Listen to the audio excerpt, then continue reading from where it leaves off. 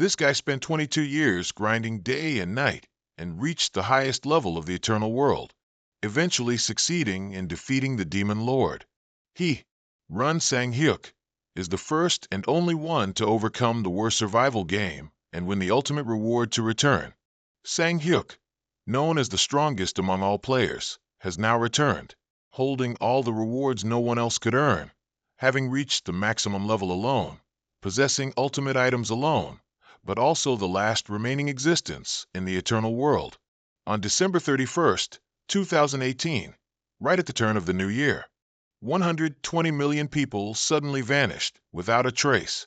The world was then hit by a series of destructive natural disasters, along with attacks from countless monsters emerging from cracks in space. Countries around the world immediately retaliated with their most advanced weapons. But even destructive weapons like nuclear bombs couldn't do anything against these monsters. They were simply inexhaustible. In less than a month, 1/10 of the world's population was killed, and humanity stood at the brink of extinction. At this very moment, a glimmer of hope was sparked. A group of previously missing people suddenly reappeared with powers from another world. It turned out that 120 million people had been transported into a game called the Eternal World. There, they fought countless monsters to survive, and players who died in that world would be sent back to the real world, but would lose all their items. Time in that world passed many times faster than in the real world. 1 year, there was only 1 month in reality. As time passed, the level of the monsters kept getting higher. Even the top players of 1 or 2 years could no longer defeat them, but it was as if an unknown force was secretly controlling the game. When one side gradually gained the upper hand, the other side would be strengthened. The higher the monster level, the more veteran players returned to the real world. The number of years players survived in that world was directly proportional to the strength they possessed. And finally, the 22-year player returned. Upon his return, what met Sang-hyuk's eyes was a scene of desolation and ruin. Monsters that were supposed to be in the eternal world were running rampant on the streets. Sang-hyuk glanced around. Buildings, cars, people, everything was exactly as it was 22 years ago. Only then did Sang-hyuk dare to believe the system's words. He had truly returned to the real world with all his equipment. But the equipment he wore was indeed too dazzling. Everyone around focused their eyes on Sang-hyuk. Having no other choice, Sang-hyuk decided to return home, first to figure things out. Standing at his doorstep, Sang-hyuk recalled the memories of losing his younger brother in the eternal world. In the 12th year in the eternal world, Run Sang-hyuk and his younger brother Run Sang-min had to face a monster named Biggin that was tens of levels higher than them. Although they successfully drove away the monster, that day was the day Sang-hyuk lost his younger brother. But Sang-hyuk could never have imagined that he would meet his younger brother again in this real world. After a conversation, Sang-hyuk learned about the current world situation and why his brother was still alive. According to Sang-min, the 22-year player was the last player. Unlike those before, all surviving players were brought back to the real world, and it was rumored that the eternal world had completely collapsed. But in the end, no one knew whether the masked hero had defeated the Demon King or not. The masked king was the strongest human in the eternal world. Even now, Richard Paulson, the leader of the American Absolute Guild, still says that the only one who could kill the Demon King could only be the masked hero. Sang-min had no idea that the person he idolized so much was currently sitting right in front of him. What Sang-hyuk cared about now was information about the real world. So he asked his younger brother, "This world is changing completely. What's going on?" Sang-min immediately explained, "As time goes on, stronger monsters are reproducing, and high-level dungeons are also appearing. Everything is getting worse." After that, Sang-min asked about Sang-hyuk's current level because he wanted his brother to join his guild, the Bohe Guild. As soon as he heard the name, Sang-hyuk's attitude completely changed. In the eternal world, for the easy advancement of high-level players, members of the Bohe Guild constantly massacred weaker players and abused them as slaves. In the end, having no other choice, Sang-hyuk massacred them all himself. Seeing his brother tense up, Sang-min hastily explained, "I know they don't have a good reputation, but they're better than they used to be." I'm sure they'll want you to join. But Sang Hyuk's attitude remained unchanged. I want you to leave the guild. No matter what, trash is still trash. I want you out of that guild immediately. If you don't, then let me know. Sang Min, a little tense after hearing that, asked again, Why are you so sure? What level are you exactly? Sang Hyuk casually said that he had been max level for a long time. Sang Min couldn't stay calm and yelled, Level 10,000? Don't mess with me. The highest level player right now is the Sun Knight Richard Paulson at level 228. But after calming down, he realized there was no such thing as level 10,000 in the eternal world. Seeing his younger brother go crazy like an idiot, Sang Hyuk directly opened his inventory. Sang Min was completely stunned when he saw the inventory. But what surprised him even more was the Masked King's mask in his brother's hand. Sang Hyuk didn't hide it and admitted his identity. Sang Min slammed the table and shouted, Damn, my brother is the Masked King. Suddenly, Sang Min remembered something from earlier and asked his brother, Wait, then how did you open your inventory? When players returned to the real world, they lost all their weapons and items from the game, and other things too, except for the status window and the ranking system, right? Hearing that, Sang Hyuk suddenly remembered the reward he received for defeating the Demon King. So everything made sense. After hearing that, Sang Min went crazy, clutching his head and screaming. So you actually killed the Demon King, just like the rumors? Your return was already surprising enough, but you even killed the Demon King too. This isn't a dream, is it? Sang Hyuk was speechless. It's just being the server's top one. Did he really need to react like that? To commemorate his return to the real world, Sang Hyuk decided to give his younger brother some small toys. After learning his brother's level was 154, Sang Hyuk was able to choose a suitable item from his countless high-level equipment. He reached a hand into his spatial inventory and rummaged around. A spatial inventory is simply a portable bag that transcends dimensions, and usually only high-level players possess one. The equipment Sang Hyuk took out was a pair of twin swords, Hamuri's Trust and Fury. This was a unique grade equipment with extremely high attack power. If placed outside, it would lead to countless high-level players fighting over it.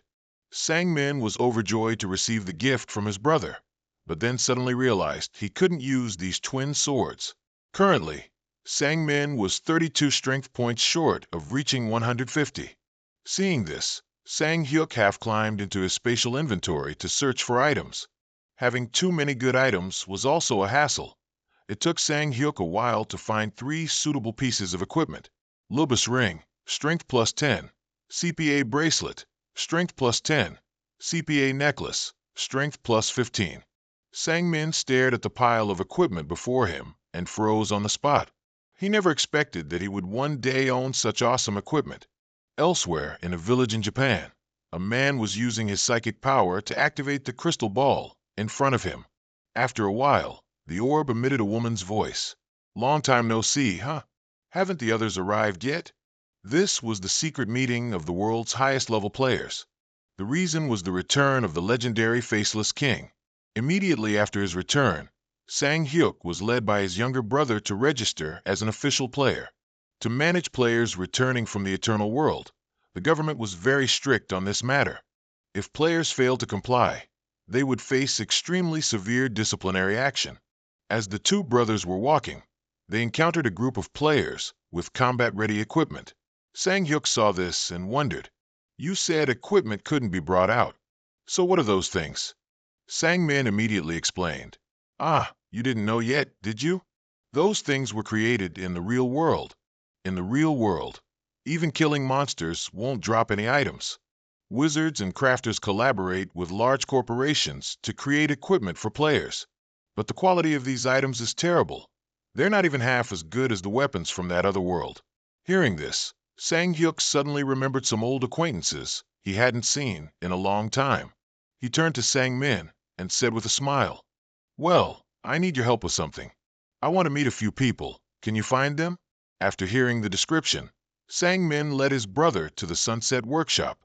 Upon arriving at the workshop's entrance, Sang Min still couldn't believe it and asked his brother again, The person you want to meet is really here? Bro, Are you sure it's someone you know? Seeing his younger brother seemed worried, Sang Hyuk asked, "What's wrong? Do you know him?" Sangmin said, his face full of admiration. Who doesn't know the Sunset Blacksmith? Although he's not a combat class, he's one of the 400 most outstanding individuals in the attack on the Demon King's castle. What's more, the Sunset Workshop is where world-renowned figures come to commission equipment. I've always dreamed of getting equipment crafted for me here. After entering the workshop, the two were greeted by a female receptionist. "Welcome to the Sunset Workshop. How may I help you too?" Sang Hyuk didn't beat around the bush and went straight to the point. "I'm here to meet Lich Gu." But because there was no prior appointment, Sang Hyuk was immediately refused. "I'm sorry, but you cannot meet him without a prior booking." Sangmin then nervously whispered to his brother, "Do you really know him?" It's strange. Even after knowing his brother is the server's #1, this young man is still overly worried. Sang Hyuk reassured his younger brother, then asked the receptionist for Lich Gu's current location. Upon learning that Lich Gu was in the workshop, Sang Hyuk immediately rushed off to find him, much to the astonishment of the two people around him. Although the receptionist chased after him, she couldn't match the player's speed. She could only helplessly try to stop him. In the underground workshop, countless high-quality equipment, from weapons to armor, were hung all over the walls.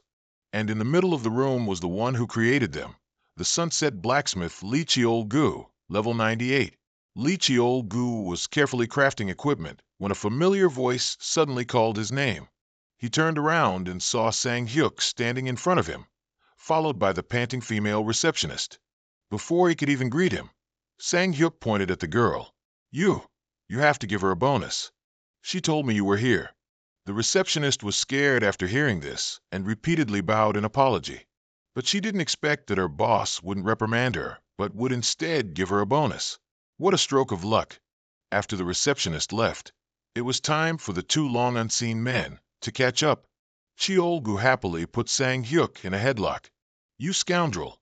Why should I be happy to see the guy who dragged me into that dreadful place, when all I wanted was to be a quiet blacksmith?" It seems their relationship was very good. They had fought together on the journey to defeat the Demon King. In the midst of their emotional reunion, Sang Hyuk suddenly pulled out a hammer, startling Cheolgu. "What? How do you have this hammer? How can you bring equipment from that other world?" Seeing Cheolgu's surprise, Sang Hyuk smirked proudly. "It's the reward I got for completing the final quest. I even got to bring my inventory and personal space." Cheolgu's eyes widened after hearing those words. He never expected that the Demon King would actually be defeated.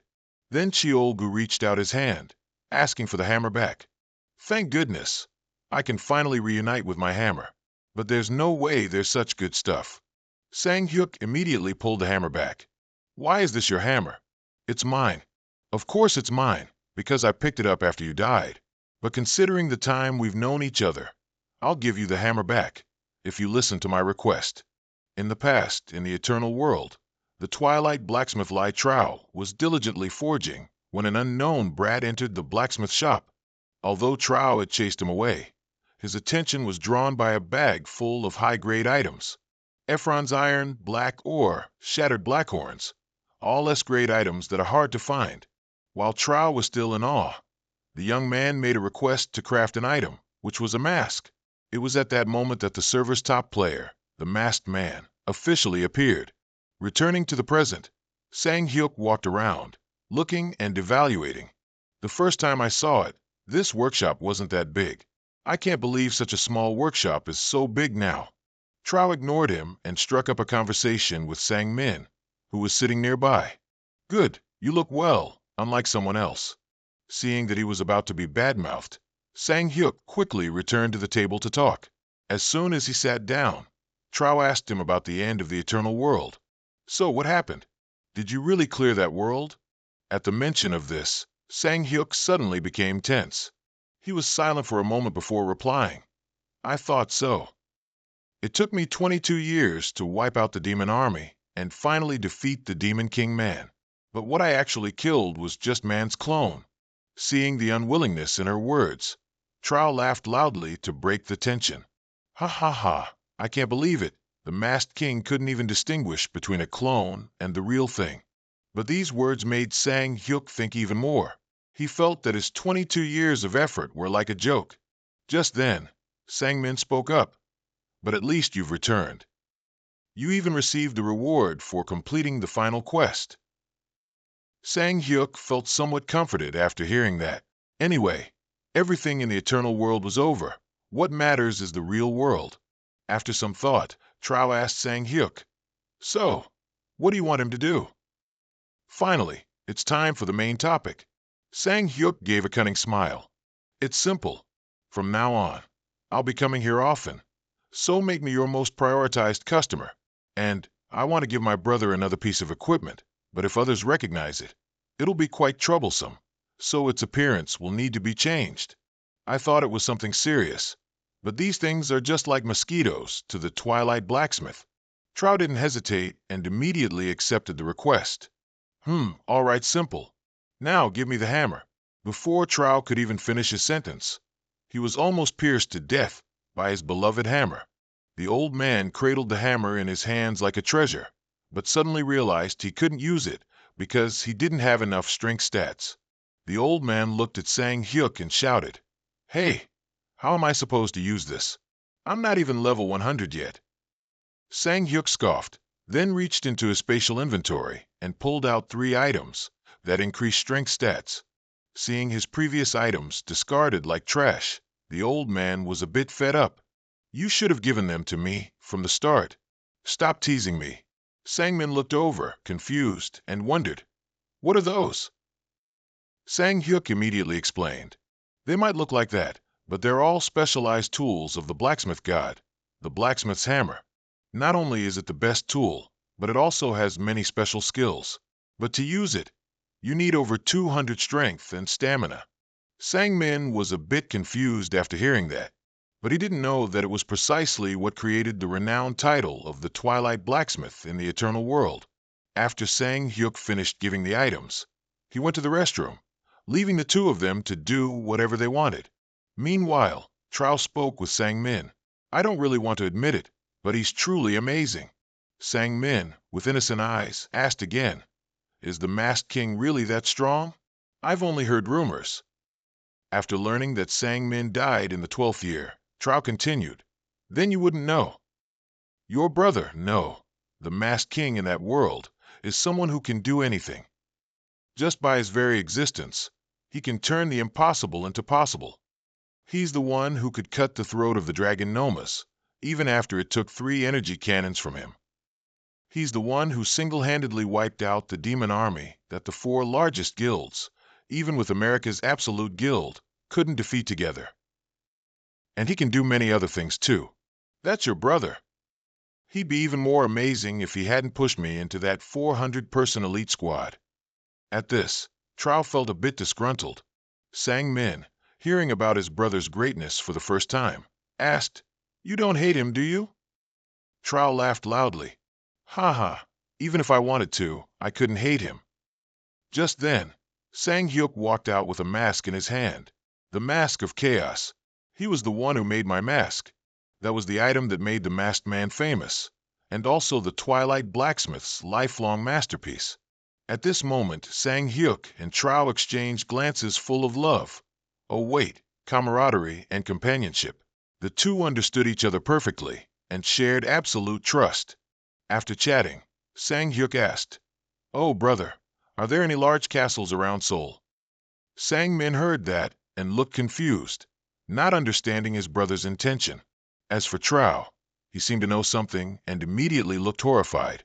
Sang Hyuk then flashed a sinister smile. "That's right.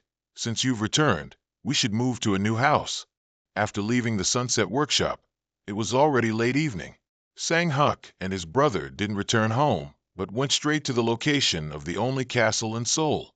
This place was strictly guarded by the military, because if the monsters crossed the border, there would be a monster surge, so the military was preventing anything from happening. Just as they intended to approach and investigate, the 2 brothers were stopped by a soldier. "What are you doing here? This area is off limits." Seeing that, Sang Min quickly pushed his brother away and explained that he was just passing by. But Sang Hyuk's eyes were always focused on this castle, which rose right in the middle of the National Museum of Korea.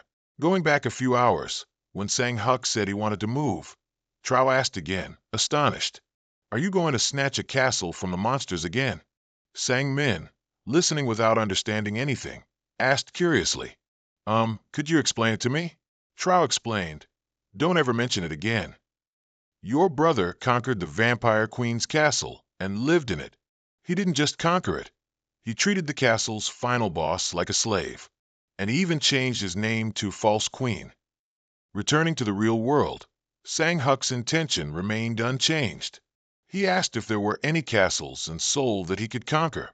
Trow suddenly became serious and uttered a name, the Nightmare Castle, and that's exactly where Sang-Huk and Sang-Min were standing.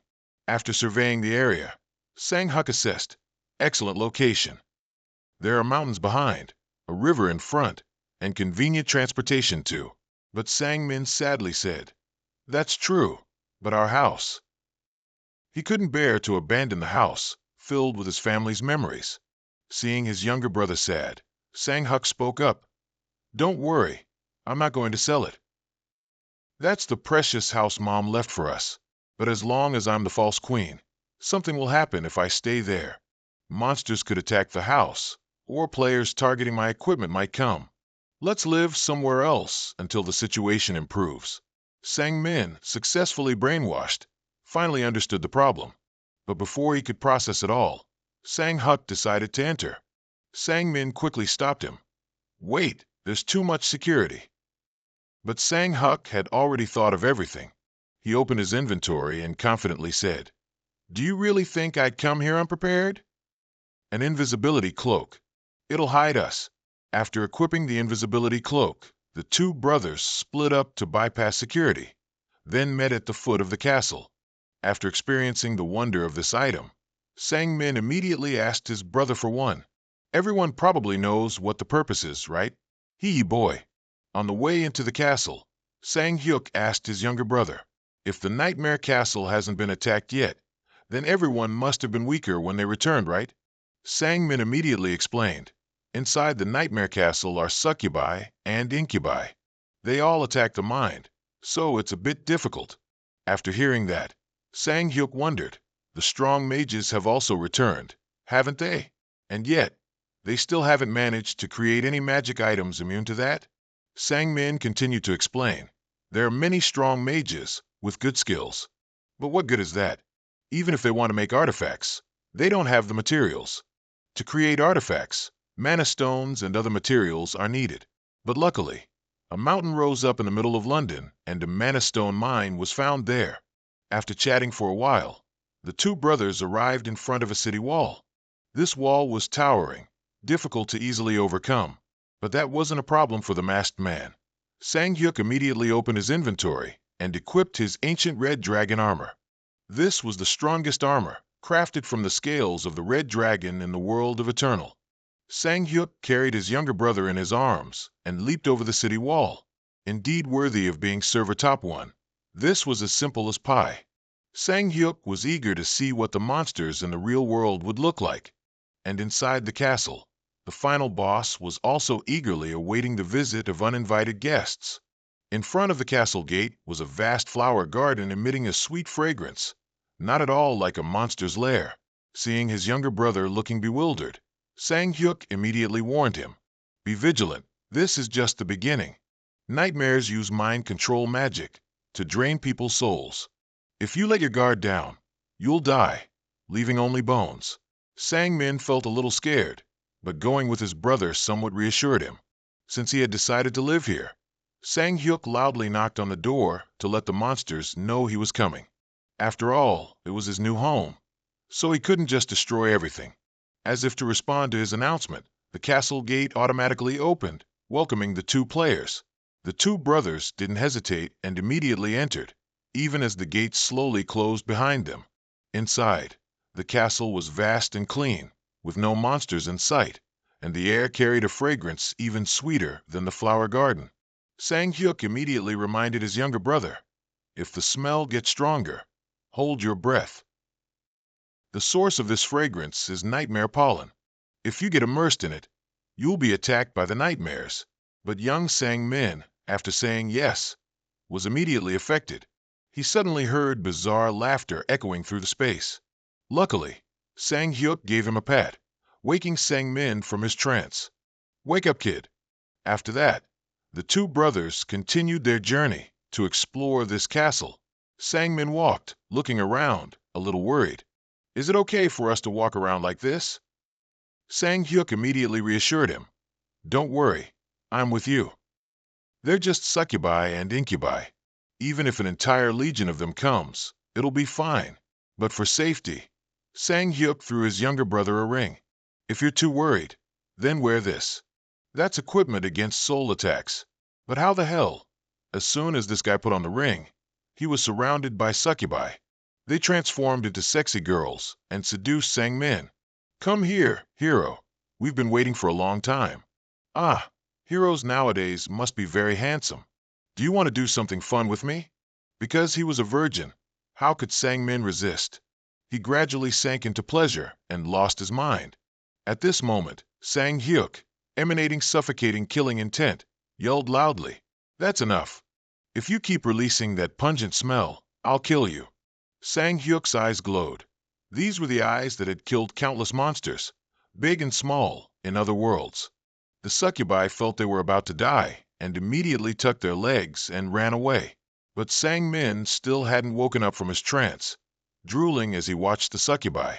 "Damn, he's such a deadweight." Sang Hyuk woke his brother up and covered his face, full of disappointment. "I'm so disappointed in you, Jun Sang Min. They're just low-level succubi." Sang Min felt guilty for his mistake and lowered his head. Once again, he advised his brother to leave. But Sang Hyuk's mind was made up and wouldn't change. "Don't worry. Once I make the owner of this place submit, it'll be fine." On the way to the second floor, Sang Min asked his brother, "Brother, are they really succubi?" Sang Hyuk then explained to his naive younger sister, "Succubi look very different from all other types of monsters. They change their appearance based on who sees them." Sang Min was still blaming himself for what had just happened. He felt guilty for not being able to help his brother and even causing trouble. After reaching the second floor of the castle, a long corridor appeared before the two brothers. On both sides of the corridor were long rows of shiny knight armor. With a quick glance, Sang Hyuk saw through everything. He walked closer to one of the suits of armor. "Look, she's quite cute, isn't she? I thought the Succubus Queen would be a bit different." "Well, of course, it's not a special event. What are you doing hiding here, owner?" A pair of glowing purple eyes suddenly appeared in the empty armor. From within it, a figure flew out, shattering the armor. Since it had been discovered, it was trying to escape. But life isn't that easy. How could Sang Hyuk let it go so easily? He decided he would sign a slave contract with his boss to control the castle. Sang Hyuk immediately chased after the figure that flew out. But when he blocked the boss's path, Sang Hyuk suddenly froze and blurted out the name Lilith. In the past, in the eternal world, before fighting the Demon King, Sang Hyuk had a fierce battle with the Succubus Queen Lilith. Their battle was so fierce it destroyed all surrounding structures, leaving only ruins. With just one attack, the sword in Sang Hyuk's hand shattered into many pieces. Seeing this, Lilith smiled triumphantly. "You managed to block this attack. You're pretty good. But you won't be able to avoid it anymore." No sooner had she finished speaking than one of her horns fell off and rolled on the ground. She spoke too soon, didn't she? Sang Hyuk looked at his opponent with contempt. "Hurry up, I don't have time. Besides you, I still have many others to fight." Unable to bear the humiliation, Lilith charged forward, fighting with her life on the line. Back in the present, this boss looked exactly like Lilith, but a child version. Sang Hyuk was a little stunned. "Lilith, what are you doing? Are you really Lilith?" The boss paid no attention and ran away frantically. But she was easily caught by Sang Hyuk, who lifted her into the air with one hand like a child. The boss struggled wildly, ignoring Sang Hyuk's questions. Sang Hyuk couldn't take it anymore and spoke in a serious tone. "Hey kid, don't make me ask twice, what's your name?" Frightened, the boss turned pale and obediently replied, "Lilith." After hearing the answer, Sang Hyuk was still suspicious. "You're really Lilith?" But why did you turn into a child? Just then, an unexpected explosion occurred, and a group of succubi suddenly appeared and snatched Lilith away. A high-ranking succubus named Marion kidnapped Sang Min and threatened him. Don't cause any more trouble, just go back. If you obey, we'll release him. But they had threatened the wrong person. Sang Hyuk put on his mask, and his entire body exuded an overwhelming killing intent. I think you're mistaken about something. You should be asking me, not ordering me. Marion sensed the danger and ordered her subordinates to attack. But Sang Hyuk easily leaped into the air, dodged the attack, and circled behind her. You think 8 people can fight me? By the time she reacted, Sang Hyuk had successfully rescued the dead weight named Sang Min. Seeing that close combat wouldn't work, the succubi immediately launched fireballs from a distance. But with such a snail's pace, how could they hit Sang Hyuk? He easily evaded the dense attacks and then stopped to threaten them. Try it one more time, and I'll cut off all your fingers. The succubi were so frightened they trembled, standing rooted to the spot. Only Marion was still alert enough to launch an attack. But her strongest attack was immediately destroyed by a powerful bolt of lightning from the sword in Sang Hyuk's hand. Even Lilith had been captured by Sang Hyuk. The succubi couldn't resist and had no choice but to sit down and talk nicely. In the castle's bedroom, a conversation took place between the succubi and the player. From the information he knew, Sang Hyuk dared to assert that this wasn't the city of nightmare, but the city of enchantment, the private residence of the Succubus Queen, Lilith. Just then, Marion spoke up. Lilith didn't yet know the full situation because she had only woken up less than 100 days ago. Here, only Marion was the highest-ranking succubus, along with a few subordinates. This was quite strange because the eternal world had many cities of enchantment with countless succubi living in them. But all the succubi knew nothing. As soon as they opened their eyes, they found themselves here. After some thought, Sang Hyuk decided to believe these words. They had no reason to lie. Then, he took out a servitude contract and asked Lilith to sign it. Naive Lilith didn't know what it was. This was the first time she had seen such a thing since waking up. Marion immediately spoke up to stop her. Don't sign it, Lilith. If you sign that, you'll be his slave for life. With a good thing about to happen, Sang Hyuk became angry and exuded killing intent. Hey, this isn't your place, is it? Seeing this, the succubi immediately rushed forward to protect Lilith. But Sang Hyuk had no ill will. He placed his hand on Lilith's head and said, Don't misunderstand, I will definitely protect you. Then Sang Hyuk turned to the high-ranking succubi. Are you confident you can protect this place if someone like me comes again? Although very angry, the succubi couldn't refute him. They were indeed too weak. Sang Hyuk gently said to Lilith, All right, then let's change the contract's terms.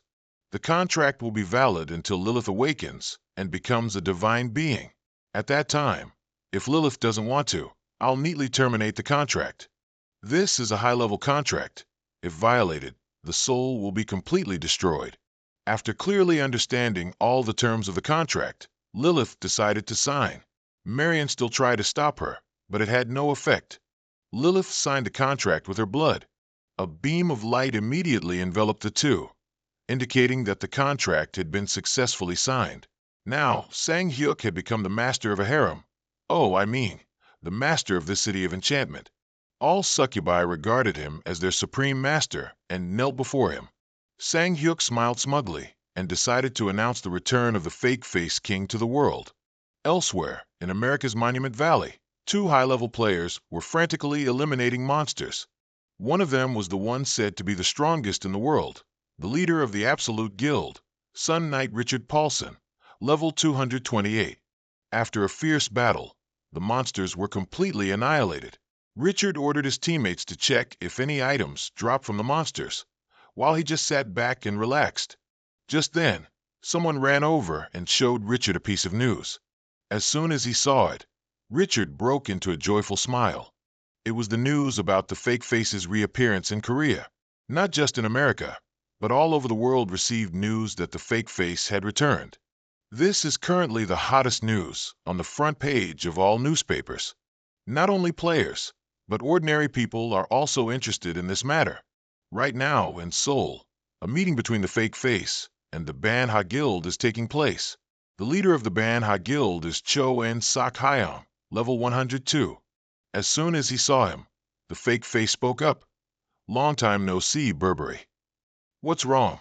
It seems you were waiting for me. What? Begging for forgiveness for what you've done wrong. Cho En Sak Hyung was drenched in cold sweat. He still couldn't forget his horrific death in the other world. He was cautious with every word he spoke. In the other world, we made a big mistake. We will not repeat such actions again. Please forgive us. The fake face laughed when he heard that. Ha ha, what an interesting world, isn't it? Begging for forgiveness from the one who took your life. All right, I will forgive you, but on one condition. Tomorrow, hold a press conference immediately and tell everyone about your abusive behavior without mixing in any falsehoods or exaggerations. If you don't do that, I will retaliate with punishment. Now what will you do? After a long thought, Cho En Sak Hyung gave his answer. Yes, I will do that. This was also the answer the fake face desired. That's the right choice. Later, all that you've accumulated will become a difficult period that will crumble. But nothing can be achieved without pain. Endure and endure again. If you overcome that pain, then I will help you walk an honest path. The very next morning, the Manhua Guild's apology to the entire nation was published across all newspapers. It's never too late to start over. Elsewhere, in front of Fake Face City, reporters from various newspapers crowded the gates. Everyone wanted to directly interview the legendary figure, the Fake Face. Meanwhile, Director Oh Mung-chun of the Player Management Bureau was wearing a sinister smile. He seemed to have some sinister plan aimed at the Fake Face. An employee immediately reminded him, Mr. Director, is it okay to just go in like this? I am Park Song-sik, in my 12th year in the Eternal World. The Masked King in the other world is a truly terrifying person. If you just provoke him, the consequences will be unimaginable. But before he could finish his sentence, Oh Mung-chun cursed him severely. What do you want to do? Now that masked guy didn't even greet me and just went back like that? I don't know how great that guy is, but I am Oh Mung-chun. Oh Mung-chun, the director of the Player Management Bureau of the Republic of Korea. If he's back, he should come find me. What's he doing? While yelling, he went and slammed on the gates of Fake Face City like an idiot. As if in response to this action, the gate automatically opened. Seeing this, Oh Mung-chun put his hands on his hips and smiled smugly. Haha, it should have been like this from the start. Let's see how great this guy is. Everyone around them gasped in astonishment. Only Park Song-sik paid attention to the situation inside the gate. When he saw pink mist spreading out, he hurriedly yelled, Director, a dream. Everyone stop breathing. Get out of here immediately. But it was too late. The dream set had already enveloped everyone. But luckily, everyone managed to cover their noses. Only Oh Mung-chun fell victim. He stripped off his clothes, dancing in a trance like a madman. The reporters didn't miss this opportunity, continuously taking photos and filming. Meanwhile, Sang Hai-woo and his younger brother were silently observing from the side. Suddenly, Sang Hai-woo's phone received a call. The caller had managed to hide their phone number to conceal their identity. Sang Hai-woo realized something was wrong, so he told his younger brother to go ahead, while he went to a secluded spot to answer the phone. As soon as he picked up, the voice of an acquaintance rang out. Long time no see, imposter. As soon as Sang Hai-woo heard, he recognized it as Rosalia's voice. So he asked, How did you get my number? Jay said smugly, Do you think there's anything I don't know? I am Jay, leader of the Dark Merchant Guild of the Eternal World. Sang Hai-woo hesitated for a moment, then decided to ask what the other party wanted. Just as he was about to hang up because of the bland jokes, Jay suddenly spoke up. Don't you have anything for me? Sang Hai-woo was a bit surprised, but tried to remain calm. What do you mean? What do I have for you? Jay continued. It's just that, if it's the imposter, they probably have something, right? There's an upcoming underground auction hosted by the Dark Merchant Guild, but I don't have anything to auction. Sang Hai-woo was about to refute, but Jay hit a nerve. I don't know about the other world, but here, you need money, don't you? After a long period of thought, Sang Hai Wu made a decision. I'll give you a ring, reducing cooldown by 5%, increasing fire resistance by 5%, and increasing fire magic effectiveness by 5%. As soon as Jay heard, she recognized it as the Crimson Witch's ring. If it were her, she'd buy this ring no matter what, even if it meant selling her house. As Jay thought of this bargain, she smirked. After Sang Hai Wu asked about the transaction method, she immediately replied, I'm using the GA Seoul Korean Exchange Station. I'll send you the details via message. Before Sang Hai Wu could react, the other party hung up. Although he had some doubts, he still decided to follow the instructions. Sang Hai Wu carefully went to the nearby GA Seoul.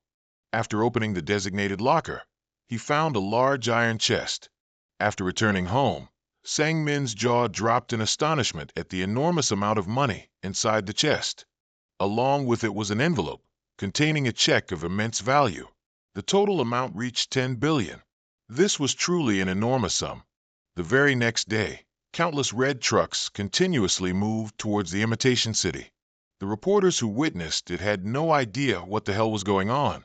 The one leading this was none other than Uncle Chogu. As soon as he got off the car, the uncle was led by 3 bus tentacles. Although a bit wary, Chogu still followed them to meet Sang Hai Wu. As soon as they met, before a single word was said, Chogu put Sang Hai Wu in a headlock to teach him a lesson. Anyway, you kid, you've caused trouble. Hey, do you know how chaotic this world has become because of you? Sang Hai Wu immediately showed compliance. I know. I know. So let go of this and let's talk. You're still unconsciously strong like that. Anyway, you agree, don't you, to move the Twilight Workshop here? Chogu crossed his arms, sat down on the chair, and started discussing. Honestly, who would think I came because I liked you? All the materials from the other world are here. How could I refuse your request? More importantly, is there electricity here? I heard that electromagnetic power doesn't work in altered terrain. Then it'll take a while, if you plan to manually make everything you did in the other world. Before Chogu could finish his sentence, Sang Hai Wu interrupted him. 1 month. It would be great if it could be done in 1 month. Chogu jumped up as soon as he heard that. How the hell can it be done in time? If you're so good, you do it. Sang Hai Wu cunningly smiled, then offered an irresistible proposal. Later, I will grant priority rights of the monster byproducts I obtained to the Twilight Workshop. Even that's not good enough.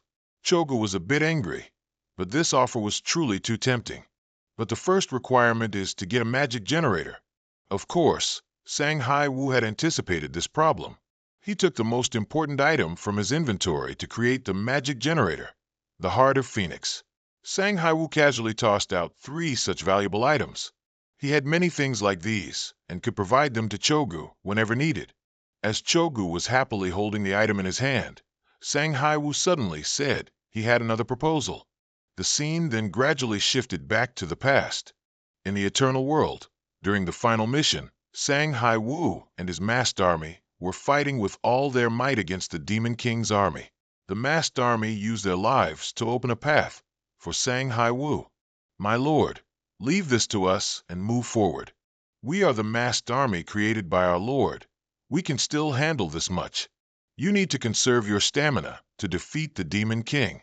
Don't waste any more time here. Please leave quickly. Before Sang Hai Wu could even be moved, the Demon King appeared behind him. How sentimental. As soon as Sang Hai Wu turned his head, he was sent flying by a single blow. The Demon King's power is truly terrifying. Just one fireball almost finished off Sang Hai Wu. The Demon King then slowly walked over to Sang Hai Wu, his face full of contempt. How disappointing. I thought the masked one would be a little different. Huh. Just then, countless sharp spikes flew in from afar, followed by countless continuous attacks from the masked army. But all of it was just a tickle to the Demon King. He only needed to wave his hand to block all attacks. The Demon King considered the masked army nothing more than insects and would deal with them before eliminating the masked one. Despite being heavily wounded, Sang Hai Wu still struggled to whisper orders for everyone to retreat. Just then, the leader of the masked army, Baek Young, teleported in front of Sang Hai Wu. My lord, we will buy you time. Please go ahead first. We will follow right behind you. Sang Haiwu knew immediately this was just a lie. The entire masked army would risk their lives to buy him time to escape. Baekhyung then handed Sang Haiwu over to Chogu and returned to the battle. Sang Haiwu was unwilling to flee so cowardly. He used all his remaining strength to speak. Baekhyung, this is an order. Everyone retreat. Not a single person must be lost. Quickly get me a recovery item. But Baekhyung remained resolute in his decision. Only the masked one can defeat the Demon King. So, please become stronger than you are now and complete your mission. That is the goal of the masked army. Having said that, Baekhyung immediately left, ignoring Sang Haiwu's shouts. Sang Haiwu, due to his severe injuries, spat blood and immediately passed out. Upon waking up, all that remained before his eyes was a battlefield filled with smoke and fire, along with the corpses of the masked army. Sang Haiwu could no longer bear it and looked up to the sky, howling. Damn you, Demon King. Just you wait, you bastard. Back to the present. Sang Haiwu has already donned his armor, preparing to reunite with his former subordinates. Those are the 3 leaders of the masked army from before. Commander of the masked army, Baekhyung, level 165. 2 vice commanders of the masked army, Kezer, level 132, and Hoa Bang, level 138. After inquiring about their health, Sang Haiwu got straight to the point. Are you still in contact with the other members? Baekhyung immediately replied. Knowing my lord is in Seoul, everyone is gathered in Seoul. Everyone has prepared for my lord's return. I heard a friend even brought their whole family to immigrate. Everyone is waiting for my lord's command. Please give the order. Sang Haiwu felt a little pressured after hearing that, but that also proved his status in the eyes of the entire masked army. Sang Haiwu smiled proudly and threw a briefcase to Baekhyung. That's 3 billion. With that money, move the army's headquarters here. The 3 of them gaped in astonishment, frozen on the spot. With massive funding, the disguised stronghold was quickly built into a headquarters for the masked army. At this moment, Sang Haiwu and Chogu were standing aside, observing. This speed was much faster than Sang Haiwu had expected. Chogu immediately explained, there's no other way. If you count the number of people involved in this work, including the masked army, there are over 100 people. Furthermore, the Twilight Workshop's charcoal furnace will also be operational soon, so the time will be shortened.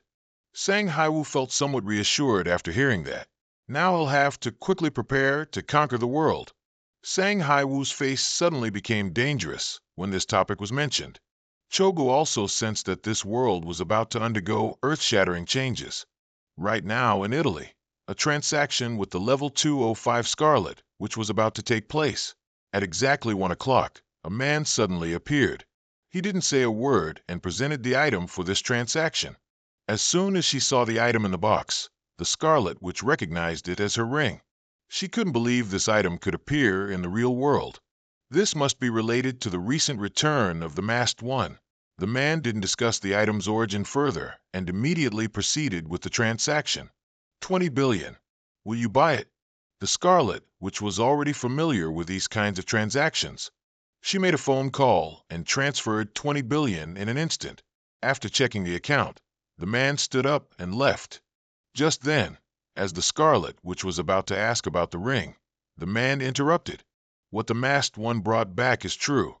After confirming this news, the Scarlet Witch smiled meaningfully. What are you planning to do now, our lord? At this very moment in Kangwon, a monster overflow suddenly occurred. Countless monsters poured out, attacking every human they saw. Everything was engulfed in smoke, fire, and despair. Sang Haiwu was currently discussing tactics with his subordinates. The War Canyon, famously known as Andes Paradise in the Eternal World, is currently located in Kangwon Province and has many mountain ranges and vast fields. That's why when a monster overflow occurs, evacuation orders will be issued simultaneously in neighboring cities. They say the damage caused by Andes is immense. It's a problem that troubles the government. After hearing the report, Sang Haiwu made a decision. Excellent, the first attack will be here. The masked army will deal with places the government cannot handle. Won't that be a beautiful sight to attract everyone's attention? Prepare the send-off ceremony to be as grand as possible. The entire Republic of Korea. No, let the whole world know about the new beginning of the masked army. As expected of the #1 server, when he brags, he goes all out. A reporter, disguised, was currently reporting outside Jijian City. Greetings, viewers. I am reporter Le Hong Kwong, stationed in Jijian City. The images currently being sent to you are from outside Jijian City's main gate. In just a moment, the masked army will depart. It is said that today, Jijian has assigned the masked army a very important mission. They say they will go and destroy War Canyon, which has filled us all with fear. Perhaps the send-off ceremony is about to begin. Just then, the gate of Jijian City opened. The masked army immediately appeared, fully equipped, led by Commander Baekhyung. All eyes were on this army. Baekhyung then recalled the moment when Sang Hai-woo led him to the equipment storage. Later, if you want to work, it will be very difficult with that equipment. If you need anything, just say, because we have everything. Later, you will all have many tasks to do for me. Consider this the talent recruitment fee. The 3 leaders of the masked army, after entering the room, gasped in astonishment. All the equipment were items from the eternal world. They couldn't believe they could see them again. Returning to the present, Baekhyung, after boosting the team's morale, began heading towards War Canyon. The entire process was recorded and broadcast live on TV. Sang Hai-woo and Lilith did not participate in this battle. They stayed home to watch TV. Since Lilith had reverted to being a child, her personality had changed a bit. In no time, she had already devoured 10 ice cream sticks. Sang Hai-woo urged Lilith to finish this stick and then get to work. Lilith, although she didn't understand, obediently complied. In some building, a security guard was happily watching the masked army's attack news when he was hit by Lilith and collapsed on the spot. This was the objective of their trip this time. As soon as Lilith entered, she felt a massive source of magic power radiating. This place doesn't seem to be as simple as it appears. This is Braden's underground tomb. In the eternal world, this is where devotees who serve the gods and knights found their final resting place after death. Thus, this place, which was originally sacred, became like this because it was occupied by the Demon King Ban, who led the demon army.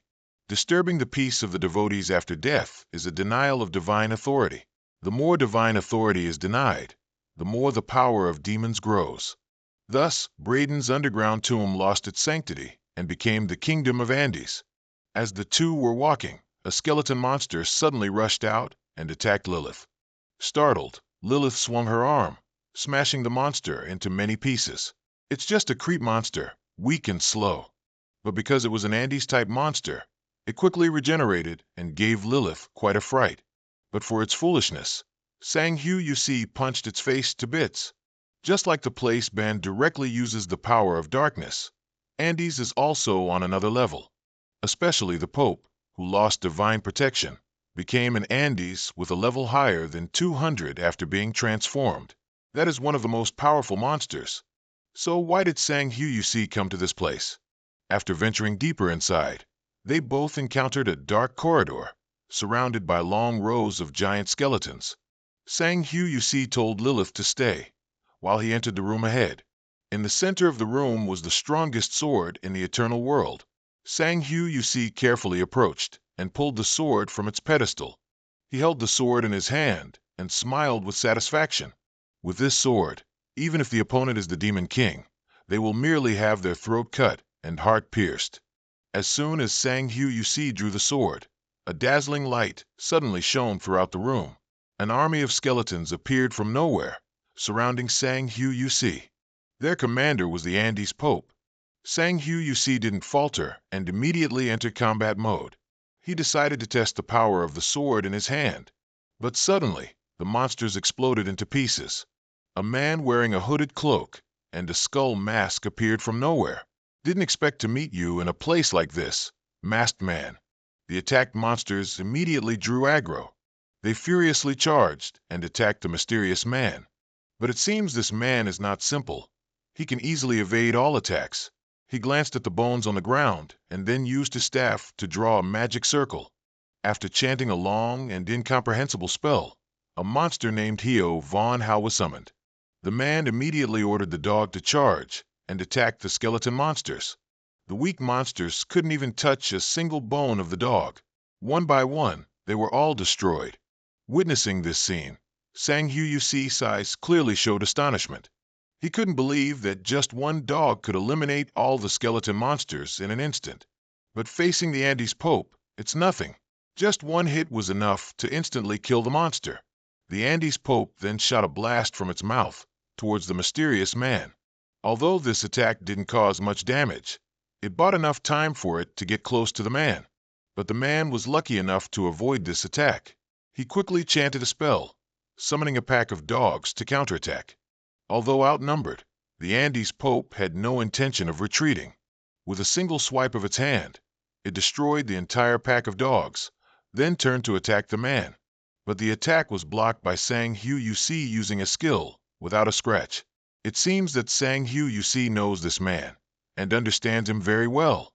Sang Huyu's held the sword in his hand and then lightly slashed forward.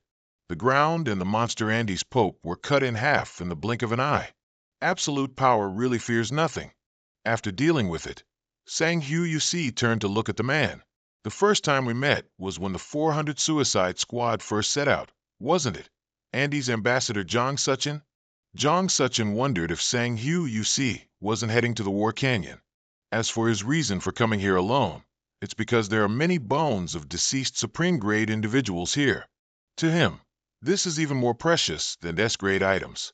Sang Huyu's didn't beat around the bush and immediately invited Jang Suchin to join his masked army. Join the masked army. I heard you want to surpass Ahmed Hassan, right? I will help you achieve your goal. Jang Suchin thought for a long time, then wondered. The masked army is already strong enough. Why do you want to recruit me? Sang Huyu's coldly turned and walked away, saying only one thing. This time, we have to catch that Devil King kid, right? It turned out that Sang Huyu's was still bitter about being tricked by the Devil King and was determined to get revenge. At this moment, Jay had arrived in Korea by flight. Her purpose for this trip was to meet the masked man. As soon as she left the airport, she went straight to a cafe to meet Sang Min. Not seeing the masked man appear, Jay was a little disappointed. Since Sang Min didn't know much English, they both decided to communicate in Roslia. Because many people from all over the world were brought to the eternal world, a common language was needed for everyone to communicate and live, and Roslia was that common language. With the language barrier resolved, Jay immediately introduced herself. My name is Jay, leader of the Dark Squad. Congratulations to the masked army for successfully defeating the War Canyon. Jay then wondered why the masked man didn't come directly to complete the transaction. Sang Min awkwardly made up an excuse that the masked man was busy, so he came instead. Jay immediately realized it, so she didn't press further and proceeded with the transaction. After inspecting the goods, Jay was very satisfied and found no issues. As expected of your majesty, the monarch, we're selling our own goods, so there's no need to worry. Before the other party left, Sang Min suddenly spoke up. His majesty, the monarch, said he had a favor to ask. Jay answered before he even finished his sentence. As His Majesty, the monarch, instructed, I've sent out all the invitations. They'll have no other choice but to come here, because it's an invitation from His Majesty, the monarch, after all. Right now, the airport is in complete chaos due to the visit of the Absolute Guild Master, Sun Knight Richard Pausun. But it's not just America. The strongest players representing countries worldwide have all visited Korea. The Sanctuary Guild, Hammer of the Gods, Michael Buran from England. The Guan Guild, Luo from China. The M Guild, Ian from Russia. The Kendo Guild, Hasagawa Ryota from Japan. The Dragon Slayer Guild, Manuel Mateus from Germany. News outlets immediately reported on the matter. This morning, representative guild leaders from various countries entered Korea. Their sudden visit to Korea has raised many questions about the reason why. It's truly surprising that they all entered the masked city. One must know that this is the first time these individuals have met directly in the real world. From that, one can see how great the authority of the masked man, the server's top one, truly is. Inside the masked city, the atmosphere is extremely tense. Chiogu couldn't help but exclaim. What's happening now? I can't believe I'm meeting all of them in one place. After the 400-man Suicide Squad's deployment, this seems to be the first time. He's a person with an innate talent for attracting controversy. Anyway, that's amazing, Masked Man. At this moment, Michael Boran, angered by the long wait, slammed the table. How much longer do we have to wait? If I keep having to wait, I'll have to get up. The others were already too used to this. They all understood each other. The Masked Man is still the same, thinking we're just tools. That person used us as tools in the other world too. But Ivan Galliff thought differently. I don't think so. I think I contributed to that final missions attack, didn't I? Without us, could the Masked Man have completed it? But the reason everyone gathered here is because the Masked Man received the final reward alone, from the equipment of the masked army. They guessed the reward was bringing back items from the other world, and they wanted to share. Damn, these guys are smart. They were weak as hell and died early, leaving the man to carry the team alone, and now they're asking for reward. Just as the atmosphere was tense, the Masked Man walked in. Why is the atmosphere like this? On a day like today, everyone should be happy and having fun, right? Can you imagine us gathering like this? Seeing that the Masked Man was still wearing a mask and not revealing his true identity, Michael Boran immediately became dissatisfied. But because he couldn't beat the Masked Man, he only dared to mumble like a coward. After being asked the reason for this gathering, the Masked Man spoke up. Then, to not waste time, I'll get straight to the main point. As he spoke, he reached into his bag and pulled out a piece of equipment named Goheimer. Everyone, even though they had guessed beforehand, gaped in astonishment, especially Michael Boran, because this was his equipment. Michael Boran couldn't suppress his anger and rushed forward, intending to risk it all. Seeing this, the Masked Man raised his hand to stop him, saying, "Calm down. I invited everyone here to find their owners. Let's start right away. I mean, it's a weapon auction." While everyone hadn't yet recovered their senses after this shocking statement, Richard Powson spoke up. "That hammer, I'll buy it." Michael Boran angrily shouted, "If you don't want to die, then sit quietly." Richard Powson didn't get angry, but calmly retorted, "Didn't you hear what the Masked King said? He said this is an auction event. Doesn't that mean I can participate too?" Just then, the auction host spoke up, interrupting them. Now, everyone, please be quiet. The starting price is $10 million, and the bidding increment is $10,000. Now we will begin the auction." In the Masked Man's private office, Jay questioned, "Aren't you being too mean?" Sang Hu, you see, still feigned innocence at this moment. Seeing this, Jay continued, "So, is this what you're trying to achieve? Do you want to dominate them? Or do you just want money?" But the answer, surprisingly, was bait. Sang Hu Yusi's face clearly showed a dangerous expression as he spoke these words. "Now I've cast the bait, they just need to bite." Jay still didn't understand the meaning of this statement after hearing it. Meanwhile, the auction was in full swing, and the price was constantly being pushed higher. While everyone was slowly raising the price, Manuel Mateus directly pushed the price up to $200 million. Indeed, for people with money, everything they say is right. Since it was his weapon, Michael Boran could only grit his teeth and raise the price to $200 million. In the end, no one else raised the bid. Only then did he dare to breathe a sigh of relief. The next auction item is Richard Paulson's weapon, the Blessing of the Sun. I didn't expect the apple to come so soon. Michael Boran flashed a sinister smile and directly bid $200 million. Richard Paulson could only hold his head in helplessness and grit his teeth to bid a higher price to buy it back. After the auction, he took a walk around the disguised city to forget his recent sorrow. But suddenly, a voice spoke up from behind. "Hey, don't we have something to discuss?" Richard Paulson turned around and saw Michael Boran with one arm behind his back. He looked very annoyed. Richard Paulson clenched his fist and said, "I don't know. I don't remember having anything to discuss. Thanks to you, I lost over $200 million. Michael Boran didn't care at all. He pulled out a knife and charged forward. "That doesn't matter now. You made my blood boil." But Richard Paulson wasn't some soft persimmon.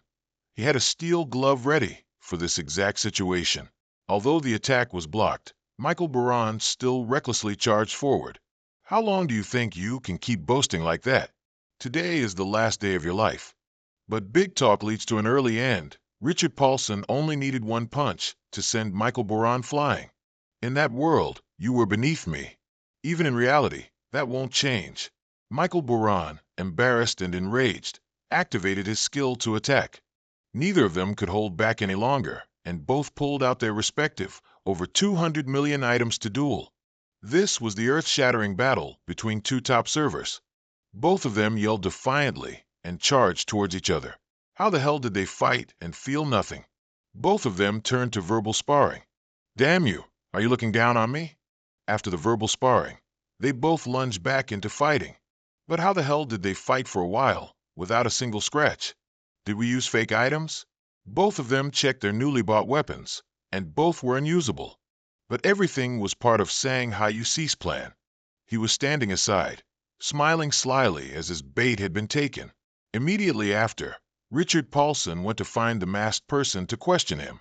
You knew from the start. Why didn't you tell me I couldn't use the blessing of the sun yet? Everything was part of the masked person's plan. So he calmly replied, I never told you to buy the blessing of the sun. Why are you asking me? You should have checked if you had enough stats to use it before you bought it, shouldn't you? Richard Paulson was speechless after hearing that and couldn't argue back. Finally, he chose to compromise. All right, what do you want? What can I do to get what I want? This was the phrase the masked person had been waiting for. So he replied, instead of a wish, I need you to do something for me. I heard America is having trouble with dungeons that are deemed impossible to clear. I'll take care of that. Richard Paulson, astonished, shouted loudly after hearing these insane words. What? Wait, that's not something you can take care of. I don't know about Korea, but America's dungeon maintenance is extremely strict. The masked person, upon hearing this, crossed his arms and said confidently, That's why I told you to tell them, if you need my presence. This request is truly insane. Richard Paulson thought for a long time before gritting his teeth and accepting. After leaving the room, he saw others already waiting. Are your hunting grounds and dungeons also affected? It seems everyone has fallen into the trap set by the masked person. At this moment, Michael Baran couldn't contain his anger and kept smashing things and cursing. That bastard! How dare he mess with me, Michael Baran? I'll kill you. It's either you or me. Watching this fool go crazy, Richard Paulson immediately made an assessment. I don't know if he's stupid or just naive. Hey, if you have a brain, use it to think, would you? You think you can touch a single hair on his head with that flimsy weapon? Michael Baran froze on the spot after hearing that. The masked person's strength at this moment was absolute. No one could resist him. Richard Paulson continued, Everyone, think carefully about whether or not to do as he says. Everyone fell into deep thought before making a difficult decision. In Ode San, Gangwando, Ambassador Andy's Jang Suchin was hunting alone. The skeleton monsters he summoned could easily destroy the monsters here due to their overwhelming numbers. Jang Suchin just needed to sit still and enjoy the final results. Just then, the masked person slowly approached. Excellent as expected.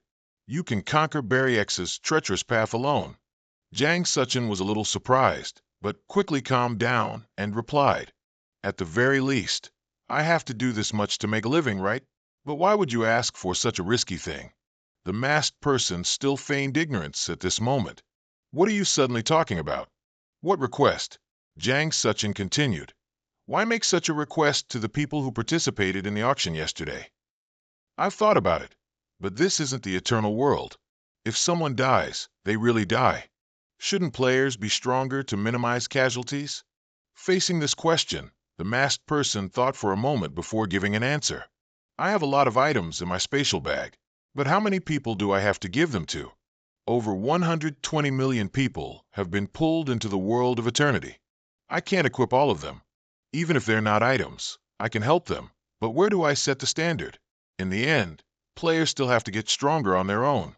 Jang Suchin understood what the masked person meant, but that wasn't the answer he wanted. At this moment, Sang Hayusi suddenly recalled painful memories from the past. The day he lost his brother, comrades, and friends. All of them left Shanghai You alone on a lonely, arduous journey. It wasn't until he faced the Demon King that he understood what ultimate despair felt like. After thinking for a long time, Shanghai You gave an answer. Why did I make such a risky request? Because I don't want to lose this time. This answer was a bit vague. Jang Suchin couldn't fully understand it at this moment. That very evening, the news was flooded with reports about players.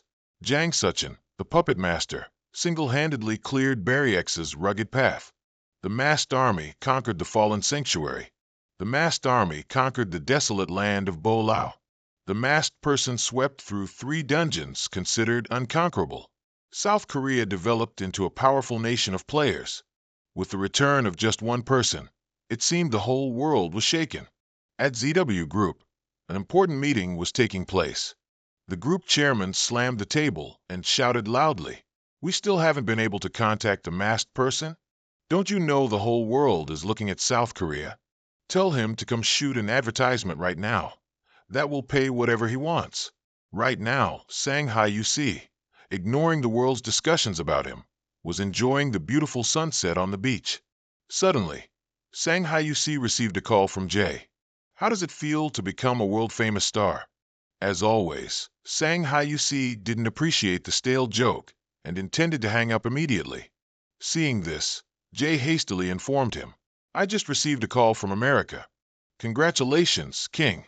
Everything's going according to plan. In America, a nuclear weapon attack on a monster horde was underway. Countless advanced military assets were used on all 3 fronts. After a long-range missile attack, infantry troops and tanks advanced into the battlefield. But humans had underestimated the monsters. The number of missiles earlier was completely insufficient to destroy them. The monsters took advantage of the thick fog and attacked ferociously, until in the end, only one soldier was left struggling in panic. The U.S. government's attack failed miserably. At Makarin International Airport, the masked person arrived to solve this problem. The one who greeted him was Richard Paulson.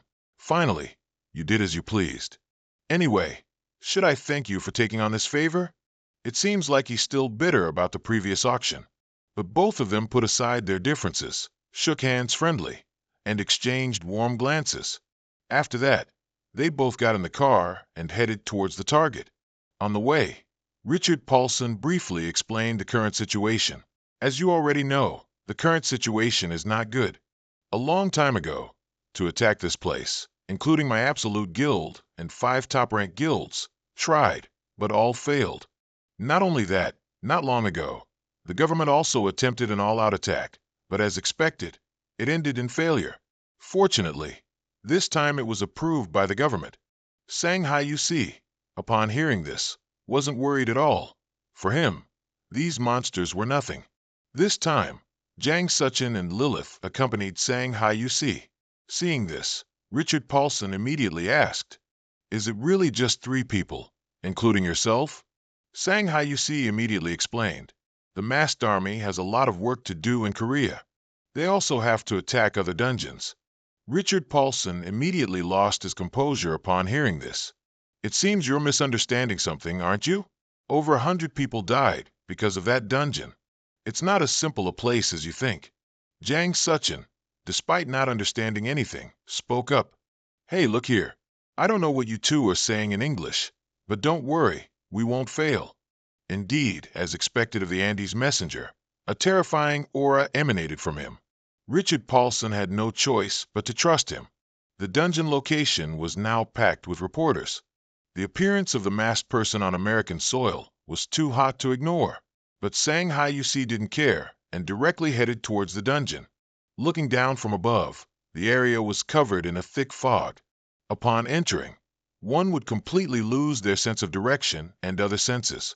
This is the Great Labyrinth. Contrary to its simple name, this is actually a place that was judged to be unassailable in the eternal world. Even the masked person before had not attacked this place. The reason is that not only the internal structure of the Great Labyrinth, but also the monsters change frequently. Shanghai You was lucky enough to catch the final boss, but he still couldn't clear the entire place. But there's nothing to worry about. Shanghai You is on a completely different level now compared to back then. After a period of waiting, the U.S. government granted permission for the three of them to enter. On the other side, the Vice Guild Master of Absolute Guild, Harry Burland, came to meet Richard Paulson to inquire, are there really only 3 people going in? Even if they're fakes, it doesn't make sense. Until now, many guilds and armies have failed to find the entrance to the Great Labyrinth. But how can just 3 people succeed? Richard Paulson was stunned for a moment, then said, I don't know either. Perhaps they'll fail, however. That's the man who dealt with the eternal world. After entering the Great Labyrinth, Shanghai Yusi and the 2 others walked closely together in a line. Experiencing this for the first time made Jang Suchin exclaim slightly, Wow, you really can't see anything, can you? I can't see above, so I don't know if we're going in the right direction. Seeing that, Shanghai Yusi quickly warned, You'd better snap out of it right now. Because most people who come here get lost and are eaten by monsters. After walking for a while, Lilith started whining for ice cream, and Shanghai Yusi had to coax her for a long time. Seeing that, Jang Suchin wondered, Brother, but why bring this girl here? You can tell just by looking. She's not human. The reason Shanghai Yusi did that is because there's something he wants to confirm here. He told Jang Suchin not to worry, then continued the journey. After walking for a long time, Jang Suchin spoke up and asked, Anyway, we've been going for 2 hours now. We haven't seen anything else besides fog. Is it still far? How much longer do we have to go? But after waiting for a moment, there was still no answer. When he turned his head and looked around, no one was there anymore. Jang Suchin panicked and fumbled around, walking and shouting to look for his teammates.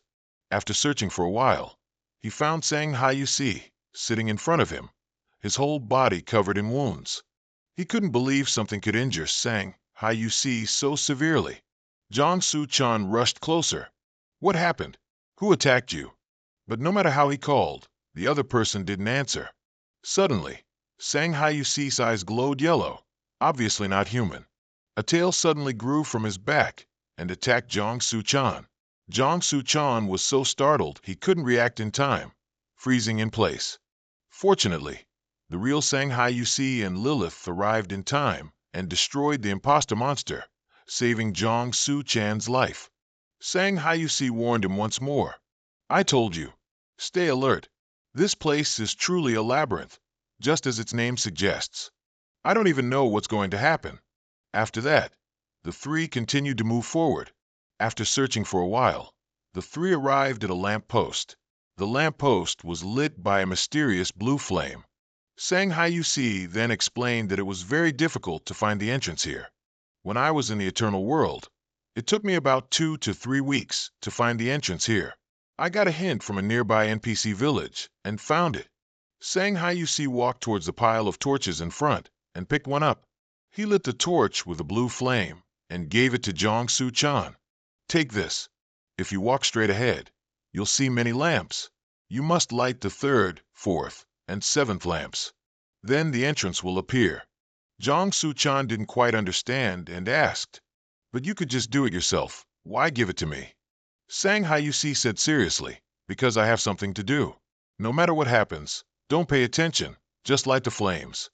Jang Suchin, even though he still had many doubts, decided to follow. After moving forward for a while, the lamp posts appeared one after another. Following the instructions, Jang Suchin skipped the 1st and 2nd, and only lit the 3rd one. As soon as the flame was lit, a horrifying sound suddenly echoed. Jang Suchin was startled and turned his head to look around, but saw nothing.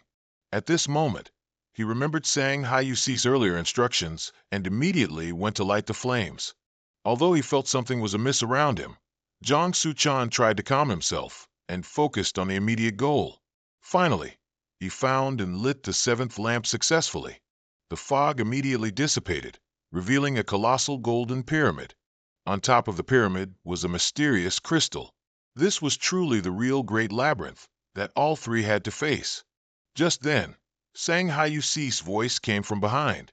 Why did it take so long? Jang Suchin turned around to see a terrifying sight. Shanghai Yusi and Lilith were standing on a mountain of monster corpses. The number was truly unimaginable.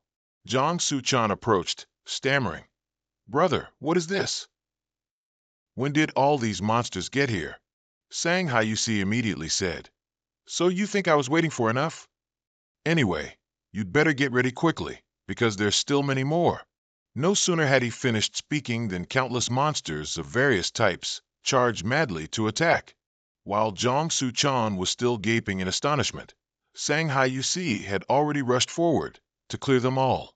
After eliminating all the monsters blocking their way, the three entered the pyramid. The actual entrance was a long, spiral staircase leading straight underground. I wonder if we'll meet Davila how, or the 60 billion garbage at the end point. Along the way, Sang Hayusi warned, Be careful, there are many traps. After all, even I find it difficult to predict all the traps in this place. We don't know where the traps will appear, so it's tense. But how the hell did Jang Suchin step into a trap right after being warned? He's truly a burden of a teammate. 5 poisoned arrows suddenly shot towards Jang Suchin. Fortunately, he reacted in time, so he was fine. Throughout the rest of the journey, Jang Suchin kept falling into one trap after another. Words can't even describe it. Although he avoided all the traps, Jang Suchin was scared out of his wits. He had to summon his skeleton legion to sacrifice themselves for him. After a while, the three encountered 2 stone doors before them. Sang Hayusi then explained, This is the easiest labyrinth stone room in the Great Labyrinth. The method of attack is very simple. Choose one of these 2 entrances and proceed with the challenge. You have 30 chances. If you can't find the exit within 30 attempts, you'll have to start over from the beginning. Hearing this, Jang Suchin thought it was simple, so he immediately opened the door in front of him. But it turned out that Sang Hayusi hadn't finished his sentence yet. If you choose the wrong door, then the trouble is you'll have to face monsters. And guess what? His teammate reported that Jang Suchin had made exactly the wrong choice. Behind the door were countless gigantic blood-red monsters waiting.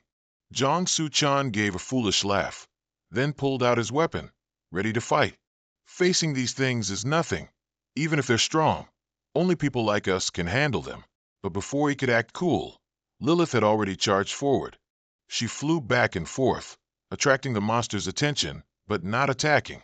Jang Suchin was bewildered, not understanding what the heck was happening. At this moment, Sang Hayusi approached and reminded him, From now on, it's best to hold your breath. If you don't want others to see your ugly appearance. On the other side, Lilith flew while scattering enchanting powder. Soon, the entire room was covered in it. The monsters, inhaling it, dropped like ripe plums one after another. Jang Suchin now understood everything. Indeed, that horn wasn't just an accessory. Hey, that kid is a succubus, right? How did you manage to bring a succubus along? Her talent is pretty good too. Sang Hayusi didn't answer but pondered. The reason I brought Lilith here is because I wanted to test 2 things. First, does her ability work on monsters? And second, if that ability works, can Lilith grow by consuming the blood of plundered monsters? After only a few short minutes, all the monsters were annihilated without exception.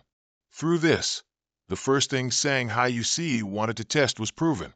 As for the second, it probably needs a bit more observation. After clearing this room, the 3 continued onward. They were met with attacks from countless other hordes of monsters. Jang Suchin summoned a skeleton army to attack, while Sang Hayusi and Lilith merely observed from the side. Up to this point, the attack on the Great Labyrinth had proceeded smoothly. Initially, with Lilith's power, and then actively with the skeleton army. Monsters everywhere in the Great Labyrinth were swept away. Finally, the 3 reached the boss room. This place resembled an ancient altar. There was a long staircase leading upwards, above which was an inverted pyramid, and in the very center, a mysterious crystal floated in the air. Just by breaking that crystal, the boss of the Great Labyrinth, Red-Eyed Sariki, would appear. This time, if they do well, they might win, but if they're unlucky, they'll lose. Because this boss is a red boss, it's not a monster that can be defeated alone. Jang Suchin wondered if Sang Hayusi hadn't defeated the boss alone before. Sang Hayusi said that time was just luck. After hearing that, Jang Suchin immediately took out his weapon, ready to fight. But Sang Hayusi told him not to step forward, saying he would face the boss alone. Jang Suchin would have something else more important to do. That important task was to hold his phone and live stream online. The whole world seemed to explode upon learning they would witness the battle between the masked man and the great Labyrinth boss. In the boss room, Sang Haiyusi slowly walked up the stairs. He approached the crystal, then punched it without hesitation, shattering it. The boss immediately appeared from behind the cloud of smoke and dust. Who dares disturb my slumber? The price is death.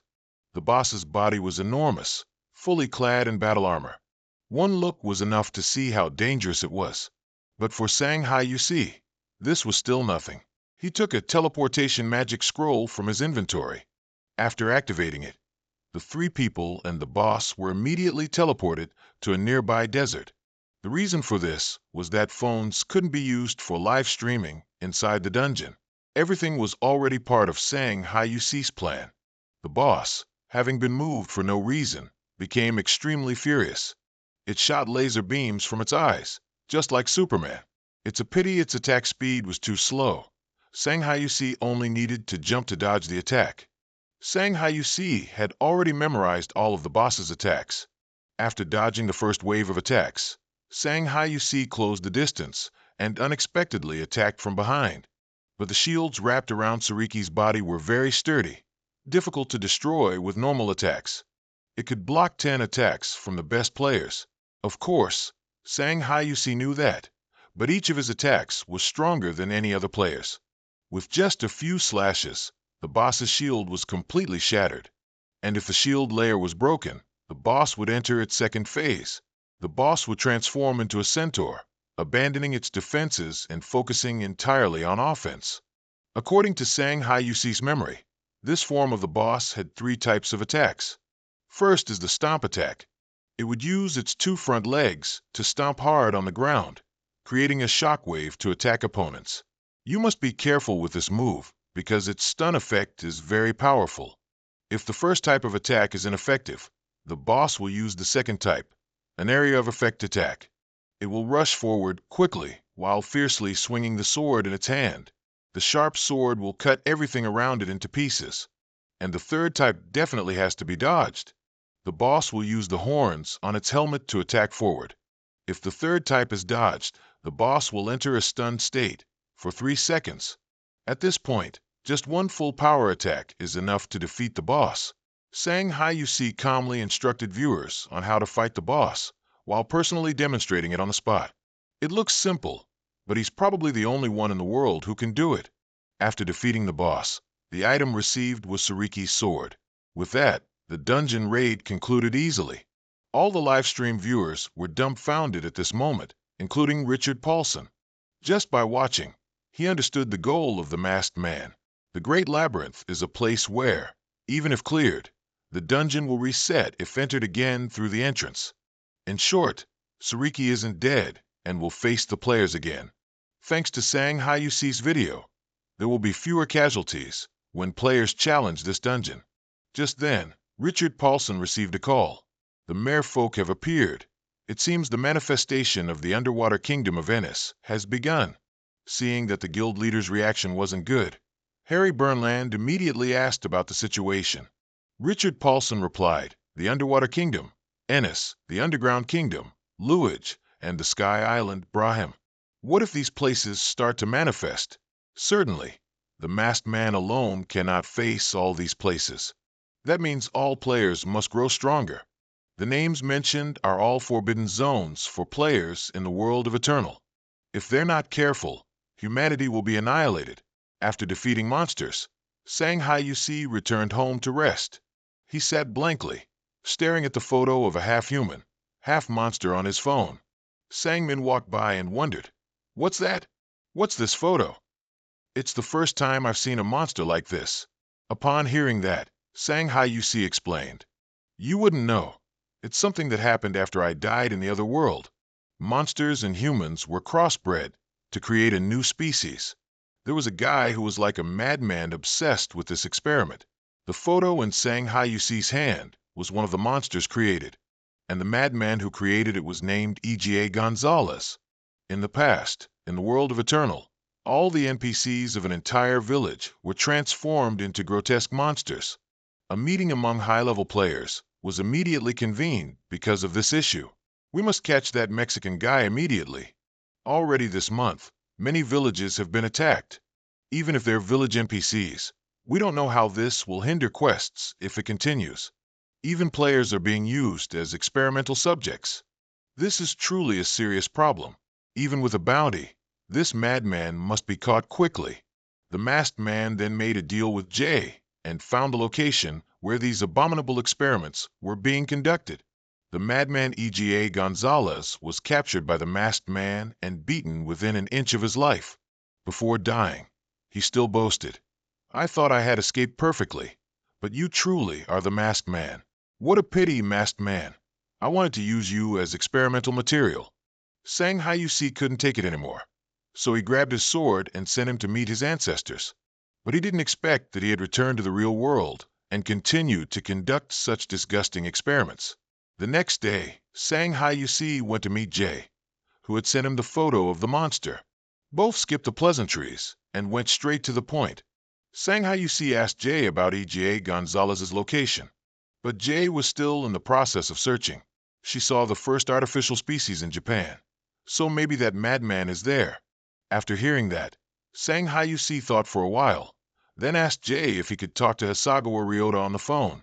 For Jay, this was a piece of cake. In Japan, after receiving a call from the Dark Society, Hisagawa Ryota immediately answered. On the other end of the line was the masked man, EGA Gonzalez. You know him, right? That guy seems to be in Japan now. Do you know? Hisagawa Ryota replied that he didn't know anything at all. Sang Hayusi had anticipated this. He called just to inform them that he was coming. After arriving in Japan, Sang Hayusi went to Tokyo Ginza. Here he met a woman named Kurihara. Judging by the tattoos all over her body, she seemed to be no ordinary person. In Japan, the more tattoos someone has, the more influential they are in the Yakuza world. But these tattoos were far from ordinary. In the eternal world, there are many tattoo artists. Tattoo artists have the ability to create special powers for tattoos. This girl's tattoos also had such special powers. If ordinary tattoo artists use magical ink, Kurihara Ayan draws tattoos with monster blood. As soon as she met Sang Hayusi, Kurihara Ayan spoke up and asked, "You've attracted the attention of the entire world, so what are you doing here?" Sang Hayusi immediately invited this girl to join his guild. But Kurihara Ayan only smiled and said it was her honor. Sang Hayusi knew that things wouldn't be that simple. He said he would meet all her conditions. After hearing that, Kurihara Ayan seemed a little moved. An attractive condition, isn't it? It just so happens that I need a lot of materials. However, I am Japanese. If I serve under you, people's opinions won't be good. Sang Hayusi asked if she was refusing, but it turned out that to put her country aside, she needed a slightly more attractive offer. Seeing this, Sang Hayusi immediately offered something incredibly appealing, the blood of the Demon King man. Kurihara Ayan immediately agreed to join the guild. Damn, she changes her mind faster than turning a page. On the other side, EGA Gonzalez's hybrid monsters suddenly appeared on the streets of Japan. They ferociously attacked all humans around them. Fortunately, Hisagawa Ryota was there right away. He drew his sword, preparing to attack. As if sensing the threat, the hybrid monsters concentrated their attack towards Hisagawa Ryota. But Japan's top player wasn't that weak. He easily dodged the attack, then sliced the monster into 1,000 pieces. Meanwhile, EGA Gonzalez was observing the battle from the side. He wore a sinister smile, signaling that something bad was about to happen. The next day, at Hisagawa Ryota's residence, the masked person arrived to speak directly about EGA Gonzalez. Hisagawa Ryota poured tea, but it seemed the masked person didn't care. The masked person went straight to the point. Have you investigated the matter concerning the hybrid? At the mention of this, Hisagawa Ryota seemed quite cautious. He took a sip of tea to calm down before replying.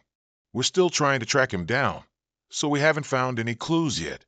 But before he could finish, he was choked by the killing intent radiating from the masked person. This happened in your country, and you still haven't found him? Is that all there is to swordsmanship? Hasagawa Ryota immediately replied, Sorry to disappoint you. We don't have the support of the Dark Company like some others do. The masked person laughed loudly upon hearing that. Haha, is that so? Well, that won't do. I'll give you a hand. Monsters in dungeons have a specific amount of negative mana depending on their species. But sometimes, that mana becomes saturated and explodes. That's what we call a mana wave.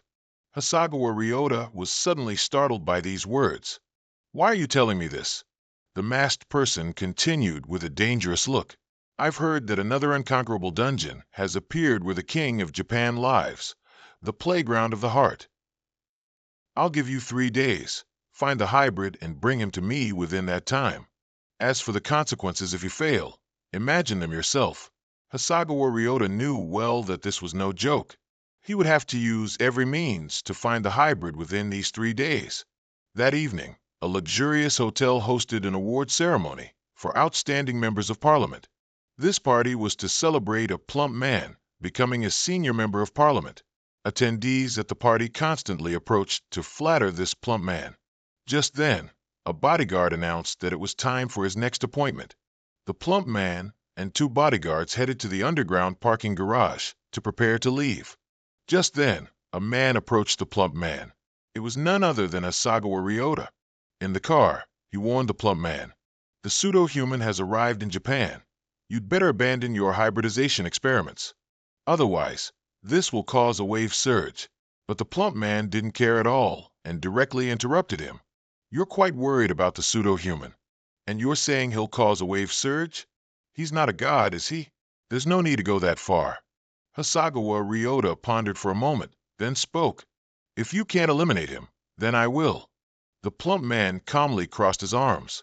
Have you forgotten why we met? Lately, Japan has been underdeveloped. We can't accept a new power at this time, can we?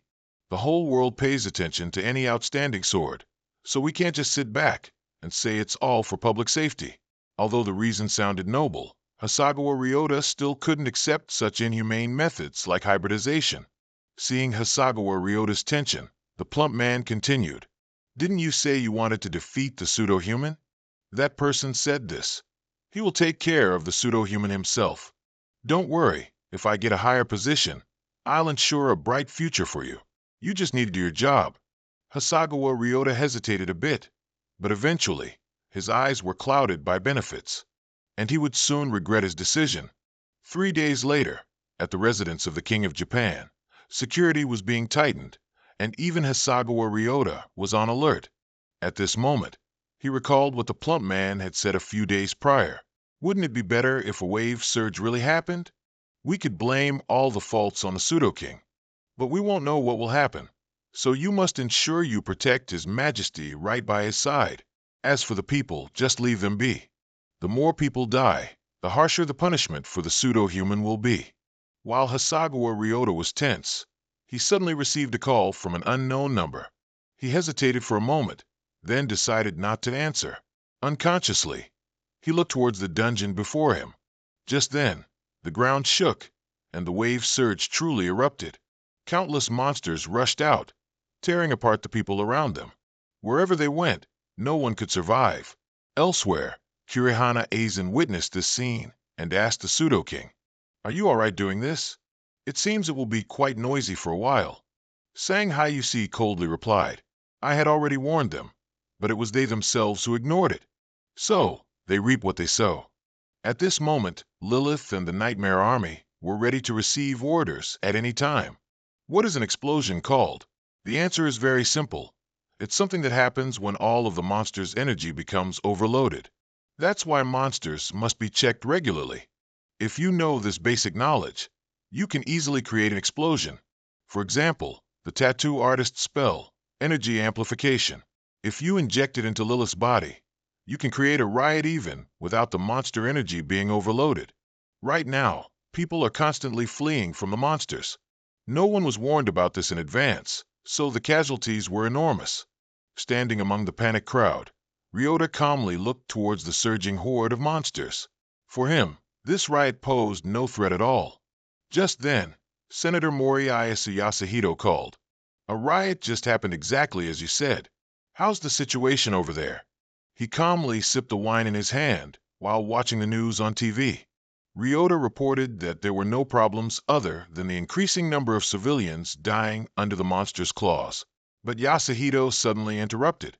I told you, the more casualties there are over there, the more feasible our plan becomes. Just view it as a worthy sacrifice for our future. After hearing that, Ryota didn't say a word. He silently observed the chaotic scene before his eyes for a long time.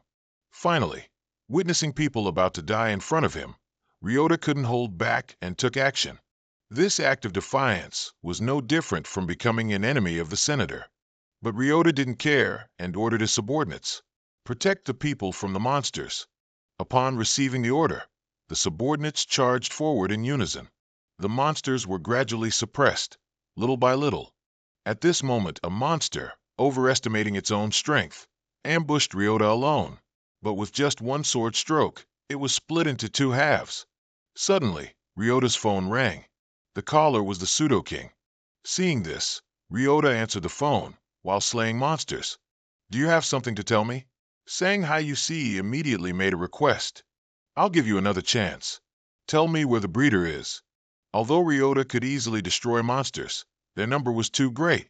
If this continues, the number of casualties among the people will keep increasing. Having no other choice, he was forced to compromise. I'll send it via message. Before hanging up, Sang Hayusi left a piece of advice. Oh, and one more thing. You'd best not associate with that person anymore. As soon as the call ended, Ryota's teammate was astonished by the scene before his eyes. Ryota, the monsters, they're returning to the dungeon. Each monster had a strange red symbol on them. It seems like someone's controlling them. At this moment, on the roof of a nearby tall building, Aizen suddenly appeared out of thin air. This invisibility cloak is really useful. Sang Hayusi was also right beside him. If you need it, tell me. I have plenty. He truly lives up to his name as the highest level player. To have a bunch of game-breaking items like this, witnessing everything that just happened, Aizen spoke up. I think I finally know why you recruited me. You used the nightmare to put the monsters to sleep, and used the loophole for me to draw tattoos on the monsters to control them. The goal is to make it look like a riot happened. Sang Hayusi heard this and asked, I can create a riot if I want to, but how can I harm innocent people? You're strong, but you're not power drunk, huh? Aizen smiled when he heard that. You truly are a person with great justice. By the way, the person behind this is there really someone behind all this? Sang Hayusi recalled the information he had received. Someone has teamed up with Ryota. If this goes wrong, it could become a national problem. Sang Hayusi decided that the people of this country would have to solve their own problems. That night, at a secluded manor, E.G.A. Gonzalez was observing his creations when he suddenly became alert. It's been a long time. It's good to see you again, false face. He seemed unsurprised by the appearance of Sang Hayusi and Aizen. Sang Hayusi spoke up. We're back in the real world. So why are you still being such a jerk? Do you think this is still a game? EGA burst out laughing when he heard that. Haha, I can't do that. Look, do you know how amazing these experiments here are? I'm creating art now. Sang Hayusi then pointed his sword directly. You're still the same crazy bastard from before, which is why I'll kill you without mercy. Though on the verge of death, EGA showed no fear. He calmly lit a cigarette and took a deep puff. It's a pity. I still wanted to create other works of art. But there's no need to be disappointed. I've left someone who can replace me. Before anyone knew it, he had a gun in his hand, pointed at his own head. Before Sang Hayusi could stop him to extract more information, with a single bang, EGA's brains were splattered everywhere. The next day, life continued normally as if nothing had ever happened. The riot caused no casualties, so the fake face king was not mentioned in the news. But Senator Yasuhito was not so lucky. He was inexplicably murdered at his home. Reading this news in the newspaper, Ryota smiled with satisfaction. As for Sang Hayusi, after resolving everything, he set off to return to Korea. Zay was already waiting for him at the airport to talk. It seems Yasuhito has passed away. They said he committed suicide, but I still doubt if that's true. Sang Hayusi immediately replied, Perhaps that's his punishment for doing evil deeds. Meanwhile, before EJ died, he uttered a strange sentence. He said he left behind someone who could replace him. Do you know what this means?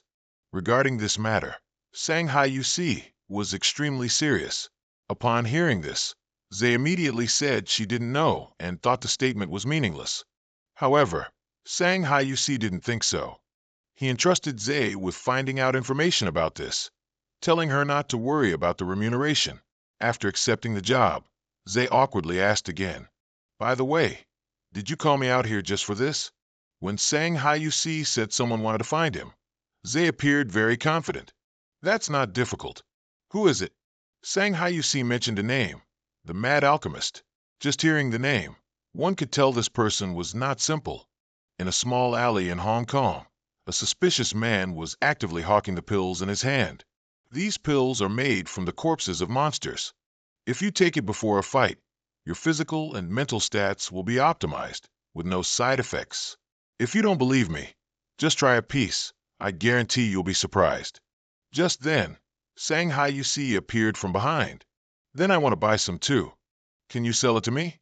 As soon as he saw Shanghai UC, the drug dealer suddenly panicked intensely.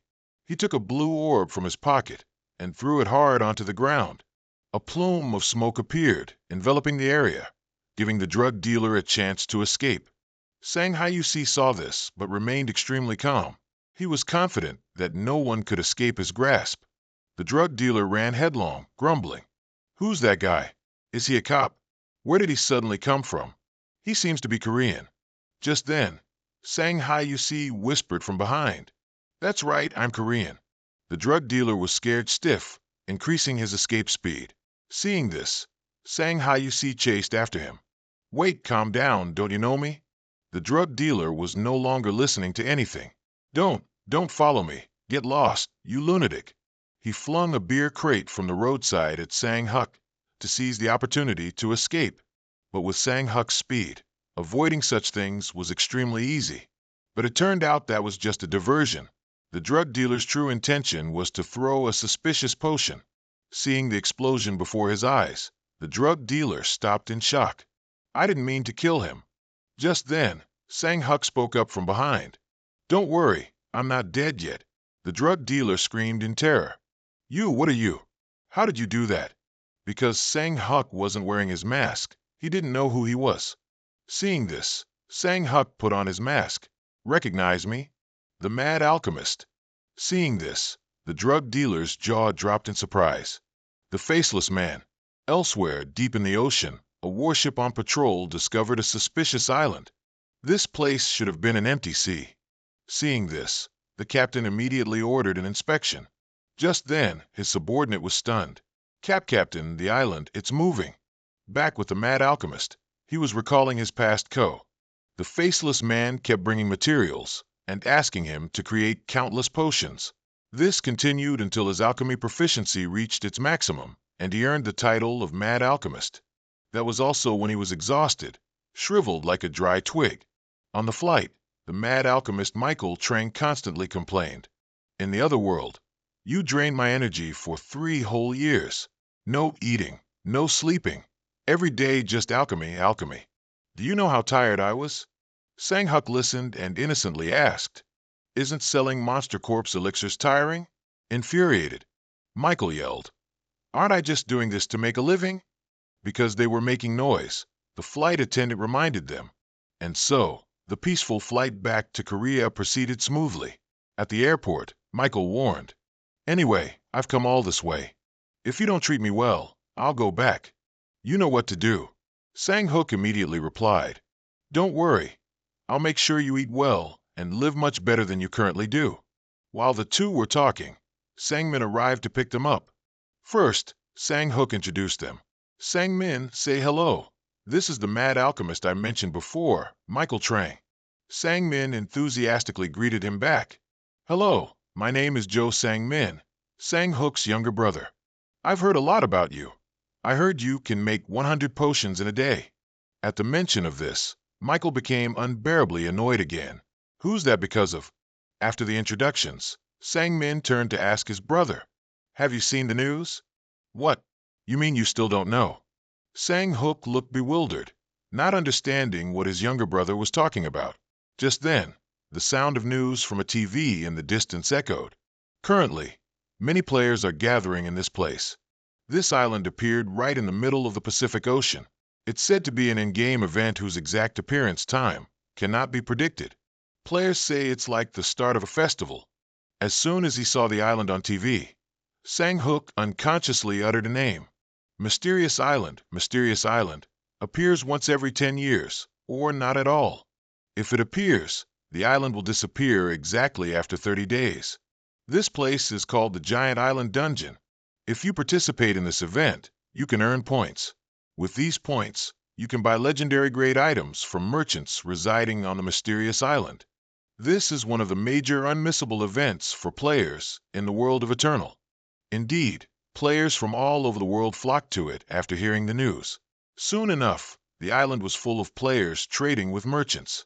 With the appearance of the mysterious island, many believed that a magic castle or a city in the sky might also appear. High-level players are slowly planning their own strategies.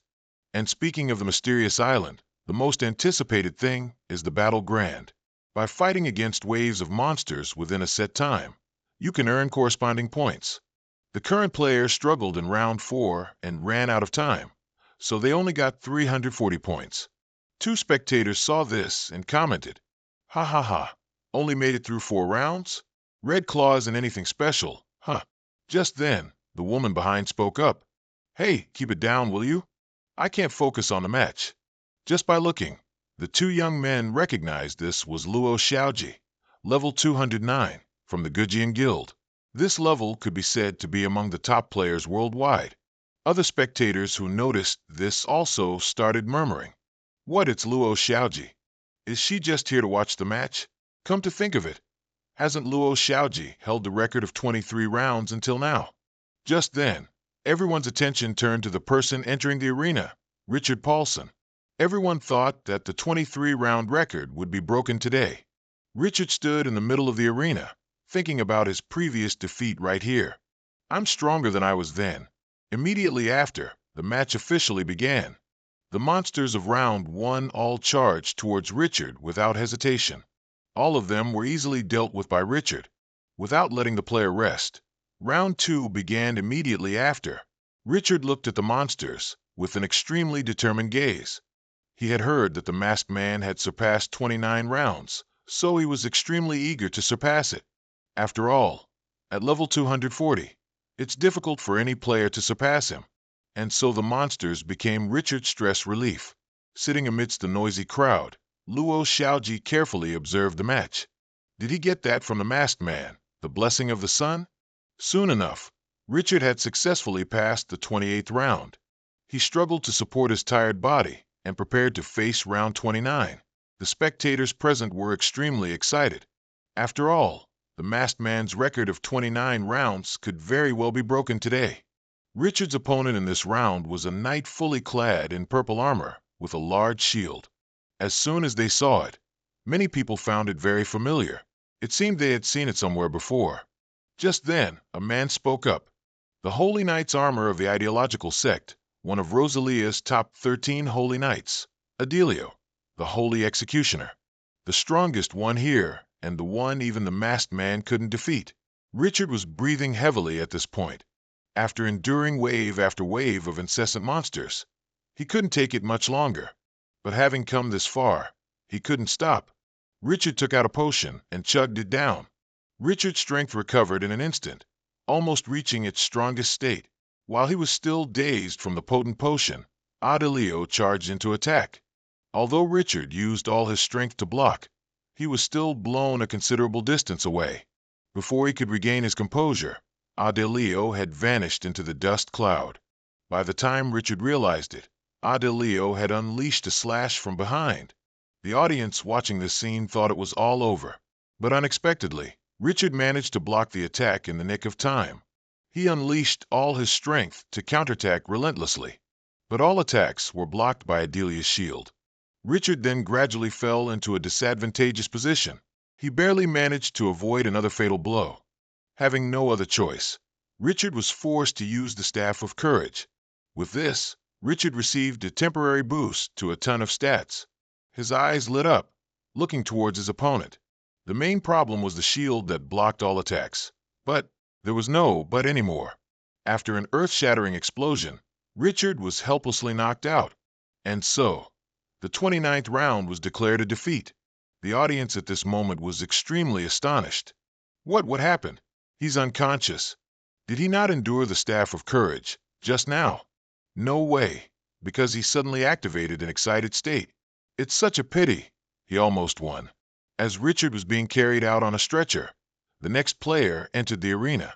Upon seeing this person, all the spectators present were stunned. Are you kidding me? The next challenger is a masked person? Elsewhere, Aizen was strolling when Sangmin approached her. Did you buy that? Aizen immediately asked back. Twilight Swordsman, can you speak Japanese? Twilight Swordsman was the name Sang Hai Whoop gave to conceal his younger brother's identity. Sangmin shyly said that he majored in Japanese language, so he could communicate well.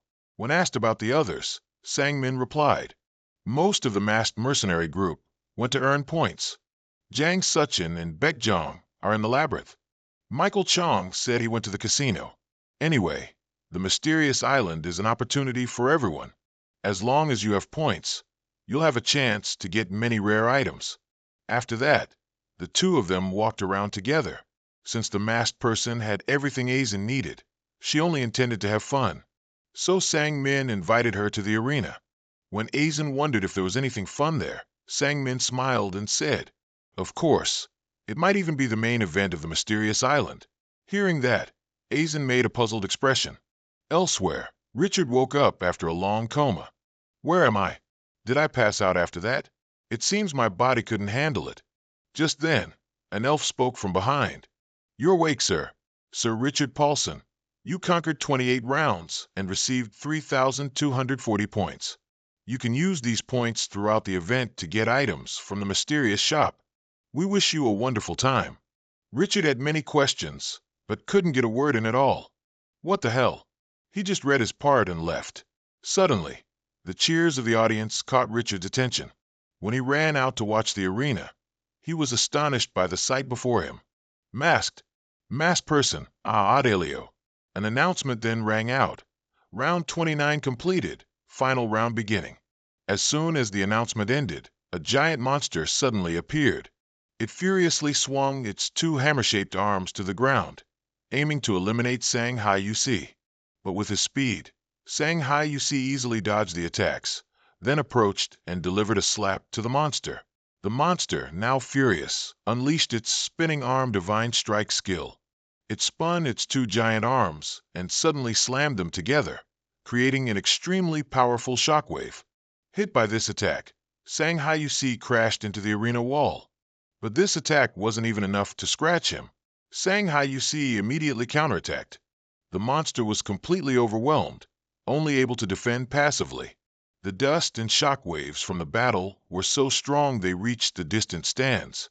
Richard watched this battle, his eyes wide with astonishment. Is this the masked person? He's on a completely different level. Soon, Sang Hai Yusi slashed off one of the monster's arms. While it was off balance, he took a stance and unleashed his final finishing move, Dragon Blade. The monster was cut into small pieces by the sharp sword energy, unable to resist at all. Ending with the monster's shriek, the final round of the arena was conquered. The audience present were incredibly excited, cheering continuously. As for Richard, he was silenced by this power. He couldn't believe the gap between him and the masked person was so huge. Sang Hai Yusi was enjoying the cheers around him when he suddenly felt something happening to his body. By the time he realized it, he had been taken to a room full of weapons. Just then, a voice rang out. How brilliant! Tribute for the hero of the mysterious island, the awaited hero. You have the right to possess everything. There's a gift for you, choose, O hero. However, you can only choose one thing, just one. A mysterious old man, speaking only strange things, suddenly appeared out of nowhere. He conjured a book and let Sang Hai Yusi choose an item from it. Without hesitation, Sang Hai Yusi flipped through the pages to examine them. Inside were legendary items, that any player would covet. After a search, Sang Hayusi found what he wanted, a limit-breaking potion. He didn't hesitate to choose this as his reward. The mysterious old man smiled eerily upon hearing this, then snapped his fingers. I respect your decision. As soon as the potion appeared before him, Sang Hayusi grabbed it and drank it in one gulp. Immediately after, he felt a power exploding from within him. By the time he realized it, he had been returned to the arena from before. Sang Hayusi glanced around and found a notification window showing level 301. Sang Hayusi had finally surpassed the highest level.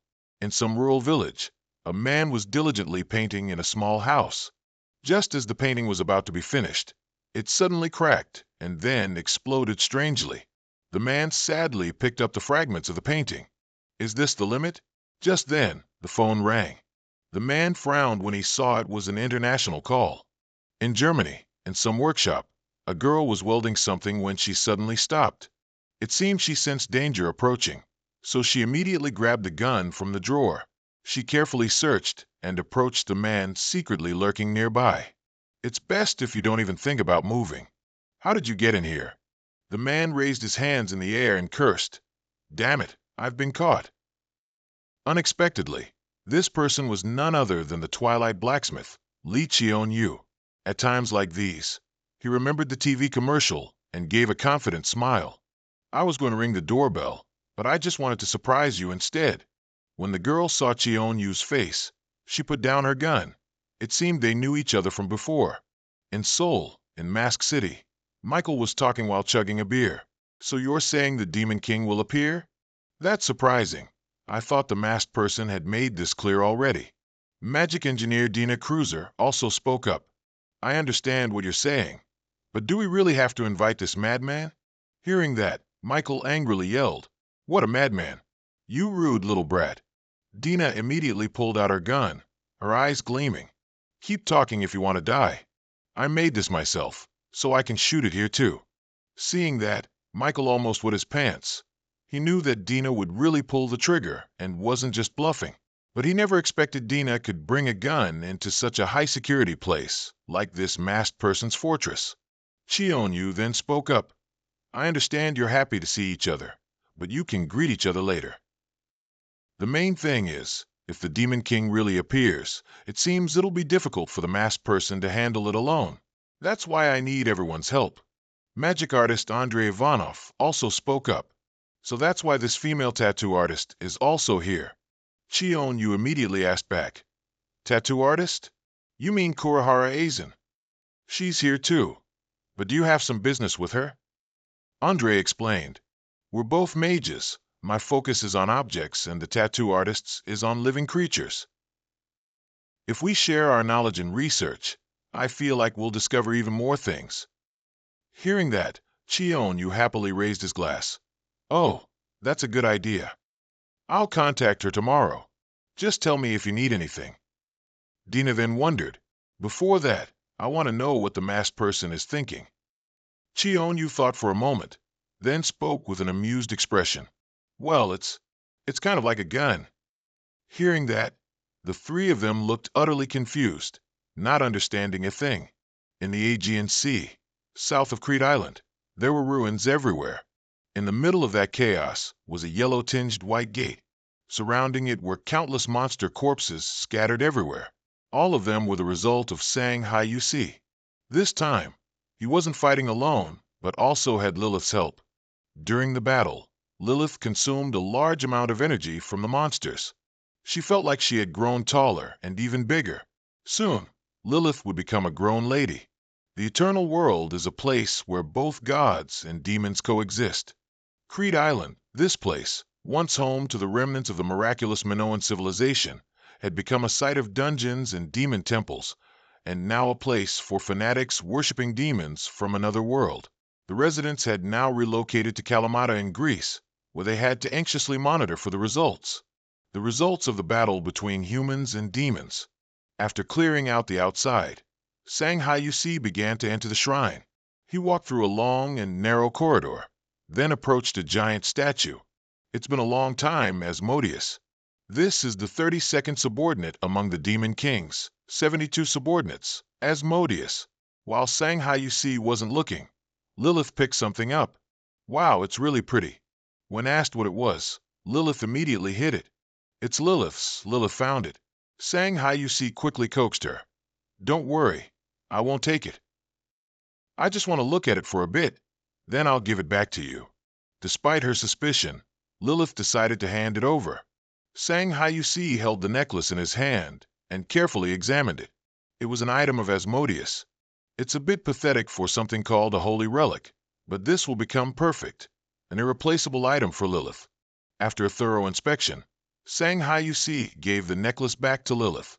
This thing looks like it was made specifically for Lilith, and there are many more things like this here. The two then moved straight forward without hesitation. The deeper they went, the more monsters there were. But no matter how many there were, to Sang Hayusi, they were just flies. Lilith followed the whole way without having to lift a finger, which made her feel bored. She curiously asked when a new item would appear. Sang Hayusi couldn't say for sure about that. One should have appeared by now. Moving a little further, they both entered a small corridor. On both sides of the corridor were long rows of stone statues with different shapes. At first glance, Sang Hayusi knew this was the final destination. He didn't continue flying but slowly walked inside. Before entering, he asked if Lilith wanted to wait for him there, but Lilith insisted on coming along. And so, the two slowly moved forward. It seems these are statues of the 72 demon lords. They always look so strange whenever I see them. Just then, a strange sound came from behind. A group of human-shaped monsters had completely blocked the way out. Sang Hayusi showed no surprise upon seeing this. These are warriors who sold their souls and became monsters. Sang Hayusi pulled out his sword and attacked the monsters without hesitation. Even if they were human before, now they are nothing more than monsters. While Sang Hayusi was busy fighting, Lilith showed great interest in the scene. The monsters showed no fear of death and rushed forward in droves. As soon as one fell, another filled its place. Sang Hayusi showed no mercy and easily annihilated all the monsters. Now, isn't it time to meet the master of this place? Sang Hayusi looked up towards the stairs leading higher, where something was. That was the high priest Talona. Just then, the eyes of the surrounding statues lit up and began to move. Seeing this, Sang Hayusi changed his weapon to a hammer. So you're finally awake, are you? Just go back to sleep. Before the statues could fully come to life, Sang Hyuk smashed them into rubble. Seeing this, Talona created black energy orbs and attacked Sang Hyuk. As soon as it touched the ground, the energy orb immediately exploded with immense power. A series of explosions occurred, covering the entire area in smoke and dust. Talona calmly looked down, thinking everything had been resolved. Just then, Sang Hyuk appeared from behind. It's been a while, but it seems we're about to say goodbye again. See you around. Before Talona could react, her head was severed. The head rolled down the stairs and then exploded into ashes. What remained was Taluna's sacred SR grade crown. Equipment effect: increases charm by 100 points. Special effect: greatly increases the success rate of related spells. As expected of a boss drop, its abilities are quite special. After examining it, Sang Hyuk gave it to Lilith. As soon as Lilith put on the crown, strange phenomena appeared around her. Her mood suddenly improved significantly. This item was truly made for Lilith. She repeatedly thanked her master for the gift she received. Just then, Sang Hyuk's level 302 level up notification appeared. Leveling up now is truly as hard as reaching the heavens. But since he's no longer limited, Sang Hyuk will become stronger and stronger. After cleaning up the area, Sang Hyuk decided to return home. We've done what we needed to do. Shall we leave? Seeing this, Lilith wondered, are we leaving now? So, do we need to take a boat and then a plane to go home? After hearing this, Sang Hyuk asked back, oh, what's wrong? Are you tired? Lilith looked mysterious. Not really. We can get back faster, so why go that way? Sang Hyuk didn't understand what Lilith was hinting at. At this moment, Lilith gave a meaningful smile. So shall we go? Before Sang Hyuk could fully comprehend, the surrounding scene changed. Isn't this Sang Hyuk's office? Sang Hyuk looked around, still not daring to believe his eyes. Just a second ago, he was tens of thousands of kilometers away, yet he returned home in an instant. Sang Hyuk looked at Lilith, who was smiling coyly, and screamed, "Lilith, what the hell did you just do?" After hearing the explanation, Sang Hyuk immediately asked again, "Anywhere we want." Lilith was beaming. "That's right, this castle is my source of energy. That's why I can return here anytime, anywhere." Sang Hyuk screamed in astonishment. "Why are you only telling me now?" Lilith stood with her hands on her hips, smirking. "You never asked me." I'm speechless with this pair. Seizing this opportunity, Sang Hyuk asked further, "So, is there anything else I should know?" Lilith frankly shared her powers. "I'm a succubus, so I can put people to sleep and even enter their dreams. Everyone knows this, so it's not a secret." Lilith then continued to ask, "Do you know that I can also go to a person's location when I enter their dream?" Seeing Sang Hyuk's dumbfounded expression, Lilith demonstrated it directly. "Wait here, I'll show you." With that, she phased through a bookshelf and began preparing. 10 minutes later, Richard suddenly appeared, looming in the middle of the room. He didn't understand what was happening, sweating profusely. "WH what? Why are you all here?" But Sang Hyuk didn't care much and asked Lilith, "What did you do, Lilith?" According to Lilith's explanation, she entered Richard's dream and brought him here.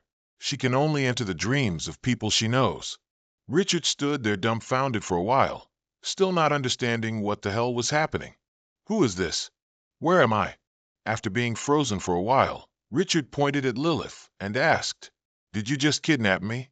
Sang Hyuk looked at him for a moment, then asked Lilith again, "So I can also enter other people's dreams?" Lilith was very intrigued by this. "I've never tried it either. How about we give it a try?" The two then excitedly discussed whose dream they should try to enter, ignoring Richard as if he were invisible. Seeing the two kidnappers about to run off, Richard turned red with anger and shouted, "What do you think you're doing?" "I'm asking what you're doing," suddenly teleporting people out of their homes. Seeing that, Sang Hyuk spoke up, "So I just have to return everyone's armor in the guild, right?" Upon hearing this, Richard was stunned for a moment. "What?" Sang Hyuk then continued, "If you keep today's events a secret, I'll return all the armor belonging to your guild members. One must know that the equipment in the world of Eternal is priceless in this reality. If the entire guild is equipped with armor, their overall power will increase to an immeasurable extent." Richard still couldn't believe such a good thing would happen, so he hesitantly asked again, "Really, is it true?" Sang Hyuk's mouth was smiling, but his entire body exuded murderous intent. "Of course. However, I'm sure you also know the consequences if you break your promise to me, right?" The person standing in front of Richard was like the final boss of the Earth server. If he made a mistake, he'd surely be wiped out. Richard swallowed hard and swore he would keep this secret until his death. In Hangzhou, China, at Aben Tower, countless players were fighting for their lives to conquer this dungeon.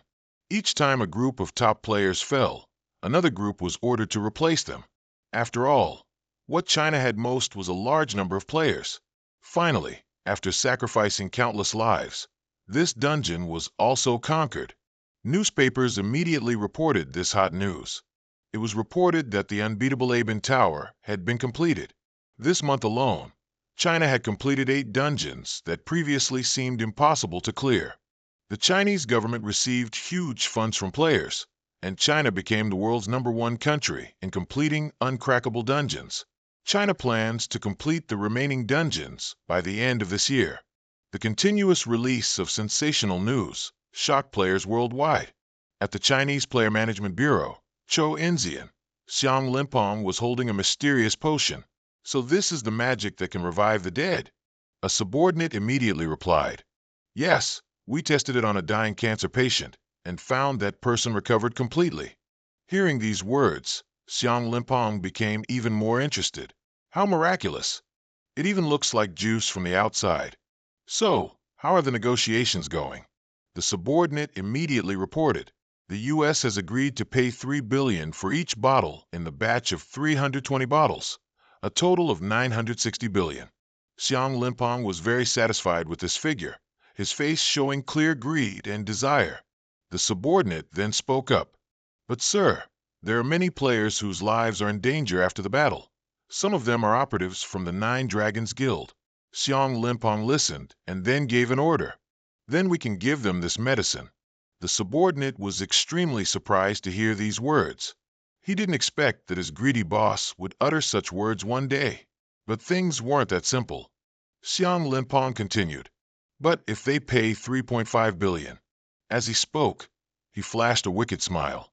It's unbelievable that he sold medicine to his compatriots even more expensively than he sold it to other countries. Meanwhile, in False Mask City, a meeting was held. Baekhyun couldn't hold back his anger and shouted loudly. 2,500 people. That's the number of Chinese players who died. Those bastards only report the good things in the news. Isn't that terrible? Others also started discussing animatedly. The problem is, this isn't the end. Damn it, what is the government doing? Players are dying because of them. It seems they even let low-level players, without armor, participate in combat. At this moment, Aizen spoke up. That's because half of the players in the Eternal World are in China. They think players can be discarded because they have too many. Sang Hyuk listened to everything without saying a word. After the meeting ended, he called Lilith when he was alone. Lilith, do you remember the woman we saw on our way back? The one with black hair and eyes. Damn, is this even a description? And how the hell would Lilith know the person being referred to as Luo Xiaoji? At this moment, Luo Xiaoji frowned unhappily as she looked at the message requesting a dungeon clear tomorrow. I shouldn't have accepted that offer. Just then, she suddenly felt unusually sleepy. When she woke up, Luo Xiaoji immediately checked her surroundings. Did I just doze off? I guess it's because I haven't slept much. Just then, she felt a presence behind her. False mask person, how did you? Sang Hyuk immediately cut her off. That doesn't matter. What's been happening in China recently? Is that what the Nine Dragons Alliance wants? Luo Xiaoji hesitated for a moment before speaking. There's a place called Choenzian. Kang Hyuk immediately asked again. Do they take care of the players? Luo Xiaoji approached and said, Yes. When I returned to the real world, Choenzian had already taken control of the Chinese players. When I, along with other elites from the Nine Dragons Alliance, returned, they made us an offer. If we gathered and cleared all the unconquered dungeons, they would grant members of the Nine Dragons Alliance special treatment in everything. After that, Choenzian sent unorganized players to dungeons, with the leading costs borne by the Nine Dragons Alliance. They took all the items and equipment they got from the dungeons and controlled all players in China. This situation is a consequence of our greed. Sang Hyuk didn't judge, but wondered, isn't the Nine Dragons Alliance comprised of the 9 strongest guilds in China? Why did such a group end up like this? Luo Xiaoji answered without hiding anything. The problem is that we have 9 leaders. Because opinions were always divided on important matters, I couldn't do anything on my own. Eventually, Choenzian took control of the Nine Dragons Alliance and killed anyone who disobeyed them. Before we could do anything, the Nine Dragons Alliance was already disbanded. Knowing the whole story, Sang Hyuk immediately smiled friendly. How many people are there? Those incompetent bastards. I want to punish them a bit. At Choenzian's headquarters, Xiang Limpong stepped out of the car, radiant, and walked inside, unaware that Sang Hyuk was waiting nearby. Sang Hyuk looked straight at him with cold eyes, as if looking at a dying man. Nobody knew about the terrible things that were about to happen, so the meeting started as usual. I see. So how's the dungeon clearing going? Is there anything valuable there? Upon learning there were no SR-grade items, Xiang Limpong was a bit displeased. No high-grade items? That's because you only deal with low-level dungeons. Contact the Nine Dragons Alliance. Tell them to clear some high-level dungeons. However many players they want, we'll provide. We need at least a few SR-grade items before I report to my superiors. Just then, one guy suddenly collapsed to the ground, unconscious. Before Xiang Limpong could react, all his subordinates were sprawled all over the place. He frantically yelled, What do you think you're doing? Get up immediately. What the hell is going on? But no matter how loudly he yelled, no one woke up. Just then, something grabbed his head and slammed it to the ground. The one who did it was none other than Sang Hyuk. You need to be punished if you behave improperly. What trash? Xiang Linpong simply sank deep into a stupor. Just as he was sleeping soundly, Xiang Linpong was awakened by a noise. Boss, boss, boss, wake up. Shang Linpong jolted awake, in the loving embrace of his subordinates. While touching the wound on his face, he asked, What happened? At this moment, his subordinates reported the situation. When we woke up, we found ourselves here. Boss, I've tried walking around a bit, but I can't find an exit anywhere. Shang Linpong looked at his subordinates in shock. He couldn't help but curse at the sky. I don't know who you are, but how dare you mess with me? You'd better show yourself now and beg for my forgiveness. Otherwise, I'll find you and tear you to shreds. He cursed for a while, but nothing damn happened. Just then, a subordinate reported there was a sound over there. Shang Linpong didn't pay much attention to those words. What? What do you mean? A sound. I don't hear anything. No sooner had he finished speaking than a red light suddenly flashed in the darkness. A beam of light grazed his face and obliterated the head of the talkative subordinate. Everyone immediately panicked and screamed. Along with that, a pack of bloodthirsty werewolf monsters rushed out, tearing at their prey. Facing the overwhelming power of the monsters, the subordinates couldn't last long. Seeing this, Shang Linpong desperately screamed and crawled on the ground, trying to escape. But how the hell could he escape? Before long, Shang Linpong and his group were completely annihilated. Meanwhile, Sang Hu was standing outside, observing everything. All the players who died because of your decisions, their despair and fear. Try to feel even a small part of it. You scum. Sang Hu had no sympathy for such individuals. He coldly turned and left without looking back. In southern China, news channels continuously broadcast emergency announcements. Tiananmen Square, a surge has erupted. Citizens, please calmly evacuate to the designated safe houses. Monsters, as numerous as ants with thousands of bizarre forms, are swarming out. They destroy and kill any living creature that enters their sight. Just then, a voice rang out. Stop right there. Feels good to breathe fresh air, doesn't it? Then I'll gladly kill you all. Luo Xiaoji stood on the billboard, sword in hand, declaring boldly to the monsters. As soon as they saw her, the monsters unanimously rushed forward to attack. Luo Xiaoji didn't move an inch, because she wasn't here alone. Just then, an energy orb exploded, tearing the monsters to shreds. That was an attack from Lu Heron, vice president of the Dwarf Ball Guild. He commanded his subordinate players to charge with their swords and eliminate the ferocious monsters. Luo Xiaoji also joined in shortly after. It has been 10 days since many operators for Enzian disappeared. China believes it might be the actions of players dissatisfied with the government's treatment. Therefore, the Chinese government's authority over players has changed.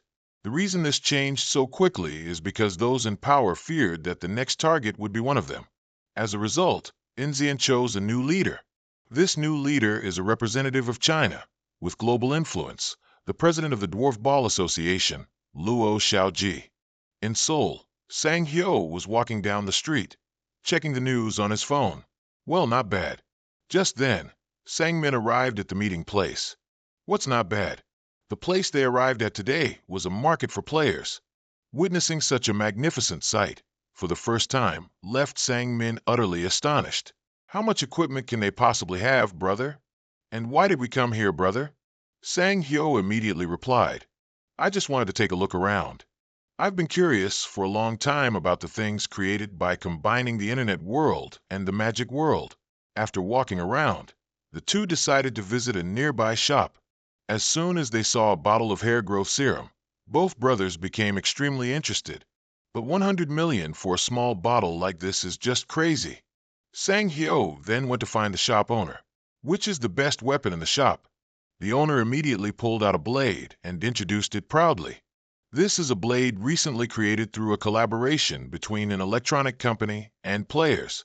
This weapon is very light, making it easy to use when facing monsters, and thanks to the electronic company's technology, it's one tier higher than the in-game weapons. When asked about the price, the owner offered a discount. We're currently having an event sale, so it costs 3 billion. How about it? If you bring this weapon into a dungeon, you'll have nothing to fear. Sang Hyo held the blade in his hand, observing every detail. Then, with a snap, the blade broke in half like a dry twig. Seeing this, the owner's jaw dropped in astonishment. What did you do? Sang Hyo awkwardly smiled and apologized. Sorry. You said it was better than in-game weapons. You said it was worth 3 billion, right? I'll pay for it. Upon hearing this, the owner's attitude immediately changed 180 degrees, and he laughed happily. Witnessing this, Sang-min stood dumbfounded, speechless. He couldn't believe his brother's shopping style was so unique. Meanwhile, in the false city, Chong-gu and his group were still in the process of research. To maximize mana amplification, dark magic is the best. However, it is very dangerous. Everything we've made is based on white magic. White magic and dark magic can't be mixed. Andre seriously raised the issue. Just then, Aizen interrupted. That's not entirely true. If you look at my hypothesis about tattoo ability, they're similar to dark magic. Chong-gu also spoke up. That's a different matter. Although you might use monster blood to draw tattoos, it only maximizes the tattoo's effect. In the end, what gives the tattoo its power is still your own mana. Michael took in the suggestion and carefully considered it. Then we need ingredients that don't conflict with each other. Something very gentle. Suddenly he thought of something. So he called everyone back to discuss it in more detail. In Sang Hyo's office, he was relaxing when Chong-gu and his group burst through the door. What's going on? You guys didn't even knock. Chong-gu didn't care and pulled out a small yellow potion bottle. Do you think the door matters right now? How about it? Isn't it great? Sang Hyo still didn't know what it was, so he asked again. What's that? The 4 people lined up, their faces full of excitement. Let me introduce you. The medicine that can bring the dead back to life. A resurrection potion. Chong-gu's eyes lit up as he proudly introduced the potion in his hand. Sang Hyo excitedly stood up and asked again. You said it's a resurrection potion? Andre quickly stepped forward to explain. Hey, tell him properly. We still have to conduct experiments, but currently, we can revive dead mice with 2 drops of this medicine. Sang Hyo pondered carefully for a moment. That means it still works. Can you mass produce it? Chong-gu immediately replied. That's the problem. The amount of ingredients needed is huge. Dragon's blood, unicorn horn, phoenix tears, etc. A lot of S-ray materials are required. These things are the problem. As long as there's a list, Sang Hyo will try to gather them. After that, each person talked about the new things they had created. They've created swords that can contend with large numbers of monsters, growth tattoos that can increase a specific stat, and many other things. Every day, they create and share their new products because they are top individuals in their respective fields in the world of Eternal. Their skills are truly amazing. Later, many players will surely use their products, and the masked army will grow stronger and stronger. That's exactly the plan Sang Hyo is aiming for. After that period, the masked army proceeded to explore dungeons all over the world. Wherever they went, monsters were completely wiped out. A meeting between Sang Hyo and the commanders took place. Is the exploration going smoothly? Baek-yong reported. The areas currently active are 3 countries in Central Asia and 2 countries in Africa. The Labyrinth Conquest has not encountered any problems. When asked about the necessary items and armor, Baek-yong continued to report that, excluding special items, everything is sold through local governments and the association representing us. Regarding the store, many players visited during the initial opening, so it was a bit complicated. But the issue has been resolved and it's running smoothly. Everything is still in the initial stages, so everyone needs to keep an eye on the supply of raw materials. The meeting then continued, with hardly any serious issues that Sang Hyo needed to personally resolve. In Siberia, in some gloomy forest, a group of players found the castle they needed to reach. They had just reached the edge of the castle, and several people already thought they would be the first to conquer this place. Although some were still cautious, hardly anyone took this place seriously. Just then, the stone gargoyle statues above the castle suddenly came to life and attacked the group of players. And so, a devastating battle ensued. The corpses of monsters and players lay scattered on the ground, covered by a mysterious white mist. This was the Chaos Castle, a castle that appeared in the 5th year of the Eternal World, the most difficult hunting ground, and unconquered by anyone for 20 years. Even the masked man hadn't conquered it. No, to be precise, he didn't even try to conquer it. Due to the castle's characteristics, it couldn't be conquered for 15 years, and after that, there was no reason to conquer it. However, other guilds fought to conquer the Chaos Castle. The reason was, if you successfully conquered it, you could get anything you wanted. No one knew who started this, but the rumor had spread among the players. At some villa, Ian Gala woke up with a headache from drinking too much alcohol. He didn't even know who the woman lying next to him was. Just then, Sanghyo spoke up. "If you're awake, put on some clothes. I don't want to get my eyes dirty." Seeing the masked man in his bedroom made Ian freeze. After regaining his composure, Ian immediately guessed the masked man's purpose was the Chaos Castle. He offered his opponent a cup of coffee, but was refused. "I'm fine. Tell me your conditions." Ian also got straight to the point. "I'm sure you've already guessed, but you just need to return my weapon to me. It's simple." As he spoke, he winked in a friendly manner, but Sang Hyo's reply was, "That's difficult." Hearing that, Ian asked again, "What?" "If it's information about the Chaos Castle, it should at least be worth that much, right?" Sang Hyo coldly replied, "You can only confirm that after seeing the rewards, can't you?" Hearing that, Ian hesitated for a moment, then sat down on the chair. "So what are you going to do?" "Not going to make a deal." Sang Hyo calmly said, "I will decide after conquering the Chaos Castle and seeing the value of the reward." Ian immediately shouted, "What? How can I trust you?" Sang Hyo crossed his arms over his chest and continued, "Am I the kind of person who breaks promises? In return, I'll promise you something. Once I conquer the chaotic castle, I will provide the conquest method to the Emperor's Guild alone." A leader like Ian understood the importance of this promise. If all goes well, the Emperor's Guild will have an opportunity for significant growth. The next day, below Z's airport, Sang Hyo stepped off the plane after a long flight. To conceal his identity, he always wore a mask. As soon as he arrived, someone was already waiting there. "Thank you for visiting, Masked Man. From here on, we will be your guide." This person was the vice leader of the Emperor's Guild, Anton Pavlov. As they were about to leave, Sang Hyo suddenly spoke. "Is your name Anton?" Before Anton could react, Sang Hyo opened a spatial bag and took out a ring. "I'm a little late." As soon as he saw the ring, Anton immediately recalled his past in the Eternal World. At the Demon King's castle, facing the 51st ranked demon soldier Muramuru, Anton, despite losing an arm to injury, still stood guarding his fallen comrade's body. Just when he thought he was about to die, a massive explosion suddenly occurred. When Anton opened his eyes, he saw the masked king had already defeated the demon soldier. At that time, Sang Hyo approached and assessed his condition. "Hey, are you all right? Drink this potion first." Anton looked towards his comrade and said hesitantly, "I'm fine. Even if I continue, I'd only be delaying the inevitable death." No matter how Sang Hyo advised him, he couldn't change his decision. Anton used his remaining strength to pull out a box and whispered, "However, could I ask you for one thing? This is what I prepared to propose to the woman I love. Please bury this with her. I beg you, masked man."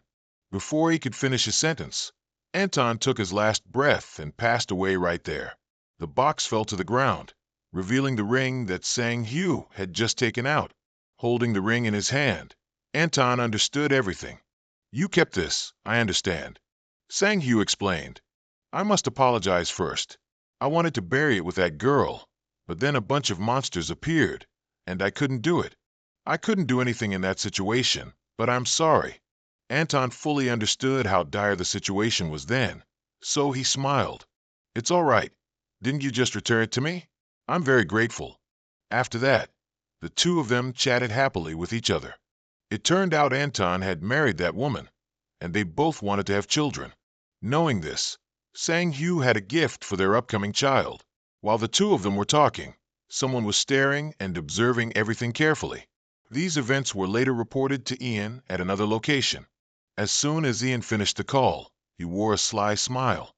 Could something be about to happen? Anton then led Sang Yu deep into the gloomy forest. We don't know the exact location, but if it's you, I'm sure you won't take long to find it. Upon hearing that, Sang Yu immediately separated from the group. Then I'll see you guys later. Before returning, Anton watched Sang Yu's retreating figure and offered a blessing. Please be careful, false facade. Sang Yu walked leisurely through the forest with his hands in his pockets. Since visibility was quite hazy, he activated the passive skill imbued in the Mask of Chaos, Eyes of Truth. In Sang Yu's eyes, everything became clear in full HD 4K. He continued straight ahead without encountering any obstacles. Before long, the Castle of Chaos appeared before his eyes. So this is the Castle of Chaos. These stone statues, are they designed to move when I open the gate? To find out the answer, Sang Yu used his bow and arrow to shoot off the head of a stone statue. Sorry, I don't have time to mess around. Goodbye. Each stone statue's head was then blown apart. After dealing with them, Sang Yu slowly approached the castle gate. He stood before the gate for a moment before pushing it open and entering. In front of the castle was a large garden adorned with countless stone statues. A normal garden. I guess I just need to get inside the castle. Sang Yu intended to open the door and step inside, but the door was tightly locked. It's locked. Well then, breaking it open will do the trick. Sang Yu stepped back and launched an energy orb towards the door. But strangely, the door wasn't damaged in the slightest. Seeing this, Sang Yu didn't act rashly, but carefully assessed the surrounding situation. After looking around at the statues, he finally understood how to get inside. I see. I have to deal with something here to proceed further. Sang Yu approached and observed each statue that had a red gem on its chest. The 72nd Demon Lord, Andromalius. The 71st Demon Lord, Dantalion, Sia, Macbat Gamagen. And finally, the 1st Demon Lord, Demon King Bahan. There are 723 Demon Lord statues here. I'm not sure what their purpose is, but it seems like they're part of a puzzle system. What an interesting place, this chaotic castle. Seeing these familiar faces again made Sang Yu a little excited. At this moment, he noticed the red gems on the chests of the statues. Is it this? This seems to be the only clue. Should I try to break it? No, I'll only break it if I'm stuck, since I'm not sure yet. I wonder what these bastards are hiding. Since he didn't have any clues, Sang Yu couldn't act recklessly. He stood among the statues, racking his brain, not knowing what to do. Meanwhile, at a motel, Anton was mesmerized by his ring. He was eager to personally give this precious ring to his wife. Just then, Ian and a few subordinates burst through the door. Well done, everyone. Seeing this, Anton stood up in surprise. Guild leader, what are you doing here? Ian chuckled lewdly and said, I can't leave everything to you guys. But nothing unusual, right? Anton immediately reported that everything was fine and nothing had happened. Ian then noticed the ring on Anton's hand. Where did you get that ring? It's my first time seeing it. Anton was about to explain when someone quickly interjected. The faux face gave it to him. He also gave us elixirs and Duriel's star. Upon seeing the pile of shimmering equipment on the table, Ian immediately rushed over. Oh ho, these things are quite rare. You did great, Anton, truly our vice leader. Looking at the sinister smile on Ian's face, Anton didn't say a word. He could feel how great this man's greed was. Back with Sang Yu, no matter how much he thought, he still didn't know what the right thing to do was. He leaned against the door, munching on bread and muttering to himself. No matter how closely I looked, I couldn't figure out the reason behind the statues' positions. I tried touching them in order of rank, but there was no reaction. I guess there's nothing else to do but destroy them. As soon as he said this, Sang Yu showed a clear look of amusement. But before acting, he stood up and took one last look. Seriously, what are they trying to hide? 34, 35, 65, 66, 72, 73. Interesting. I'm sure there are only 72 demon lords, but it seems there's an extra statue here.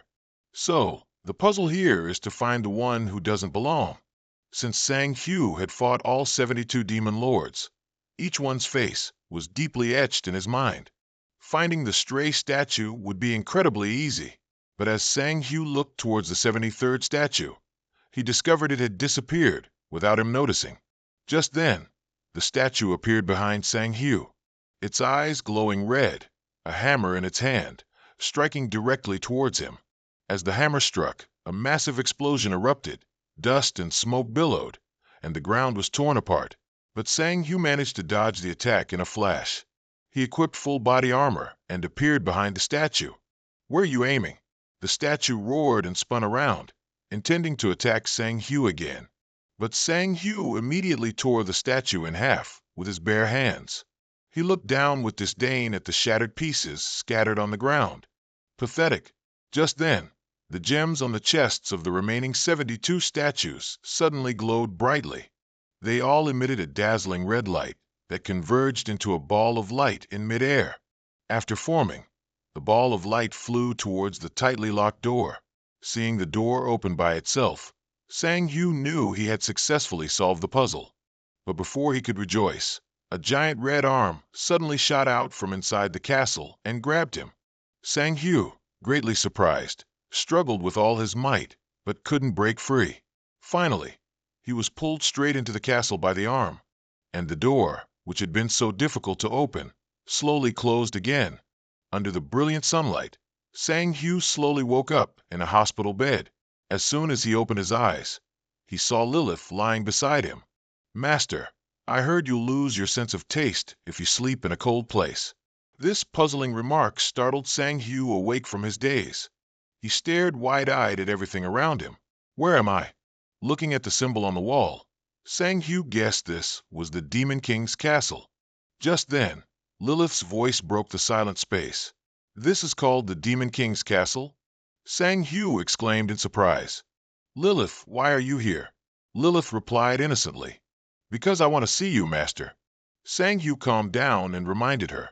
"Even so, if you come without permission." Before he could finish his sentence, a giant monster suddenly appeared behind Lilith.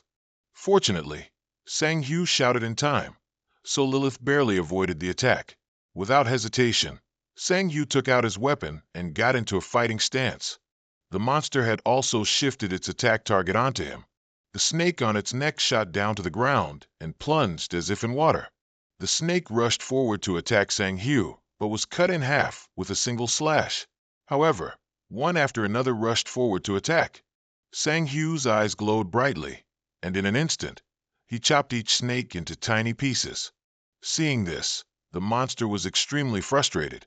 Just as it was about to charge forward itself, Sang Hu sliced it into 2 pieces, killing it on the spot.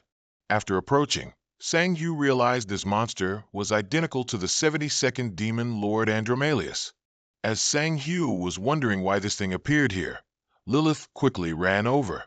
"Master, what is this place? So fun. I'm speechless." Sang Hu then continued to think more deeply. Also, compared to a demon lord, it was very weak. Could this be a simulated version of the Demon King's castle? While Sang Hu was deep in thought, the monster's corpse suddenly turned to dust and transformed into a chest. Upon seeing the chest, Sang Hu was extremely surprised. A chaos chest. Why is it in a place like this? Is it because we're in the Chaos Castle? Lilith, not understanding anything, asked. "A chaos chest, what's that?" Sang Hu then explained. "A chaos chest is a chest that gives random items. You can get anything from common to rare, even mythical items. In other words, it's a lottery chest." After hearing this, Lilith still didn't understand anything. "Oh, I don't quite understand, but it's a good thing, right?" Looking at Sang Hu's expression, the answer was already clear. "Of course, it's a rare and hard-to-find item. We don't know what might happen, so for now, I'll put it in my spatial bag."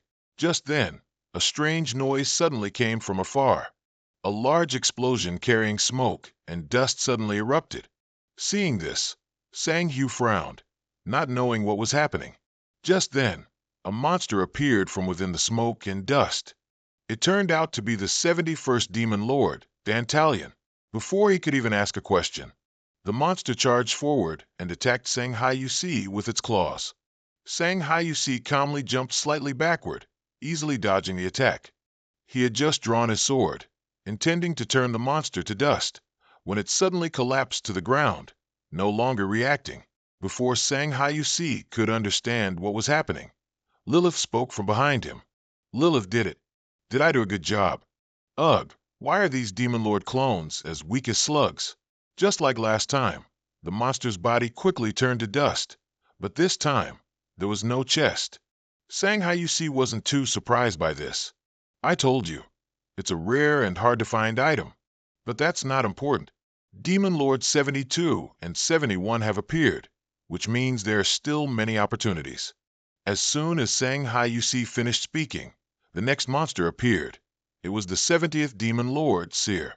After that, other Demon Lords appeared one after another, only to be sliced apart by Shanghai Yusi with a single sword stroke. But the item drop rate is getting worse and worse. When it came to the 22nd Demon Lord, Succubi, the item that dropped was Baroness S rank authority. Shanghai Yusi held it in his hand and sighed. This isn't a chaos chest this time. Sigh, the drop rate is too low. But Lilith was very happy with the dropped items. Even so, we've picked up a lot of things, haven't we? How about that?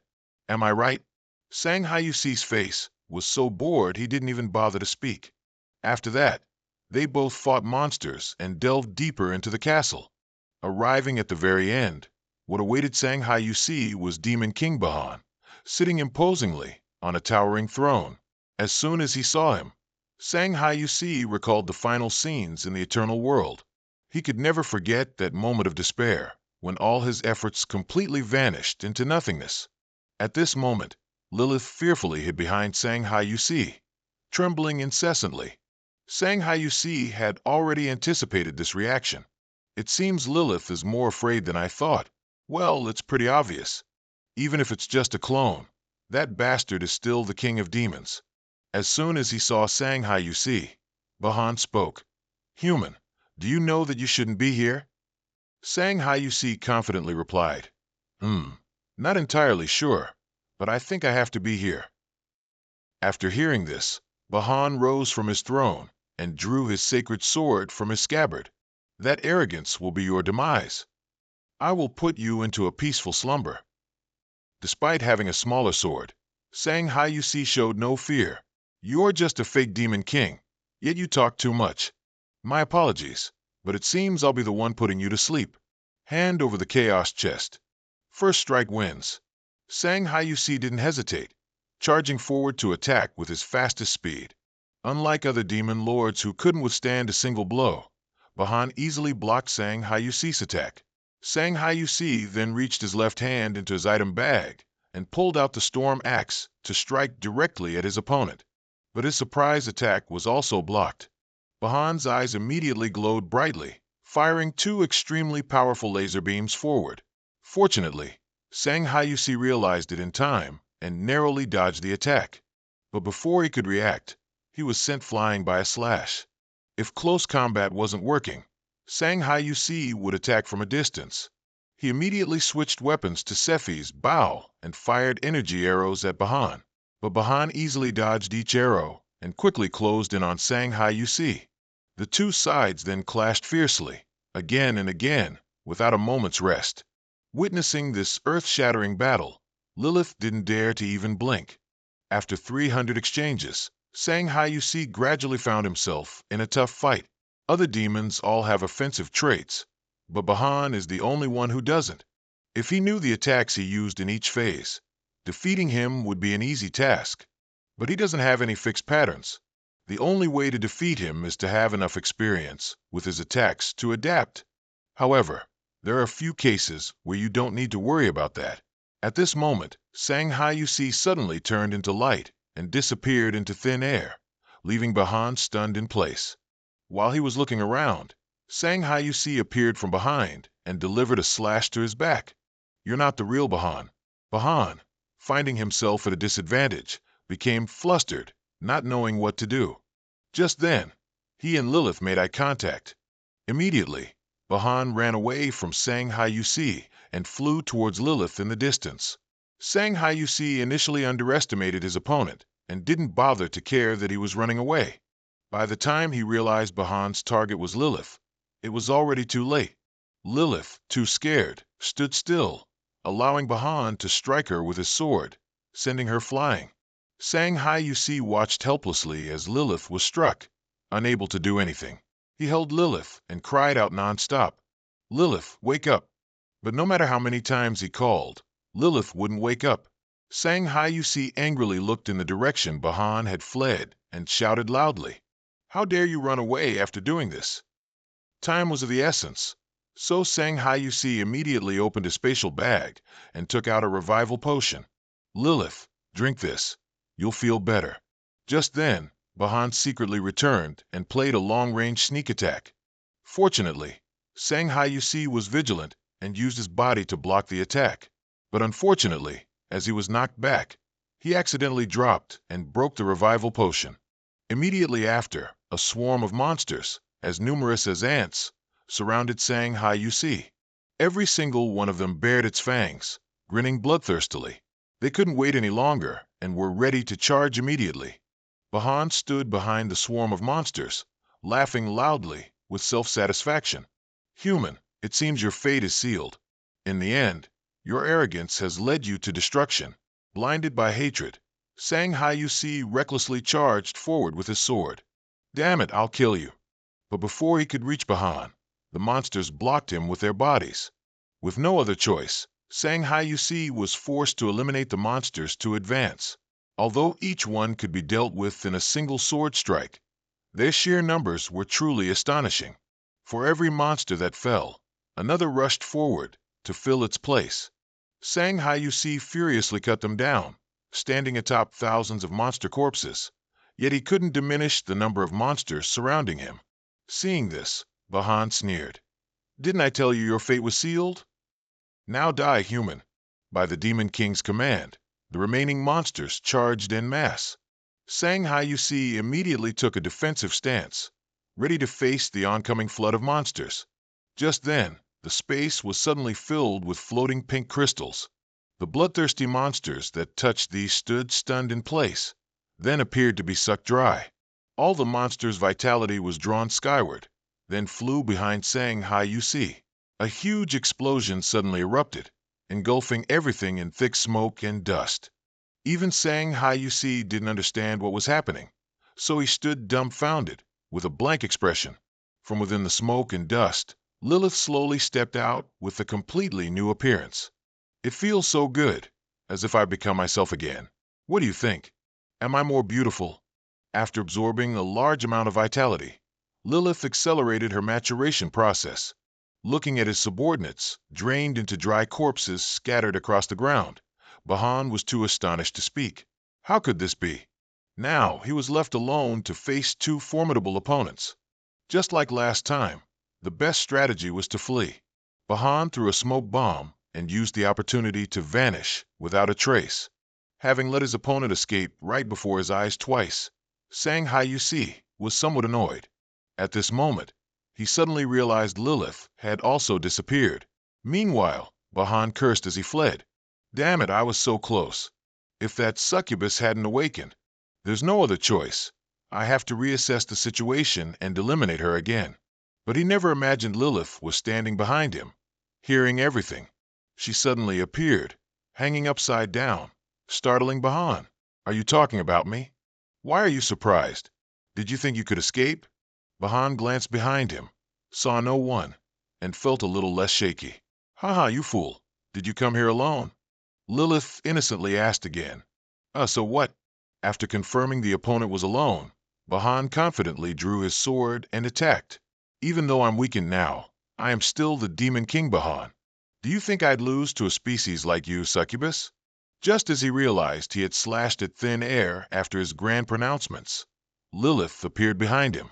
"You're the Demon King?" "Lies." Seeing that he was about to be wiped out, Bahan immediately cried and pleaded. Wait, let's talk for a bit." But before he could finish his sentence, Lilith struck him with a blow that revealed his true form. Knew it was a fake. Shanghai Yusi also appeared immediately after, surely the master of the chaotic castle. "I've never attacked this place, so this is the first time I've seen him." but I should check what the reward is after defeating him. After the monster's corpse vanished, a chaotic chest appeared. But Shanghai, you see, wasn't very satisfied with this reward. Just a chaotic chest, really? So disappointing, especially after hearing the rumors about this place.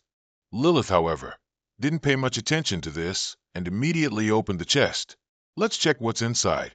Perhaps there'll be a pretty bracelet or something. Shanghai, you see, suddenly spoke up. Sure, but I think you should make a decision. Lilith innocently asked again. What do I need to decide? Shanghai, you see, continued. Have you forgotten the subordinate contract? Once awakened, you can choose to terminate the contract. Shanghai, you see, sadly looked down at the ground, then turned and walked away. Think carefully. Once you've decided, there's no turning back. I'll give you time. But he had only taken a few steps when Lilith called him back. Master, before signing the contract, I could only vaguely sense how strong you were. But after signing it, it became clear. Master is someone I can never defeat. Hearing that, Shanghai, you see, quickly reassured her. Don't worry, I won't do anything to you. Lilith smiled and continued. Hee, should I thank you? All right, I've decided. If Master abandons me, other players will surely target me, right? And if I keep fighting, eventually, I'll disappear from this world. But I don't want that. I want to live a long time in this world. And the safest place is by Master's side, right? Shanghai, you see, listened silently to her every word and then smiled. Of course. They looked into each other's eyes, as if they had reached a level of absolute trust. At this moment, Lilith winked. But I have one condition. Can I call you brother now? As she spoke, she blushed shyly. Shanghai, you see, immediately accepted this condition. He had long considered Lilith the younger sister. On top of a nearby snowy mountain, Ian and his subordinates were waiting amidst a cold snowstorm. Not long after that, Shanghai, you see, slowly walked over from a distance. As soon as he saw him, Ian spoke up. You're late. Shanghai, you see, showed no emotion at all and coldly replied. Just a bit. Ian then got straight to the main point, which was the conquest of the chaotic castle. Shanghai, you see, didn't hide anything and answered immediately. First of all, the attack was successful. Upon hearing this, Ian immediately wondered. First, what does that mean? Shanghai, you see, then explained. That's what I mean. The attack was successful, but it seems you guys can't attack. Meanwhile, Sangmin was sound asleep when he suddenly had a strange dream. In his dream, he was floating amidst countless sparkling golden lights. Sangmin didn't understand what was happening, so he kept asking himself, Where am I? Is this a dream? Just then, a mysterious voice rang out. Oh ho! How interesting! So this is spatial displacement. Wake up, Golden Warrior. By the time Sangmin realized it, he was already in an unfamiliar building. Where is this? What the heck is going on? Just then, Lilith suddenly appeared. Because her appearance had changed, it took Sangbin a moment to recognize her. Sangbin was still reeling when Baekhyong's voice came from behind him. It's the first time I've seen you without your mask. It doesn't look bad at all. A bit surprising, isn't it? We were also recently teleported through a dream. Before Sangbin could fully process it, Baekhyong continued. We'll discuss that later. Do you know what this is? Although Sangbin found the chest very familiar, he couldn't remember what it was. Through Baekhyong's words, he learned that this was the chest of chaos, and the place they were standing was the chaotic castle. Sang Hyuk had ordered everyone to accumulate as much experience as possible from this place, and this place would become a training ground for the masked army. Sangbin then continued, I understand. You can get the chest of chaos from here. But I don't think the Emperor's Guild will just sit still. But Baekhyong wasn't worried at all, because Sang Hyuk had already said he would take care of it. Returning to Sang Hyuk's side, Ian, after hearing that his guild couldn't conquer the chaotic castle, asked back, confused. What do you mean? We can't conquer it? Sang Hyuk coldly replied. I can tell you how to conquer that place, but it won't help you guys at all. Hearing that, Ian angrily yelled, What? Are you going back on your word? Sang Hyuk, with an imposing aura, explained just once. I'll tell you the reason, so listen carefully. To enter the chaotic castle, your mental stat must be very high. But from what I see, it seems your stats are quite low. Ian immediately retorted. Then we can use items and potions to increase it. Sang Hyuk then chuckled. Oh ho, and do you have those items? Ian said he wanted to be supplied with those items, but Sang Hyuk immediately cut him off. Why should I do that? I'm sure you're aware that items that increase mental stats are quite rare, so why should I hand them over to you guys? Entering the chaotic castle is already difficult, but surviving inside is another matter. Seeing that the situation was not good, Ian tried every way to plead. During that time, he accidentally revealed the ring on his hand. Sang Hyuk recognized the ring at a glance, but decided to turn and leave. I'm done here. Now I need to rest. Anton, can you wait for me at the hotel? Anton looked at Ian's displeased face, then followed Sang Hyuk's words. On the way, the atmosphere in the car was extremely tense. Sang Hyuk then spoke. You don't look well. Did something happen? Anton glanced at Sang Hyuk and replied awkwardly. No, nothing at all. Sang Hyuk knew at a glance, so he asked again. Really? Then why is Ian wearing the ring I gave you? While Anton was flustered and didn't know how to answer, Sang Hyuk continued asking. Don't tell me you gave it to him. I know very well that Ian is greedy. However, remember, that ring doesn't belong to you alone. It belongs to your family. These words made Anton think a lot. That night, he stared blankly at a photo of his wife and child, then made his decision. Anton immediately went to find Ian and talked to him. Allow me to withdraw from the guild.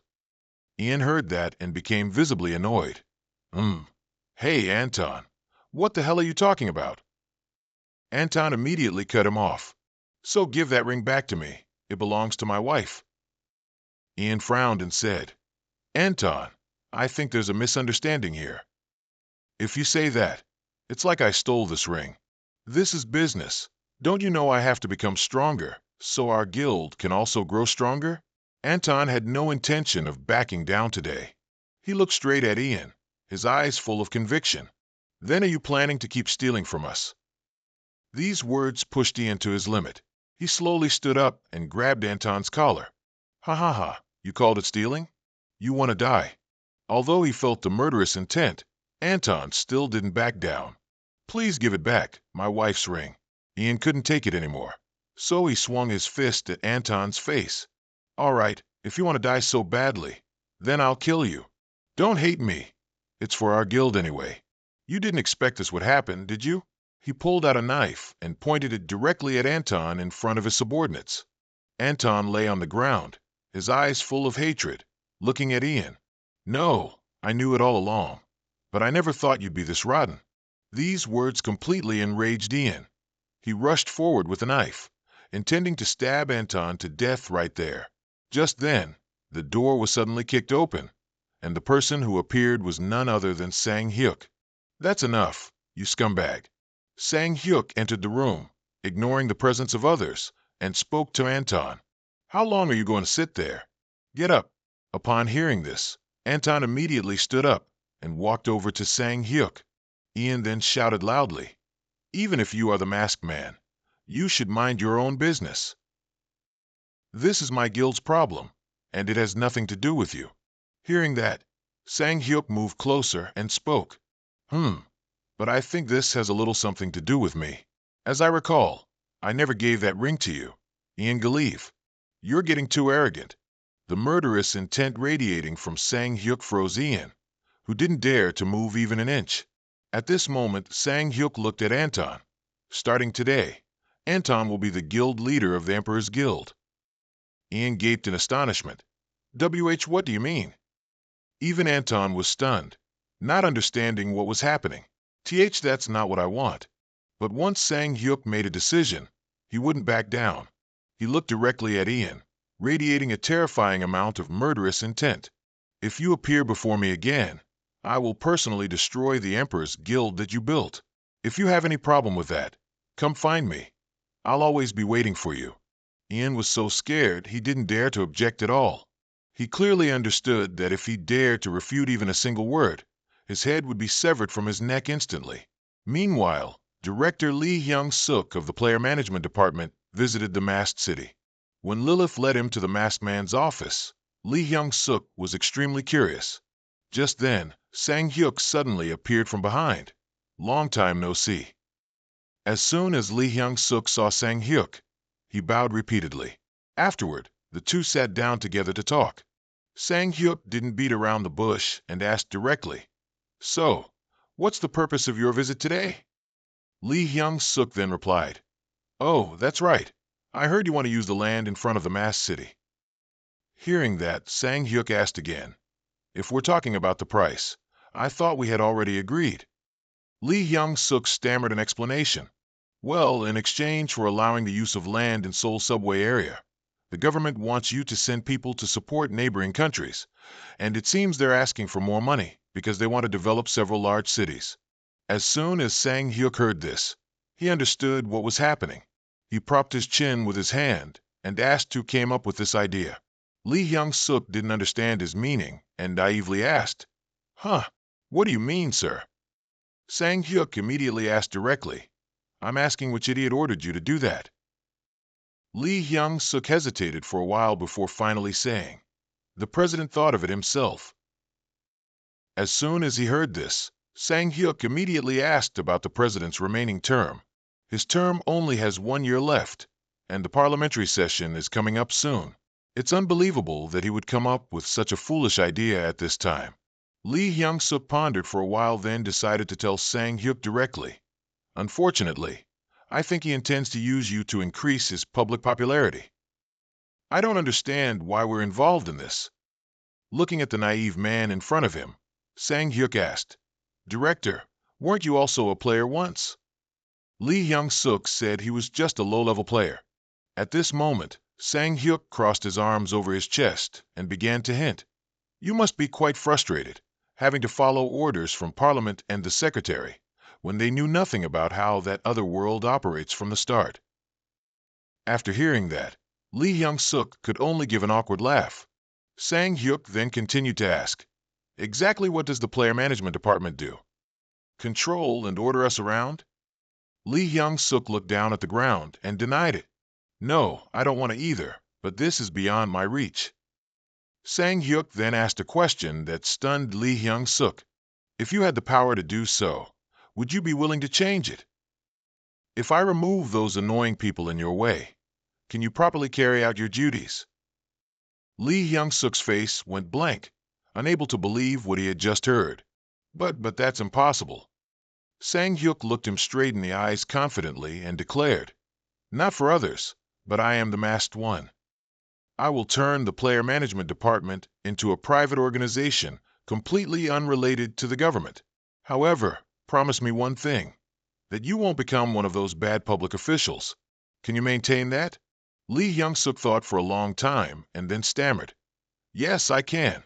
If given the chance, I promise I won't disappoint you." It turns out this guy also knows how to seize an opportunity to cling to a powerful figure. With our brother backing him, who would he need to be afraid of? Immediately after, Sang-hyuk changed into a suit and headed straight to the Blue House. As soon as he stepped through the door, he was personally greeted by the president. "Finally we meet. Hello, I am President Jang Min-ho." A meeting with all high-ranking officials took place immediately afterward. The president now appeared extremely friendly toward Sang-hyuk. "Thank you for accepting my invitation. Should I continue to call you the Masked One?" Ha ha. Sang-hyuk hadn't said a word until now, carefully deep in thought. "I don't have any particular reason to oppose the president. After all, I voted for him in the primary election. However, the problem is what I heard about him after I returned. When people were being killed by monsters, he took refuge in a secret bunker, and he never tried to fix the disaster happening across our entire country. All he cared about was re-election and maintaining his authority. Meanwhile, the president was still showering him with praise. Thanks to you, the reputation of Korean players has risen quite a bit." I can't describe how Sang-hyuk didn't care about these words and cut him off immediately. Let's get to the main point. This action made the president freeze, unable to say anything more. Seeing this, the secretary frantically reminded Sang-hyuk, "Please watch your words." The president wasn't angry. Instead, he gestured to the secretary. No, it's fine. Since you want us to be direct, we will discuss the purpose of today's meeting. When the president signaled, the man sitting next to him spoke up. I am the Minister of Foreign Affairs, Jang Suchin. I heard that the persona wants to use the land in front of your castle. Is that correct? When Sang Hyuk confirmed, exactly. Jang Suchin looked at the document in his hand and continued. If so, to get permission from the Korean government, we must discuss it. Just then, he sensed a deadly aura from Sang Hyuk and stopped. Sang Hyuk couldn't bear it anymore and spoke directly. I think you gentlemen are misunderstanding something. I'm not here to ask for the government's permission to build my town. I simply came to inform you that it's already underway. Another official heard this, slammed the table, and shouted, What the hell are you talking about? When asked for his identity, he proudly introduced himself, representative of the Korean Party, Hong Jong-pyo. You're young. When adults tell you what to do, you should learn to respond politely and listen to what they teach you. Damn, this guy is really crazy. Does he know he's yelling at the #1 player on Earth? With just a snap of Sang Hyusi's fingers, his entire family would be wiped out. Sang Hyusi immediately interrupted. Mr. Hong Jong-pyo, why are you speaking without being asked? Next time, only speak when permitted. These words made Hong Jong-pyo furious, banging the table and yelling. He almost ignored even the president's reminder. Finally, the president had to remind him one more time before he reluctantly fell silent and sat down.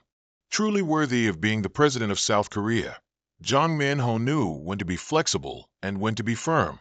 Just after sternly reminding his subordinate, a second later, he did a complete 180-degree change in attitude towards Sang Hyusi. I apologize. Please continue. Sang Hyusi then seriously presented his demands. What I want is very simple. If you continue to make unreasonable demands, the masked army will leave South Korea. As soon as he finished speaking, all the high-ranking leaders were immediately stunned.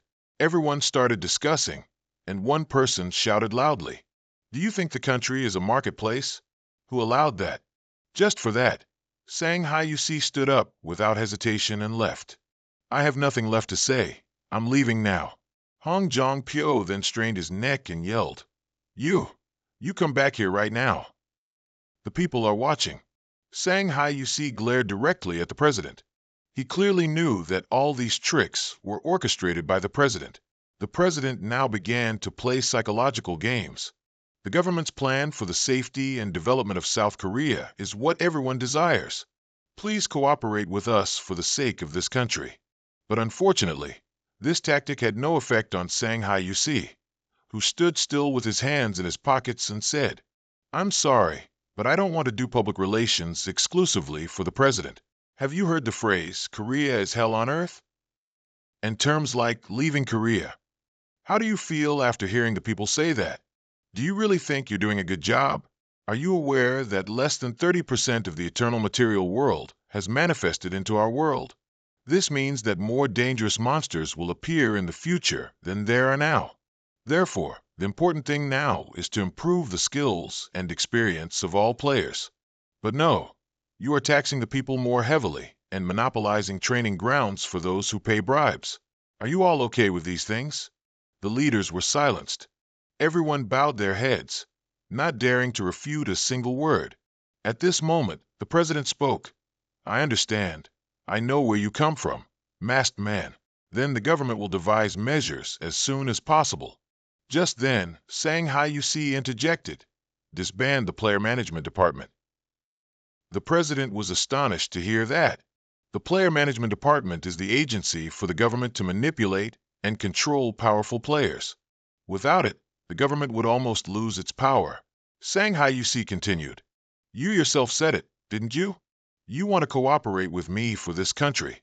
Then that's exactly what I'll do for a better Korea. Meanwhile, in Los Angeles, Jay was intently reading news about the masked man. Is the masked army resting? After conquering the Chaos Tower, the masked army had disappeared from the media. Could it be that he has found the Chaos Yang already? Truly worthy of being the leader of the Dark Merchant Guild, He could deduce so much from just a few meager clues. At Yuri Mountain, an old man was climbing the mountain as usual when he noticed unusually thick fog. As he moved forward, he muttered that he should have stayed home today. After an unknown amount of time, the fog suddenly cleared and visibility returned. When he turned his head, the old man was so surprised he couldn't speak. From nowhere, a jagged rock formation, miles long, surrounded the mountain. Meanwhile, Shanghai Yusi was lounging on a chair, listening to the news report the nonsense about his meeting at the Blue House. As expected, this news was everywhere across all media fronts. Just then, Baekhyun called. According to the report, the masked army has been able to defeat demon lords up to rank 61. If they committed all their forces to the raid, they could even go further. Shanghai Yusi then advised everyone to be careful and not let their guard down, because the higher they went, the harder the bosses would be. With Baekhyun's commanding experience, he knew exactly what to do to train the masked army as safely and effectively as possible. Just then, Shanghai Yusi received a call from Cho Su. He immediately changed clothes and went to the meeting point. "What's wrong? Why did you bring everyone along?" Cho Su got straight to the point, asking, "I heard you met the president." After Shanghai Yusi confirmed, Cho Su continued, "Sai, you always do things alone. Anyway, to disband the player management department, we heard you're going to help the government do something." Shanghai Yusi immediately reassured them, "You guys don't have to worry about that. Occasionally, I just need to go wherever the government wants me to go. At least it's not a difficult task. But I don't think you guys are here for that." Jang Suchin spoke with a serious expression. "It seems we have to go out for a bit. Since everyone's low level, it's hard to get things done. You need to reach a certain level to create effective items, right? But speaking of leveling up, everyone here is a rookie. So I think it'd be best if you also helped us level up. Please lend us a Saku or an Iku for support." When Shanghai Yusi asked why they needed their help, Jang Suchin explained, "To gather monsters." Ajan said that Saku is very good at gathering monsters. This idea is truly unusual. But Shanghai UK also agreed. "You guys must be the only ones using Saku for such a purpose. Whatever you do, good luck, and remember to bring your potions." And so, the rookie team began their leveling process. Meanwhile, at the player management department, a new report on a dungeon appearing at Yuri Mountain was submitted. Upon seeing the captured photo, someone recognized it as the Iron Mountain Range. Simply put, the Iron Mountain Range is a gold mine containing high-tier weapons and equipment in the Eternal World. With the appearance of the Iron Mountain Range, South Korea will face an unprecedented era of chaos.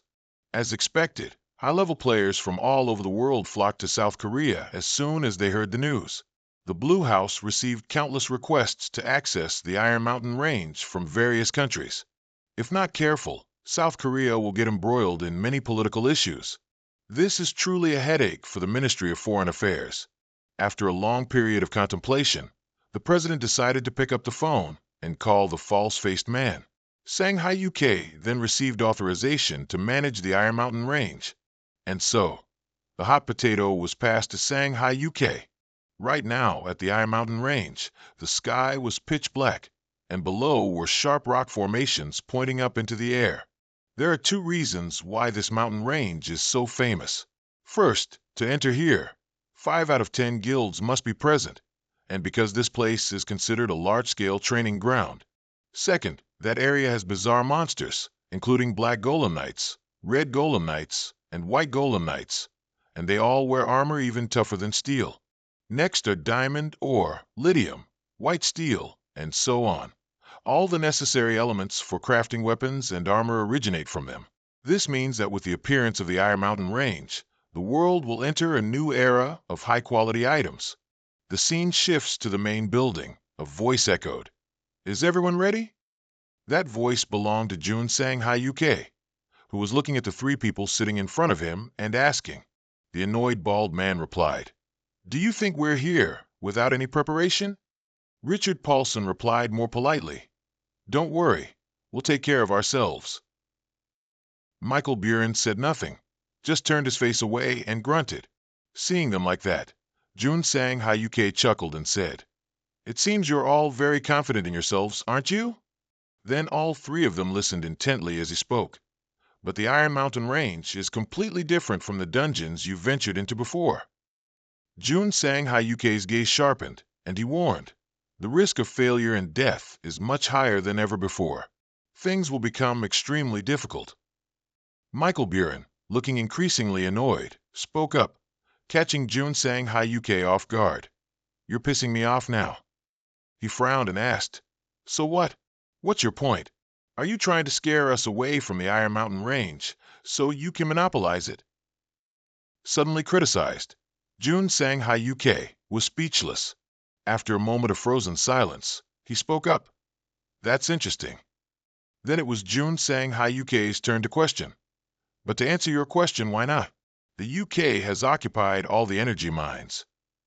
Michael Buren wondered, "Why the hell are you bringing that up?" Jun Sang Hayuke glanced down at Michael Buren with disdain and said, "It seems you don't understand your position, do you?" Jun Sang Hayuke continued, "Then let me tell you, from now on, I will not allow any players from the UK to enter the Iron Mountain Range." The more Jun Sang Hayuke spoke, the less Michael understood. He asked, bewildered, "Huh, what are you saying?" At this moment, Jun Sang Hayuke said no more. He called out, startling him. He looked up and saw Jun Sang Hayuke, who, with murderous intent, ordered. Jun Sang Hayuke's demeanor made him feel a bit intimidated, not daring to utter another word. Jun Sang Hayuke's face was still filled with murderous intent as he stared intently at him. Michael Buren began to feel fear, which was clearly visible in his eyes. A moment later, Michael Buren grunted and turned to leave. He slammed the door shut in extreme anger, making a very loud noise. Having dealt with one person, Jun Sang Hayuke turned to look at the remaining two. Jun Sang Hayuke looked at the two remaining people with a warning glance, then threatened. Hearing Jun Sang Hayuke say, the scene shifted to another location, where the night sky was pitch black, with the only light coming from the twinkling stars above, and below, the undulating mountains were shrouded in mist. Just then, Jun Sang Hayuke had arrived here. He stood alone in the dark, walking through the mist. Suddenly, something made him pause slightly, but Jun Sang Hayuke continued to walk. After walking for a while, he reached the destination, and the sight before him surprised him slightly. Looking at the Iron Mountain Range ahead, Jun Sang Hayuke spoke. A voice from behind caught Jun Sang Hayuke's attention. Jun Sang Hayuke turned around and saw a team fully equipped to enter. Richard Paulson sternly ordered. Before they entered, Jun Sang Hayuke warned. Richard Paulson immediately replied. Jun Sang Hayuke mumbled. Then he also turned to instruct those behind him. After exchanging words, Jun Sang Hayuke led the way and announced. Inside the Iron Mountain Range was a pathless darkness, with sharp rock formations everywhere. They began to enter one by one, and smoke gradually began to rise beneath their feet. They were all alert, and their mood gradually became agitated. Suddenly, a thick cloud of smoke flew towards them. After the smoke cleared a bit, they looked up with wide eyes. Looking at those sharp rock formations, they continued to advance. Someone shouted. At this moment, Run Sang Hayuke was still leading the team. A dark figure gradually appeared before their eyes. He shouted. The large figure of the black golem stood before them, its eyes flashing with a red gleam of alertness. Run Sang Hayuke announced. Without giving them time to prepare, the black golem moved. Immediately after, it struck a powerful blow at their position. The blow was so strong that everyone in that spot was knocked away along with rocks and dirt. Jun Sang Hayuke had somehow flown to the black golem's back. He held the Brocca War hammer in his hand, ready to attack. As soon as he flew there, he brought down a hammer blow on the black golem's back. Immediately after that, Jun Sang Hayuke attacked its side. Then he immediately jumped forward to avoid the black golem's counterattack. He shouted, "Break!" Another hammer blow struck the black golem's chest, leaving it no time to react. After being attacked repeatedly, the black golem's eyes gradually darkened. It lifted its axe, preparing to counterattack. Realizing he was about to be attacked, Junsang Hayuke became alert. He turned and shouted to those nearby, "Get out of the way!" Fortunately, he managed to leap up just before the black golem's axe came down. But something more unexpected happened. The axe plunged into the ground, caused the earth to slowly crack. The power of the axe also spread through the cracks. Immediately after, streams of spike-shaped power erupted from the ground. The others, caught off guard, were attacked by these spikes and thrown into the air. Junsang Hayuke also came under continuous attack, but he quickly used his lightning step to dodge. Not long after, he once again moved in front of the black golem. When it saw him raising his hammer, ready to strike a blow down on its head. The black golem's eyes widened in surprise. But everything happened too fast, leaving it no time to react. An earth-shattering blow landed on its head. This strike damaged one side of the black golem's armored face, and smoke slowly rose. The first attack finished. Junsang Hayuke didn't hesitate to raise his hammer a second time. The second blow struck the black golem's chest with great force. This attack made it fall directly to the ground. At this moment, Junsang Hayuke moved extremely quickly. Standing in front of the black golem, he raised his hammer again, preparing to finish it off. His eyes were fixed steadily on his target. Then, with all his might, he brought down a final strike on the black golem. The black golem's body shattered, its parts becoming scattered fragments. It was officially dead. Junsang Hayuke stood coldly, watching the black golem's destruction. The faces of the others, witnessing Junsang Hayuke relentlessly pummel the golem, turned pale. Richard Powson was tense and terrified, unable to utter a word. The scene was one of quietude. Everyone was looking at the golem that had gone to meet its maker. Suddenly, a ding sound echoed next to Junsang Hayuke. He looked over and saw the system displaying a notification. Experience level up. Add 1200 experience. After reading, Junsang Hayuke made a small remark. This place is not only challenging, but also gives quite a lot of experience. Just as he finished reading the notification, Junsang Hayuke saw two figures appear before him. Two more golems had arrived. Runsang Hayuke looked at them and assessed. Not bad. He held out his hammer and said, "From now on, this will be my main training ground." The atmosphere in the Steel Mountains was now blazing red as if on fire. The newly appeared golems continuously attacked the people present there. One of its attacks could injure many people. Richard Powson flew behind a golem, preparing to attack. Immediately, his move struck its back. Being attacked made it turn around. However, not only was the golem unharmed, it also counterattacked Richard Powson. He was thrown far away, but luckily wasn't seriously injured. He used the strength of his legs to keep his body from being dragged further. Of course, it didn't give up. It continued to strike at Richard Powson's position. Seeing Richard Powson attracting the golem's attention, the bald man hastily ordered, "Richard Powson is drawing aggro. Everyone, prepare yourselves." Then he continued to announce, "Now's our chance, full force attack." With that, the whole group rushed into battle. On one side, 3 people continuously attacked the golem's legs, yelling as they struck, "Die, you bastard!" The bald man frowned, observing the situation. He swung his saber with all his might at the golem. After attacking, the bald man tensely observed the situation.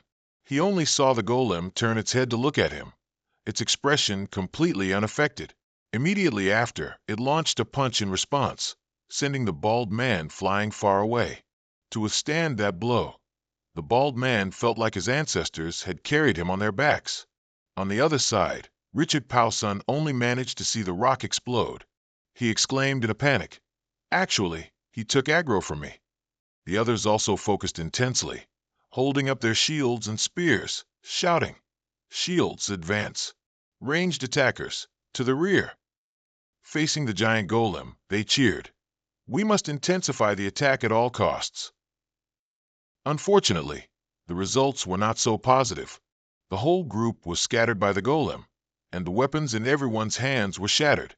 As his teammates fell one by one, only the bald man remained, trying to prop his saber on the ground to stand up. He painfully looked up, his eyes half closed, at everything before him. But what he saw was a golem holding an axe, preparing to attack him. He cursed helplessly. Damn it! But at this moment, the golem suddenly stopped. It had noticed something. When it turned to look, it saw Richard Pauson continuously attacking its calf. Pauson looked at the bald man and shouted, "How long are you going to lie there?" He yelled, "Run now." The bald man struggled to stand up. Suddenly, they saw the golem attacked by a surge of power, and it was surprised itself. Richard Pauson turned around and saw that his three teammates were the ones who had shot that surge of power at the golem. Everyone's face was serious, and their team spirit was high.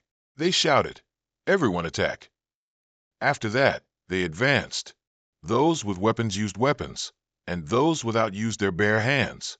With so many people attacking it at once, the golem was a bit overwhelmed and couldn't defend itself in time. Its body already showed signs of breaking apart. Richard Pauson charged forward with his sword. He delivered a powerful slash to the golem. By now, the golem could no longer resist.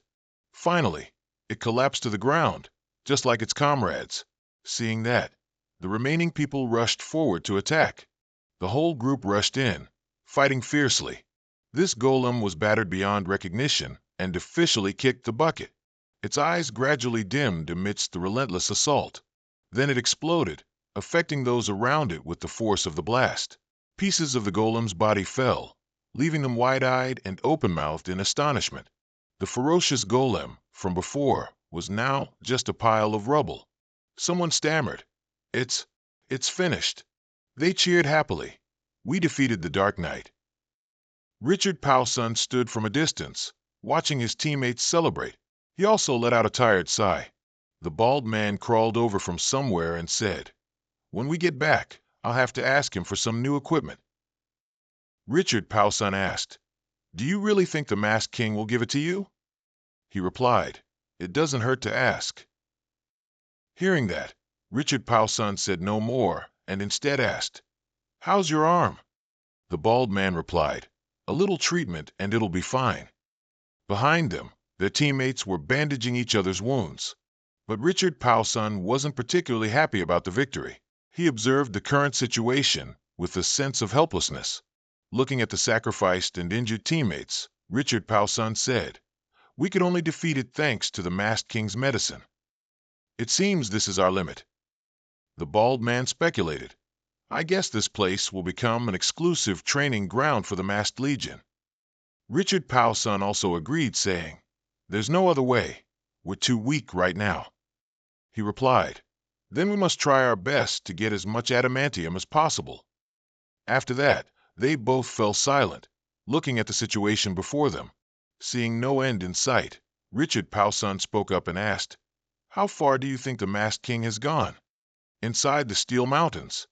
At this moment, Run Sang Hiu Yusi was standing on a rock outcrop, sighing in admiration. "Oh, I never thought I'd be this lucky." Holding a ring in his hand, he said, "I never expected to get a Titan's ring."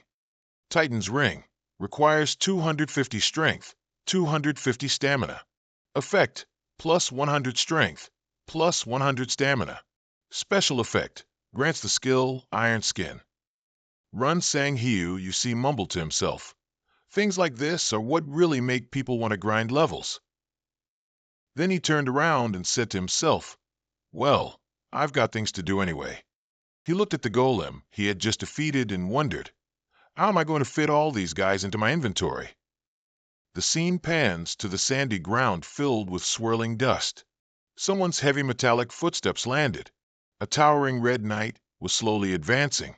Behind the red knight, Run Sang Hiu Yusi stood on the other side of the cliff, watching it.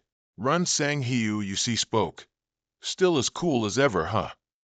I remember how hard it was to catch it the first time." A long, glowing blue rod was drawn out by Run Sang Hiu Yusi, who held it and got into a defensive stance. "That's the lightning staff. When attacking, it adds a plus 200 stun effect." He grinned slyly, thinking, "Now, should I find a gift for Chun Yu Hiu Hun?" Having said that, Run Sang Hiu Yusi boldly flew into the air, heading towards the Red Knight. The Red Knight was startled and looked behind it. By then, Run Sang Hiu you see had already gotten close. With a flash, a beam of light struck straight down from a corner of the sky.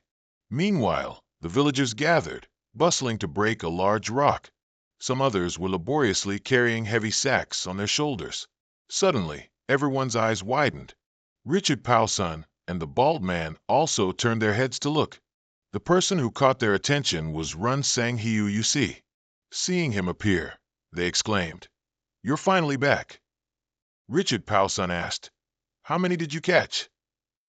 Run Sang Hiu you see replied, "I'm not sure, probably about 8 or so."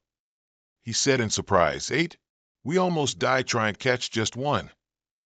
Run Sang Hiu you see placed an object in Richard Powson's hand. Holding the object from Run Sang Hiu you see, Richard Powson gasped, "Oh my God, it's been so long since I last saw a red knight's horn." The bald man also cried out in shock, "Unbelievable." Zun Sang Hiu UK asked, "So, we can finish up today, right?" Richard Powson agreed, "Yes, there's no need to rush. The Steel Mountain isn't going anywhere, after all." The bald man spoke up, asking him, "But are you going to allow other guilds in here?" Zun Sang Hiu UK thought quickly and said, "I'm not sure. Do you think they can handle it? Even you guys had a tough time." He thoughtfully looked at the two in front of him, then continued, "Once a month would be enough, right?" Richard Powson replied, "Of course, that's more than enough." Hearing this, he smiled and comfortably said, "That's good then." Then he reminded them, "Oh, go get your armor and equipment." The bald man stammered, Really?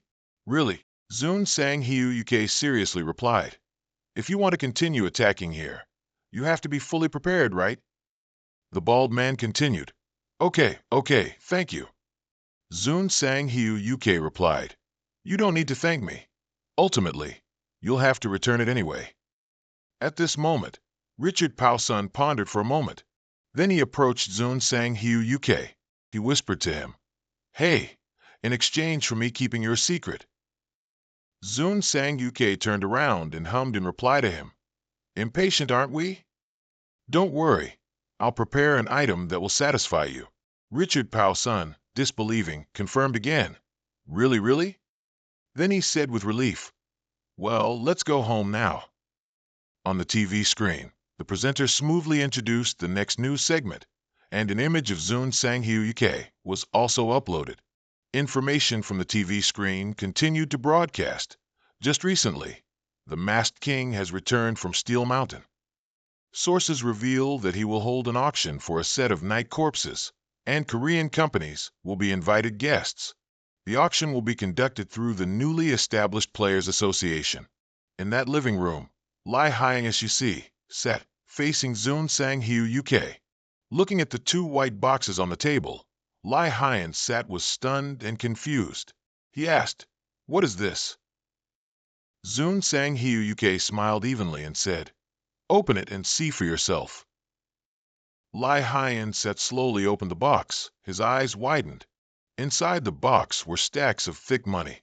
Zun Sang Hiu UK said, "You'll face many temptations when you establish the association, and this money will help you overcome those temptations." Lai Hyang seemed stunned and stammered, "But this money?" Zun Sang Hiu UK continued, "Open that other briefcase." "Oh yes." Lai Hyang quickly complied. Looking at the item in the other briefcase, he was shocked speechless and exclaimed, This is." Zun Sang Hiu UK immediately said, "That's the Nicrian set. With this set, you can withstand a missile. You won't die." Lai Hyang hesitated. "How can I accept such a valuable item?" Zun Sang Hiu UK smiled and replied, "I'm giving it to you because you deserve it. I entrust the Players Association to you." Hearing that, Lai Hyang SUC's face became serious. He firmly replied, "Yes, I will do my best." When Lai Hyang SUC had left the mansion, Zun Sang Hiu UK stood alone upstairs. He turned his head and called Lilith. Lilith appeared and replied, "Yes." Zun Sang Hiu UK asked her, "You can project your thoughts to the dream demons, right?" Lilith replied, Of course. He ordered Lilith. Then have a dream demon monitor lie high on SUC. Lilith questioned with confusion. Don't you trust him very much? Zun Sang Hiu UK pondered. He slowly thought about Lai He on SUC. That's because I want to trust him. Amidst endless green hills and pristine white clouds, at the edge of the forest, the figures of two young men were strolling. Zun Sang Hiu UK said to Zun Sang Min, It's been 22 years. Oh no, it's 23 years now, isn't it? Zun Sang Min replied, It's only 2 years in the real world. Oh, that's right. Fortunately, this area hasn't turned into a labyrinth yet. Their voices echoed throughout the deep green high mountains. A moment later, Ian Sandman joyfully said, We've arrived. Zun Sang Hiu UK stopped short. Next, Sang Min quickly walked towards two graves that were already covered by overgrown grass. He emotionally said, Mom, Dad, long time no see. How are you both? You two can rest in peace now, because I've become a very famous person. Both young men maintained a proud demeanor. Zun Sang Hiu UK added, Now you don't have to worry about us anymore. The scene reverted to that night. The night god called the two brothers parents to heaven at the altar. The portrait was neatly placed. A buzz of chatter arose. I heard they were going to a class reunion together. Why did something like this happen? I heard the older one was only in second year of middle school. It's so sad for them. Zun Sang Hu UK, still young, curled up in a blanket alone in front of the altar, dejectedly listening to all the whispers. The scene then shifted to another day. The uncle of the two children whose parents had just passed away kindly consoled them. I've buried them in the family cemetery, so they've gone to a better place now. From now on, we'll live together. The two brothers remained bewildered, with innocence still strongly present in Ian Sang Min's eyes. A woman's grumbling voice came from inside the apartment. Why did you bring those kids here? It's such a hassle. The uncle of Zun Sang Hiu UK's brothers, with his hands behind his head, tried to explain. Don't you know? They're still young, so they can't receive insurance money yet. His wife continued to grumble, but it's still too much trouble. The uncle smiled cunningly and said, Just a little more effort. Once we are recognized as their legal guardians, it will all be over. These malicious words were overheard by little Zun Sang, UK, standing outside the door. He sighed thoughtfully. Curses echoed again from inside the apartment. From now on, whether you want to live here or not depends on you too. Why choose a soul school? It's just more money. Zun Sang Hiu, UK hesitated. The mean uncle interrupted. What? Still something to say. If you're thinking about your dad's insurance money, I've used it all to pay off the mortgage for this apartment, so you two don't need to contact me anymore. Having said that, he left, throwing a contemptuous remark at the two brothers. Humph, what a nuisance. Zun Sang Min was still bewildered, but in Zun Sang Hiuke's eyes, there was a certain seriousness. He had a profound thought. Suddenly, the scene returned to reality. A fancy red convertible was cruising along the mountain road. Zun Sang Min, looking at his phone, said to his brother, It's been a while since we came here, so it'd be a waste to just go back. Brother, do you remember the tegbaki we ate when we were kids? Zun Sang Hiu UK replied, How could I forget? I remember I found you at that restaurant when you ran away from home. Ian San Min stopped short me. When did I ever do that? But I wonder if they still sell it? Zun Sang Hu UK changed the topic. Before coming here, should we stop somewhere? Zun Bin asked surprisingly. Do you know anyone in Tian? The older brother replied. Of course. You know them too. Zun Bin was startled to hear that, confirming again. Bro, don't tell me. Still the apartment connected to the two brothers' difficult childhood. A sharp voice rang out. Why are you here? Zun Sang Hu UK explained to the uncle. We just stopped by after visiting our parents' graves. How have you been, uncle? The stout man's face turned serious. He told them, If you're here for the insurance money then. Before he could finish speaking, Zun Sang Hu UK interrupted. Don't worry. I'm here for something you'll like. He asked suspiciously. Something I like? Zun Sang Hiu, UK, was silent for a moment. He asserted to him confidently, I'll buy the mountain where our parents are buried. Zunmin exclaimed in shock. Bro, what are you suddenly talking about, the mountain? The uncle crossed his arms contemptuously. Don't joke with me. I heard the market price is around 500 million won. Zun Sang Hiu UK bluntly named his price. Is 2 billion enough? Hearing that, the uncle froze for 5 minutes. Then he asked him suspiciously, Are you a player too? Zun Sang Hiu UK replied, Yes. From inside the room, another voice called out, That's surprising. I didn't know you played games. Long time no see. You still remember me, right? The person who just spoke was San Ho, the son of the ill-tempered uncle. The uncle continued to promote his son. Our San Ho is also a player, and he earns a lot of money killing monsters. San Ho waved his hand, saying, It's nothing. Then he turned to Zun Sang Hiu UK again. Brother, you've heard of the Goguryeo Guild, right? I'm a member there. Zun Sang Hiu UK recalled. Goguryeo, if I'm not mistaken, that's the child guild of the Bohe Guild. Sang Ho continued arrogantly. Should I introduce you to my guild right away? If you pay 500 million, you can become a member. Zun Sang Hiu UK said disdainfully. You have to pay to become a member? San Ho, unfazed, continued to prattle. Do you think it's easy to become a guild member now? No one will look down on you if I introduce you to them. Zun Sang Hiu UK smirked upon hearing that. This made Sang Ho furious, shouting, What? How dare you laugh at me?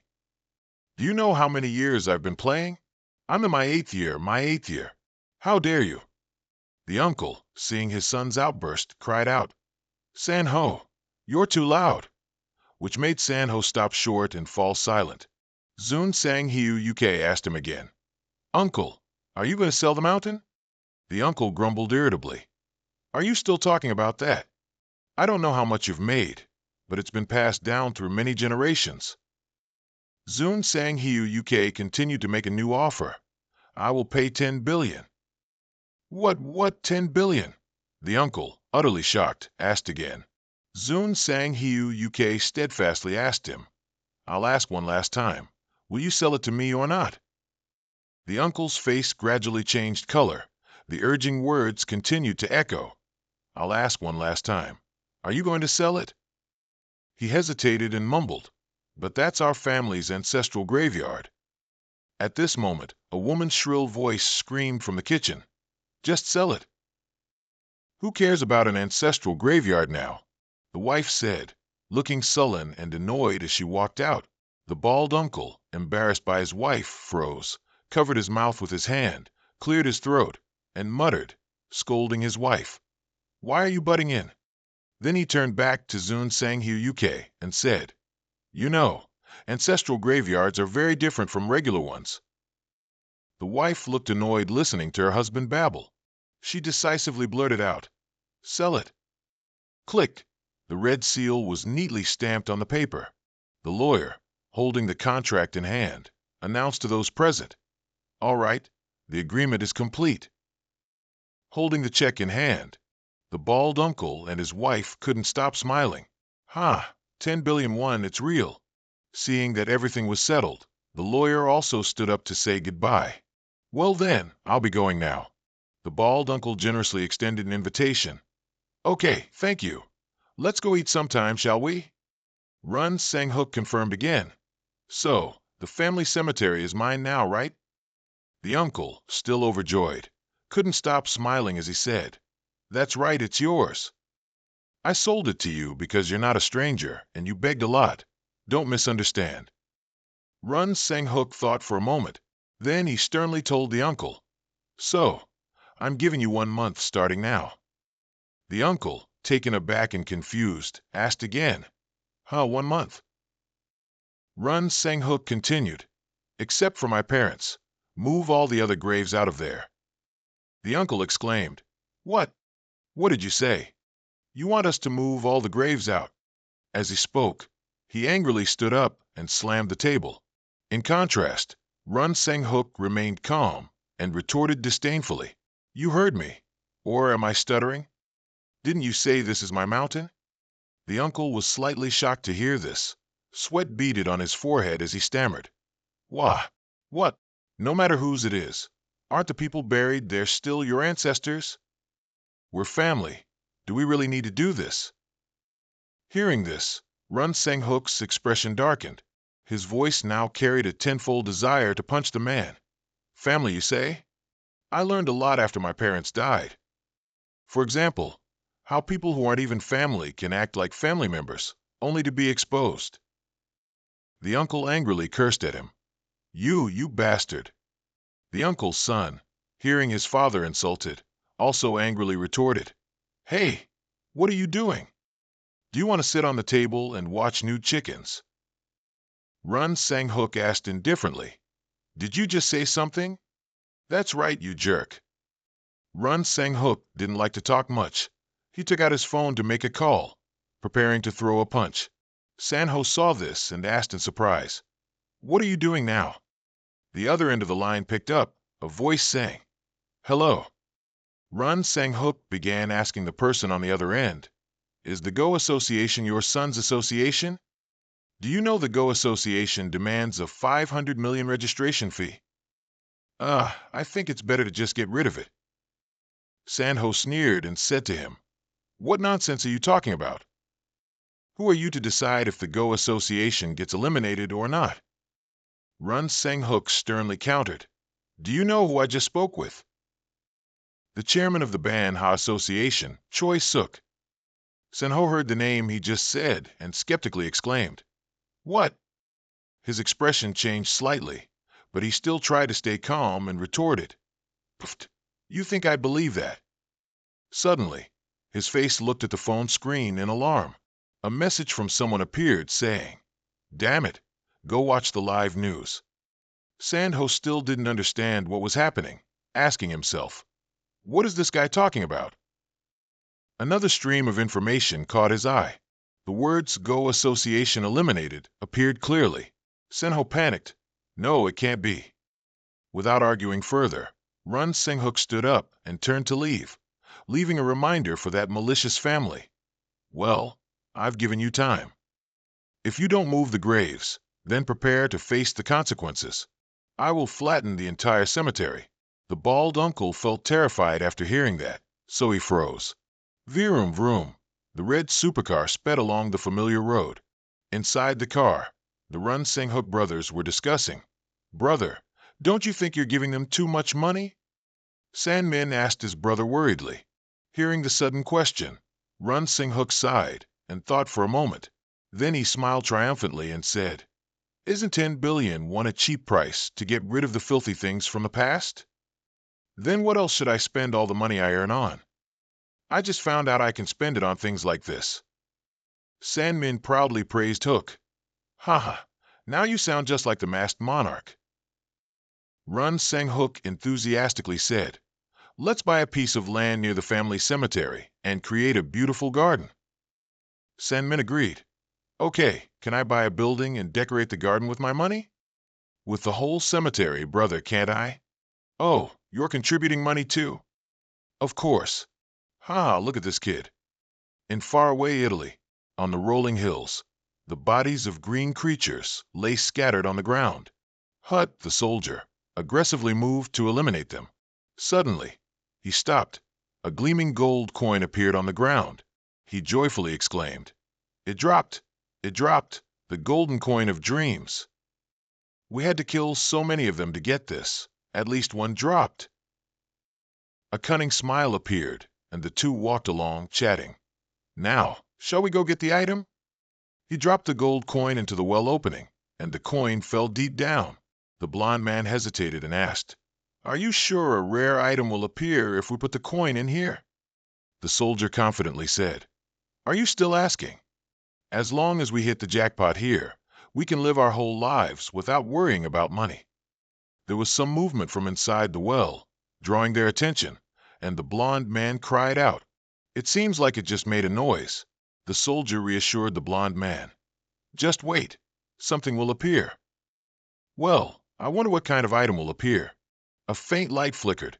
They noticed something flashing, and serious expressions appeared on their faces. The soldier mumbled in confusion. With a loud bang, a burst of power shot up from the well, sending both of them flying. The blond man jumped up and asked the soldier, "Hey, are you all right?" The soldier stammered, I'm fine." Suddenly, his eyes showed a hint of shock. Another loud bang, and dust, sand, and rocks flew everywhere. Amidst the smoke and dust, a hairy leg landed. A crawling monster appeared, its face fierce and snarling. Screams echoed from that place throughout the mountain region. A crowd of people was gathering, their appearances suggesting high reputation and status. The event introduction board read, "This is the inauguration ceremony of the Republic of Korea Players Association." Lee Hook met a blond man wearing glasses. Both stared at each other in surprise. The blond man with glasses left, but Lee Hook still looked after him with suspicion. Among the crowd, Run Sang Hook, wearing red armor, stepped in.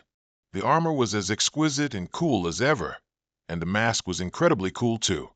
Run Sang Hook walked up to Lee Hook and excitedly said, "Congratulations, I'm entrusting it to you." Lee Hook humbly replied, "It's all thanks to you, King Mask." How's the construction of the city next to the Mask Castle going?" Run Sang Hook replied, "Everything is going according to plan. A few buildings will be completed next month." Behind them, Sandman also received an unexpected phone call. After listening, Sandman anxiously called out to Sang Hook, "Excuse me, King Mask. May I speak with you for a moment?" The request was quickly granted. All right." Run Sang Hook asked Sandman, "What's wrong?" Sandman replied, "There's a problem with the land acquisition." He wondered, a problem. Sandman explained, "The piece of land in front of the castle, they don't want to sell it." Run Sang Hook asked in confusion, "Even though we offered 10 times the market price?" "Who is the owner?" Sandman thought for a moment. Then he remembered, the chairman of Me Group. Run Sang Hook recalled, "Me Jup." Suddenly, a man's voice came from behind. There you are. Nice to meet you. I'm Park, the representative of Me Group. May I have a moment of your time?" After hearing the offer, Run Sang Hook turned around to look at the man. The scene shifts to a tall building with lights on. Inside the large living room, Mr. Park began by asking Run Sang Hook, "I heard you're acquiring land around the Mask Castle. As you know, most of it is owned by my company." Upon hearing this, Run Sang Hook suggested, "If you want money, I can." But before he could finish, Park eagerly interrupted, "I'll give you that land." Hook crossed his arms and questioned, "What?" Park smiled, lowering his voice to state his condition, "But in return, please listen to my request." Run Sang Hook mumbled, "Your request?" Try to guess what this request is. While he was deep in thought, someone's footsteps entered from outside. A short-haired young man stammered, "Hello, I'm Park." Seeing the young man in front of him, Run Sang Hook had a huge question mark in his head. The scene shifts back to the castle. Run Sang Hook started talking to the young man named Park. "You said you're a player from the 18th year?" Hosen shyly replied, "That's right." Run Sang Hook continued to ask, "What level are you currently?" "I'm at level 187. Hearing that, Run Sang Hook paused for a moment to ponder. 187. If not considering ranking, then he would be a high-level player. "Do you have a nickname?" Hearing the question, Park Hosen sighed awkwardly. "I don't." Run Sang Hook crossed his arms and said, "I see." At this moment, his focus narrowed to his thoughts. He remembered Park once saying that Hosen was the successor to the Me Group. But the kid has a problem. He can't get along with others. This is the worst personality trait a company leader can have. I've tried many ways to solve his problem, but none seem to work. Mr. Monarch, please fix Hosen's personality. You can use any method you deem appropriate. I'm leaving this matter to you." Run Sang Hook's train of thought ended. Looking at the tense Park Hosen in front of him, he began to plan how to help. He inquired about some more information. "Where have you operated before?" Hosen replied, The UK. He continued to ask, which guild do you belong to? I'm not in a guild, but I've been to the Flame Tower. Run Sang-hook knew that the Flame Tower was a place for natives of the Eternal World. For those who choose a mage as their profession, that's where they begin to learn magic. But how did you level up? Hosen explained, I did quests for nobles with other mages in the tower. Run Sang-hook was puzzled.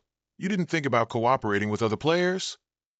Hosen hung his head, contemplating, and did not answer. He didn't press further, stood up and suggested, for now, stay with the masked mercenaries here. If you need anything, just let me know. Hosen shyly replied, okay. At the construction site of a large building project, the blonde girl wearing black sunglasses walked with Sang and initiated negotiations. I want the land here. Can you sell me a few plots? Sang replied, well, why not? But why? The blonde girl gave a faint smile. What do you mean, why? Because the land prices here are definitely going to increase. What else? Hearing that, he thought for a moment, then remained silent. The blonde girl continued, by the way, I've heard the news. I heard you returned the equipment, the Red Tower, and Chow Lawn, and even opened the Steel Mountain Range. Is Masked King always so generous? Hearing that, Sang gave a sinister laugh and said, don't worry, I don't do things for free. And what are you doing here? Coming from the Dungeon Guild? The blonde girl replied, I want to discuss the Castle of Chaos. So you're curious about whether there's a Chaos chest or not? At this point, he showed an annoyed expression and quickly walked forward. Excuse me, but if that's what you want to discuss, I have nothing to say. The blonde girl's emotions remained undisturbed. Standing behind, she called out, so, should I tell you something interesting? She chuckled triumphantly. There's a player who possesses the luck stat. And that person is in my dungeon guild. This truly carried weight, successfully capturing Sang's interest. The only player with max luck stat is named Lee. This guy frequently gambled, to the extent that he spent most of his time in the world of eternity gambling. But strangely, the more he played, the more he lost. Then one day, this guy received a quest from the card dealer. The quest was simple: win 777 rounds against the card dealer, and the two of them dueled. After that, the gambling addict finally won. After many years of effort, Lee completed the quest given by the card dealer, and the reward for that quest was the Mystic Dice skill.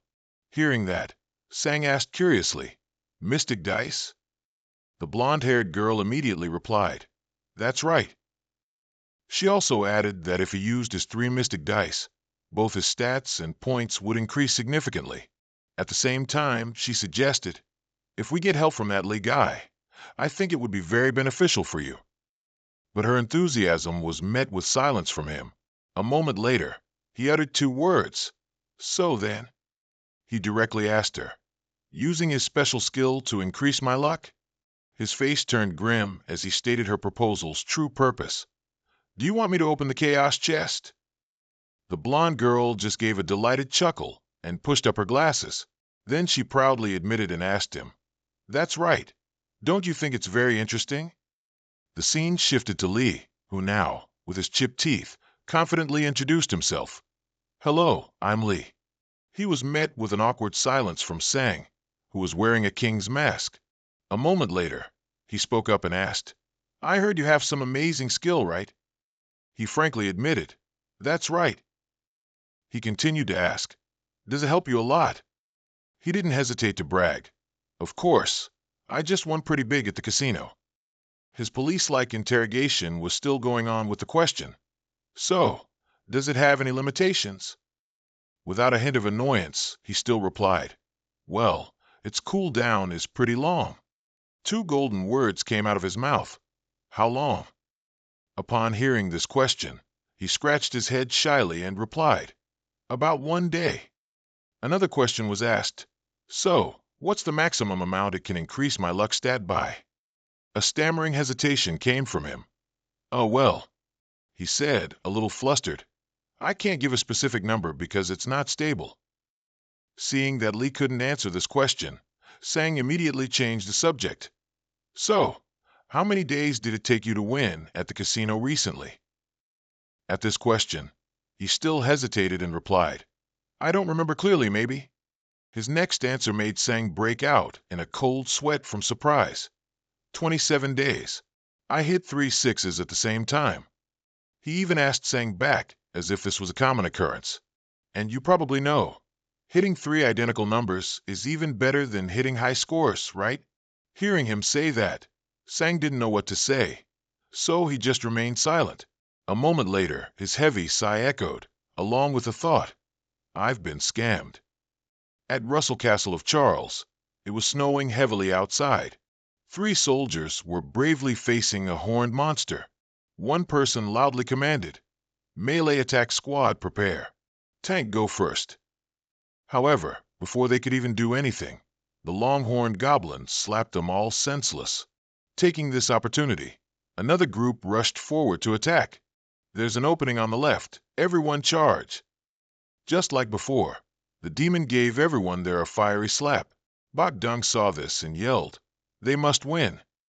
Suddenly, a comrade behind him, wearing a blue mask, also shouted a warning. Captain, watch out. Just as the horned monster was about to strike him with its claws, he calmly turned to instruct his comrade. Get out of the way. It was only then that he realized the monster's presence near him, which made him panic and curse. F dash. Suddenly, a strange phenomenon occurred. Before the monster could do anything to him, a terrifying force struck its fleshy face. This situation made Bok Dung freeze for 5 seconds and look up. His face clearly showed his astonishment. As for the horned monster, it had been knocked down. This confused him and made him wonder, What just happened? While his other comrades were still clueless, looking around to see who had done this, his gaze met a figure standing on a high cliff. It turned out that the one who just intervened was the young man, with an introverted nature, Park Ho-zung. As soon as he recognized him, he stammered, calling out, Park Ho-zung. As for him, he remained silent, saying nothing, just staring intently at the man. Meanwhile, in Incheon, Nandam Industrial Center, the sky was still clear, and in some desolate place here, a lonely figure was walking alone on a deserted road, as quiet as an abandoned temple. That person was Ahmed Hassan, with a tan complexion and a tough-looking face. His eyes were fixed intently in one direction. Suddenly, a rather loud noise echoed. It turned out that he was taking a run-up to jump high, like Spider-Man. As soon as he landed on top of the towering city wall, he slowly stood up, and when he stood upright, his gaze was directed outwards. What he was looking at was a heavily damaged structure. There were many horned, fanged monsters walking back and forth. They kept baring their unbrushed, 15-year-old teeth and hissing at others. However, that didn't affect Ahmed Hassan much. He silently continued to observe. Suddenly, he pulled a dreamy purple bag from his backpack. Then he poured some powder from inside the bag onto his hand. After that, he scattered the powder and let it fly with the wind. His eyes at this moment looked quite dangerous, making him resemble a member of a terrorist organization. After scattering that incomprehensible substance for a while, he suddenly looked at his palm.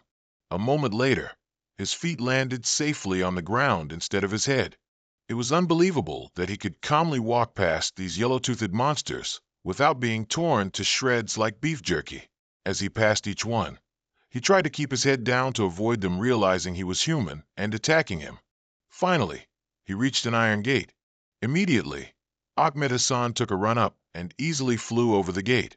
Suddenly, a branch appeared on the ground, scribbling something. Later, on the dirt, there was a 5-pointed star symbol representing evil, drawn by him personally. At this moment, he still stood motionless, admiring his work. Apparently, his legs were tired, so he sat directly inside the symbol. Suddenly, a whirlwind began to rise around him. A red glow appeared and shone directly on his face as he solemnly closed his eyes. Suddenly, his eyes opened, but there were no whites to be seen. Instead, they were entirely black, looking like cosmic black holes. Suddenly, something appeared behind Ahmed Hassan. His booming voice echoed, along with that power gathering in one place. By the honor of the Grim Reaper. The moment he said, skeleton warriors rise. White bony arms immediately emerged from the ground. In that instant, around him were white skeleton warriors who had awakened at his call. I command you to awaken. Dark power continued to engulf Ahmed Hassan. A sinister smile spread across his lips, along with devilish red eyes, and then he said, "It seems I just learned something quite interesting from the king's mask." One beautiful morning, in the Steel Mountain Range, a monster was soloing bolero with the soldiers. Someone shouted orders. "Melee, prepare to attack. It's moving to the left." The overwhelming power of the monster made the soldiers scared and hesitant. "It's an area attack. Everyone run." At this moment, on a high cliff, two figures were standing and observing. Sang complimented. "The Manhua Guild is pretty good, huh?" Baekhyong agreed and replied, after admitting his mistakes to the media, "It seems Choi has become a different person." He also added that they no longer coveted items, but prioritized the guild's interests, which made him exclaim with satisfaction, "Nice." Suddenly, he asked him, "By the way, who is that boy, Park Ho-sung?" Seeing him suddenly mention the boy, he was a bit puzzled. Then he immediately asked, "What's wrong? Did he do something wrong?" Hearing that, he denied, "No, it's not like that." What he wanted to mention was Park Ho-sung's power. His magical power is very unusual. His words made him a bit confused. Baekhyong quickly clarified, "He doesn't even need to cast any buffs to use a tier 4 spell." This made Sang ask in surprise, "No buffs?" But his answer was met with the other man's silence. Then, in his intense gaze, he continued in a deep voice, "This is just my thought, but Park Ho-sung." A statement from him affirming Park Ho-sung's ability. "I'm quite sure he's even stronger than the Red Mage." At the Incheon Technology Center at the same time, black smoke from industrial zones began to be discharged.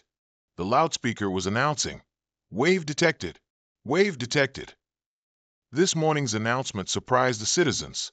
"Citizens, please evacuate immediately." However, they didn't seem to care about this announcement at all, and even showed disdain. What a wave here! But before he could sneer for long, the scene before his eyes stunned him. A horde of aggressive, green-skinned, yellow-toothed monsters were rushing towards the citizens. Horrific screams echoed everywhere as the citizens were torn apart by the monsters like dried beef. They ran from the monsters' pursuit, shouting, "Save me!" Everyone ran headlong to escape the claws of the vicious monsters hunting them. Those who couldn't run fast enough were beaten to death. Smoke and fire rose in this place. Horrifying screams echoed through every street. Elsewhere, a familiar foot appeared. Jun Sang-hyuk stood high above, looking down at the sharp cliffs below. He smiled faintly and said, "I didn't expect you to be on this mountaintop." As soon as he called the name White Knight, someone in armor immediately charged at him from behind. A loud explosion echoed. Thick smoke and dust flew in the wind. A scornful smile spread across his lips, along with a mocking remark, "Attacking without thinking. Still haven't changed, huh?" Immediately, the sound of two metal blades clashing loudly rang out. That was when he used his sword to block White Knight's attack. Despite facing a strong opponent, he confidently said, "I hope you drop a legendary item this time." As soon as he finished speaking, White Knight quickly swung his sword to strike him, but he swiftly retreated to dodge. Not only that, he retreated a considerable distance to defend. As soon as he found a suitable spot, he jumped up. Then he charged straight towards him without hesitation. He used his sword to strike his flank, but he quickly raised his sword vertically to parry the blow. Jun Sang-hyuk's eyes glared at him with murderous intent. Behind the mask of his armor, he must have been looking back at him too. Suddenly, a tremendous surge of power appeared between the two. That power was continuously attacking him. However, that didn't faze him. Instead, he swung his sword and delivered a single strike. His strike severed one of his arms. Seeing this, the eyes inside his iron armor flashed a red glint, showing that he was extremely furious. Without hesitation, he released his power into his sword-wielding arm and charged towards him. Then he unleashed an aura blade directly at him. Another horrific explosion occurred here, sending rocks and debris flying everywhere. The smoke from the explosion gradually cleared, revealing the smooth, leveled ground. White Knight still stood firm and proud. His silence was filled with puzzlement. Suddenly, a familiar voice rang out. Not bad. This voice utterly surprised him. While he was scrambling to find where the voice came from, Jun Sang-hyuk had already appeared behind him and said, "Rest in peace." As soon as he finished speaking, he unleashed his technique, the Dragon Emperor's ultimate skill. After his shout, his sword was enveloped in the power of lightning, and he lunged towards him. He gritted his teeth and uttered 2 words, Dragon's Wrath. The name of his skill utterly astonished him. Not long after, a fierce pillar of power shot up from the ground towards the sky. That pillar of power gradually shrank, and dust and smoke billowed high into the air around it. At this moment, there was a hole in the ground, and only Jun Sang-hyuk stood there. White Knight had been annihilated by him. Only his iron helmet remained on the ground.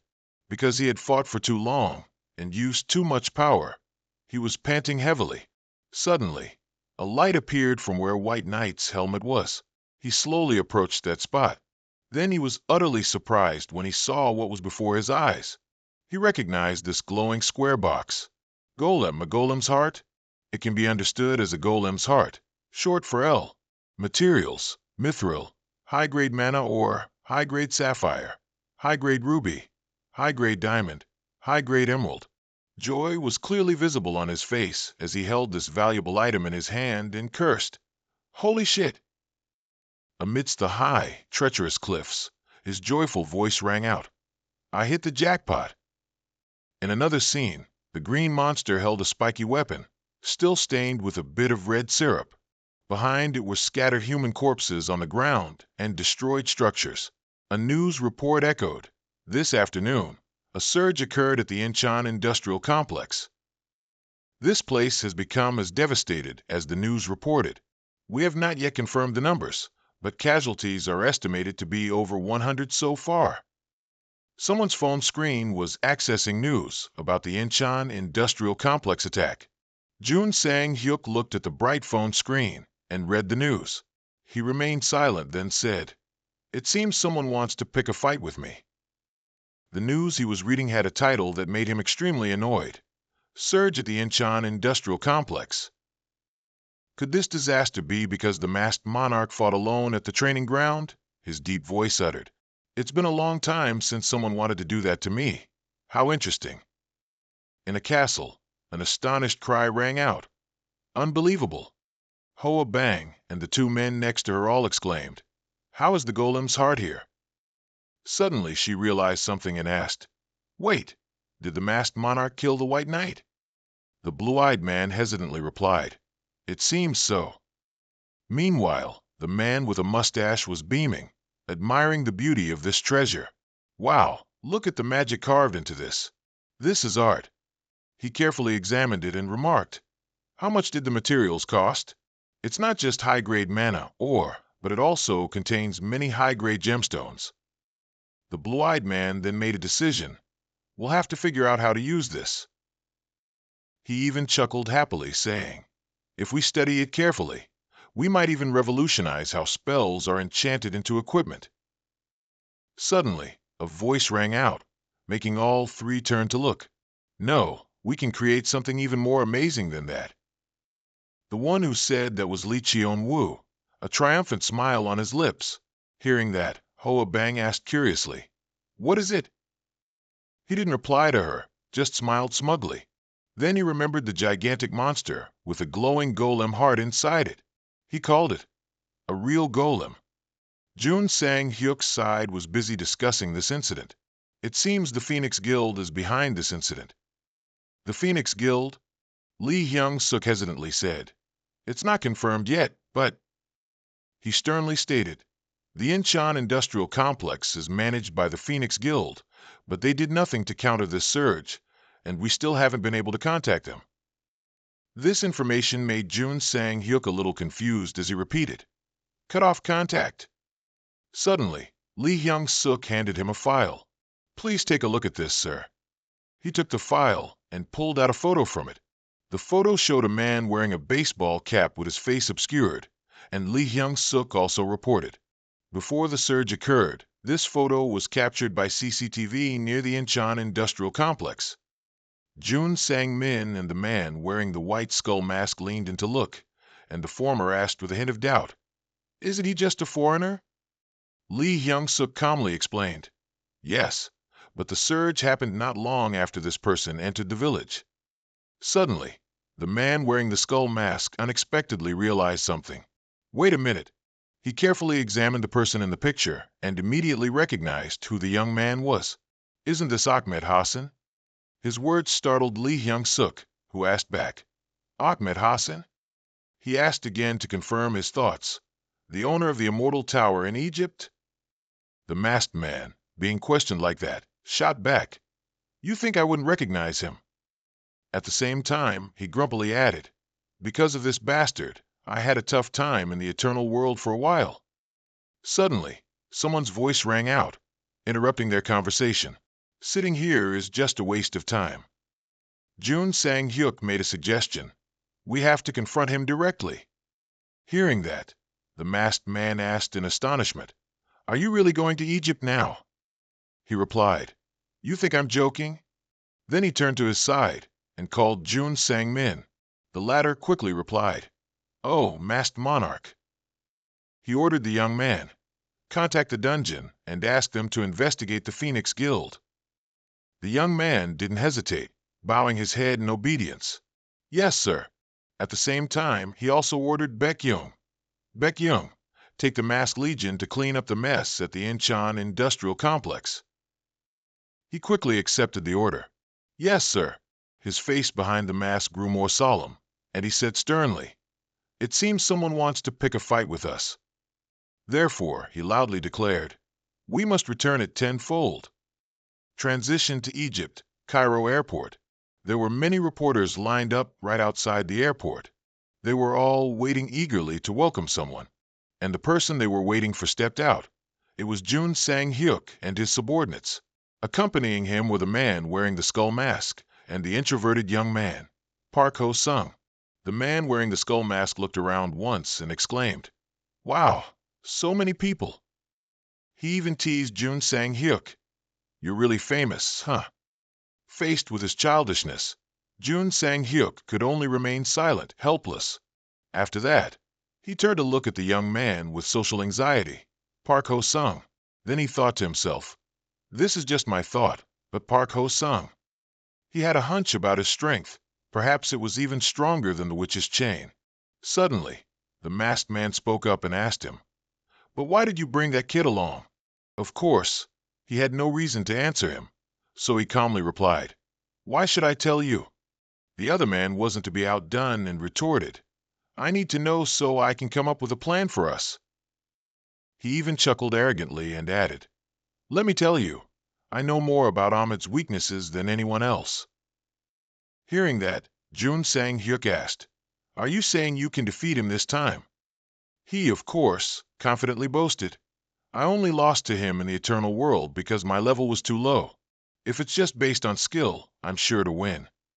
His smugness made Jun Sang-hyuk both relieved and uneasy as he replied, "All right, then don't lose." He wasn't afraid of anyone and simply replied, "Yeah, don't worry." As the three of them were walking, suddenly a few young men blocked their way. The leader was the person they were all looking for, Ahmed Hassan. The man wearing the skull mask saw him and exclaimed in surprise, "Ahmed Hassan." Hearing him, Jun Sang-hyuk also turned his head in surprise. He approached Jun Sang-hyuk without fear and said cheerfully, "I didn't expect you to travel all this way." At the same time, he sneered, saying, "If I had been informed beforehand, I would have been better prepared." Still defiant, he loudly greeted him, "Long time no see, Masked King." His enthusiastic greeting was met with silence.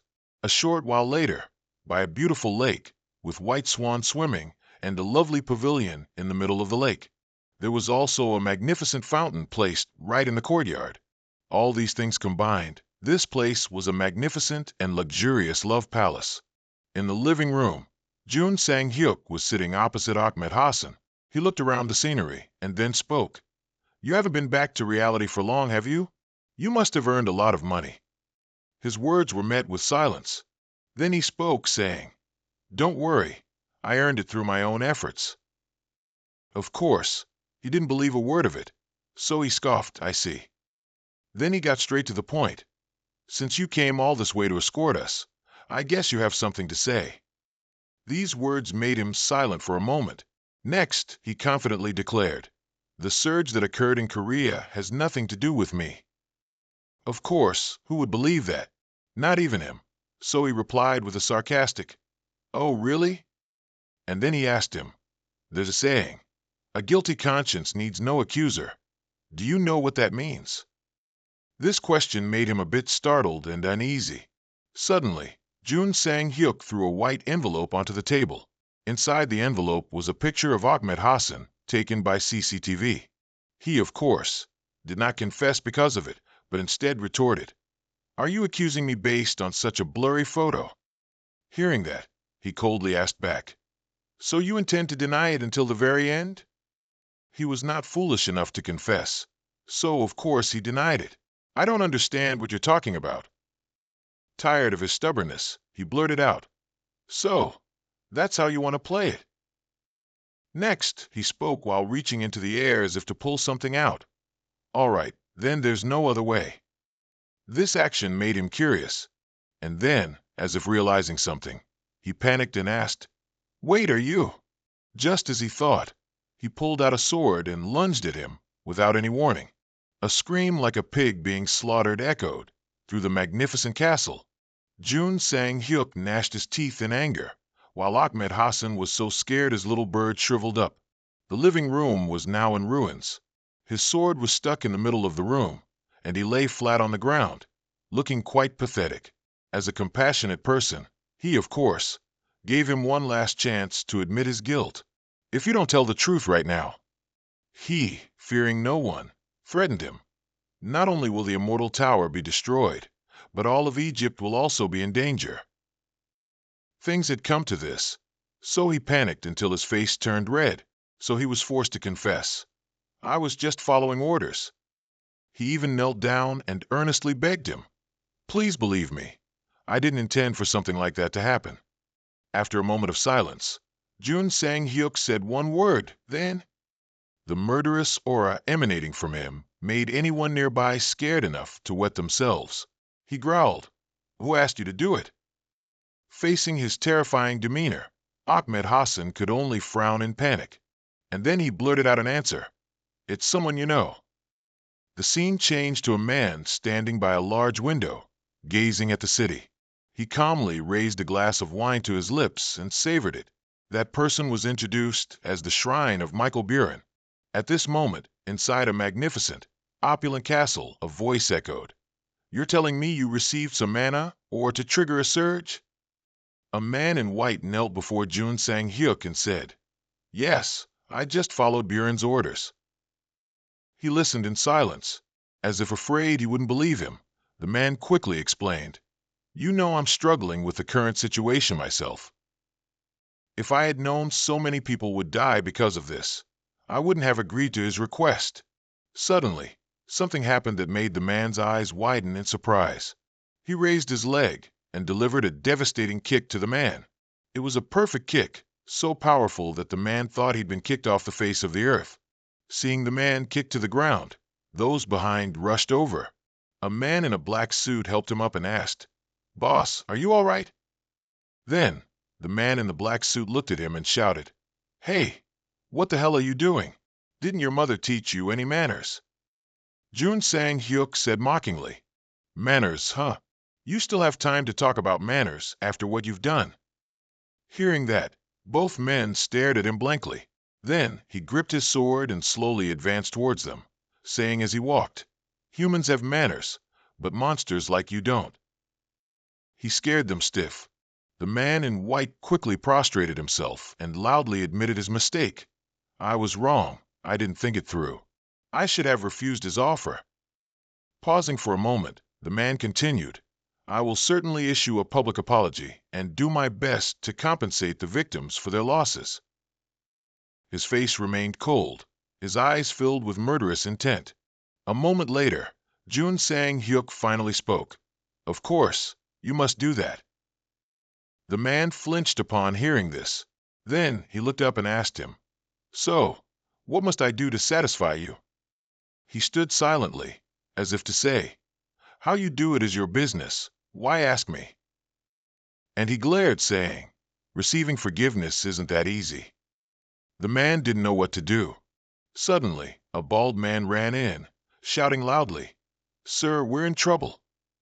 The man in white strained his ears to listen. True to his expectation, the bald man continued, "There's been a surge at the tomb of an unknown king." Hearing that, he was utterly astonished. He quickly asked the bald man, "What did you say?" Seeing that he was getting even angrier, he glared at the bald man and said, "What nonsense are you talking about?" Before he could finish, Jun Sang-hyuk cut him off. "If you make a mistake, you should be prepared to face the consequences." The man sensed danger. He said to him, "Wait, you can't." He stood there looking at him with murderous intent, as if he would kill him in a second. Even more surprising was what he said to him. "Try to resolve that surge." The man didn't expect him to forgive him so easily. At the tomb of the unknown king, many people in blue cloaks held swords, facing forward, their faces filled with worry. And then, something appeared that terrified them, making them sweat profusely. Before them, monsters appeared in the form of white skeletons, with glowing red eyes. Their heads and some parts of their bodies were wrapped in cloth. Looking like mummies from an ancient tomb, they held spears, ready to stab towards the group in blue cloaks. At this moment, despite their fear, they bravely encouraged each other. "If we lose, our families will be in danger. We must stop them at all costs." Thinking of their families, they became even more determined. "We must win." With burning willpower and a fierce determination to win, they charged into battle with all their might. But the people in blue cloaks were no match for them. Many were injured. They struck very quickly. One man was knocked back. The group was surprised by their numbers. They kept growing. They cursed. "Damn it, there are too many of them. Where the hell are they coming from?" They advanced in waves, attacking them. At this time, Jun Sang-hyuk and some others had reached the cliff. The man in white from before spoke up. "Isn't this a bit too much?" He was also very horrified. The man indignantly shouted, "We haven't even finished clearing this tomb yet. If you just leave it like this, you'll only harm innocent people." "What right do you have to criticize me?" he said coldly to him. "You yourself know that the Incheon tidal wave will harm innocent people. Yet what are you doing?" Realizing he was out of line, the man fell silent. He gritted his teeth and said, "I beg you, please turn a blind eye to this accident, just this once." And he continued, "If you do that, I promise I'll do anything you want." Jun Sang-hyuk just lowered his head, not saying a word. After a moment of thought, he said something that astonished him. "If you agree to let your immortal tower become part of the mass castle, then I'll consider it." Thinking he misheard, he asked him again, "What?" At this point, he still wanted to play dumb. He stated bluntly, "If not, then fine. I won't have to lift a finger." The man was so furious he gritted his teeth, but couldn't do anything. Below, everyone was still trying to fight. A voice rang out, "Maintain formation." The man silently watched the innocent people below. Finally, he decided, "All right, I'll do as you say." He sneered, "Oh ho, that's the right decision." Suddenly a voice rang out, "All right, then we're ready now." A masked man spoke up, "Waiting makes me incredibly annoyed." Jun Sang-hyuk looked forward. Seeing Park Ho-sung and the masked man ready, he shouted, "Then let's go." With that, all three advanced towards the tomb. The battle at the tomb was raging fiercely. Thick smoke and dust enveloped the space, and the sound of clashing blades merged with painful screams echoing everywhere. The monsters attacked fiercely, while the innocent people resisted with all their might. Their attacks were so powerful that the people gritted their teeth, using all their strength to fend them off. Suddenly, a voice rang out, All right, my children, it's playtime. The masked man descended from above and commanded, "Come out, all of you!" and attacked the monsters fiercely, powerful slashes sending their heads and arms flying amidst the swirling smoke and dust. More and more monsters fell. The man stood high above, looking down at the fierce battle below. His eyes widened, unable to believe what was happening. It's hard to believe. He doesn't use a summoning circle, but can still summon the immortals. Then he looked at the masked man fiercely attacking the monsters and couldn't help but exclaim, "That guy, is that the Jang Suchin I know?" A red light enveloped the monsters. The red light gradually intensified, and the head of one monster shattered into pieces. Then a series of explosions rang out, and the monsters' bodies disintegrated. Park Ho-sung stood amidst the monsters, silently watching them explode, his eyes filled with killing intent. A white patterned circle appeared from his left hand. He said, "Not bad, huh?" Next, he slowly raised his hand forward, and the patterned circle transformed into a surge of power that shot forward. A shout rang out, startling Park Ho-sung. He cursed, "Damn it, you scared me." Jun Sang-hyuk smiled at him. "Mask King, you scoundrel, you almost hit me." With that, he threw a chopstick at him. "Here, catch this." Before he could react, he saw an object flying towards him and quickly reached out to catch it. Holding the chopstick in his hand, he wondered, "What's this?" He explained, "It's a magical wand that can exponentially increase your magic power. With my rank, I don't think there are any limits to that item." He held the wand, unsure how to reply to him. A minute later, he looked at him and said, "I'm still fine without this thing." He interrupted him, "Just take it." Then Zun Sang Hyusi continued, "It's the official welcome gift for joining the masked army." Park Ho-sung just silently looked at him. The masked man fought and yelled, "Go, my children, kill them all." Suddenly, the man froze, seemingly having witnessed something too unexpected. A loud explosion stirred up a cloud of dust. The masked man couldn't believe his eyes. "What the hell? After just one explosion, the monsters are gone, how?" A series of question marks appeared in his head.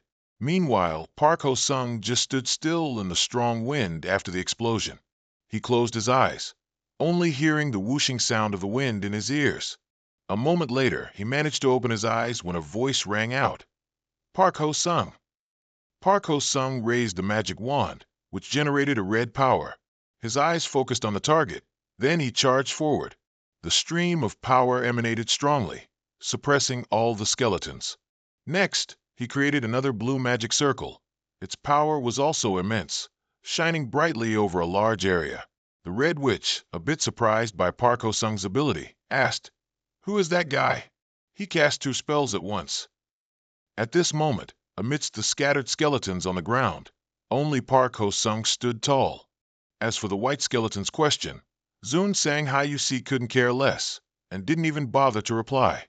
Park Ho-sung's face remained calm, deep in thought. On the cliffside, 3 figures and a surprised voice asked, "What? What do you mean?" The bald man, seemingly unable to accept the truth, asked again to confirm, "We're going to become subordinates of the Masked King." Ahmed Hassan's face showed no change, his words carrying a sense of helplessness as he replied, "What else can I do? Do you want our guild to disband?" The bald subordinate still had some difficulty accepting it and hesitantly said, "But still." Ahmed Hassan remained silent for a few seconds before slowly speaking. "The whole world revolves around the Masked King, and we've become his subsidiary guild. We might achieve things that were once impossible." His expression suddenly brightened, and he said with a smile, "This might actually be a good opportunity for us." Inside a pyramid, human skeletons lay scattered on the ground. The scene within the structure was desolate. Dust flew everywhere as if a battle had just ended.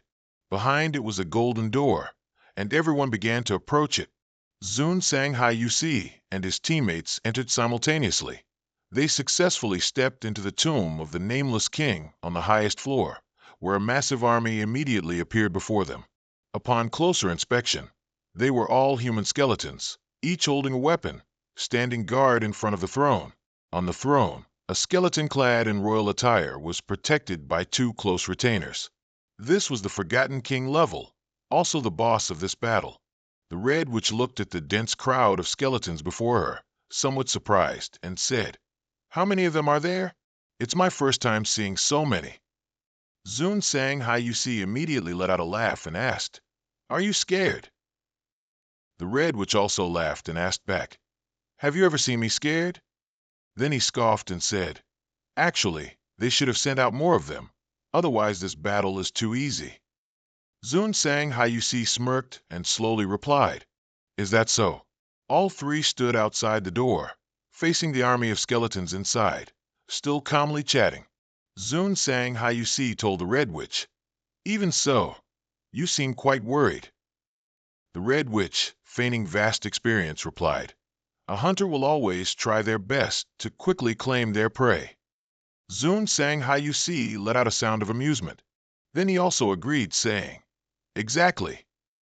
Next, he asked Park Ho-sung, "Have you ever cleared this stage before?" Park Ho-sung honestly replied, "This is my first time." Zun Sang Hayusi immediately wanted to share his experience with him. He said, "Then I'll say this only once, so listen carefully. Those rabble over there, you must kill them as quickly as possible, otherwise the boss will reappear endlessly." Zun Sang Hayusi said very seriously, "Once the elite's HP drops below 50%, the Forgotten King will act." Zun Sang Hayusi's next instruction was a bit beyond Park Ho-sung's expectation, causing him to glance at him and say, "If you get hit by his mind corrosion skill, you'll be finished in a flash, so remember to be careful." A moment later, he waved his hand, casting a spell, and said, "All right, no more wasting time. Let's end this quickly." Immediately, an army appeared, rushing towards the mummies. The two sides began fighting chaotically, with the skeletons having an advantage until the general of Zun Sang Hayusi's army appeared. With a single swing of its arm, it successfully decapitated a series of mummies. Park Ho-sung also raised his staff to join the battle, a single strike, taking down many enemies. This caused some of the skeletons to start focusing their attacks on him. Park Ho-sung unleashed a firewall, successfully burning some of them away. The higher-level skeletons angrily began to use Shadow Trap, but Park Ho-sung, having been taught by Zun Sang Hayusi beforehand, immediately recognized it and exclaimed, "Shadow Trap!" Park Ho-sung remained very calm, silently chanting an anti-magic spell, and immediately the Shadow Trap turned back towards the skeletons. Park Ho-sung raised his hand, silently casting a spell. He growled, then struck a decisive blow, successfully defeating quite a number of the skeleton army. The boss, still sitting on his throne, suddenly smiled and said in a deep, disdainful voice, "You inferior beings can only go so far." Just then, everyone on the Red Witch's side was suddenly shaken. He exclaimed in surprise, What is that?" Zun Sang Hayusi immediately reminded him, "It's mind corrosion, be careful." The Red Witch stiffened and stammered, "You." Suddenly, a surge of numbness spread through his body, causing him to collapse, unable to stand. Zun Sang Hayusi cursed under his breath, annoyed. Suddenly, he noticed something else, looking over to see several skeletons being thrashed. Seeing Park Ho-sung working hard to fight them, Zun Sang Hayusi was somewhat surprised and called his name, Park Ho-sung. At this moment, a very muscular enemy intended to ambush him, but fortunately, someone helped block it. It was Zun Sang Hayusi. He looked at Park Ho-sung and said, "Leave this one to me." His eyes full of trust, he added, "The boss, that's up to you." Park Ho-sung nodded confidently, then shot off like lightning. Zun Sang Hayusi secretly praised him. He charged forward without looking back. "This is the perfect opportunity for you to go wild." Park Ho-sung glided forward and soon arrived in front of the boss. The boss looked at him and said, "Show some respect." Park Ho-sung hadn't yet reacted and looked at him. Without a word, he delivered a powerful blow, but Park Ho-sung was very agile and dodged it. He quickly concentrated his power, then unleashed a powerful fire attack. The boss remained unfazed in the flames. He sneered, Inferior species, your attacks are useless. I will seal your soul in my eternal prison. Immediately after, he created a mind trap that flew towards Park Ho-sung. He opened his eyes in surprise, then gradually became bewildered, as several streams of black aura wrapped around him, making him unable to move. Fortunately, Park Ho-sung could still use his hands. He took out his magic wand, chanted the Thien Quiet spell, and immediately everything began to shake. The ceiling began to crumble. The boss looked up, and a moment later, his expression turned to astonishment. With a loud crash, the ceiling collapsed. Sunlight shone down from the hole. Below, only the aftermath of the recent battle remained, with dry bones scattered everywhere. The boss also lay motionless, his body crushed beyond recognition. Park Ho-sung panted heavily from exhaustion. His breathing grew more rapid.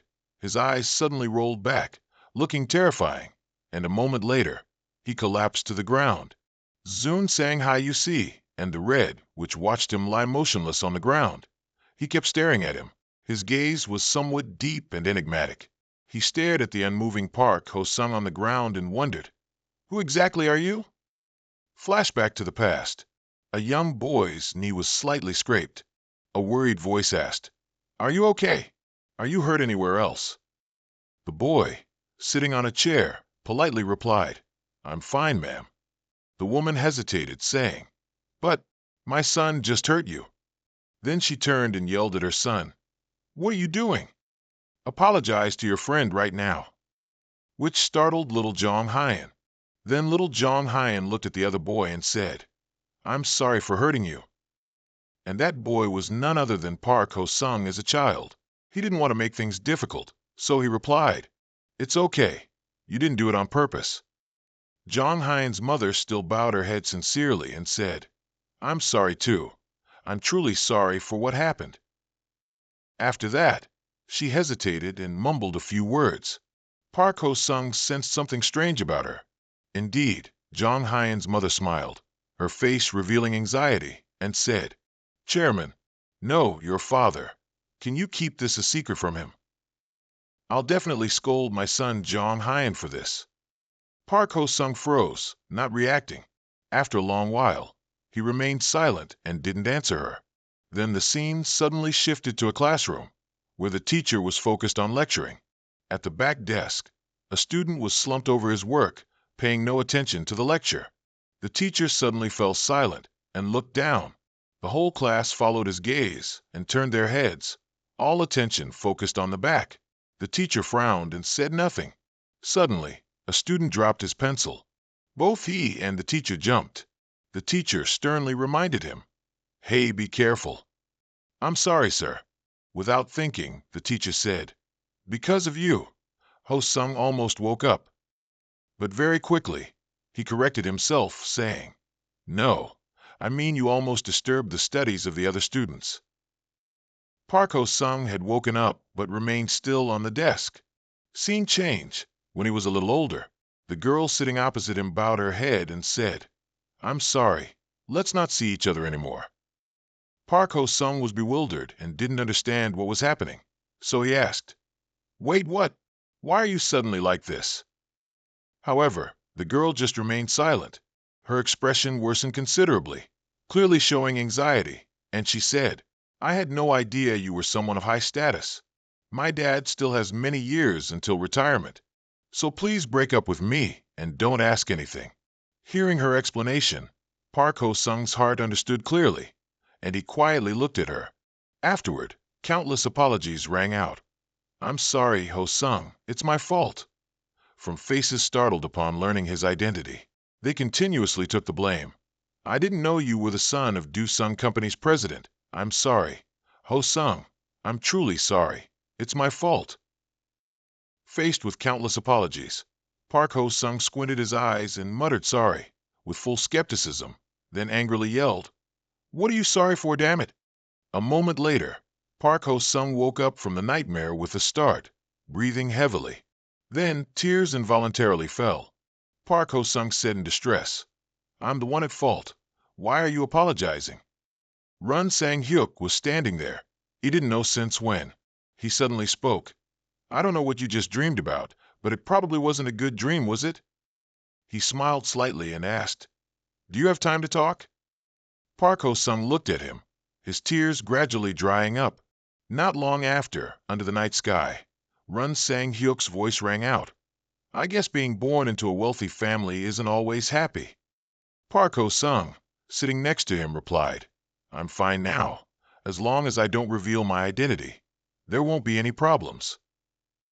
Run Sang-hyuk finally understood everything and said, So that's why you hid your identity in the eternal world? Park Ho-sung remained silent, not answering.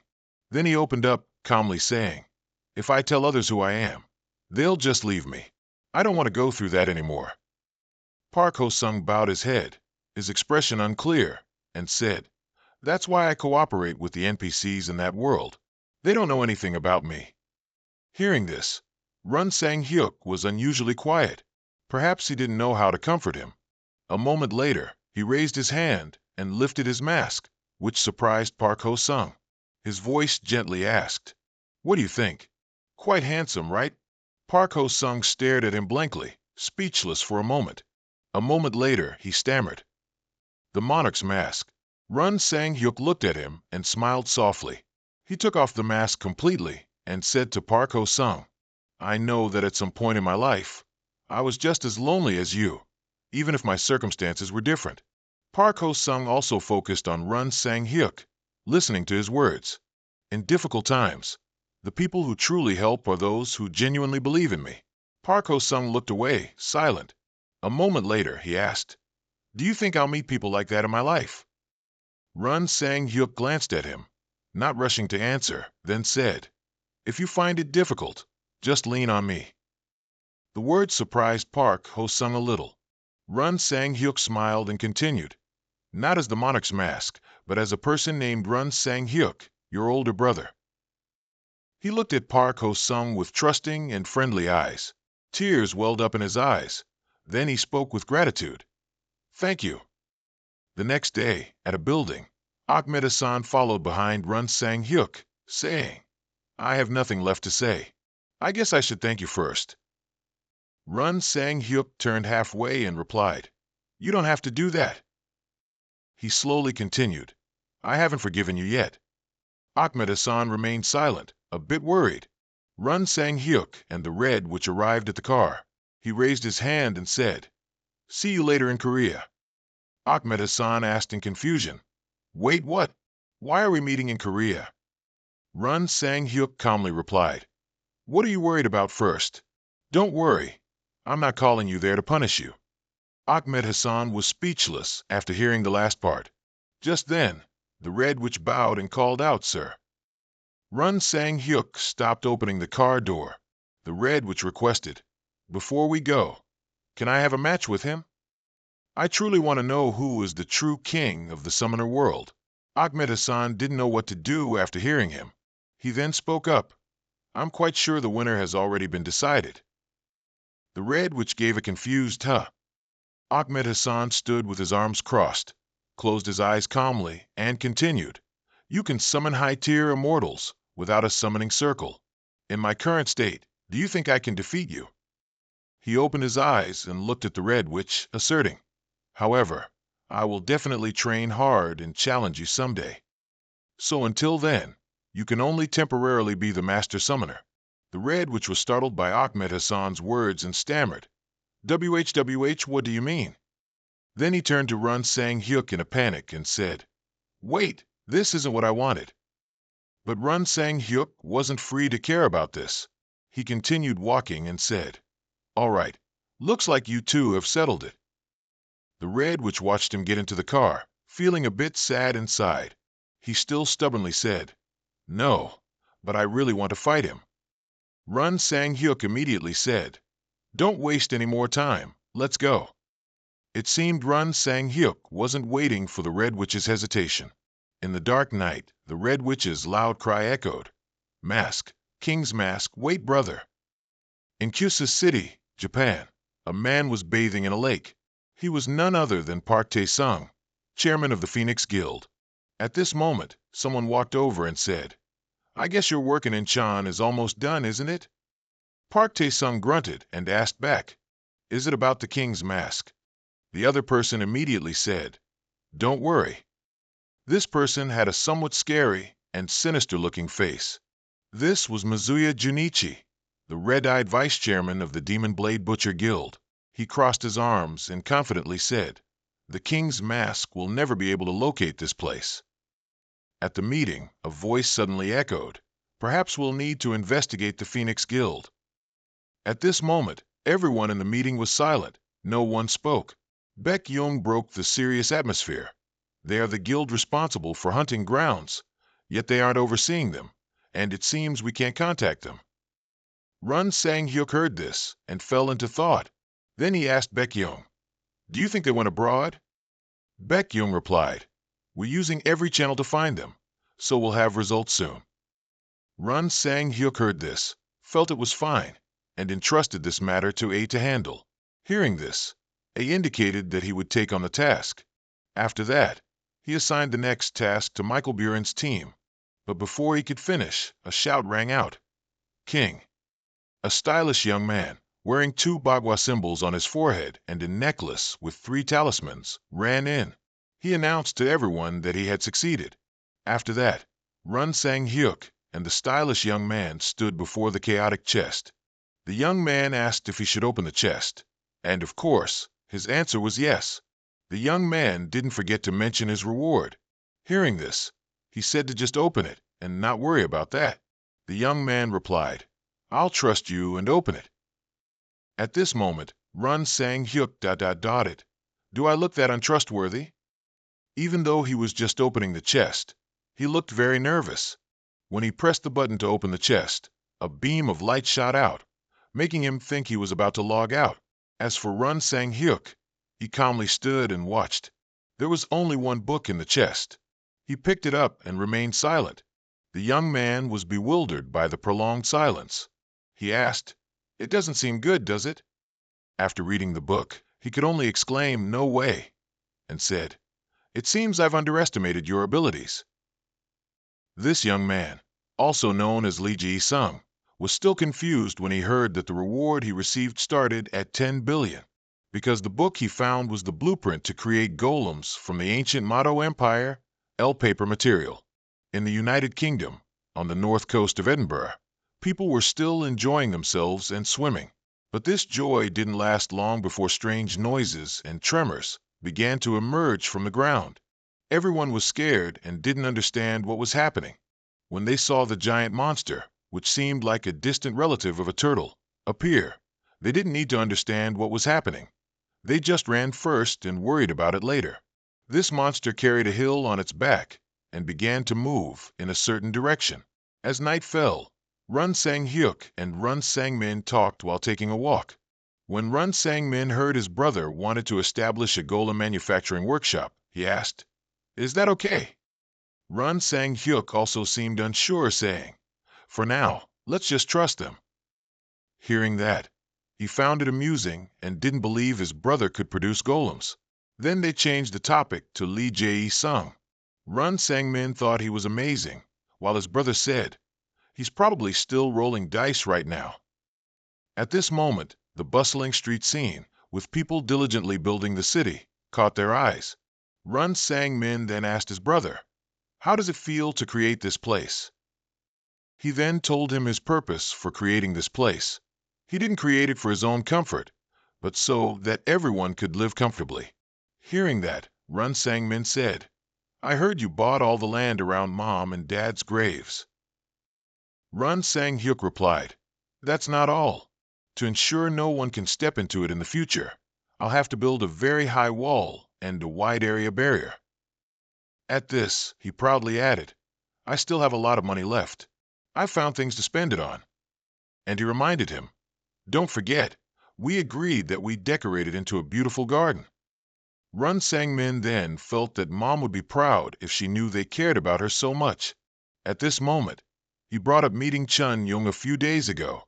He added, "I think he's still working in construction. It seems looking after kids isn't easy at all." Run Sang-min heard Chun Young's name and remembered the past. Throughout middle school, there was one person who always spent time with him, and was always by his side during difficult times. None other than Kim Chun-young. They played games together, and he knew he could escape the eternal world thanks to Kim Chun-young. And the shocking truth was that he quit the game early because his girlfriend got pregnant. Run Sang-min felt that when talking about someone, they should contact them right away. So he picked up his phone and made a call. Run Sang-hyuk couldn't stop his troublemaker brother in time. Meanwhile, at a restaurant, someone was peeking ambiguously from the doorway. This person was none other than Run Sang-hyuk, who seemed quite shy about meeting his old friend again. But unfortunately, the person he was looking for wasn't inside the restaurant, but standing right behind him. At this moment, Kim Chun-young spoke up. "What are you doing here?" Run Sang-hyuk, hearing that, was startled and turned around to see his friend. Kim Chun-young greeted him. "Long time no see, Run Sang-hyuk." In room number 5, a young boy sat before the coffin of a relative. Suddenly a voice spoke up. "Are you okay?" At this moment, young Chun-dung was standing behind Sang-hyuk. At this moment, Chun-dung just sadly said, "I'm sorry, there's not much I can do to help you." Hearing that, he smiled and said, "It's enough that you're here." Suddenly, Chun-dung burst into tears, crying and apologizing for not being able to share his pain. Sang-hyuk was stunned. He didn't understand why this guy was crying so much when he hadn't even cried yet. Even so, he felt warmth from this concern. He was very happy that they were friends. At this moment, the scene returned to the present.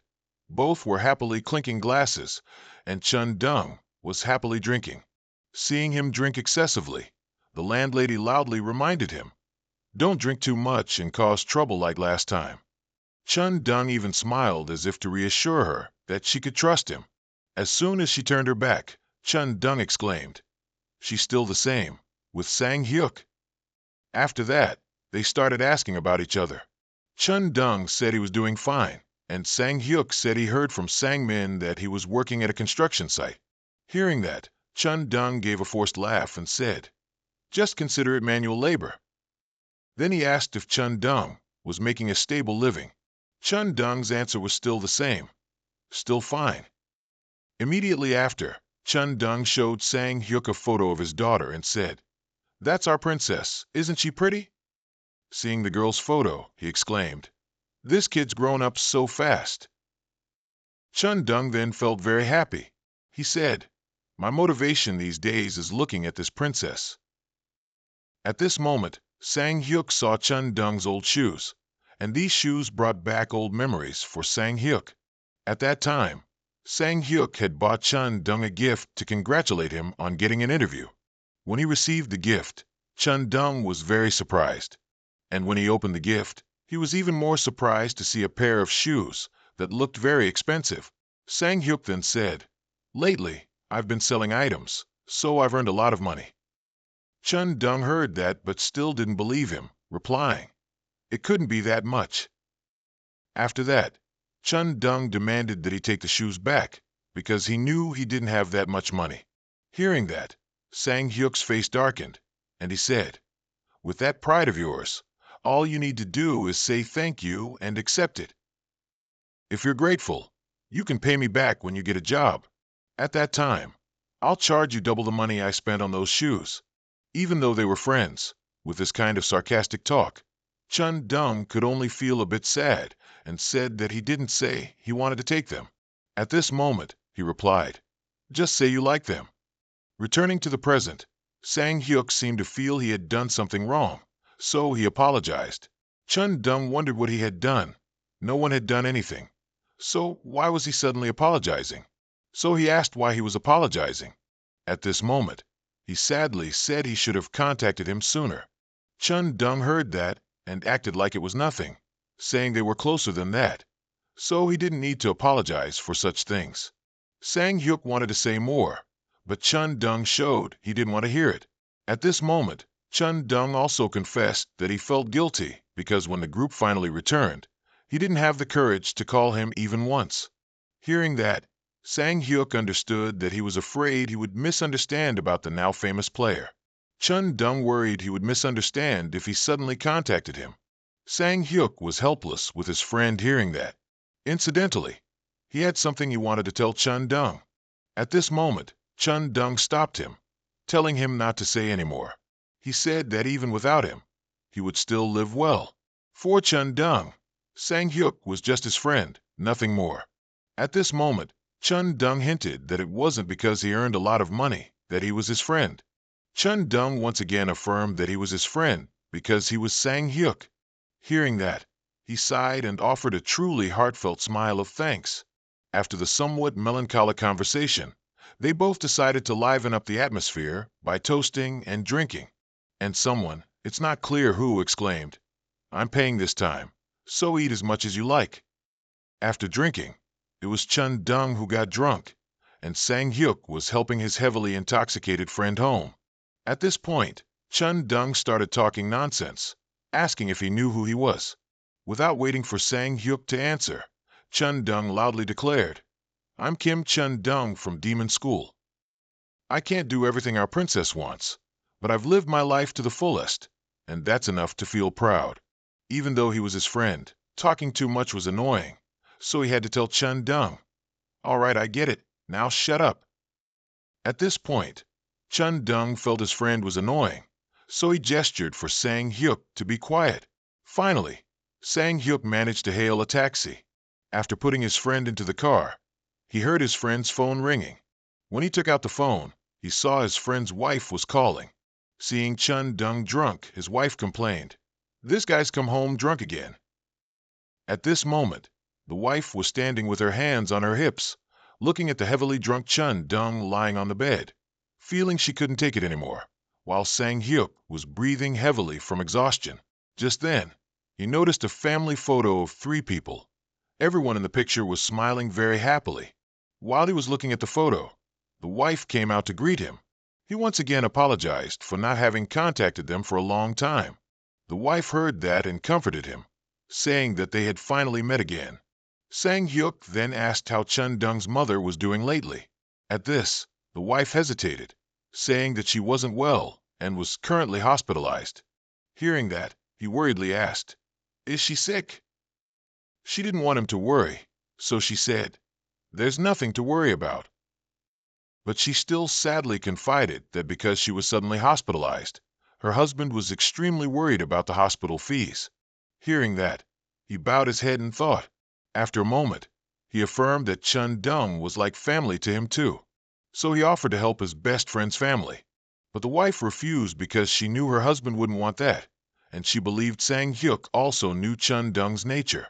Sang Hyuk knew. He understood his friend too well, but he still didn't give up, saying it was also wrong to just stand by when friends needed help. He assured his friend's wife that he would handle everything himself, if only she would listen. The sun was shining its rays on the glass windows of the tall building. Kim Chun Dung finally woke up, groggily complaining, "Ah, my head. How much did I drink seriously?" Chun Dung looked around. He noticed Jesus sitting coldly, staring at him. Chun Dung suddenly froze. He mumbled, You're awake." But Jesus still said nothing. Little Heo-Ion loudly complained to her still groggy dad. "Dad, did you forget you promised Heo-Ion you'd drink less?" Her sulky demeanor made Chun Dung sweat, only able to stammer, "No, it's not like that." Heo-Ion still didn't let her dad off the hook. She scolded him, apologized to Mom. Chun Dung had to reluctantly apologize if he didn't want to sleep outside. Jesus was 1/3 helpless, 2/3 like a mother to her husband. "Just hurry up and get ready. We need to go somewhere." Chun Dung looked blankly and asked, "Where?" A moment later, the family of 3 was on the street. Every street was bathed in sunlight. As Jesus led the family to their destination, Heo-Ion, riding on her dad's shoulders, eagerly looked around. "Dad, where are we? It's so beautiful." Chun Dung looked around and realized this was the masked castle. He turned to his wife and asked, "Honey, why are we suddenly here?" Jesus looked calm. She told her husband, "Just wait. Someone will come to pick us up later." The mysteriousness in her words made Chun Dung confused. Someone's coming to pick me up? Suddenly, someone approached from behind and asked, "Are you Mr. Chun Dung Kim?" A young man with blonde hair, small horns on his head, and pointed, elf-like ears, wearing a neat suit, stood there, which surprised Chun Dung a bit. "Huh, who is that?" But his wife didn't care. Jesus said, "That's right, honey." The young man then smiled and pointed the way. "Please follow this path, everyone." Although Chun Dung was still dazed from last night's drunkenness, he managed to sober up enough to ask his wife, "Honey, what's going on? Why are we going with him?" Jesus didn't bother to explain. She just casually said, "Why are you still standing there? He said to follow him. Let's go." Doubtful expressions still lingered on the faces of Chun Dung and Hio Ion, but listening to his wife seemed like the right thing to do. The young man in the elegant suit led the three of them through a path full of proud, dark red roses, making Chun Dung and little Hio Ion gape in awe. He whispered, "What is this place?" Suddenly, the young man stopped and announced, "We have arrived." Both Chun Dung and Jesus were stunned by the scene before them. It was Sang Hyuk's house. He muttered to himself, "Why are we here?" From the left, a voice echoed, "Are you sober yet?" When Chun Dung turned around, he saw Sang Hyuk standing right there, and he repeated in surprise, "It's Sang Hyuk." Sang Hyuk's grand house delighted little Hio Ion, who exclaimed, "Wow, it's huge." She ran around everywhere, looking down from the second floor and waving to Chun Dung. "Dad, come here. This place is so beautiful." Chun Dung stood downstairs with his arms crossed, cautiously replying to his daughter, "Okay, I'll come up." Sang Hyuk said to Jesus, "I hastily prepared everything, so there might be a lot missing." She replied, "Oh, it's fine." He continued to instruct the couple, "You can move in right away. And if you need anything." He hadn't finished his sentence when Chun Dung interrupted, "Hey, Sang Hyuk." He turned around. Chun Dung irritably said, "What do you think you're doing, you idiot?" But Sang Hyuk just said, "Just wait a little longer." "Ms. Jesus, there's a garden out back. I'm sorry, but could you take Hio Ion to see it?" "Of course. Hio Ion, there's a garden here. Do you want to go see it?" "Yes, Hio Ion loves flowers." "Then let's go." Only after Jesus had led the girl away did Sang Hyuk speak. "I feel relieved that Hio Ion resembles her mother more. Imagine what would happen if she resembled you, you fool." Chun Dung remained silent. Suddenly he asked, "Are you pitying me, Sang Hyuk?" He pondered. "Pity? Well, let me ask you back. If we switch places, wouldn't you do the same for me?" Chun Dung was confused. "What do you mean?" Sang Hyuk continued, "Think of it this way. You're the only one I can call a friend. Don't you think I could at least do this for my only friend?" Seeing his serious face, Chun Dung was half convinced. He still found it too illogical about to say, "But I still think."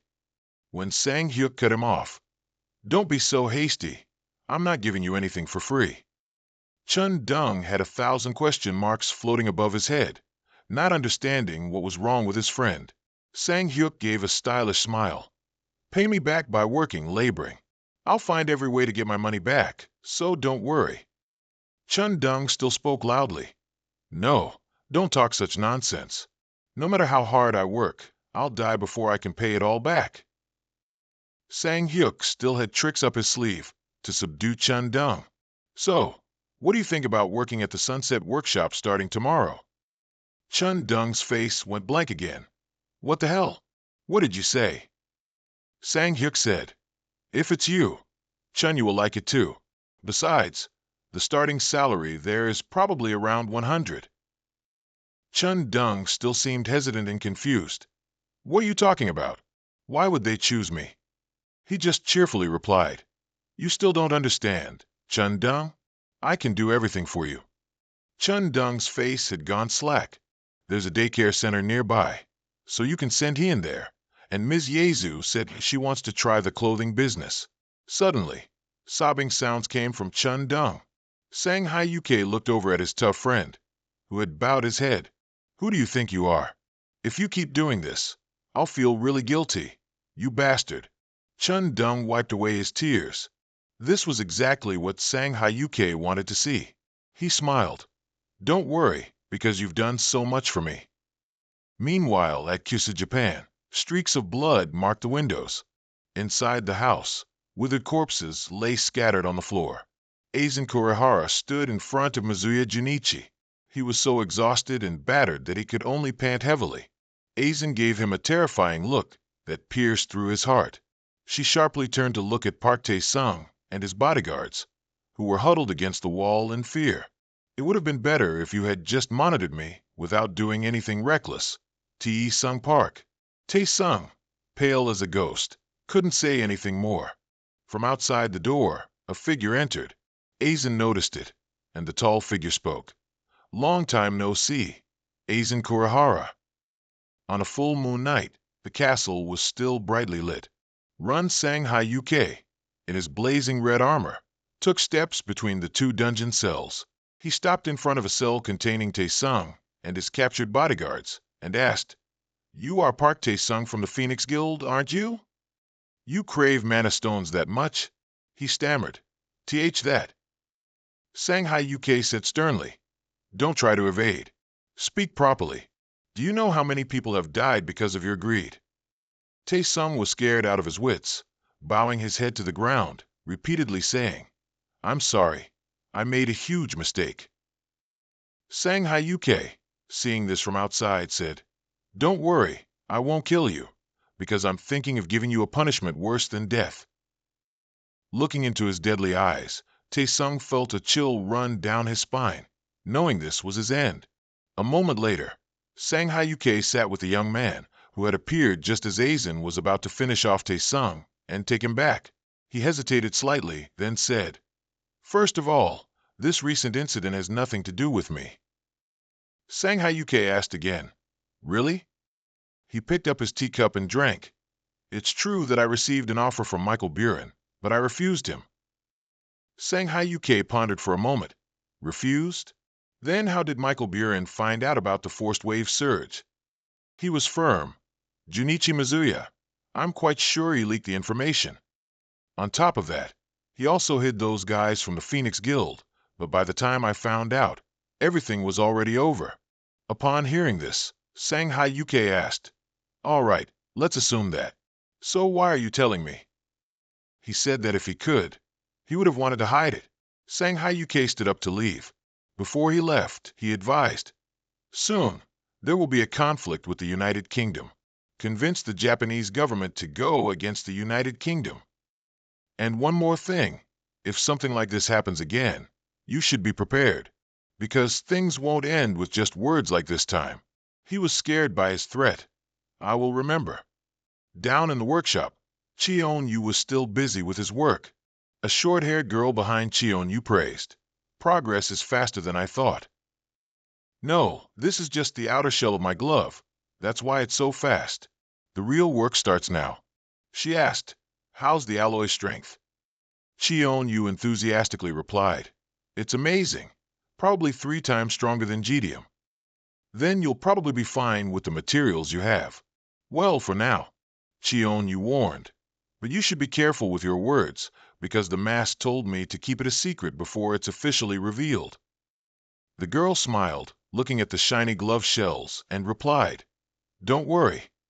In London, England, a secret meeting was taking place. Mr. James spoke up. "So, let's begin." A blond man wearing square glasses introduced himself. "I am Jane Brown from the Ministry of Defense." He began his report. 3 days ago, off the North Edinburgh coast, a Tartaros named Mobile Castle appeared. Chief Hugh Gland asked, "Is it a dangerous monster?" Jane Brown replied, "Well, since it's a giant monster, we suspect so, but—" Then he looked at the person who just stood up in front of the screen and said, "This person will explain all the details to everyone." "This is the president of the Church Knights, Michael Buren." Mr. James asked, "What do you think of the current situation?" Michael replied, "Tartaros is the only creature that even players from the other world can't defeat." "Are you talking about the Monarch's mask?" Michael frowned and said, "Exactly." Another member of the meeting commented, "Well, if we look at the data, We can see this monster isn't a threat at all. Michael disagreed. The reason Tartaros is so dangerous is because it constantly keeps moving. Tartaros is a colossal monster 2 kilometers long, meaning everything in its path will surely be destroyed. Michael pointed to the red dot on the map. Tartaros' current location is here. It started from Edinburgh and is heading south. Unless it changes its route, I believe it will be a major threat to London within 2 weeks. Everyone suddenly became tense because of the terrifying speed of movement Michael predicted. James crossed his arms and asked, "Are there any countermeasures?" Michael said very seriously, "Only the monarch's mask can deal with it." A black-haired young man wondered, "Didn't you just say even the monarch's mask can't defeat it?" Michael continued, "Precisely, but he can change the monster's direction." James clasped his hands together. Perhaps he has something in mind. After the meeting, in the basement parking lot, Michael slammed his fist on the steering wheel, furious, muttering, "Damn it! Why did Tartaros have to appear in the UK and nowhere else?" An appetizing bowl of bibimbap was laid on the table. "Tata, what do you think?" Run Shanghai UK took a bite under Lilith's expectant gaze. His eyes lit up. "Wow, it's absolutely delicious." Lilith excitedly asked, "Really? That's a relief. I learned it from the guy named Park on TV." Lilith was happy that Shanghai UK praised her cooking, but then suddenly remembered, "Oh, the music show is about to start." She rushed to the TV, dancing. "This is great."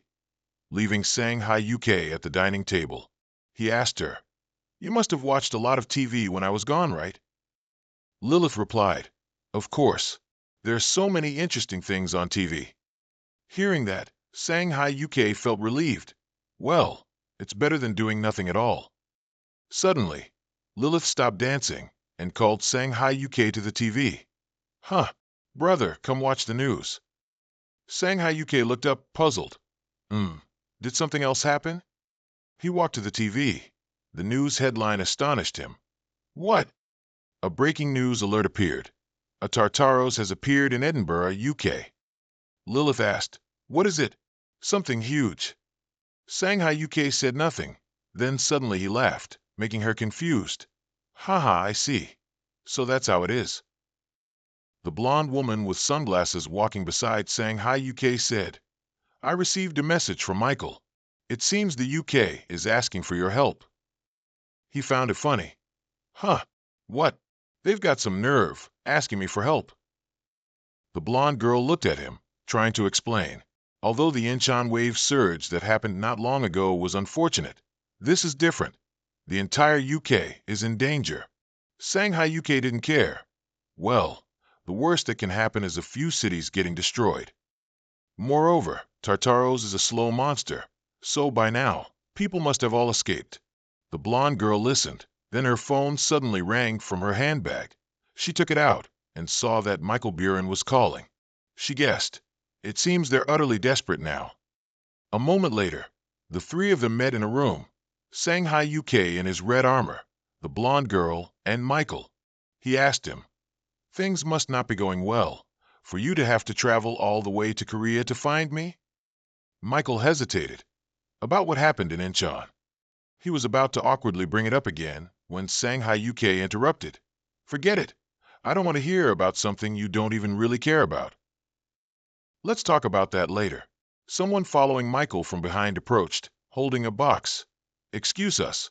Please put this on." A pair of headphones was inside. The projector was turned on, and Mr. Hughes' image appeared. "Hello, masked monarch. I am the Prime Minister of the United Kingdom, Hugh Gland."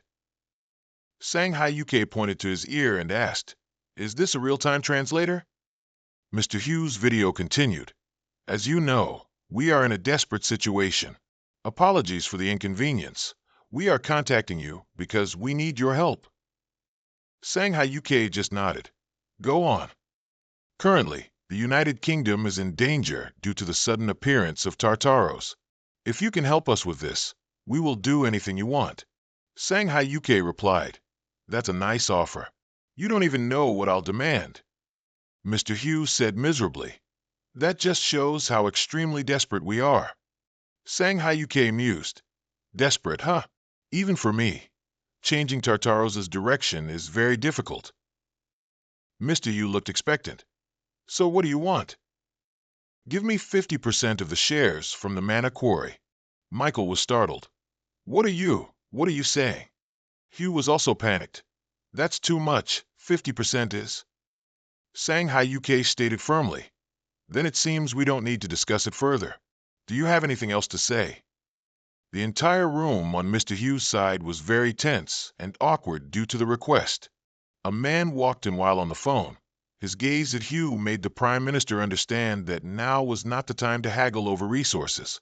He immediately decided, "We will accept your agreement." Shanghai UK said with satisfaction, "That's a wise decision.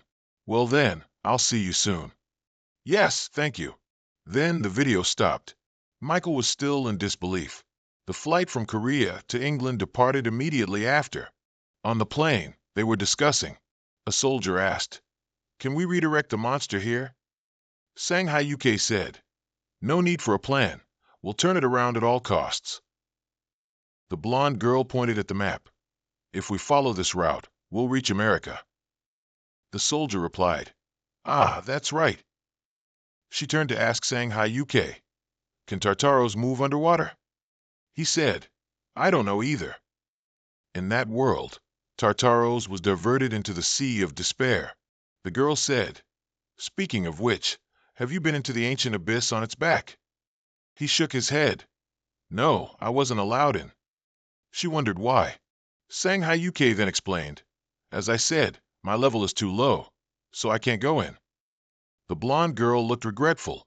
"That's a pity then. I thought we might get some information from there." Shanghai UK smiled. "Don't be too disappointed. Who knows? Maybe I'll be able to go in sometime."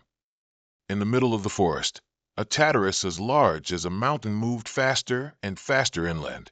A group of reporters had set up their cameras, waiting from a distance. Helicopter blades whirred above their heads. Everyone looked up and cheered. "They're here. The king's mask is here." Everyone urged each other, "Hurry up. Get ready to record." Shanghai UK stepped in front of the colossal Tartarus. He marveled. "It's truly magnificent." A small spatial gate appeared beside him, and he reached his hand inside. As everyone raised their cameras, a strong gust of wind swept through. Blue wings sprouted from Shanghai UK's shoulders. When he activated the Holy Mask wings, he could fly. "It's been a while since I've used this." Shanghai UK soared from the ground into the air, using his terrifying speed to close in on the Tartarus. Then, let's start with a bang. A large explosion erupted right at the Tartarus's neck. In the vast forest, the decisive battle between Shanghai UK and the colossal Tartarus had just begun. He created an explosion right near its face with his sword. The monster angrily opened its mouth and roared loudly. Shanghai UK was almost swallowed. Standing before the immensely giant monster, Shanghai UK looked incredibly tiny. Its sudden bite caused him no small amount of pain, even though he had dodged it. Shanghai UK swung his sword once more and charged, and another explosion occurred. The continuous powerful blows drove the Tartarus mad. Its eyes glowed red, and a massive surge of power shot from its mouth. An explosion like an atomic bomb created a mushroom cloud in the sky. The reporters and government officials watched from a distance with binoculars. Mr. Hiu exclaimed in shock, That's Tartarus." Someone turned to ask Michael, "Even the king's mask can't do it?" He remained silent, then spoke. "So far, the Tartarus's direction has shifted 12 degrees. There are only 15 more degrees before the Tartarus heads in the direction we want." He reassured, "Don't worry, Prime Minister. As long as the king's mask doesn't give up, we will definitely succeed." Suddenly, there was movement from the Tartarus's side. Shanghai UK was still relentlessly attacking the monster, darting in and out, appearing and disappearing. Perhaps he was ready for a fatal blow. So blue lightning surrounded the sword in Shanghai UK's hand. He struck its body, and then a massive attack erupted. The monster almost toppled backward onto the ground. The people watching from afar were utterly astonished. He did it. The Tartarus has been redirected as planned. Shanghai UK flew on the Tartarus's back. Well then, let's finish this, shall we? Suddenly, he discovered a large fortress standing tall on its back. Shanghai UK cursed. Damn it, if possible. They're the ones I want to avoid most. Ancient abyss spirits emerged amidst raging flames. They shrieked loudly and shrilly, but Shanghai UK just stood there as they darted toward him like arrows, because he calmly stated, I'm not the same me as before. I'm much stronger than before. A decisive sword slash came from Shanghai UK's hand. The spirits turned into whirlpools around Shanghai UK, and then suddenly shattered completely. He watched the dark, cloudy things dissipate, and the back of the colossal monster returned to its normal state. He then muttered to himself, Dad, should I consider this a success yet? The colossal Tartarus had turned and changed direction. Shanghai UK stood watching it slowly leave from a distance, his eyes resolute. In 2 days, it will reach the sea. Shanghai UK kept staring at the Tartarus, which looked like a turtle carrying an entire castle on its shell, moving steadily towards the vast ocean. Shanghai UK wondered, are these 2 days my last chance to enter the ancient abyss? He landed on the Tartarus's back and took off his mask. Shanghai UK examined the gloomy castle. It seemed he could enter. He went deep inside, to a gloomy place with no one around. Suddenly, a clean and new-looking wooden door caught his attention. Shanghai UK pushed the door open and stepped in. Although almost completely ruined, the chandelier hanging in the middle of the room was still lit. He discovered a smaller door in the corner. Shanghai UK pushed the door open and entered. Inside the room, on a small wooden table nearby, a candle was still burning. He looked at the flame, noticed the black shadow behind him, drew his sword, and threw it at it. You think if you hide there, I won't notice you? The stabbed black spirit shrieked in pain. Shanghai UK smiled. You should have hidden better, hiding in the shadows. Suddenly, a loud commotion came from outside the door. Dozens more spirits, with blood-red eyes, appeared, shrieking and lunging towards him. Shanghai UK pulled his sword out of the spirit, causing it to scream in pain. He found it amusing. If you were going to do this, why hide? It's not fun. Shanghai UK swung his sword, eliminating the noisy spirits. Shanghai UK gloated. Is that all? A game display panel appeared next to him. Oh, defeating one grants 0.01% experience. He called out to Lilith. A blue circle appeared, and Lilith peeked out from it, waving. Yes, did you call me? Shanghai UK asked. Can you teleport to a moving location? Lilith asked back. A moving location? There. She pondered. Temporarily, I can't. Shanghai UK wondered. What does temporarily mean? Lilith raised her hand and explained. Simply put, there are 2 ways I can teleport from afar. The first way is to summon me, and the second way is to teleport to someone I've already met.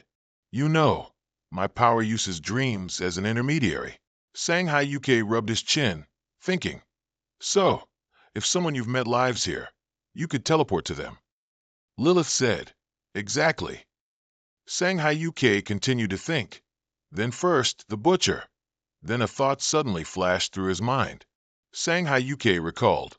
Wait, now that I think about it, even at level 270, I couldn't enter here.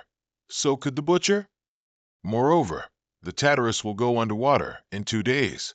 It wouldn't be good if the ancient abyss sank beneath the sea. Shanghai UK stayed in the castle and gained many new things. Only 2 days, and I've already gained 1.32% experience. More importantly, I also received special items, which is extraordinary. Shanghai UK sat in the middle of the floor, calculating. It would be great if I could hunt here all year round. A loud noise outside caught his attention. The Tartarus took its first step into the sea water. Shanghai UK hovered above its shell. It's starting to descend. The Tartarus gradually descended into the sea. The water kept rising higher. The water rose higher and higher around the castle. Shanghai UK landed and said, Well then, let's begin. The Tartarus gradually sank deeper. The castle also sank with it. Taking Shanghai UK along, Then everything vanished into the blue sea. Sanghayuke was slowly walking down the corridor, lit by torches placed on both walls. He kept walking step by step, his eyes extremely calm.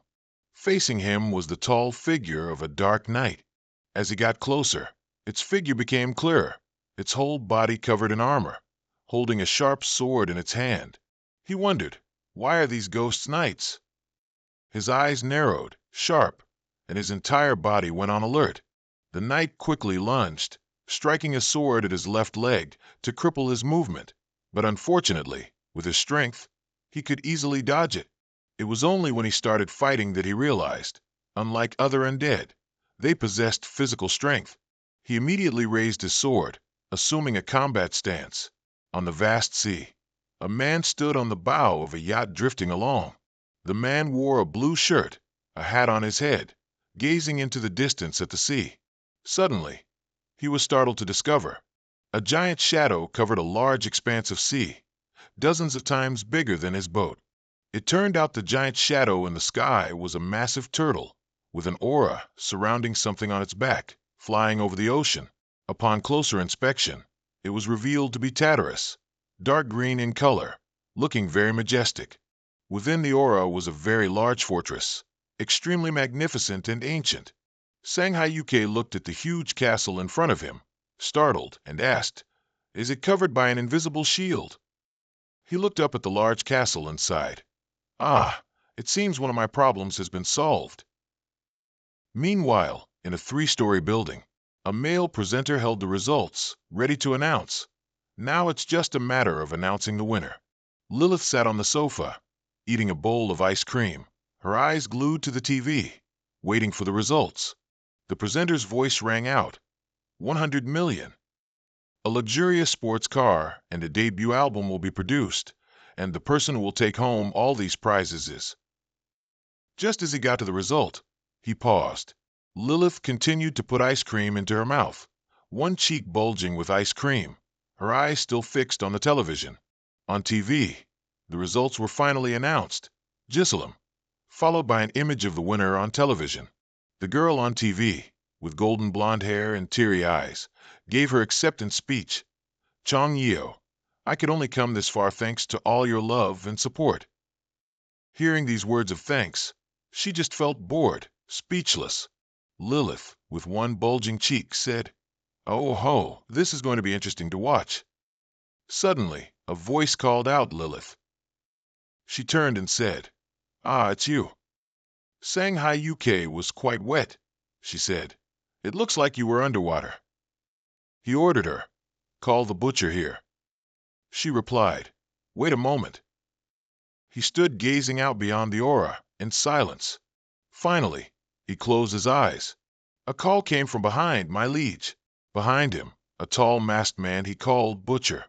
He crossed his arms, looking at him, asking what's wrong. "Why did you suddenly call me?" He crossed his arms and replied, The thing is, I guess I'll have to explain a bit."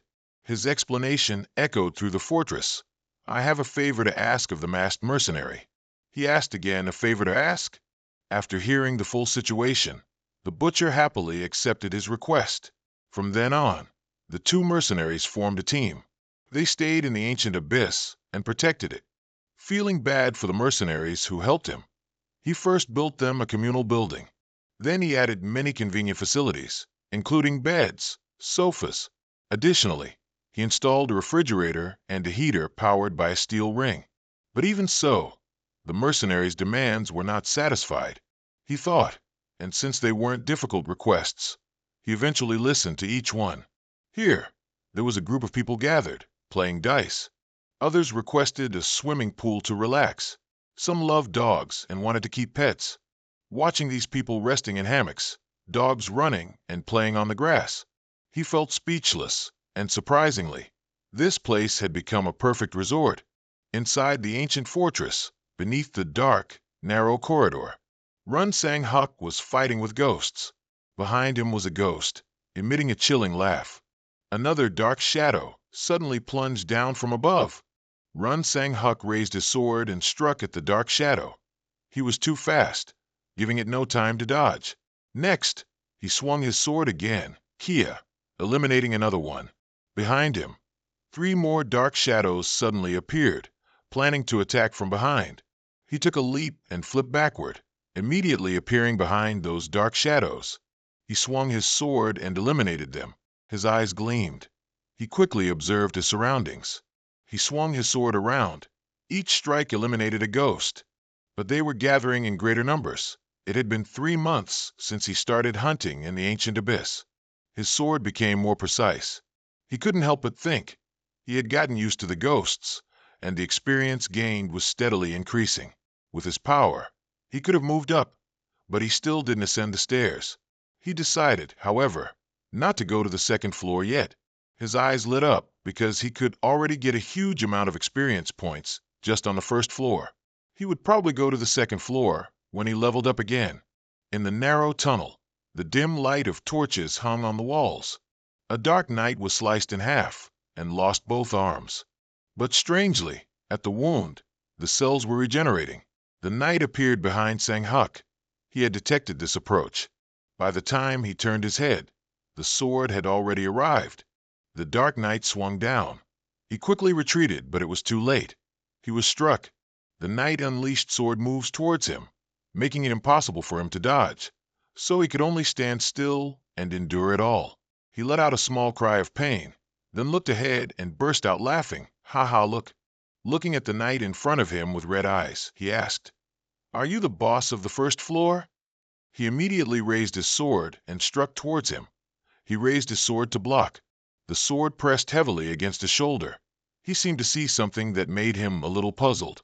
At a castle, located deep within a forest, a group of people stood before the door of a large room. Someone exclaimed, "I can't believe this day has come." Hoa Bang said to the man in the white shirt who was drinking next to her, "I feel a little worried." He replied, "Oh really? Want a sip?" Kurihara stood behind, scowling, complaining, "Stop drinking. Don't you know this is a very important moment?" He spun around and said, "I know. It's such a pain. You keep repeating yourself." The man in the green cloak, covered from head to toe, laughed. "I knew it." Hearing that, he angrily yelled, "You shut up." The man yelled back, "What?" From behind, the blond man advised, "All right, everyone, quiet down. Let's start slowly." He looked down at the golden golem in front, explaining, "As you all know, a golem gains life through a contract. Who will sign a soul contract with this golem? It is a golem that is entirely golden, with a gemstone in the middle of its chest, standing in a magic circle." Kirihara looked at the girl next to her and said, "Dina, why don't you do it? After all, you're the most challenging one compared to everyone else." Hoa Bang immediately turned around angrily, snapping, "Are you kidding me? I'll sign a contract with a good one." The man who was drinking earlier sighed, emotionless, completely emotionless. She whirled around to face the man, yelling, "If you're so emotional, why don't you do it?" Finally, Li Qion stepped forward and said, "All right, I'll do it." He slowly took off his glove, explaining, "Because I rarely go hunting anyway." The brown-haired man asked, "So, should we prepare immediately?" The man in the green cloak handed the dagger to Qion, inquiring, "You know how to do it, right?" He extended his hand, his expression unreadable. "I'm not like you." Then, he placed the blade against his palm and cut down forcefully. The blade quickly left a long wound. He placed his bleeding hand on the head of the golem, blood flowing down its body in streams. He looked directly at it, his gaze sharp. He began to chant the contract spell. "The sacred covenant of Titan from ancient times has begun. Receive my blood into your iron heart."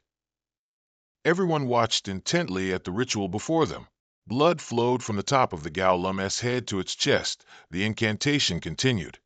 "My blood gives you a heartbeat." Outside the castle, it was pitch black. Run Sang-huk was being stabbed directly in the chest by a sword. His eyes showed astonishment, disbelief. The sword was pulled out of his chest, emitting a piercing sound. He knelt down. In front of him was the Dark Knight. He stared at the wound on his chest. His hands trembled, unable to believe it. He let out a bewildered sound about his own wound. A thought flashed in his mind. Then he completely collapsed, a light enveloping his body. He felt very uncomfortable, and involuntarily, he let out a small, sharp groan. He felt extreme pain. Hak! This guy, is he attacking my mind directly? The Dark Knight flew high, raising his sword, intending to deliver a final blow. What terrifying power! That attack sent sand and dirt flying everywhere. Dust filled the air, but the knight's eyes seemed to be filled with disbelief. That attack had caused Sang-Huk to evade. Beneath the sword lay shattered steps. He had managed to move backwards in time and avoid the attack. He panted, looking ahead, one hand covering his chest, the other holding his sword. He looked, clicking his tongue, a sign that this would be difficult. The Dark Knight turned around, charging towards him at an extremely fast speed. He continuously retreated, but still took many of his attacks. He used all his strength, slashing at the knight's waist. But he saw before his eyes a red smoke appearing at the wound, trying to heal it. The knight's arm quickly raised his sword and swung towards him. He raised his hand to block the sword, the two swords rubbing against each other, creating sparks. Suddenly he realized, when he attacked, the sword created a physical force. His eyes lit up. If that's the case, he pushed the sword aside. The knight's sword was knocked down, and he immediately lunged forward. He slashed at the fallen sword, pushing it far away. Then he laughed. Ha ha, look. On the ground, the knight continued to sit. His voice rang out. Your entire body creates physical force when you attack, doesn't it? The hilt of the sword lightly touched the air, forming a faint blue ring of light. Immediately, a shield appeared in his other hand. He said, Let's begin round 2. That shield was a round shield, made of mithril with magical energy. The knight slashed, shouting loudly, and he immediately raised his shield to block the attack. The knight made many slashes. He blocked them all with his shield. Sand and stones flew everywhere, making loud hoa-hoa sounds. Suddenly, a sword slashed towards the knight's left shoulder. Immediately, the left arm was completely severed. Seeing this, he looked at his opponent's wound regretfully. Oh no, I was a bit slow. The knight used his remaining hand to wield the sword and slash down. He roared. But it doesn't matter. Two swords, carrying two different lights, one blue and one red, charged at each other. The two swept past each other, leaving behind two beautiful trails of sword light. He turned his head and smiled slightly, because now he understood. The beautiful blue light quickly destroyed the blue knight. Behind the fallen knight, dust filled the air everywhere. The mask disappeared. He let out a soft sigh. Phew, that's it for today. A notification panel appeared before his eyes. He was a little surprised. He clenched his fists, looking at the notification. You have leveled up. Finally, he had leveled up. 2 more notifications popped up. He looked at it with immense joy and surprise. You have achieved an impossible feat due to achieving an impossible accomplishment. All stats permanently increased by 50. Next was another notification. Reward for achieving an impossible accomplishment. The effectiveness of any potion you consume is increased by 200%. The notification continued to list the rewards. Next, storage space size has doubled. The notification informed him. The secret of the previous teleportation will be unveiled. You have obtained the title Boundary Breaker. To commemorate overcoming the boundary, a 3-day global event will commence today. His face darkened, and he froze, staring at the notification in front of him. Then he asked doubtfully, A global event? A notification panel appeared behind him. He turned his head and looked behind him silently. On the notification panel was the message. The results of the event will be positive for you. In the city center, tall buildings stood close together. On the streets, pedestrians and vehicles were bustling. People here were numerous, jostling each other on the busy streets. Suddenly, a mechanical voice rang out, drawing everyone's attention. The global event has begun. Everyone try to find the source of the sound. A young man turned to ask the girl behind him. Did you just say something? She replied, No, I didn't. The indistinct voice continued to echo. The event will last for 3 days. The man felt confused. The crowd panicked. In an uproar. What the hell? I swear I just heard something. The person next to them immediately asked back. You heard it too? A woman said. Is someone live streaming? While everyone was searching, the voice reappeared. During this period, new players will awaken randomly. The crowd gasped and shouted. What? What's happening? After the voice ended, rays of light appeared in the sky. People on the streets looked up at the sky to admire this strange sight.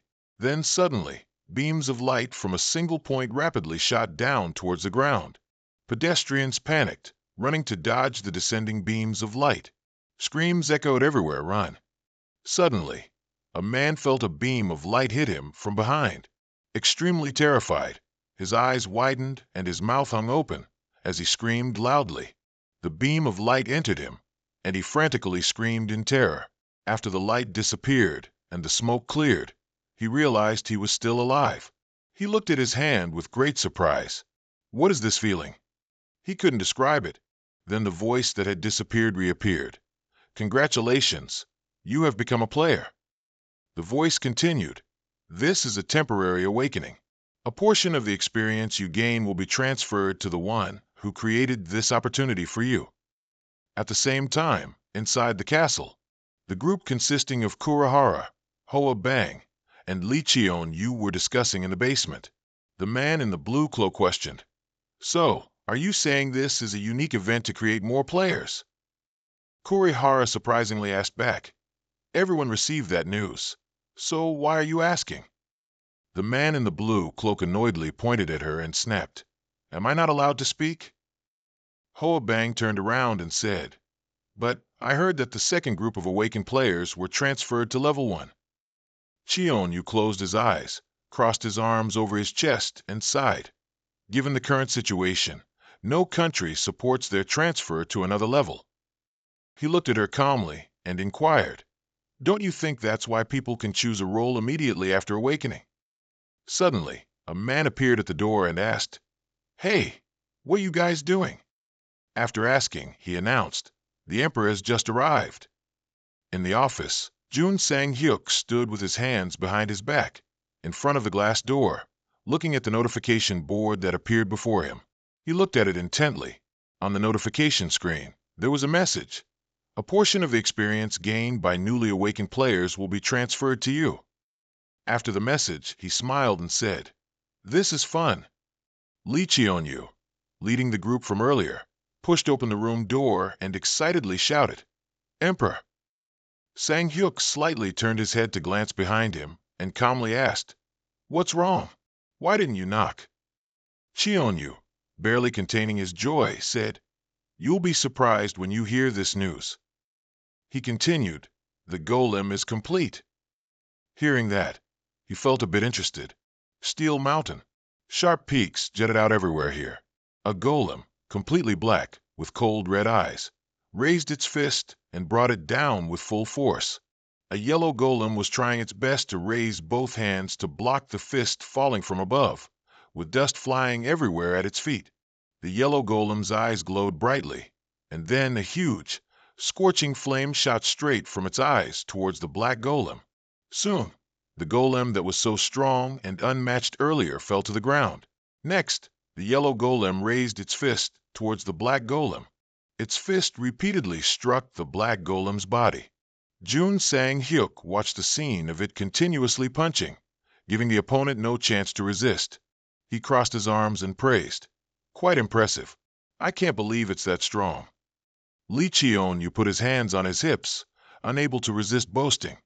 Of course. Who do you think made it? With a confident expression, he continued with a smile. There will be 3 golems completed. One of them will be yours. Then he frowned and inquired, There's still 2 more. Who do you want to give them to? Jun Sang-hyuk seemed a bit hesitant, pondering.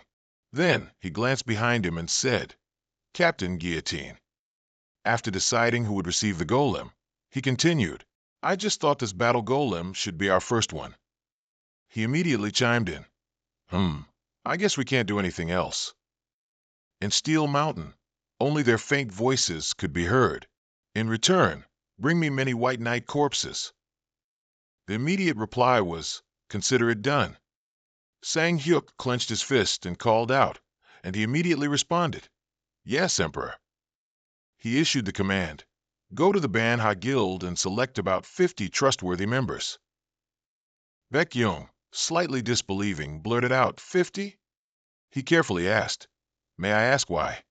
He replied, "I don't think one masked legion alone is enough to handle this." He glanced and said, "I'm planning to choose the best members of the Manhua Guild and send them to the chaotic castle." Hearing his explanation, he still felt worried. "Is that okay?" "The Manhua Guild." He reassured him, "Don't worry."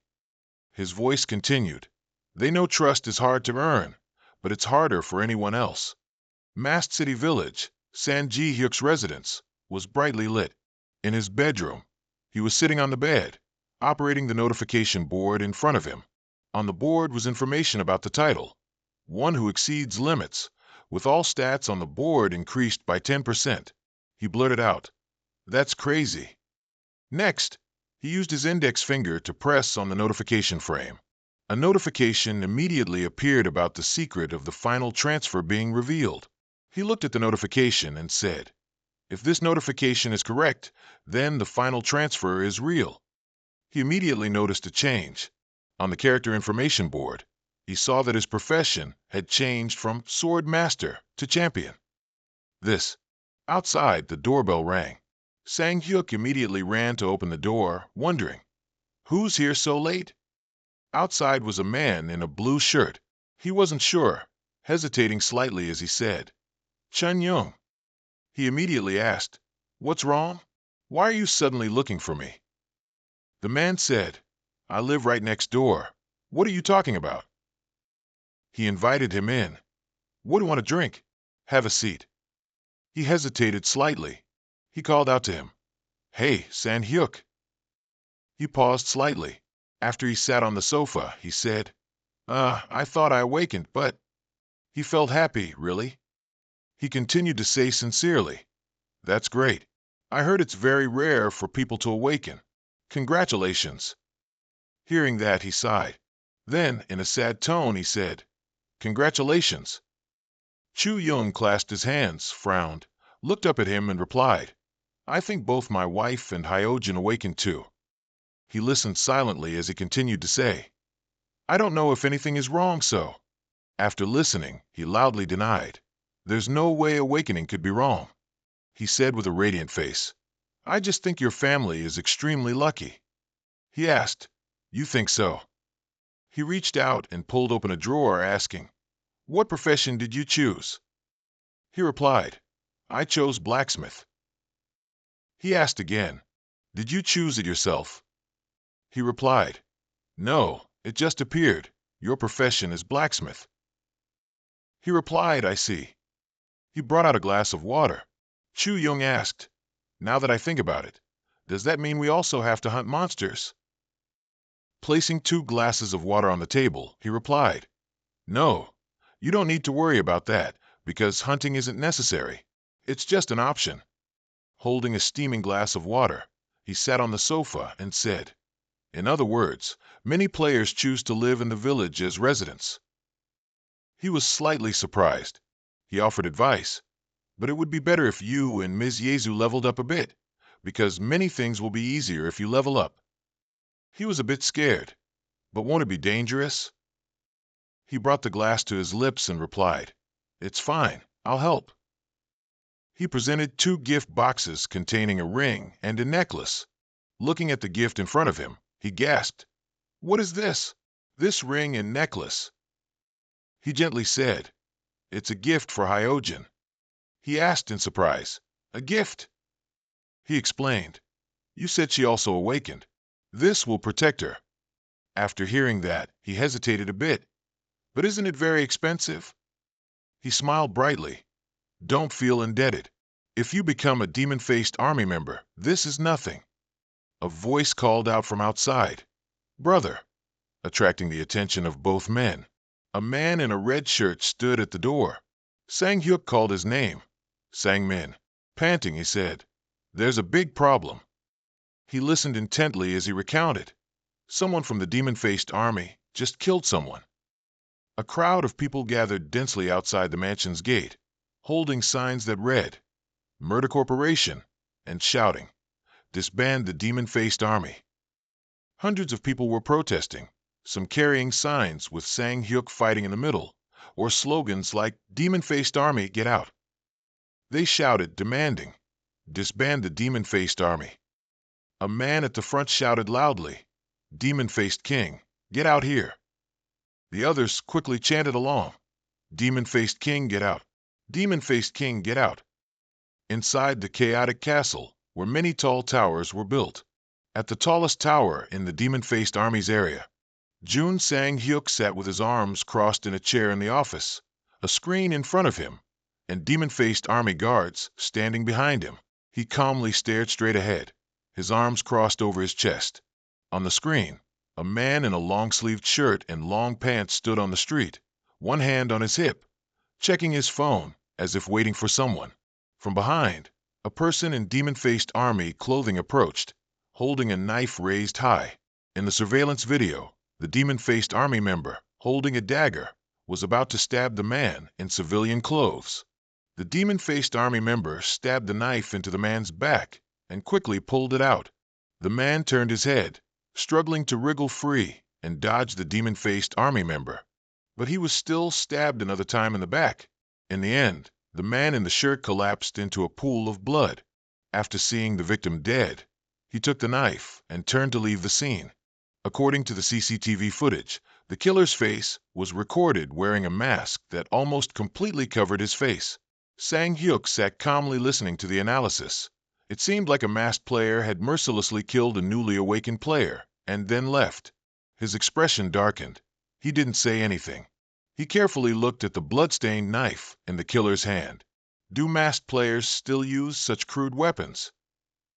A voice replied, No, they don't.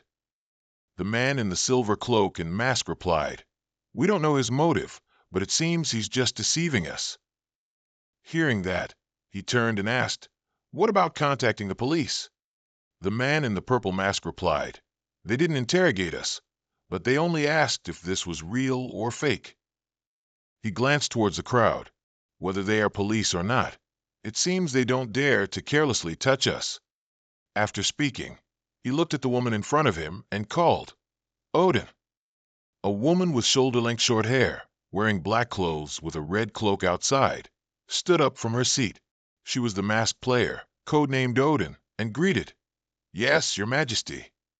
He then continued to ask, Can you use the memories of this land? The woman in a tight silver combat suit and pink cloak blurted out, Wait a moment. She said, Memories of the land? Isn't that magic only native players can use? She wondered, How can a player use it? The girl in the red cloak calmly said, I can. Muttering sounds echoed around. Didn't he just get recruited? What is he saying? Jun Sang-hyuk's voice rang out, Read the memories of this land. He smirked. You know why, right? Her eyes gazed calmly. Her voice echoed through the tower. Yes, Your Majesty. At the road with the light that appeared last night in the surveillance footage, a short-haired girl appeared in a purple shirt and tight black pants, holding a long staff in her hand. That girl was Odin, looking around with a perfectly calm demeanor. She subtly glanced behind her, where there was an unclean bloodstain. She turned to look at that spot, dust swirling everywhere. Her eyes glanced behind her. She stomped her foot, and smoke billowed out around her. Rings of light generated around her, and the wind blew her hair. Odin's eyes lit up, glancing towards the pool of blood. The scene from last night was realistically recreated before her eyes, in black and white. First was the image of the man who was stabbed that night. The man had fallen to the ground, and the killer held the knife, looked up at the sky, and laughed. After laughing, he turned and left, abandoning the corpse. Seeing this, she became silent, her footsteps gently following. In the city, a pink light followed and gradually spread towards the black. He moved lightly into a small alley. Then, he reached a small warehouse, opened the door, and entered. He chuckled softly. Odin entered the restroom and closed the door. Instantly, the scene in the restroom on the day of the incident was recreated before her. The restroom door opened, and the killer came out with a different appearance. Hair slicked back, one hand in his pocket. His face was clearly visible. A long face, small eyes, looking quite sinister. He wore an earring on one ear. Odin stood watching him from a distance. After that, she followed him. Then she stopped and watched him walk away. She looked up at the street pole beside her, and on it was a surveillance camera. The VOSC surveillance camera must have recorded everything. She stared at it, checking the information inside. This entire area was under her power. She reported back to him, "My lord, I have found the culprit." That day, at the Players' Association, in the office, Jun Sang-hyuk stood with his arms crossed, watching Lee Hyung-suk, who was wearing a blue suit, looking at his bespectacled employee searching for information on the computer. Hyung-suk quickly asked, "Did you find him yet?" The employee replied, "If he's a player registered with the association, I'll find him quickly." His eyes lit up, so much so that his glasses couldn't hide it. On the screen was the culprit's portrait that Odin had found. The bespectacled man exclaimed, "Here he is." He read the information. Name, Taejin Kong, age 37, has been a player for 7 years and lives in. He turned and called out, "Team leader."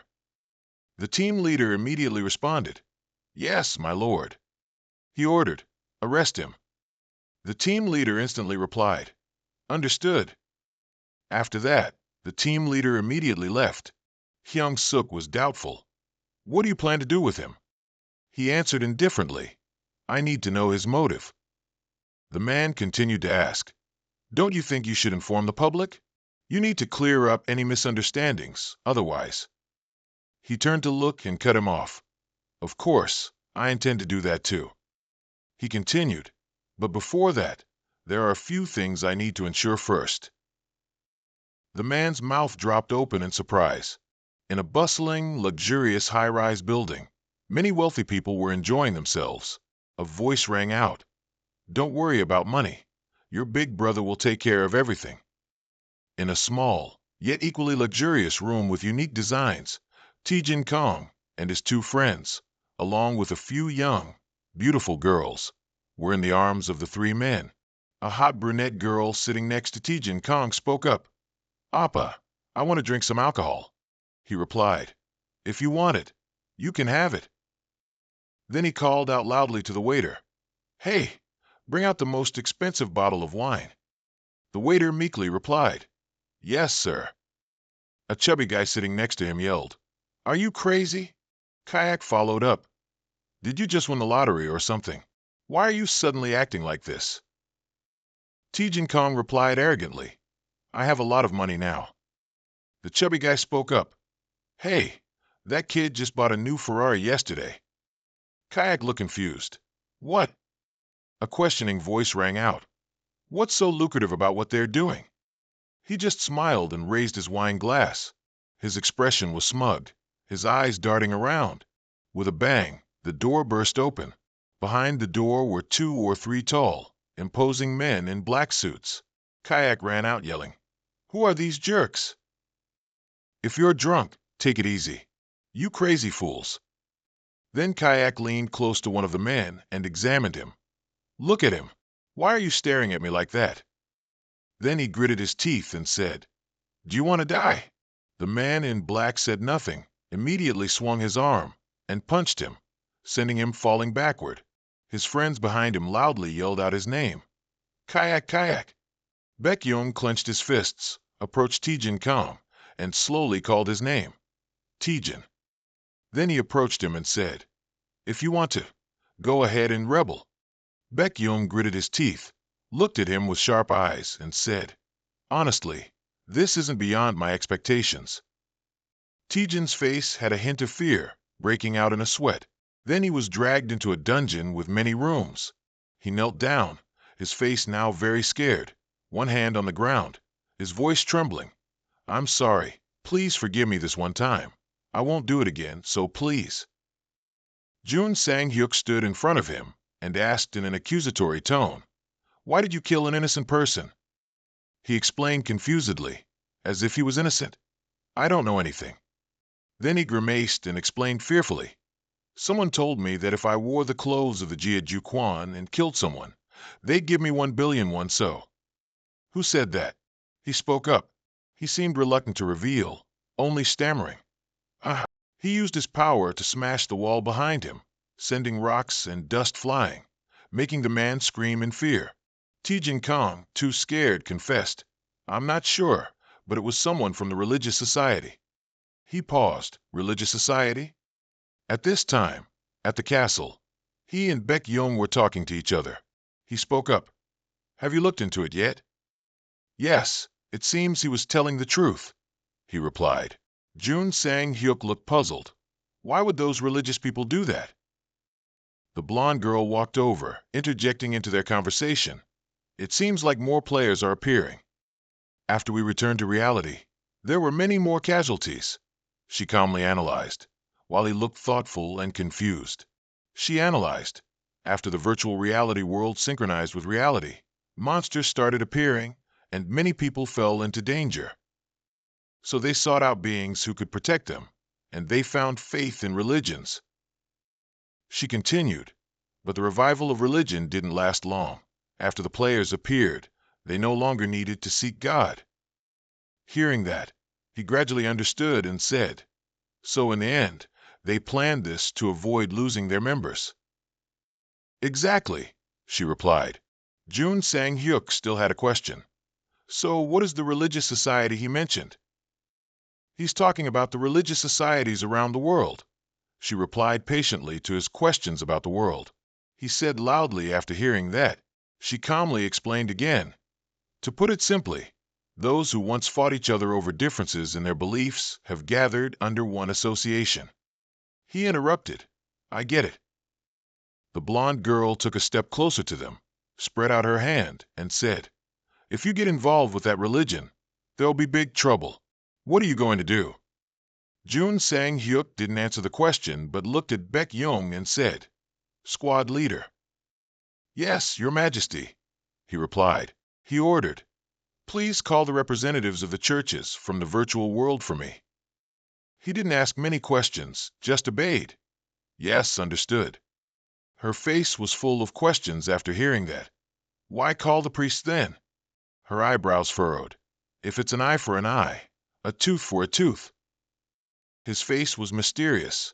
I have to fight religion with religion. A moment later, all the religious groups were present, sitting around a large table, which was the 50-gang religion versus the religion. Jun Sang-hyuk, sitting in the middle of the meeting, spoke up.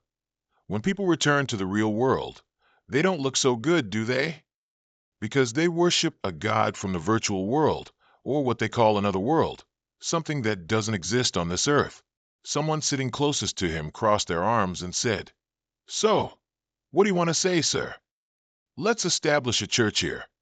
His words surprised the men in black. He continued when no one had any objections. A church of God, Idea. A church of Averon, the goddess of life. Then he concluded, and the church of Jine, the goddess of the earth. Everyone was bewildered, still not understanding what was happening, sweat trickling down their faces, along with a bit of worry. The surrounding space grew gloomy. You mean? His eyes lit up as he looked at them. He spoke loudly to everyone with a confident voice. I will support all of you. The scene shifted to another virtual space. It was a harmonious teal-colored landscape, incredibly ethereal. Images rushed across the ground, and a loud shout echoed, KIA. He was jumping through the air to escape the pursuing shadows. He turned back to look. There were many streaks of lightning covering the area below him, flashes of lightning, with persistent shouts echoing, Kia, Kia. The shadows behind him were still determined not to let him go. He gathered his strength. He yelled loudly, Lightning Spear. Immediately, a blue magic circle appeared, but it seemed ineffective. The shadows continued to pursue him. He moved into a large open space, allowing the men in black to surround him. Then he looked up at the sky, his face ready for battle. He loudly proclaimed, Heaven's judgment. Immediately, A dazzling yellow light appeared like sunlight, dispelling the darkness and those black monsters. The black monster yelled loudly, "Kia!" and vanished into thin air. He looked around and sighed in relief. Run Sang Hioke seemed to have witnessed everything, speaking up with praise and encouragement. "You're doing well, aren't you?" He turned back in surprise, looking at him and calling, "Emperor." He asked, "Did you just level up?" He showed off to him with a beaming smile. "I leveled up from 188 to 191 in just 3 days." He praised, "That's impressive. Are you still putting all your stats into intelligence?" "Yes, I think that's better." Beho Sung explained. He didn't wait for him to finish speaking and interrupted. "For others, no. But for you, yes. But anyway, the first floor is like that. We should just level up slowly, shouldn't we?" His ambiguous statement filled him with surprise and confusion. "What do you mean?" "Where?" he replied. "If you want to gain experience, wouldn't it be better to do it all at once?" Run Sang Hioke looked up at the staircase and said mysteriously, adding to the intrigue, "Follow me, because from now on, it'll look more like a real dungeon." After Run Sang Hioke ordered the construction of places of worship, a magnificent structure was built with high-end equipment to aid the construction process. A grand, vast fortress was nearing completion, and the builders stood watching and chatting with each other. "Do we really need to go that far? Building 3 temples in the village, what can we do? It's the Emperor's command, just follow it." Someone behind responded, "I actually quite like it." Then the person began to analyze. "I don't deny the necessity of religion, but I don't think what these religious people are doing is normal." The masked person asked idly, "And besides, why does His Majesty have to meddle with those people?" Li Chionyu, seeing everyone chatting too loudly, stood up and exclaimed, "It seems you people are too idle, standing around gossiping here, aren't you?" The masked person turned to Chionyu. "Why do you say that, sir? We just got here, didn't we?" Li Chionyu laughed and said, "Don't you know how to joke?" Then he said to everyone standing around, "Anyway, in my opinion, I have something I want to show everyone." Li Chionyu led the people there into a basement storage room, filled with many items. Everyone stared intently. "What are those?" He replied, "It seems the Emperor doesn't intend for us to rest." I don't even know when he found all these holy artifacts. Before everyone's eyes were many religious items from various religions, made of gold and silver, looking extremely precious and expensive. He crossed his arms and reminded everyone, "Everyone, brace yourselves, because from now on, it'll be hard for us to sleep." The scene shifted to where Run Sang Hioke and Beho Sung were talking, the two of them rushing through a corridor past prison cells. He looked a bit worried, but still managed to ask, "Excuse me, Emperor. That monster looks strong." He looked at the monster in front of him, which was a Knight, a huge blue monster with horns and formidable armor. "You're right, to be honest. A while ago I almost died because of it." Run Sang Hioke recounted. "What?" He had a panicked expression. Bako Sung fearfully shouted, "Then how can I do it?" "I think we should go back." He sneered, "Go back? What do you mean?" "Just watch." The three looked at each other for a while in the combat atmosphere. "It's been a long time, my friend." The Knight spoke. "This time it's different." He drew his sword and charged towards the monster. The Knight quickly leaped high to avoid a sword strike. Run Sang Hioke and the monster fought back and forth for a while, neither side gaining an advantage. The Knight leaped high and landed a decisive blow straight to his abdomen. Witnessing such a scene, Bako Sung stepped back and shouted, "Emperor!" From the dust and smoke, he emerged majestically, enveloped in a radiant light. He slowly said, "Sword mouth armor, it's a skill I learned thanks to you. And this, too, is thanks to you." Run Sang Hioke raised his sword high, waiting for the monster to approach him. The monster roared loudly and prepared to pounce on him. His eyes narrowed as he aimed. Then he leaped into the air and shouted, "Ancient mouth!" slashing his sword powerfully towards the Knight's abdomen. The monster screamed loudly in terrible pain and fell to the ground. He slowly took off his mask and sighed in relief. Suddenly, the sword emitted some kind of signal. He was surprised. What is this? The sword now seemed to have been upgraded to the Abyss Great Sword. Attack power 900 to 1100. Usage limit. Strength 500. Agility 500. Stamina over 300. Effect. Reduces cooldown for all skills by 30%. Special skill, Soul Slash. Can be used once a day. Passive skill, Dark Contemplation, activated. Special effect. 20% of dark attribute attacks added to base attack. Strength increased by 100. Agility increased by 100. Stamina increased by 50. Run Sang Hyoke held the sword high in front of him and said, "The attack power isn't much different from my own."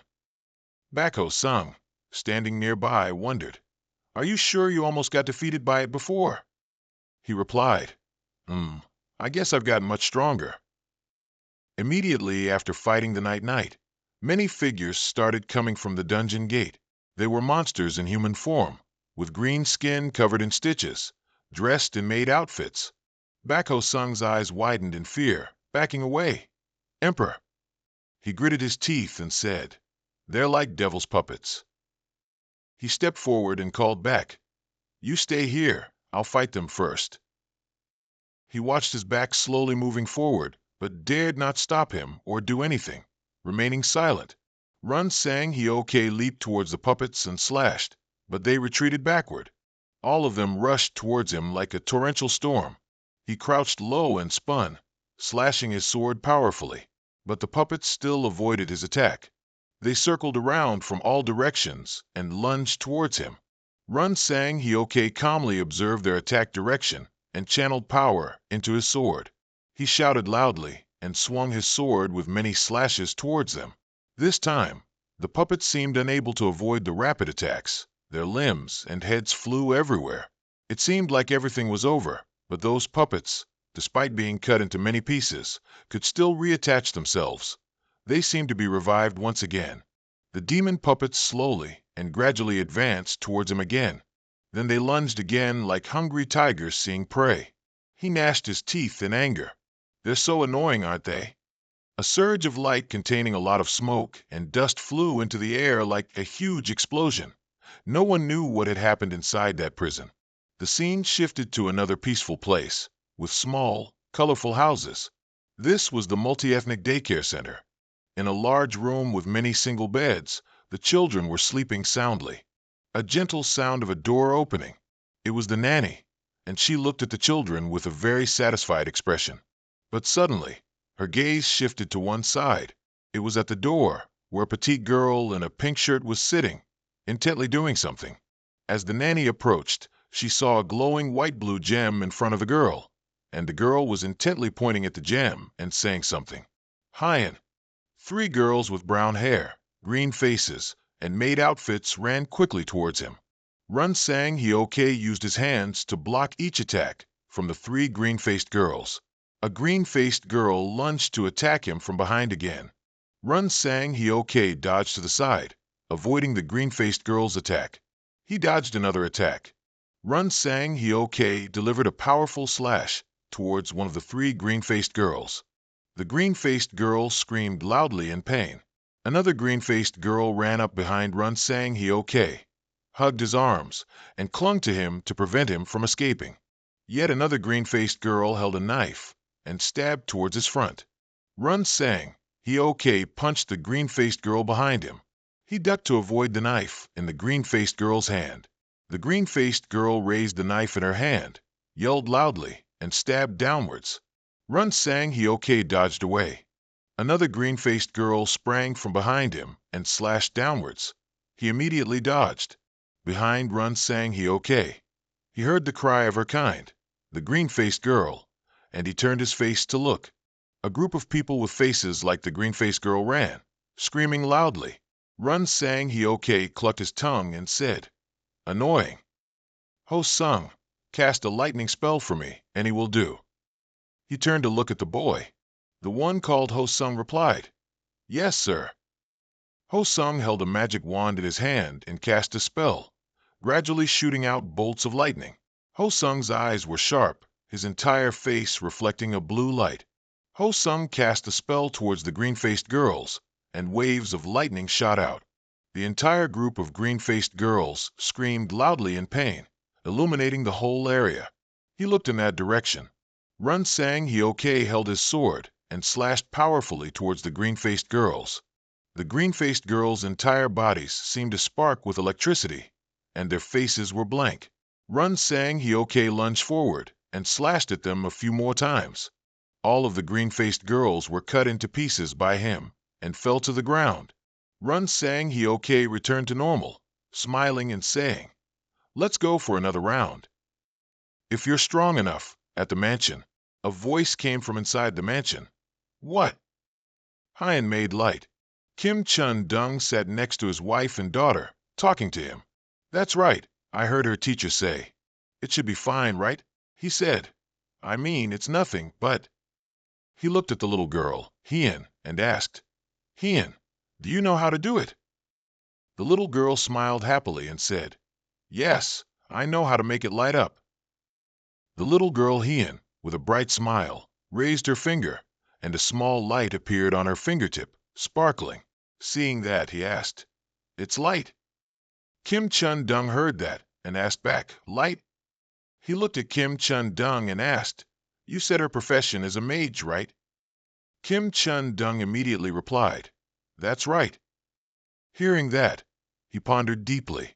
After he finished thinking, he looked at Kim Chun-dung and said, "All right, listen carefully. Not only Guzan awakened, but you and Ms. Yezu did too." Kim Chun-dung said, "Right." After hearing the answer, he continued to ask, "Do you two have any skills?" Kim Chun-dung immediately replied, "No, we don't." Kim Chun-dung looked at him and said, "That's normal," with a confused look on his face. Hearing that, he explained, "Unlike other players, those who awaken during the transfer event start from level 1, but even so, they don't have skills, because you only get them at level 10. Hearing that, Kim Chun-dung mumbled a sound of contemplation. Then he spoke up and said, "So Guzan is." Hearing that, he immediately said, "If you think about it carefully, it doesn't make sense to be able to use a light skill at level 1. Thinking of something, he excitedly stood up. "Wait, let me find someone good at magic." He left, walking up the long stairs. He stopped and called out, "Lai." A green vortex appeared in front of him. Lilith appeared, her voice soft and cheerful. "Yes, Appa." He looked at Lilith and asked, "Can you call Hozung for me?" Lilith replied, "Easy peasy, just a moment." A moment later, Hozung sat in front of Kim Chun-young's family, talking. "It seems Guzan is blessed by mana." Kim Chun-young heard that and asked, "Is that bad?" Hozung heard that and said, "No, not at all. A mana blessing means, to put it simply, she has the qualities of a genius." Kim Chun-young then looked at the little girl and mumbled, "A genius." He looked at Hozung and said, "Can you elaborate a bit?" Hozung agreed. "Let me show you all." Hozung placed his hand on Guzan's head. She looked at him, confused. A yellow light emanated from Guzan's body. Hozung looked at Guzan and asked, "How do you feel?" The little girl Guzan replied, "Warm." Hozung raised his other hand and said, "Can you do that with your hand?" Guzan put out her hand and followed happily, asking, "Like this?" Hozung praised, "That's right, well done. Now, imagine a drop of water appearing in your hand." "It's not hard, just imagine it." Guzan closed her eyes and followed. Kim Chun-young watched the little girl. Kim Chun-young stared at the little girl. A blue light emanated from Guzan's palm. A small drop of water appeared in Guzan's palm and floated up. Guzan exclaimed in surprise, "Oh my, it appeared! A drop of water!" Kim Chun-young also looked on in astonishment. Hozung looked at Kim Chun-young and said, "Normally, when mages talk about their abilities, they start with mana sensitivity." Kim Chun-young heard that and asked, "Mana sensitivity?" Hozung said, "Literally, it's a concept of how to measure one's perception of mana. Gujen is a child born with ridiculously high mana sensitivity." Hozung looked at the girl, who was happily playing, and said, even without trying, she was born with the ability to use both circle magic and intrusion magic, even elemental magic. Hozung continued, but there's something that doesn't make sense. He heard that and looked at Hozung with a puzzled expression. Hozung then continued, if one were to learn an ability like this, there would definitely be conditions, yet. Upon hearing Hozung, he also fell into deep thought. Then he spoke up, breaking the silence. I think it's because of the artifact I gave her. Hozung and Kim Chun-Yung looked at him. Kim Chun-Yung spoke up, asking, artifact? Hozung seemed to realize something, his eyes shining as he looked at the girl. Hozung spoke up, saying, all right, that's a good item. It seems to help her increase her mana. Everyone returned to their seats. Kim Chi-Yung continued to ask, so what should Gujen do now? Does she need to level up like other players? Hozung looked at them and said, if we keep teaching Gujen like this, she won't break through the player's limits. She needs to be taught differently. He crossed his arms, looked at Hozung, and asked, like you? Hozung heard that. Well, about that. He looked at Hozung and said, in that case, you're the only one who can teach her. Hozung heard that and stammered, me? Me? You mean? Kim Chun-Yung looked at Hozung, his voice pleading, I beg you, Mr. Hozung. Hozung saw that and agreed. All right, I'll try. I'm not sure if I'll teach well, but... Before Hozung could finish, Kim Chun-Yung excitedly said, thank you. Truly thank you. Hozung could only say, no problem. Gujen spoke up. Thank you, Mr. Hozung. Gujen looked at Hozung and smiled brightly, saying, teacher. He heard that and looked at Hozung, laughing heartily. Hozung then looked at him with a surprised expression. Hozung smiled and said, all right, I hope we'll become closer to. 3 months later, after the world event, the realization of the eternal world had slowed down noticeably. No one knew if this was a kindness to new players or the calm before the storm. Thanks to that, the members of the False Realm City had more free time. Chun-Yung Kim and his wife had leveled up to 10 and gained a skill. As for Jun Sang-hyuk, he had earned a lot of experience points in the Abyss Ancient Ruins. What's more, the town was also nearing completion. In a castle, groups of people filled the hall, including the Manhua Guild, the Jinhan Guild, and the Dangun Guild. He, still wearing his red armor, stepped onto the empty platform and spoke loudly to the crowd below. Thank you all for being here today despite your busy schedules. The reason I summoned everyone here today is because the city's construction has reached its final stages. If you wish, I can create a place where guild members can go to the area beneath the town. Those guys were shocked and excited, but before they could close their mouths, Jun Sang-hyuk delivered another shocking blow. Furthermore, one more thing is that I want to select the second unit of the False Face Mercenary Corps. Bichdung was slightly surprised by his decision but remained silent, as if deep in thought. In the office, only Sang-hyuk and Bichdung were present. He unexpectedly spoke. I'm sorry. I should have told you first.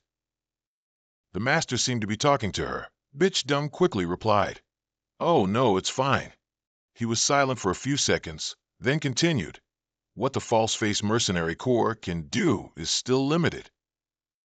This is also your first time coming to Korea after traveling all over the world for a while. Now, the False Face Mercenary Corps will have to stop doing something they often do. The Zaxxon Association and the Tower of the Dead will do it instead. Bichdung bowed her head. Yes, I understand. The next sentence made Bichdung's eyes light up like headlights. Oh, no need to be so disappointed. There are other options. Because what you'll have to do from now on will be even more than that. This time, both of them finally smiled. Bichdung replied, I will remember that. A week later at Incheon Airport, a group wearing cloaks and carrying suitcases, looking like gangsters, looked around. In front of them were photographers, hunting for hot news. One of them recognized them and shouted, it's them, the prosperity of a teardrop. Leading the group, who looked like they were smuggling contraband, was the prosperity of a teardrop's guide, ID her religion's shallow ditch. Outside the castle was a row of statues of saints, and in the center in front of the building was a statue of God. The crowd stopped in front of it and marveled. How magnificent! Suddenly, Jun Sang-hyuk's voice rang out from behind, making the guide turn around to look. Should the one about to lead the church from now on be crying? He solemnly called out, "Your Majesty, it must not have been easy to achieve this. I don't know how to thank you enough." He chuckled and said, "It's nothing. Let's begin then." He replied, "Yes," then walked to the central holy statue and put his hand to his forehead, bowing down to begin praying. "O Creator of all beings, I have come one step closer to you. Oh, one who understands the loneliness in my heart, I have come one step closer to you. O Idiha, O Idiha, this sinful child vows to dedicate this body under your wings. Protect us." As he spoke the last sentence, tears streamed down his face. At the same time, the eyes and bodies of the statues glowed with a vibrant yellow and shot pillars of light straight into the sky. The pillars of light converged and then burst out like fireworks, leaving everyone watching in awe, mouths agape, including Jun Sang-hyuk. He looked at the person praying with clasped hands and whispered, "My goodness, is this the Pope?" In a deserted chapel, a little girl in a wheelchair asked her mother, "Mom, is God real?" The little girl's mother gently replied, "Of course, you saw it on TV, didn't you?" The little girl smiled brightly and responded, "Yes, he's very cool." Her mother continued, "So, if you pray before God, He will listen to your prayers and help you recover completely." The little girl was very happy to hear that. "Really? If I pray earnestly, I won't be sick anymore." The woman comforted her child. "Of course. Let's pray together." The little girl began to clasp her hands and spoke words from the bottom of her heart. "Dear God, my name is Sunli. God, I want to go outside and run around like my friends and eat until I'm full. But my body is sick, so I can't do it. I'm very sad to see Mom cry every day. I really want to get well." The little girl's mother listened to those words in silence. Suddenly, a hand was placed on the little girl's forehead. It was the Pope. He said, "Look upon this tender soul who is praying before you with clasped hands. A child who lacks something, I beg you, O Idea, take away the pain of this tender soul." As his tear fell, a light flashed from where the two stood, making the little girl's mother and daughter cover their eyes. A tender mommy rang out. Seeing her mother's eyes welling up, the little girl comforted her. "Don't cry." Because the little girl was now standing on her own 2 feet.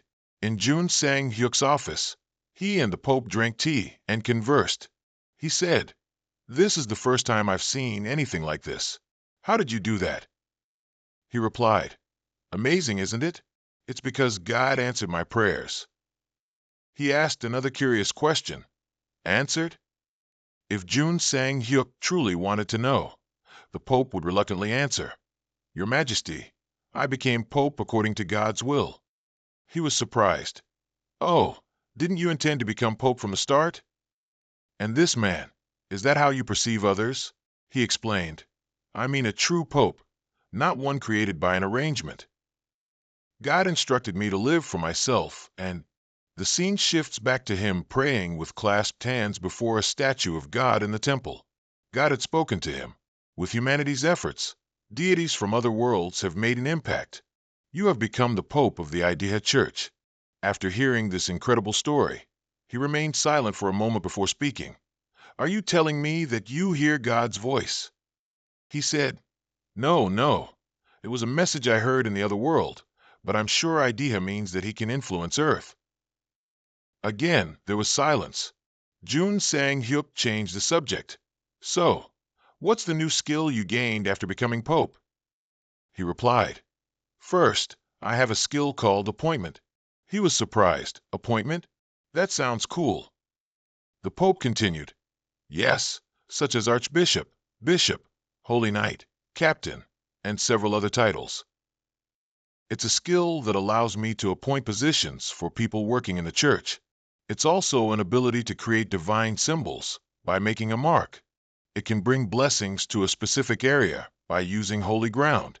And I can also use the Hand of the Saint, a divine healing magic that can cure any incurable injury or disease once a week. That's insanely powerful, Jun Sang-hyuk thought. So that's how he healed the disabled child. He said to the Pope, "That's amazing. Then it's only a matter of time before you secure your position in the church." He confided with a heavy heart, "I'm a little worried that I've been given too much power." Jun Sang-hyuk encouraged him, "Don't worry about anything. Just do what you think is right. I'll protect you from now on." He smiled politely and softly said, "Thank you for saying that." In the underground parking lot, he was now in casual clothes, his hands in his pockets, about to get into his car, when, Appa, a female demon emerged from thin air and called to him. Jun Sang-hyuk spun around and exclaimed, "Lilith, what's wrong?" The girl excitedly announced, "I have something to tell you. You're about to die. Stop beating around the bush." He asked, "Spit it out, kiddo." The demon pulled out a poster and showed it off. Surprised, old man? He thought it was something divine. He said impatiently, "What is it?" "It's just an idol." "Do you want to join their fan club?" "No," the girl answered definitively. He asked further to appease this troublemaker, "So, you want to become a pop idol?" After a long roundabout, she blurted out, "How could that be? I want to manage a pop idol." Jun Sang-hyuk froze, stunned, sweat pouring down his face. "Oh, this dream is wonderful. Desperate, more like." At the Twilight Blacksmith, City Branch, a man's furious yell echoed. He held up the broken sword and complained, "What good is this? I haven't had this sword for long, and it's already broken." The salesperson calmly took the sword and asked, "I'm sorry, but where did you buy it from?" He stubbornly replied, "Right here, where else?" The staff member asked again, "Sir, do you have the warranty card with you?" The fat guy deliberately spoke louder. "Who carries that around? Just replace it for me now." From somewhere, a guy with round glasses interrupted, "Excuse me, my sword is broken. Can it be fixed?" The fat guy seized the opportunity, pointing at the newcomer to accuse the shop. "Look, I'm not the only one who bought a faulty item. There, everyone keeps saying Sunset Blacksmith is the best. What a scam." The employee tried to explain, "Excuse me, customer." Before he could finish, a deep voice rang out from behind. "Why is it so noisy?" It was the shop owner. The employee respectfully recounted, "Sir, this customer here said that his sword broke, so." Hearing that, the owner immediately retorted, "What? This Black Knight's sword, it broke." He picked up the sword, examined it, then burst out laughing. "Ha ha ha ha." This relentless laughter made the fat guy jump. "What? Why are you laughing?" The owner deliberately asked again, "You know what the Black Knight's sword is made of, so you came to stir up trouble, didn't you?" The troublemaker nervously replied, It's made from the bones of the Black Knight." The owner continued, "Do you know that the Black Knight is composed of a metal called adamantium? And it's famous for its ability to devour light. So why is your sword sparkling and shining?" Damn it, he hit a nerve. The fat guy grabbed the broken sword and scurried away, not forgetting to save face. "No, if you don't want to refund it, fine. I'll report it to the Players Association." The owner turned to the accomplice and threatened him, making him almost wet his pants. "You want to say something too, huh?" The guy trembled, backed away, mumbled sorry, and quickly fled. With everything settled, he sighed. Why do they play these tricks? Then his eyes caught sight of the scabbard the accomplice left behind, and he asked, "Did that kid leave this?" "Ah, so that's it." He picked it up, handed it to the employee, and ordered, "Tell the Black Room to find out who made this thing." The employee, still confused, asked, "Are you talking about the sword, sir?" The owner clarified, "No, the scabbard." He was utterly shocked. Really? The owner didn't reply but stroked the scabbard, then mused, "It's been a while since I've seen someone act like a human." Sang-hook suddenly noticed a wooden door behind him. He wondered if this door had been there before. The male lead opened the door and stepped inside.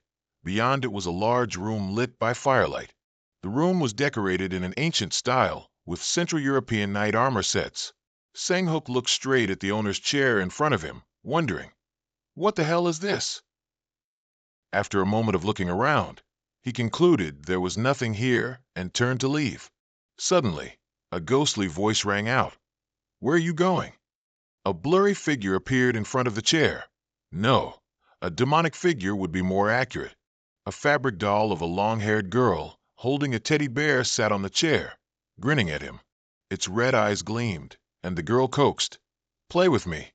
Can't you see me sitting right here? You mother *****, and you're leaving. The male lead immediately summoned a circle of azure spiritual power.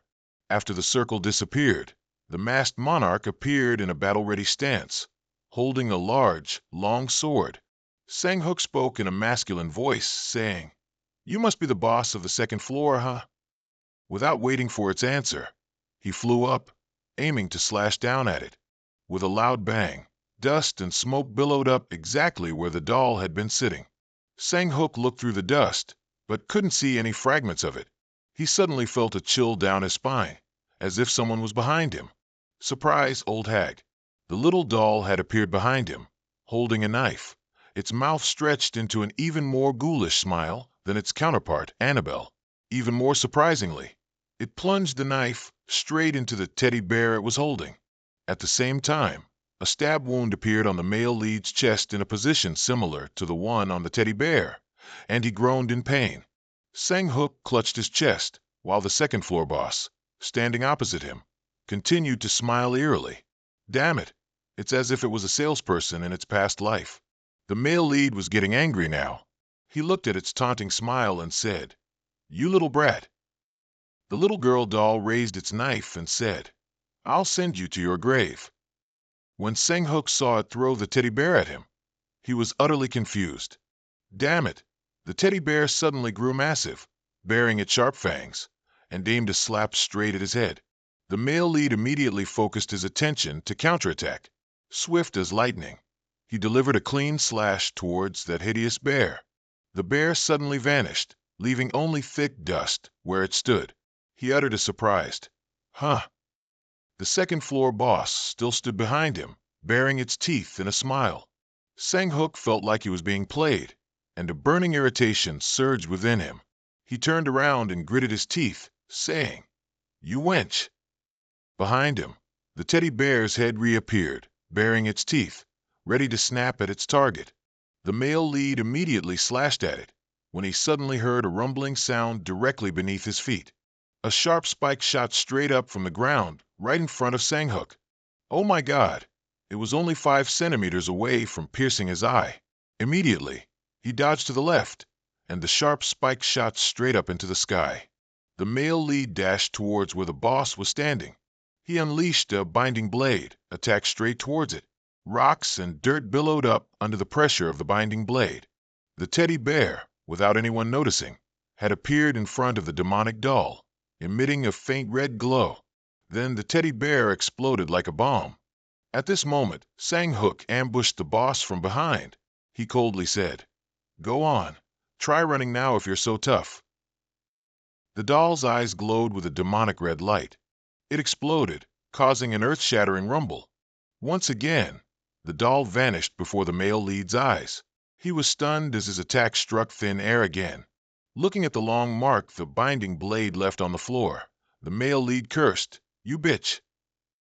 The demonic doll reappeared behind him, its hair standing on end like the snake-headed monster Medusa. This time, she wasn't smiling anymore. She had activated serious mode. Her arms hung limply, and her red eyes looked even more sinister. Her hair whipped through the air, lunging to attack Sang-hook. He turned around to find those beloved strands of hair pouncing like a net. It directly ignored him, flying to its target, the medieval armor behind him. The strands of hair snaked into the helmet of the armor. When Sang-hook turned around, it had already spread all over the helmet, looking like a delicate spider web, and he was surprised, thinking, What the heck? Not just one set. It snaked into all the armors used for decoration in the room. It seemed the male lead had understood what it intended to do. As he suspected, the armors, with the boss enabling puppet mode, were controlled by the strands of hair and rushed to attack him. He clicked his tongue. The puppets charged in to collectively attack Sang-hook, engaging in a melee that raised a cloud of dust. The ghostly doll hovered, observing from a distance. Suddenly, a cut appeared on its face, from its right ear to its left chin. The cloth doll revealed a devilish smile. A medieval armor, under the doll's control, raised its sword and attacked Sang-hook. He jumped, avoiding the descending sword, but the floor wasn't as lucky. It was struck, sending tiles flying everywhere. Before he could regain his footing, another armor attacked from behind. He coldly turned around and struck it with his sword, Sang-hook's face radiating killing intent. The male lead dealt it another blow, completely sending the armor to meet its ancestors. Behind him, two other armors were also rushing towards him. Sang-hook immediately focused his spiritual power. He calmly waited for them to fly close to him. Quick as a flash, the male lead slid between the two armors. Sang-hook coldly slashed the one on the left. Then he struck the one on the right with a palm attack. A deafening crash resounded, and a cluster of white-blue light enveloped the spot where the male lead had just stood. As soon as the smoke and dust cleared, the male lead immediately appeared, launching an attack on another armor. The armor, cut in half, immediately logged out of the game. No sooner had this one fallen than another arrived to sacrifice itself. Sang-hook performed a precise sword skill, his sword strike piercing straight through the armor like a drill. A huge circular hole appeared on its body. With a bang, it was neutralized and fell to the ground. The male lead proudly sheathed his sword, spiritual power radiating from him in a white glow. He looked at the shattered armor on the ground, continuing to pour power into the sword in his hand. The male lead seemed to sense something behind him. He glanced back and saw two armors approaching. No, not two, but 10 times 2, to be precise. They brought their whole family to play collectively with him. Sang-hook cursed, "Damn it." Another chaotic group attack ensued, with the armors charging into a melee with the male lead. Only a cloud of dust could be seen. Inside the dust cloud, Sang-hook raised his sword, defending against attack after attack. He gritted his teeth and cursed, "Mother asterisk asterisk asterisker." He looked towards the doll, standing calmly in front of him. It bared its teeth and laughed as if mocking him. "Hee, you fool. Keep struggling. This is so fun, I love it." Seeing it standing still, Sang-hook thought, could it be that while controlling other things, it can't do anything else? While the male lead was thinking, an armor took the opportunity to ambush him from behind. He angrily gritted his teeth and turned around, giving it a sword strike that sent it to meet its ancestors. Karma for those who ambush. Sang-hook quickly made a decision. He charged straight towards the doll, which was leisurely watching the tiger fight from its mountain. It saw him charging and froze for a few seconds. Before the boss could react, he attacked it directly in the head. The doll was immediately neutralized. The armored figures attacking the male lead also stood still. Then, with several thuds, they broke free from the hare's control and fell to the floor. Like a domino effect, a series of heavy iron armors fell, causing the ceiling to shake. The male lead calmly observed everything that happened, just as he had predicted. Sang-hook glanced behind him at the doll lying stiff. It was still looking at him, smiling and showing off teeth that looked like the used PS toothpaste. He was startled by the doll's strange expression. The boss, cut in half, looked at him with a friendly smile, making him confused. He uttered "HM." Behind him, a gigantic mouth was wide open. The stuffed bear, appearing out of nowhere, immediately bit down hard on the male lead. He screamed in pain. Ah! Sang-hook was truly enraged. He gritted his teeth. On top of the stuffed bear, something was protruding. It was the sword in the male lead's hand. He delivered a decisive blow to shatter its head. The stuffed bear disintegrated, leaving only its wide-open eyes, as if it didn't understand what had happened.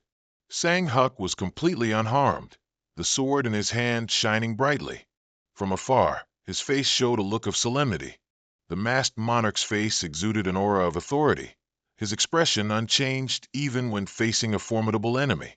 On the ground, the stuffed bear reverted to its original form, lying still and appearing clueless. In Beijing, China, numerous high-rise buildings stood close together, giving it the appearance of a modern, developed city.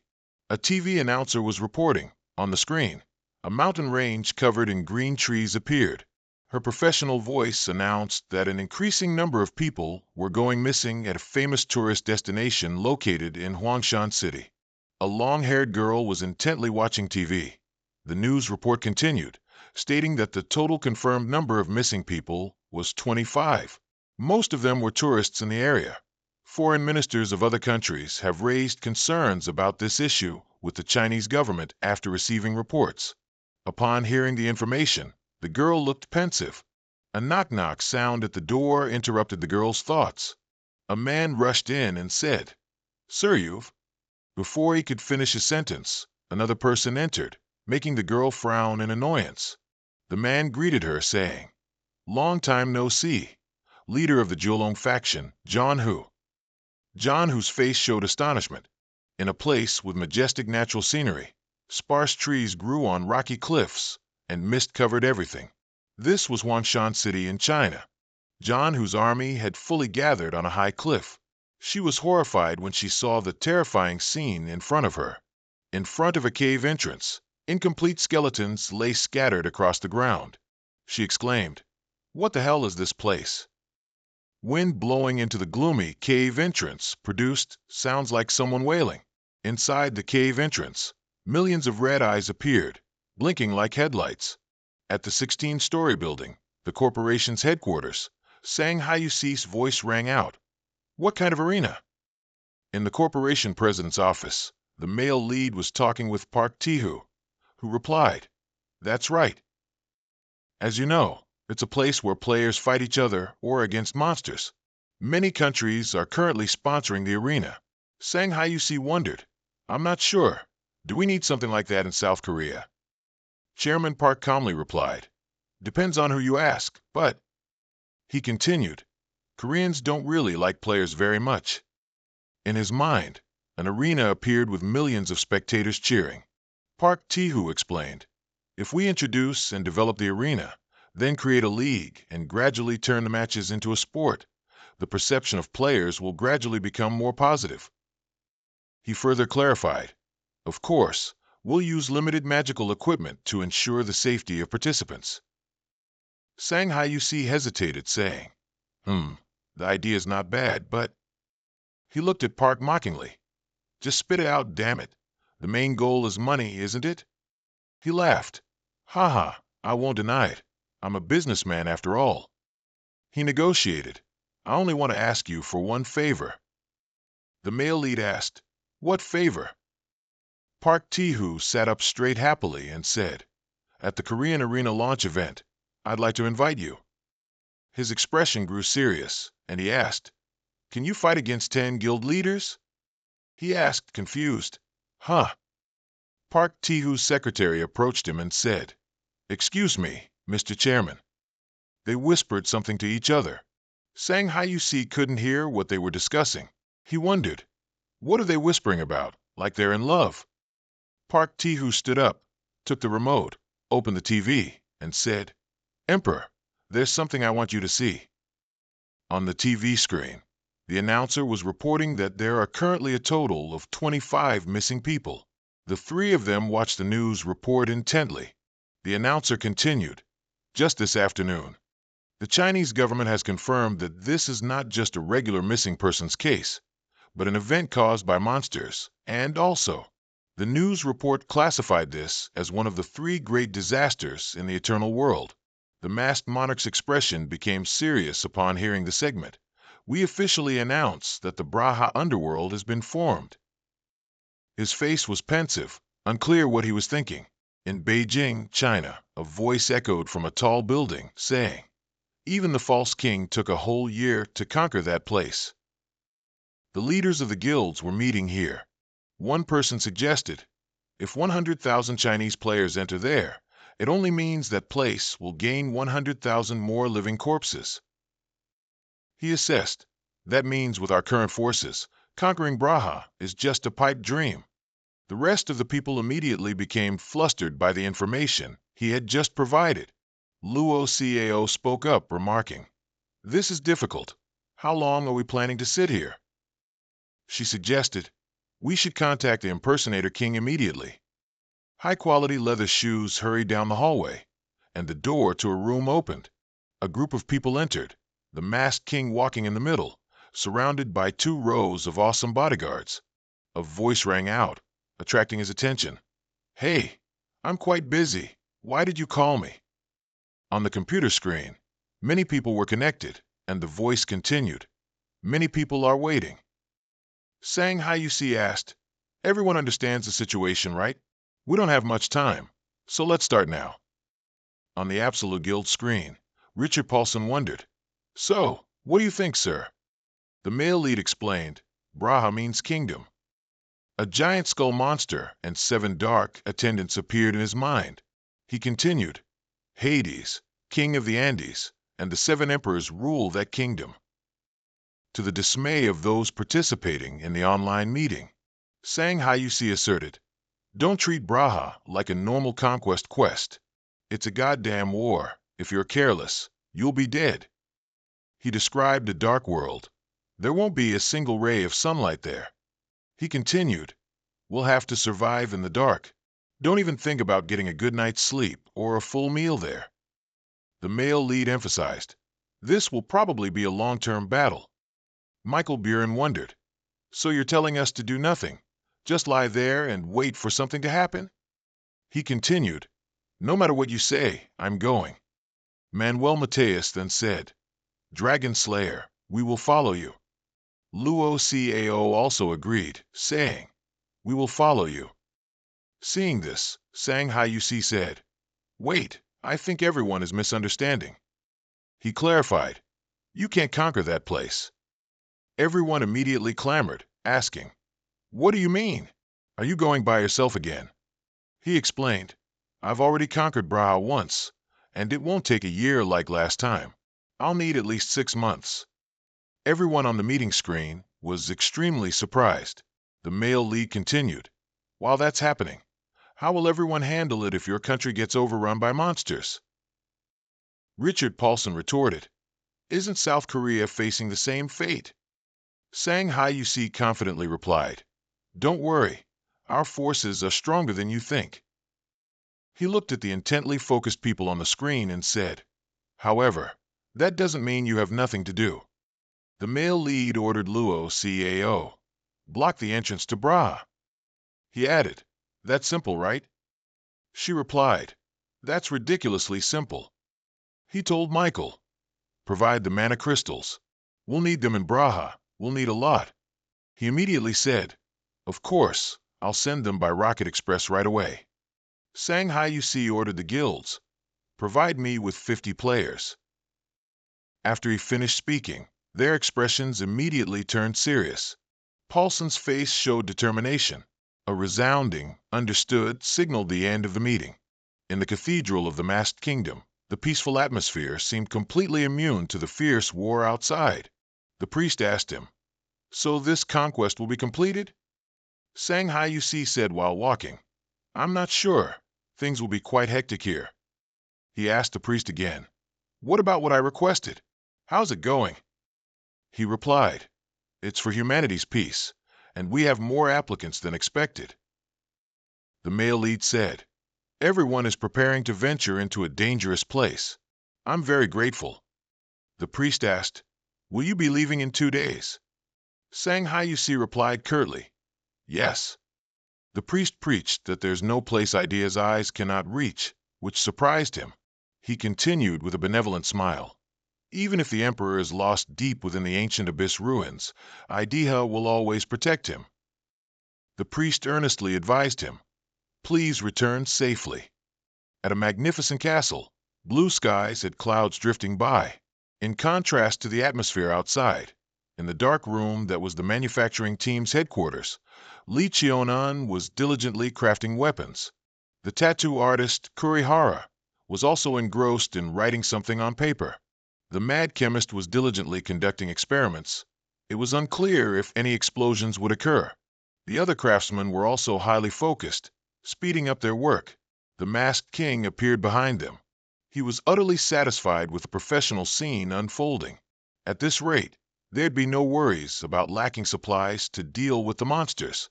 The castle stood majestically against the night sky. In the dark sky, tiny stars twinkled behind the cloud cover. Suddenly, the clouds dispersed, revealing a sky with clearly visible stars. Then the sun gradually rose, signaling the arrival of a new day.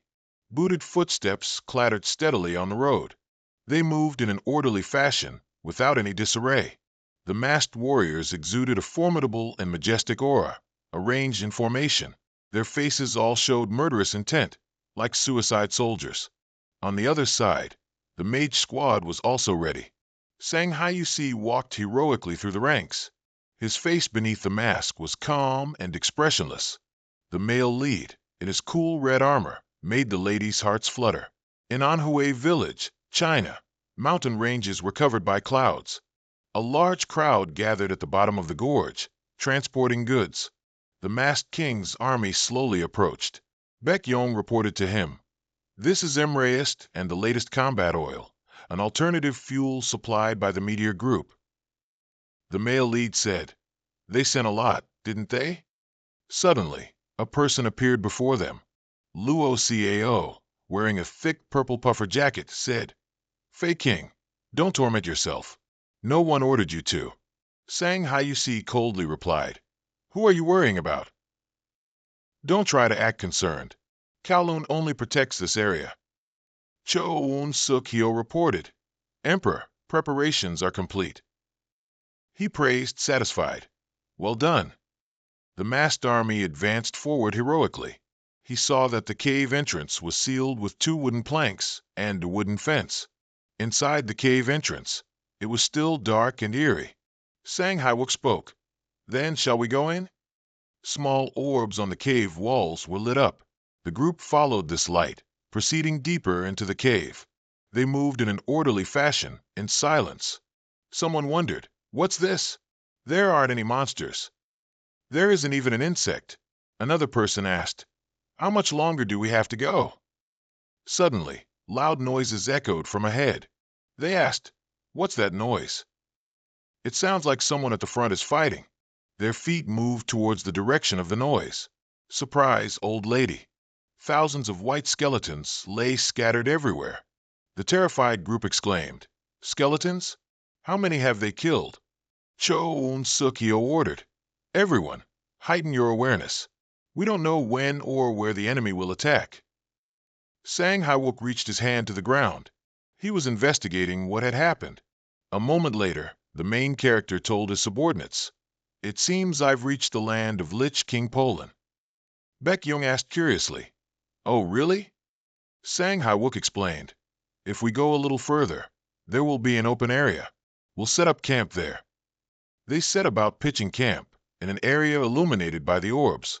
The commander's tent was set up in a corner. Sang-Hyuk asked, "How are the reconnaissance efforts?" Ku Jayak II immediately reported, "There's a castle wall about a 6-hour walk from here, sir." He replied, satisfied, "I understand.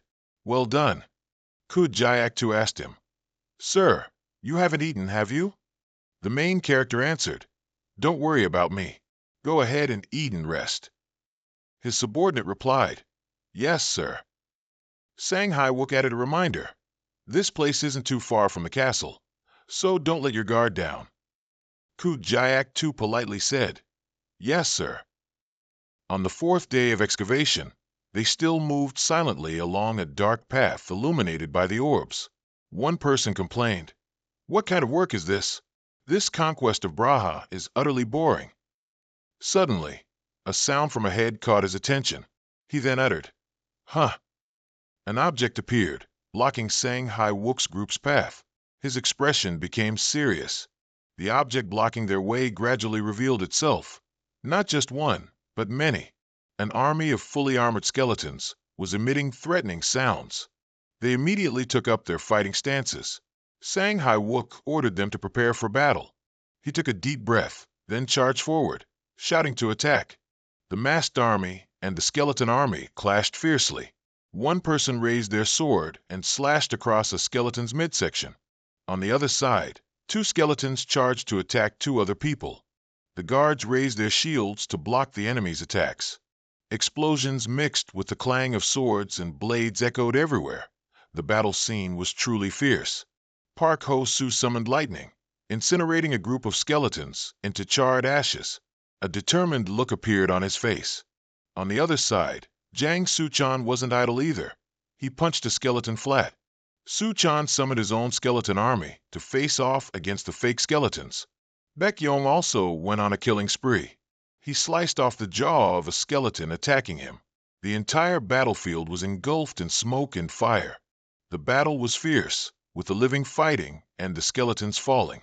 The male lead stood on a rocky outcrop, observing the entire battle. His face was pensive. It was unclear what he was thinking. The battle below continued. The number of bones on the ground increased significantly. After the battle ended, the massed army cleaned up the aftermath. The commander ordered all units to check for injuries. Those with minor injuries who only need medicine should go this way. The priests used magic to heal the wounded in the field hospital, concentrating intently on chanting spells. Outside, Sang Hai-wook stood with Baekhyong. He asked his subordinate, "Did you collect all the items?" The other replied, "Yes, Your Majesty. Everything has been thoroughly cleared out." The male lead assessed. There weren't any high-level monsters.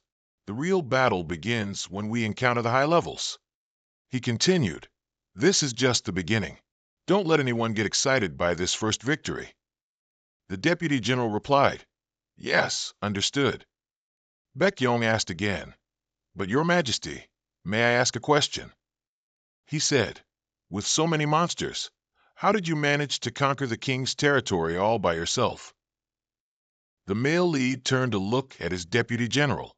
When the deputy general asked, he spoke honestly, saying fighting all of them was almost impossible because there were too many. Sang Hai-wook recounted, "First, I fought a small number of them, then retreated. That way, their numbers gradually decreased." The male lead continued, "After that, the king furiously stormed out of the castle to fight me." He proudly boasted, "But I took that opportunity to sneak into his castle." Sang Hai-wook recalled the small sphere with strange patterns. He recounted, "I destroyed the vessel of life he hid deep inside the castle by smashing it." "Surprise, old man." Baekhyong stammered, "Teach, that actually worked?" "Even so, conquering an entire castle alone is still incredibly impressive." The protagonist looked at his lieutenant and offered no comment. He walked towards a tent, saying, "Clean everything up and get some sleep. Tomorrow will be harder." The next day, a horde of skeletons once again flew in, radiating killing intent. Sang Hai-wook said, "Odin, deal with the skeleton archers and skeleton mages first. I'll handle the rear." The young man replied, "Yes, sir." Odin focused his attention and flew towards the enemies. He channeled his spiritual power into two azure orbs in his hands. Odin unleashed lightning, attacking the clueless skeletons looking up at him from below. On the other side, Sang Hai-wook looked towards the rear, where the two armies were clashing. He ordered his subordinates there, "The castle is right in front of us. Everyone attack!" The protagonist cut a path of slaughter. Wherever he struck, the skeleton hordes were sent flying. Sang Hai-wook looked incredibly cool at this moment. Suddenly, he noticed something in one direction. Above the city wall, a faint silhouette gradually appeared. The silhouette clearly belonged to a person wearing a cloak. No, to be precise, it was a gigantic skeleton in armor. Its eyes were bloodshot and without flesh. It was impossible to tell how it felt, happy or sad, at the sight of its subordinates being slaughtered. When Sang Hai-wook saw it, he smiled as if meeting an old acquaintance. Sang Hai-wook's command tent lay quietly in a corner of the cave. Inside the simply furnished tent, the protagonist sat on the bed. He was deep in thought about something only a deity would know. A green light ring appeared in the air, and men called out, "Lilith." A beautiful small girl with horns on her head gradually emerged from the light ring, mischievously calling out, "Long time no see. How are you, brother?" Sang Hai-wook, being a straightforward guy, replied, "Can't you tell? I'm doing fine." She said, "You look very tired." He curtly replied, "Is that so?" The protagonist asked, "What about you?" Lilith answered, "Thanks to you, I'm doing great. Thank you for introducing me to Sister J. She's helped me a lot." Sang Wook replied reassuringly, "That's good." He asked, "Nothing's happening outside, right?" She immediately raised her finger to the sky, mysteriously saying, "No, there is." The protagonist, puzzled, exclaimed, "What the hell? What's going on? Is there a monster surge?" His face froze in shock as she explained it wasn't that, but the Steel Mountain Range was in trouble. He asked again, "The Steel Mountain Range?" Lilith put on a face as if telling a joke and said, "Because you're not there now. One of the top 10 guilds is taking advantage of the opportunity to attack that place." The protagonist chuckled and scratched his head, sighing. "Turns out I've been too soft on those bastards." She continued to gossip. "There's also something going on at the temple." He asked again, "The temple too?" A flashback shows a group of people holding banners and shouting in front of the temple. She said, "Many people are protesting because they don't believe in the temple of another world. They fought with the priests at the temple." Lilith raised her hand and said, "Then the police came, and the news even made it onto TV." Sang Wook annoyedly grunted. He told her, "So if there are any more problems later, just tell me." Lilith obediently replied, "Yes, please be careful." The male protagonist watched Lilith completely disappear behind the teleportation gate. His face was filled with deep thought. On the 8th day at the battlefield, the fierce battle between the masked army and the skeleton army was still raging intensely. A soldier from the masked legion punched a skeleton soldier into oblivion. His head shattered so badly that even his parents wouldn't recognize him. They split into pairs for one-on-one fights. Of course, the masked army had the overwhelming advantage. Sang Wook and the high-ranking commanders stood observing the battle's developments. The male protagonist loudly ordered, "If we fight a few more times, the Lich King will have to come out of the castle. Everyone stay focused." A high-pitched operatic scream rang out, drawing his attention. From where the scream came, an armored skeleton on horseback had critically wounded a soldier from the masked legion, who let out a long, mournful series of screams. The fallen soldier let out a groan and fainted, while his comrade behind him immediately rushed forward. The skeleton on horseback continued to strike him down as well. He screamed twice before getting his lunchbox, dying. Sang Wook observed the situation from afar, his hand clutching his sword. Recognizing an old acquaintance, he said, "Death Knight." The Death Knight's horse reared up, neighing loudly, as he raised his sword, preparing to send another masked soldier to his demise. That soldier immediately joined the operatic chorus of screams. Just as he thought he was about to get his lunchbox, Sang Wook appeared, stopping the Death Knight's sword from striking down. The male protagonist looked at him sternly and said, "Your opponent is me."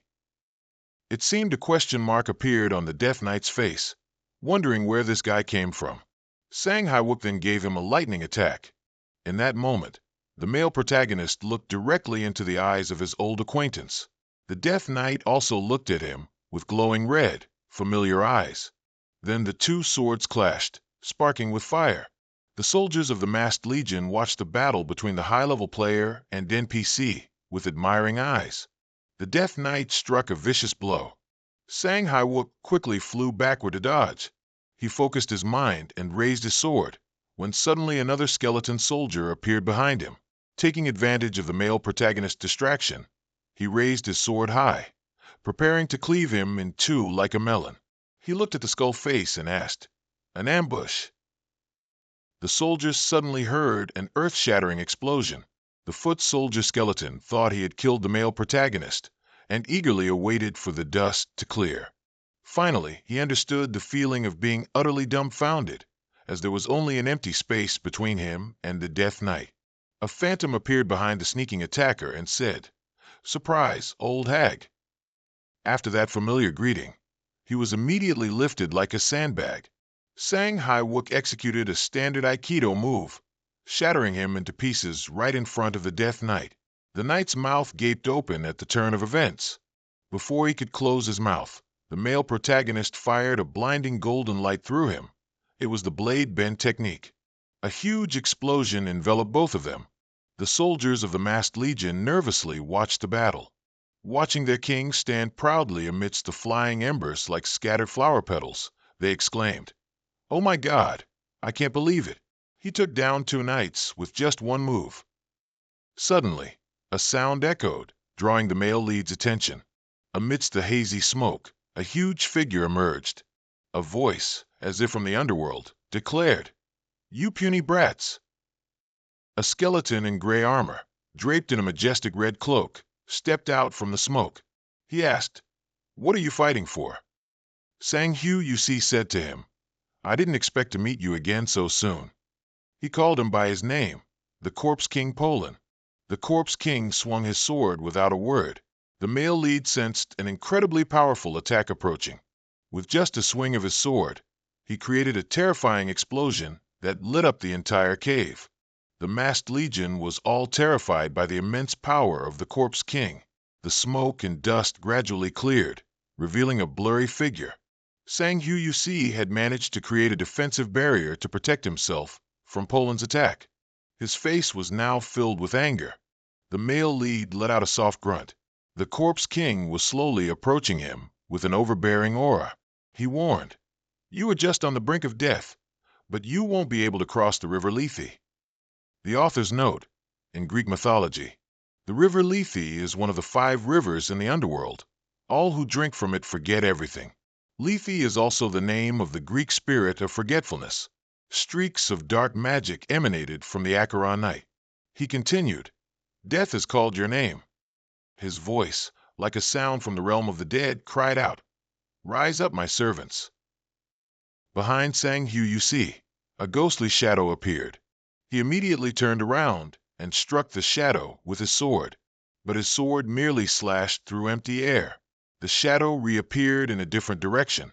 It clearly revealed itself as a skeleton knight wearing a cloak with 2 skull figures on its shoulders. It was the Death Knight King.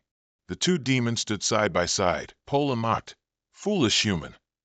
He raised his hand and beat his chest, boasting, "Have you recognized my greatness yet?" Looking at Sang Hu Yusi's face, full of rage, he declared, "Now die, you brats." The Death Knight King then repeated, "Have you recognized my greatness yet?" Seeing the male lead's face filled with murderous intent, he continued, "Now, go kick the bucket." The Death Knight King raised his sword high and swung it towards the male lead, saying, "You worm." Sang Hu Yusi raised his sword, ready to engage in battle. The Death Knight King's attack was incredibly powerful against his weak defense. Feeling his arm going numb, he let out a groan. Suddenly, the male lead vanished from in front of the knight. He teleported behind him, raising his sword, ready to deliver a watermelon-splitting blow. Sang Hu Yusi poured all his strength into delivering the decisive blow. Smoke and dust billowed around them, but the knight had managed to turn around in time and raise his sword to block the attack. The male lead exclaimed, seeing his sneak attack foiled. Suddenly, a palm strike flew straight towards him. Luckily, he reacted quickly and managed to dodge it. The palm strike hit the ground, sending rocks and dirt flying everywhere. He looked in the direction of the hand that had just struck. The one who struck was none other than the Corpse King Polen. Purple magic in his hand was emitting lightning. He cursed, "This bastard!" Before he could finish cursing, the Death Knight charged forward, ready to strike him. Sang Hu Yusi flipped to dodge the incoming sword strike. As quick as a flash, the knight immediately unleashed another vicious strike. This time, he couldn't dodge it. The sword cut horizontally across Sang Hu Yusi's stomach. His face showed a mix of surprise and dread. Once again, he vanished right before the knight, leaving him utterly bewildered, playing hide and seek. The knight still stood bewildered, searching for his enemy amidst the smoke and dust. Above him, Sang Hu Yusi had performed a spatial leap, preparing to launch a surprise attack. It seemed he sensed the danger too, but who cares if he sensed it? It was too late. The male lead unleashed a flurry of chaotic sword strikes. Hundreds of blades slashed wildly, filling the entire space. After completing his attack, Sang Hu you see landed on the ground. His face was filled with murderous intent, his breathing steady, not at all winded after the swift, powerful attack. Stone slabs covered in sword slashes appeared before the male lead. Sang Hu you see sensed danger from behind him. Indeed, black magic rays, like a raging storm, plunged straight into Sang Hu you see. He immediately swung his sword to cut through those magic rays. They were blocked and stopped attacking the male lead. The Death Knight appeared, attacking from behind. He performed another teleportation, causing the knight to slash at thin air.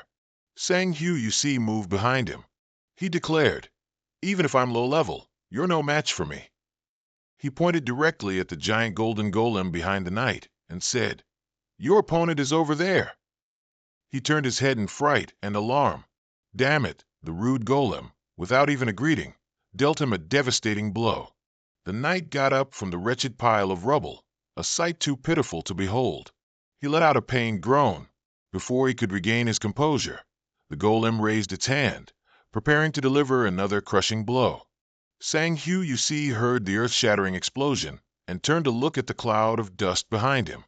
He smiled and said, "Well, that's done for this side." A series of lightning bolts suddenly struck towards the male lead. He quickly flew up, dodging the attack. Sang Huck looked incredibly serious, muttering, "It's making me dance quite a lot today." An eye for an eye. He gathered his strength and counterattacked. The Corpse King still stood unmoving in one spot. When the male lead struck, a red magic circle with mysterious patterns appeared, blocking his attack. Sang Huck mumbled, "Teleport." He appeared like a phantom behind the enemy. Sang Huck raised his sword and struck down, but he used a magic shield array to block it. His sword suddenly shone brightly. It sent the Corpse King and his shield flying as if throwing a jackfruit. The Corpse King retreated several tens of meters, but he still stood firm. No longer arrogant, he intently observed his enemy. Sang Huck, impatient, rushed to the Corpse King.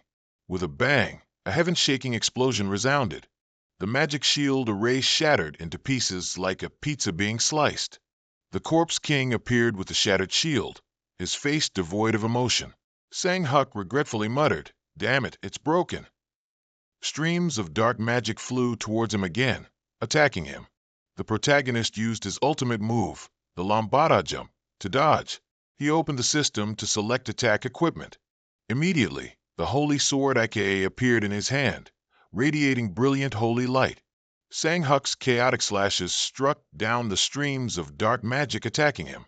While blocking, he asked the Corpse King, "Do you think this dark attack will work on me?" Suddenly, a torrent of dark magic surged like a waterfall. Sang Huck hurriedly jumped to avoid the affection of the dark magic. The spot where he had just stood was struck, creating a deep black hole, and the stream of dark magic had settled completely within it.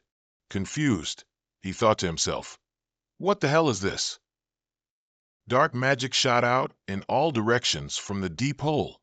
The masked army watched as the magic formed sharp spikes, piercing straight into the sky. Everyone was stunned, thinking, "Oh my God, this is too powerful, too terrifying. How are we supposed to fight this?" The sharp spikes pierced through the corpses of the Death Knights. They even pierced through the golden golems, as if skewering an apple. Behind the thorns, the Corpse King remained motionless.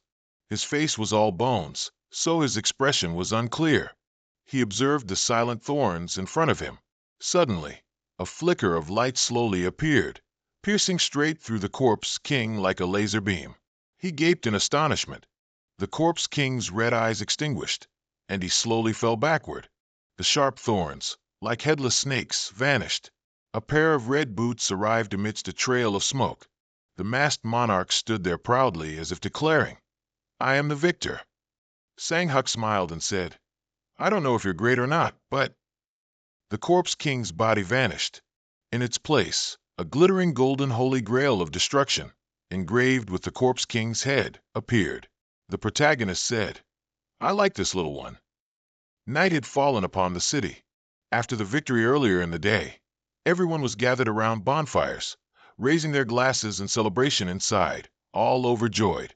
But in a nearby warehouse, Dina, The brunette girl who usually stayed in the workshop's basement with Cheonyu angrily scolded Sang-huk.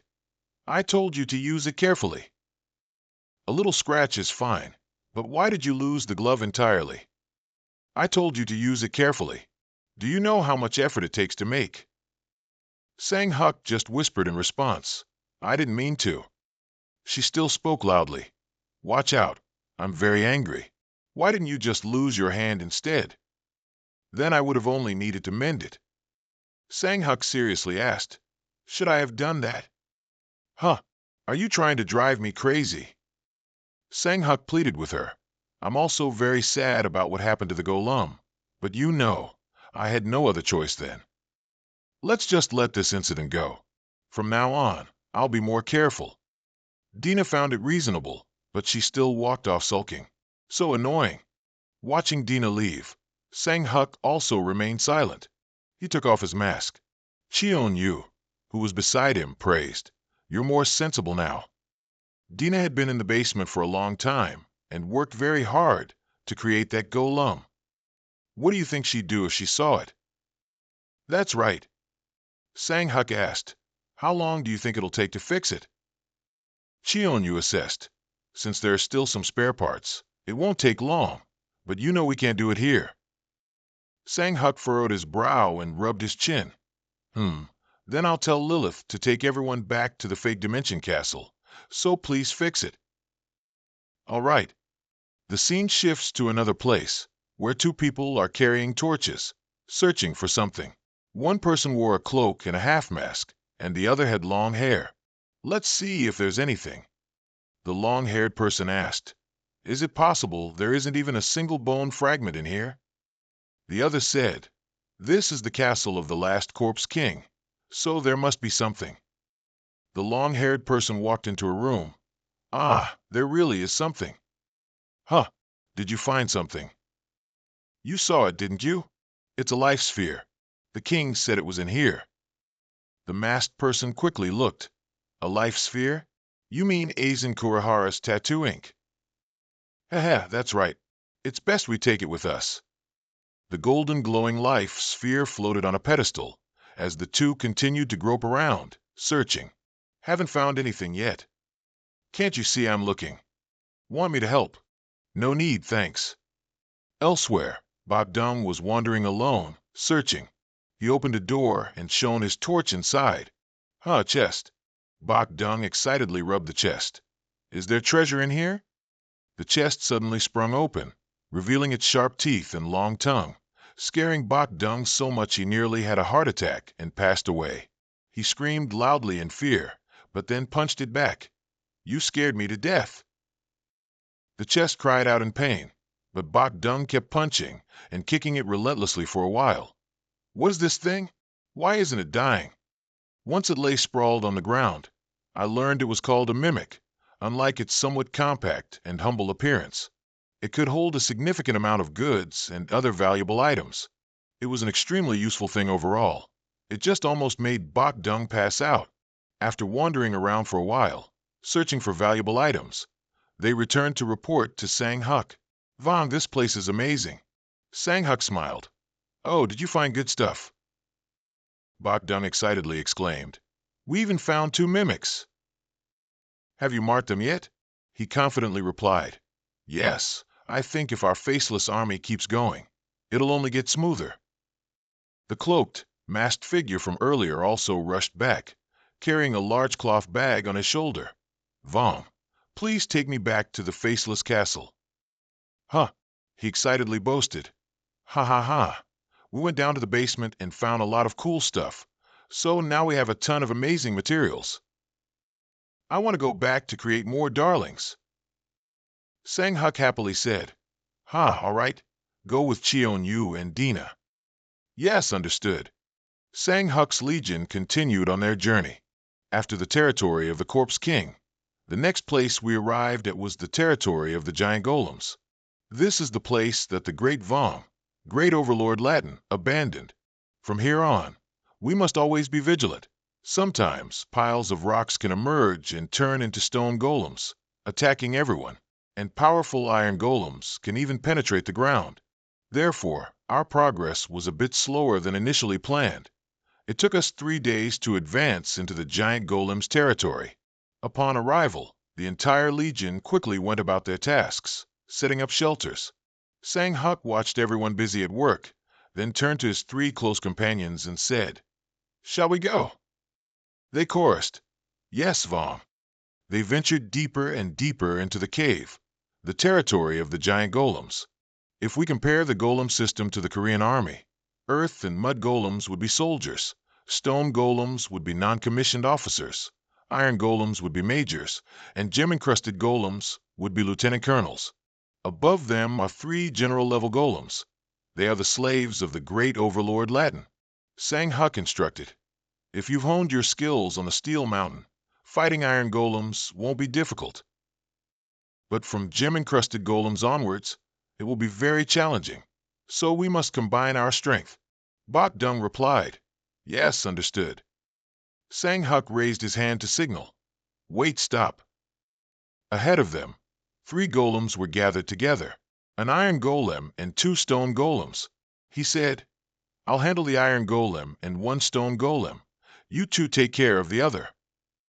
"Yes, Vom." The stone golem was standing still. Sang Huk lunged from behind, but its keen senses made it realize. It swung its arm back to attack him. Sang Huk dodged. He attacked its body with a single slash, breaking it. Rocks tumbled down, and the golem roared in anger. The other side seemed a bit more difficult, but they coordinated, 1 person attacking it from behind. The golem roared and tried to punch him, but Bok Dung blocked it, and the other girl used an ice arrow spell. The golem quickly froze solid. Bok Dung and the boy took the opportunity to swing their axes and knives, and the golem instantly shattered like a giant rock. Sang Huk watched and praised. "Nice, not bad at all. I guess we're warmed up, aren't we?" The 3 of them were astonished as a forest of golems with glowing red eyes emerged from the cave to greet them. Luckily, they brought themselves here. "Let's play a bit longer, everyone." In a large square, outside dozens, even hundreds of people were praying with clasped hands before the goddess statue. Among the many people, a short-haired girl was also very sincerely making her small, hopeful wishes. "Oh, goddess, the doctor said I can run and play outside now. I can also eat anything I want, and I can go anywhere. Thank you, goddess, for healing me." The woman beside her, the girl's mother, witnessed that scene and smiled. She looked up at the goddess statue and thought to herself, "Please watch over this lovely little soul. The child has come to you to live the life she desires.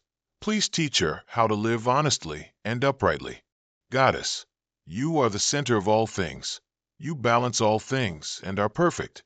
And when this despicable soul asks to take another step towards you," the sky, which had been bright moments ago, was suddenly covered by dark clouds.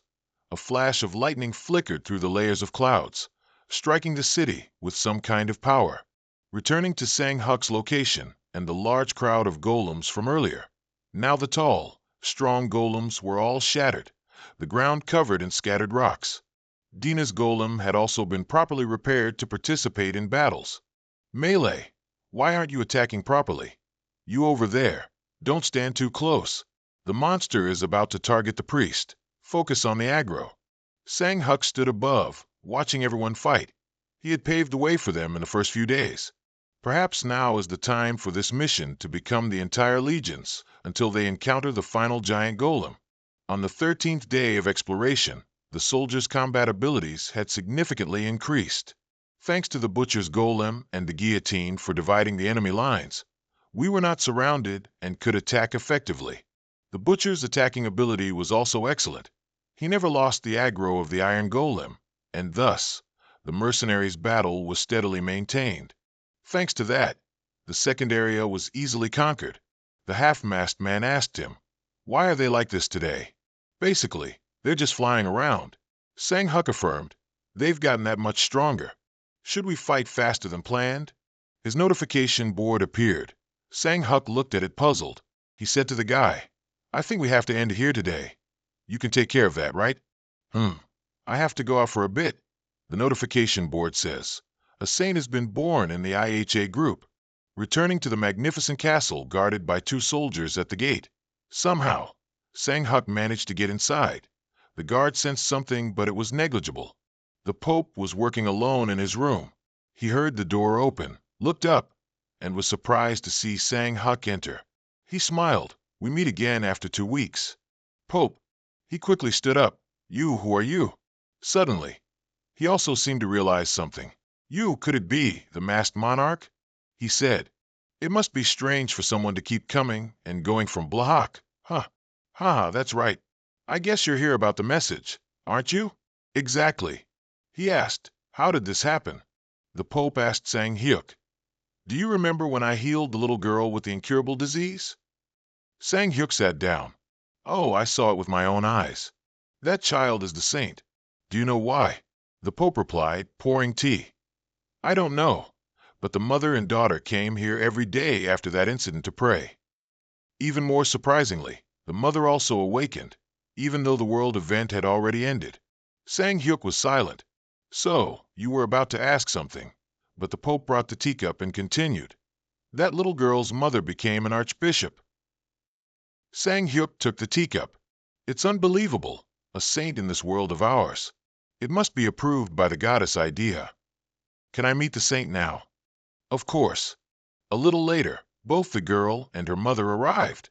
The little girl put her hand into a basin of water, and her hand glowed brightly. The mother asked in surprise, What is this?" "Light from the water." Sang Hyuk explained, "That's holy water." "Holy water?" "Yes, it's blessed water. If someone drinks this water, it will cure any disease, and when used on monsters, it can take away a significant amount of their power." The mother hesitated. "So, isn't that very dangerous?" He reassured her, "Please don't worry." "The king's mask?" he asked the little girl. "Soren, do you know the king's mask?" The little girl excitedly said, "Yes, he's a good person and he makes bad monsters disappear." "That's right. I defeat bad monsters and protect everyone. But to win the battle, I also need your help." "Soren, can you help me?" Upon hearing this, Soren hesitated. About that, I don't know if I can help, but I want to help when I can be useful to everyone, just like the goddess made my wish come true." Soren radiated, a halo of light making her glow brightly. Sang Hyuk watched the miracle unfold, and a series of his stats began to increase. Endurance increased by 20%, physical and magical attack increased by 20%, all stats blocking ability increased by 20%, all stats resistance increased by 20%. A game panel appeared. "You are the first to receive the blessing of a saint." Afterward, the Pope took Soren to announce her identity to everyone. Today's news headline: The birth of an idea saint. Richard Paulson watched the news on TV. Sang Hyuk had already sat down next to him. "You seem to have a lot of free time since you're watching TV. King's Mask." Richard wondered, "Aren't you in Blahak?" "Well, that's what people think." "You know why I'm here, don't you?" Richard was silent. "So, what do you want to say?" Sang Hyuk said, "You know, the church's power isn't that strong yet. I'm hoping the 10 guilds will take turns protecting the church." Richard sweated. "Your orders sound quite natural now." Sang Hyuk said casually, "If you don't want to, just say so, but I can't guarantee what will happen afterward." Richard was even more speechless. "Your threats are the same too." Sang Hyuk continued, "Also, I have one more favor to ask."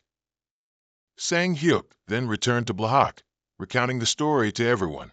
One person asked him, "Can we really trust those guys from the 10 guilds?" "Well, we're forced to trust them. I'll have to go back someday, so I won't do anything that crosses the line." "Yeah, that's right," he continued. "Instead, given the current situation, we'll have to speed up the conquest.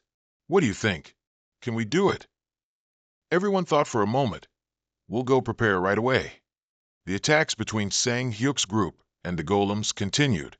More and more golems were defeated, this time even the giant Lord Lacton. Sang Hyuk's golden golem charged forward, only to be effortlessly shattered by Lacton's swing. Everyone below watched, eyes wide and mouths agape, thinking they were doomed this time. The golem roared menacingly at the soldiers. From the right, Sang Hyuk glided in, Shut up. He destroyed it in a single blow. On the 15th day of the expedition, the second territory was conquered. The third territory, Red Earth, was also conquered soon after. Within 7 days, the ruler of that territory, the Vampire Lord, was beheaded. Meanwhile, the golem repairs were finally complete, and they joined us. In this victory, we annihilated 2 demon lords, the Mad Sovereign ruling the 4th territory, and his Chimera Legion, in 10 days. However, we were bogged down in the 5th territory during the expedition. As usual, the army set up camp and waited for battle. Baekjung sighed. Phew, I didn't think we'd have such trouble with these kobolds. Cheon, you consoled him. Don't let failure conquer you. The dark kobolds living in the underground kingdom are different from the kobolds we know. They are not only strong but also very intelligent. The master of the 5th territory is the greedy lord, the Dark Kobold King. The Dark Kobolds dig holes to hide themselves and use their abilities to conceal their actions. Then they spring out from amidst the guards and attack the expedition. The reason they are difficult to deal with is their unusual attack characteristics. If those guys think they're at a slight disadvantage, they'll dig holes and escape.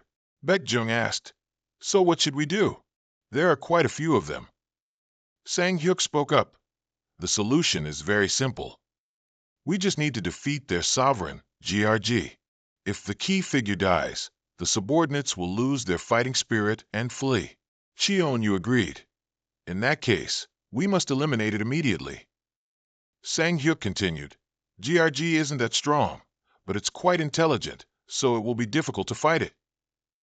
It's probably hiding in an area we haven't reached yet, and won't come out until it finds a blind spot. Su-chan, I need you to do something. Me, you're good at digging, right? The boy wearing a skull mask and cloak wondered. What? A moment later, the army resumed their advance into battle. Sang Hyuk asked, Ho-sung, are you ready?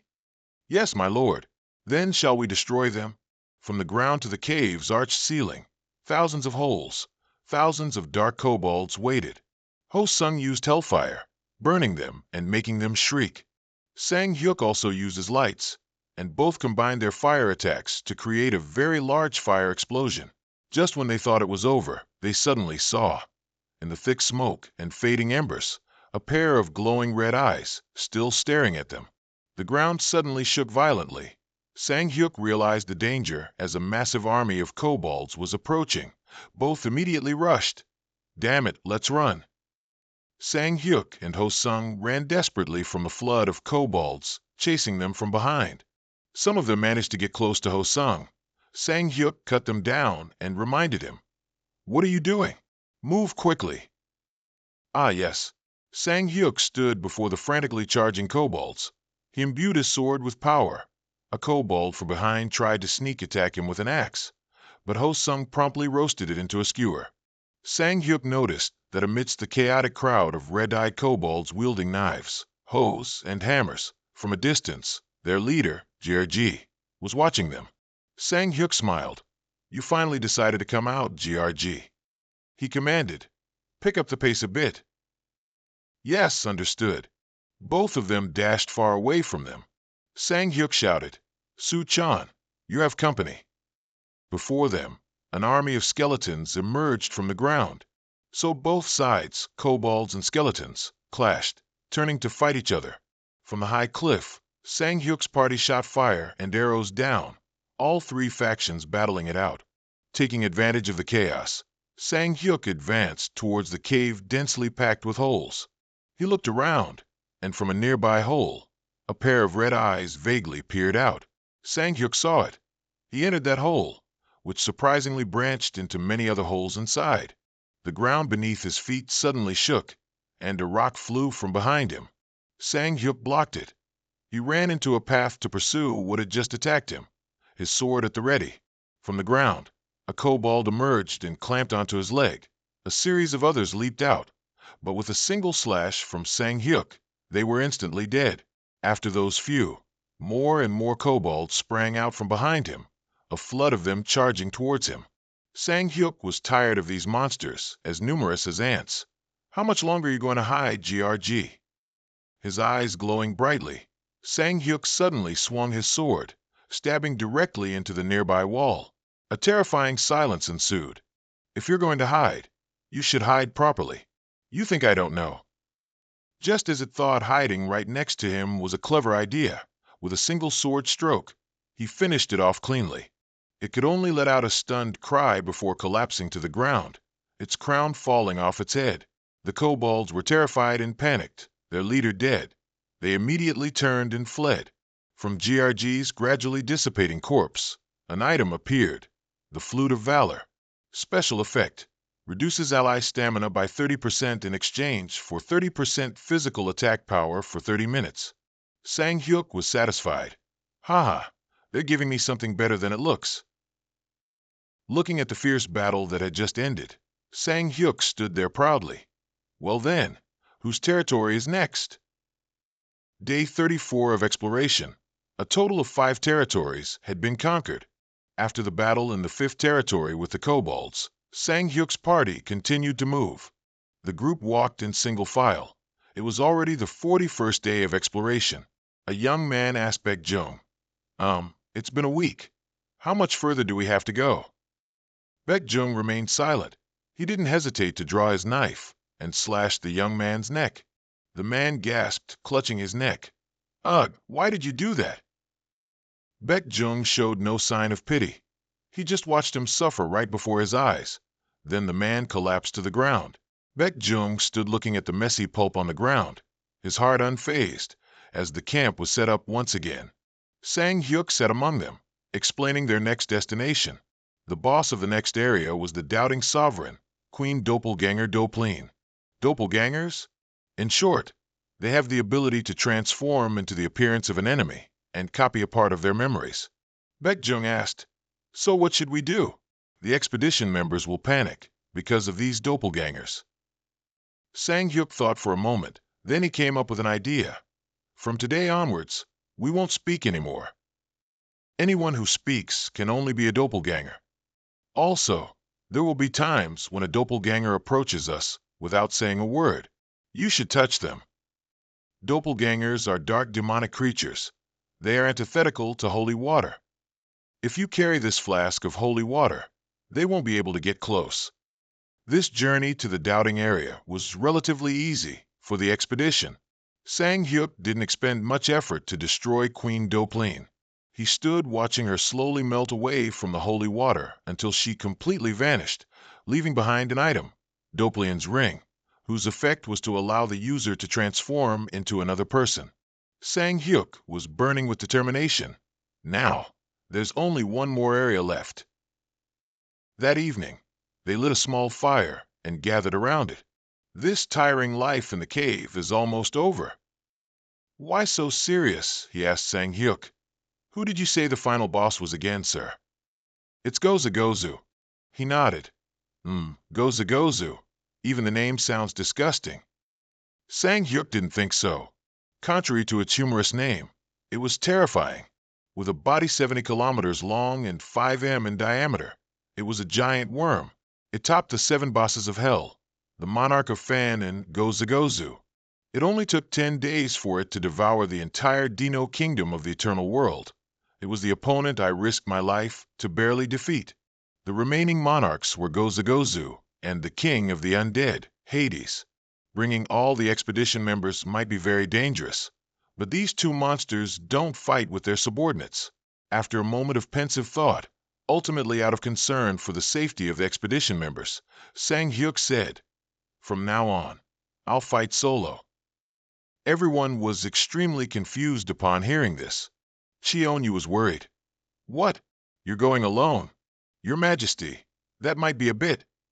Sang Hyuk didn't look like he was joking. He took off his mask and smiled to reassure everyone.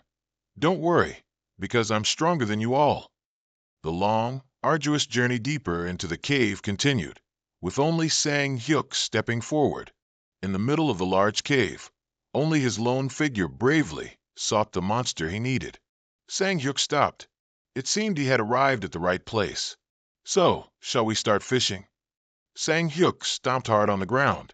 Sang Hyuk kept stomping repeatedly, shaking the entire cave. His stomps awakened the monster beneath the earth. You finally arrived.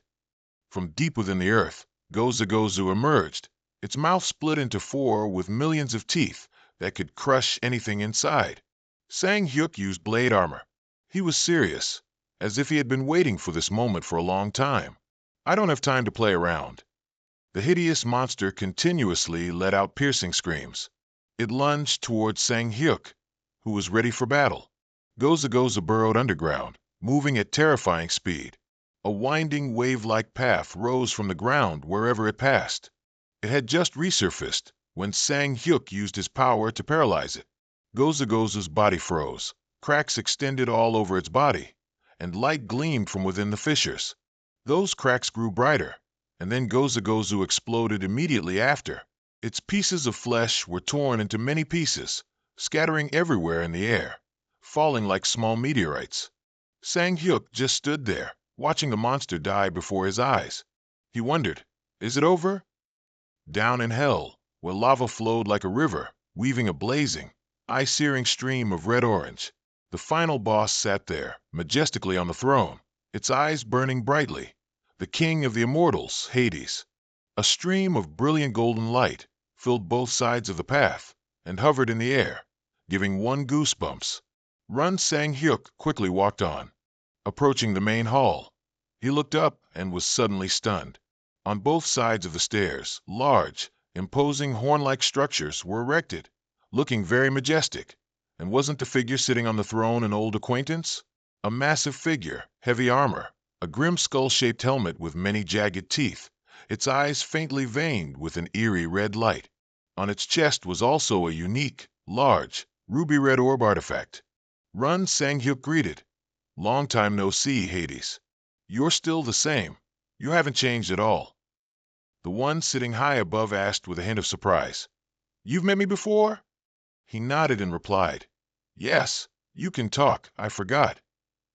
Hades chuckled excitedly. Heh, you're an interesting human. He calmly replied, it's nothing, just sending you to meet your maker. With that, he gently drew his sword with a swish. The real fun begins now. Sang Hyuk's eyes turned sharp. His sword chi slashed down powerfully, a golden red force like a giant blade. Like a soaring dragon, it spread through space, sending rocks and debris flying, creating a massive, imposing seismic wave that attacked Hades. He was no amateur. He quickly initiated a professional beatdown, unleashing a move to block the attack. Boom! Hades had already closed in, swinging his arm and landing a powerful punch that sent him flying backward. Sang Hyuk cursed under his breath. Damn it, I almost bought the farm. He's still that strong. He propped himself up with his sword on the uneven rubble, then quickly sprang forward, rushing at his opponent to attack. His sword gleam flashed toward Hades' armor, but did no damage. Hades immediately countered with a deadly punch, forcing him to lean back as far as he could to narrowly avoid it. Sang Hyuk retreated a distance. Before he could regain his composure, a series of powerful palm strikes came crashing down. As soon as he jumped, he felt the ground beneath him rumble violently. Large rocks shattered and flew in all directions. What the heck? Is it going to be a mix of bones and flesh? The other side continuously fired powerful forces like rockets, determined to drive Sang Hyuk to the bank of the Styx. After a mad dash, he suddenly turned around very quickly and unleashed a sword move that halted the energy streams chasing him. Hades' body, though massive, was also incredibly agile. He closed in on Sang Hyuk, his arm like steel tongs, striking. He raised his sword to block with a clang, steel colliding, sending out blinding sparks. Sang Hyuk felt surprised. It seems I've gotten stronger. Then he unleashed a counterattack with his sword, shouting, back then, I almost died from one of these moves. Hades was incredibly surprised to be knocked back. He had to dig his feet in, crushing the ground beneath him for a distance before he could stop. Infuriated by being wounded, his eyes filled with killing intent as he roared, Brat, I'll kill you. The rage emanating was truly terrifying. This is no joke. Sang Hyuk was a little wary. He hastily avoided Hades, letting him vent his fury for a while. The surroundings turned into a flat plain. Hades stood amidst the swirling dust, thinking his opponent had turned to ashes, and stopped.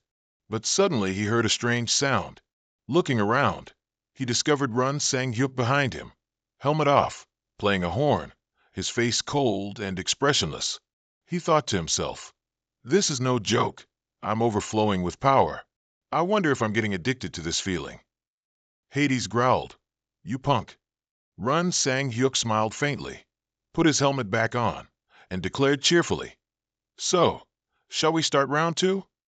Both sides engaged in close combat, the deafening clang of swords ringing out after each strike.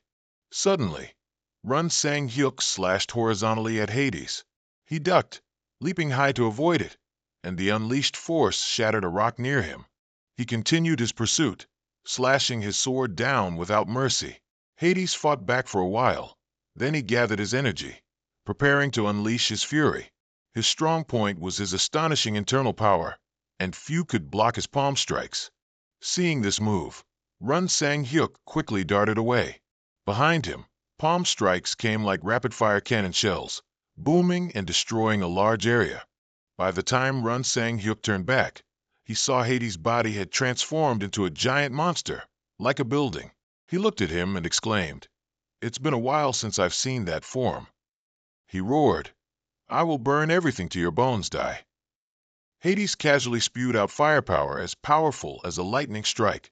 Luckily, there were no other people here, otherwise, an unforeseen massacre would surely occur. Run Sang-hyuk moved up to his eye level and growled, "Then let's slowly bring this to an end." With that, he swung his sword and charged forward. At that moment, outside the cave, the weather was quite favorable, and people gathered in crowds. The cave entrance was blocked off by a barrier. Two young people, a man and a woman, also approached, waiting. Suddenly, everyone noticed vibrations coming from inside the cave. "What's going on?" In the dance studio, the girls were dancing enthusiastically. Lilith had a mischievous expression, her two small horns on her head, swaying slightly to the music. Jay stood beside her, holding a cup of coffee, her tall figure prominent with her bright blonde hair and cool demeanor. The two observed for a moment, then Lilith asked, "What do you think?" "I walked around on the streets and recruited a few people." Jay replied concisely, "They're all pretty and dance well." Hearing her say that, Lilith exclaimed, "That's it? No more comments?" Jay simply awed, then added, "A famous artist in America is composing their debut song, so it will be released soon." Lilith cheered happily. "Really? Sister J is the best. Our girls can debut thanks to you. Thank you so much." Jay took a bland sip of coffee and replied, "No need to thank me. The King's Mask requested it, and I'm being compensated for this." Lilith looked at her with sparkling eyes. "But helping is still helping. By the way, I also want to show him. I wonder when he'll leave Brahik." "Oh, so you still don't know?" Jay said, "Their journey ended 3 weeks ago. They defeated Hades a while ago. They must be on their way out of Brahik now. Estimating the distance, they should be out soon." Lilith was stunned. "Oh, so that's how it is." She was about to ask more when Jay's phone rang. She took it out to check the message. Her face relaxed, and she unconsciously smiled. "Speak of the devil, and he appears. He must have heard us." The King's Mask and his team had arrived at the airport. The place was packed with people, including many reporters and media personnel. Someone shouted, "They're here!" Camera flashes went off continuously, dazzling. The King's Mask, in his striking red armor, was leading the way when he suddenly fell back. This kind of media attention is so annoying. After returning to the base, Bitch Dung led Run Sang-hyuk to a room containing many weapons. "These are what we retrieved from Brahik, and we're still organizing them. I will give each guild their share as you requested." Run Sang-hyuk glanced around, then instructed, "Before that, tell the people in the basement that they can take whatever they like. I'm sure they'll love it." Bitch Dung replied, "I understand." The two turned and walked out. Suddenly, Run Sang-hyuk asked, "How many more levels do you need to reach stage 4?" Bitch Dung answered frankly, I need 13 more levels.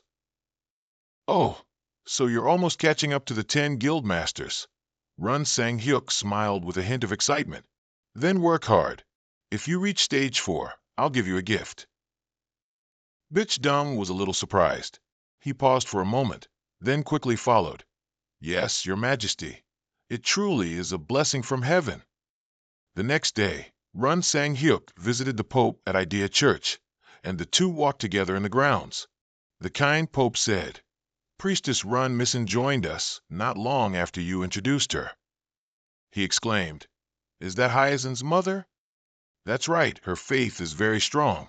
She followed Hyacinth and became a believer. It's good to see Hyacinth following Suzuin. The Pope calmly replied. Hearing that, he also breathed a sigh of relief and smiled faintly. What a relief! The two entered the courtyard, where quite a few people were participating in a prayer session before the statue of the Virgin Mary. The quiet atmosphere was truly solemn. The Pope suddenly proposed. People felt interested after the saint appeared, so I have a request. Could you help the newly joined priests and knights level up? Seeing that it wasn't complicated, Run Sang Hyuk immediately replied, It's simple. Don't worry, I'll take care of this. The Pope was very grateful. He uttered, Thank you, Your Majesty. I'm indebted to you. Hearing him say that, he brushed it off.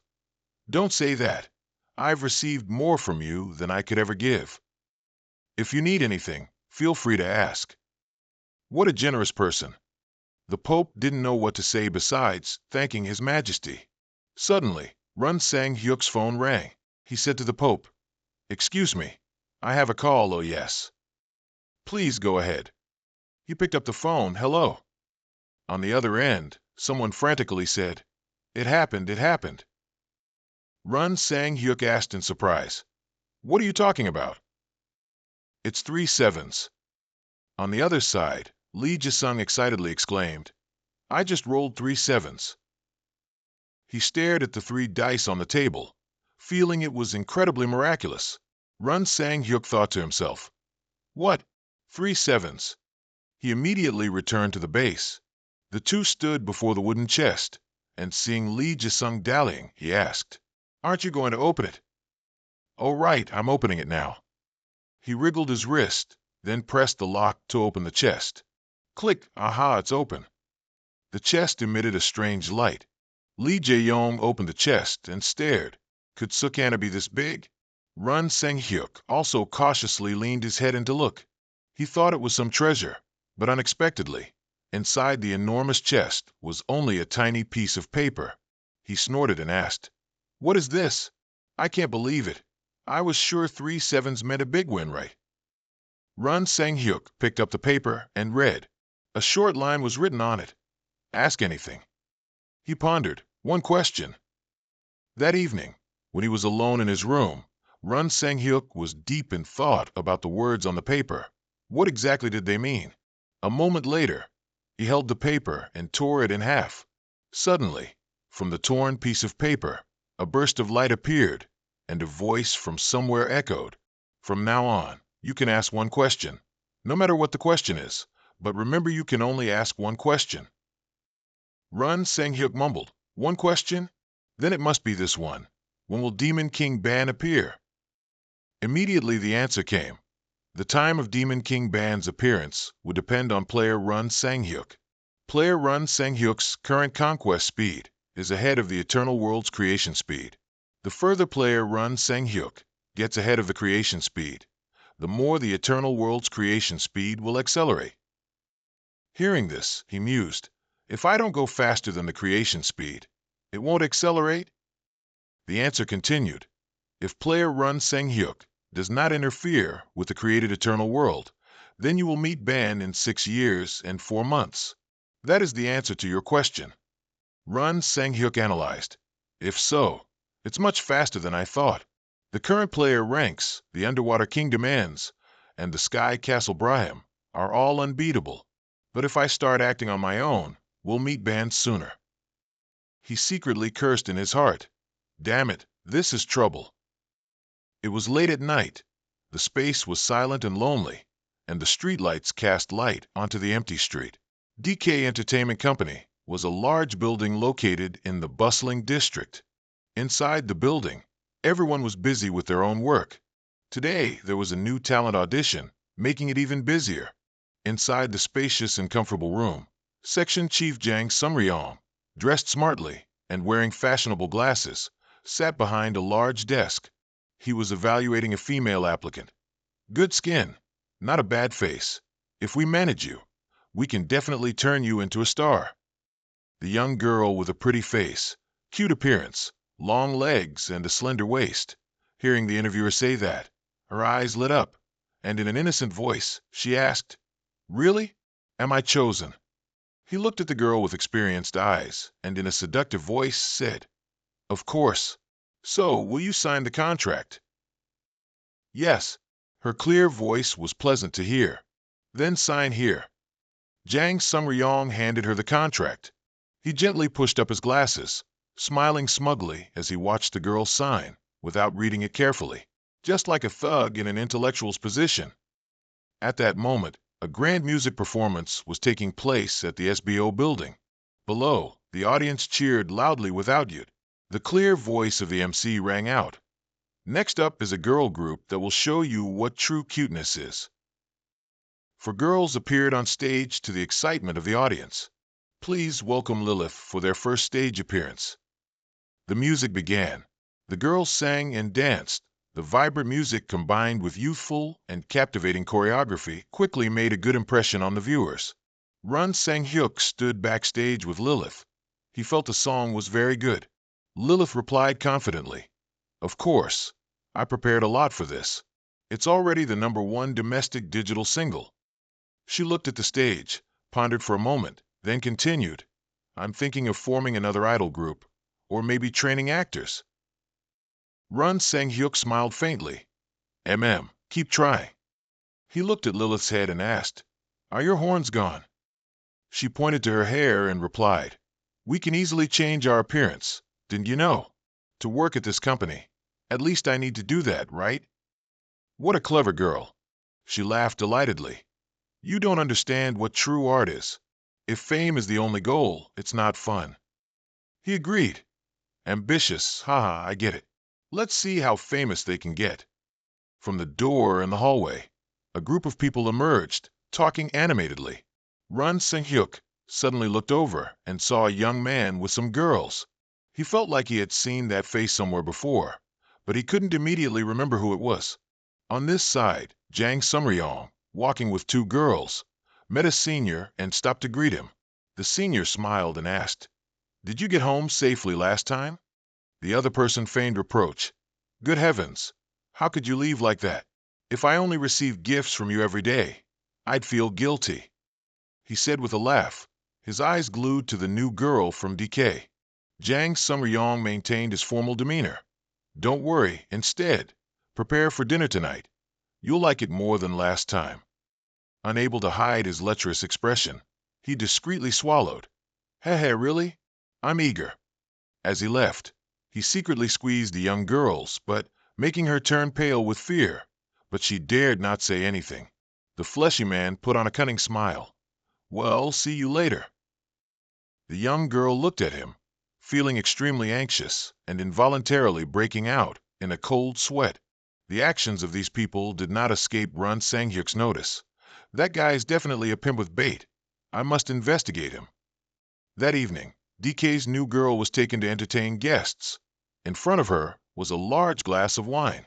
The fleshy man from the afternoon, even with two hostesses, still looked at her with hungry eyes. He then made an offer. "Here, if you drink this glass empty, I'll let you participate in a TV show this week." Seeing the girl sitting still with her head down, not saying anything, he asked again, "Well, don't you think that's a great deal?" The girl hesitated. "About that, He was an old fox. What kind of people hadn't he met? Seeing her hesitate, he clicked his tongue. "Tisk, if you don't want to, then don't do it." Afraid he would change his mind, she quickly said, "No, no, I'll drink it." Then she closed her eyes and drank a full glass of wine. He looked at her demeanor and laughed heartily. "Haha, very good. You're very dynamic. I like you." Let's just have fun today." The girl's face was flushed, her mouth burning. The fleshy man immediately poured another glass. Suddenly, the wine bottle on the table wobbled. He looked up, a little surprised, and instinctively tilted his head to the side. The wine bottle suddenly seemed to be thrown past him by someone, hitting the wall with a shattering sound. The hostess's face turned pale, scared out of her wits. He looked at the shattered pieces on the chair and stammered, "What the hell? Why did the bottle suddenly fly? Who threw this bottle?" He looked at the girl and yelled, "It was you threw it, didn't you?" The young girl continuously shook her head and waved her hands. "It wasn't me." Run Sang-hyuk, wearing an invisibility cloak, stood nearby, feeling a bit annoyed. "This pig. I really want to send him to meet his ancestors right away." On the crowded street, Jae and Run Sang-hyuk walked and talked. "Just as you predicted, Kim Young-nam is the boss of the Deakang gang. The person you saw today is the action team leader of the Deakang gang, named Jang Sung-ryong." Seeing her silence, he asked further, "Anything else?" Jae pondered for a moment before continuing. "You probably already know this gang is notorious for managing workers for the Eternal World. They choose low-level players and force them to sign contracts to make money for them, which is why you killed them, Your Majesty. However, after returning to reality, they haven't changed at all. Here, they still use low-level players to run their entertainment business. They're involved in selling drugs and prostitution, and they also traffic organs." Hearing this, Run Sang-hyuk couldn't hide his astonishment. "They sell organs? What are you talking about?" Jae's cold expression remained unchanged as she replied, "That's a recent rumor. If you take organs from other players, your body can become stronger, and some diseases can be cured. They do everything they can arbitrarily in Korea." He felt this group was more terrifying than he thought. Perhaps I should approach them soon. He looked at Jae and asked, "So, have you found their location?" Involuntarily, both looked up together. "The towering decay building is right in front of us. Where else is there to look?" Jae enthusiastically replied, "Of course." The next morning at the DK Company building, the new talent interviews proceeded as usual. "Hello, I'm Jang Sung-ryong, the head of department at DK Entertainment." A young man sitting across the interview desk politely said, "Ah yes, hello, I'm Kim Young-soo." He observed the young man for a moment, then asked, "You said you want to become an actor?" Young-soo replied softly, "Yes, that's right." Jang Sung-ryong repeated his usual spiel. "Well, you have a good face and physique. If we manage you, we can definitely turn you into a star." The young man's eyes twinkled as he smiled. "Ah, thank you very much." He suddenly changed the subject. "But we only choose players. You are a player, aren't you?" Young-soo also nodded. "Yes, I just awakened recently." Feeling the fish was on the hook, Jang Sung-ryong immediately reeled it in. "Then let's sign the contract." Young-soo looked surprised. "So soon?" He smiled and replied, "The sooner you sign, the faster you'll become a star, right?" "Ah, yes, I suppose so." He handed the contract to the young man. "So just sign it. We'll pay 50 million won if you sign here. The money will be deposited immediately." The young man nodded happily. "Yes, I understand." He suddenly pulled out a small knife and said, "There's one more thing. To sign, you have to cut your fingertip and drip a drop of blood onto the contract." Young-soo stammered nervously, "Blood? I've never signed a contract that required blood." Jang Sung-ryong reassured him, "Player contracts are usually like this, so don't worry." The young man exclaimed, "Oh, I see. This is my first time doing something like this, so I'm a bit unfamiliar." Then he gently nicked his fingertip. "Huh, why does this ring on my hand seem familiar?" A drop of blood fell onto the contract, and suddenly the paper glowed, startling Young-soo.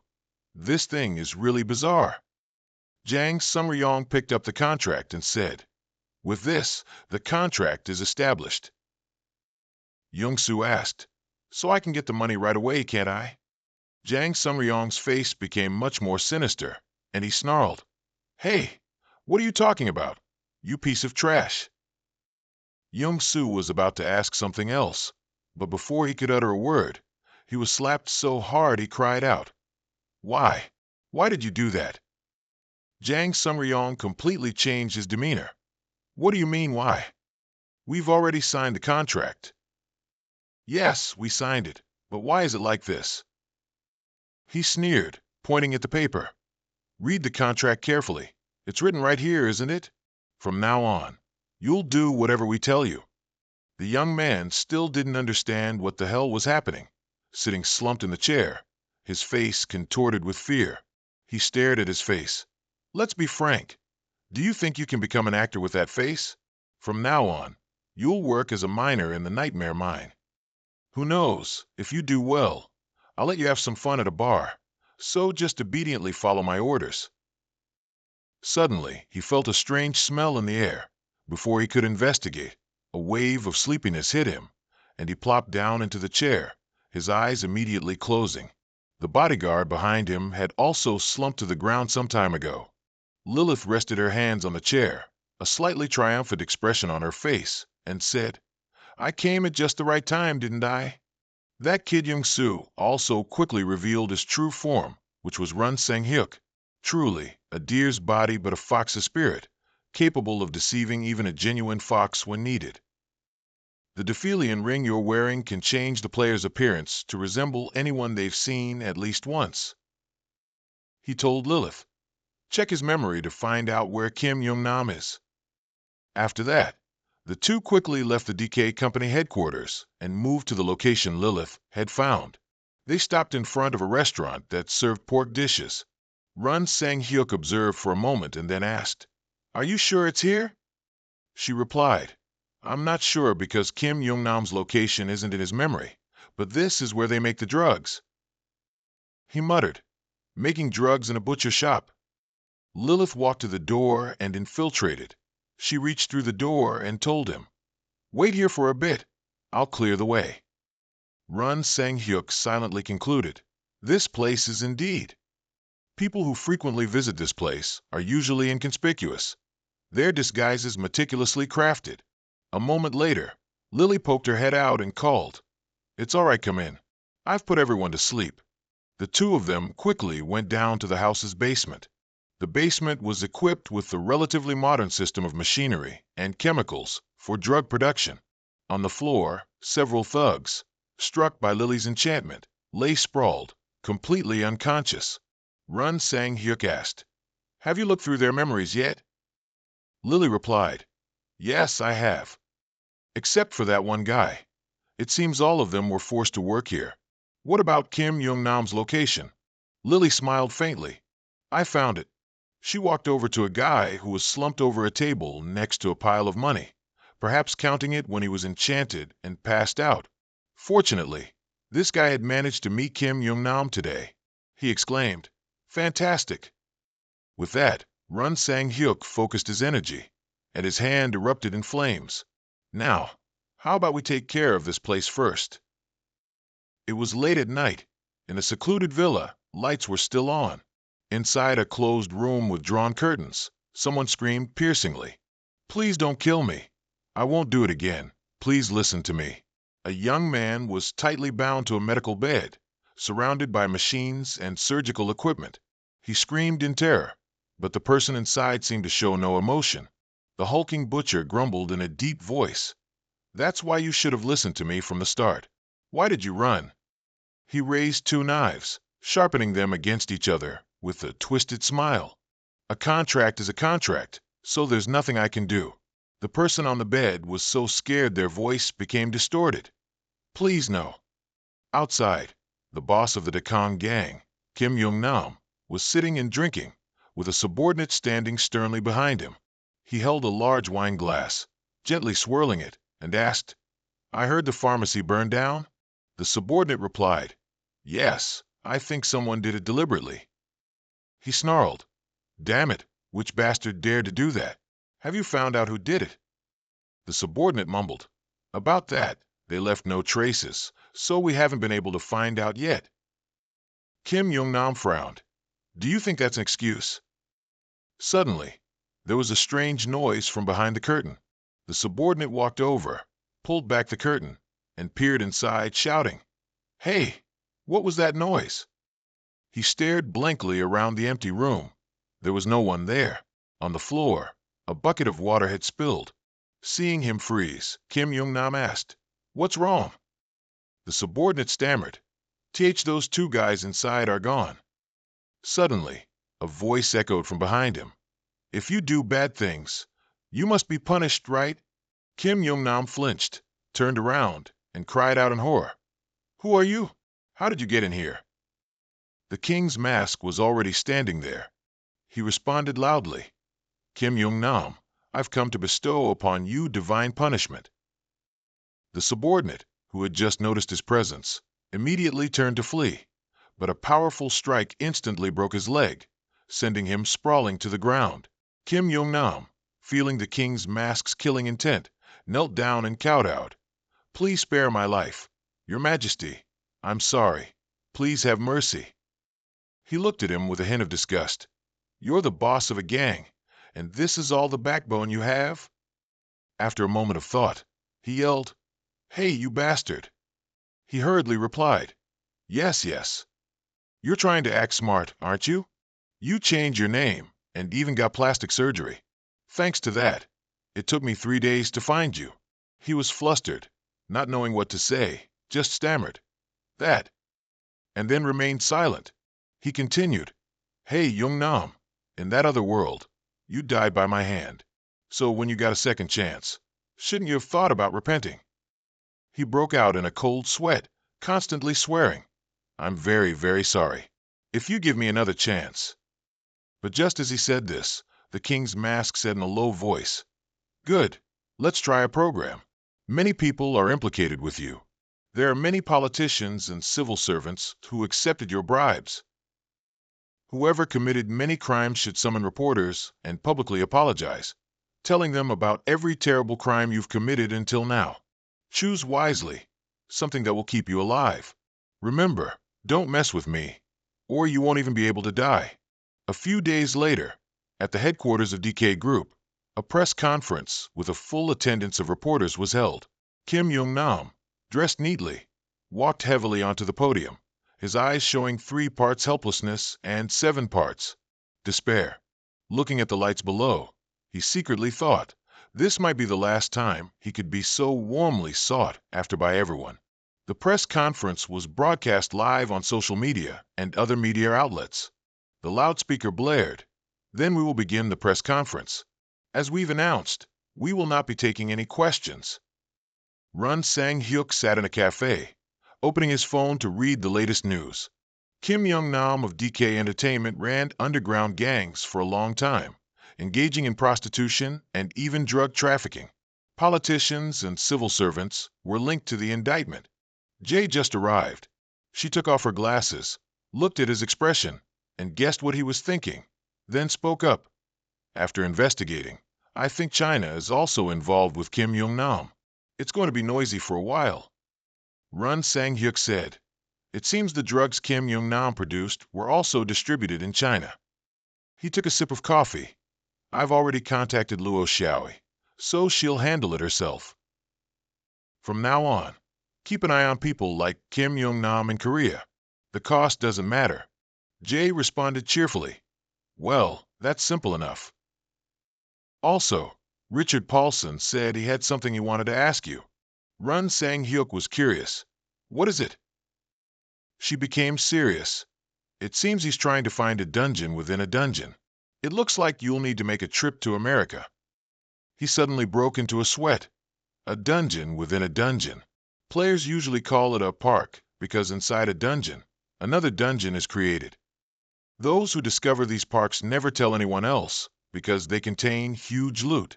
However, with such great rewards, the difficulty is also several times that of conquering a normal dungeon. A few days later, in a luxurious villa in Los Angeles, USA, Richard Paulson was sitting and drinking coffee when the King's mask and Lily suddenly appeared. He frowned and said, "You really are like a spirit.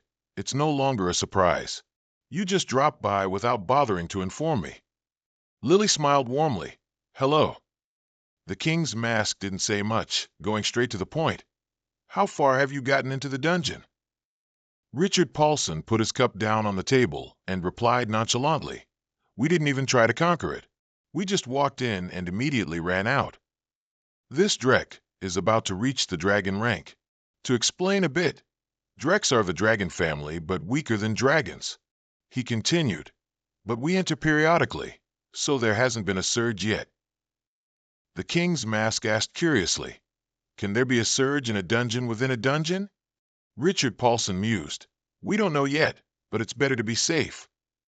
He crossed his arms over his chest and directly named his price. We want 3 things, and the price will be $100 million. We want to buy the dungeon's loot first, and finally, my guild members and I will accompany you in the dungeon. Hearing that, the king's mask frankly replied, The first and second requests are acceptable, but I cannot accept the third. Richard Paulson asked in surprise, Why? Isn't there more strength in numbers? He replied curtly, It's troublesome, I hate it. Richard Paulson was silent for a moment, then honestly said, Let me be frank, we want to learn how to defeat dragons. The king's mask was skeptical. How to defeat it? You mean you've reached that level, but still don't know how to defeat a dragon? Richard Paulson sighed. That's not it. What we want to learn is how you defeated the dragon. The king's mask thought for a moment and replied, You don't understand. There isn't one way that's better than another. The way you find yourself is the best way. Richard Paulson naturally understood this, finally looking at him with pleading eyes. But at least, can I follow you? I'll try my best not to bother you. The king's mask turned his back and walked away, saying if he wanted to, he could go. But do you know Jay? Seeing him suddenly ask that, Richard Paulson was startled and asked back, What are you talking about? What do you mean, no? This guy still won't admit it. The king's mask chuckled softly. Is that so? I don't think Jay would ever care about personal matters like that. Well, if not, then never mind. Lily looked over and couldn't stop smiling. Jay and this guy. That's not bad. Richard Paulson's cold face flushed slightly. This guy's really a busybody. The next day, the two of them traveled to the Great Canyon, a chilling wind pass, where the air sent shivers down their spines. Richard Paulson's expression was a little tense. He looked from the man in red armor to the giant dragon in front of them. The king's mask turned back and asked, Why aren't you leading the way? What are you doing? Richard Paulson observed the aura emanating and clicked his tongue. Ting, have you gotten stronger? The 2 dragons spread their wings and raged, opening their mouths to reveal sharp fangs, as if wanting to tear their prey to shreds. Each breath made dust fly up, and their eyes clearly showed a blood-red murderous glint. The 2 of them roared in unison, their echoing cries creating waves of sound that made the ground gradually tremble and crack into pieces. The powerful sound waves created by the dragons gradually approached Run Sang Hyuk, who was about to attack, but seeing the slightly unfavorable situation, he suddenly paused for a moment. He quickly grasped the situation, seeing the ground was no longer stable, and the attacks were growing stronger. He immediately leaped high into the air to dodge. The area where the sound waves passed had shattered, enveloped in thick dust. God bless him! God bless him! After dodging the attack, Run Sang Hyuk wasted no time concentrating his power into the sword in his hand, then gradually brought down slashes towards the dragons. His slashes were illusory sword strikes, continuously advancing towards the dragons. This time, the situation seemed to have clearly tipped in Sang Hyuk's favor. The 2 dragons were still smug, rushing quickly towards him, completely unaware that danger was approaching. They weren't as agile as Sang Hyuk, or perhaps Sang Hyuk's attacks were too fast and powerful for them to dodge in time. Continuously enduring many slashes, the 2 dragons roared in agony, unable to speak, their bodies minced into pieces by him. The bodies of the 2 dragons fell straight to the ground, their massive corpses kicking up thick dust and shaking the earth violently the moment they hit. Richard Paulson, witnessing the battle from aside, looked as stiff as if sprayed with tons of glue, his mouth clamped shut, unable to utter a single word. He followed behind Sang Hyuk, surrounded by the dragon's corpses, and knowing the situation well, he spoke up. "I'm really not needed here." The two of them ventured deeper into the cave. Although it appeared deep and dark, there were bright torches, as if someone had been there before. Stepping with imposing strides in their battle armor, they didn't hesitate to advance straight into the final base within the cave. Suddenly, the two of them stopped before a large rock wall blocking their path. Paulson announced, "We're here." Looking at the gap in front of the rock wall, he said, "It will open soon." Hearing that, Sang-hyuk was extremely expectant, and both of them wore expressions of anticipation, as if waiting for their prey to fall into a trap. From the large crevice in the rock wall, a blue barrier suddenly appeared. It was slowly splitting in two and opening a gate. Sang-hyuk praised Paulson's discovery. "It's quite impressive that you found this place." To be honest, it wasn't really a discovery. Paulson said, "We stumbled upon it while fleeing from a dragon." Then the gate slowly opened completely. Paulson asked, "Shall we go in?" Then the two of them walked together, passed through the gate, and proceeded towards their objective. The barrier gate shone brightly for a long moment, obscuring the large figures of the two people. Not long after, within a few seconds, Sang-hyuk's heavy footsteps had passed to the other side of the gate, white lights still surrounding his heels, as if trying to hold him back. Behind the gate was a new cave. There were no more bright torches, but instead, small blue luminous orbs floated in the air. Anyone unfamiliar might mistake them for will-o'-the-wisps, and this cave was heavily buried by rocks and earth, making the path much harder to traverse. Sang-hyuk glanced around, noticing a clear difference, and said, "The air in here is different from outside." Those blue lights floated beautifully. Along the way, Sang-hyuk asked Paulson, "How far have you gone?" In response to his question, Paulson said, "We reached the spot where the first dragon appeared." At this point, Paulson broke out in a cold sweat. His voice became timid. "As soon as we were attacked, we fled." The stupidest thing a great man can do is not know how to save his own life. While it was peaceful, a strange sound echoed, causing the two of them to stop.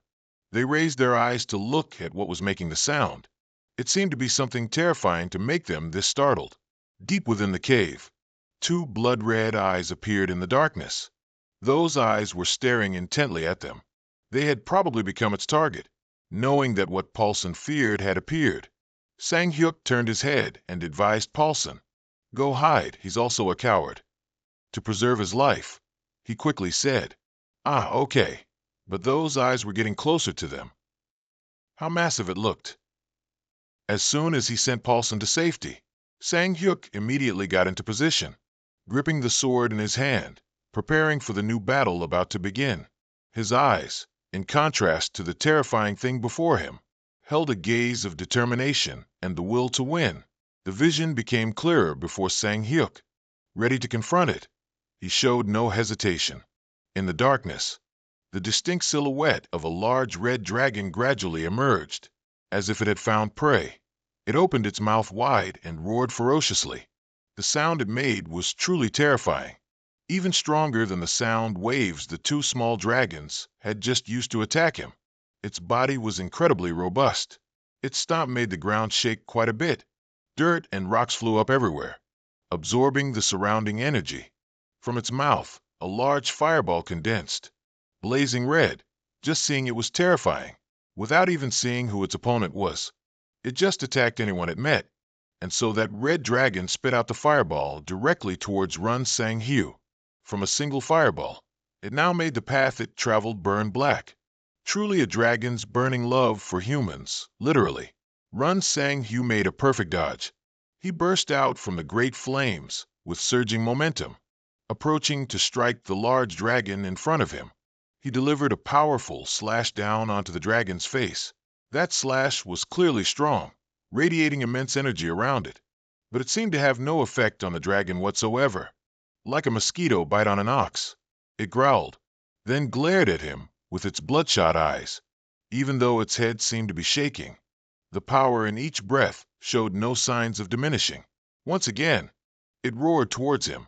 Unlike last time, it seemed to have fully concentrated its power this time, Because of that, even with his defenses, Sang Hu was pushed very far back. Pushed very far back. He lightly landed his feet on a small rock wall nearby, then used the pushing force to move towards the dragon. Run Sang Hu summoned the sky swing technique, and immediately, beautiful glowing blue angel wings unfolded behind him. With a slight push, Sang Hu launched himself from the rock wall straight towards the dragon, forming a beautiful blue arc. A man and a dragon faced each other. He looked so tiny. That red dragon tried to bite him, but he dodged in time, making it foolishly bite its own fangs. But with the opportunity, while it was caught in the trap, Sang Hu quickly thought of a way to destroy it. From above, Run Sang Hu swooped straight down, using the dragon blade skill to stab through its head down into its body, causing it sudden pain. Its body pierced. It collapsed to the ground. As soon as its body hit the ground, a thick cloud of dust rose up. That alone was enough to understand how massive and heavy it was. Its body gradually vanished into dust. As if still lingering in this world, it let out a piteous cry. Wah! Run Sang Hu saw the scene of dissolution before his eyes. He was confused, not knowing why it was like this, leaving a huge question mark. Not long after, it had completely vanished. The glowing blue specks inside the cave appeared even more frequently. Sang Hu wondered, "What's this?" Richard Bao's son knew the situation was stable. He stepped out to explain to Sang Hu. The monsters appearing in the dungeon within the dungeon didn't leave corpses. They just vanished. From where the red dragon had just been defeated, a pile of strange objects appeared. They looked like valuable items. Bao's son immediately went over and examined them. Holding a small staff in his hand, he explained.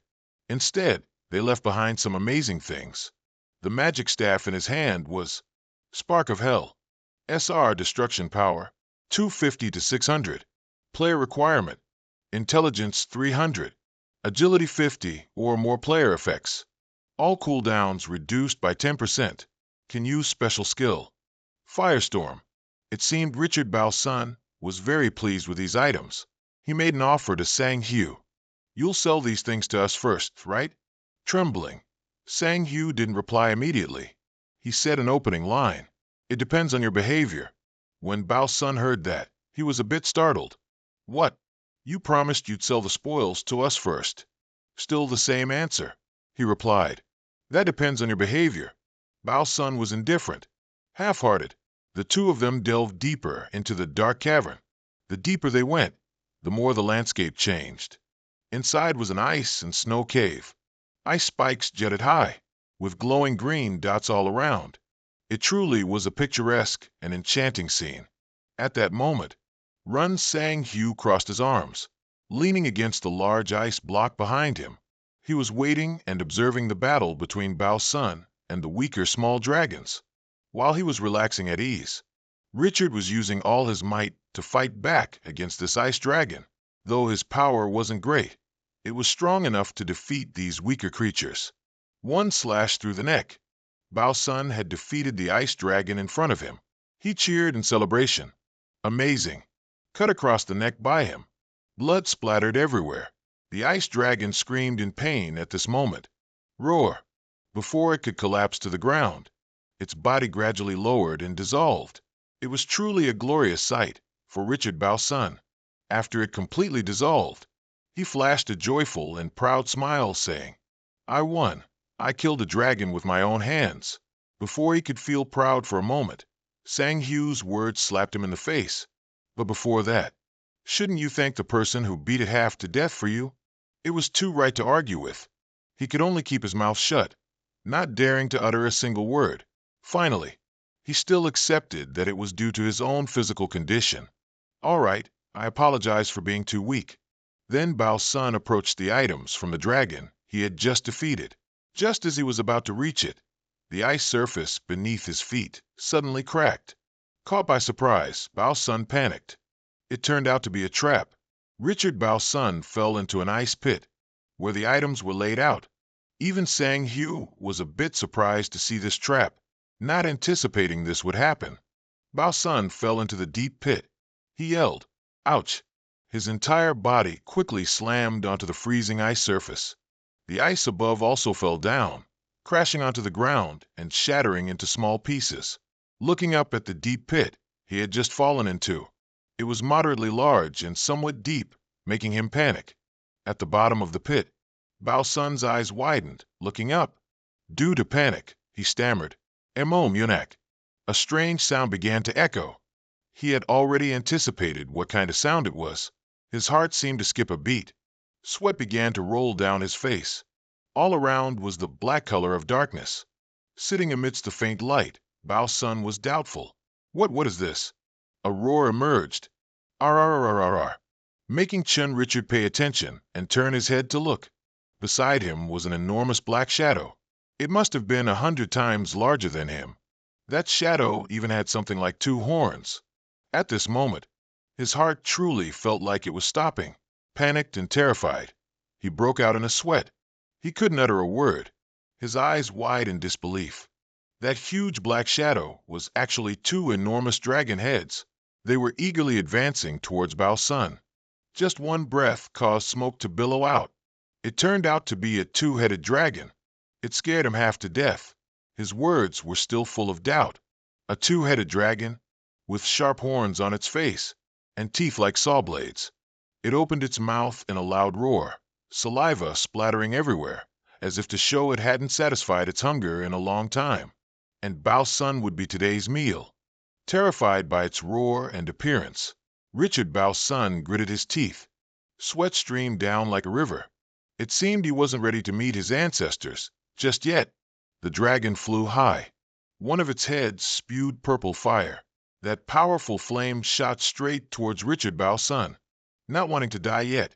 So he used all his speed and strength to save his own life, running from the wrath of the huge dragon spewing flames towards him. Bao Sun, still terrified, screamed loudly. Ah, if he survives this, his ancestors must be carrying a heavy burden. Roar, roar. The 2-headed dragon monster roared fiercely, its cries echoing across the sky. It flew into the air, releasing a powerful purple blast from its mouth that destroyed an area. The sky was pitch black. Richard Bao Sun hastily dodged the blast.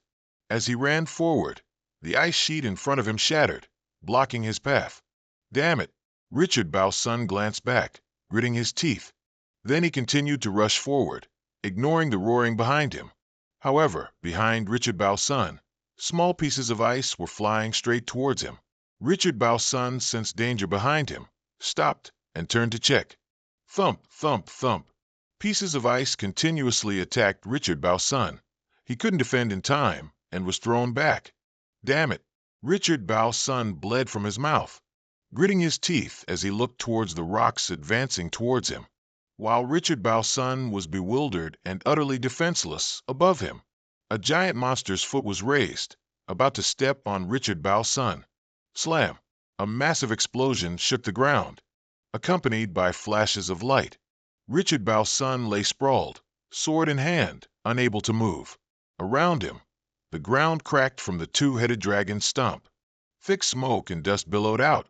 Crackling, crackling. In Australia, Richard Bao Sun was in pain. Blood trickled from the corner of his mouth. The monster's shadow gradually advanced closer to his body. Then the ferocious 2-headed dragon monster grabbed his body and lifted him high. Richard Bao Sun gritted his teeth. The 2-headed dragon monster's hand squeezed him until he could barely breathe.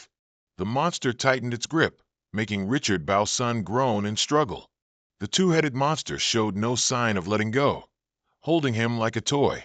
Just as Richard Bao Sun thought he was about to meet his ancestors, something attracted the attention of one of the 2 dragon heads. It looked towards the source of the sound. It was a small cave. A sound from within had caught the 2-headed dragon monster's attention. While the monster was still distracted, Run Sang Hu flew in from the opposite direction. He swung his sword, striking the monster. Arg! The 2 heads roared. Blood splattered from their wounds. Run Sang Hu helped Richard Bao Sun escape from the monster's grasp, even as they continuously roared in pain. Richard Bao Sun, half conscious, looked at his rescuer, the blurry monarch mask. Run Sang Hu took out a bottle of water and gave it to Richard Bao Sun.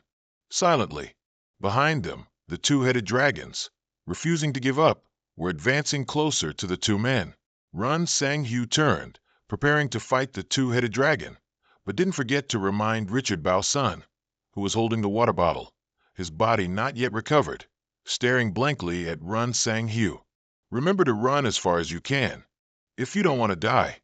Then Run Sang-Hu flew like a rocket, launching towards the monster, leaving Richard Bao's son behind. Swish! Run Sang-Hu swung his sword powerfully. In the hazy smoke, he couldn't see the monster, looking into the thick fog and wondering. Humph! From behind him, the two-headed dragon monster appeared through a spatial black hole. It seemed the monster realized Run Sang-Hu was a threat and had to play dirty to eliminate him quickly. Swish! Thud!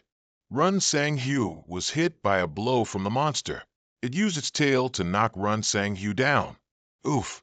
The two-headed dragon roared, its eyes blazing red, its mouth preparing to unleash the final, sizzling, deep purple wave. Then it spat out a long thing, attacking Run Sang-Hu once more. He flew above the purple fluid, a ray of light flashing in his eyes. A ray of light attacked the two-headed monster, but they quickly used their wings to block it. Run Sang-Hu, his entire body radiating power, swung his sword to attack. As he charged powerfully to attack the two-headed monster, it summoned a spatial black hole in front of him. Inside the black hole, sharp spears were emerging. Run Sang-Hu looked on with a surprised expression. Then swish, swish, each spear flew straight at him, catching him off guard. Ugh! Run Sang-Hu grimaced in pain. Taking advantage of Run Sang-Hu's defenselessness, the two-headed monster simultaneously unleashed a massive surge of power. That deep purple power merged into one, becoming colossal, and attacked Run Sang-Hu. The purple smoke and dust gradually cleared, revealing the silhouette of the two-headed monster. Gradually, Run Sang-Hu, with a surge of power within his body, advanced towards the monster. Noticing the abnormality, the monster turned its head. Run Sang-Hu immediately attacked the monster. It let out a deafening roar that shook the heavens and earth. He continued to use his power to advance and attack the monster, his face filled with hatred. The two-headed monster endured painful blows, roaring ceaselessly to hinder Run Sang-Hu's attack force. At this moment, the monster was gradually weakening. Its eyes glowed brightly as it looked back at where Richard Paulson was hiding. Oh! Richard Paulson also realized the monster was looking at him. The two-headed dragon gradually shifted its target to Richard Paulson. Seeing the monster looking his way, Richard Paulson panicked. Growling, the two-headed monster quickly lunged towards him. But Richard Paulson stood still, a panicked look on his face, as if waiting to die. Oh! The monster let out another menacing scream, getting closer and closer to Richard Paulson. Suddenly, its pupils contracted. There was no more roaring. Now the monster was whimpering softly. Ugh! Ugh! Richard Paulson stood like a bewildered statue. Huh! He exclaimed in confusion, not understanding what was happening anymore. The monster cried out piteously, its eyes contracting even further, veins bulging. Boom! A surge of power struck the monster's head, blade cannon. It stared blankly at the shadow that had just attacked it. Huh! Then it let out a cry of bewilderment. Run Sang-Hu, enveloped in bloodlust and power, stared at the monster. His face was filled with determination to win. The two-headed monster glared. Blade cannon swing. Run Sang-Hu swung his sword, slashing the monster again. This time, he used his sword to cut off the monster's head. It shrieked in pain. Then boom! The two-headed monster's body also exploded because of it. Run Sang-Hu took slow steps onto the ground. He approached the monster's corpse, and then Run Sang-Hu realized something. He looked at the monster lying sprawled on the ground, his face full of bewilderment. What is this? Why isn't it disappearing? Standing before the monster's corpse, which was split in half, he was perplexed. In a majestic, high canyon, between two mountains, flowed a green river, and a group of people was moving along the cliff face. Looking into the distance, they spotted a cave on the mountain. Inside, a flickering blue flame glowed. Footsteps sounded. Someone was walking out of the cave. It was Run Sang-Hu and Richard Paulson stepping out. Richard Paulson turned his back and said to Run Sang Huk, "Thanks to you, we finished early." He expressed his gratitude, "And I know that without you, going there would be very dangerous. Thank you for your hard work. Do you want to eat?" Suddenly, Run Sang Huk interrupted Richard Paulson. "Sorry, but I have something urgent to do." Richard Paulson didn't understand what could be so urgent for him. He looked closely and saw Lilith passing through the wall, right behind Run Sang Huk. Lilith reached out and slung her arm over Run Sang Huk's shoulder, saying, "See you later." Seeing this, Richard Paulson didn't know what more to say. He just stood there, watching the two with helpless eyes. Night fell, and the scene shifted to a small house deep in the abyss. The sky was filled with sparkling stars, casting a mysterious blue light. A strange masked figure with a skull on the upper half of their face, wearing a plain green cloak, spoke up. "Crazy, what is this?" Run Sang Huk, beside him, replied, "Just consider it a gift to make you happy." The answer left the other party completely bewildered, who immediately asked again, "What?"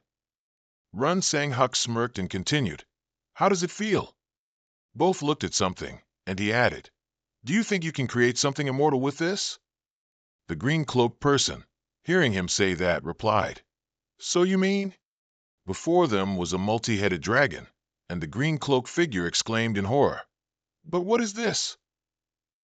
The scene shifted to an ancient abyss, home to a massive castle. Run Sang Huk said as he walked up the stairs, "It's been a while since I've been here. Should I level up a bit?"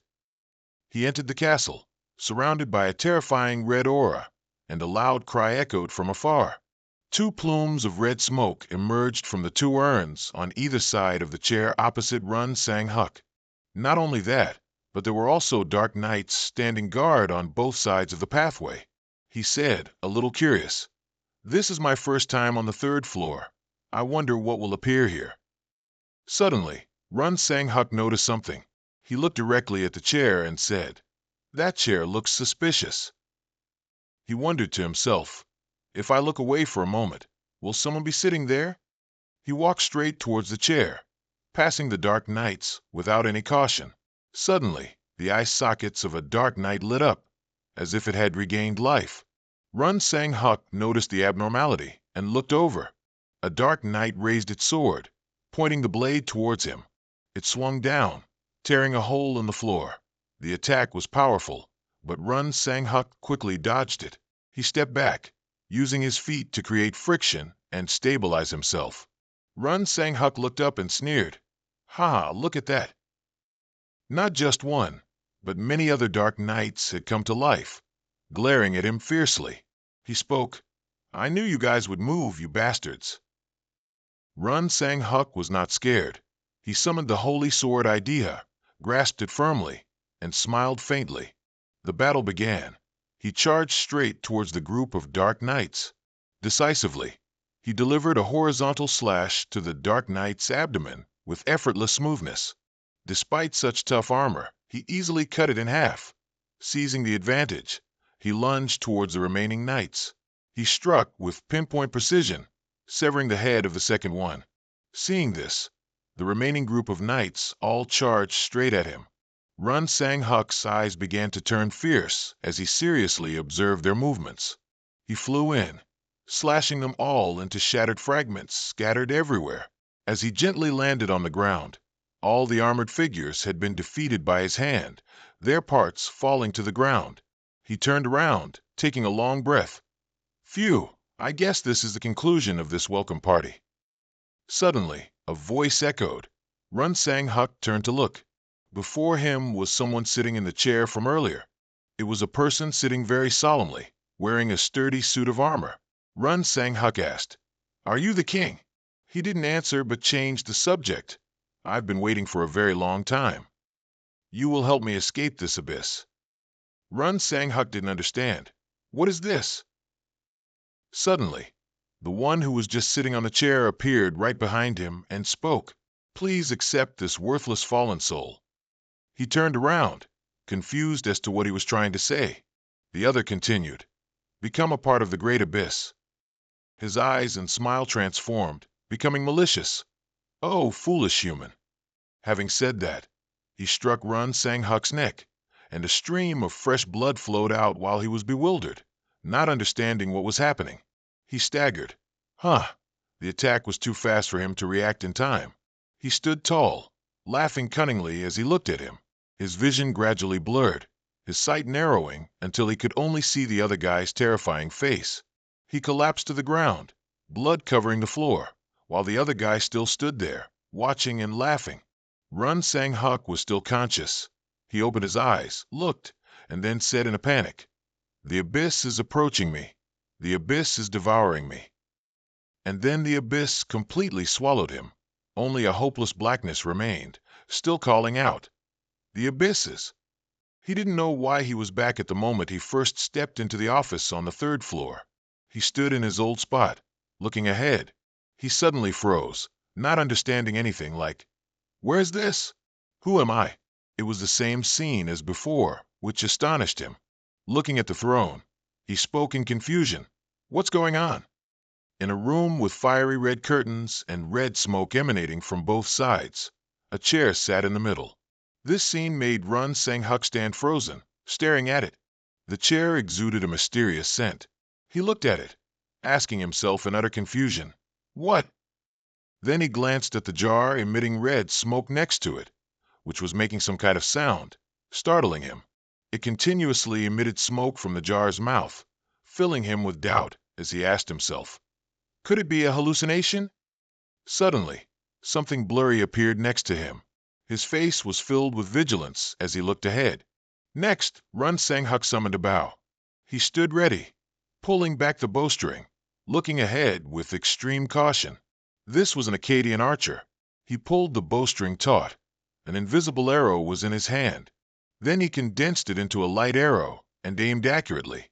Finally, he released his hand, and a torrential arc swept forward, creating an undefined trail of smoke as the arrow flew straight. Then, with the arrow's impact on the chair, an explosion occurred, sending debris flying along with fragments of the chair. Afterward, he sternly pulled the bow taut once more, creating a light arrow. This time, he aimed and hit the jar, causing it to shatter. Finally, everything was shattered, and red smoke still spread around him. He lowered his bow, observing them cautiously. Suddenly, Run Sang-huk's eyes widened, startled by what he saw. Before him, another wooden chair appeared, hidden within the thick red mist. He uttered in bewilderment, "Ah!" Next, he put away his bow and walked towards the chair, full of confusion, asking himself, "What is this? Am I still hallucinating?" The chair remained still as if waiting for him to approach. Then a gloomy sound echoed from behind him, "Ha ha!" causing Run Sang-huk to glance that way with wary eyes. He turned around to face it. It was a clown with broccoli-like hair, also facing him and laughing. "Ha ha ha!" The clown stood amidst the mist, its mouth stretched into a wide smile, staring motionlessly at him. He, in turn, looked at it, asking in confusion, "What are you?" The clown opened its mouth, staring intently at him, confirming his question with its lips. "Me?" he added. "I am the nightmare you created." Run Sang-huk looked at it, utterly stunned and confused, asking again, "What?" Suddenly, the clown's body transformed. It grew larger, making him gasp and look up. Its mouth stretched wide to its ears, its large head glaring fiercely at him, yelling, "I am your fear." But he remained calm as he looked at it. Then his face turned pale, grimacing as he stammered, What?" Suddenly, he was transported to a ruined place, which left him confused as he looked around. Inside, chaos reigned with thick smoke, dust, and rubble piled up. He asked himself again, "This is—" Suddenly, a sound from behind made him glance over. A blond man lay dead on the ground with a sword thrust through his chest. He had 2 horns on his head, and his eyes were still open, staring up at him. He looked at the man in stunned disbelief. The man's face was contorted, his eyes unclosed in death. He stammered the man's name, Ba-ban. Not far away, on top of a rampart, a person stood there, watching them, while Run Sang-huk was stunned by what he saw. He realized someone was watching and immediately turned his head to glance behind him. A horned individual looked at him and the person lying on the ground with a sword thrust through their chest. He also glanced back at him. The space was full of dust and silence. Then he opened his mouth and asked him, "Have you seen your fear yet?" Hearing him speak, Run Sang Hut broke out in a cold sweat, unable to respond. That person continued, "It's your first failure." He recalled the desolate and ruined scene. That person stood before him while the corpse was still there. Run Sang Hut clutched his stomach, disoriented. Run Sang Hyu was startled back to reality, his eyes wide as he stared at him, motionless. Finally, he lost his composure, looking up at the guy standing on the high city wall and angrily shouting, "Shut up! Do you think I don't know this is just an illusion?" Then he asserted, "Anyway, you're just part of an illusion, so you can't do anything." Seeing this, he scoffed and asked him back, "An illusion?" Then he spoke mockingly, "Okay, if you say I'm an illusion." The guy interrupted, and his face grew even more terrified, breaking out in a cold sweat as he looked at him. The guy's eyes flashed red, and with a smug smile, he stated, "Then how pathetic are you?" He interrupted again. Then he hissed, "When you're afraid of an illusion, aren't you?" He understood his extreme fear. His face drained of all color as he stared at him. Run Sang Hyu trembled, backing away, his eyes full of fear as he cried out shakily, "Oh!" The corpse was still lying motionless, while the other guy grew larger.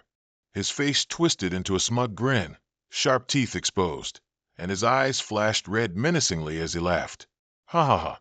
Run Sang Hyu reverted to his human form, turning around in terror and fleeing, his face contorted and drained of all color. He ran, screaming amidst the dust and smoke. "Ha ha ha ha ha!" Meanwhile, he stood watching him from behind. Then, laughing with interest, he spoke, reminding him, his two horns on his head also extremely ferocious. "Running is useless," the guy added. "I will never disappear," he declared. He kept running frantically into the unknown, the other person's voice still echoing in his mind, declaring, "Because that is human fear."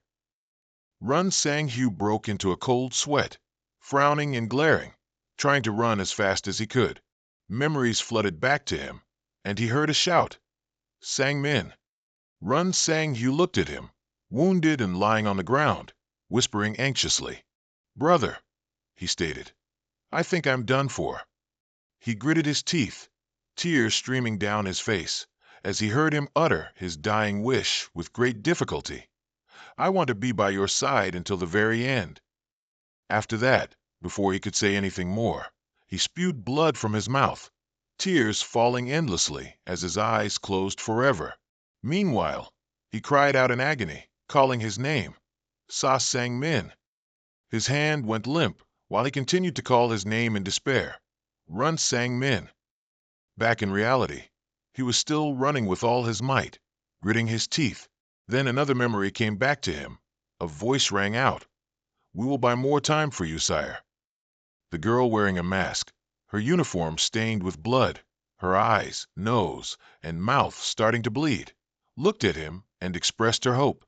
"The only one who can defeat the Demon King is you, King," she asserted. Another person next to them, their mask also gradually shattering, a hand severed from their body, spewing blood, was dead. The girl's voice urged again, "So please, be even stronger than you are now." Beside them was yet another warrior, killed, with blood continuously flowing from their nose, mouth, and head. He held the sword in his hand, clutching his stomach, his armor shattered.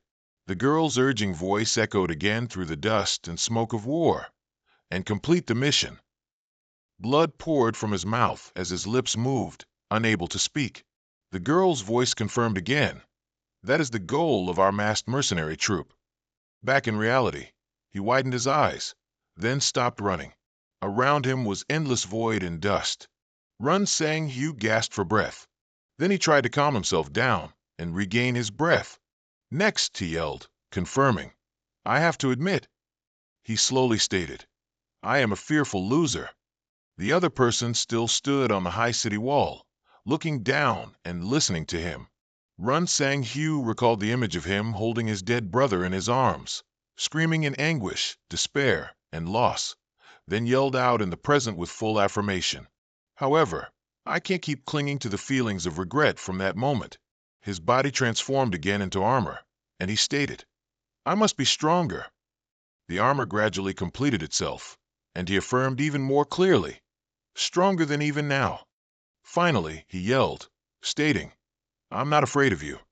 Run Sang Hyu, sword in hand, turned, gritted his teeth, and charged toward the other person, yelling, Heya! He advanced and sliced him into many pieces, after which the entire space became silent. The other's body, struck by the sword, cracked open with large luminous fissures. Run Sang Hyu grimaced, looking at him with determination, his sword held firmly in his hand. Finally, he vanished, shattering into scattered specks of light, while Run Sang Hyu still held his sword, looking at those specks of light. His eyes flashed. He pressed his lips together, vigilantly watching those specks of light. The other person's voice echoed again. How interesting. He appeared in mirror fragments behind Run Sang Hyu, laughing and saying, a human who overcomes his fear. Run Sang Hyu listened to him, with full vigilance. Finally, he gradually disappeared with an exclamation of praise for Run Sang Hyu. You truly deserve your name. Run Sang Hyu heard his voice and looked over. His mouth curved in a delighted smile as he called Run Sang Hyu, Masked Monarch. The specks of light flew away and vanished, leaving Run Sang Hyu alone in the undefined space, filled with dust and smoke. Run Sang Hyu took off his mask and glanced around. The mastermind sat on a chair, looking at him. He also glanced back at the mastermind. Next, his body dissolved into smoke, gradually disappearing, as he laughed with interest and told Run Sang Hyu, I will come find you again. Then he chuckled softly, looking at Run Sang Hyu and reminding him, wait for me, okay? Then cut himself off. He continued in a soft voice, next time, I will definitely devour you. Run Sang Hyu watched him vanish, his face darkening with angry vigilance. His eyes followed him, his expression serious and vigilant. Finally, what remained after the black smoke dispersed was a scroll. This is a nightmare coil. It can bind anyone with a weaker spirit than the user. The nightmare coil brings the worst fear to the bound target. In a large urban area, this is the masked castle city, where houses are packed closely together. A man wearing glasses with pineapple-like hair asked his friend, a chubby man in a short shirt walking beside him, did you bring enough bullets? His chubby friend, hands in his pockets, softly replied, bullets? Dad, I didn't bring anything. They walked quickly down the street, heading somewhere. The man with glasses turned to his friend, grimacing as he complained, why come here without bullets? The chubby friend calmly replied to him, do you think this time will be different from when I sat in the office? I only came because I was bored, the chubby friend explained. Hearing that, his friend with glasses and pineapple-like hair pouted and stated, you really have nothing to do you? After that, they arrived at a castle where other people had already gathered. The friend with glasses confirmed, let's go in, it's about to start. The crowd stood on the castle floors, looking down. Below was also a throng of people chatting with each other.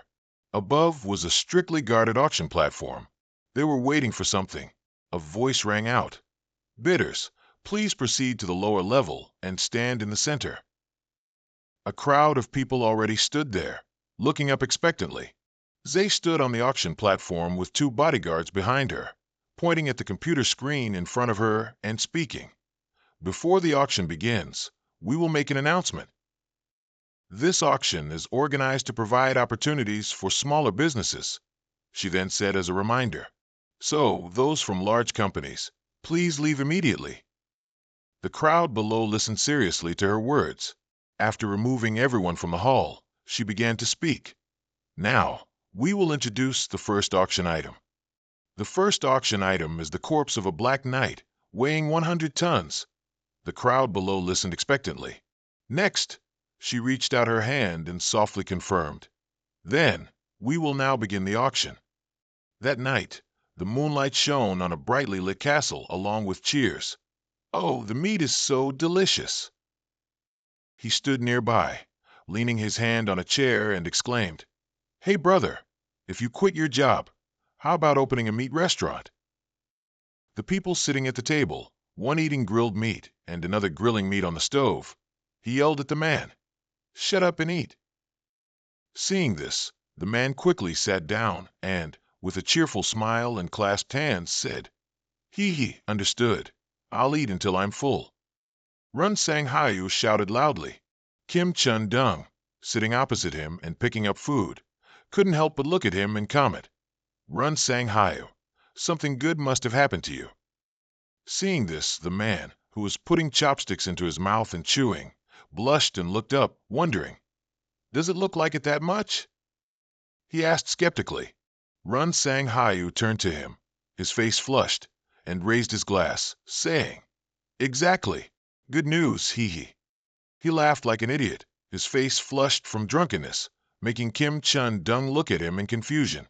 Next, he picked up the teapot and poured for him, cheerfully asking, "You know that friends shouldn't keep secrets, right?" Seeing this, he also reached out and took the cup, asking in return, "Why, do you have something to tell me?" Everyone around them was also happily eating. He took the glass to his mouth and looked at the man blankly after hearing him say, Actually, I do have something to tell you."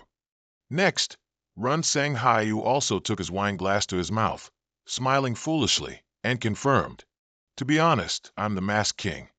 On the other side, Kim Chun Dung listened to him.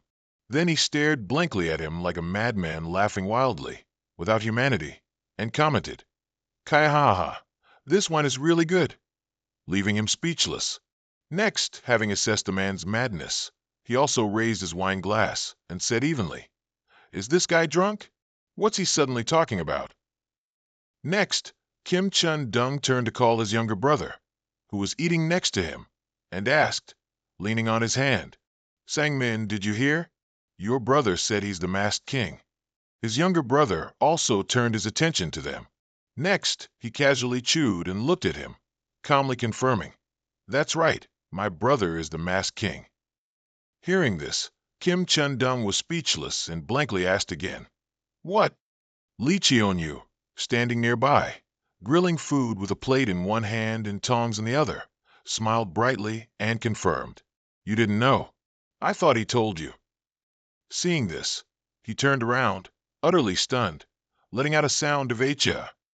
Finally, like a bewildered fawn, he looked at them stiffly and stammered, What are you all talking about? How could Sang Hayu be?" He hadn't finished his sentence. Run Sang Hayu picked up his ringing phone, his face flushed from drunkenness, letting out a humph, while everyone else at the table was still eating happily. He answered the phone, his face even redder and still tipsy, and asked, "You called too late. It seems the auction just ended, right?" Hearing that, the other end quickly confirmed, "Yes, there were many items, so I called a bit late." Zay glanced at the people in the auction hall, smiled, and continued listening to his call. The response from the auction was really good. She added, "The issue of large organizations hoarding auction items has been resolved, so they're all very satisfied." Hearing that, he on the other end also spoke up, stating, "Opportunities should be equal for everyone." Back to Run Sang Hayu, who was still drunk. The girl on the other end questioned him, "Is that why you revealed the workshop's alloy formula?" He, knowing she realized his intention, just laughed and confirmed, "Heh." After the call, he joyfully raised his glass again, laughing like a fool and shouting, "Cheon, you made a difficult decision to improve the quality of old-world equipment." Hearing that, Lee Cheon angrily clenched his cooking spatula, gritting his teeth, fumes rising from him and the food in front of him as he glared at him. Then he picked up the phone again to talk to Zay, confidently sharing his thoughts. Soon, Korea will also open an arena. Then he questioned, "Don't you think we should increase the combat level?" Zay on the other end also questioned Run Sang Hayu back. "The first event is the masked mercenary fighting against the top 10 guilds, right?" In the dark night at the mansion, they ate and drank their fill, and he voiced his thoughts. "I'm really looking forward to it." In Los Angeles, USA, the wind was blowing fiercely. A U.S. military training ground was bustling with training. The people holding sharp knives rushed forward, determined, shouting. Richard Paulson stared at them, his eyes sharp, preparing for battle. Then he lunged forward for a finishing blow. The people holding small knives couldn't react in time. He was so fast he left a bright trail after the attack. He hovered over the arena, watching them fall scattered on the ground. Then he sternly shouted at them, "Do you think you can defeat the masked mercenary like that?" Finally, he urged them, shouting, "Get up!" In Berlin, Germany, at the senator's building, white flags and sunlight illuminated the sky. The bald man clenched his fist, frowned, and shouted fiercely, "Teamwork is very important. Teamwork." He instructed the soldiers below. In Beijing, China, tall, modern buildings. Hua Bing looked at the soldiers with swords, spears, and sticks chasing her, frowned, and urged them, "What are you doing? Move." Michael Buren, wearing armor, stood watching the people fighting fiercely below. He looked at them, his face scrunched up, gritting out each word in doubt. "They think we'll lose?" A man knelt by the door of a Japanese-style wooden house. His expression was serious, as if he was waiting for something. Rensu held a stick, pointing angrily at the group in front, cautiously entering a fighting stance. A guy with a pineapple-shaped haircut looked gloomy, as if waiting for something. That night, the night sky was full of stars and brilliant at a colorful castle. Clear clouds made way for stars that lit up the entire sky. The next morning, sunlight shone upon the vast city. People equipped with exploration gear and cameras went sightseeing somewhere, everyone extremely happy. They all held their flags and converged on a building to see something. The hall was packed with people, and joyous shouts echoed loudly. The host's voice rang out, stirring them up. Soon, the first match of the Seoul arena will begin. The audience, after being stirred up, continuously cheered with excitement. Next, the host enthusiastically announced, "The first match will be between 102 members of the masked mercenary group and 300 members from 10 elite guilds." The co-host also shouted excitedly, "Ah!" then laughed loudly, looking down. Then they announced in unison, "Just as we mentioned, the pride of our nation, the masked mercenary group, is entering." The people entering the arena wore their distinctive red uniforms and cloth cloaks. Their faces were clearly shown on the big screen, and the stands continued to cheer excitedly. Baekryong, who was leading, asked, "Odin, how are you doing?" Park Ho-sung next to him confirmed, "I'm fine." Seeing this, he shouted to boost the morale of the entire army. Everyone heard that, right? The people behind them proudly clenched their fists. He yelled his firm conviction to them, "Seniors, we'll be very ashamed if we let the juniors fail."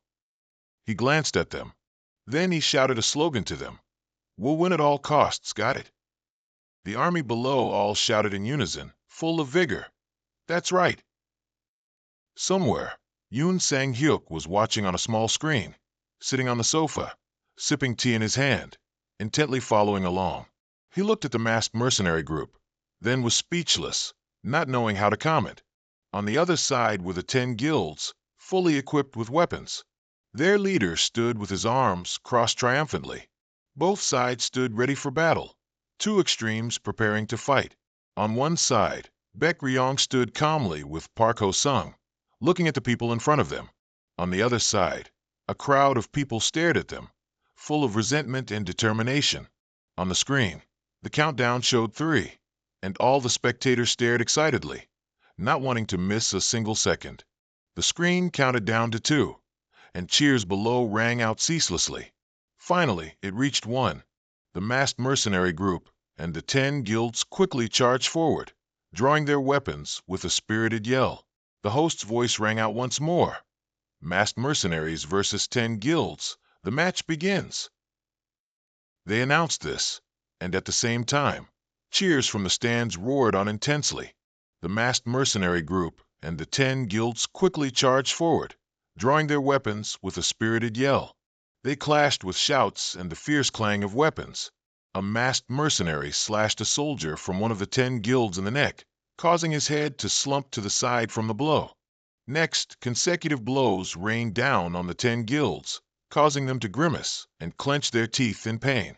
Below, The sounds of fighting and shouts echoed continuously, along with the loud clashing of weapons, while above, the joyful cheers and shouts were boisterous. The wizards below continuously cast healing spells, grimacing for the soldiers above.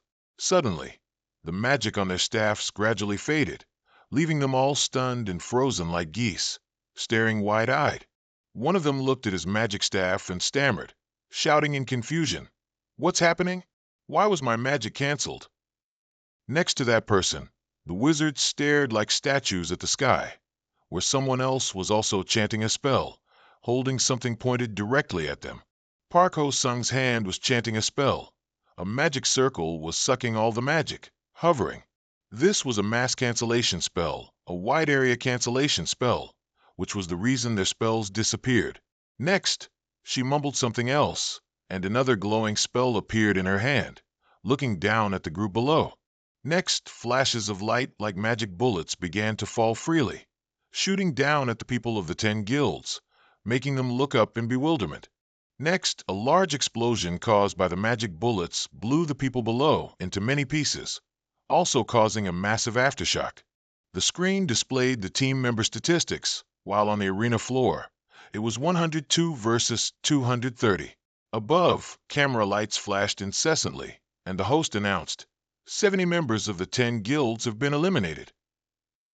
Immediately after, the host's commentary rang out with admiration. Wow, 70 people after 1 minute into the match? How does the elimination system work? Then, not forgetting to ask a question to make the program less boring, the co-host, playing off each other, answered, "It's very simple." Next, he explained, all players wear a device that monitors their real condition. Then he added, when the device determines a player cannot fight, they will be eliminated. A watch worn on their wrist monitors their heart rate and blood circulation. The host added, that's technology provided for the player's safety. So, dear viewers, you don't need to worry. You can enjoy this match, the host confirmed. Below, Bok Dung swung his axe with a fierce yell, gathering momentum to strike down. One strike from him to the ground sent the soldiers of the 10 guilds flying apart. Next, 2 other masked mercenaries also charged forward. One, a man, wielded a sword, and the other, a woman, cast a spell with her hands. A series of their moves swept through a defensive line, causing the opponents to fall one by one, crying out in pain. The scattered members of the 10 guilds panted, grimaced, and yelled at each other. Damn it, our attacks aren't effective. Seeing this, someone next to him, with a grim expression and sweating profusely, yelled in fear, "What is that equipment?" Park Ho-sung held something in her hand that emitted powerful blue lightning, rushing towards the group from above, while they could only look up in astonishment. Her eyes were resolute, and the lightning around her grew more numerous and larger. Then she quickly landed, causing opponents in her path to fly up as if stunned, hit by powerful lightning bolts. The group was so astonished they froze, unable to react. From the stands, seeing the situation below explode like that, cheers of joy and excitement continued to erupt, while below, the battle raged fiercely. Some people looking at them were so astonished they stiffened and stammered incoherently. These are the masked mercenaries. Finally, he smiled excitedly and commented, truly overwhelming. The score of 1022.065 appeared on the screen. Seeing this, the audience cheered even more, waving flags excitedly. Next, the system panel jumped to 1022.021. Finally, it dropped to 1022.003, from 3 digits down to just 1. Ultimately, the members of the 10 guilds lay as if stunned, incapacitated. Only the masked mercenary team remained standing on the arena, looking at the people on the ground. Then came the host's astonished commentary. He yelled in disbelief, "Is this even fair?" The masked mercenaries gathered in one spot, without a single scratch. The host's voice spoke again. The 10 guilds have been defeated. Then he added, but not a single member of the masked mercenary group was eliminated. Next, the commentary echoed on the small screen somewhere. This is an overwhelming victory for the masked mercenary group. On the screen, 2 extremes were displayed, standing calmly and lying peacefully. He sat in his chair, watching proudly and smiling. Then he sneered contemptuously, saying, "These guys," he stated, "they don't give themselves any rest." Outside, there was a knock on the door calling him. "Your Majesty, it's time to go out." Seeing this, he looked over profoundly. Then he stepped out and opened the door. The people running and coordinating the program looked at him. One person pointed the way, their faces filled with astonishment. Wearing his armor, he slowly stepped out majestically. Those people looked at him in astonishment. Next, he looked thoughtfully ahead. Finally, he urged the stunned people behind him. "Well, let's go then." In the stands, intense cheers resounded ceaselessly. Below, a team stood in a line, looking very small. The man with the pineapple haircut, with a stern face, was the American Knight of the Sun, Richard Pauser. The beautiful woman next to him with brown hair was the Chinese Joan Hyulo, we call. The bald man, grimacing seriously, was the German dragon slayer, Manuel Matthias. Next to him was a man with moss-green hair, also very serious, the dragon knight from England, Michael Buren, Hammer of the Gods. Next is the emperor from Russia, Anton Pavlov. The person next to him, wearing two swords on their back, is the heavenly sword from Japan, Kasegawa Ryuta. A burly man with a bow on his back is Dynastia from Spain, the Twilight Governor Roberto Sanchez. Next is a heavily made-up woman, calmly, the Unchained Mortal from Italy, the Fire Demoness Christina Libianco. A man in a red and blue robe, grimacing and sneering at everything, is the Immortal Tower from Egypt, the Soul Caller Ahmed Hassan. Finally, there's a pretty boy who loves pink, head to toe, the Pink Cross from France, the Night Whisperer Elena Watson. He walked out into the arena towards them, the cheers from the stands still ringing out boisterously. The crowd looked at Run Sang Hyuk, full of fear, swallowing nervously. They grimaced and bowed their heads, speechless. In short, they were utterly speechless at his appearance. Run Sang Hyuk stood majestically in his armor, and he is the masked mercenary from Korea, the masked king Run Sang Hyuk. The announcer's voice rang out. Can the masked king stand against these 10 guild leaders? The crowd gnashed their teeth, looking at him with great intensity and anger. The announcer's voice rang out again, full of promise. Everyone around the world is watching. Then they all shouted in unison, initiating countdown. The screen displayed the number 5. He and they stared at each other, full of killing intent. Run Sang Hyuk smiled softly amidst the noisy clamor. The guild leaders of the 10 guilds bowed their heads, preparing for battle. Finally, the announcer's voice rang out, "Begin!" to start the battle and ignite the fervent cheering in the stands. The entire group quickly transformed, prepared their weapons, and stared at him with intense animosity. They rushed towards him, while Run Sang Hyuk still stood still, watching them. He pursed his lips and glanced at them, showing no reaction. But just a light passing blow shattered the spines of the remaining skeletons into dust. Behind him, a series of lights were fired from magic, a sneak attack. Run Sang Hyuk realized they were rushing towards his back. Next, he quickly sprang up to dodge, causing the attack to hopelessly strike the ground, creating a huge explosion. Next, he turned his head towards a certain direction upon hearing a sound from there, full of vigilance. A barrage of arrows shot towards Run Sang Hyuk with lightning speed, but he still jumped to avoid them. It was the archer, Roberto Sanchez. He aimed and shot at him like lightning. Kasegawa Ryuta had already dashed forward, his eyes full of determination. He made several slashes towards him, making the ground shake, while he stood in a ready-to-fight stance against this sword melee. Next, he jumped to evade, causing the other to gnash his teeth in regret and swing his sword. Kasegawa Ryuta, looking through the crowd for him, still holding 2 swords, yelled curses. Damn it! The girl in the arena watched him disappear, full of confusion.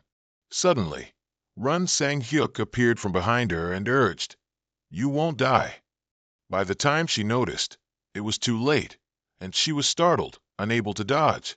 Next, he struck her a blow that sent her painfully crashing to the ground, shattering the earth beneath. She lost her fighting ability, lying on the ground, breathing weakly and dazed. After that, her image was displayed on the small screen in the stands. Finally, the screen displayed the notification. Christina Lobianco of the Red Cannon Tower has been eliminated. The audience fell silent in astonishment. Next, only 9 people remained, surrounding him with killing intent, while Run Sang-hyuk stood calmly amidst them. Seeing them quietly motionless and looking at him with difficulty, he reminded them, "What are you doing? Attack." Then, Run Sang-hyuk smugly looked at them and confirmed, "I haven't even warmed up yet." Outside the deserted street, not a soul was in sight, only buildings standing silently in the wind. However, contrary to that scene, at this moment, the arena is hotter than ever.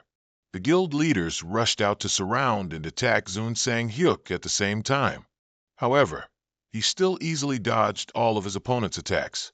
A long-haired guy intended to attack Zoon Sang-hyuk from behind, his face hidden in the shadows like a true assassin. But as soon as he swung his sword, Zoon Sang-hyuk vanished right before him. He sprang up high into the air, then swung an attack down from mid-air. Witnessing the scene before him, Ahmed Hassan could only stare blankly with wide eyes. From above, Zoon Sang-hyuk swiftly unleashed his aura blade technique, creating an attack with a mystical yet powerful blue hue, heading straight for his opponent. His attack created a powerful tremor. Ahmed Hassan was immediately knocked out, screaming in pain, then lay unconscious on the ground, his eyes rolled back. Seeing this, Zoon Sang-hyuk curled his lip in a sneer and said, "Overreacting. That attack was so weak." At this moment, the organizers blew the whistle and announced, Ahmed Hassan eliminated. While he wasn't paying attention, 2 other swordsmen charged forward to attack. However, he timely used his energy to create a shield protecting his body, while also deflecting the opponent's attacks. After that, Zoon Sang-hyuk quickly pulled out his dagger and got into a ready stance to attack. Thus, all 3 immediately engaged in close combat. Despite being at a disadvantage in a 1-on-2 situation, Zoon Sang-hyuk was more than capable of holding his own and showed no hesitation. Just then, a dual-wielding swordsman leaped up from behind, yelling loudly. His foolish act of making such a loud noise allowed Zoon Sang-hyuk to react in time. Then, he spun around and unleashed a powerful blow, sending him flying far away. One guy, startled by the scene in front of him, was still busy watching and hadn't regained his composure when Zoon Sang-hyuk had already slipped behind him unnoticed. Immediately, he was sent flying high into the sky by him. Zoon Sang-hyuk flew up from behind, charging energy in his hand, intending to ambush with a fatal blow. The archer had just realized, but it was already too late. He immediately took a blow launched from above. Zoon Sang-hyuk's attack created a sky-shattering explosion. In just a blink of an eye, the archer was knocked senseless. Zoon Sang-hyuk stood tall and imposing, surrounded by defeated nobodies lying scattered on the ground, accompanied by the wild cheers from the stands. The short-haired guy in the purple cloak had now completely passed out. Even the Russian Emperor Anton Pavlov was completely unconscious. At this moment, before Zoon Sang-hyuk's overwhelming aura, the organizers announced, Hasegawa Ryota, Anton Pavlov, Roberto Sanchez, eliminated. Hearing the resounding cheers, Zoon Sang-hyuk subtly curved his lips into a satisfied smile. Thus, half of the 10 guild leaders were eliminated. The remaining ones all frowned like monkeys eating chili. Witnessing the recent battle, John Hilo Oshio from China's Kowloon Guild was extremely annoyed, growling in his throat, "That bastard." He approached Zoon Sang-hyuk with an unfriendly attitude and spoke up, blaming him. "Hey, couldn't you go easy on us?" Zoon Sang-hyuk heard this and thought for a moment. Then he calmly replied, "But I already went easy. How much more restrained do you want me to be?" The blonde guy was speechless after hearing that, only able to blame Zoon Sang-hyuk for being too strong. Unexpectedly, the shadow whisperer Elena Watson from France's Red Cross used stealth to slip behind Zoon Sang-hyuk. She was brandishing 2 daggers, preparing for an assassination. Elena Watson thought Zoon Sang-hyuk was distracted, so she immediately acted. But no, with just one hand, Zoon Sang-hyuk easily snatched Elena's dagger, then cut a line across her stomach. The Red Cross Guild leader could only stare in shock, utterly stunned to the point of screaming. After that, Elena Watson collapsed on the ground to the horror of the others. Seeing his teammates severely injured like that, the blond guy seized the opportunity to attack Zun Sang-hyuk. He let out a roar, his eyes burning with determination, and charged towards him. Zun Sang-hyuk quickly repositioned his body, then unleashed his divine punishment skill, taking the blow with his body, and wind tore through the ground around him. Zun Sang-hyuk smiled, his eyes glinting with a crazed look, and complimented the blond guy. "Oh ho, that wasn't a bad move." Suddenly, a thudding sound from behind caught his attention. What caught Zun Sang-hyuk's eye was a massive figure in silver armor, baring his teeth, gnashing them, and roaring as he looked down at him. Zun Sang-hyuk couldn't help but laugh in surprise. "Ha, what's this?" "A very interesting move," the giant in silver armor said, then immediately thrust both hands toward Zun Sang-hyuk. He slammed down with immense force, a flash of golden light appearing with a massive explosion, as the three guild leaders could only watch wide-eyed, sweating profusely as they waited. Their hearts immediately sank at the horrifying sight before them. Even Richard Paulson, the Sun Knight from America's Absolute team, gaped in astonishment. By then, the giant had fallen unconscious, his armor shattered around the heart, while Zun Sang-hyuk still stood immovably, like a mountain beside him. At the same time, the organizers blew the whistle and announced, Michael Burton eliminated. Manuel Matthias, the bald man from Germany's Dragon Slayer team, immediately got into a fighting stance, muttering a curse. "Humph, damn it." Zun Sang-hyuk dashed forward at the speed of sound, mockingly saying, "You're taking too long to prepare." In a flash, he stabbed through the bald man's shoulder with blinding speed, making him scream out in pain.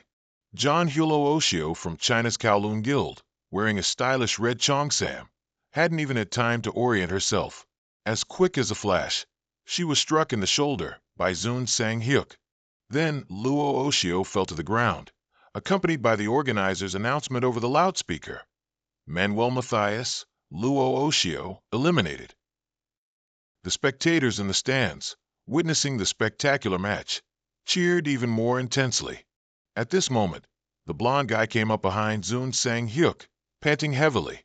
Zun Sang-hyuk was still looking forward, but with his keen senses, he had already pinpointed Richard Paulson's position. At the same time, the Sun Knight was still intently watching the Masked King's back, trying to regain his breath. Instantly, Zun Sang-hyuk glanced slightly behind him. It seemed Richard Paulson would swing his sword to fight, but no. He lowered his sword and asked Zun Sang-hyuk, "How did you do it?" "10 of us attacked you together." Zun Sang-hyuk smirked, simply replying with a short sentence, "It's very simple." His words made the Sun Knight flinch for a moment. Then Zun Sang-hyuk majestically continued, "You are weak, and I am strong." The match had now ended with a clear victory. Recalling the past when he was a child, Zun Sang-min often played rock, paper, scissors with his older brother. Whenever he chose paper and lost, Zun Sang-min would hug his arm and complain, "Ugh, lost again. Why am I the only one who loses?" Zun Sang-hyuk, behind him, held out a hammer and feigned crying to mock him. Boo-hoo. Then the proud boy continued, "It's very simple. You are weak, and I am strong." Zun Sang-hyuk cried tears of laughter, slapping his thigh repeatedly. He laughed and pointed at the TV, asking, "What's that?" "Huh?" Beside him, Zun Sang-hyuk covered his face, shaking his head helplessly. "Ha! It's all my fault. I can't believe that line made it on TV." Zun Sang-min imitated Zun Sang-hyuk's tone from the match and reenacted it. "Boo-hoo! You are weak, and I am strong." He ignored his brother yelling furiously from the adjacent seat, "You brat!" Zun Sang-hyuk threatened loudly, "Say that again, and you're dead meat." Zun Sang-hyuk was about to hit his brother, but Zun Sang-min immediately replied in a feigned weak voice, "Oh no, I'm very weak, but big brother, you're very strong." Zun Sang-hyuk could only yell in furious frustration. Next to them, the TV was reporting, The Masked King Fights 10 Guild Leaders. On the table was a very cool disc with Zun Sang-hyuk's image. The winner of Seoul's first tournament, the winner, the Masked King. Today, the weather was exceptionally pleasant. The sky was clear and blue, with an airplane dotting through, leaving 2 tiny straight cloud trails. Before their eyes, a scene of ordinary life unfolded. Zun Sang-hyuk had now arrived at Shinchitos Airport, Hokkaido, Japan. In the waiting lounge, where the horizon met the departing planes, people bustled back and forth. Zun Sang-hyuk, with an indifferent expression and wearing a thick coat, seemed to be waiting for someone. From behind him, a man walked up and greeted. "I'm freezing. Couldn't you have gone somewhere warm when you had free time?" Zun Sang-hyuk recognized the familiar voice, turned around with a happy smile, and replied, "What's wrong with Japan?" Then he cheerfully continued, "Japan is close and has lots of delicious food. It's great, isn't it? As it happens, my team is all gathered here too." But everyone's expressions didn't seem very enthusiastic about this trip, so no one spoke up. Baekhyung frowned and retorted to Sang-hyuk, "Hey, why are you saying that to Aizen, who's from Japan?" Aizen Kurihara, next to him, didn't make a fuss, just gently said, "I'm fine." She calmly started a conversation with Zun Sang-hyuk. "It's really hard to get used to your appearance without the mask." After a moment's thought, he casually replied, "As long as I'm with you all, I think at least my people should know my face." Aizen hadn't expected to hear this directly one day, and couldn't hide her surprise. "But to ensure my own security," he added, "don't spread it anywhere, because I also have a private life."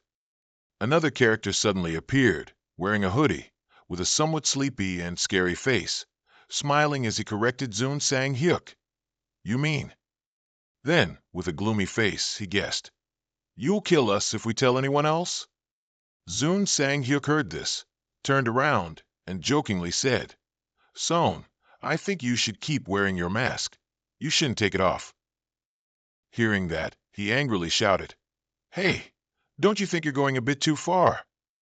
Immediately, Lee Cheon-woo spoke up to break the atmosphere, raising his hand to get everyone's attention and saying, "Enough talking, let's get ready."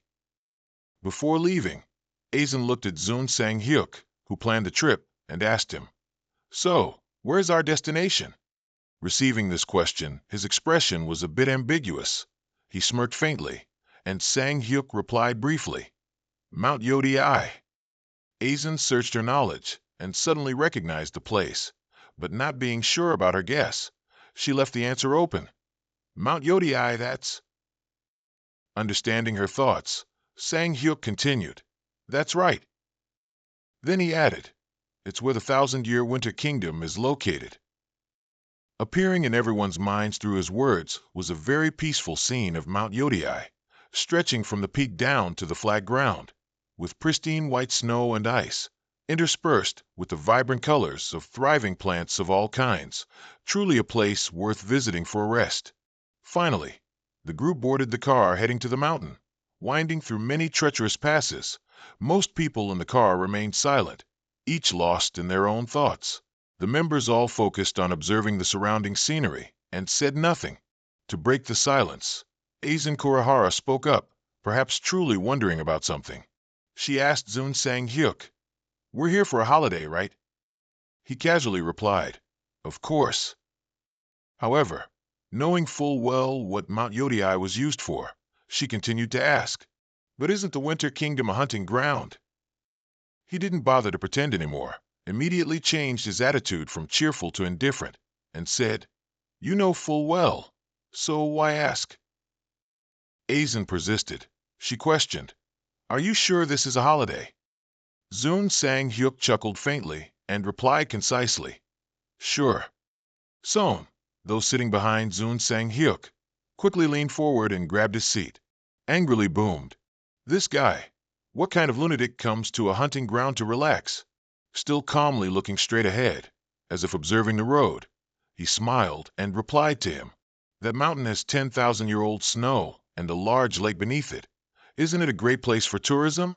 Jisoo Lim, who had been sitting silently until now, finally spoke up, as if adding fuel to So-En's fire of doubt and anger.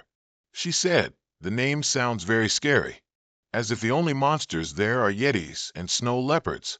So-En immediately changed his attack, speaking so heatedly that he was spitting foam. "Are you trying to pick a fight with me?" Jisoo Lim was not to be outdone. She gently provoked him. "Are you confident you'll win?" So-En replied instantly, as if the two could actually spar right there in the car. He said, "What? All right, let's fight." While the two were arguing, the driver suddenly discovered something. Then he announced, cutting short the noisy argument, "Everyone, prepare to get off the car." Hearing that, everyone stopped what they were doing, silently surprised. While everyone was chatting, the car just kept rolling, and in an instant, it had truly arrived at its destination. Mount Tay appeared before their eyes. The driver further clarified, "This is Mount Tay." Their car stopped halfway up the road, leading directly into the mountain. Ahead of them was only dense mist. Mount Tay truly lived up to its name.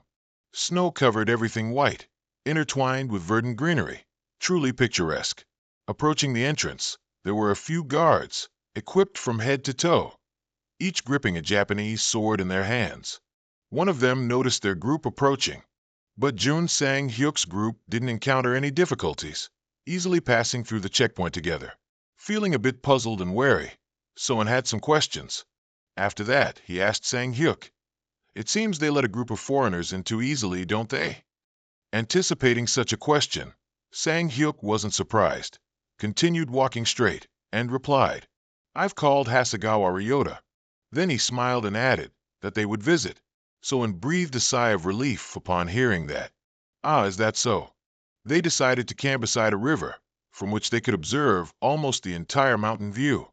Blue clouds, clear water, and dense trees at the foot of the mountain. The sky was very clear. Everyone shared the work, trying to complete the camp for the whole group before evening. The scene was incredibly peaceful. Some erected tent poles, some spread out tarps, some moved equipment, and some sat fishing. Lee Cheonyu was extremely focused. In just a moment, a fish bit the hook, and it was quite large. However, it must be reiterated that the fish living in Mount Tay were not quite like ordinary fish. Jisoo Lim excitedly walked over to watch Lee Cheonyu prepare the fish, holding her phone ready to take pictures. Very quickly, slice after slice of fish was grilled to a fragrant aroma, looking incredibly delicious. Everyone gathered to enjoy it after the camp was set up. Bok Dung held a plate of grilled fish and quickly tasted a piece. The flavor was so good it made him squirm with delight. Time passed very peacefully. After eating, the whole group sat together drinking tea and chatting. Everyone's faces were relaxed, with some laughing and some talking.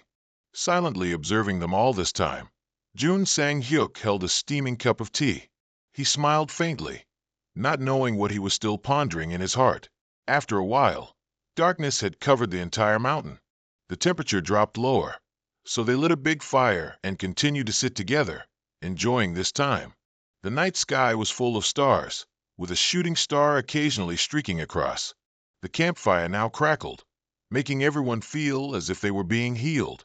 Smiling comfortably by the fire, with a hot cup of tea, Jun Sang-hyuk was also enjoying his own space. He smiled faintly, satisfied with having such a relaxing trip. Suddenly, a voice from behind said, "I thought you were going to make us work every day." But it turned out to be the opposite. It was a Jan. She slowly walked over and sat beside him. Sang-hyuk joked with her, "Boo-hoo, don't hate me too much for giving you so much work. I'm always grateful to everyone." She gently replied, "What you just said really doesn't suit your style." Suddenly, Bok Dung, with a flushed face, held an open beer bottle, likely half-finished. He pointed directly at Jun Sang-hyuk with one hand, his eyes barely open. He glared and questioned, "Hey, listen here, King, why do you live like that?" Jun Sang-hyuk, not understanding his meaning, turned back with a puzzled look. He continued, "I mean, it's truly absurd." Then Bok Dung, completely drunk, mumbled, "You could live your own life, do whatever you want, but why do you live like that?" Hearing those words, he just smiled faintly, silently pondering, while looking into his teacup for a moment, as if reflecting on himself. Slowly, Jun Sang-hyuk explained to everyone standing there. Someone has to do it. Then he added, I don't know if anyone will take over what I'm doing. For a moment, time seemed to stand still. Hearing him say that, everyone fell silent. The driver then spoke up. He said, well, we can share the burden, can't we?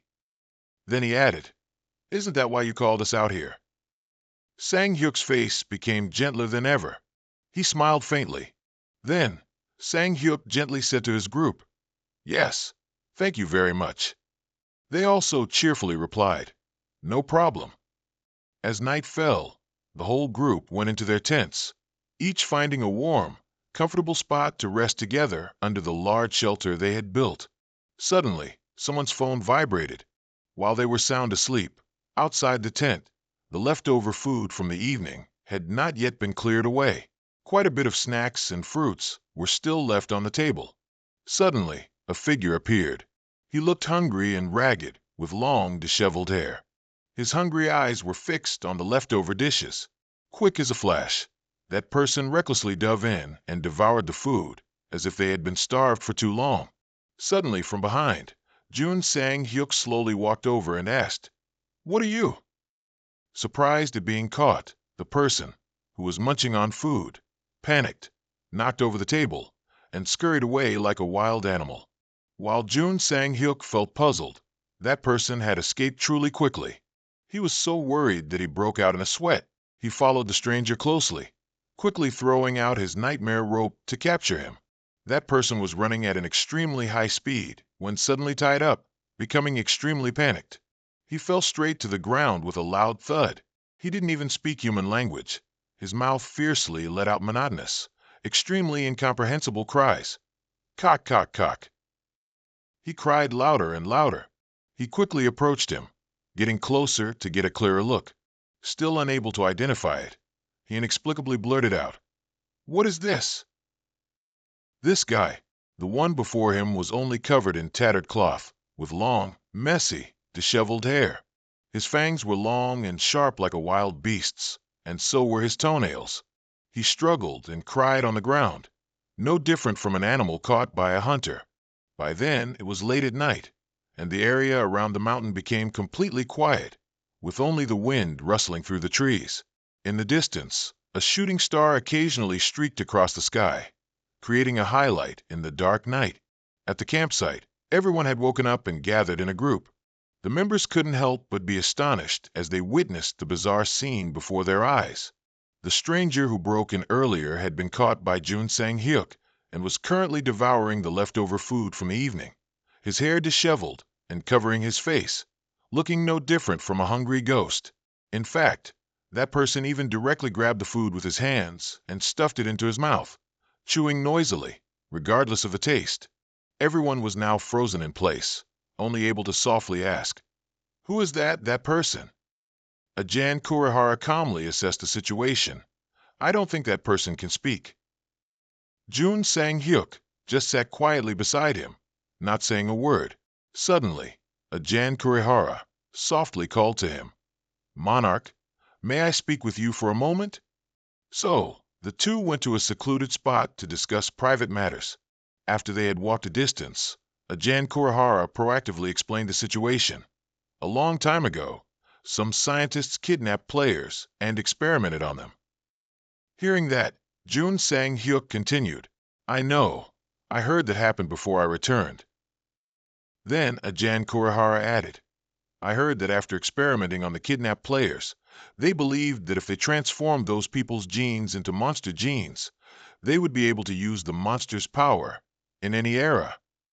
There have always been people with ambitions to become immortal or possess the ultimate power in the world, and they stop at nothing. After explaining, Ajahn Kurihara asked doubtfully, so, weren't there people like that before? When Jun Sang-hyuk heard her mention this issue, he was momentarily unable to answer. After that, he fell into his own thoughts. Some time ago, Jun Sang-hyuk had met an old man with such ambitions, who had said, it's a pity. I had hoped I could leave behind more works. Facing Ajahn Kurihara and Jun Sang-hyuk, he continued, however, don't be too disappointed. Then that old man directly put a gun to his own temple, then said his last words, "I have left behind a copy to create them in my stead." After that, he personally shot his head to pieces, to the astonishment of Jun Sang-hyuk and Jan Kurihara. Witnessing the scene before him, he was so startled he froze on the spot, unable to utter a single word. Thinking of this, he subtly furrowed his brow and looked towards the strange intruder from earlier. He was still busy gnawing on the rubbery bread, and with that strange appearance and demeanor, Jun Sang-hyuk couldn't help but ponder the old man's words. A copy. After some time, everyone finally returned to the city. Jun Sang-hyuk's villa was lit up late at night, illuminating an entire area. He brought the stranger home and let him rest in a room after he had fallen into a deep sleep from exhaustion. Jun Sang-hyuk spoke up, asking Lily, "Do you think you can teach this person our language?" Lily thought it was as easy as flipping a hand. "Of course. It's possible. It'll take about 3 days." Jun Sang-hyuk couldn't help but be surprised by this number. That fast. Hearing that, Lily reminded him, time in dreams is infinite. However, she was also quite curious about the stranger's identity, so she asked, "By the way, who is this child?" Jun Sang-hyuk couldn't answer that question yet, as he himself didn't know. Looking at the disheveled child snoring on the bed, Jun Sang-hyuk replied, "I'm not sure. We'll know after we ask him." At the same time, in the ancient abyss, fierce winds howled around the ancient yet magnificent castle. The second castle was no different, with only the wind gently sweeping across the night sky. Inside, monsters continuously rushed forward with ferocious looks, their eyes glowing with intense murderous intent, and their mouths wide open, roaring loudly, even drooling everywhere. Jun Sang-hyuk was incredibly agile, and in a flash, he took down 3 monsters at once, sending them flying high, blood splattering everywhere. At this moment, another large monster appeared carrying a giant rock. It roared and tried to kill its opponent with its terrifying strength. However, Jun Sang-hyuk swiftly and successfully eliminated it completely. From behind, the monsters continued to surge forward. Some were hairy like werewolves, while others had their heads cut off and their insides scooped out. No matter what their forms, they all fell before Jun Sang-hyuk's sharp blade. After successfully eliminating a group, he heard the piercing roars of the remaining monsters, who kept charging relentlessly. Jun Sang-hyuk glanced behind him to ascertain the number of monsters. Then he unleashed a powerful attack, causing the very ground to shake violently. In an instant, Jun Sang-hyuk valiantly wiped out the entire horde of monsters, leaving only thick dust behind. Then he stood proudly after a battle that could be said to be quite simple compared to his immense strength. Jun Sang-hyuk looked back and saw that the monsters' corpses had transformed into glittering items at some point. Magic gloves, master keys, multitasking quills, compasses, mysterious maps. Everything was scattered on the ground. Jun Sang-hyuk couldn't help but be surprised and wondered, "What are these things?" When he picked up a piece of paper to look at it, he discovered it was a message from the dead, his face showing a perplexed expression. Next, Jun Sang-hyuk collected tons of other items. "This is the dead man's handkerchief, the dead man's monocle." He was extremely puzzled. "What do I get for collecting all these things?" The castle corridor was now devoid of monsters, with only the gentle rustling of the wind. Jun Sang-hyuk strolled calmly after finishing the battle. Suddenly, something caught his attention. At the end of the corridor was a mysterious wooden door, with 2 stone horse statues above it. Jun Sang-hyuk feared no one, so he immediately opened the door and walked inside. At this moment, a voice rang out, welcoming his arrival. "Welcome." Jun Sang-hyuk was startled when he saw an old skull speaking, greeting him. "Welcome, sir, to the Abyss store. This is Heroes, the Abyss merchant." Jun Sang-hyuk was quite surprised and couldn't help but ask again, "The Abyss store?" Heroes replied, "We buy and sell everything." Then the old skull said, "You can look around." Hearing that, Jun Sang-hyuk was quite cautious, but felt a little intrigued. Then he opened a virtual door connected to his inventory. Jun Sang-hyuk then took out an item and asked, "Can I sell this knife?" The weapon he was holding was Queen's holy artifact. Heroes gently pushed up his spectacles to get a clearer look at the item. Then he said, "Let's see."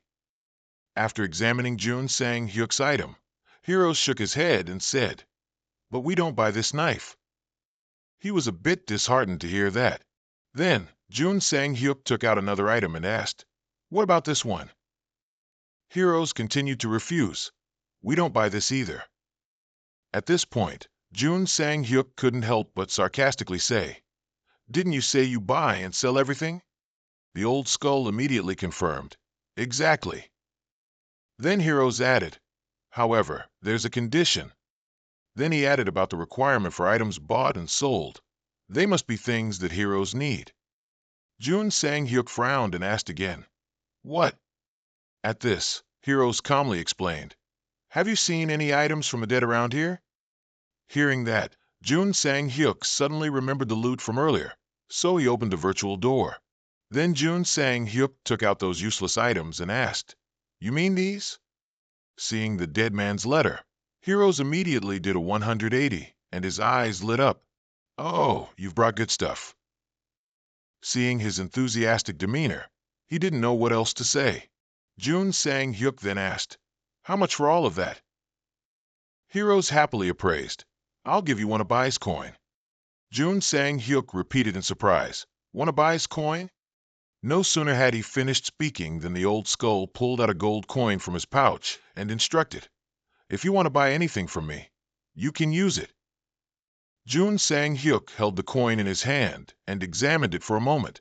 After a moment of thought, he suggested, "Then can I see your items?" Heroes immediately agreed, "Of course."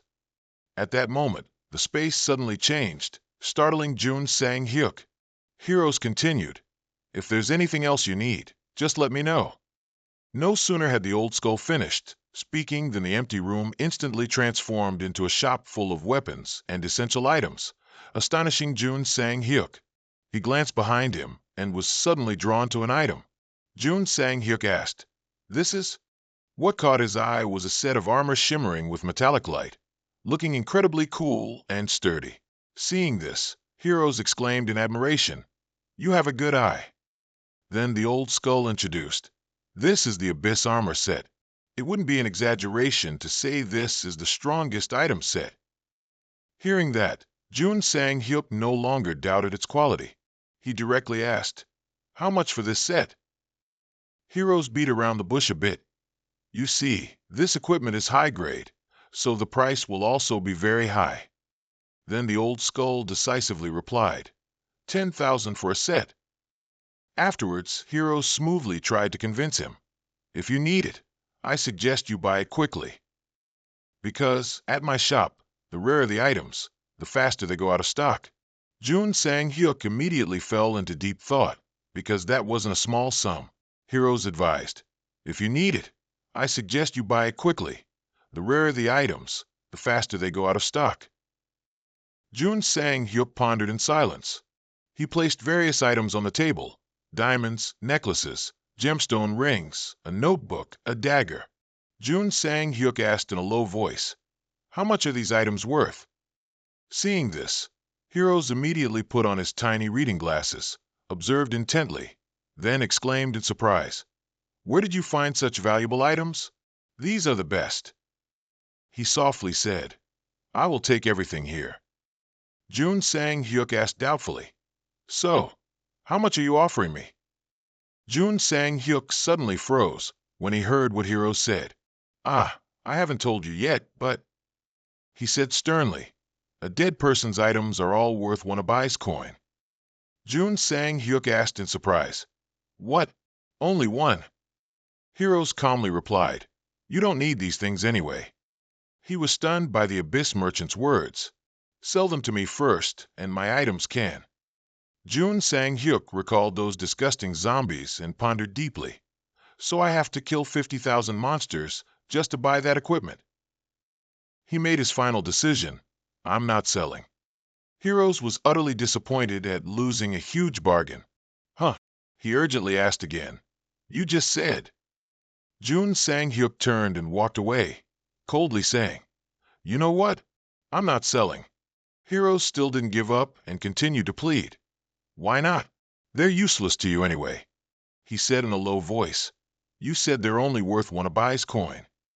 Jun Sang-hyuk bluntly continued. If that's truly the case, then they're useless to me too. He coldly asked, where's the exit? Heroes remained silent, lost in thought. He suddenly exclaimed, 10. Heroes switched to a generous mode and offered a price. I'll give you 10 Abai's coins for each item from a dead person. Jun Sang-hyuk secretly smiled upon hearing that. His voice echoed from outside the ancient castle. If you truly want to. A breaking news headline appeared on the phone. Match fixing at the Seoul tournament. A voice rang out. Seriously, it's all manipulated. They'll really do anything. A man in a blue shirt, sitting on a bench angrily asked, should we go and eliminate them all? The man in purple next to him replied, I think it would be too boring by then. No one would come to watch. The other man softly said, I understand. Suddenly, a little girl with pigtails excitedly ran over and called, Uncle.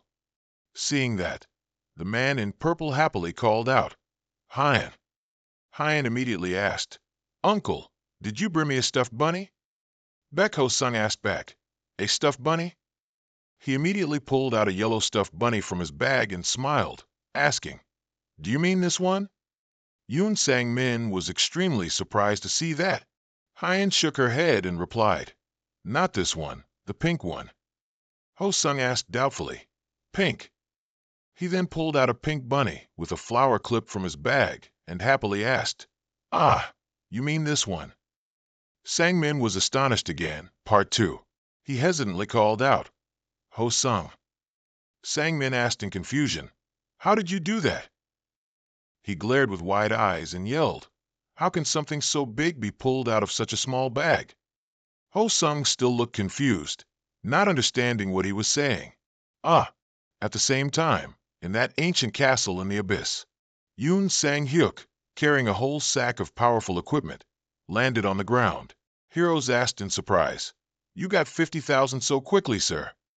He grumpily said, stop messing around. Quickly hand over the equipment. He trembled and replied, yes. Sang-hyuk continued to ask, do you have any other sets besides this one? Heroes immediately said, we can't just have one set, right? He answered concisely, just bring the money, and I'll give you as many as you want.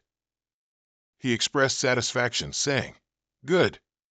Seeing Sang-hyuk about to turn and leave, Heroes asked in surprise, are you going to collect items from the dead again, sir?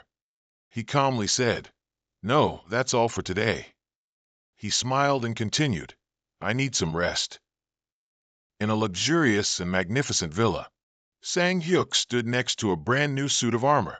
He looked at the person in front of him and asked, how does it look? Can you wear it? Baekhyun pointed at himself in confusion and asked doubtfully, are you talking about me? He looked at the gleaming armor in front of him and softly said, the armor's requirements are a bit high, but if I remove the elemental resistance, I can wear it. Sang-hyuk pondered and replied, is that so? He turned around and casually said, good, then you wear that set. Baekhyun couldn't believe his ears and asked again, huh? Sang-hyuk smiled and said, you're a tank. He calmly spoke, shouldn't a tank at least dress like that? Baekhyun was a little emotional and softly called out, Lich. Suddenly, someone opened the door and walked in. Yoon Sang-min urgently said, Lich, I think you should come down for a bit. Sang-hyuk was a bit confused, not knowing what was happening. On the tiled ground floor of the base, Sang-hyuk, the blond man, and Odin walked over. He looked at the scene before him, very surprised, and asked, what is this? He looked at Ho Sung, who was standing next to dozens of teddy bears, big and small, and uttered in astonishment, how did you do that? Ho Sung hesitated, replying, well, it's because Hyan has too many teddy bears. Sang-hyuk immediately interrupted him. No, I mean, how did you use space expansion magic? Ho Sung pondered for a moment and then replied, ah, I learned it from the natives. He asked again, doubtfully, the natives? Ho-Sung began to explain. A long time ago, when I was learning teleportation magic, I also learned basic space magic. He continued with a foolish smile. My memory from back then is being used for something like this. Sang-hyuk listened intently without speaking. He turned to the blond man and asked, "Do you think you can mass-produce these things?" The man hesitated, replying, "I don't know what kind of magic is used, but if Odin helps, I think it can be done." Odin, standing behind, suddenly had an idea. "Let's establish a workshop named after us." Sang-hyuk asked in surprise, "A workshop?" Odin continued, "I mean a magic equipment workshop. Let's name it Underground Labyrinth." He asked, confused, "Are you going to run it by yourself?" In the small house, many magical items were displayed, such as wands, research books, and concoctions. Odin slowly said, "You know, the magic tower of the natives in that other world has a very famous magic equipment workshop." She persuaded, "Wouldn't it be great to have one here?" Sang-hyuk pondered in silence. He casually uttered, "It's up to you." Outside the base, a gentle breeze blew, making the green leaves rustle. In the room with windows full of sunlight, the black-haired girl lay still on the bed, not moving. Suddenly, she opened her mouth wide as if unable to say a word. Her mouth opened wider and wider, her face showing discomfort. Suddenly, the girl slowly opened her deep brown eyes. At the same time, in a spacious old house, Sang-hyuk sat on a chair with a stern expression. A voice rang out, "How do you feel?" "I cut your hair because it was too long." Lilith pointed towards him and softly said, "What are you doing, kid? Go greet the liege." Someone timidly stepped forward, hesitating and not speaking. It was a boy who looked quite young. The boy stammered, "Hello, liege." In an old, long-standing building, in the room, two people, one adult and one child, stood facing each other, staring. Sang-hyuk's face suddenly became stern. The boy also looked at him with worried eyes. The more he looked, the more uneasy he felt. The boy asked, puzzled, "Why did you bring me to this place?" Sang-hyuk smiled and asked, "What's wrong? Don't you like it?" The boy immediately objected, "It's not that, but I don't know why you're treating me so well." He hesitated and continued, "When I was in Japan, nobody liked me." Sang-hyuk said nothing and just took out a small photo. He showed it to the boy and asked, "Do you know that person?" His eyes suddenly widened in shock. He was so startled that he fell onto his bottom, screaming in fear. Sang-hyuk quickly said, "Sorry, I didn't mean to scare you." The boy avoided his gaze and softly called out, "King." He asked, puzzled, "What's wrong?" He stared at the photo on the ground and softly said, "You made me like this." The photo showed a man with two braided pigtails, a thick beard, and a gaunt face. The boy said in a sharp voice, "He's a devil." The towering cliffs combined with the vast, boundless blue sky created a magnificent scene. Outside, warning tape indicated danger and prohibited entry. The boy still bravely ventured deeper into the forest. He looked around cautiously, scouting. Suddenly, a gruesome monster lunged out of the bushes and quickly pounced on the boy. He reacted very quickly, immediately leaping up, causing it to miss and plunge straight into the ground, sending rocks scattering. The boy concentrated lightning power into one hand, preparing to counterattack. One of his hands had now mutated into a giant chicken claw, with muscles bulging. He observed the beast intently. The monster was now more ferocious than ever, its eyes bloodshot, baring its fangs at the boy. Suddenly, with a loud thud, the boy swung his arm powerfully at the monster. The immense force caused smoke and dust to billow, and rocks to fly everywhere. The monster was now lying flat on the ground, wailing mournfully. The boy slowly took steps towards it. His eyes immediately turned bloodshot, his lips pressed together in anger. Suddenly, Sang-hyuk appeared from behind and softly said, "A mutated one." He asked doubtfully, "Can you transform your whole body?" The boy replied, "Yes, depending on the situation, but it's not complete yet."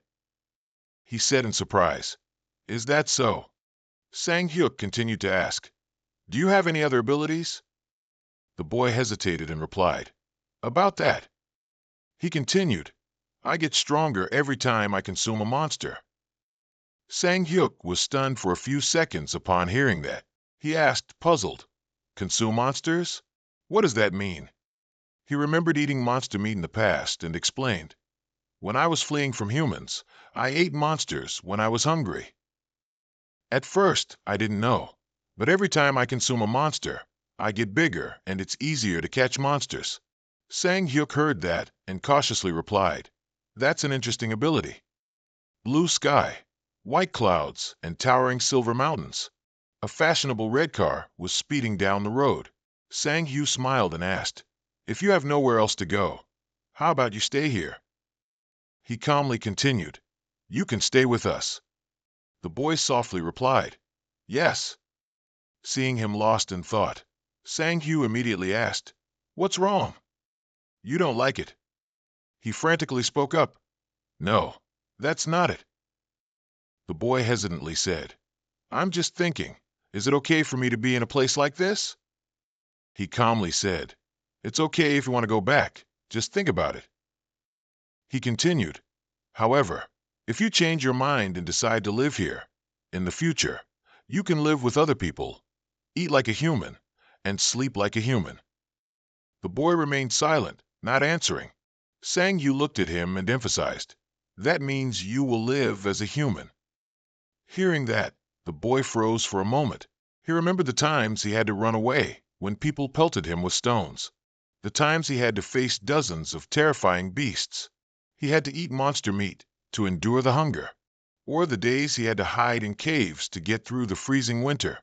He softly said, "I never want to go back there." Tears streamed down the boy's cheeks. He said tearfully, "I want to." He suddenly burst into heavy sobs, sadly saying, "I want to live here." Sang Yu looked at him intently, not replying. A rare smile appeared on his lips. The red car sped down the road. Sang Yu cheerfully asked, "Good, then let's go eat first, okay?" At the Player Association, a modern high-rise glass building, a gruff voice echoed inside. "Damn it, this is ridiculous. I'm already level 145. Do I look like someone who deserves to be treated like this?" A girl wearing glasses calmly spoke up. "If you want to register as a player in the arena, you must meet a certain rank, but we cannot measure your rank while you are wearing accessories." A gangster with a bushy beard and a wide mouth raised his gold bracelet and grumbled, Hey, this thing and I are one. I've never taken it off since I became a player. It's part of my body." The supervisor then said, "Then it's impossible to measure your rank. Please come back." He roared, "What?" He raised his fist, burning with anger, preparing to punch the girl, angrily yelling, "You think I'm angry?" Suddenly, he froze for a few seconds, looking bewildered. At that moment, the boy was blocking the other guy's furious punch with just one hand, making him freeze and ask, "Huh?" The boy said in a low voice, "What are you?" The other guy, taking out his anger on him, immediately redirected his punch towards the boy, yelling, "You punk, are you crazy?" His face was contorted with annoyance. Suddenly, with a crack, the other guy's heavily tattooed arm was twisted grotesquely by the boy. The thug immediately yelped loudly, Let me go." Suddenly, a voice rang out, "If you keep doing that, you might break his arm." The boy immediately froze and stopped causing trouble. Sang Hyu calmly spoke up, "Let him go." The boy obediently replied, "Yes." The thug, by then handcuffed, was escorted out by the bodyguards. He tried to turn back and yelled loudly in a threatening manner, You bastard! Just you wait, I'll remember your face." The boy watched him leave and said coldly, "He's a bad person." Sang Hyu smirked and replied, "Seems so." He glanced at the boy and said, "But from now on, be careful. It'll be very troublesome if you seem unusual." The boy replied, "Yes, I'll be careful." He asked, puzzled, "I'm wondering, why are we here?" Sang Hyu slowly replied, "What do you mean, why? We're here to register you as a player, of course." The boy asked blankly, "A player?" He said sternly, "I think you'll need it in the future." He suddenly remembered something and said, "Oh, by the way, your name." The boy was surprised to hear him explain. "That means to return as a seed to grow into a good tree." Hearing that, he smiled faintly. The boy spoke up clearly. "Yes, I like it very much."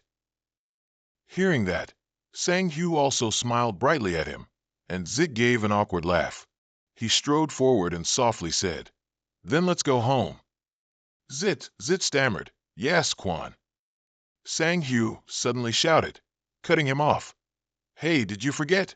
I just told you." Zit immediately corrected himself. "Yes, big brother." His voice echoed widely across the blue sky. At this moment, in the city's central square, sunlight shone down on the fountain below, reflecting sparkling rays of light. The stone statue above stood firm and majestic there for quite some time. Below, Hien and a friend were playing together happily. The girl used her skill to create ice crystals and was absolutely delighted watching them. Suddenly, a loud bark attracted the attention of the two friends. A dog with creamy white fur happily approached, as if wanting to play with them. Hien exclaimed, "Oh, it's a dog." The two girls immediately knelt down and started talking to the puppy. Hien happily greeted the new friend. "Oh, how cute." Her friend next to her also spoke up. "Do you want to play with us too?" The puppy wagged its tail and barked twice as if to answer them. Hien chuckled, then held out her hand to pet it. Hee hee, it must like us. Suddenly, her friend realized something was wrong. Huh. Even though the puppy had bright energy, its legs kept limping. Seeing that, she worried. "But I think its leg is injured. It can't walk normally." Her friend looked at the puppy with pity and gently said, "Oh, you must be having a really hard time." After that, she immediately used magic to heal the puppy's wound, not forgetting to comfort it. "Don't hurt anymore, puppy." Thanks to the warm yellow energy she channeled, the puppy recovered instantly and could run around freely. It barked a few times happily as if to say thank you. Woof, woof, woof. Seeing that, Hien couldn't hide her joy. "Wow, now the puppy can run around." Her friend beside her smiled contentedly. "Yes, I healed it." Seeing the puppy quickly get well, Hien exclaimed, "Wow, you're so cool." So the three of them, oops, two people and one puppy, happily strolled around the city square. Hien called out loudly, "Puppy, come here, let's play." The sweet, well-behaved puppy replied immediately, "Woof woof." After a while, Yezu and her friend walked out of the church. Earlier, they had left the two children to play here, but now they worriedly realized there was a problem. The square now had no one in sight except two guards. Yezu wondered, where are the children? Then the two approached the guards. "Excuse me, have you seen my daughter and Hien here?" The guard was equally surprised. "What? The two girls were just playing here with a dog." Her friend heard that and asked in surprise, "With a dog?" It wasn't until night fell and light from the church shone on a street corner. There was still no trace of the two girls. Everyone anxiously ran everywhere searching and loudly called out, "Saintess, Hien." After checking around, the guard came to report, "They're not in the temple." The guardian worriedly asked further, "Have you searched other places?" The guard immediately replied, "We are searching, but we haven't found them yet." Yezu and Kim Chun Dung felt uneasy, only able to loudly call their daughter's name and hope she was safe. "Hien, Hien." Kim Chun Dung yelled so hard she was out of breath. "Hien, where are you?" Yezu was so worried about her daughter that tears welled up. They continued deep into the forest, shouting loudly, "Hien." After a while, since there was no trace in the city, everyone had to go deep into the forest. Everyone's faces showed clear worry. Lights shone everywhere, but still couldn't find any trace.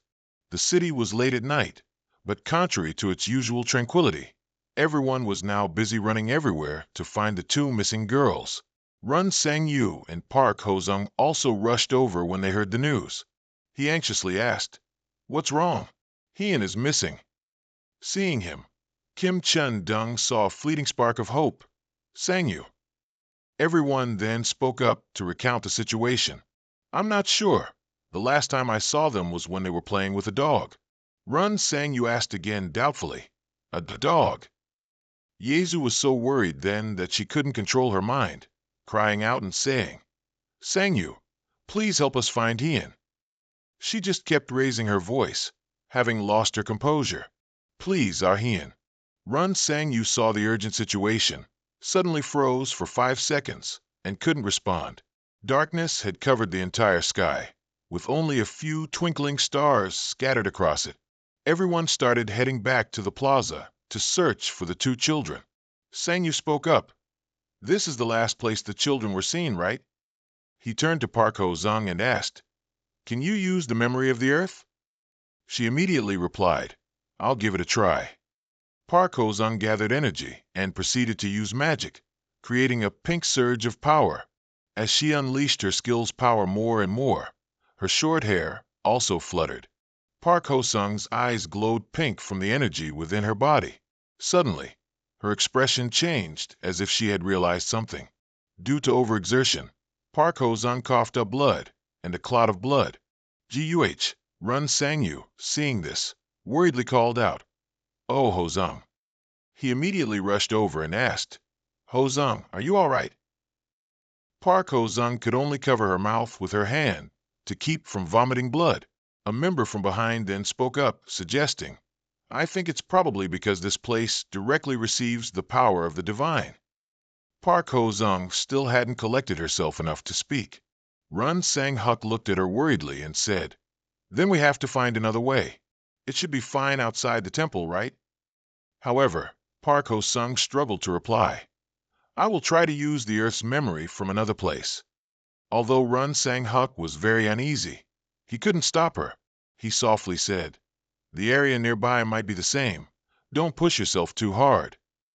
But Park Ho-sung resolutely replied, But we have to try every possible way. Then she continued worriedly, Hio-Ian is important to me. After that, Park Ho-sung immediately urged everyone, We don't have much time, let's go. Seeing this, Run Sang-huk didn't say anything more.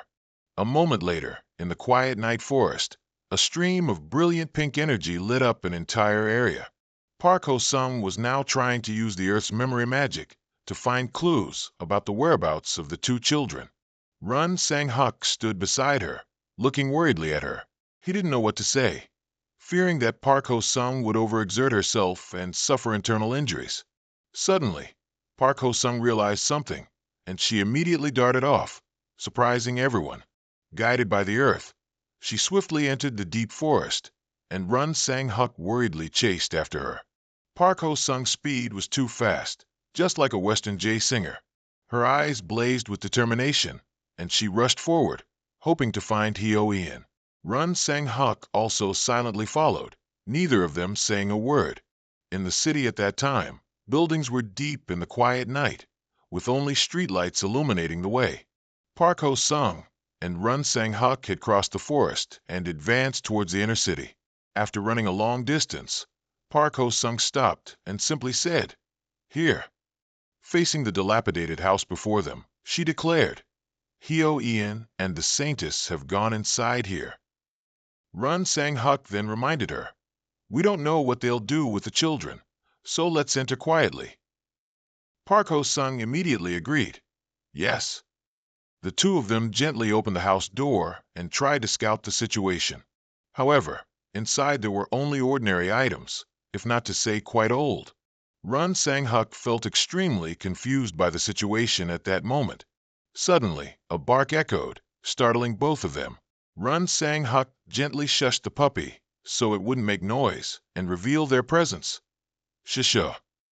Seeing the dog barking loudly, a woman immediately spoke up asking, Who's there? At first glance at the opponent's large figure, Run Sang-huk and Park Ho-sung immediately became highly alert. However, the homeowner was just an old woman with white hair who looked quite gentle. She proactively asked, Did you 2 come to pick up the children? Run Sang-huk and Park Ho-sung didn't expect things to turn out this way, standing still for a moment. After a while, both of them fell silent and said nothing more. Sitting in the dilapidated house and looking at the 2 children sleeping soundly, Run Sang Huk didn't know whether to be happy or sad. Hio Ian and the Saintess were now fast asleep after a fun day playing with the puppy. At that moment, the old woman gently approached and said, "I don't know what happened, but I think they followed Bo So home." Then she proactively explained everything as if to reassure the two. They must be very tired. They fell asleep as soon as they got here. I was planning to take them back when they woke up. Hearing that, Run Sang Huk smiled and said, "It's okay. I'm just glad they're fine." Understanding the parents' worry, the old woman gently said, "You must have had a hard time looking for them. I'm sorry." Run Sang Huk immediately replied politely, "Not at all." Then he added, "Thanks to you, we found them. If you need anything then." Before he could finish, Park Ho-sung suddenly realized something. She called out, "King." They both looked toward the old room and saw a frail, sick child lying there. The old woman from behind said, "They say it's leukemia." Looking at the skinny, sickly child, she sadly added, "I don't know what this child did wrong to get such a terrible disease." Run Sang Huk then asked, "Where are his parents?" The old woman then explained the situation clearly. "They all ran away, so I'm taking care of the boy." She added, her voice filled with anger and hardship, "Those bastards, abandoning their own son because he's sick." Run Sang Huk looked at the boy with eyes full of compassion. Then he offered, "If it's all right with you, I'd like to help a little." The old woman was incredibly surprised to hear that. Park Ho-sung and Run Sang Huk stood outside the door, looking in, with countless thoughts in their heads and a jumble of emotions. He stated firmly, "I want to see this child smile." The next morning, the sun rose brightly, illuminating the entire city. The three children were now happily playing with the puppy. A simple scene, just like a neighborhood from everyone's childhood. The sickly boy now had a little more vitality. Behind them, Run Sang Huk and the Pope also felt happy seeing those innocent smiles. The Pope softly said, "Thankfully, we found the children and treated the boy." Run Sang Huk replied, "It's all thanks to you, Pope." Watching the boy happily hugging the puppy, the Pope continued, "But more importantly, I never thought I'd see this scene. This child didn't have money for treatment." Then he added, "That's why we're here, to ensure there are no more children like him. Adults need to try harder." Realizing the responsibility he bore for a society always filled with happiness, Run Sang Huk suddenly fell into thought. Then he spoke up, "In that case, there's something I'd like to ask for." When the Pope turned to look, Run Sang Huk gave a gentle smile and finished, "I'm thinking of establishing a hospital." The Pope heard that, but for a moment, he couldn't grasp the meaning. Then he softly asked again, "HM? Because I know this is not simple at all." Some time later, the city news reported, "The strongest player in the world, Masked King, has established an organization called the Umbrella." It added that the Umbrella organization was created to support the poor who are isolated in our society. The busy rhythm of city life continued as usual, everyone focusing on their own tasks. Adults often check their phones to catch up on news. They felt even more motivated when they read the news.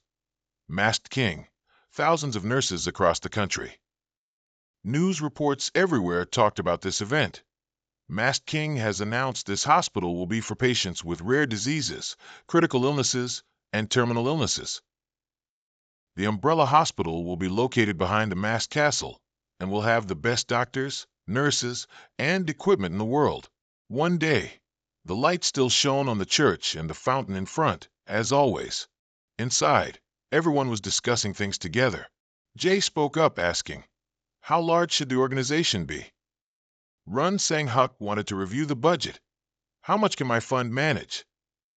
Jay reported that, currently, the usable fund amount is in the thousands. Run Sang Huk decided, "Then let's start with hundreds." Jay further asked, "Is it okay to assign the construction work to Yusung Construction Company, as before?" Run Sang Huk agreed. "Go ahead and do it. I'll contact Chairman Park." The Pope could only sit by and listen, because this was not something he could offer an opinion on. Suddenly, Run Sang Huk turned and said, Oh, and one more thing. I also want Suzun to level up. The Pope was startled. Huh. After collecting himself, he thought, the Saintess is still too young. It's a bit too soon for her to fight monsters. Run Sang Huk smiled as if he had everything in the palm of his hand. Don't worry, I'm thinking of a way. The Pope asked in surprise, a way? Then he explained clearly. You must already know that monks also gain experience, even if they don't directly participate in combat, right? Hearing that, the Pope asked clearly, You mean healing? Run Sang Huk immediately nodded. Then he added, Currently, we'll need Suzun's help a lot. Run Sang Huk continued with a smile, thoughts of the future on his mind. If she levels up, we'll receive a great deal of help. By then, the Pope fully trusted him and didn't ask anything further. After a moment, he softly replied, Yes, I understand. One day, at a high mountain peak, clouds gathered, dotting the vast blue sky. At this time, a boy was training to fight monsters. Just one attack from it was enough to leave him bruised and battered. Outside, Baek Zung watched the boy continuously get beaten by the monster. Behind him were also members of the masked legion. Baek Zung spoke up, evaluating. Low efficiency, too much time spent. The person next to him also added, They have high stats, so we have no other choice. Seeing the unfavorable situation, Baek Zung yelled, Hey you, take more hits. We can only get this done if you break bones or tear flesh. The boy retorted resentfully, I'm trying, okay? Inside the tent, Run Sang Huk's gentle voice echoed. Then the dragon tried to eat the princess. At that moment, he was leisurely reading a story to Suzun when suddenly, the prince appeared and grabbed the dragon's tail. The dragon quickly fled, and the girl chuckled upon hearing that. Hee hee. Suddenly, a hand reached in, waving as if signaling. King. Seeing that, Run Sang Huk suggested to the girl, Suzun, shall we try leveling up again? The lovely little girl nodded in agreement. Mm. At this moment, a heavily wounded arm reached in, and Suzun stood by ready. Then, the little girl proceeded to accumulate energy and cast a healing spell. Just a second later, those wounds quickly vanished. Suzun was also very surprised by her own ability. She happily and proudly showed off to Run Sang Huk. Wow, I leveled up again. He then praised her admiringly. Really? Suzun is amazing. However, then the boy outside spoke up again, asking, But big brother, how much longer do I have to do this? I'm bored. Run Sang Huk didn't expect to be in this situation again. He then asked again, Really? Then he affirmed, Wait a little longer. I'll make this end faster. The boy heard that and immediately replied, Yes. Stepping outside, Run Sang Huk quietly asked Baek Zung, I don't think this will work. Is there any other way? Baek Zung immediately replied, We're also thinking. How about we try it with someone of a lower rank? Run Sang Huk worried that, if someone finds out, the saintess's image will be ruined. Baek Zung smiled with a thought in his head. But isn't there someone perfect for this? Run Sang Huk heard that, and just silently considered it. After a moment, he suddenly realized Baek Zung was right. For the next few days, the hill remained as peaceful as ever, when suddenly a questioning voice echoed throughout the mountains. What is this place? The green-haired man, brought here by Lilith, felt extremely confused. Why did you suddenly call me here? Run Sang Huk and Baek Zung were already waiting with sinister smiles. I have a favor to ask. The green-haired man repeated curiously. A favor? Just then a monster approached, roaring behind him. The green-haired man still didn't understand anything. Why would an orca? Before he could finish, he was captured by Baek Zung, his hands restrained. The green-haired man turned in shock and asked, What are you doing? Why are you grabbing me? Run Sang Huk then spoke up. You have the lowest rank among all of us. Then he assigned the task. Please raise Suzun's level to 10. The green-haired man was utterly shocked, not understanding why he was involved in this. What? The orca monster immediately lunged ferociously, aiming to bite off those delicious-looking hands. The green-haired man screamed desperately. He thrashed around with a terrified look in his eyes. "Let go, let me go!" And so his screams echoed throughout the mountains, and everyone knew the outcome. At that time, in Bremen, United Kingdom, clouds formed the backdrop for a magnificent skyscraper. At a villa, peace enveloped it as usual. Inside, a blond man let out a long, drawn-out sigh. Looking at the bag on the table, he said glumly, "The space is expanded 50 times, and the weight is reduced from 100 to 1. How did they create such an item?" Then he wondered with a gloomy expression, "Who are these guys?" A moment later, the blond man packed his luggage into a suitcase and nonchalantly walked away. Seeing this, the guard asked, "Where are you going, sir? You suddenly brought a bag with you." The blond man replied concisely, "I'm going to Korea." The guard heard that and couldn't help but be surprised. "Huh, Korea?" With that, the blond man walked away without looking back. "Don't wait for me. Just continue what you're doing." Ignoring everyone's worried looks, the blond man continued, "Because I probably won't be coming back." It was then clear that he was Merlin, the administrator of the wizard's tower. It was now morning. Golden sunlight embraced the bustling city. Daily life here continued peacefully, each person with their own demeanor, creating an atmosphere that was both tranquil and vibrant. In front of the city store, with incredibly high demand for buying and selling, many people are currently gathered there. Behind the gleaming glass, a backpack, along with a roll of blue fabric and a satchel, were carefully displayed. Everyone exclaimed, "Oh, is that a spatial expansion bag? No kidding, I never thought I'd see one in real life." A guy in his 20s pressed his face against the glass to get a closer look, still awestruck. He, along with many others, stared intently at the treasure before their eyes. Everyone's mouths hung open. He wondered, how many monsters do you need to kill to get something like this? The stream of people heading towards the store only grew, never thinning, in an incredibly bustling and noisy scene. Run Sang-hyuk kept a certain distance from the crowd. Looking at the bustling crowd, he gave a faint smile. In a flash, Run Sang-hyuk appeared inside the store. He calmly walked around, unnoticed by anyone, and wasn't particularly interested in anything. Reaching the stairs, he slowly ascended. There was a room upstairs. As soon as he opened the door and stepped in, Run Sang-hyuk immediately witnessed a heated argument among the people. He entered so quietly that no one noticed an additional person in the room. Suddenly, a voice shouted, clearly showing opposition, "I said no, and that means no. We don't need help from outsiders." Faced with that almost shouting retort, two people frowned and silently continued to observe. They were both Run Sang-hyuk's people. On this side, a blond young man in a cloak insisted, "I'm telling you, I'm ready to help." In response to that somewhat overly eager desire to help, the other party was completely unmoved and even a bit exasperated, saying as if splashing cold water on him, "We don't need your help, so get lost." It was then that Run Sang-hyuk finally spoke, asking the girl who had been silent until now. He wondered, "Isn't that Merlin? Why is he?" She understood his meaning and quickly continued to explain. "For no other reason. He wants to know how to recreate the spatial expansion bag. That's why he's doing this." Run Sang-hyuk was a bit surprised by Merlin's reason. He looked at his companion and asked again, "What?"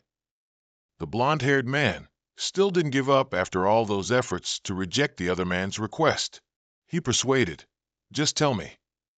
I'll even work for free." The other man, too lazy to even raise his voice, replied, "Hey, say something reasonable. We're not short on workers." Merlin's madness was probably something none of them could have foreseen. He pleaded, "Should we write a magic contract? You can even take my heart if I break it." Exasperated by his reasoning, the man complained, "This guy really is." Then he added a curse at him. "Go back to your own country, Merlin, now." Even the people who had merely been observing, like Run Sang-hyuk, were truly speechless. Still not giving up, Merlin continued to pester them to the end. He said, "But there's more. He created the greatest magical item in the eternal world. What is spatial magic compared to that? Given this difficult situation, the girl turned to ask Run Sang-hyuk for his opinion. What should we do now? Should we tell him to leave? Contrary to her perspective, he replied, Why would we need to do that? His companion was a bit surprised and asked him back. Huh? Run Sang-hyuk smirked confidently.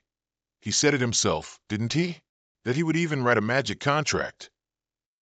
She still didn't fully understand the intentions of the man beside her, but she decided not to ask any further. Finally, they all decided to sign a magic contract, just as Merlin had boastfully suggested earlier. A few drops of blood fell, serving as signatures.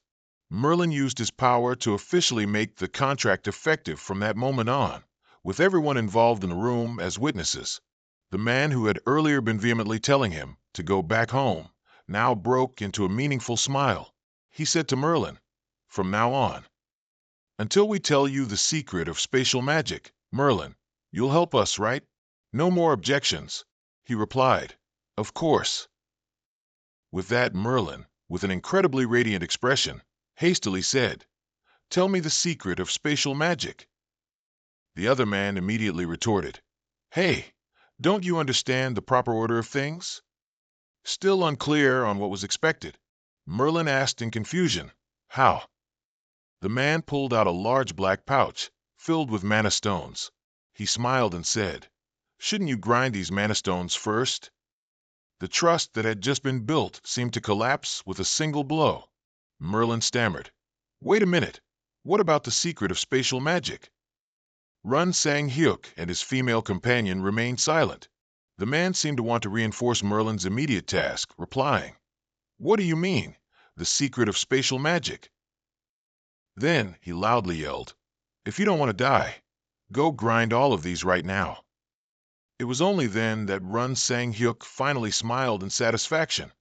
Heh, he exclaimed, Another gullible person has joined the ranks. Merlin then yelled, I am the great wizard Merlin.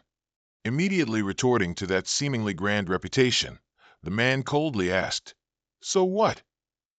On Mount Hanla, on Jeju Island, thousands of flowers competed to bloom under the warm sun. The mountain leaned against the clouds, utterly peaceful, far different from a noisy, smoky, and calculating city. Here, it felt as if time was leisurely drifting by. Yezu and Kim Chun-dung, in their climbing gear, with backpacks on their shoulders, were steadily walking together on the dirt path. On both sides was a carpet of grass with countless golden flowers, blooming like bright stars, shining in the dark night.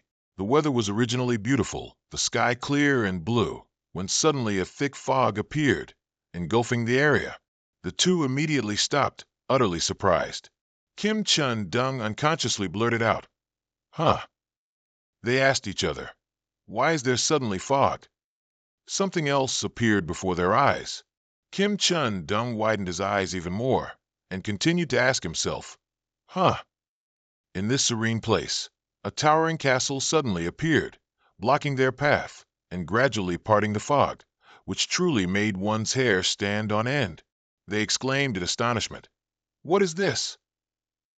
The large wooden gate leading into the castle slowly opened. The mist and smoke still hung thick. Having no other choice but to face it, both of them stepped inside together. An endless corridor lay before them, with evenly spaced, flickering candles on the walls illuminating their path. Yezu then timidly said to her companion, Brother, let's get out of here. I'm scared. Hearing his sister, Kim Chun-dung reassuringly said, Have you forgotten that your brother is an adventurer? Then he confidently added, Don't worry, follow me. Who knows? There might be a secret treasure here. The corridor had now reached a dead end. Before them, a voice with an extremely mystical tone rang out. Heh, that's right. There are many great treasures in here. Someone was sitting regally on a unique chair resembling a throne on a raised platform. The dazzling light shining on them added to their majesty. He continued, Welcome to this place, knights. Then he smiled sinisterly and added, I welcome you to the Tower of Infinity. That person was indeed wearing clothes meant for royalty. However, they weren't entirely human. Their nose was long and hooked, covering part of their upper jaw, and their pointed ears extended far out on both sides. Upon hearing the welcome, both siblings immediately broke out in a cold sweat.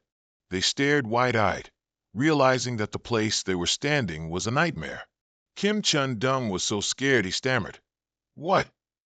Then, he was stunned to realize, that towering, ancient castle is the Tower of Infinity. At Run Sang-hyuk's mansion, he also had the same surprised expression, though not as intense. He asked his teammate next to him to reconfirm the location. The Tower of Infinity. Baek Yong next to him replied, "That's right. We've returned after confirming the location of that tower." Seeming to understand something, Run Sang-hyuk said, "It's not." However, before he could finish, he changed his attitude.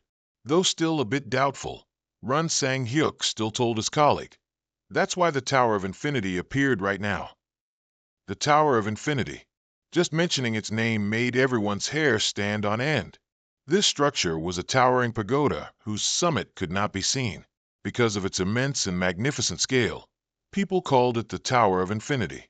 The tower was so easy to infiltrate that it seemed to pose no difficulty, which made it the best way to level up faster. Countless young men and women harbored such ambitions when they set foot here. In the Tower of Infinity, one had the advantage of not truly dying, but only dying during an assault. Therefore, it was inevitable that many people left their magnificent swords on the battlefield inside the tower, but were still considered alive when they came out. However, once someone died inside the tower, they would not be allowed to enter it again. The warrior would be compensated with money, but the monsters would not drop any additional spoils, and their corpses could also never be brought outside again. That was the end of their journey to improve themselves in this place. People would not seek out the tower again after that. Knowing the nature of the Tower of Infinity, Run Sang-hyuk still felt puzzled by its appearance. He wondered, "I also received a lot of help in the first round of the game, but why is it appearing right now?" Baek Yong then suddenly remembered another important detail. He said, "Ah, it's different from before. There's a demon king in the Great Hall." Run Sang-hyuk became even more confused. He turned to look at him, and the question popped out of his mouth. "What?" Quickly recalling, he outlined the definition of a demon, a species that only appears during combat. Run Sang-hyuk wondered, "Does it mean that, like the limit-breaking potion I obtained from the mysterious island, this place also has something special?" The infinite tower still pierced straight into the deep blue sky, towering high. Inside, a multitude of participants, fully armored, gathered in one spot, their faces exceptionally vigilant. Suddenly, one of them noticed and turned around. Behind them, a mighty troop advanced, 100 strong, led by Run Sang-hyuk. By then, he had changed into his battle-ready form with his familiar red armor, and right beside him was none other than Baek Yong. The troop's aura was incredibly overwhelming. Run Sang-hyuk's face couldn't be clearly seen through his mask. The only clear things were his fierce aura and immense determination. Facing the Demon King, they showed no inferiority or fear, while he, in that strange voice, offered greetings. "Welcome, knights. I welcome you to the Infinite Tower." He smiled and added, "From now on, you must earn many points and become the heir to the treasure I've prepared." Afterward, the Demon King continued, "Let's start by choosing the tower's difficulty." As soon as Run Sang-hyuk heard the last sentence, he was surprised. He immediately asked, "What do you mean by difficulty?" The Demon King calmly explained to him and all the warriors with the same question. "There are levels: easy, normal, hard, very hard, and impossible. There are 5 different levels." He smiled and continued, "You can only enter the tower after choosing a difficulty." Understanding the issue, Run Sang-hyuk asked the Demon King in return, "So, the points we earn will depend on the difficulty?" Without hesitation, he immediately replied, "That's right. However, you'll choose to be a bit more adventurous, won't you?" Faced with such an odd expectation, the room fell silent, but Run Sang-hyuk immediately broke the atmosphere with another question. He said, "Can you explain each difficulty?" The Demon King replied, "It's not hard." Then he cleared his throat and added, "If I say easy is 1, normal is 2, hard is 4. At this point, he was like a teacher guiding students to find the answer. He continued to ask, "So what would very hard be?" Run Sang Hyuk, following the levels he had stated from the beginning, quickly answered with a number, 8. Hearing that, his smile became even more bizarre. He replied, "No, the answer is 16. Understanding the problem, he continued for the Demon King. "I see. It's calculated by squaring, not simply doubling." For such a quick-witted person, the Demon King praised him. "You understand very quickly. So, impossible would be 256, right?" Extremely sharp, Run Sang Hyuk had already noticed another aspect of this promotion battle. He asked, "I don't think it's just about increasing difficulty." In response to that question, the Demon King said, "Of course, the Infinite Tower is a place to test a knight's skill." Then he continued, "Unlike easy, you can actually die at other difficulty levels." Hearing these words, like a bolt from the blue, everyone was stunned. Feeling that wasn't enough, the Demon King further revealed, "At the very hard level, you cannot use skills." Those in Run Sang Hyuk's ranks turned to look at each other, wondering, "Can't use skills?" The Demon King continued to explain, "Finally, at the impossible level." Then he bluntly replied, "You cannot use mana." At this point, Run Sang Hyuk himself had to doubt. He was bewildered and questioned the Demon King. "What do you mean by cannot use mana?" He calmly replied, "You can only rely on the protection of your armor." Then, looking directly at the thousands of people present in the Great Hall, he asked, "Can you defeat a monster with 256 times your own strength without using mana?" No one answered that challenging question, not even Run Sang Hyuk. After a moment of silent calculation, Run Sang Hyuk turned to Baek Yong. He assigned, "The masked mercenary squad will start with the hard level." Then he continued, "I'll change the difficulty once we gain experience." Baek Yong agreed with his partner's approach. He said, "Right, we'll proceed gradually like that." Run Sang Hyuk looked directly at the Demon King, affirming as if to unify his troops, and said, "After that, we will enter the Infinite Tower." He eagerly urged them, "Choose your difficulty, knights." Run Sang Hyuk didn't let that smug attitude last long. He said to the Demon King, "Thank you for explaining everything so thoroughly to us. But that makes it really boring." Faced with this kind of daring player, the Demon King was a little surprised. Then Run Sang Hyuk looked straight at him, confidently declaring, "I'll try impossible." He gave a cruel laugh at his bold choice. He said, "I always respect a knight's choice." As soon as he finished speaking, a mystical blue ribbon of power appeared, wrapping around Run Sang Hyuk's body.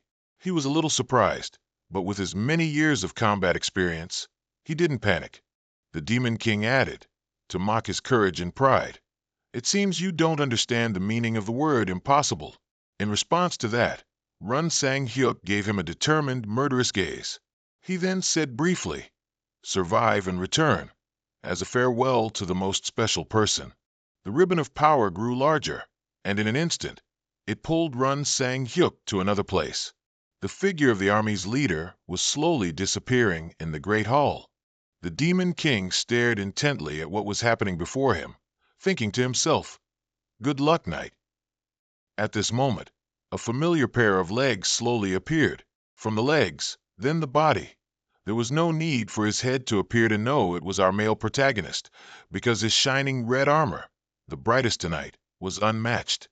Gradually, his handsome, charming face also appeared, his eyes firmly looking forward.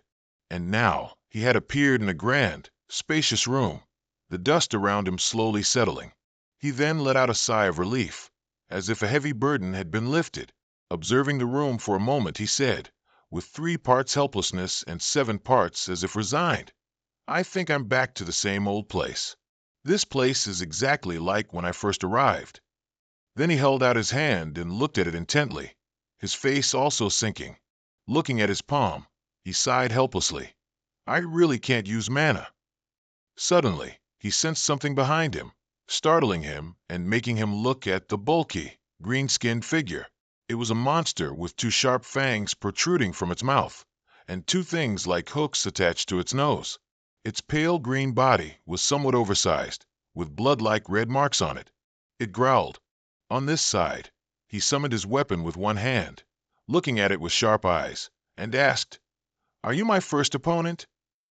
Then he summoned his hot stuff, gripping it tightly with both hands, as if ready to face battle at any moment.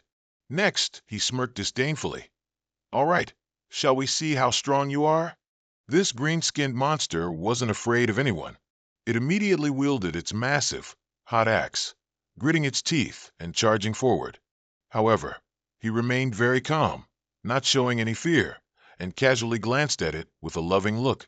Just a second later, the clean, quiet room suddenly exploded with a bang, fragments of rock scattering everywhere. The dust settled, revealing his figure before us. He was raising his sword to block the green monster's huge axe. Seeing that it missed, the monster was furious and roared in anger. Then it swung down again, shattering the peaceful ground. He was lucky to dodge quickly, otherwise, he would have met his ancestors too soon. Extremely annoyed, he glared at it, full of affection and fondness. Without giving him time to prepare, the green monster continued to charge towards him at lightning speed. Another explosion erupted. The crumbling rocks and dust were a familiar sight by now. He stood amidst the ruins, panting heavily from all the dodging, gritting his teeth in anger. This green monster seemed to have its level hacked by the author. It didn't know what tiredness was. It rolled its eyes and charged at him again with its mouth open, while he hadn't even processed it yet. Then another explosion, who knows how many times already. A few more times, and there might not even be any ground left to break. But this time was different. The previous times, he was just playing around with the little guy. Now it was truly starting. He dodged its attack at light speed, surprising it and making it stare. When it turned its head to get a clear look, he had already appeared right behind it, without it knowing when. The dust hadn't even fully settled yet. Seeing this, the little guy was furious, grinding its teeth like a hippopotamus and roaring. He didn't care what kind of nonsense it was howling, remaining focused, and charged at it with his sword while it was drooling green slime from its ugly, dirty open mouth. His eyes were as sharp as ever, giving it one last glare, preparing to send it to its grave. Then, with a swish, in just one or two sword strokes, the green monster's head was separated from its body. It didn't even have time to react before it was defeated. He then retrieved his hot stuff and turned away, like someone abandoning a child, ignoring the headless green monster whose oversized body collapsed to the ground. Then he removed his mask, revealing his handsome, dashing face, one that countless girls would fall head over heels for, and glanced at the green monster to see if it was truly gone for good. So it was truly gone for good. He let out a sigh of relief, because the back and forth and dodging had been a bit tiring.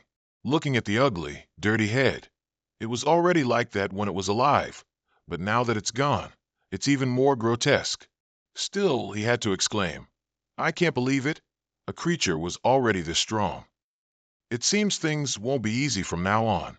Suddenly, someone's voice echoed, asking him, "The main hall or the second floor, which place do you choose?"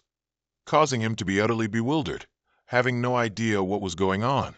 But he ignored it all, immediately looked at the second floor and said, "The second floor, of course." Suddenly, white spots appeared on his hand, and he quickly turned to look, curious. It wasn't just his hand. This entire place was already filled with these white, illusory images.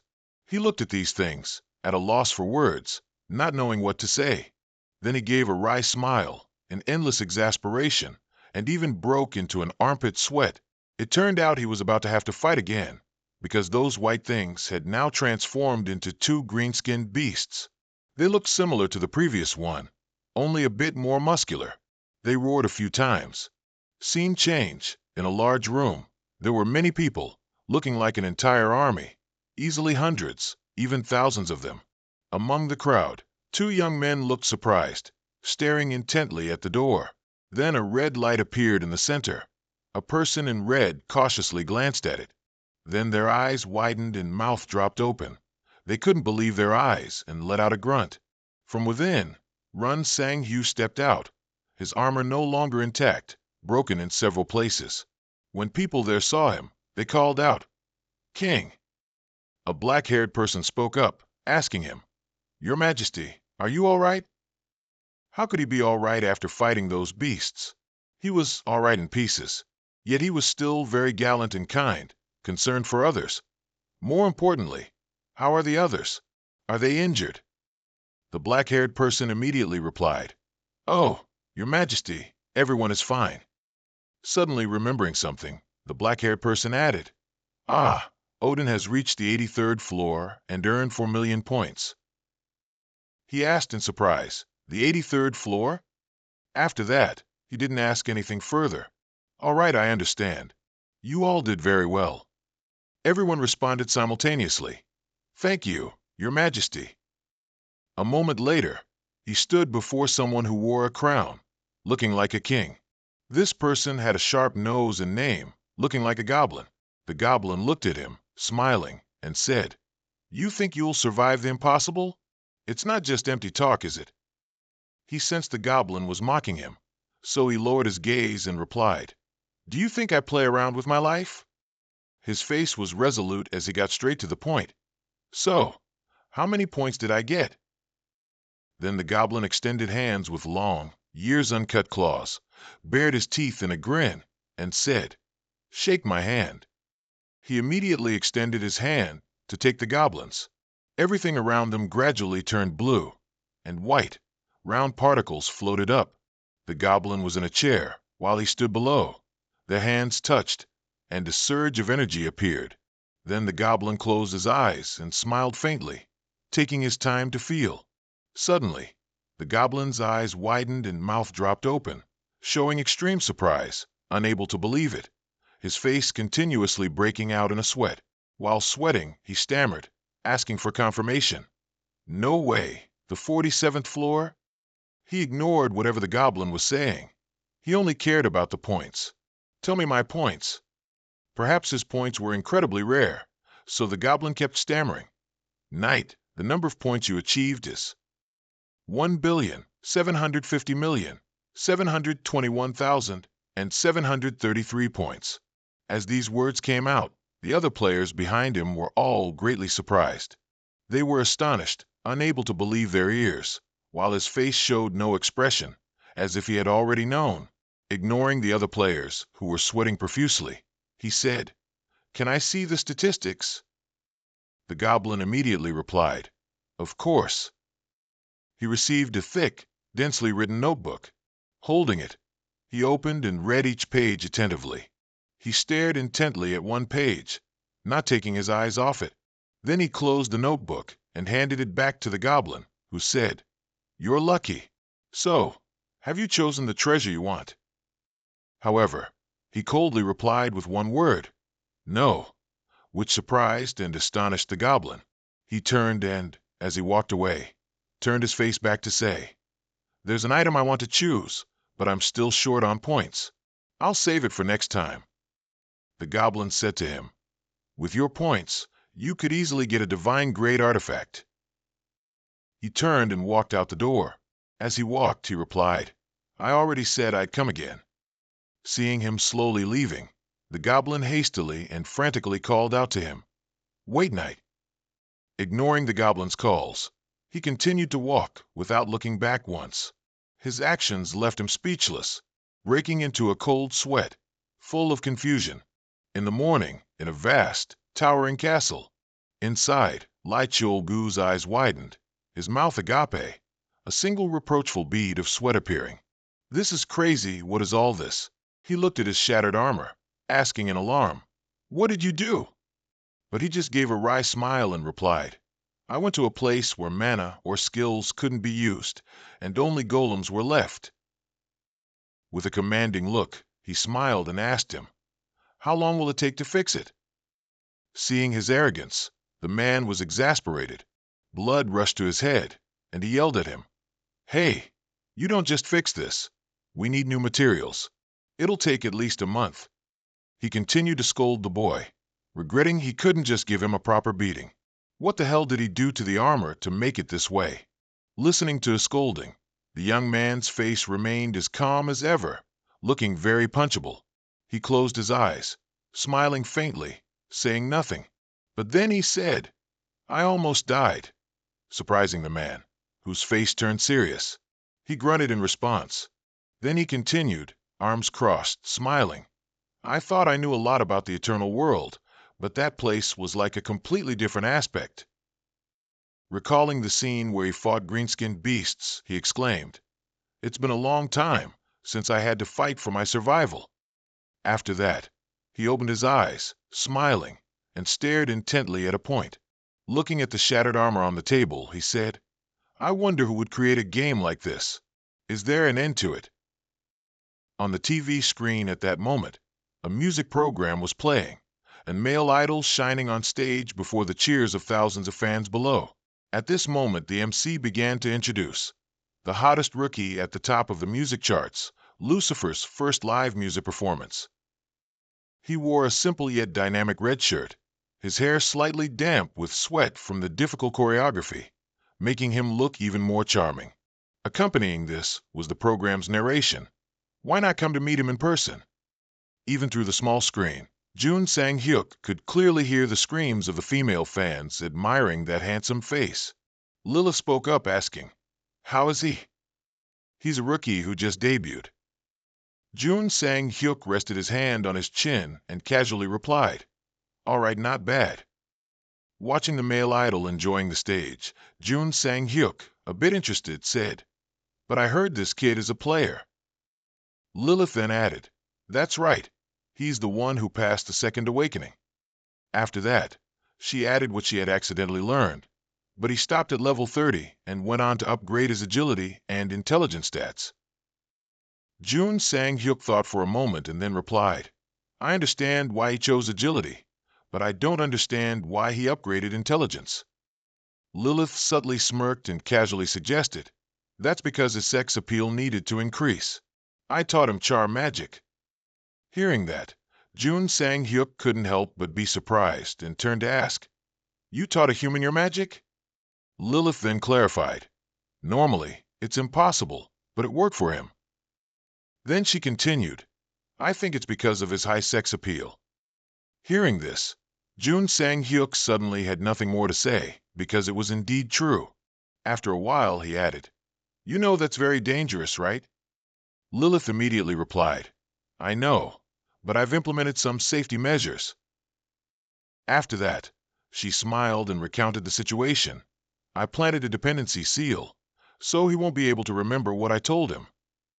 Jun Sang-hyuk looked surprised and asked again, "A dependency seal?" Since Jun Sang-hyuk was well aware of this, Lilith said nothing more. Looking at the vibrant young man on the screen, he felt a little uneasy. After that, Jun Sang-hyuk concluded, "It seems quite dangerous."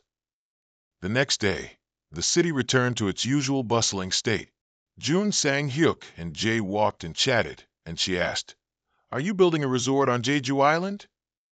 Jun Sang-hyuk heard this and wondered, "Why? Is there a problem?" Jay immediately replied, "No, but a resort or hotel would be better, especially since there's an infinity tower there." Seeing her opinion seemed quite reasonable, Jun Sang-hyuk thought for a moment and then conceded, Not bad, but that place will be for the children of the umbrella organization." Based on his desire for a happy future, Jun Sang-hyuk was quite cheerful whenever he spoke about this. Wouldn't it be great if the kids had a place to play and run around? Jay agreed when she heard that. "That's fine, if that's what your majesty thinks." Before she could finish, she suddenly remembered something and asked Jun Sang-hyuk, "But the organization also needs a hospital. Aren't you planning to run for president?" By now, they had reached the intersection and were waiting for the red light to turn green. Jun Sang-hyuk replied with a hint of playfulness, "Sitting in the blue house, wearing a mask sounds pretty cool." Hearing that, Jay added, "Many people wish for you to become president, Your Majesty." Jun Sang-hyuk was very happy to hear that. "Heh heh, then I'm very happy." Suddenly, Jay changed the subject again. You're truly a master conversationalist. By the way, I heard you earned 1.7 billion points in the Infinite Tower. Then, she asked curiously, what item can't you buy with that many points? Jun Sang-hyuk just chuckled when he heard that. Hey. Then he smirked and added, I think even the Dark Organization, which is quick with news, missed a few things. Jay looked confused. Jun Sang-hyuk then clarified. Don't you know the rules for the Golden Branch chain? That statistical board only tells you what items you can buy with the points you have. I didn't see any items available for more than 1.7 billion. Hearing that, Jay realized, oh, right, that was a silly question. And so, both of them suddenly fell into a moment of silence. No one said a word. Jun Sang-hyuk knew very well, however, that there were some things that only applied to normal players. He silently recalled that the mysterious shop he had visited on that mysterious island was part of the Golden Branch chain at that time. He had the opportunity to see a similar appendix, but without those restrictions. At this moment, a glittering catalog became clear in his memory. Jun Sang-hyuk gradually sank into his thoughts. After looking through the entire book, I had a list of what I needed. Others would know when the time came, but why should I tell them? After crossing the intersection and heading to another neighborhood, Jay asked, so, what's the best item you can get with 1.7 billion points? Jun Sang-hyuk immediately retorted, feeling like he was being interviewed. Why do you want to know?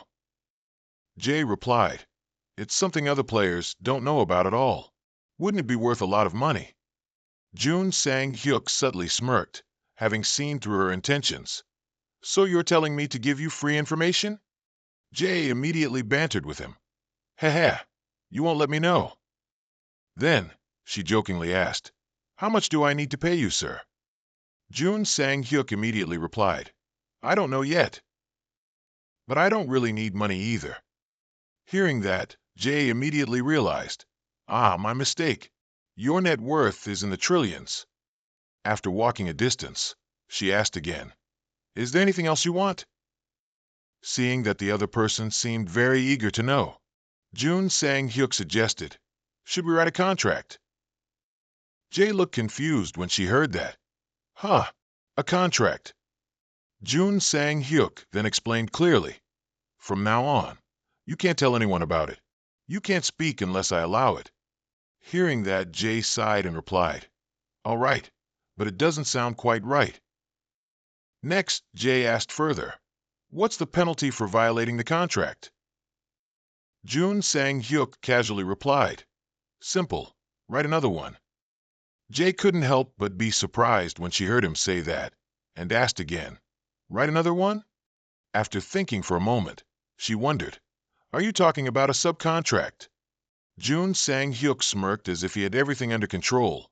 Then he replied, I don't recommend it, so think carefully before deciding. Then he continued, however, I suggest you decide as quickly as possible. Jay fell into thought for a moment upon hearing that. At the same time, the towering Infinite Tower rose majestically amidst the pure white clouds, piercing straight into the deep blue sky. Inside, skull monsters were ferociously rushing into fight.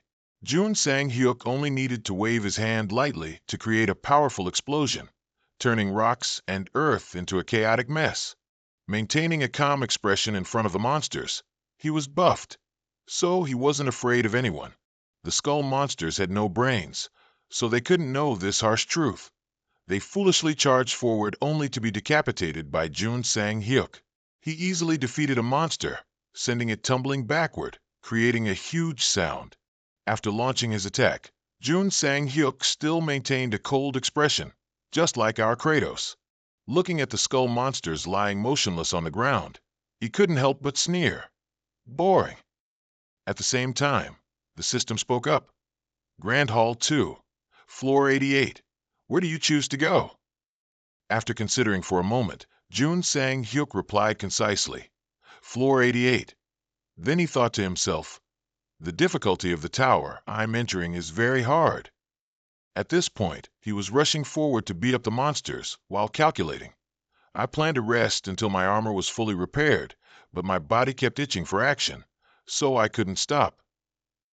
He casually slayed monsters as if swatting flies, his thoughts still racing. Finally, I wore a different set of armor and entered the Infinite Tower once again. However, it wasn't just to earn points. Jun Sang-hyuk thought, to let the masked mercenaries enter this difficulty, I need to check the difficulty of each floor. At this moment, the Infinite Tower was still shrouded in mist. After completing floor 88, Jun Sang-hyuk calmly walked out to the admiring gazes of all the knights. Suddenly, someone spoke up and asked, "You are the monarch, right?" Then he continued, "It took me quite a while to find you because you changed your equipment."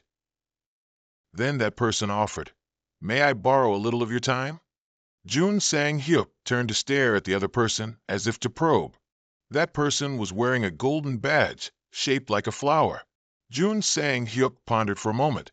At this time, the deep blue beach with gently lapping waves created a beautiful scene. Finally, Jun Sang-hyuk agreed to talk to that person. As he walked, the person spoke first. "Currently, the president is very worried about the Infinite Tower." Then he added, "Because a difficulty higher than easy can lead to death." Jun Sang-hyuk just listened in silence, without replying. A moment later, he asked, "So what do you want to say?" The other person replied concisely, "I'll keep it simple." Then the person continued, "A decision has been made for the government to take control of this tower." After that, he added, "So I want to invite you to cooperate." Jun Sang-hyuk heard this and refused immediately. "I think you've come to the wrong person." The other person asked in surprise, "Excuse me?" Jun Sang-hyuk then replied, "The Infinite Tower is a place where everyone has the right to enter." Then he asserted that anyone who dares to try can become stronger. Of course, they might lose their lives, but that's the player's choice. Jun Sang-hyuk casually continued walking and added, "And you want to control the player's freedom. I don't think anyone would accept this." The other person stammered, "However, this is what the president directly said." Before he could finish, Jun Sang-hyuk turned to reply, "You think I'll be afraid of the president?" Then he said sternly, "Tell me the truth. You want to use the Infinite Tower to do business and make money." At this moment, the other person was very scared, sweat dripping profusely. Then he stubbornly said, "I don't know what you're talking about." Hearing that, Jun Sang-hyuk demanded, "Tell the president." Then he continued, "If he wants to tell me something, tell him to do it directly." A few days later, online news reported with a rather strange headline, "Masked Monarch, uninterested in things like public safety. They worry about things beyond their reach. Is the Infinite Tower safe?" They even showed a picture of Jun Sang-hyuk with a gloomy expression and eyes blazing with murderous intent, no different from a demon, along with a caption, "Turning Korea into a city of monsters. Masked Monarch, the truth behind his ugly actions." At this moment, Jun Sang-hyuk was leisurely sitting at home, browsing the news. As he read through those articles, his face darkened, and he felt extremely annoyed. Jun Sang-hyuk sank into a mess. It was just as he thought. Well, this might be all they can do. Suddenly, Jay pushed the door open and walked in, startling him. Then, she smirked comfortably and ridiculed, "I see you quite often." Jun Sang-hyuk went along, asking back, "Isn't that great?" Jay bantered, Well, I guess you could say that." Then, she took out a stack of documents and placed them on the table. Then Jay continued, "I thought the corruption of South Korean politicians was terrible, but I didn't think it would be this horrific." As Jun Sang-hyuk opened the documents to read, Jay added, "The bribes are just the basics. The bribe funds have been transferred to 3 countries." She reported the situation more clearly, and currency fraud was used to export wealth to other countries, with members of parliament doing these things. It's no different from a criminal syndicate. Jun Sang-hyuk smirked slightly, because he already knew. Didn't we expect this? However, Jay replied cryptically, "This is nothing compared to what's next." Her words caught Jun Sang-hyuk's attention. Jay then added, "He has a bastard son." Jun Sang-hyuk, however, thought, "But this is quite normal for everyone else when a politician has an illegitimate child." Jay smirked and asked, "Even if he has 3 of them?" Hearing this, Jun Sang-hyuk was shocked to his core. "What?" Jay continued, "And the mothers of all 3 of them are different." Jun Sang-hyuk didn't expect him to be so debauched and could only force a laugh. Ha ha. In addition, Jay continued to explain the situation clearly. Among those women, there were also minors. Jun Sang-hyuk couldn't help but curse. This scumbag. He's truly worthless. Jay continued, "That's not all." Then she raised her voice and said, "Those 3 were members of the same family." Jun Sang-hyuk was so shocked that his eyes widened. He couldn't form words. "What? You said?" Looking at the series of photos in the file, Jay added, "He had relations with a minor high school girl, her older sister, and the mother of these 2 sisters." As Jun Sang-hyuk's face darkened looking at the pile of photos, Jay made a very touching analogy. "He's more like a dog in heat than a human at this point, isn't he?" After a moment of thought, Jun Sang-hyuk said, "Prepare the time and place to meet the people on the opposing board." At this moment, Jay no longer exposed his dirty private life, as both of them already understood everything. Looking at the photo in his hand, Jun Sang-hyuk showed his blatant disgust. The man outwardly always called for a happy society, but internally lived like a dog. Jun Sang-hyuk added, "And invite the most powerful people possible." One evening, night fell over the city, with only streetlights and a few tiny stars casting dim light. In a villa, Baekhyung sat in silent contemplation, looking deeply thoughtful. He quietly took a sip of alcohol to enhance the feeling. Suddenly, someone approached and said, "Hello." The representative of the opposing party, the Democratic Justice Party, arrived as scheduled. "It's a pleasure to meet you. I am Han Young." After that, Baekhyung proactively asked, "Have you checked the documents?" Han Young replied, "I've checked them thoroughly." But he added, "However, I will simply act as if I've never seen it." Baekhyung hadn't expected this, momentarily showing a hint of surprise. He then questioned, "May I ask why not?" Han Young immediately replied, "Those documents are related to the current president of South Korea." He worried, stating, "South Korea will be shaken if we are too careless." Baekhyung was extremely displeased, quickly standing up and loudly saying, "So, are you telling me that the person in power in South Korea can be like that?" But Han Young simply spoke, and then immediately left. "Whatever you say, it doesn't concern me. Excuse me. Perhaps he is also just a member of the Korean Cowardly Society." Baekhyung remained silent, not responding, his face clearly showing extreme displeasure. As Han Young was calmly leaving, his phone suddenly rang. He immediately opened it and saw a message. As soon as he saw the content, Han Young was utterly shocked. It was an image of him secretly dealing with another organization to receive bribes from them. Han Young stammered, What is this?" Baekhyung no longer showed leniency, walking over and stating clearly, "The monarch told me." He then furiously added that His Majesty hopes the next president will be someone from the Democratic Justice Party. Han Young, hearing this, was momentarily too frightened to speak. After a moment, he agreed to join forces. "I understand. Let's try it." Meanwhile, at Lee Cheon-yu's workshop, the sound of metal clashing filled the entire space. He and his staff were actively repairing and crafting weapons in the forging workshop. The intense heat here was the source of the night's passion. Lee Cheon-yu was standing in a corner, continuously striking the weapons hard with the hammer. After a moment, he grinned and let out a sigh. "Phew, is it too hot in here?" Jun Sang-hyuk had arrived by now. "Don't overwork yourself. You'll lose weight at this rate."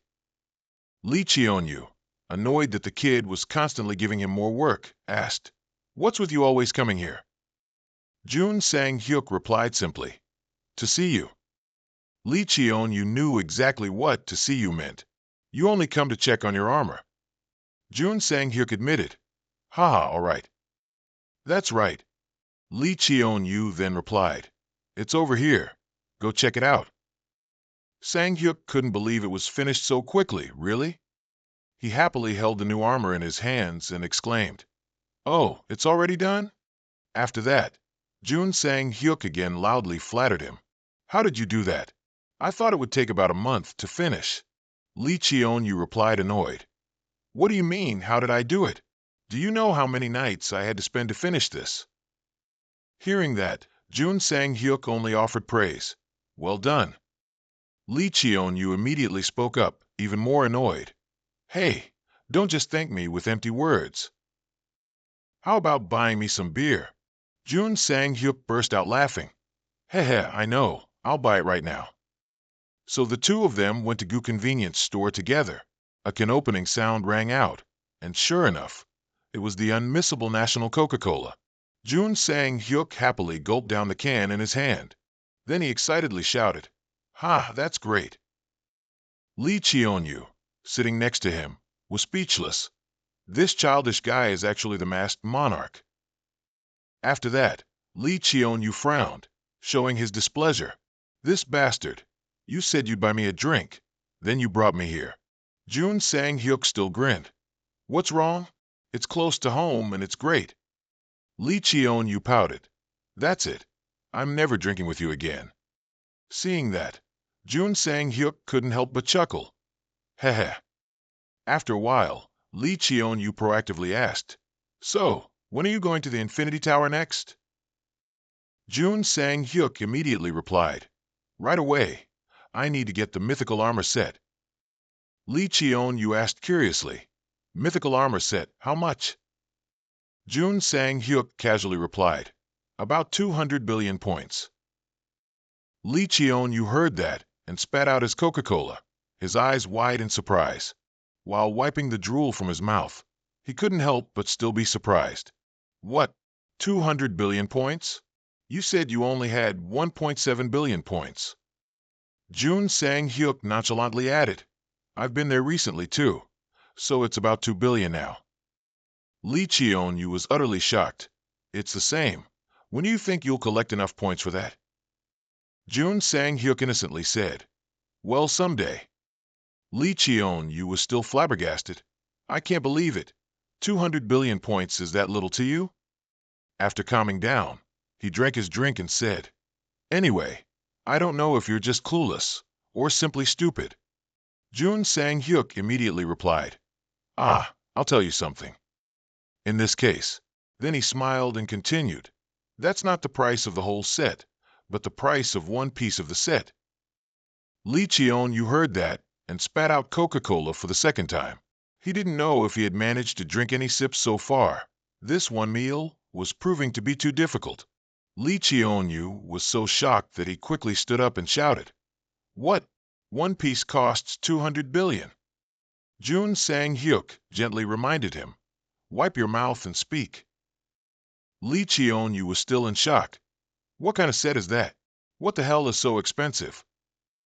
Seeing the other party's exaggerated reaction, Jun Sang-hyuk remained calm but was momentarily speechless. After a moment, he finally said, The Angelong set.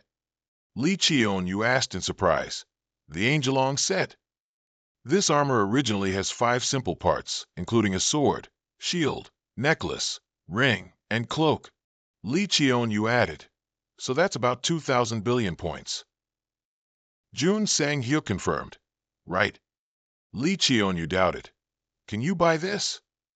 Jun Sang-hyuk still innocently replied, Why not? Then he added, It's just a bit inconvenient to move around. Hearing that, Lee Cheon-yu was speechless. After a moment, he asked again, Are you just clueless or simply stupid? Jun Sang-hyuk chuckled and replied, Hee, drink my beer. The next day, as sunlight seeped into every corner of the city, the TV news broadcast breaking news again. This morning, in Uido, the Democratic Justice Party governor held an emergency press conference. He revealed to reporters that South Korean citizens were being blinded by President Jang Min-ho's facade and exposed President Jang Min-ho's crimes. At this moment, A crashing sound echoed, and the vase shattered. Jang Min-ho, who was watching the news, was so out of control that he wanted to smash the screen and go in there to kill Han Young. He furiously shouted, "You bastard! How dare you touch me? How dare you think you can safely withdraw from this fiery pit?" Jang Min-ho growled and panted like a dog. "You bastard! I'll smash you to pieces and kill you." After Han Young's press conference was broadcast, citizens poured into the streets to denounce South Korean President Jang Min-ho. Everyone carried signs and national flags, loudly chanting, "Down with him! Down with him!"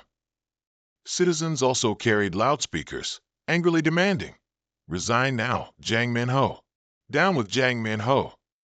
They stood in front of City Hall and continuously shouted, "Down with him! Down with him!" Perhaps the people were extremely enraged because they felt as though they had been brazenly deceived. It wasn't until the sun began to set in the west that a car leisurely drove along the Han River. Han Young, sitting inside, spoke, "The press and media have turned against the president." Then he continued, reporting to the masked monarch, "Soon, this impeachment will also end." Jun Sang-hyuk just sat in silent contemplation, not saying another word. After a moment he praised, "Well done, Representative Han Young." The car continued to speed forward. In the ancient abyss, a venerable yet magnificent castle stood tall against the wind and clouds. The sky a deep blue like a mystical ocean. Inside, the wind continued to howl. Jun Sang-hyuk slowly took each step, his cloak fluttering behind him in the wind. Suddenly, he cast his eyes in one direction. In front of Jun Sang-hyuk at that moment were piles of monster corpses, and he wondered, "Is this the end? Perhaps these are the demons I just defeated."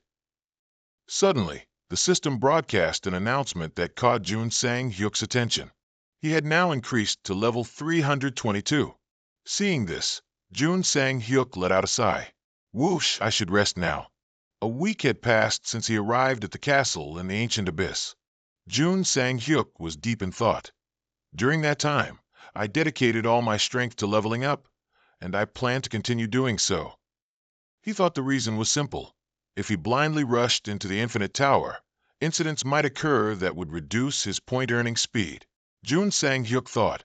At this moment, the abyssal shop greeted him. "Long time no see. Have you obtained any death items yet?" Leveling up first is still better for the future. Getting abyssal armor with abyssal money is just extra profit. Having prior experience, Jun Sang-hyuk immediately replied, "A little over 10,000 items." Heroes then asked, "You've collected so much. Do you want to buy any items now?" Jun Sang-hyuk immediately replied, "Of course, it's useless to keep holding onto these items forever." Heroes chuckled and asked further, "Heh, all right, you'll take the abyssal armor, right?" Run Sang-hyuk then sealed the deal. "Yes, I'll take what I can afford." Suddenly, Heroes wondered and asked, "But why aren't you going up to the third floor?" Hearing that, Run Sang-hyuk's curiosity was piqued. "The third floor?" He asked further, "Is there something on the third floor?" Heroes replied, "I'm not sure, but there might be many things better than on the second floor." Hearing that, Run Sang-hyuk immediately decided, I should go there." Heroes also smiled contentedly. "Heh, I'll wait."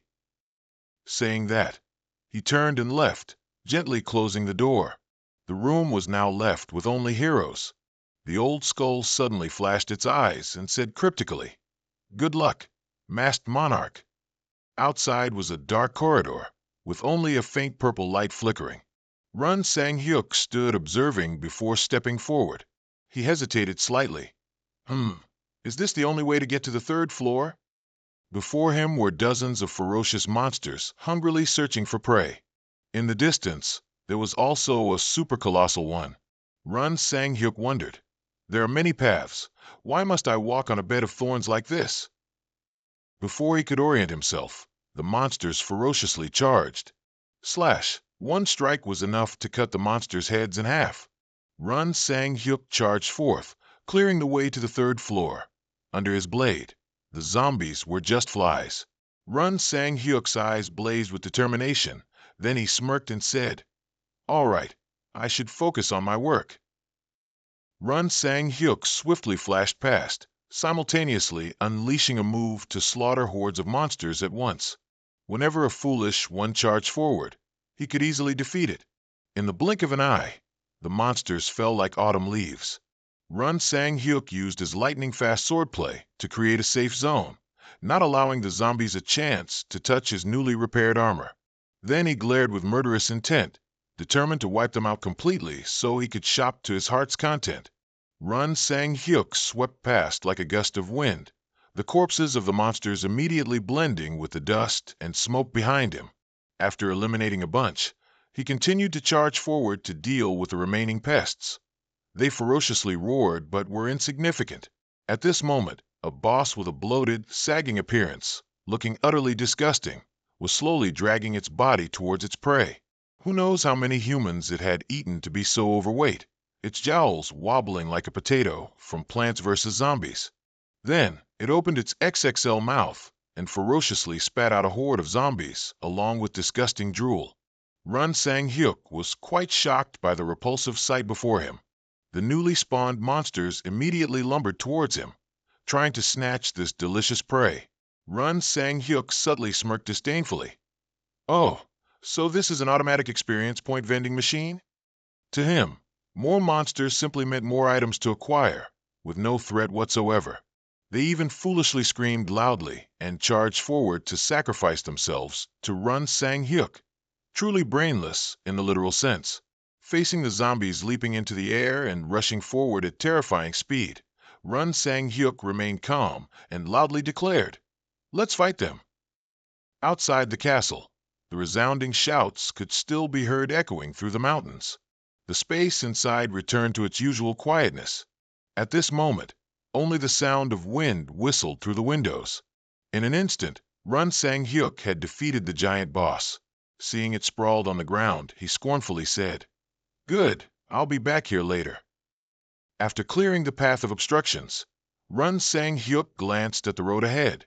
Successive steps led to a mysterious door, and he wondered, should we go up?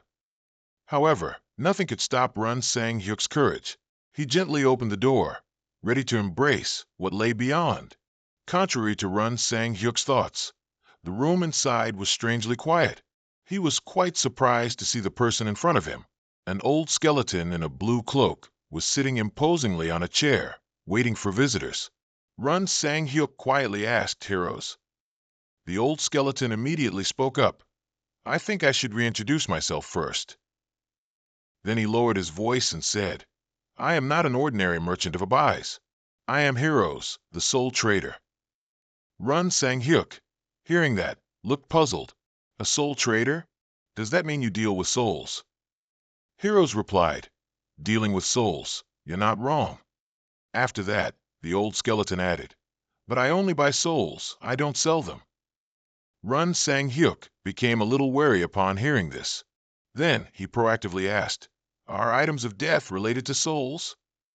Heroes immediately replied, "That's right. Those items store people's desires and thoughts before they die." Then the old skeleton continued, "And those things are fragments of souls.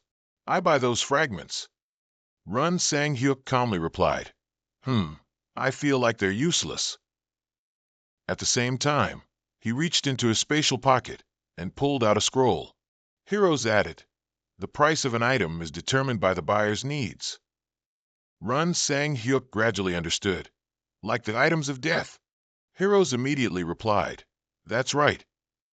After that, he proactively asked further, "So, what's the reason for collecting soul fragments from items of death?"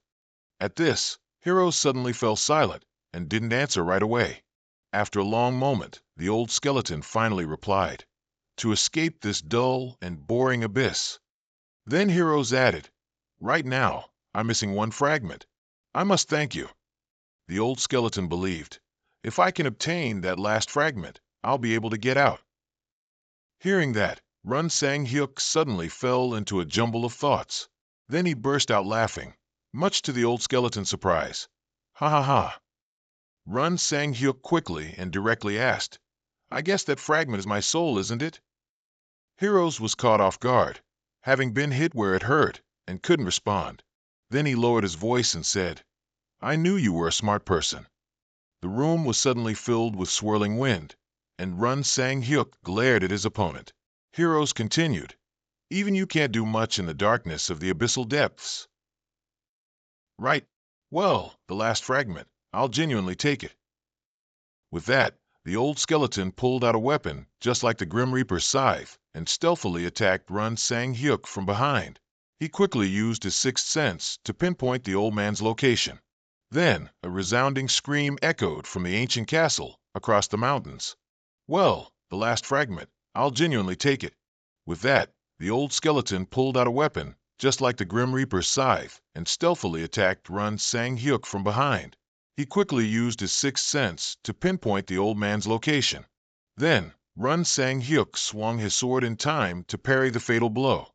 Then he said smugly, "The thing is, I'm quite familiar with the darkness of the abyssal chasm." Heroes was slightly startled by this immense aura.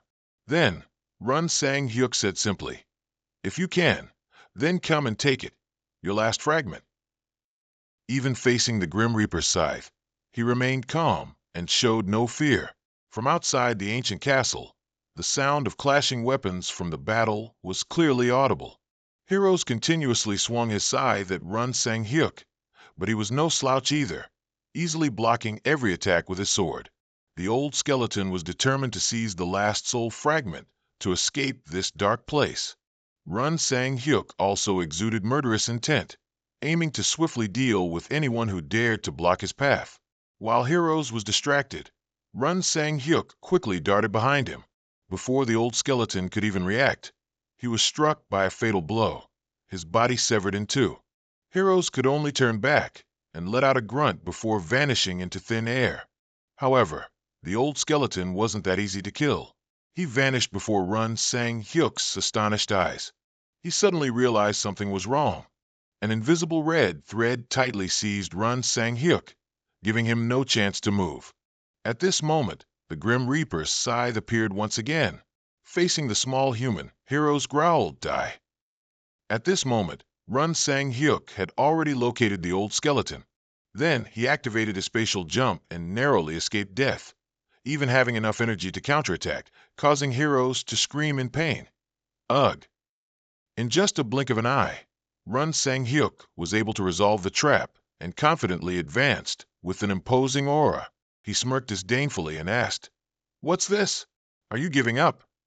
Heroes suddenly appeared from behind and replied, "What do you mean? Giving up? Why would you say that?" By now, the old skeleton had removed his hood, revealing his bald head, but his body had suddenly become much smaller than before. Seeing that amusing sight, Run Sang Hyuk couldn't help but mock. "What's wrong with you?" Heroes quickly warned, "If you mock my appearance, you'll surely be in trouble." The old skeleton confidently asserted, "The smaller the body, the faster the speed, and my bones are stronger than even dragon bones." Heroes asked, "Don't you think I can fight the masked monarch like this?" Run Sang Hyuk fell silent for a moment. Then he couldn't help but chuckle. Hee dragon bones.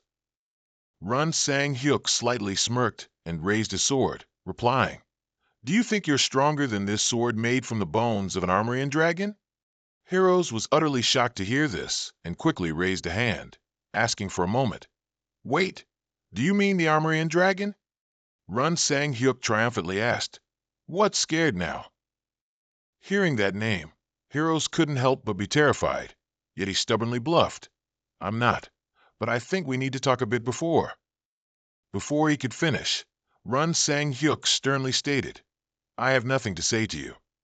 Heroes still stubbornly stalled. That." Seeing the opponent's stubbornness, Run Sang Hyuk said directly, "Let's end this here.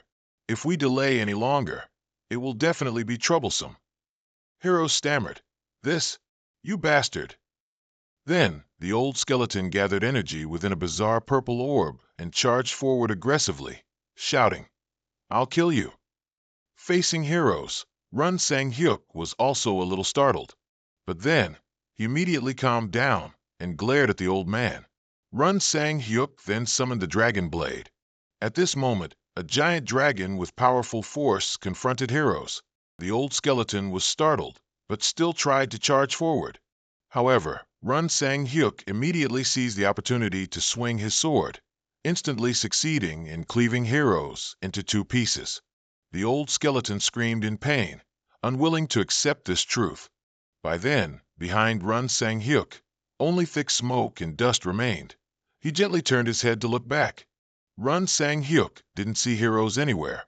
Only a faint smoky silhouette remained. Below, there were also relics left by the old skeleton. Run Sang Hyuk said curiously, a pair of eyeglasses.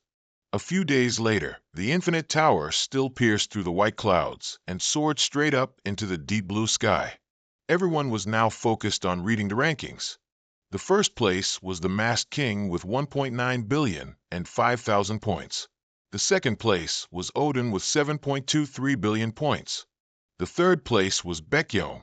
Odin, wearing a green robe, smiled proudly. My name is honored today.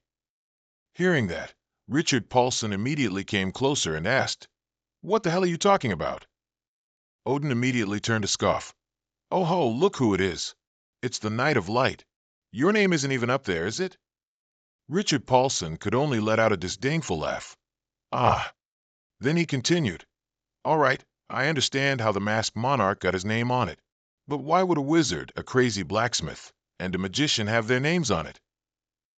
Odin immediately replied, "That's all from my hard work. Deep down, you know very well, it's actually thanks to Golem." After that, Odin turned and left, not forgetting to confidently say, "Anyway, that's not the last surprise. Get ready." Richard Paulson asked in surprise, "What?" At this moment, the goblin was sitting proudly in a chair, waiting for everyone. Odin took the initiative to speak. The immortal reinforcer will strive. Then he continued, to the astonishment of all the knights, to try the very difficult level. Richard Paulson couldn't believe his ears. What? Someone without a soul is going to try the very difficult level, where skills can't be used?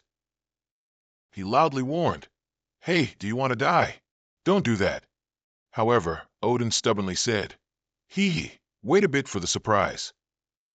In an instant, he was taken to the floor with the very difficult level. Looking at the monsters in front of him, Odin just snorted coldly. Each of the monstrous demons was extremely ferocious, with fangs extending all the way to their ears, and eyes full of murderous intent. Odin asked, "Are you the first floor?" Then, he gently took out a pair of spectacles. Then Odin continued, "This is the beginning at the Infinity Tower. The spectacles look exactly like the one Run Sang Hyuk picked up from Heroes." Facing the ferocious monsters, Odin calmly put on the spectacles. The monsters could no longer be patient and immediately rushed forward to seize their prey. Through the spectacles, Odin could clearly see their bone structure. Then he loudly said, "Melt away." Sang Hyuk presented a small, round piece of glass with a strap and said to the immortal reinforcer, "Try this." He wondered, "What is this?" Sang Hyuk explained, "I heard you're close to creating a two-headed snake. How do you plan to carry it with you?" The immortal reinforcer seemed surprised that Sang Hyuk knew and cared about that. He smiled. "From now on, you can carry even bigger things with this." The immortal reinforcer didn't understand. He tried putting the lens to his eye and was surprised. Is this a subspace? Inside the palm-sized lens was a large spatial dimension that could contain countless things many times larger than reality. Thanks to the items Sang Hyuk gave him, the immortal reinforcer seemed much stronger. On the battlefield, he laughed loudly. Go die. This is how I dominate everything." His two-headed skeletal snake, with two ferocious heads, knocked everyone back. In a room, everyone gathered around to look at the achievement leaderboard, discussing the rank of the immortal reinforcer. How is it possible? He's already reached the 15th floor, but I bet he can't use skills. Everyone was extremely astonished by the change. Then how did he do that? Richard also frowned and said, "Unbelievable. How did the immortal reinforcer manage to?" A Jan approached from somewhere and asked, Is something interesting happening here? Richard irritably said.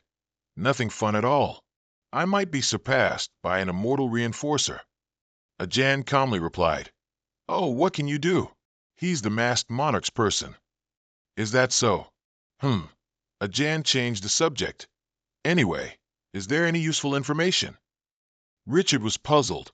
What are you talking about? What do you mean by useful information? I heard you have a relationship with the leader of the Black Gang. Hearing that, Richard got all flustered, speaking incoherently. Why what? Who told you? Who said Jay and I have a relationship? Ajan smiled as if she had him cornered. Oh, why react as if it's wrong? If it's true, just admit it. Everyone in the room suddenly exclaimed, That's the immortal reinforcer. The two of them also turned to look in that direction. The immortal reinforcer was standing in the middle of the room. How many floors have you climbed? He's on the 7th floor, the 7th floor. The immortal reinforcer was utterly arrogant. He laughed loudly. Ha ha. That's right. Worship me. Is there anyone who doesn't worship me? Richard and Ajan watched his antics along with that laugh. Both were speechless, suddenly feeling a kind of strong dislike. I hate that bastard. On Sang Hyuk's side, in the game, there's a place called the Storm Zone. If you meet certain requirements, you can gain many times more experience in the same amount of time there. I just discovered this Storm Zone. Sang Hyuk stood in the Storm Zone and eliminated quite a few monsters. There was even a huge sumo human monster. Current level is already 326. I think the 3rd floor of the 2nd castle in this abyss will be my own personal storm zone. Returning to his workplace, Sang Hyuk made a video call to the leader of the Black Gang. The blonde girl Jay, still wearing her usual black glasses on the phone screen, reported, The Umbrella Welfare School is partially completed.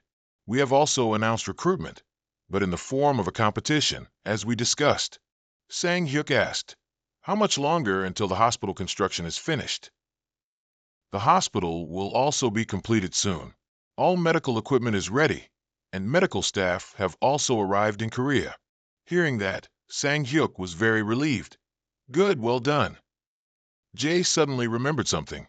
Oh, the professor who's about to join has something to say. He asked, What is it? They want a research facility for the new drug. Sang Hyuk thought, that's not bad. He concluded, Go ahead and do that. If you have or need anything, just call me. Okay, I understand. One night in Piedmont, Italy, at the large fortress built by the army, the walls were towering, with only a few guard shacks at the foot of the wall. Only a scattered few people walked back and forth. The wall was extremely long, but at each corner, there were only about 1 or 2 people standing. In a secluded corner of the wall, 3 figures emerged from rustling bushes. 3 young men were sneaking around. They really let their guard down. One person said, Everyone is crazy about the Infinity Tower, so they've neglected Sister in here. The chubby guy asked, But what's inside? The person wearing the hat said, I wonder too, but there must be something there because they even built walls here. Hee, that's true. Who knows? Maybe there's a huge treasure there. This is quite dangerous, you know. What are you worried about? The alarm tower can only hold 3 people, the short-haired boy excitedly said. If only a few people can get in, won't it be much safer, right? Seems about right. The person wearing the hat stood up, preparing. All right, ready? The wall was completely silent. From outside, they threw up a rope with a grappling hook. It caught onto the inner edge of the fortress wall, providing a secure grip for the 3 of them to climb up. The sole guard standing below had fallen asleep by now. Next to him, the 3 others were stealthily climbing into the fortress. Behind the massive fortress wall were tall ancient trees, and thousands of tiny spirits were happily flying around. This was their playtime of the day. Suddenly, the 3 people jumped down. The spirits were startled and screamed in fear, creating a loud noise. The 3 of them panicked. What is this? It's just spirits here. I don't know. Kill them first, then something might appear. After killing the poor spirits, the man in the hat noticed something sparkling gold falling on the ground. What's that? Shining, glittering gold coins. engraved with an 8-petal flower, were scattered all over the ground. He picked one up to examine it. It looked like a gold coin. The fat man shouted, "Hey, something's here. Come over here." All three looked in that direction. "What? Why is there a well here?" In the middle of that forest, an empty well had been built. The well's body was also engraved with the 8-petal flower gold coin design. The man in the hat thought, could these coins have come from there? The next morning, a terrible change swept through the inside of the fortress. Trees withered, dried up, and lost all their leaves. In the middle of that barren land, the 3 people who had infiltrated last night were also dried up and dead. They were so shriveled that they looked like old men with empty, soulless eye sockets. After one night, the soldiers were buzzing, calling back to report, because a tree 1,000 times larger had sprouted in the middle of the fortress, standing majestically, obscuring the sky like a mountain. It was so large that they could see it just by standing outside, and humans standing near that great tree were like tiny rootlets.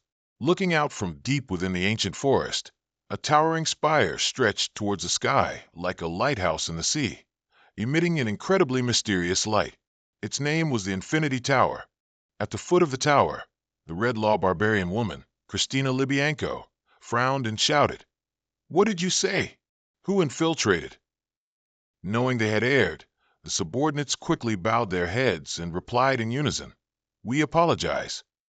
Christina Libyanko angrily snapped, "This happened precisely when I wasn't here." Unable to bear the consequences of the problem, she raised her voice and ordered, "Prepare the helicopter immediately." At this moment, a voice from behind caught Christina Libyanko's attention. "Here you are, barbarian woman." She turned around to see the figure of a man approaching. It was Rome, who took deliberate steps towards her and said, "The sovereign wants to see you immediately." Upon hearing this, Christina Libyanko merely glanced and let out a cold snort, feeling a premonition of ill omen and extreme unease in her heart. At the same time, in the desolate desert, a few scattered roofs of residents could be seen. In the far distance, a massive ancient tree emitted a brilliant green aura, illuminating a corner of the sky. This place, also known as Dream Forest, is located in Piedmont, Italy, according to a live news report from a television station. Last night, due to 3 players infiltrating the native trees of Dream Forest, the Tree of Life appeared. The Tree of Life is a species that drains the vitality of other creatures to grow. When this tree grows large, the surrounding area will be severely devastated. The live news anchor reported that experts are very concerned about this issue, believing that the Tree of Life is very likely to expand and invade France. In the room, Run Sang-hyuk, Christina Libyanko, and a few subordinates were watching the news on TV. Rome stood next to them, turning on the breaking news board for everyone to get updates. After the news segment ended, he quickly turned off the screen, leaving a silent pause in the room. Run Sang-hyuk gazed thoughtfully at the TV screen and said, "Why the Tree of Life? The name sounds fortunate, but in reality, it brings misfortune. Its appearance could lead to a huge chain of consequences, so terrible that no one can imagine." Christina Libyanko just listened silently to the sovereign, her face now pale, her body drenched in sweat. Run Sang-hyuk helplessly said, "You should have known there was a well inside Dream Forest." Christina Libyanko retorted indignantly, "Of course I know." She added sharply, "That's why I built walls around it and always guarded it strictly." After a pause, she continued with an utterly furious tone, "But thanks to those bastards." Saying this, she choked with resentment, unable to speak further.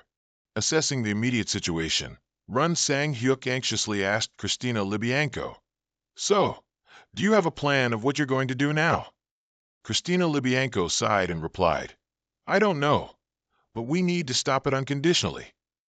She bravely gathered all her courage and asked the sovereign, "I have a question. Can you help us?" Run Sang-hyuk was slightly startled. After a long moment of thought, he replied, "It's regrettable to say that I don't know if I can destroy the Tree of Life." Christina Libyanko was very surprised by this answer. Then she continued, "But I heard that you are the only one who can defeat it." Run Sang-hyuk frowned and let out a cold snort. I think you're mistaken. He calmly continued. I'm still just a human, even if I am a player. Christina Libyanko listened in silence as the sovereign spoke. Even if it's me, there's no guarantee that I won't be drained dry by it. Hearing these words, darkness seemed to engulf her mind, and her heart felt restless. Amidst the windy sky, a magnificent, ancient palace reigned over a wild landscape. Inside the palace, Run Sang-hyuk and Baekjung walked side by side down a sun-drenched corridor. Run Sang-hyuk broke the silence. What do you think? Should I go to Italy? Baekjung thought carefully for a long moment, then sighed and replied, I'm not sure. A moment later, he thoughtfully tried to persuade Run Sang-hyuk. But don't you think you're the only one who can eliminate the Tree of Life? Run Sang-hyuk was in a dilemma. There's a slight fear of not returning in one piece. So you want me to go there and become a dried-up corpse, huh? Baekjung was speechless before the sovereign, only able to stammer a few words. It's not that, but... Finally, Baekjung firmly stated, Sovereign, you are humanity's last line of defense, the only hope. It's Run Sang-hyuk and no one else. If you don't do it, who will? Hearing these words, he was very pleased and laughed, praising. Haha, well said. After that, Run Sang-hyuk immediately ordered Baekjung to call Odin Golem and Honor. The purpose was to inform them both that he would be going to Italy immediately. The scene shifts to Italy, where red-tiled roofs are intertwined. What a peaceful sight. In the sky, the roar of engines tore through the atmosphere, echoing everywhere. From above, Run Sang-hyuk could see the full extent of the disaster caused by the Tree of Life. Wherever its roots reached, there was no life left. The ground was barren, trees withered, houses seemed buried in piles of dirt and sand. The scene looked truly brutal and tragic, to the point that Run Sang-hyuk exclaimed, Wow, that's insane. He was extremely shocked by the severity of the problem. The destruction caused by the Tree of Rebirth was horrific. In an instant, it had spread to residential areas. This was truly no laughing matter. Baekjung, sitting in front, adjusted his mask and said, All right, prepare to descend. The helicopter flew deep into the forest, approaching the giant Tree of Rebirth. That was Dream Forest. The surrounding scenery was desolate and bare. The trees were stark, with not a single green leaf remaining. The roots of the Tree of Rebirth were constantly expanding, sucking away all life force around them. Just looking at them made one want to cut them off. Under the shadow of the Tree of Rebirth, the group, after landing from the helicopter, stood in a circle, waiting for Run Sang-hyuk's orders. Everyone's faces were serious. It seemed they were about to face something extremely dreadful, and all members were mentally prepared for the worst-case scenario. One teammate gasped, his face drenched in sweat. It seemed the climate here was too harsh, and his strength was gradually draining away. Seeing this, Run Sang-hyuk gently said, We have enough potions, so drink them whenever you feel tired. That person quickly replied, Yes, Sovereign. Run Sang-hyuk glanced at everyone around him with a very worried expression. The Tree of Life seemed to be draining the vitality from everything, including his teammates. What he feared seemed to be slowly coming true. He softly told everyone to pay attention to their health, and the group unanimously replied, Yes, understood. At this moment, another teammate curiously explored the surroundings, when she suddenly saw white, bubble-like spheres gradually forming on the roots of the Tree of Rebirth. She quickly called out to her teammates, asking, What are these circles? Although no one knew, one thing was certain. They didn't look good at all. At this moment, as if sensing danger, Run Sang-hyuk waved his hand, signaling everyone, Wait, stop. His teammates felt very confused at this moment, not knowing what had happened. From the ground, Run Sang-hyuk felt an extremely powerful aftershock. Amidst the thick dust and smoke, Run Sang-hyuk was extremely worried, his eyes wide open as long, winding vines wriggled up from the ground, as if the aftershock was equivalent to an earthquake or some natural disaster. Run Sang-hyuk panicked and shouted, Odin Inferno! She received the order. Yes. Then, Park Ho-sung immediately raised her hands above her head, concentrating to summon power. A fireball descended, creating an extremely fierce blaze. Next, Park Ho-sung took out a wand, casting a spell to control the flames in front. The wriggling vine tentacles thrashed about in the sea of fire. Wherever they burrowed, the fire energy followed. Park Ho-sung seriously focused on controlling the wand. The flames grew larger and larger, emitting incredibly terrifying heat. Suddenly, sparks shot up from underground, splattering back towards them. Park Ho-sung was extremely surprised, feeling something beneath the ground. Run Sang-hyuk, highly vigilant, quickly said, "It doesn't seem to be stupid." He called out to Butcher, who was right behind him, and immediately responded to the command, "Yes, my liege." Baek-jung knelt down and opened the backpack he was carrying. He reached in, intending to pull something out. Immediately, Richard Paulson appeared in golden armor, his eyes flashing with sparks, his spirit ready for battle. Run Sang-hyuk glanced back, silently placing his trust in Richard Paulson. Richard Paulson began to duplicate himself into numerous individuals to form a powerful army, providing solid support for the Liege. The clones took battle stances and bravely charged towards the vine tentacles, shouting loudly, "Rush!" Richard Paulson unleashed a lightning punch, aiming directly at the opponent. The roots dodged with extreme precision, preparing a counterattack to knock away the clones. From below, Run Sang-hyuk closely watched the battle, his heart pounding with anxiety every minute, every second, with each punch. From behind, a tentacle aimed stealthily, striking at him with incredible speed. Run Sang-hyuk, with keen eyes, noticed it, quickly jumped into the air, and narrowly dodged the attack. The blow created a huge aftershock, exploding rocks and debris all around. But they didn't give up, continuing to chase him to the very end. The vine tentacle, like a giant python, slithered around Run Sang-hyuk. Then it rose into the air, gathering momentum to strike a powerful blow. With keen eyes, he summoned his powerful sword staff. The gleaming slash grazed past, and in an instant, the vine tentacle split in two and crashed heavily to the ground. The terrifying weight of the vine slammed into the ground, creating a horrifying explosion. Everyone was stunned by the scene before them, then quickly regained their composure and reminded each other, "Everyone get ready." Run Sang-hyuk stood on the regenerated root he had just defeated, his face stern as he bolstered his teammates' morale. "Everyone ready. The battle has begun." At this moment, Park Ho-sung cast a green magic circle, and the surrounding energies were immediately drawn into it. Next, she launched herself into the air and unleashed an attack towards the Tree of Life, causing it to explode into many pieces, accompanied by an earth-shattering sound.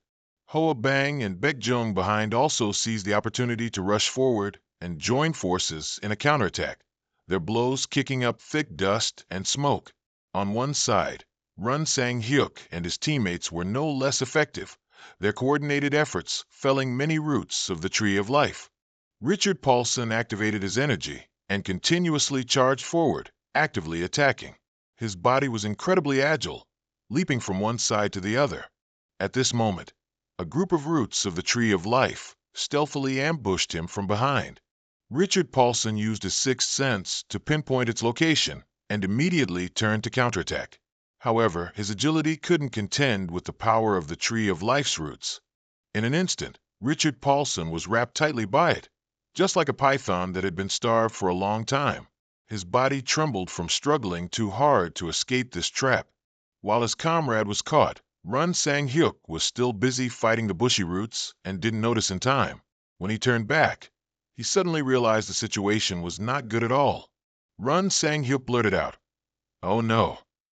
At the same time, the white shadows on the roots of the Tree of Life simultaneously exploded, spewing out a black liquid like an ink sac, which startled Run Sang-hyuk a little. The next second, ferocious monsters emerged from the shadows. They roared in unison, their eyes blazing with killing intent as they charged towards everyone. These monsters possessed incredible speed and wings, making them extremely agile. The team members were so stunned that they froze on the spot for a moment. They swarmed forward and attacked everyone with their ink sacs, causing everyone to scream in pain. A member, extremely annoyed, frantically shouted, "What are these furies? There's a whole swarm of them like ants." As soon as he finished speaking, they shot an ink sac at his shoulder. In an instant, the scene had turned into a chaotic battle. Everyone fiercely counterattacked, constantly raising their voices to boost morale. "Damn it, Dai." Witnessing the scene before him from behind, Run Sang Hyuk furrowed his brows and fell into deep thought. Then he stared intently at them, hoping to find the monster's weak point. By now, the team members were gradually running out of energy, only able to stand, panting with exhaustion. Even an elite member like Park Ho-sung couldn't control his breathing, because human strength is limited and inherently weaker than these inhuman monsters. Run Sang-hyuk saw the current situation and was extremely frustrated, but he was also quite perplexed, unsure how to deal with it. At this moment, Run Sang-hyuk called out, "Baekjung." Then he directly gave the order, "Lead them back." Hearing this, Baekjung, in surprise, asked again, "Huh?" Run Sang-hyuk then clarified, "The longer we stay here, the more disadvantageous the situation will become for us." Baekjung was quite worried about Run Sang-hyuk, struggling to control his breathing to form a sentence. "You're going to—" Before he could finish, Run Sang-hyuk directly stated, "I'll fight them solo." He exhaled sharply and steadied his mind. After giving orders to the team member he trusted, Run Sang-hyuk charged alone into the barren desert. He dashed towards the roots of the Tree of Life, intending to confront them directly. In an instant, Run Sang-hyuk used his superb swordsmanship to cut through the stubborn roots. Then his eyes blazed with determination. Nothing could stop him. Run Sang-hyuk quickly unleashed Aura Blade, creating an attack that gathered blue energy within his body, then struck it directly towards the Tree of Life. After completing the strike, a swarm of ferocious insect monsters flew in front of Run Sang-hyuk, their constant wing beats producing an incredibly piercing buzzing sound. Then, their eyes blazing with killing intent, they unleashed potent venom from their anuses directly at him. Run Sang-hyuk swiftly dodged all close-range attacks by leaping into the air. Afterward, he extended his hand and continued to use the Aura Blade technique. From Run Sang-hyuk's palm, countless powerful rays of light shot towards the insect monsters, instantly pulverizing them. After finishing the attack, Run Sang-hyuk stood valiantly amidst the battle, looking majestic. However, the insect monsters and winged creatures were not easily defeated. Their comrades swarmed in and collectively attacked Run Sang-hyuk. Facing an extremely tense situation of 1 against 1,000, he drew his sword, ready to counterattack, his eyes burning with determination. The next second, an earth-shattering explosion echoed, accompanied by billowing smoke and dust. At that time, the Tree of Life was draining energy from everywhere to keep its canopy lush and green forever. At the aid station, the members were carefully bandaged and resting to recover from their injuries. At this moment, only the fire demoness Christina Libyanko held her scepter, looking into the distance. She kept standing there without saying a word, overly worried about Run Sang-hyuk's situation. Christina Libyanko's face clearly showed a sense of anxiety. Her lips moved slightly, but no words came out. Seeing this, Baekjung spoke up and asked, "What are you thinking?" Then he kindly approached and offered Christina Libyanko a piece of food, saying, "Why don't you eat something?" Seeing her show no interest, Baekjung continued, "It's beef jerky, very delicious." However, Christina Libyanko still said nothing more. She only spoke up to ask, "Has it been 8 hours already?" After that, Christina Libyanko pondered alone and muttered, "And this is a world-class raid. I can't understand why he's doing it alone." Baekjung just listened to her in silence. Then he spoke up, "Have you forgotten who is in there?" That remark pulled Christina Libyanko out of her thoughts. Then Baekjung reassured her, as he deeply trusted Run Sang-hyuk's strength, saying, "What is there to worry about? Just wait." After that, he smiled and concluded, "He has never been defeated by any problem." Although Christina Libyanko said nothing, thanks to Baekjung's positivity, she was now much more at ease. Baekjung affirmed one thing, faith. At the same time, The Tree of Life continued to drain energy from everywhere. In the desert region at that time, all the trees had become dry, with only smoke and dust everywhere. A demon had fallen to the ground and had its life force drained long ago, leaving only a dry corpse. Suddenly, a hesitant foot stepped forward. Run Sang Hyuk had fiercely overcome the battle and preserved his life. He panted tiredly and kept moving. At this moment, Run Sang Hyuk reached his target. He softly uttered, "This is the trunk of the Tree of Life. The trunk is so large that 1,000 people like me would be needed to encircle it." The towering canopy grew so large it almost touched the sky, its branches and leaves lush and green, completely unlike the surrounding scenery. Run Sang Hyuk looked up and softly mumbled, "I wonder how big this tree is. It looks no different from a giant fortress wall." Suddenly, he realized that the insect monsters had caught up right behind him. They buzzed incessantly, a deafening noise. Run Sang Hyuk, thoroughly annoyed by the persistent creatures, turned and glared, cursing, "Damn it! Don't you guys ever get tired?" Immediately after, he nimbly dodged the monsters' attacks and charged forward to counterattack. Roots of the Tree of Life constantly emerged from underground, trying to block the path and capture the human. Run Sang Hyuk continued to use his supreme swordsmanship skill to cut them into many pieces. However, the roots seemed immortal, with one group after another continuously emerging without end.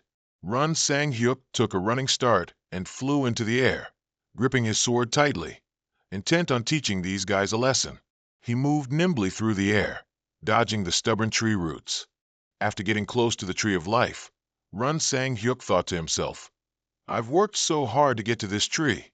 Do I need to chop this giant tree down?" Suddenly, he saw a cave on the tree trunk and couldn't help but exclaim, "Ah!"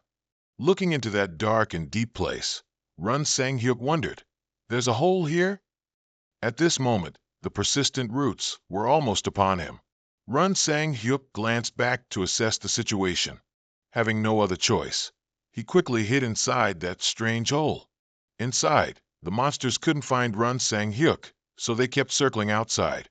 Seeing that the situation was stable, he let out a sigh of relief. Suddenly, Run Sang Hyuk was shocked to realize that this was not just an ordinary hole. He looked at the dark path ahead and wondered, "Where is this place?" Inside, only echoes resounded, nothing else. Run Sang Hyuk smiled, removing his mask for easier breathing. After that, he took step by step into the dark cave. Run Sang Hyuk slowly groped his way due to the complex terrain and had to be on guard, ready to face any situation. Suddenly, he noticed a stream of light shining through. Now, in front of Run Sang Hyuk was the exit on the other side of the cave. He ventured into this place to see what mystery it ultimately held. Suddenly, the scene before him caught Run Sang Hyuk's attention, and he unconsciously burst out laughing, "Haha." At that moment, Run Sang Hyuk stood on a high rock outcrop, in front of which were dense, lush green canopies. Further away, there were also trees imbued with immense energy and life, and he exclaimed in shock, "What is this?" The forest seemed peaceful, but it truly was.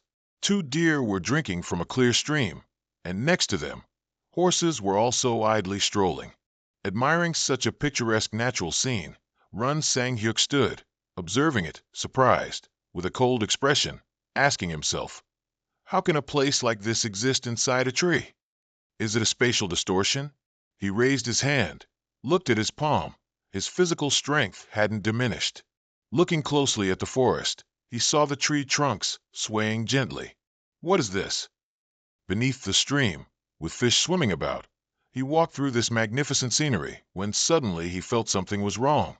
He looked up, wondering if the construction of the forest within had caused the Tree of Life to deplete the vitality of all living beings around it.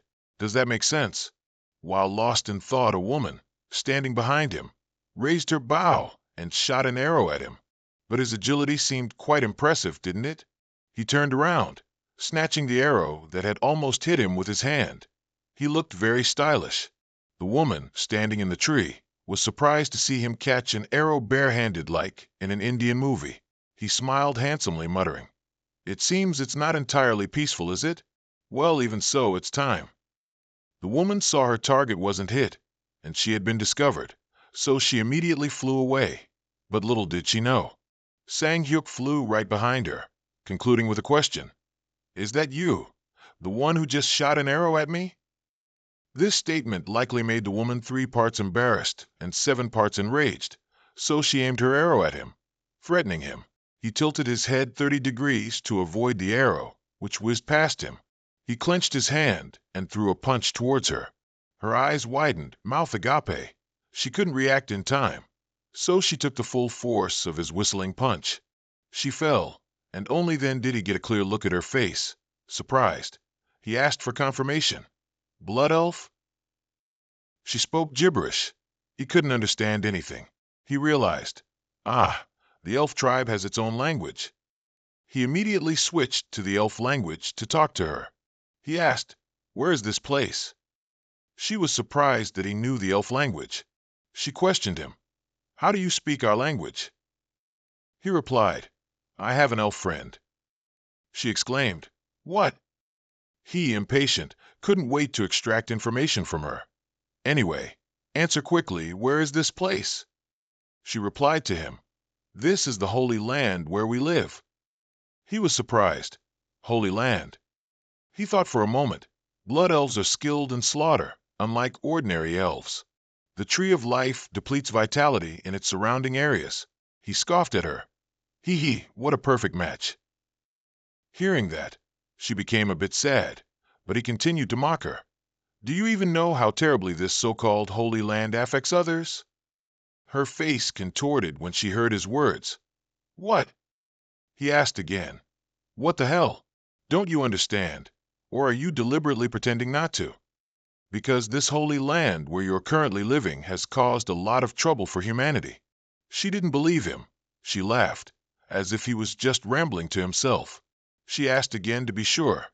Trouble for humanity? What does that have to do with us? Hearing this, his face darkened. He was furious. But suddenly the ground there exploded. He gasped in surprise.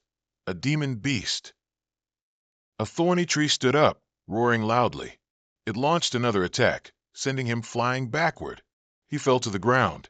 The demon beast approached him. He stood up, regained his composure, and fought it. The blood demon woman appeared behind him, like a swift bug, charging towards him and yelling, I will end your life. He turned back vigilantly, taking her down with one beautiful kick.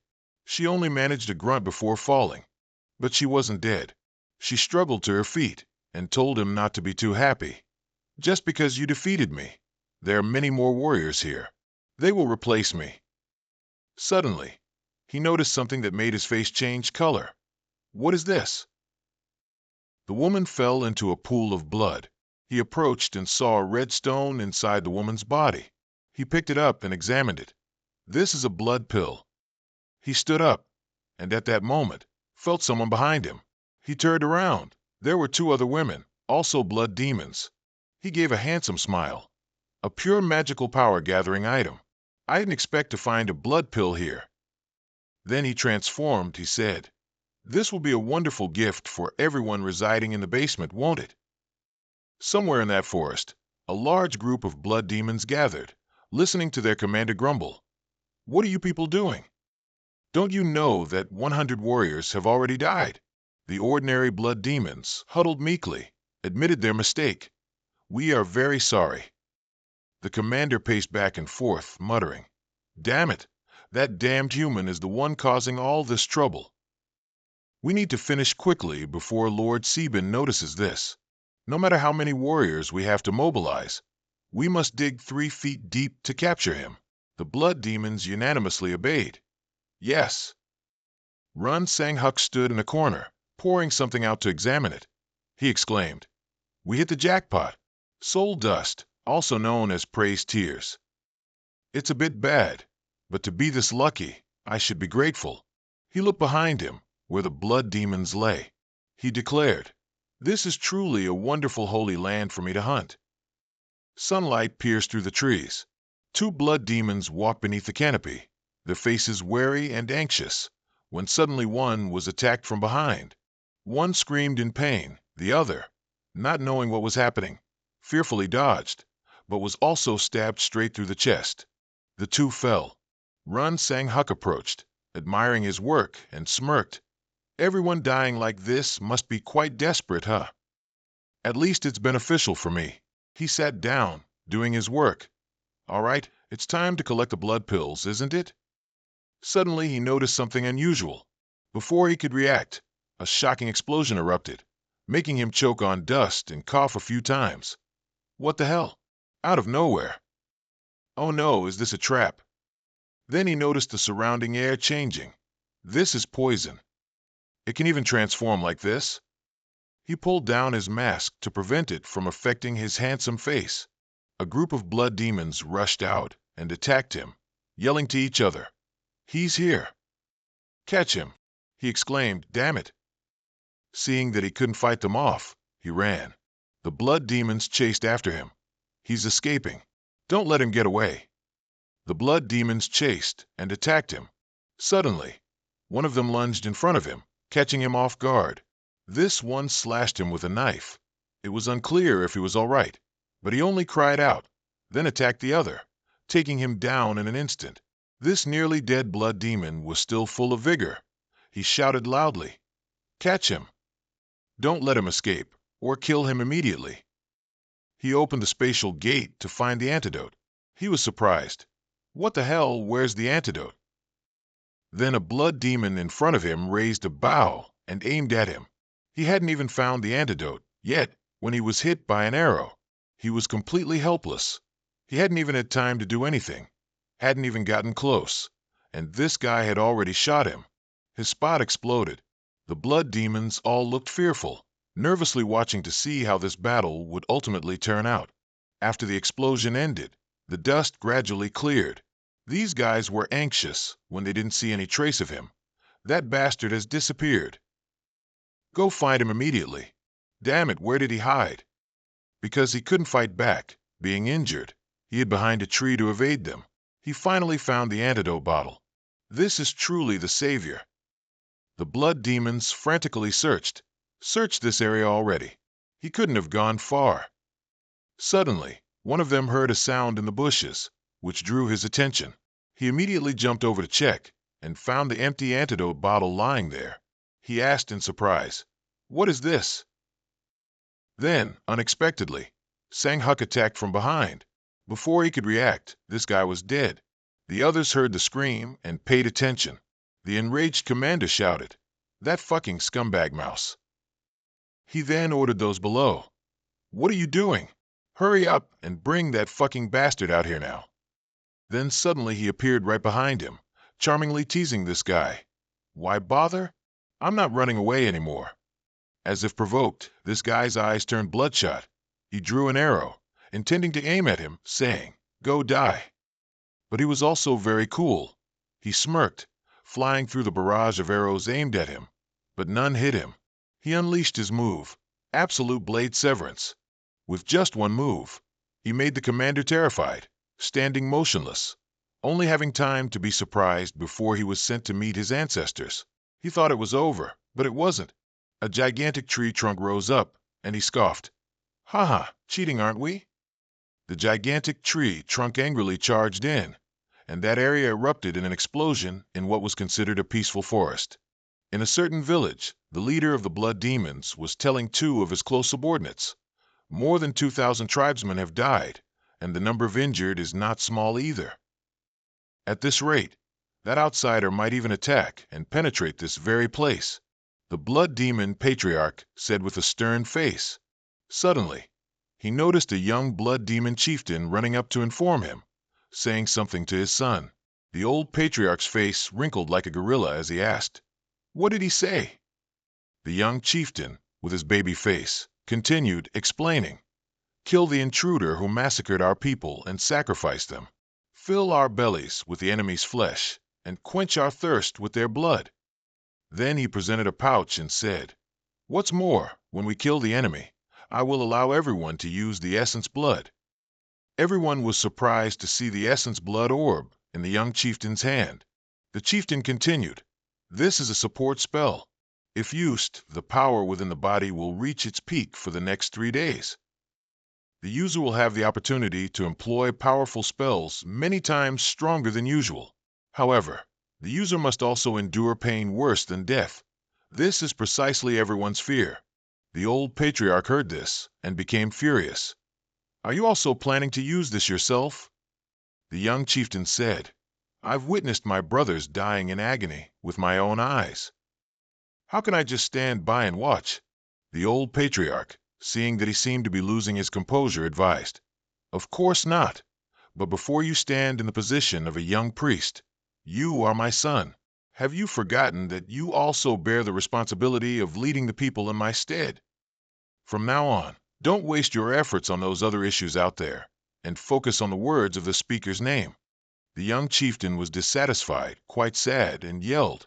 But Dash, seeing his son's stubbornness, the old man absolutely refused to yield, interrupting him immediately. "There's no need to worry about anything. You just need to stand still and wait. I'll bring that bastard's corpse back here." At the same time, in that forest, Run Sang Hyu was fighting a group of blood demons alone. He felt the situation was unfavorable for him. The blood demons attacked him in turns, looking like a herd of strong cattle, and he was their trainer.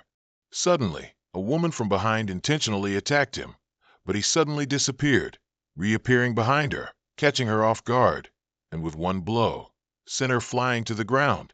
Another one saw this and charged in to attack even more frantically. Realizing the dangerous situation and looking up, a giant tree demon was raising its fist toward him, delivering a blow that sent him flying far away. He only let out a grunt before falling into the water. It didn't stop there. Under the water, there was a water demon with green hair, baring its teeth and grinning at him, its face ugly and disfigured. The blood demons on the shore watched him as if it were a play. Everyone thought he was dead, but he was not one to give up. He coolly flew up to the water's surface, surprising everyone. Everyone saw him and was very wary. He rushed toward the giant tree demon. The tree demon roared furiously, as if it wanted to devour him alive. But then this tree demon's jaw dropped because its arm was chopped off. Sang Hyu, with determined eyes, targeted the tree demon. He severed its head, making it shriek in pain before collapsing to the ground. Wow, he looks so cool now. A blood demon, severely wounded by him, sat at the base of a tree, painfully telling him, "You think you've won? Don't celebrate too soon. You'll endure endless torment very soon. Sooner or later, your soul will become a sacrifice for it. We will use your blood to throw a grand feast." He heard it, but it was like water off a duck's back. He pretended not to understand, asking, "Huh, what's up?" "The one you're talking about must have a lot of good stuff." "Huh." The other guy, enraged by the mockery, swore, "You bastard." Suddenly, this guy noticed something on the ground. Isn't that essence blood? Behind the two of them, someone who had been standing there during their conversation spoke up. "A lowly human dares to disrespect." Sang Hyu was annoyed. "What?" Suddenly, the female demon stood up, with a terrifying, frankly extremely ugly face. She tried to attack him, but his body was not to be trifled with. He nimbly dodged the ugly female demon's devastating blow. This guy startled him, 30% helpless, 70% surprised like crazy, completely terrified. Holy crap, what the hell is that? Someone who was about to die suddenly regains form, and then a swarm of blood demons flew in, attacking him. These guys seemed to be insane, constantly attacking, surprising him. How the heck? Did he read my tactics? Two of them charged at him, and he wasn't prepared at all. His handsome, pensive face, as if posing, was pushed back by the two. 1 against 2, a fierce battle. He felt disadvantaged and was on the defensive. The two kept pressing forward. One attacked him from behind, but he noticed and dodged. The two were still furiously attacking. Now it was 1 against 3. The already fierce battle became even more intense. He started to feel exhausted. Damn it, why are these bastards so strong? Even he is. In a decisive moment, he pulled down his mask, then leaped high above them, drawing his precious sword. It glowed with a powerful light, as if ready to fight them. That's the ice-cold blade. He shouted loudly, then unleashed his move on the three demons, each of them with an utterly terrified face. He fought each one. These guys had no skill. One was shot through the heart by him. How can you live after this? This guy cried out, and he stood behind, ready, and delivered a palm strike. The chieftain watched the battle unfold, deep in thought, his face worried as he saw him eliminate them. The old chieftain took out a drop of essence blood, put it in his mouth, and mumbled, "Please accept my soul, sire." Sang Hu stood there, not understanding what this old man was doing. What the F*CK is this old man doing, huh? Suddenly, the old man moved behind him. He was vigilant, noticed, and turned back, only to see the spot explode. In the fading dust, the old chieftain slowly reappeared. "Do you know how many warriors have fallen by your hand? I will make your blood run like rivers, and you will suffer eternal torment." The old man's face became uncontrollable, his two eyes bloodshot red, cursing, "You nameless human!" Near the green tree, green light enveloped it, and spiritual energy emanated powerfully. In the tent, the woman told Bogdung, "It's been a whole week, and we still don't know if that annoying guy is dead or alive." Bogdung reassured her. "Why worry? So far, there haven't been any problems. I don't know if you know, but she can connect closely with the king's soul. If anything unexpected were to happen, she should have detected it immediately, right?" The woman felt less worried. She told Bogdung, "Then go ask her what the situation is now." Bogdung picked up the phone to reassure her. "All right, wait a moment."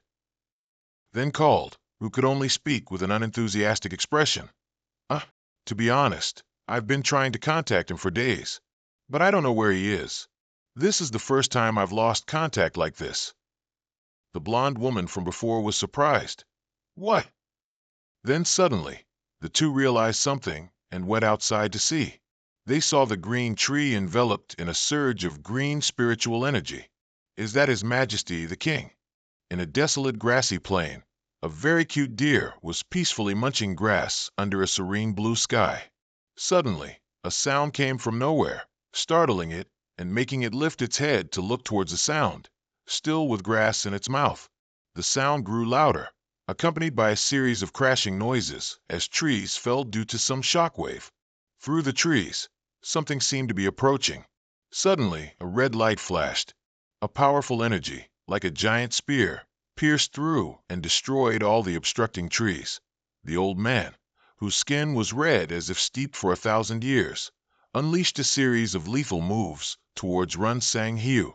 His eyes were like evil, glowing red lasers, as if wanting to shred our hero. Run Sang Hu felt the danger and the old man's terrifying strength, and his heart filled with anxiety. Run Sang Hu swung his sword, intending to cut the old man in half, but unfortunately, the red-skinned old man disappeared from his sight as fast as lightning. Suddenly, a shadow appeared behind Run Sang Hu.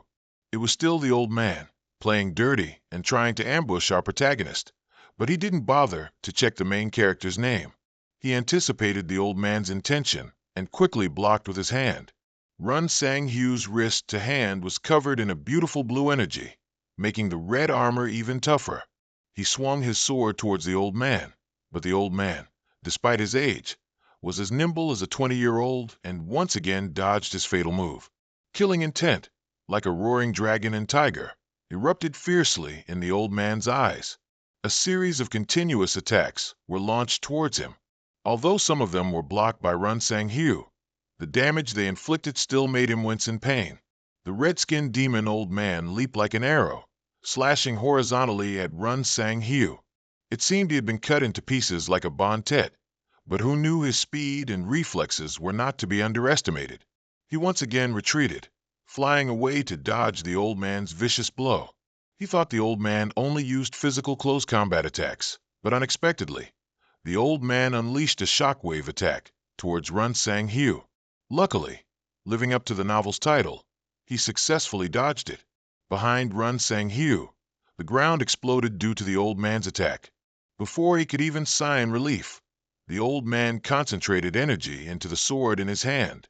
One by one, he unleashed hundreds of sharp slashes, zipping towards him as fast as the wind. This time, their destructive power was many times more terrifying than before, each slash creating an explosion on the ground. Run Sang Hu skillfully weaved through the gaps in the attack, getting closer and closer to the old man.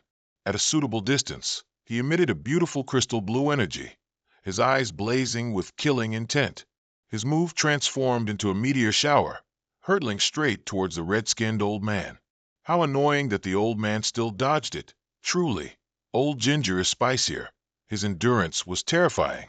Perhaps our hero couldn't have predicted the old man would be so persistent, fighting him over and over again, yet still alive and well.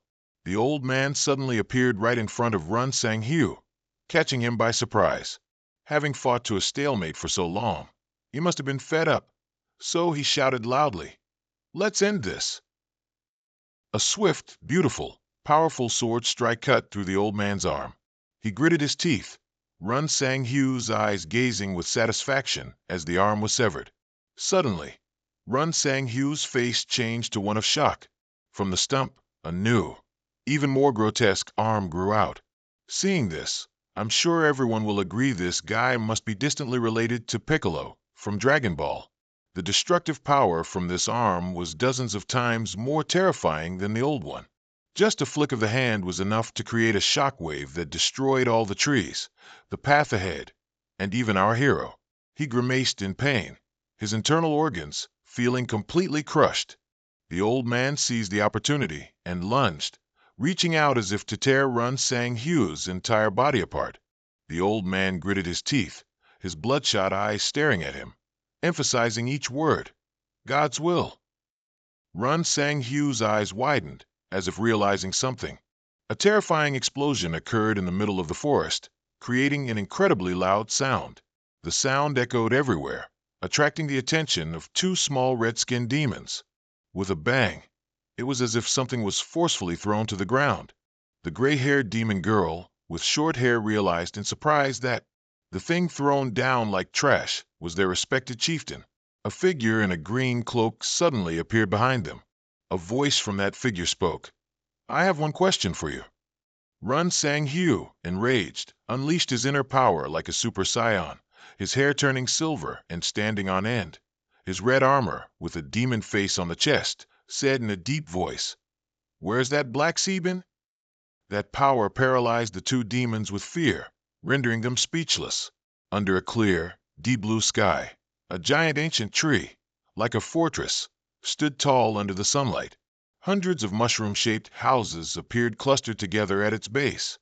Everywhere were the roots, branches, and canopy of that ancient tree. Everywhere were the red demon people. They lived, worked, and raised their children like countless other ordinary humans. Not allowing that peaceful scene to last, a strange sound emanated from above. It was like a fiery red meteor tearing through the clouds, hurtling towards them. The little brown-haired girl with short hair broke into a sweat, her face comically blank, knowing that very soon she would take the full impact of that thing. Boom! The impact created a super-large explosion that blew away everything within a 600 m radius. Demon residents everywhere ran in terror, seeking shelter. Then another impact appeared, and then countless more things, like a meteor shower, continued to fall, as if this were the end of the world. The impact caused extremely heavy damage. Desolation and death appeared everywhere. On a tree branch a distance from the village, there was the familiar figure in a green cloak. Run Sang Hu looked down at the devastation below with a slightly sorrowful expression, speaking to them as if to himself, like a reminder to himself. The first thing I must abandon to survive in this infinite world is pity and kindness, because this is a world where they are willing to stab those who help them, and those I once helped ended up biting the hand that fed them, eventually deceiving me. Run Sang Hu's face darkened, emotionlessness slowly becoming evident. He slowly said to them, "Don't hate me." Run Sang Hu continued coldly and cruelly, "If you must blame, blame it on the fact that all of you are monsters." In the once peaceful village, houses and landscapes were now engulfed in flames, and countless corpses lay scattered everywhere. Amidst the suffocating silence, The slow sound of Run Sang Hu's footsteps echoed. He strolled leisurely through the widespread desolation and death. Run Sang Hu didn't seem to care much about it. A look of joy appeared on his face as he saw the target he was searching for ahead, seeing it with his own eyes for the first time. Tagaramut, the demon tree, a towering ancient tree, appeared before him. It had survived a series of meteor showers that occurred earlier. Footsteps from behind caught Run Sang Hu's attention. He turned his head. It was another red demon. The brown-haired demon appeared calm before him. It said, "The god Blacksmith is waiting for you." The demon smiled and beckoned, extending an invitation. "Come with us." Suddenly, behind that demon, more taller red demons appeared. He looked at the number of demons. There were dozens of them surrounding him. Run Sang Hu said, half jokingly, half seriously, "Well, it seems I have no other choice, do I?" At the base of the ancient tree, a pathway appeared, strictly guarded by two demons wearing green cloaks. The connecting flights of stairs coiled like a snake into an arc, descending from above into the bottomless abyss below. Run Sang Hu was cautiously escorted by three demons. In his mind, he recalled a previous memory, Tagaramut, where Blacksmith resides. That day, in the forest, when that long-haired red demon was dying from an arrow, he mentioned this name. That's right. He's always there to protect us. At that time, his mind was full of doubt because he seemed to have heard that name somewhere before. Suddenly remembering what he needed to remember, he realized he had heard this name from Talam's elves, the twin siblings Renha, the god of the forest and the god of life. A black figure with deep blue fiery eyes appeared in Run Sang Hu's mind. His name was Blacksmith. The demon cast a contemptuous look at him and said, "You think you can meet Lord Blacksmith?" He smiled and continued, "We are strengthened by the vital blood of Lord Blacksmith himself. You will be killed by other warriors before you meet him." Run Sang Hu's eyebrows furrowed. He was skeptical about the demon's words, vital blood. Returning to the present, the demons led him to a stair where a pathway lay ahead. The short, brown-haired red demon nodded. The door immediately opened, and all four of them walked inside. Run Sang Hu gazed forward in surprise. Before him was a tree with many red crystals dangling from it. Although he already had the answer in his heart, he still asked, "Is this Tagaramut?" He admired the glowing red crystals, a strange emotion stirring within him. He continued, "That is." Before Run Sang Hu could finish his sentence, a strange light appeared beside him. It was pale blue crystalline rays converging, forming a peculiar line in the air. After a moment, it had completely transformed into a glowing pale blue rectangle. A white silhouette gradually appeared before him. Run Sang Hu was utterly surprised, speechless. Before him was a person with shoulder-length white hair, dressed in attire like a temple priest.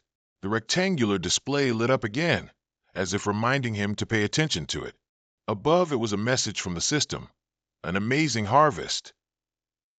You are the first player to see the true form of a god. Run Sang Hu gave an awkward laugh, seemingly not too pleased with that harvest. After a moment, the white-haired god spoke. "You truly are an interesting child." He smiled and said, "I can sense the manifestation of the Mother Goddess."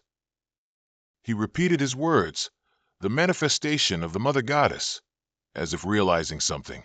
He thought to himself, "Every god in the eternal world, a child of Idea, the Mother Goddess of all gods." If he could sense the Mother Goddess's scent, could it be because of Suzu's curse? He asked the god in front of him in surprise, "What did you call me here for?" He replied to him, "The one who destroyed villages dares to ask such a question." The god lowered his eyes and said in a sorrowful voice, "You destroyed my world and killed its people, so you must be punished for your transgressions." Run Sang Hu, you see, standing before such a god, showed no signs of apprehension. He spoke frankly, "Then you too must bear the punishment for your sins."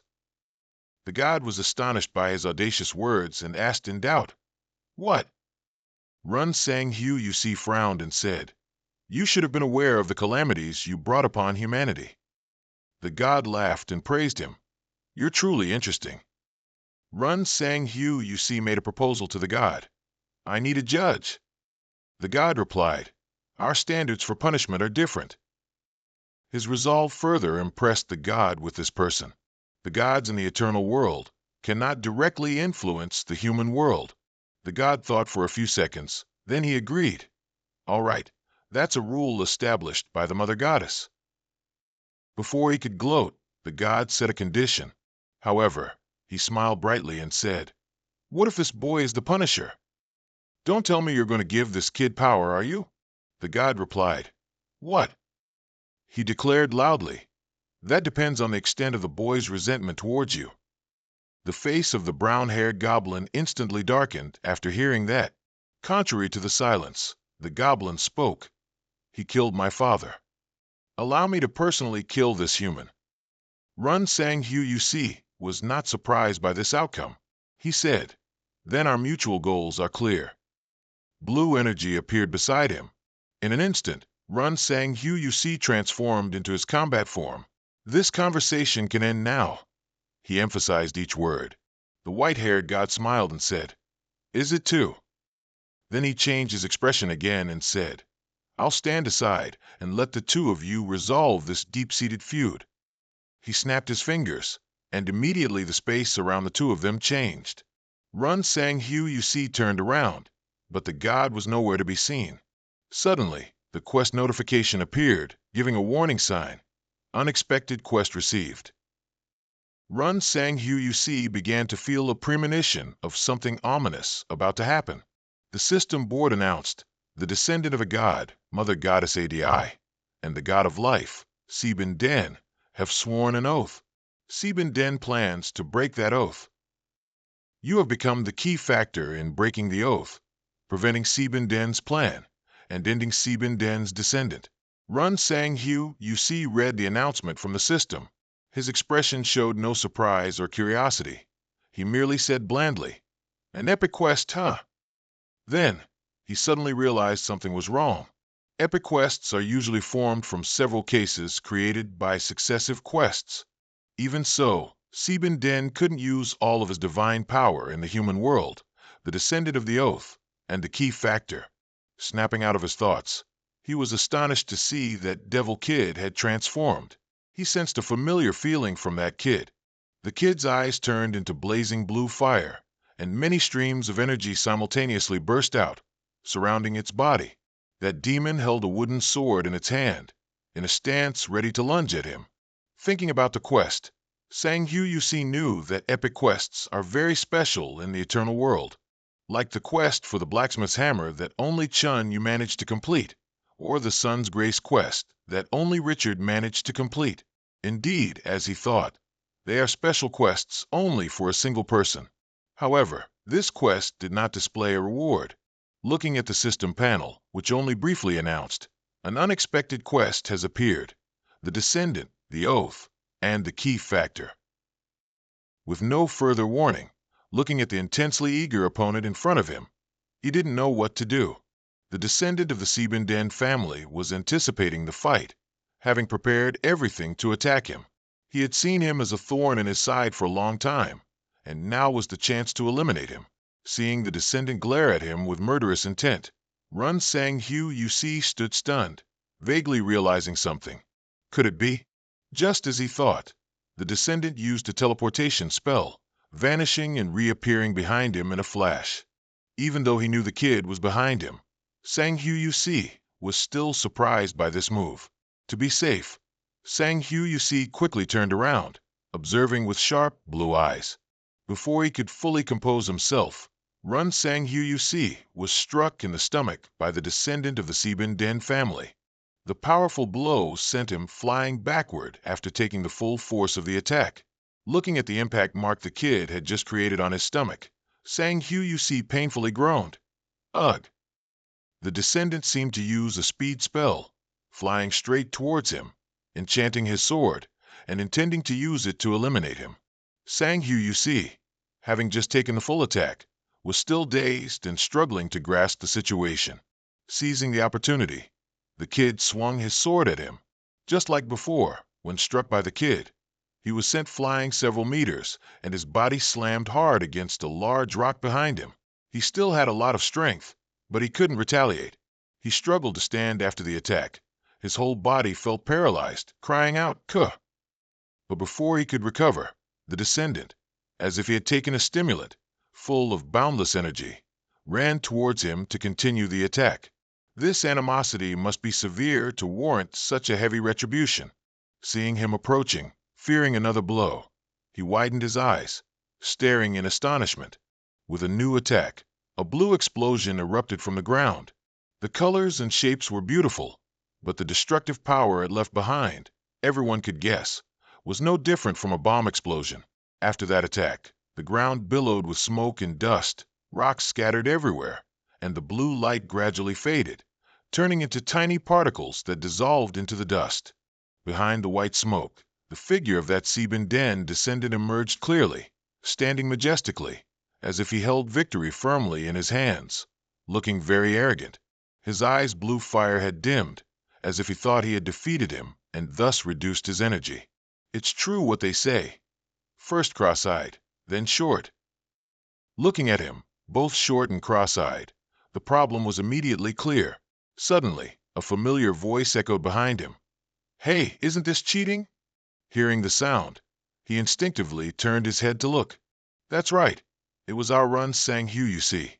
How could he die so quickly? He was protected by the protagonist's aura, after all. He had only lost his helmet. Seeing him approach, the kid's face showed clear disdain. Run Sang Hu, you see, with a serious expression and an equally serious voice, said, "God Sieben Den." The descendant didn't know what he was planning. He didn't show his dislike, but remained silent, listening to him finish his words, as if he both hated and loved. The sun began to dip behind the mountains, and a brilliant golden light spread across the entire desert, looking truly magnificent. Standing in the middle of that desert were only the figures of two people, the descendant of the Sieben Den family and Run Sang Hu, you see. The former had his back turned to the latter, just like someone sulking with their lover. His lover was sulking, and he didn't even bother to console. "Our Sang Hu, you see," bluntly said. "The impostor just left." It turned out he was exposing the kid's truth. Do you think every child like that could possess such power? The kid remained silent, not saying a word, but seeing that he seemed to understand nothing about himself, the kid spoke up and asked, "Do you know Rena? What kind of lover is he, without any empathy? Execute him immediately." Hearing him ask that, he replied, "Of course, the god that all elves in the eternal forest worship." It seemed he knew something.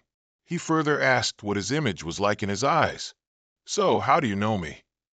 Without hesitation, Sang Hyok replied, "I only heard that you are Rena's twin brother." After the question was answered, he became annoyed and declared, "Then you know nothing at all." Sang Hyok was surprised to hear his words. He recounted with a resentful tone, "We are not twins. My mother made a mistake. A creature that should not exist, that is me." Run Sang Hyok began to ponder. It was true that he knew nothing about Rena's twin brother. To be sure of his thoughts, he asked the descendant, "Do gods also make mistakes?" He gently replied, "Gods are not as perfect as you think." Turning his face towards him, he confided, "Near the end of her world creation process, my mother created a creature with power similar to hers." As he spoke, he criticized what she had created. To put it simply, it's you humans. Creating humanity was her biggest mistake. Not knowing how to argue, Sang Hyok could only keep his mouth shut, listening to him explain the whole situation and letting him vent a little. Although he was a child of a god, his fate, according to the story, was not good. "Since I was born, I haven't been able to escape this place. This light world I live in is all I have. With such vast land, what else could one complain about? Sold in lots, it must be tens or hundreds of billions in hand." At this point, he suddenly lowered his voice, pondering whether to continue telling him, "I have." He paused for a moment, his face furrowed, a sigh mixed with a hint of disappointment in his emotions, but then he still said, "Been rejected since birth. It was due to the ancient oath of the gods. Perhaps, as Black Sebin said, he was Idea's unwanted child. When this was discovered, Black Sebin committed a crime and hid it from Idea. In the end, Idea punished Black Sebin. If there's no love, why create in the first place, crippling both the body and soul of a child? Living without love is truly miserable and painful. In his mind, an image of a lush, ancient tree with large roots protruding from the ground appeared, and currently, he was imprisoned within the tree's core. Run Seng Hyok's mind gradually darkened, still deep in thought. This is one of the clauses in the ancient oath of the gods. In the depths of Run Seng Hyok's mind, the image of Idea with a sinister, somewhat gloomy face reappeared. However, Idea felt pity for him and gave Black Sebin an opportunity to escape. The opportunity was under the name of the oath, and he was the main factor in it. The scene shifted back to reality. Run Seng Hyok stood majestically before Black Sebin's descendant. His face remained expressionless. No, to be precise, it was humanity. Then Run Seng Hyok continued to associate with the face tree. The trunk and roots protruding showed its ancient age. He was contemplating that humans would unintentionally help free Black Sebin, the first human to enter the face tree, or the first to encounter Black Sebin. If he were killed or something happened to him, Black Sebin might escape this world. Then Run Seng Hyok looked at Black Sebin's descendant, who was still annoyed, frowning and waiting for him. Black Sebin's descendant spoke arrogantly, breaking Run Seng Hyok's train of thought. I, the creature that should not exist, and you, humanity, Mother's biggest mistake. Black Sebin's descendant began to reveal his power. His body was lifted, his eyes blazing with green fire. Let's see who is the biggest mistake. He gradually formed a green sphere. The power emanating from his body made his hair stand on end. Run Seng Hyok smirked. Are you not intending to fight me? Black Sebin's descendant proudly retorted. Nonsense. The descendant generated even greater power, with green sparks flying around his body. A child would never be able to withstand my full power. I'll go easy on you a little, of course. You won't stand a chance. Run Seng Hyok became silent and thoughtful upon hearing this. He merely let out a grunt, and then summoned his weapon from thin air. He continued, uttering a phrase commonly used by humans, which made Black Sebin's descendant's expression gradually darken. Run Seng Hyok drew the dark sword from thin air, smirking provocatively. Just try, and you'll find out. That was the sword of Agareth, rank 272, Lord of Demons. Run Seng Hyok's eyes gradually turned black, the corners becoming sharper. Before the gaze of Black Sebin's descendant, dark purple light flickered, and then became clearer. That light shone upon Black Sebin's descendant's expectant face. At the spot where Run Seng Hyok had stood, a large cloud of purple smoke exploded, signaling his transformation, and the wind from the purple light even blew against Black Sebin's descendant. Run Seng Hyok gradually emerged, his face paler, his eyes gloomy, with dark veins appearing underneath them. His red-shod feet were also replaced with black armored boots. His entire body appeared with a large physique, and his armor looked extremely cool.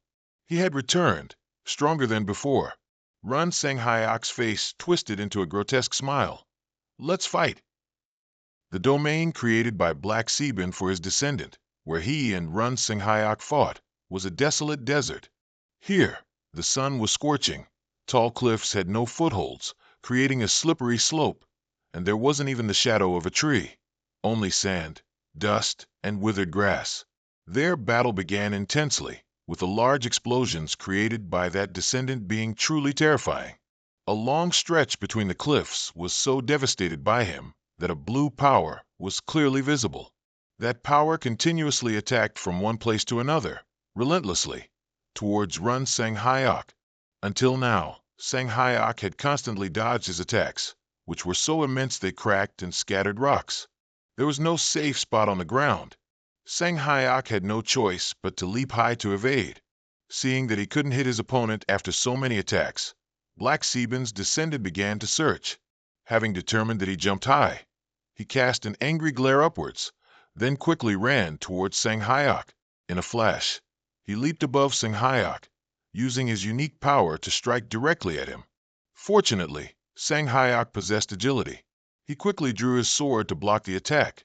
In this situation, Sang Hyok seemed to be at a disadvantage. Black Sebin's descendant used force, while showing disdain for him. How foolish. Do you think you're good enough for me? Though he was struggling to block the attack, upon hearing him say that, he smiled brightly and taunted him. Isn't foolishness the driving force behind human development? The descendant was provoked by him. Extremely annoyed, he gathered power for a new attack and shouted, "How dare you!" His mouth really got him into trouble. It was clear that the descendant had the upper hand, yet Sang Hyok dared to tease him. Now he had to brace himself to endure his wrath. He had to use all his strength to block that attack because, filled with wrath, it carried immense weight. Struggling to resist, he gritted his teeth. It could also be called clever. Seeing that he couldn't easily defeat him with a direct attack, he used teleportation to appear behind him, intending to backstab. The power of the previous attack still lingered on Sang Hyok's sword, but unfortunately for him, Sang Hyok had seen all his movements. From behind, the descendant threw a long line of magic straight towards him. With his keenness, he quickly jumped far away, timely dodging the blow. If it had hit, he would surely have been crippled or worse. Without hesitation or strategic thought, the descendant seemed to have lost his mind, continuously attacking cruelly. Once again, he gathered energy and aimed it at Sang Hyok. The hatred created by idea had made him lose his humanity. An attack unleashed split into multiple directions, chasing him as if wanting to eliminate a thorn in his side. It was truly difficult, but he had to complete his mission to stop Black Sebin's plan and kill the descendant of the god. Sang Hyok moved his body skillfully, dodging attacks and advancing, intending to duel him with swords. Run! Sang Hyok quickly appeared before him. He raised Agaret's sword and began to attack. Taken by surprise, he was startled by him. He swung the level 272 Demon Lord's sword straight at the descendant, yet he managed to avoid it, using teleportation to vanish before him. He didn't know who provoked him, but his indignation grew stronger and stronger. He reappeared to his right, intending to deliver a finishing blow. Unwilling to miss the opportunity, he quickly fired at him. Unfortunately for him, he was once again blessed by his ancestors. He quickly dodged it, but because he was too fast, it also made Sang Hyok wary. Sang Hyok had also regained his composure. He rallied, his dark eyes with purple irises narrowed, glaring straight at him with hostility. The two kept fighting back and forth. Whatever attack he launched, he would chop it away with his sword. The situation seemed to favor him. Sang Hyok attacked fiercely, making him retreat in fear while launching his own attacks. Constantly dodging wasn't a good strategy, so he counterattacked. Filled with resentment, he attacked him with all his strength. Without hesitation, Sang Hyok also pressed forward with all his might. The two charged at each other like a tempest, his power shining blindingly across the sky. A purple explosion appeared. Just by looking, one could guess the victory had leaned towards him. The explosion sent rocks flying everywhere, causing a significant tremor. Thick purple smoke rose into the sky, and sand and dust swirled around. A huge crater appeared in the open ground. As the smoke and dust settled, a familiar figure appeared standing in the middle of that crater. Our Sang Hyok. How majestic he looked. Perhaps he thought he had defeated that descendant. His face darkened. He was panting and joyful at the same time. Ah! His handsome face appeared. After the battle, sweat profusely adorned his porcelain skin. Still unable to recover his strength, he continued to breathe heavily. After standing still, his feet began to move forward, and he looked up at the lingering purple smoke trails. Those purple streaks of smoke lingered amidst the ruins, making him sigh in his heart. Unexpectedly, the origin and power of this sword surprised him. This weapon with a dark aura that he had just obtained from the Demon Lord, making him this much stronger. The Demon Lord was a massive giant, frighteningly hideous in form. Everything has side effects, and so does the power he just gained. Touching the purple streaks on his face, he pondered, but this power slowly kills its user. Sang Hu also considered the dire consequences. If he continued to use it, He would lose himself, and then no one would be able to save him. While wondering why the descendant was so easily defeated, the familiar voice from earlier suddenly echoed in his ear, making him instinctively turn his head. A common creature created by your mother. You must be out of your mind. The descendant of Black Sebin was already there, lying in wait, creating a new power in his hand with a contemptuous voice. Do you dare challenge a god? From within the magic orb, he drew a long sword and declared, I'll finish you off now. So he used his technique, Song of the Apocalypse. Still maintaining a calm expression, Sang Hu looked at what he had just drawn. That sword is... He slashed powerfully towards him, the strike delivered with immense force. He resentfully said, I'll show you what helplessness feels like. Our Sang Hu was ready for any scenario. He raised the airy sword, intending to use it to block the attack. The slash he just created was enormous, about twice his body size, pushing him backward. Its power made it difficult for him to resist. His expression had turned serious. Ugh! Before he could finish blocking this blow, he continuously unleashed new slashes. They flew rapidly towards him, leaving him frozen in place, stunned. A blue explosion occurred, rocks shattered, and were flung everywhere by the pressure. Who knows if our Sang Hu is still intact after that blow?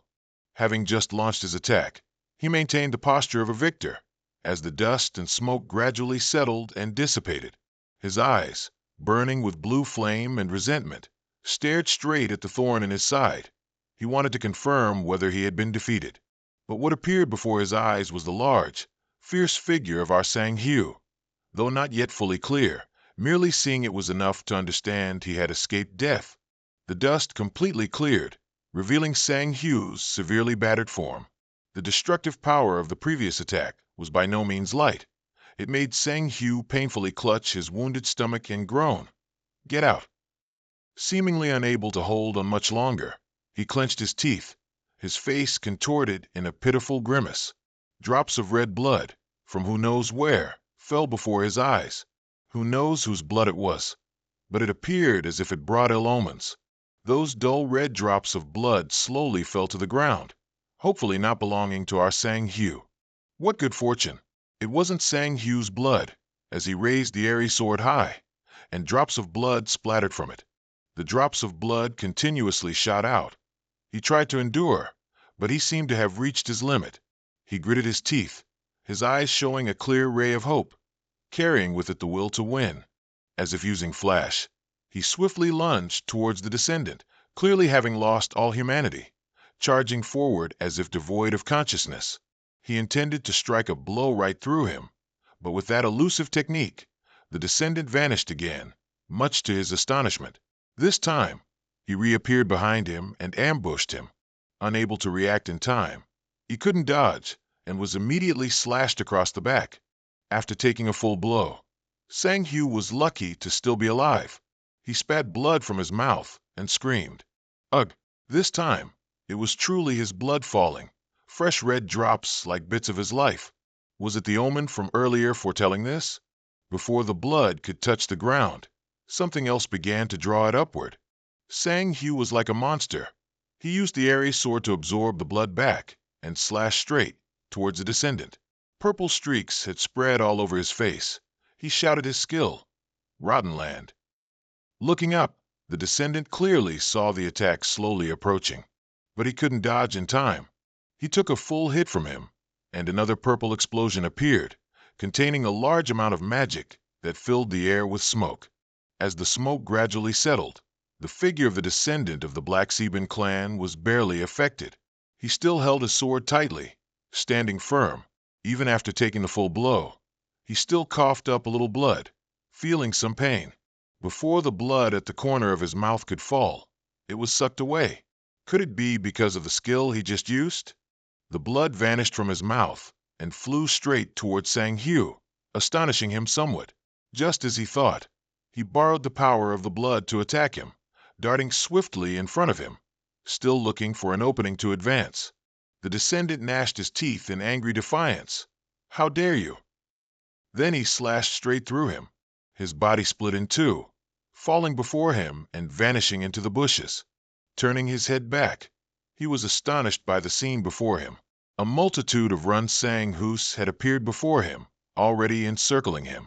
Not just one, but dozens at once. Tens of Sang Hus formed a circle around him. From one side within the circle, Sang Hu's voice rang out, "I don't know," making him quickly turn to look and pinpoint the direction. From within the crowd of duplicates, he posed a question to him. How will this battle end? Currently, he was using the skills. Virus Rap 72, Second Rank Demon Lord, Special Skill, Zephram's March, Mirror Forest. The descendant showed no fear at all.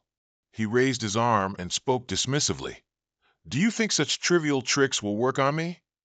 Of course they do, my dear. It's not TED until the 30th, and you can't judge the content until the movie's over. This time, he unleashed all the resentment within him, summoning all his strength to warn, I will annihilate all of you. His eyes, already aflame, now glowed like car headlights. He awakened a skill and roared, Light Earthquake. The skill hadn't fully manifested, so only a series of Run Sang Hu duplicates stood motionless there. Gradually, a green light appeared on the ground. The real Run Sang Hu was now the primary target of the descendant. It was truly so. Run Sang Hu stared wide-eyed at the scene before him, as light shone directly into his face. In the sky above, a series of his magic orbs rapidly plunged down towards his duplicates and him. The orbs drew closer. Sang Hu stood there dumbfounded, making his already pale face, now illuminated by the light, take on an additional beauty of devastation. From high in the sky, the magic orbs fell simultaneously, causing the desert to blaze with a dazzling blue and white light. Anyone who didn't know might think it was a flowing waterfall. Though beautiful, it was also truly desolate. Each green beam shone blindingly, and Run Sang Hu stood beneath the green beams that were continually plunging down in waves. The green light caused rocks and debris to explode and scatter, yet he remained unfazed, merely squinting his eyes as if to say, Whoever's scared can go home.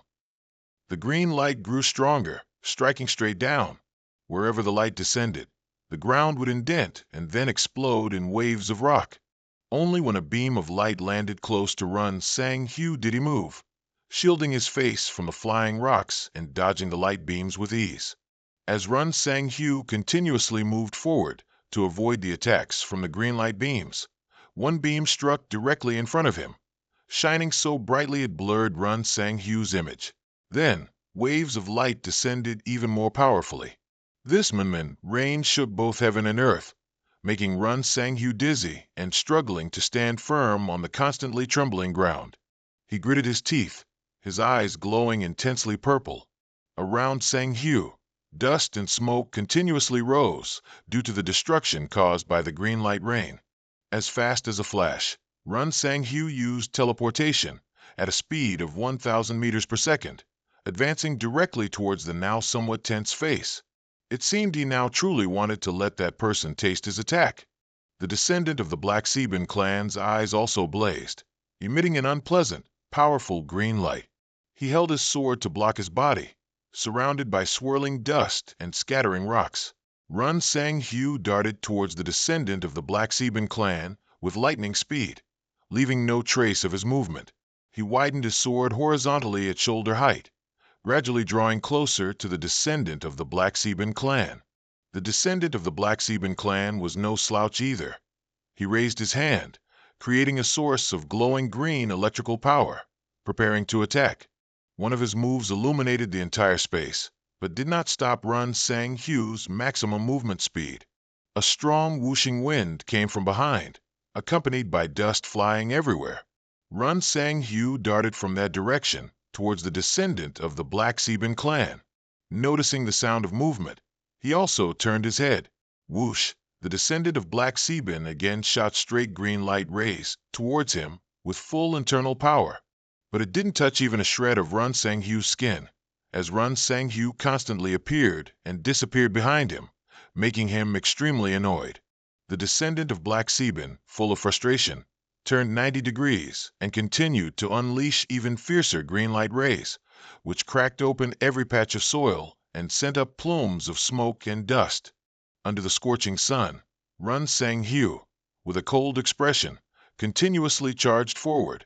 In an instant, he darted from the right to the left, then from the left to the right. Such movement was hard for the naked eye to perceive. The descendant of Black Sebin gritted his teeth in frustration. In his heart, he probably wanted to find a way to smash Run Sang Hyu's body to pieces. Already bitter, having smoke constantly blown into his face made it even more so. Then he swung his hand forward, controlling countless waves of green light to attack from all directions, not wanting to miss any spot. He wanted to use this method to, if lucky, still have a chance to hit Sang Hyu. The first ray of light struck a cliff, making it explode with a violent sound. The next ray hit a tall rock, causing it to collapse. The rubble scattered into pieces of stone, and dust flew everywhere. Then, one cliff after another, all were indented by the descendant of Black Sebin's move, scattering countless small stones. On the ground, wherever the green light went, the rock layer cracked there. The descendant of Black Sebin was utterly frustrated, unable to hit anything. So he continued to attack. One of his moves attacked, causing the cliff in front of him to explode loudly, scattering countless large and small stones. Around him, wisps of smoke spread out, giving him a radiant glow to continue. Then his eyes, imbued with green power, gradually faded, and he breathed heavily, exhausted. His body was already tired. He looked back at the enormous destruction caused by his power. On the ground, deep, cracked holes in the rocks stretched out densely towards the far end, still faintly smoking. He glared with hateful eyes and a scornful tone. "How dare you, inferior human?" Before he could finish speaking, he stiffened. His pupils contracted and squinted. In the silent space, only a cough echoed. He raised his hand to cover his mouth. Cough, cough. He coughed continuously without stopping. Then he looked annoyed and raised his collar to wipe his mouth. Looking down at his hand, which had just covered his mouth and was now stained with black blood, he felt helpless. TSK, this body is almost useless. Suddenly, the clotted blood formed drops and flew into the air, greatly surprising the descendant of Black Sebin, who didn't understand what was happening. They gradually flew away until there was no blood left on his hand. Each drop of blood floated in the air. The descendant stammered, "No, this guy." Then, to his utter surprise, a sword pierced straight through his body from behind. He had no time to react, and his body shifted slightly with the sword. In pain, he spat out blood. "Ugh, cuckoo." Run Sang Hyu asked from behind him after the descendant had fallen silent. "How long do you think this child can endure?" The entire space seemed to quiet down, leaving them in silence. The sunset glow shone on Run Sang Hyu's back, making his posture even more imposing. "It seems I've won this time." The descendant of Black Sebin gritted his teeth and glared behind him. His eyes held a burning hatred for being ambushed, but he could only utter one word. "You." Run Sang Hyu smiled sinisterly and summoned his sword. "Now farewell." Then he coldly sliced down the descendant of Black Sebin. One strike from Jun Sang Hyuk decapitated him. His head rolled like a ball on the ground. On that face, there was still a hint of sadness and lingering regret. The virtual space vanished, and Jun Sang Hyuk returned to reality. Before him, half of his body still remained. He pondered in silence, his eyes still bright as they were initially. He turned his head to look at the tree that had shed all its leaves. As he looked at the aged tree, he wondered, if he destroyed the thing himself, it would all end. Suddenly, Jun Sang Hyuk felt dizzy. His face darkened, and the black marks on his face gradually deepened. He clutched his left chest, which was throbbing with pain, and coughed onto the vast ground spanning thousands of square meters. Sang Hyuk raised his hand and looked at it. Black marks similar to those on his face were appearing, continuously emitting a dark, gloomy aura. He was in pain. At this moment, Jun Sang Hyuk's eyes had turned blue. He realized he was getting weaker. Damn it! He had used too much power. Jun Sang Hyuk clutched his body, crying out in excruciating pain. The entire space around him gradually became enveloped by the dark aura emanating from his body. He looked at his trembling hand, but firmly said to the dark power, "Do you think I'll be controlled by a demon?" Just try it. Gradually, the black marks on his face grew darker, extending further across his face, and the dark smoke grew thicker and thicker. Sang Hyuk continued staunchly, I won't lose. Never, he shouted with his last bit of strength. The dark light gradually enveloped his body, leaving behind a pair of deep, desperate purple eyes. Darkness gradually enveloped everything. Jun Sang Hyuk slowly reappeared in his original form, still attached to the red iron armor. He looked very healthy now. Jun Sang Hyuk's face was expressionless. His previously deep purple eyes had now turned blue. He was bewildered. This is... From the dark space, a gloomy voice echoed. How does it feel? Not bad, right? Hearing the voice, Jun Sang Hyuk was slightly startled. His face gradually grew cold, and a question formed in his mind. This voice is... In the darkness, the voice continued. How long do you think you can play the hero? Right now, everyone only trusts you. Each sentence continued to cut deep into Jun Sang Hyuk's heart, making him fall silent in contemplation. The words weren't over yet. But what if you lose all your power? Will people still care about you? This single sentence made Sang Hyuk quiet down, lost in a stream of thoughts. From the shadows, someone gradually stepped out, still uttering seductive words. If you want something, you have to seize it. The mysterious figure stepped out, gradually revealing a face that instantly screamed bad guy. He wore horns on his head, and his eyes glowed fiery red. He smiled sinisterly, offering alluring words to Jun Sang Hyuk. If you wish, I will grant you ultimate, unparalleled power. Jun Sang Hyuk's face was ice cold. He remained silent. Then he spoke, responding to the temptation. All right, I have one request. Actually, I want to kill this guy. The horned figure's sinister face became even more sinister upon hearing Jun Sang Hyuk's agreement. He laughed contentedly, revealing sharp teeth, but feigned friendliness as he warned him. You'll regret it. In the darkness, he spoke with a resolute voice. Whether I regret it or not is none of your damn business. Then, out of nowhere, he swung his fist, lunging straight at the horned figure. Oh, what a spectacular plot twist! The scene gradually changed. On the other side, under a clear, cloudless sky, a group of people stood coolly observing from a cliff. A woman holding a scepter stood before everyone. On her face and the faces of everyone behind her, a look of surprise appeared. She spoke, disbelieving what she was witnessing. He did it. The tree of life was slowly dying. In the distance, a massive ancient tree was gradually shedding its leaves. Around its base, countless leaves lay withered and black. On its branches, every green leaf turned yellow and withered, falling down and leaving behind dry, barren branches. Crack, crack. Then the treetops broke off and separated from the trunk. Large and small branches fell scattered on the ground, like leaves in autumn. A foot landed on the ground, and dust billowed around it. It was Jun Sang Hyuk, stepping out majestically, the dust clearing a path as if welcoming his return. But behind the mask, a gloomy face still remained, gazing into the distance. 1 week after the Tree of Life died, the recent death of the Tree of Life had caused much commotion. Back in bustling New York City, newspapers began to praise him. The New York Times, the fake warrior has once again saved the world. Without the fake warrior, humanity would perish.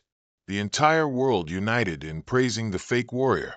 Superiors and celebrities worldwide, even the current Pope of the Vatican, who always opposed the fake warrior's attack, expressed their gratitude. All news and media outlets vied for the chance to interview the fake warrior, with many standing by, waiting to interview him. But Jun Sang Hyuk had no interest in talking about the Tree of Life. The attack was over. The Tree of Life would never appear again. He had destroyed it, leaving only its stump. At the mansion, someone asked, construction and interior design companies? Inside the office, those greedy companies had sniffed out an opportunity to make money. Bitch Dung spoke. The Tree of Life was very flammable yet extremely sturdy. Those companies would never be interested. Holding the draft report, he asked, Are there any Korean companies among them? Yes, Meteor Company has contacted us. Then there's no need to worry. He continued, draft a contract with Meteor Company. If the government wants it too, send it to them immediately. Understood. I'll do it right away. As Bitch Dung left the office, he received a notification from the system. There have been many rewards for the Tree of Life attack. Chanting of the End was created by magic. The second item obtained is the Blessing of the Forgotten God from defeating. The third item is a special item. Its name is Time of Judgment from completing the Unexpected Execution quest. Along with that is the first achievement of killing a god and the title Godslayer among them. The best reward is the legendary great item, Time of Judgment. He picked up the hammer and examined it. Jun Sang-hyuk reconsidered. It wasn't a weapon because it had no designated attack stats. Its special skill was activated when used directly against a target. He began to think. One side is 100%, the other is 30%. Instant kill, if the enemy's total stats are less than 30% of his total stats. Lethal strike, if under 50%. Serious wound, if under 80%. Jun Sang-hyuk was still thinking when he suddenly realized that the most important thing was his total stats. His total stats when reaching max level in the Eternal World were 1535 points, which was understandable since he was the only player to reach max level. Moreover, including achievement titles and completed quests, his total stats were over 5,000. Simply put, most other players were below the 30% threshold, so with just one hit, they would die instantly. The image of a defeated person bleeding profusely onto the ground flashed through his mind. He began to calculate. First, he needed to find out if Time of Judgment only applied to players with stats, or if it also worked on monsters. Evening came and dusk settled over the splendid city of New York. At the alchemy workshop, Lee Cheol-gu held the sword he was given and said, "What's this?" "It's just a wooden sword." Hearing that, he laughed and said, "Just a wooden sword? It's a sword made from wood." Hearing this, Lee Cheol-gu was surprised. His eyes widened and his mouth hung open. He trembled as he firmly grasped the sword. "What? Don't be so surprised. I have many more things to show you." Through its presence. Are you kidding me? Jun Sang-hyuk continued. "I obtained it after killing that blood fairy god." "God?" Hearing him mention God, Lee Cheol-gu asked again, "Wait, God? Is it what I think?" He nodded slightly.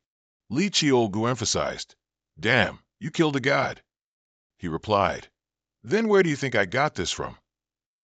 Jun Sang-hyuk picked up the sword and asked, "By the way, do you think you can put a blessing on this sword?" Let me take a look first." Lee Cheol-gu looked at him and continued, "If there's a problem, both the sword and the blessing will be destroyed. Are you sure?" Jun Sang-hyuk looked at Lee Cheol-gu and said firmly, "If it's you, you'll succeed, buddy." Lee Cheol-gu picked up the red stone and began to ponder something. A voice resounded from inside the workshop. "I'll call a few guys from the basement." 5 people kept staring at the red stone, not knowing what to do. On the table were 2 extremely valuable items. Everyone was thinking about how to handle them. He stood outside the door looking in. Seeing everyone discussing, he didn't know what else to say. Jun Sang-hyuk left the workshop and went to another location. On this side, the blonde guy was doing something in the pharmacy room. The blonde was grinding a blue powder. The blonde guy was startled and looked back. What am I doing here after all?" He stepped out the door and said, "If you don't want to work, you can leave." The blonde guy turned around, saw someone, and immediately asked, "Who's there?" He continued, "Sitting here wastes more time. Shut up and go home." The blonde guy didn't understand what the person in front of him meant. The blonde guy turned around and said, Who are you, suddenly?" Lilith appeared behind the blonde guy and shouted, "Choose quickly. This is your last chance to escape." The blonde guy was startled. Turning around, he looked at the blonde guy and said, "Who is it?" The blonde guy realized that once Lilith saw someone's face, she could summon that person anywhere. Jun Sang-hyuk continued, "It's me. I can summon you anytime I want. You understand what I mean, right?" He looked seriously at the blonde. The blonde guy hesitated, not knowing what to say. "You're the Masked King." He continued, "Decide quickly, or I'll kick you out of here." Hey, what do you mean kick me out? The blond guy said angrily. Hey, when you made the contract, you should have completed it, right? I signed a contract to work here. He remained silent and didn't reply. Lilith, summon this kid to where everyone sleeps in the basement. The blond guy asked again. Where's that? The forge? Why should I? Jun Sang-hyuk said, Why are you asking? If you're a slave, you should obey. It was dark at a brightly lit restaurant. Jun Sang-hyuk was talking with a blonde girl. Should we hold an opening ceremony for the Umbrella Orphanage? What should I say? The blonde girl said, That's the best option. That way, others will know this is an orphanage opened by the Masked King. He replied, Do I need to prepare anything? You just need to be there. I know you don't like giving speeches. You understand me so well. And also, how about we invite Han Yong-kook from the Democratic Justice Party? Han Yong-kook. The blonde girl continued, If nothing happens, Jang Min-ho will be in jail. The girl continued, And when the next election happens, isn't Han Yong-kook the strongest candidate? Hearing that, he pondered and then replied to the girl, You mean, if you want to be king, do the right thing? Exactly. The conversation gradually came to an end. All right, make sure to convey the message to him. If he secretly does bad things, deal with him like Jang Min-ho. I understand. Jun Sang-hyuk left. I'm leaving now. Call me if anything happens. Okay, go carefully. The blonde girl still secretly watched his retreating back. She looked at him very seriously. She thought to herself, Now you have a very great influence. Enough to easily change the president of a country. After a series of noisy days, Jun Sang-hyuk found a spacious park and sat there.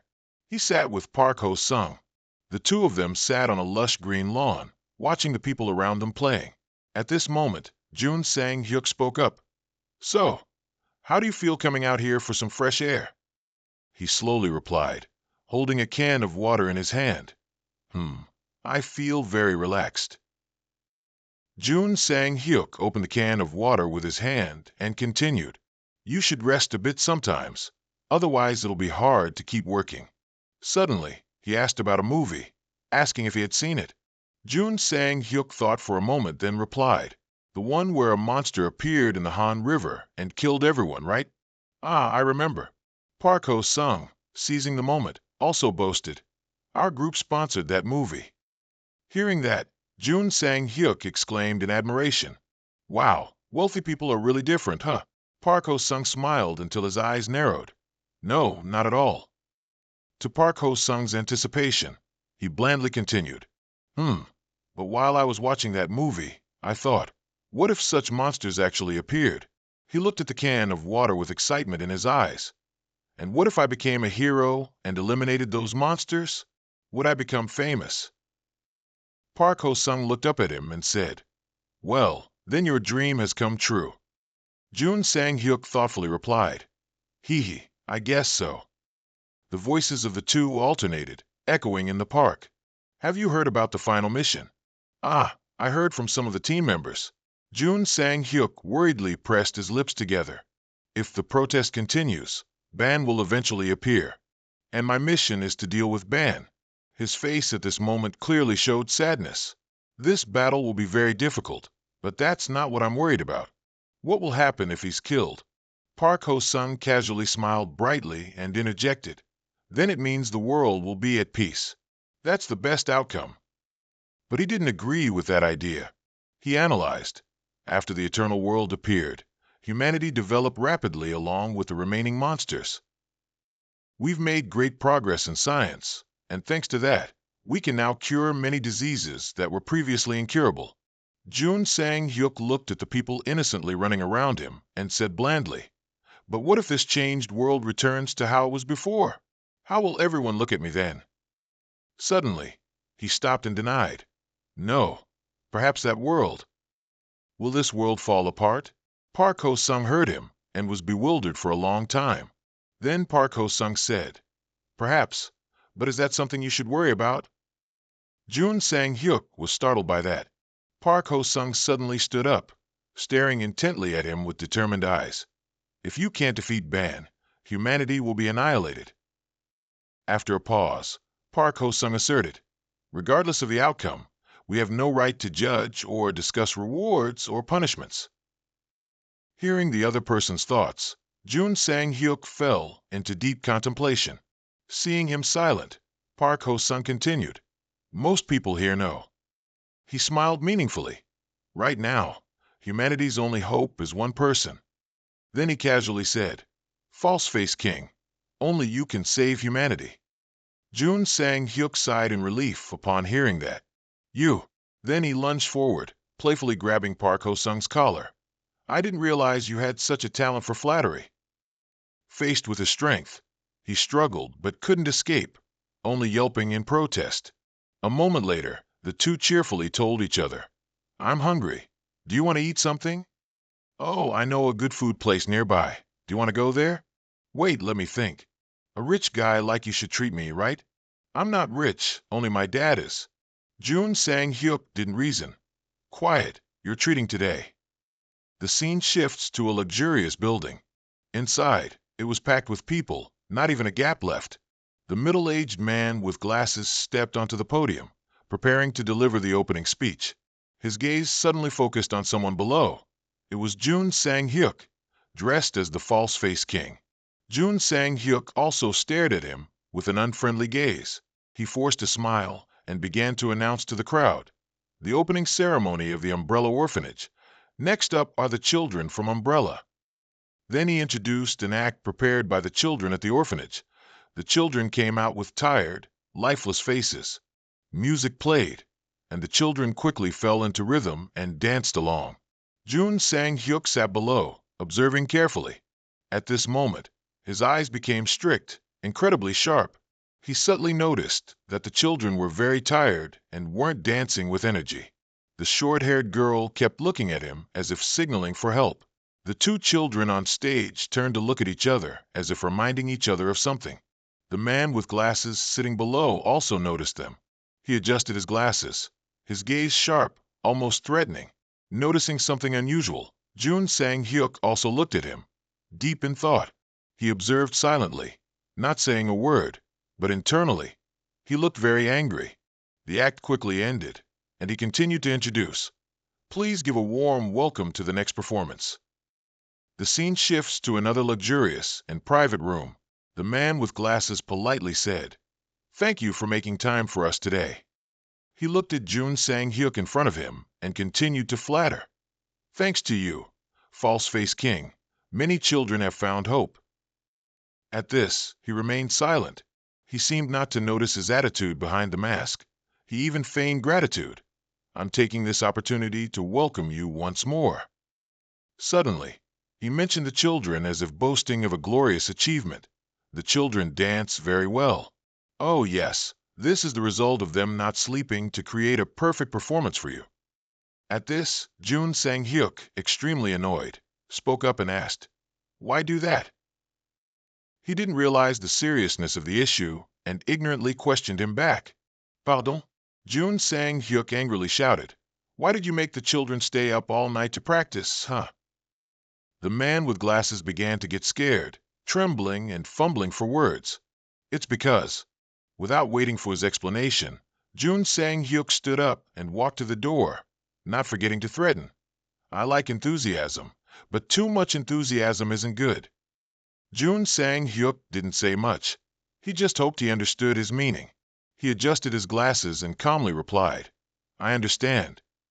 Outside, everyone was still gathered, partying cheerfully. Jun Sang-hyuk's teammates, including the leader of the Dark Merchant Guild, Jae, were enthusiastically talking in the crowd.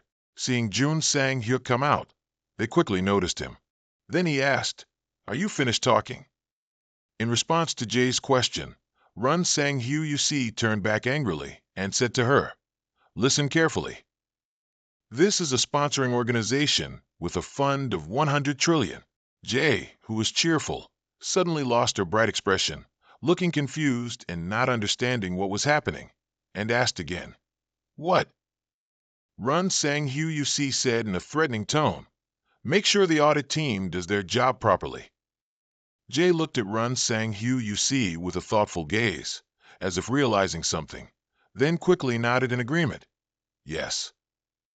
After leaving the high-rise building, Run Sang Hu UC went to where everyone was training. At this moment, players were experiencing a truly realistic sensation, fully equipped with weapons, vigorously fighting big-headed monsters. One person could even conjure fire with a swing of their hand, making monsters scream in agony at a certain spot on the building. Amidst a vast, empty land of only sand and wind, a towering skyscraper stood majestically. Inside, players were packed tightly, and a man softly reported, "After the completion of the Infinity Tower, the user base has increased daily." He also elaborated on the achievement, allowing players to practice skills with minimal difficulty. By gradually collecting points to acquire suitable equipment in the tower, the players' development accelerated. As more skilled players began to emerge, many guilds started competing to recruit them. Run Sang Hu UC looked down from above, seeing a very large number of members participating. Each of them wore cool, red, awesome-looking equipment sets. Run Sang Hu UC wondered, are these all second-generation members? Bitch Dung, standing next to him, nodded. Yes. Bitch Dung believed, they have all passed our rigorous tests, so I am sure they are all very skilled. In response to his comment, Run Sang Hu UC remained coldly silent, deep in thought. After a long period of contemplation, Run Sang Hu UC agreed. All right, train them. They will be very useful later. Bitch Dung acknowledged the order. Understood. The scene shifts to the ancient abyss. Run Sang Hu UC, wearing red armor, walked confidently down a dark corridor. He looked ahead and surmised, the third one is a castle. Then he raised his hand to summon the holy sword.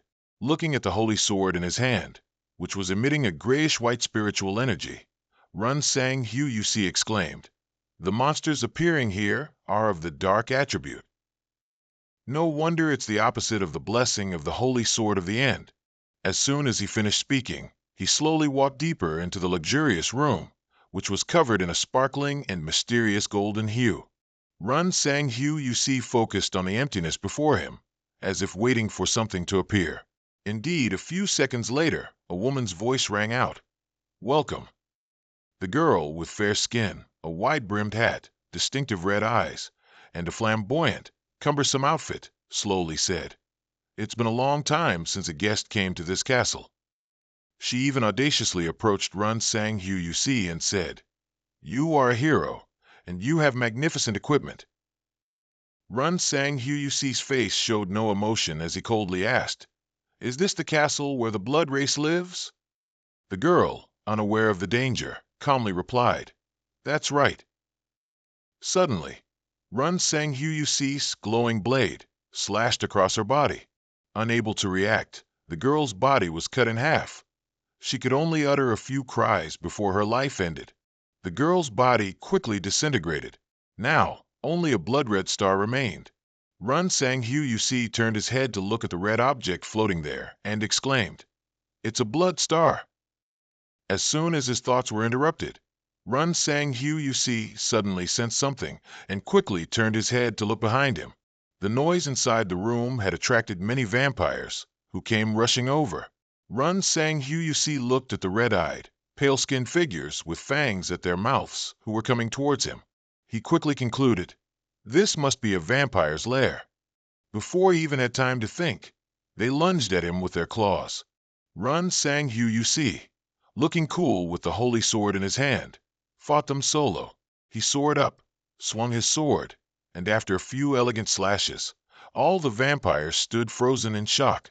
As soon as the slashes finished, their bodies were severed into many fragments. Run Sang Hu UC, looking incredibly cool, sheathed his sword. The fierce battle raised a blinding cloud of dust. At this point, one vampire remained, attempting to ambush Run Sang Hu UC from behind. But he was incredibly sharp. How could they easily attack him? Next, a lightning-fast sword strike slashed across its mouth, cutting it in half. Yet another one, not learning its lesson, aggressively charged forward. Run Sang Hu, you see, lightly swung his sword. The vampire couldn't even touch a hair on his leg before being knocked far away. A fatal blow quickly finished off that vampire, sending it to meet its ancestors. In just a few short minutes, a beautiful and clean castle was now littered with vampire corpses, surrounded by an ominous red spiritual energy. Run Sang Hu, you see, strolled around calmly, checking if any stray vampires were left. Run Sang Hu, you see, took off his hat and gazed thoughtfully at the holy sword, stained red with the smell of blood in his hand, his expression a disbelieving mix of astonishment and disgust. Run Sang Hu, you see, mused. Just one item is like this. If everyone in the research basement finishes their work, I wonder how powerful it will be. Suddenly, he spotted an object resembling a piece of jewelry floating among the corpses. Run Sang Hu, you see, exclaimed in surprise. What's this? At this moment, a notification appeared. Vampire Clan Jewelry of Darkness. Wearing vampire jewelry allows the user to communicate regardless of distance. He watched the red energy streams gradually rise. Then he looked down at the vampires piled up like corpses. Run Sang Hu, you see, glanced east, then west, and then stood in thought for a long moment. Run Sang Hu, you see, said, dissatisfied, I still haven't seen a duke around here. Suddenly, a man with wavy, flowing platinum blonde hair appeared. Run Sang Hu, you see, guessed. Could it be a marquis? A very powerful red energy emanated from him.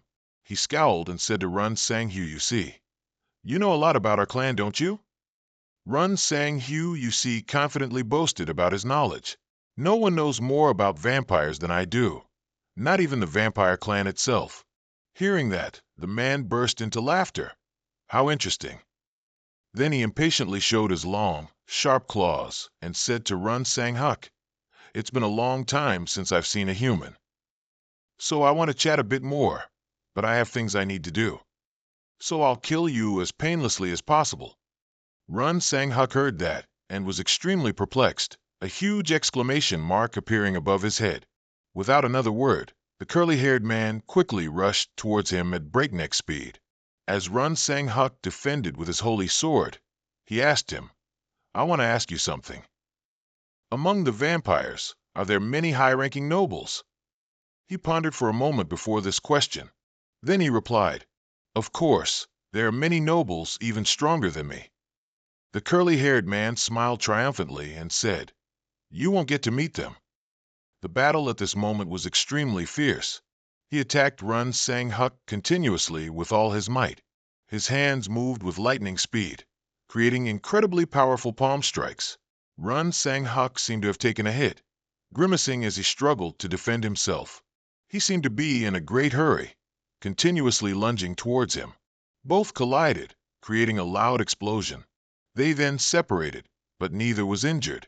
Run Sang Huk looked at the shining holy sword in his hand and also grew impatient, saying, I wanted to chat a bit more, but it seems there won't be another chance. The curly-haired man was also anxious. I also have things I need to deal with. Run Sang Huk shouted the poem of the end, and the holy sword emitted tens of thousands of destructive rays of light, rushing straight towards the other man at breakneck speed. The tremendous power blew up a large section of the castle. The battle had ended. Thick smoke and dust filled the entire room. The high-ranking vampire, who had just been utterly defeated, went to meet his ancestors. His body gradually turned into red gases and then slowly dissipated. Run Sang Huk approached, only to see a book lying scattered on the ground. He stood there amazed, looking at it for a long time. Run Sang Huk made his guess. It's a skill book. He held it in his hand and flipped through a few pages to see. I've got a skill book. In the eternal world, I saw a lot of them, but this is the first time I've gotten one in the real world. As soon as he finished speaking, he walked away confidently. I'll have to make good use of it. Somewhere mysterious, someone was observing Run Sang Huk using a mirror. It was a girl whose face was unclear, somewhere in the castle. She smirked with interest, saying, It's been a long time since I've seen someone enter the ancient dungeon, an interesting human. He continued to walk around, admiring the castle. Moving to another room, Run Sang Huk suddenly exclaimed, What now? Following his gaze was a scene of many ancient coffins neatly arranged in two straight rows, with a distinct white coffin in the middle. Run Sang Huk thought this was a trap. He carefully approached, then meticulously observed the one in the middle. After a long thought, Run Sang Huk deduced that a white coffin is only used for those with the same bloodline as the queen, so this must be a vampire of the highest purity. Suddenly, the coffin lid opened automatically, then looked down at the shattered ground in front of Run Sang Huk. A little girl with small feet, wearing princess ballet shoes, was slowly stepping out. Run Sang Huk looked at the girl in front of him, wondering, "A princess?" The other party boldly introduced herself. "I am Julia. What is your name?" He was stunned and introduced his name as Run Sang Huk. Julia realized he was human. Without further ado, Run Sang Huk got straight to the point, asking, "Julia, where is your mother?" Julia responded with an impertinent tone, "I don't know. Even if you did know, you wouldn't be able to meet her." Run Sang Huk analyzed. Descendants of the vampire queen, princes or princesses, nobles chosen by the queen. They are royal vampires who inherit power from the queen. Then Run Sang Huk looked over, speculating that the little girl standing before him could be the future vampire queen. Suddenly, Julia asked, "Will you hit me?" startling Run Sang Huk. He awkwardly said, "Should I?" Julia maintained her calm demeanor. "Is that so? Then there's no other way." As soon as she finished speaking, the remaining ancient coffins also shook violently. All the remaining coffins slowly opened their lids. Run Sang Huk stood there, dumbfounded, watching the subsequent developments. A line of vampires stepped out and advanced towards him. Julia chuckled, her eyes glowing red, and said, "It might be a decision you won't regret." Meanwhile, on another side of the castle, in an ancient, ornate, yet extremely luxurious corridor, a group of skeletons was gathering to attack someone. It turned out to be Park Ho-sung fighting them. He continuously sped up, escaping from the blinding light behind him. Two skeletons blocked Park Ho-sung's path ahead. Without hesitation, Park Ho-sung jumped high, flying over their heads. The two skeletons looked at this scene, stunned. Then Park Ho-sung gently spun around to attack them from behind. At this moment, Park Ho-sung was seen swinging the weapon in his hand like a magic staff. As soon as the weapon swung down, it created a loud explosion, surrounded by nothing but fire, and Park Ho-sung was unharmed, hovering in midair. Then he balanced himself and landed gently on the ground. Park Ho-sung coolly stood amidst the flames, observing his surroundings for a long time. The system suddenly displayed something, startling Park Ho-sung as he looked over. Park Ho-sung looked at the notification board with great satisfaction. Finally, level 239. With that, Park Ho-sung ran along the corridor, muttering, "Only 11 more levels to go." After a few steps, he abruptly stopped, his gaze fixed on the castle right next to him. His eyes suddenly became vacant, lost in thought. Then he slowly uttered, "He came here too?" Meanwhile, where Run Sang Huk was, a polite vampire was knocked to the ground. He died a bitter death under Run Sang Huk's holy sword. He growled, looking around to see if there were any left. Then, with the eyes of a victor, he glanced at Julia and said, "Now I've eliminated them all." Vampire corpses lay scattered at Run Sang Huk's feet. He patiently asked Julia again, "Shall we begin the main task now?" Julia's gaze lowered, and she remained silent for a long moment. Seeing no response, Run Sang Huk patiently waited. "Well, I guess I'll wait a little longer then." But his smugness lasted less than 3 seconds before a vampire stood up behind him and attacked. Fortunately, Run Sang Huk reacted quickly and easily dodged it. His face turned angry because these guys were too resilient. With a single slash, Run Sang Huk quickly finished him off. He was slashed horizontally across the stomach, blood gushed out, and his body was severed in two. But suddenly, at the sight of the wound, influenced by some miraculous power, it automatically healed. Run Sang Huk couldn't believe his eyes and exclaimed, "What is this?" "Their bodies." At this moment, he startled and looked back. A series of other vampires also began to wake up and move towards him, but their steps were now slow. their gait shambling like zombies, their bodies twisted, their eyes hollow, taking heavy steps. Run Sang-huk angrily yelled, "If you want to die, then die peacefully." They shouted and rushed forward, surrounding Run Sang-huk. Without a hint of impatience, he stood still, slashing at them one by one. If two came, he killed two. His blade whizzed, slashing vertically then horizontally, flying up then leaping down. Run Sang-huk always held the advantage. A girl, not knowing her own limits, was also slashed and sent flying by him, but after a long moment, they came back to life, screaming and attacking him again. Run Sang-huk flew straight into the air, swinging his sword in a powerful strike, with a dazzling surge of power descending. He shouted, "Aura breath," and a terrifying burst of light swept them away, creating an incredibly powerful vortex. Run Sang-huk stood alone, watching them fall. He stood proudly, continuing to observe, then was startled and amazed again. Those guys were resilient once more, standing up like persistent spirits. Another boring battle began. With the same move, Run Sang-huk dealt with them one by one.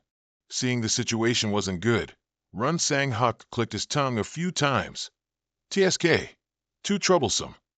They grew more numerous. Run Sang-huk was surrounded in the middle, unable to escape. Julia stood outside, observing with no expression on her face. Run Sang-huk looked at her, with eyes full of anger. Quickly breaking through them to clear a path out, Julia still stood there, revealing no weakness. Run Sang-huk kept fighting resiliently, while keeping an eye on Julia. They kept rushing in. Once again, Run Sang-huk was overwhelmed in the middle. Run Sang-huk used all his strength, as they swarmed and surrounded him. Julia still had no expression. She looked up ahead. A vampire streaked past Julia's face, blood gushing out. Julia looked at the pile of corpses in front of her. In the middle, a dazzling light erupted. Then they were scattered and sent flying, their bodies tattered. At this moment, dust and smoke filled the air, and the vampires, after falling to the ground, were just scattered piles of flesh, lying strewn everywhere. It was unknown how many times they had continued to get back up. Run Sang-huk, standing there, was also getting tired, his eyes angrily fixed on Julia. They once again swarmed towards him. One of them seemed to still be conscious, and they were afraid of Run Sang-huk's gaze. A girl stood there dumbfounded, mouth agape. Suddenly, a chunk of flesh fell among them. Run Sang-huk angrily said, "How long do you think you can fool me?" Julia was startled to hear that. In his hand were red strings. Run Sang-huk said they were puppet strings. "Did you think I wouldn't notice you controlling this horde?" Julia said nothing, her face still blank as before. Run Sang-huk shouted, "Then we'll do it your way." As soon as he finished speaking, he readied himself, swung his sword, looked towards her, and said mockingly, "Little princess." A vampire aggressively stepped forward. Run Sang-huk attacked her without hesitation. Then he calmly said, "The first one." As soon as he finished speaking, his sword sliced through its body. She writhed in pain, her face contorted horribly. Then she lost her balance and fell face first to the ground. Run Sang-huk enthusiastically looked at the remaining horde below, saying loudly, "Now for more chopping." With just a few skillful sword slashes, the vampires quickly fell. They were once again chopped into many different pieces of flesh. Layer after layer, they charged forward only to be chopped into pieces. Julia stood motionless, watching her puppets. She began to frown in anger. At this moment, Run Sang-huk had reached Julia. His face was icy cold as he stared at her. Then he also gave Julia a blow that pierced through her. Run Sang-huk calmly looked at his handiwork. Julia's body was cut in half by the sword. She grimaced in pain, but in just a moment she cracked a bewitching smile. A swarm of bats appeared from nowhere. Run Sang-huk was astonished by their sheer numbers. They split into multiple directions, attacking from above. Unable to react in time, Run Sang-huk could only look up. They swarmed over him, creating immense power. Run Sang-huk struggled to defend himself. The bats quickly reformed into Julia's appearance. She wiped the blood from her mouth and laughed gleefully. Did I scare you? Run Sang Huk impatiently attacked a child like her. Julia was also very agile. She easily dodged Run Sang Huk's attack, and she mocked him. The taste of blood is truly delicious and full of life.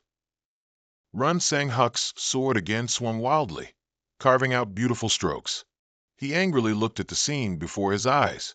Julia again split herself, transforming into bats that swarmed around him, and the area above his head suddenly turned black from the encircling bat swarm. With a determined gaze, he used his ultimate move, a blinding light scattering that dark swarm. Julia was utterly astonished, staring blankly at the person in front of her. Run Sang Huk pulled his sword back, using a finishing move that generated astonishing power. The bats were blown to pieces by that surge of power, like fireworks. Seeing this, Julia was indignant. That power created a terrifying explosion. Run Sang Huk stood proudly, completely unscathed after the fierce battle. He looked at Julia's small figure, flickering in and out of sight amidst the dust and smoke. Julia had lost an arm, and she growled a few times in resentment. Julia angrily clenched her teeth. How dare a human? Why don't you just die? Run Sang Huk told her. I've only just begun to enjoy the fun. No sooner had he spoken than Run Sang Huk continued to swing his sword at her. Julia transformed into bats and flew away. Run Sang Huk saw this. How could he easily let her go? Julia even flew around Run Sang Huk. He looked with a puzzled expression. Julia wanted to leave, but laughed mockingly, saying, You're lucky today, but it won't be so easy next time. But suddenly, Run Sang Huk sliced off Julia's remaining arm, astonishing her and making her stand there dumbfounded. He moved with incredible speed, quickly appearing in front of Julia. Then he coldly said, Enough, I'll end it right here, right now. Julia was scared but didn't forget to respond. Thank you for playing with me. With that, he swung his sword down in a powerful blow, finishing Julia off. Her head was severed from her body, which then collapsed in front of Run Sang Huk. It quickly transformed into a stream of red mist and vanished. Only a few drops of blood remained on the ground. Run Sang Huk saw it and scoffed. What's this? Just a few drops of blood. He quietly complained. I thought a princess would be very different. If I had known, I would have ended it faster. Having said that, Run Sang Huk quickly went deeper inside, a mysterious door appearing before him. Run Sang Huk approached to observe it more closely. On the outside was the image of a super-gigantic vampire. Run Sang Huk quickly stepped inside. The scene within was mystical and eerie. He took slow steps, his tall figure clad in a cool outfit. Run Sang Huk looked up, smiling gleefully. Looks like I've come to the right place. Then he looked towards the red-haired woman sitting regally above and exclaimed, The Vampire Queen! The boss, the Vampire Queen, saw Run Sang Huk enter, and her face turned cold.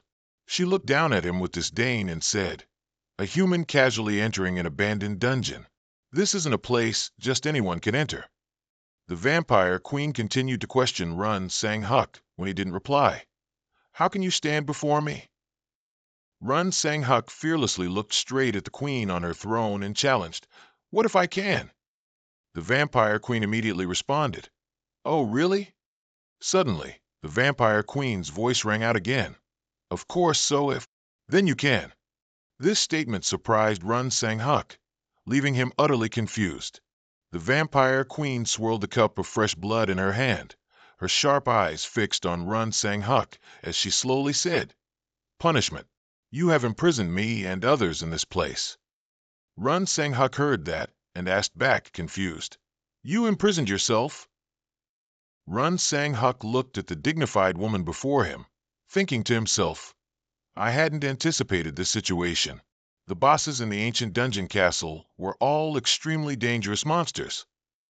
The demon princess in the first castle, then the dungeon merchant in the second castle, heroes, and this vampire queen before him. They all exuded an overwhelming aura. Run Sang Huk pondered with a serious expression. He didn't expect them all to be imprisoned in the ancient dungeon by someone. Run Sang Huk looked at the queen and asked again, Then that person must be very strong. The Vampire Queen quickly replied, "Of course." Then the Vampire Queen added, "But that person's power is far beyond what you can imagine." Run Sang Huk felt interested, curved his lips into a smile and asked, "Far beyond what I imagine? Is it divine power?" The Vampire Queen replied, "God? No. My tribe has already broken free from the creation of gods." The Vampire Queen explained, "To me, as a leader, being oppressed by a god is completely illogical." This statement made Run Sang Huk fall into deep thought. Run Sang Huk asked impatiently and suspiciously, "So, who exactly is the one who imprisoned you here?" Seeing that her big prey had taken the bait, the Vampire Queen smiled lightly and said with interest, "Let's see. If I tell you, it won't be fun anymore." As if anticipating the situation, Run Sang Huk's eyes lit up. He drew his sword, got into a fighting stance, and said, "Then we have no other choice. I'll have to make you tell me." Just as he was about to charge in, the Vampire Queen suddenly spoke again, "I can tell you," which truly surprised Run Sang Huk. The Vampire Queen began to recount, "In the final castle, there is someone much stronger than me." Run Sang Huk listened intently and said, "Continue." The Vampire Queen continued, lost in her past memories. A hero who killed a tyrannical dragon that brought disaster to the people, Debranius. However, when he was covered in Debranius's blood, he was cursed and gained an incredibly terrifying power. He is now an immortal knight. Run Sang Huk frowned, wondering in his heart, "Immortal knight?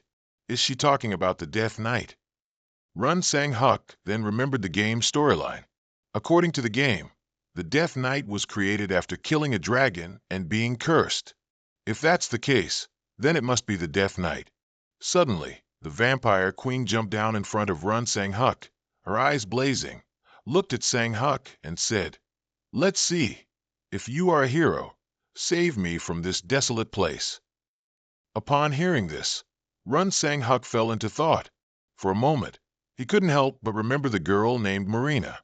He saw Marina's crying figure saying, "Monarch, I'll wait for you here, so please come back safely." Shaking off the dream, Run Sang Huk looked at the Vampire Queen before him and asked, "Do you know Marina?" which surprised the Queen. After a while, the Vampire Queen returned to her throne and replied, "Yes." Thinking of Marina, the Vampire Queen said, "Marina is my last descendant. I couldn't take care of her." Then the Vampire Queen looked at Run Sang Huk with suspicion and asked, "How do you know that child?" For a moment, no one answered. The two only looked each other in the eye, their minds full of their own calculations. Run Sang Huk slowly stepped forward and made a condition to the Vampire Queen. "If I help you get out of here, will you follow me?" The Vampire Queen was a little surprised to hear this, unable to believe her ears. She stammered, What do you mean? You'll help me get out of here." Run Sang Huk didn't answer, only frowned as he looked at the Vampire Queen. A long while later, Run Sang Huk finally spoke, "Lilith." Immediately after, a small spatial portal appeared in the space, astonishing the Vampire Queen. Lilith emerged from the spatial portal, smiled at Run Sang Huk, and happily asked, "Oba, did you call me?" Lilith glanced around and then exclaimed in surprise, Who's this?" Run Sang Huk quickly replied, "The Vampire Queen." Lilith asked in surprise, "The Vampire Queen?"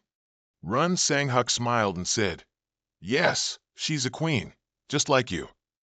Lilith's strange appearance seemed to stun the Vampire Queen, who could only stare at the two talking with a surprised expression. Run Sang Huk waved at Lilith, then pointed at the Vampire Queen and asked, "By the way, can you help her get out of here?" Lilith thought playfully for a moment, then replied, "It's not that difficult." Then Lilith waved her hand and approached the Vampire Queen and said, "Excuse me for a moment." The Vampire Queen looked at Lilith a bit warily and asked anxiously, What are you going to do?" Suddenly, Lilith swung her hand and lightly tapped the Vampire Queen's head, causing the scenery around them to disappear, and both appeared in a bright, unfamiliar room, completely different from that dark palace. The Vampire Queen stared in astonishment around this unfamiliar room, a simple table, and a glass door flooded with sunlight. The Vampire Queen stammered and quickly asked, Where is this?" The Vampire Queen glanced over and noticed the window nearby. She quickly walked over to it, looking down to see houses packed closely together. On the bridge, cars were continuously lined up, a noisy and unusual scene that made her freeze, eyes wide and mouth agape, asking, What is this place?" At this moment, Run Sang Huk appeared and replied, "This is where I live." The Vampire Queen turned and asked, "The human world?" Run Sang Huk didn't answer, just smiled at the Queen and said, "How does it feel to be outside?" The Vampire Queen turned around, looked at everything outside once more, then exclaimed, "It's beautiful. This is the first time I've seen this world, but it feels very familiar." The Vampire Queen recalled her free memories from the past, deeply moved. "It's like I'm recovering a long-lost memory, truly relieved." Hearing this, Run Sang Huk immediately said, "It's great that you like this world." Then Run Sang Huk looked at the Queen and proposed, "Well then, from now on, you'll live here." The Vampire Queen was astonished, her eyes wide as she looked at Sang Huk, and asked again, "What?" Run Sang Huk smiled and replied, "You have nowhere to go back to, and returning to that castle isn't a good idea either." The Vampire Queen nodded and said, You're right." Hearing this, Run Sang Huk extended his hand, smiled, and formally introduced himself. "My name is Run Sang Huk. It's a pleasure to work with you, Queen." The Vampire Queen looked at the outstretched hand, thought for a moment, then decided to shake Run Sang Huk's hand. Then the Vampire Queen smiled brightly and introduced herself. "Violetta, that is my name."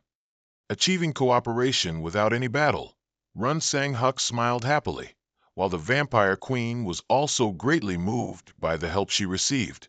Both thought about the future. Vampire Queen Violetta spoke, "From now on, I'll rely on your help."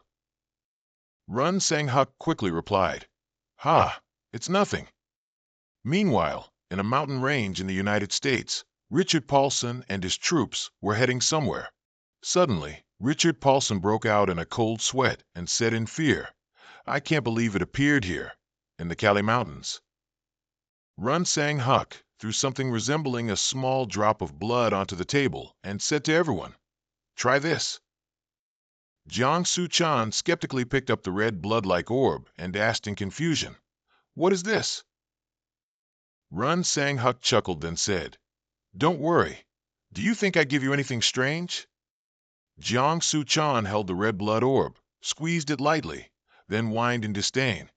"Looking at its blood-red color, it doesn't seem edible." Run Sang Huk looked at Jang Suchin irritably and said, "Stop talking, just eat it." Then he approached Jang Suchin, flipped the red blood orb, making it pop right into his throat, causing Jang Suchin to yelp. Jang Suchin was worried but still chewed on the red blood orb, commenting while chewing, "It has no taste at all? What the hell am I eating?" Suddenly, Run Sang Huk's voice echoed in Jang Suchin's head. "Suchin, Jang Suchin." Jang Suchin looked at Run Sang Huk, who was smiling brightly at him, and exclaimed, "Huh." Run Sang Huk also asked, "Well, can you hear me clearly?"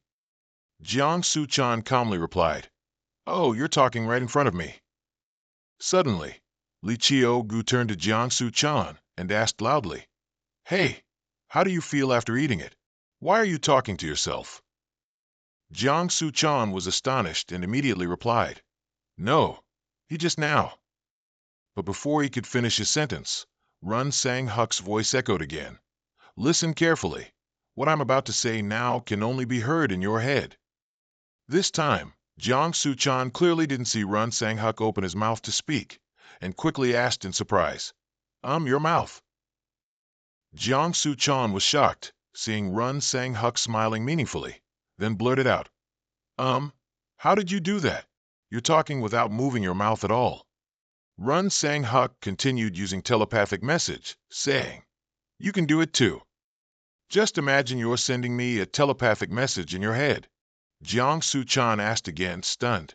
And in my head? Then Jang Suchin closed his eyes and began to use telepathy to send a message as Sang Huk instructed. A moment later, Jang Suchin's voice rang out. Can you hear me? Run Sang Huk immediately replied. Oh, quite clearly, in fact.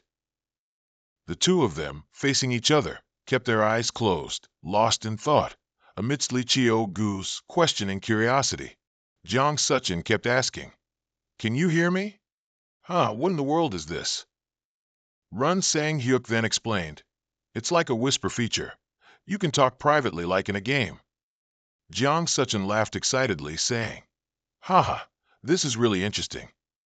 After the two of them tested various things with each other, Run Sang Hyuk then glanced at the others and offered the red blood orb. Here, everyone take one. Hearing this, the others replied in surprise, We can try it too. Run Sang Hyuk held a small bag, then instructed, Give the rest of these to the masters of Manhua and the other guilds. After handing the small bag to Baekhyung, Run Sang Hyuk said, From now on, communication like this will be much easier, so we can handle emergencies much more effectively. Suddenly, Lilith entered the room, looked at Run Sang Hyuk, and reported, Master, we have guests. Run Sang Hyuk was surprised and asked again, Guests? As Lilith reported, a group of people was waiting outside the palace, led by Richard Paulson. After being allowed in, Richard Paulson immediately announced, A dungeon has just appeared in the United States. Run Sang Hyuk, who was now in his armor as Mass King, asked, Don't you know it's dangerous to come without prior notice? Richard laughed and said, It's nothing. We can't even get in, so never mind. Hearing this, Run Sang Hyuk immediately returned to the main topic, asking Richard, Really? What appeared this time? Richard Paulson looked seriously at Sang Hyuk, then said, The Calawan's Mountains. This also surprised Run Sang Hyuk. Richard Paulson began to explain. Before the early period of the Sky Castle, it was the habitat of the strongest ancient dragons on the Rosalia continent. Calawans. Then Richard turned to Run Sang Hyuk and stammered, in the eternal world, you killed that dragon. Then Richard began to think of the barbaric orcs, turning to Sang Hyuk to ask, Calawans is the only problem. Other than that, only normal monsters live there, right? You were able to handle it successfully on your own. Richard Paulson looked at a pensive Run Sang Hyuk and said, Actually, it's not like the Calawan's Mountains. Sang Hyuk asked in surprise, What do you mean? Richard Paulson began to explain the problem. The Calawan's guardians appeared right at the entrance. You know them, right? The chosen guardians of the ancient dragon. All of them are connected to Calawans through spiritual power. One wrong step and the entire United States could turn into hell. This was indeed a worrying problem that made Run Sang Hyuk ponder further. After finishing his thoughts, Run Sang Hyuk smiled at Richard and said, Understood, but only my mercenaries and I will participate in this attack. We don't need anyone else to interfere. Hearing this, Richard felt his interests were significantly affected, so Richard Paulson tried to discuss with Run Sang Hyuk. Hey, what about the dragon's remains then? At first, could you handle the dragon's remains? Don't write us off yet. We're developing new ways to handle them. Are they suitable for a blacksmith's skills? Richard seriously negotiated with Run Sang Hyuk. That's our business. So can't you sell us a few small portions? This offer truly made Sang Hyuk think quite a lot. Sang Hyuk hesitated and didn't answer immediately. Richard Paulson waited for a moment. Then suddenly Run Sang Hyuk spoke up. With one condition. Run Sang Hyuk glanced at Richard and said, Although I don't know if the United States intends to do it or not. Sang Hyuk's words made even Richard Paulson fall into deep thought. Meanwhile, in the research lab, everyone gathered around Park Ho-sung and praised him. Wow, you finally did it. Everyone looked at the item Park Ho-sung made and exclaimed, It looks better than I thought. How did you come up with something so clever? Are you a genius? This made Park Ho-sung overwhelmed, only knowing to scratch his head and smile awkwardly. At this moment, Run Sang-hyuk had finished his discussion, excitedly walked in and asked, "What is it? What's going on?" The long-haired, blue-haired man smiled and replied, "Look here, Odin just created something very valuable." Then everyone presented a ring with a red bead on top and said, "What do you think? A ring enchanted with translation magic." Run Sang-hyuk asked again in surprise, "Translation magic?" The blond man hurriedly explained, "It's not an ordinary ring. Even non-players can use it." Immediately, Run Sang-hyuk turned to Park Ho-sung and asked, "Really?" Park Ho-sung smiled and replied, "Yeah, because I made it rechargeable with mana." Run Sang-hyuk happily picked up the ring and said, Just in time, I need this." Hearing that, Park Ho-sung immediately asked curiously, What do you mean just in time?" Run Sang-hyuk looked at everyone and said, "I'll be busy for a while." Holding the translation ring in hand, Sang-hyuk joyfully announced, "We have an attack mission from the United States." Hearing that, everyone's eyes widened and mouths dropped open, freezing for 5 seconds, only coming back to their senses a moment later, simultaneously exclaiming, "Ah!" A few days later, Run Sang-hyuk's massed troops arrived at the Kalawan's mountain range in the United States. Everyone was busy setting up camp and transporting supplies to prepare for the attack. Run Sang-hyuk checked the situation and also spoke with Richard Paulson. The superiors must be very rushed. They even accepted such a sensitive mission. Richard Paulson helplessly replied, "What can we do? The lives of the citizens are currently in danger, so we have no choice but to accept." Sang-hyuk nodded and said, I understand." Richard Paulson turned to Run Sang-hyuk and asked, "By the way, when do you plan to start the attack?" Sang-hyuk calmly replied, "Do we need to delay it further?"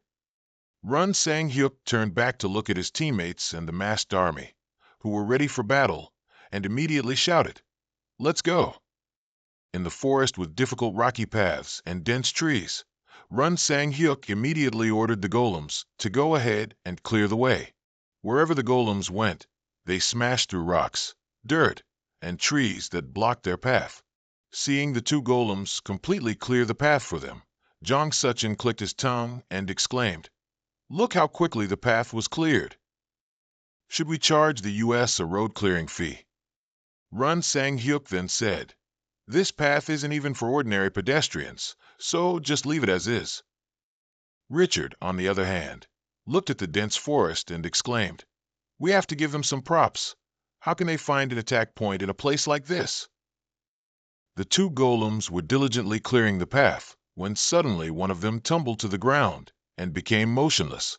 Seeing the golem shattered by physical impact, Jang Suchin exclaimed in surprise, Why is the golem?" Suddenly, a giant figure gradually emerged from the rubble. Jang Suchin was stunned and gasped, An orc!" Run Sang-hyuk looked at the mighty orc, as massive as a stone wall before his eyes, and quickly warned, "Be careful, this is no ordinary orc." Hearing that, Suchin exclaimed in surprise, "What?"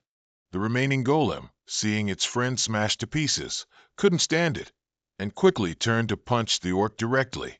However, the orc had noticed. Its eyes glowed red, and it growled. Then the orc swung its arm and delivered a direct punch. The golem's entire body immediately shattered. This made both Run Sang-hyuk and Jang Suchin gape in astonishment.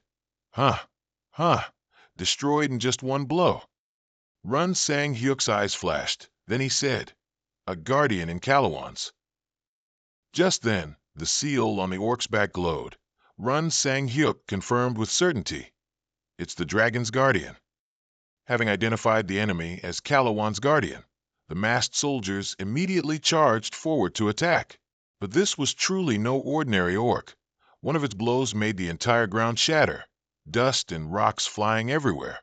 Baek Yung jumped upwards, gripping his sword. He slashed forcefully at the orc, but once again the orc anticipated it, raising its hand to block the sword. After being relentlessly attacked, the orc's eyes glowed fiercely. It roared, looking at the masked soldiers rushing to attack, but to no avail. The enraged orc unleashed its full power with one blow, sending the charging soldiers flying back instantly. Run Sang-hyuk and Jang Suchin watched anxiously as numerous masked soldiers were knocked back by this single orc. Jang Suchin turned and asked, "Whoa, that thing. Are you sure it's an orc? It's the strongest orc I've ever seen." Suddenly, Run Sang-hyuk heard some movement. He immediately turned around and saw an army of orcs rushing towards them, each one muscular, with bloodthirsty glowing eyes. Seeing this, Run Sang-hyuk immediately understood. Finally, the dragon has awakened. At this moment, the entire masked army entered the fray. First, a boy with the dragon arm leaped up and clawed, severing the head of the giant orc. Then, seizing the momentum, the dragon-armed boy charged in, slashing continuously, defeating several giant orcs in the blink of an eye. Lilith soared into the sky, then smiled wickedly and released streams of purple liquid onto the orcs below. As soon as the purple liquid touched the orcs, they began to scream in pain. Then their entire bodies were drained of life force, immediately turning into dry husks. With the appearance of the Orc Legion, the masked soldiers continuously charged forward. 2 or 3 masked soldiers ganged up on one giant orc. The battle scene was chaotic and brutal. Baek-young led the masked soldiers, charging forward and slashing through rows of orcs in their path. The attacked orcs became increasingly ferocious, their eyes gleaming as they roared loudly. Suddenly, an orc cried out in pain, its entire body ripped apart, fresh blood splattering everywhere. It turned out that the one who struck was the vampire Queen Violetta, who used the fresh blood of the orcs to form a blood orb. Then Violetta flew up and shouted, "Crimson Guard him!" Then hurled the blood orbs at the ferocious orcs below, causing them to shriek in pain and collapse. On the other side, Jang Suchin skeleton soldiers were struggling in battle with orcs 100 times their size. At this moment, Jang Suchin jumped into the fray, happily telling his skeleton soldiers, "You guys were waiting for me, weren't you? Today's going to be a lot of fun." But before he could have much fun, a group of skeleton soldiers exploded in front of Jang Suchin, making him exclaim in surprise, Looking at the pitch-black creature in a brown cloak, Jang Suchin curled his lip and disparaged, The smell of rotten corpses. It must be a lich." Jang Suchin shouted, "Let's see what you can do." Then he used his power to summon a type of skeleton soldier that began to emerge from underground, all rushing towards the Lich. Of course, the Lich was no pushover. It unleashed its power to summon an army of skeletons similar to Jang Suchin's. Skeleton soldiers from both sides immediately clashed, bones flying everywhere. But after a while, it was clear that Jang Suchin's skeleton soldiers had the upper hand, with one skeleton soldier defeating several of the opposing skeletons. Seeing the Lich's skeleton army defeated by his own, Jang Suchin grinned and mocked, "Ha ha, too weak." Jang Suchin looked at the silent Lich behind him, directly provoking it. "Come on, use your power again." The Lich's eyes turned red with anger. Then the surrounding ground began to sweep up dust, and a series of sharp white bones emerged from beneath the surface. Then all those bones curved inwards like a giant bone cage, enclosing the Lich. The bones grew and curved further, then pierced through the Lich's brown robe, and then the Lich seemed to fuse with the pile of bones, creating a massive explosion that sent earth and rocks flying. Jang Suchin stood afar, watching this scene. The corner of his mouth unconsciously twitched into a smile as he said with interest, "Ha ha, look at that. How exciting." The Lich had just evolved into a bone bishop, its skeletal body now growing too large, long bone horns. Jang Suchin laughed as he took out some explosive bullets, then said, "Is that all? Bone bishop." With that, Jang Suchin fired a volley of explosive bullets at the bone bishop waiting on the other side. The bone bishop held its sword and slashed at a volley of explosive bullets Jang Suchin threw, but the continuous attack from above rained down. The bone bishop quickly leaped away, avoiding an explosion that would have shattered it. But unknowingly, Jang Suchin had appeared behind the skeleton general, sword in hand, shouting, "Daxio Bring." He thought this sword strike would pierce directly into the skeleton general, but the latter was extremely vigilant, spinning around to dodge another blow with his sword. Jang Suchin smiled with interest, getting more and more excited, saying, quite skilled." Unable to let his opponent, the skeleton general, rest and recover, Jang Suchin immediately summoned his bone subordinates and ordered, "You guys, grind his bones for me." The skeleton general found Jang Suchin's skeletal soldiers annoying, slashing a series of attacks at them, causing Jang Suchin's bone subordinates to instantly turn to dust, bones flying everywhere. Seeing this tragic scene, Jang Suchin was a bit stunned, and his combat state also deteriorated slightly. Seeing his opponent distracted, the skeleton general seized the opportunity to leap up, charging directly at Jang Suchin with his saber. But fortunately, Suchin also retreated in time, avoiding a sword strike. It was then that Jang Suchin activated a serious mode, and both charged at each other, continuing their epic battle for 300 rounds without a clear victor. Run Sang Hook and Baekyeong watched this battle from afar. Baekyeong suddenly spoke. "Jang Suchin's fighting style is very different today. Something seems off. Should we intervene?" Run Sang Hook did not answer. He continued to watch the battle. A moment later, Run Sang Hook suddenly said softly, "Wait, he's training right now." Baekyeong was surprised to hear that, and asked again, "What?" Run Sang Hook then explained, "Jang Suchin is very strong. Among the masked mercenaries, not even I or Park Ho-sung can defeat him." Run Sang Hook and Baekyeong watched the battle, and Sang Hook continued, "But without the undead, Jang Suchin is one of the weakest among the mercenaries. In short, his current fighting style relies on the undead, which is Jang Suchin's biggest weakness, and he's trying to overcome it." The first drops of blood fell. Jang Suchin clutched his chest in pain, a lot of blood flowing from his mouth and the wounds on his body. It was at this moment that Run Sang Hook concluded, putting himself in a tight spot. On the verge of victory, the skeleton general hastily charged with his sword to attack Jang Suchin, landing another blow on Suchin's chest, making him grit his teeth in pain. The skeleton general quickly leaped to attack again, a barrage of continuous sword strikes raining down, leaving Jang Suchin helpless but to block with his saber.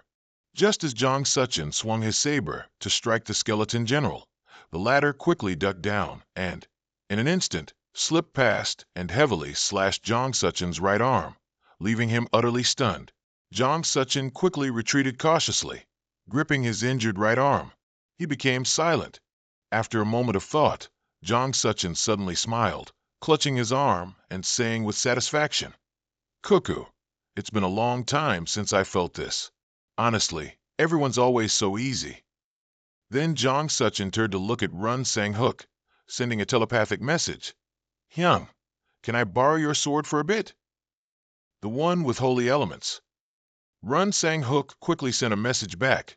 "That one has high equipment restrictions. Are you sure?" Jang Suchin rummaged through his pocket and replied, "It's fine." Then Jang Suchin pulled out a blood orb and confidently said, "This thing will handle it." As soon as he finished speaking, Jang Suchin suddenly crushed the blood orb in his hand. Immediately, a radiant red stream of power from the blood orb wrapped around Jang Suchin's arm, then slowly spread throughout his arm, down to his legs, and finally enveloped his entire body. A moment later, both Jang Suchin and the blood orb had fused, creating an earth-shattering crimson explosion. From within the thick smoke and dust, Jang Suchin's voice rang out, "I didn't want to use it." Then Jang Suchin emerged from the smoke and dust, his body transformed with an additional layer of fancy bone armor. With a fiery red gaze, Jang Suchin looked at the skeleton general and teased, "But as you can see, I can transform too." The skeleton general wasn't idle enough to listen to Jang Suchin any further. He immediately summoned a skeleton army to charge and attack Jang Suchin. Watching the horde of skeletons rushing towards him, Jang Suchin gripped the holy sword firmly, his eyes blazing with killing intent, and said, "Although it's not suitable for a necromancer to wield a holy sword." As soon as the skeletons approached, Jang Suchin leaped up and delivered a beautiful sword slash, instantly shattering them. Jang Suchin swung his sword and exclaimed, "But it feels great." Then Jang Suchin entered skeleton killing game mode, teleporting into the horde of skeletons and slashing and killing every single one of them. Broken bones and skulls scattered everywhere. The skeleton army was utterly no match for Jang Suchin's power. Before long, Jang Suchin found his final target at the end of this skeletal path. He swung his sword, cutting down the last skeletal soldiers, blocking the skeleton general. Seeing the person he had long awaited, Jang Suchin smiled brightly and said, "Let's play." As soon as he finished speaking, Jang Suchin immediately rushed forward, and the two sides dueled for over 300 rounds without a clear victor. The skeleton general was busy fighting fiercely when suddenly a sound rang out from behind him. The skeleton general quickly turned around, only to see several of Jang Suchin's skeleton minions behind him, swinging their swords straight at his head. The skeleton general hastily ducked down to avoid the attack, but Jang Suchin, who was beside him, seized the moment, gleefully called out, "Hey, did you forget to look this way?" Then thrust his holy sword straight towards the skeleton general, causing him to scream in pain. The skeleton general was painfully slashed on his left side, but he still tried to swing his sword, hoping to hit Jang Suchin again. But Jang Suchin was clearly fast and alert enough to dodge the attack in time. He retreated, immediately called his skeleton minions, and provoked, "Over here again." The skeleton general also followed suit, summoning his army of skeletons to rise, and the forces of both sides clashed again. One side bare, the other fully clothed, red-eyed and purple-eyed. They fought continuously. While the skeleton soldiers were busy, the generals were not idle. Jang Suchin swung his sword, slashing at hordes of skeleton soldiers, and on this side, the skeleton general also continued to swing his sword, cutting down Jang Suchin's skeleton minions. Neither would yield. Their red and purple eyes continued to lock onto each other. Both charged straight at each other with swords in hand, and the clashing blades in between emitted frantic sounds. Jang Suchin parried a sword, looked at the skeleton general, and continued to provoke, "Over here again. Where did all your enthusiasm go?" The skeleton general was fighting, panting heavily. At this moment, the battle between Jang Suchin's skeleton minions and the skeleton general's army ended with the skeleton minions victorious. Jang Suchin's skeleton minions quickly surrounded the skeleton general, and then all rushed in to stab and slash. Seeing this, Jang Suchin quickly jumped out, watched as the skeleton general was slowly surrounded by his skeleton minions. Suchin laughed maniacally and said, "Amuse me more." Thousands and tens of thousands of Jang Suchin's skeleton minions rushed forward, like moths to a flame, completely encircling the skeleton general, leaving him no escape. The skeleton general could only attack and defend under the relentless onslaught of the skeleton minions. A moment later, it seemed the skeleton general had reached his limit. He opened his mouth, panting helplessly. At this moment, Jang Suchin suddenly appeared right behind the skeleton general, startling him. Jang Suchin sneered, "Can't keep up." Just as the skeleton general was about to turn and counterattack, Jang Suchin's sword slashed across his face. His brown cloak was torn wide open, revealing his utterly terrified face. While the skeleton general was still disoriented by this surprise attack, Jang Suchin charged forward once more, this time with a murderous glint in his eyes. Gritting his teeth, he said, "If you can't keep up, then die." As soon as he finished speaking, Jang Suchin swung his sword, slashing across the skeleton general's head, instantly finishing off his opponent cleanly.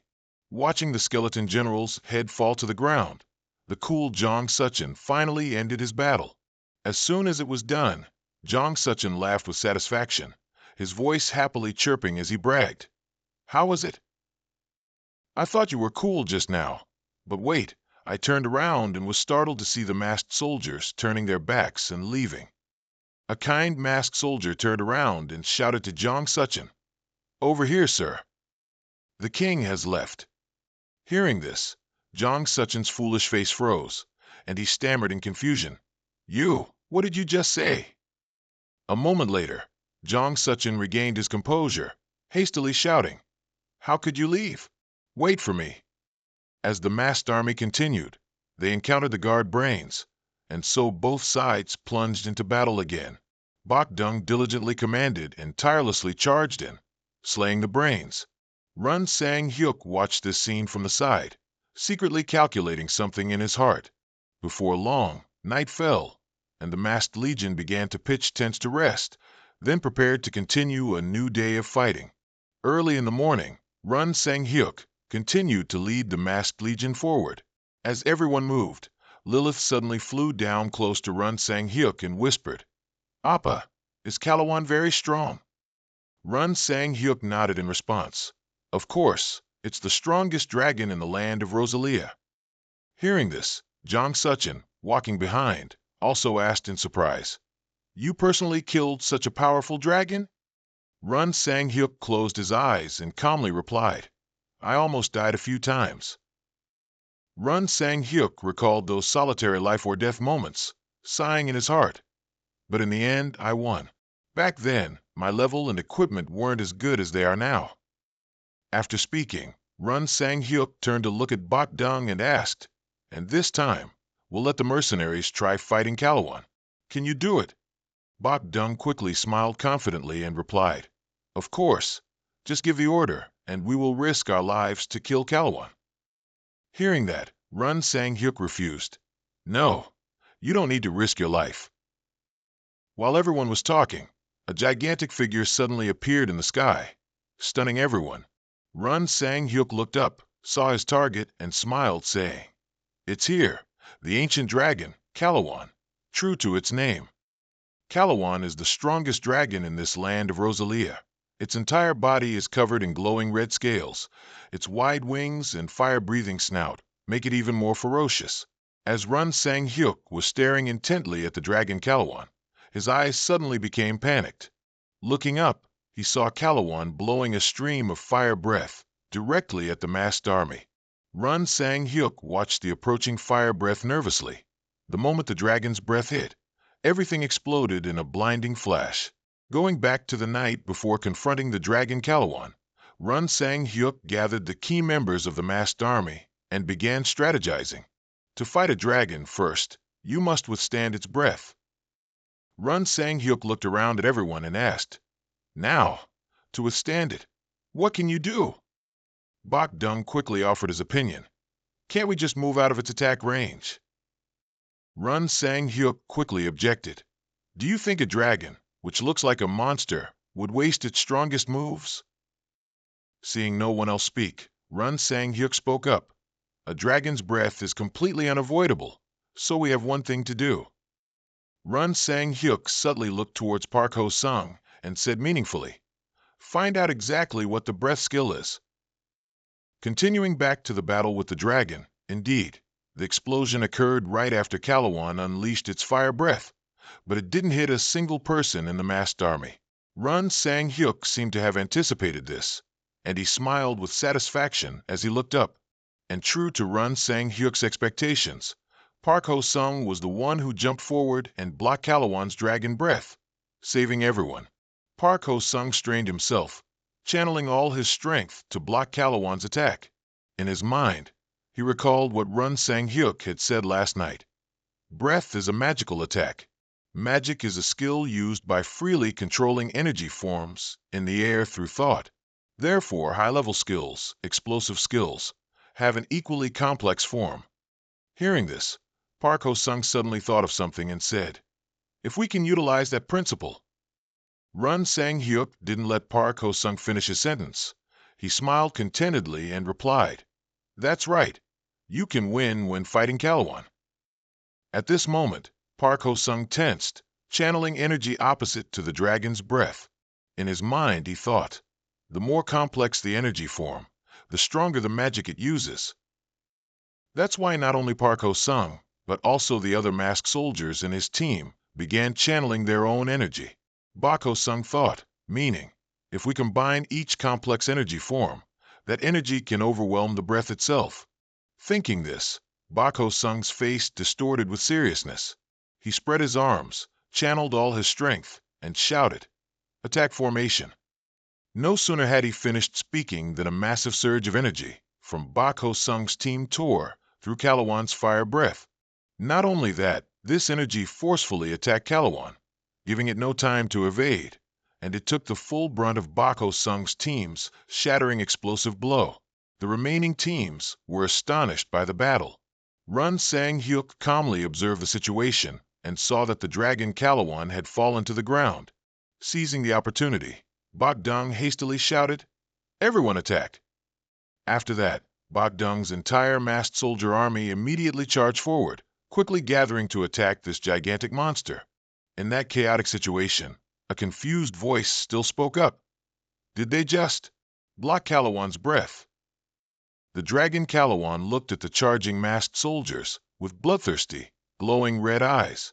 It opened its mouth, inhaled air, then accumulated explosive fireballs in its mouth and aimed directly at the masked soldiers, but the army quickly evaded. Bogdung wielded 2 axes and quickly charged, slashing several times directly at Kalawan's body. The other masked soldiers also rushed forward at the same time, the entire army fighting with all their might, focusing their attack on Kalawan. At this moment, Jang Suchin, standing next to Run Sang Hyuk, was still dazed with astonishment and asked, "Did they block Kalawan's breath?" Run Sang Hyuk amusingly retorted, "Why ask that? You just witnessed it." Jang Suchin shook his head vehemently, disbelievingly saying, "How? How can that be?"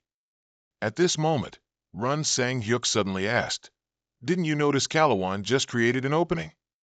Which made Suchin feel confused. Jang Suchin pondered for a moment and then said, Let's see. It didn't use its breath properly?" Run Sang Hyuk said, "No, the mercenaries were already well prepared for it." Hearing that, Jang Suchin asked again, confused, "Then what is it?" "A dragon wouldn't create any openings." Run Sang Hyuk quickly replied, "No, there definitely is an opening." Seeing Suchin say nothing, Run Sang Hyuk then explained, "Its original form appearing, that is Kalawan's opening." Jang Suchin watched the battle, still confused, and asked again, "What do you mean?" At this moment, Run Sang Hyuk just smiled and said, "You'll know soon. The mercenaries are stronger now." Run Sang Hyuk recalled the battle with the giant old boss and said, "Especially after the Steel Mountain raid, they are now used to attacking giant-shaped monsters." The long battle in the chaotic castle also contributed to them getting used to fighting demon kings. Jang Suchin seemed to understand something. He said, "So," then looked at the masked soldiers continuously attacking Kalawan. Jang Suchin realized that the dragon had many positions to be targeted for attack. At this moment, almost all masked mercenaries focused their attack on Kalawan, but their advance was blocked by the dragon's explosive fire attacks. Watching Kalawan unleash torrents of fire breath attacks onto the ground, some masked mercenaries continued to leap high and attack.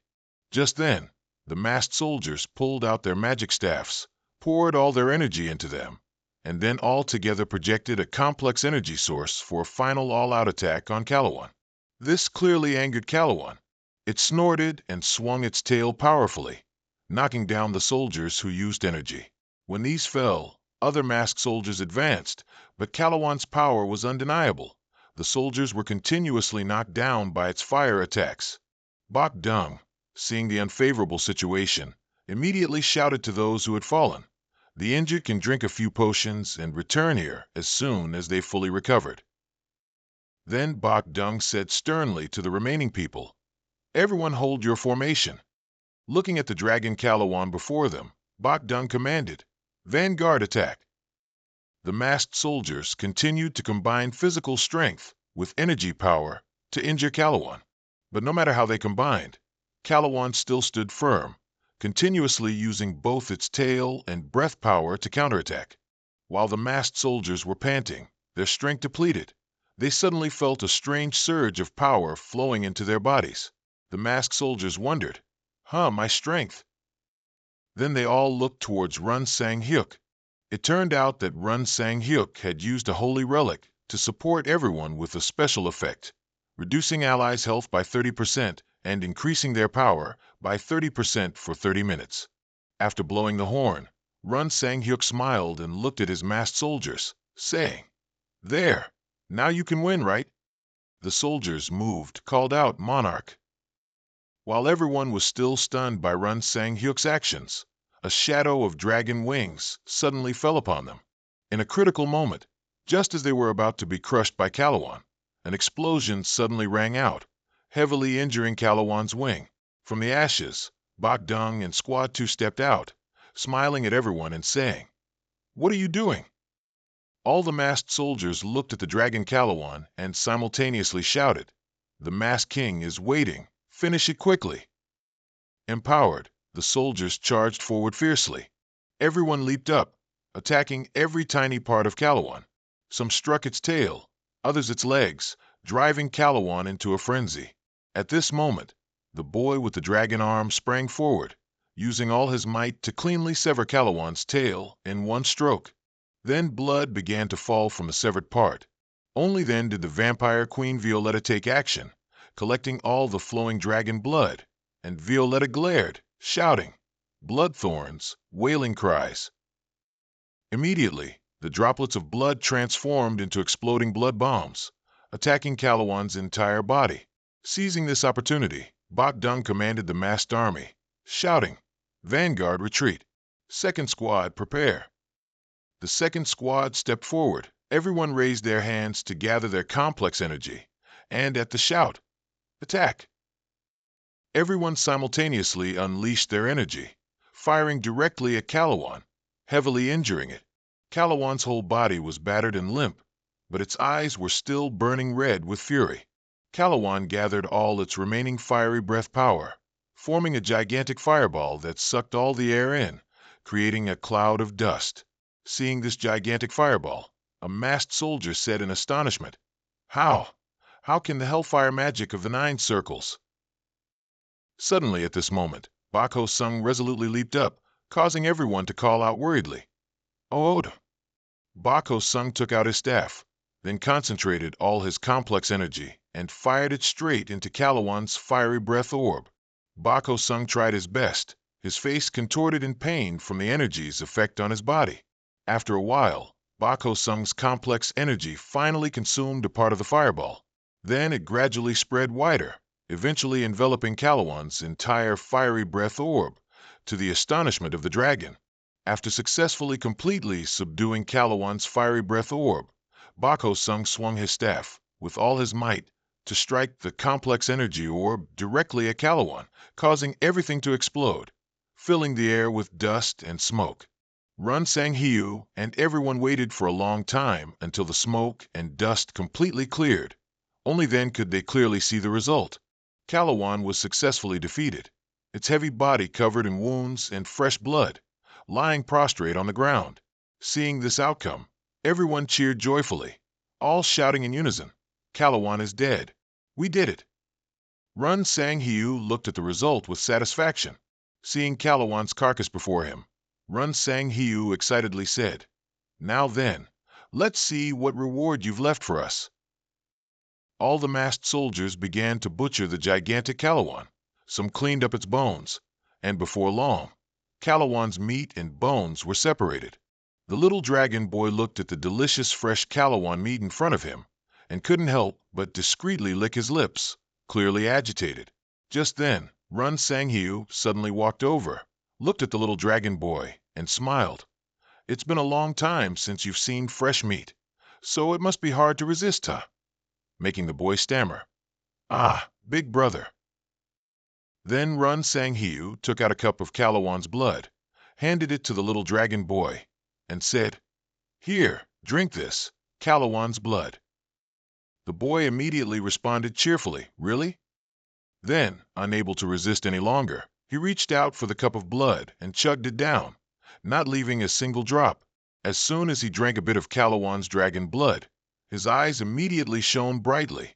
His body felt an infinite surge of power, and unable to control it, he began to transform. Run Sang Hiu was stunned seeing the fool transform after just a little dragon blood, while our dragon guy was still very pleased.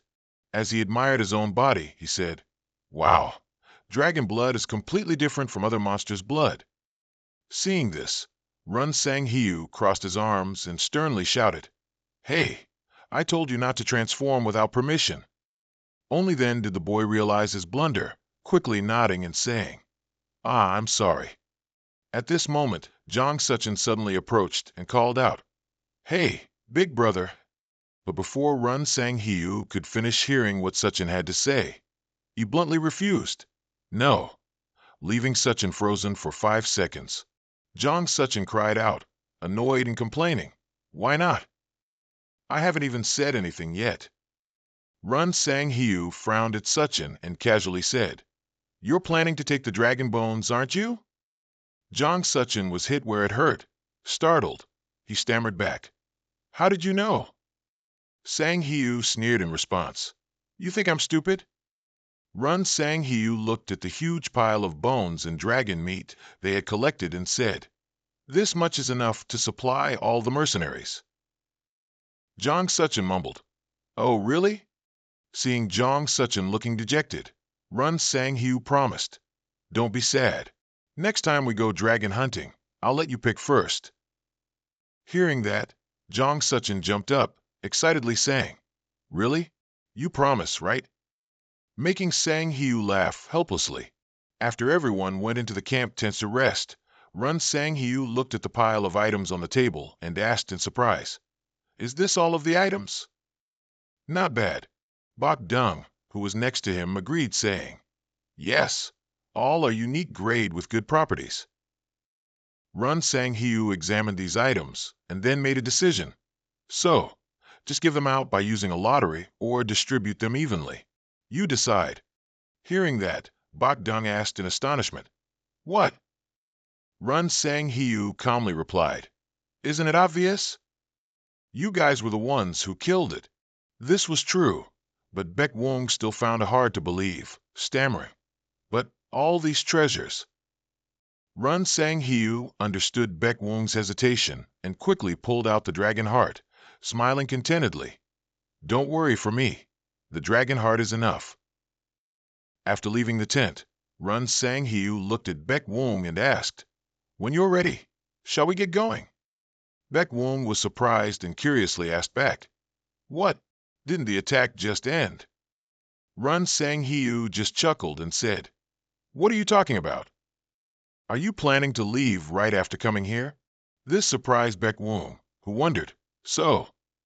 Run Sang Hiu smiled with interest and said, Don't you think this is the time to search the dragon's lair? After making the decision, the group flocked to the dragon's lair to search. There were still some ogres guarding the dragon's lair, but this was thoroughly handled by the masked soldiers. The 4 people, Run Sang Hiu, Kang Suchin, Baek Wong, and Violetta, successfully entered the dragon's lair. Kang Suchin looked at this vast lair and turned to ask, Don't you find it familiar? Run Sang Hiu said, puzzled, Huh.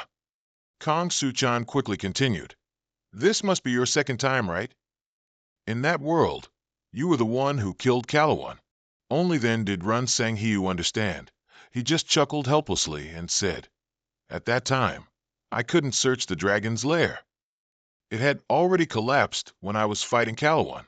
Hearing this, Kang Suchin could only exclaim regretfully, Oh my, all those precious items. Going deeper inside, both Run Sang Hiu and Kang Suchin were stunned by the shimmering light in front of them.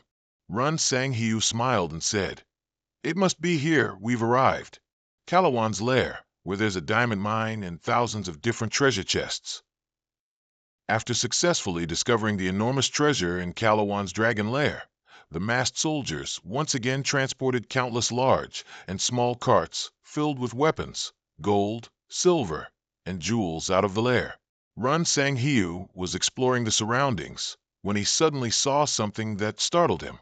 Zun Sang Hyuk saw a bed, a wooden cabinet, and books around, speculating, Is this where Calawan lived in human form? Zun Sang Hyuk's gaze was drawn to the colorful bookshelf in front of him, and he quickly took out a book and opened it to read. Inside were full of notes and complete quotes. Zun Sang Hyuk froze in astonishment, exclaiming, Ah, no way, a space portal? After the books, Zun Sang Hyuk's gaze was drawn to something else, the abstract painting hanging on the wall. The painting, with its chaotic sky and a jet-black creature below, made one feel as if they were being drawn into it. Kang Suchin was about to touch the painting, but was quickly blocked, and his hand was even injured and bleeding. Kang Suchin held his hand, curiously asking Sang Hyuk, "What is this thing?" It. Zun Sang Hyuk immediately retorted, "Why are you asking me? You should know more than I do, shouldn't you?" At this, Suchan jumped up, surprised. "Me?" Kang Suchan looked closely at the painting again. He suddenly spoke up. "Look here. Look at the mysterious black creature in the painting." Suchan wondered, "A lich?" Zun Sang Hyuk beside him immediately reminded him, "As you know, a lich is an immortal being created by forming a soul contract with demonic creatures." Kang Suchan nodded and replied, "I know." Zun Sang Hyuk then continued, "Therefore, not even a dragon can create a lich, but Kalawan is manipulating a lich despite that limitation. It must be because of a taboo." Kang Suchan nodded quickly and said, "So you mean, now that Kalawan is dead, that taboo has been broken, right? And that lich hasn't fully recovered its power yet?" Zun Sang Hyuk agreed, "That's right." Zun Sang Hyuk tapped the painting on the wall and asked, "Here, what do you think? Make this guy your subordinate." Hearing that, Kang Suchan laughed with interest, staring at the black creature, and replied, "Of course." The next day, in the city, TVs everywhere were broadcasting news about the masked king and the masked army destroying the Kalawans. News of the attack in the Kalawans mountain range spread throughout the world. The world, once again, was astonished by the masked king. At the same time, the United States called an emergency press conference. The U.S. spokesperson announced, "The masked mercenaries intend to attack the former country M, the Monster Land. If the masked king successfully clears out the Monster Land completely, the United States will recognize Country M and its rights as the masked king's property." Zun Sang Hyuk intently watched the news playing on his phone, suddenly thinking of his previous conversation with Richard Paulson. At that time, Zun Sang Hyuk had said, "Under one condition, although I don't know if the United States will agree." Richard Paulson smiled with great interest and asked back, "How interesting. Is the masked king requesting something? Of course, tell me. What does the esteemed masked king desire?" Zun Sang Hyuk was silent for a moment, his eyes extremely determined. Then he uttered one word, "M." Right after the eternal world began appearing in the real world, the initial response, in other words, the failure to stop the monsters, led to an area becoming a nation dominated by monsters. Similar areas were lost because the eternal world had not yet been fully utilized. Among those areas was an Asian country called M. M eventually became the Monster Kingdom. M's neighboring countries built high, thick walls to prevent monsters from entering. Once isolated, M lost its original name and received its current name, the Monster Land. In the evening, inside the building, Zay's voice rang out. "The neighboring countries all agree with the United States." Then Zay looked at Zun Sang Hyuk and Zun Sang Min and said, "Now let's proceed with the discussion. When do you plan to start the attack?" Zun Sang Hyuk asked in surprise, "So soon?" Zay didn't answer, merely asked again, "What's the size of the attack team?" Zun Sang Hyuk quickly said, "Probably everyone in the masked castle." Zay didn't stop and continued to ask, "Attack schedule?" But before Zay could finish, Zun Sang Hyuk interrupted, "Stop asking meaningless questions and get to why you're here." Zun Sang Hyuk looked directly at Zay with a cold gaze and said, "I don't have the patience for boring stories." Sang Hyuk's attitude left Zay speechless. After thinking for a moment, Zay began, "Can Red Hell enter the Monster Land with you?" Zun Sang Hyuk replied irritably, "To expose all information?" Zay still tried to persuade him, saying, "No, but it wouldn't be useful for you either, from resource gathering to scouting." Hearing this, Zun Sang Hyuk lost his patience, looking at Zay with disdain and saying, "Do you really think you're useful to me?" At this moment, Zay suddenly panicked. She stammered, "If not, then—" Zun Sang Hyuk coldly interrupted, his tone sarcastic. "You're even worse than the scum who proposed cooperation, sharing a few business opportunities in the Monster Land. If you're hoping to get them through your network, then I'm truly disappointed." Since Zay had no response, Zun Sang-hyuk continued. The monster land will only be a place for players. A subjugation system will be implemented throughout M. Instead of completely destroying them, I'll leave some monsters around for players to hunt.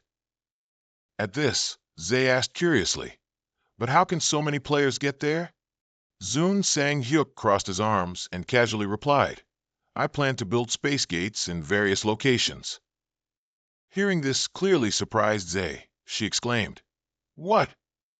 Zay looked at Zun Sang-hyuk with suspicion and said, Space gates? Is that really possible? Zun Sang-hyuk was too lazy to explain. He just asked back, Do you think I'm joking? Seeing Zay still had no reaction, Zun Sang-hyuk then stated his condition. Now, here's another offer, if you really want to build a dungeon branch in the monster land. After hearing this, Zay fell silent, and finally the discussion came to an end. Zay quickly left. Watching the door slam shut, Zun Sang-min then spoke up. Is it really necessary to add a dungeon? Zun Sang-hyuk nodded and replied, You're right, we don't need to add them, but who knows? While Zun Sang-min was still perplexed, not understanding what was happening, Zun Sang-hyuk gave a sly smile and said, I also need to buy some insurance for myself, don't I? The next morning, the masked soldiers had fully gathered in the yard, along with strong media coverage from news reporters. Zun Sang-hyuk stood on the podium, looked at Baek Zung, and nodded, gesturing.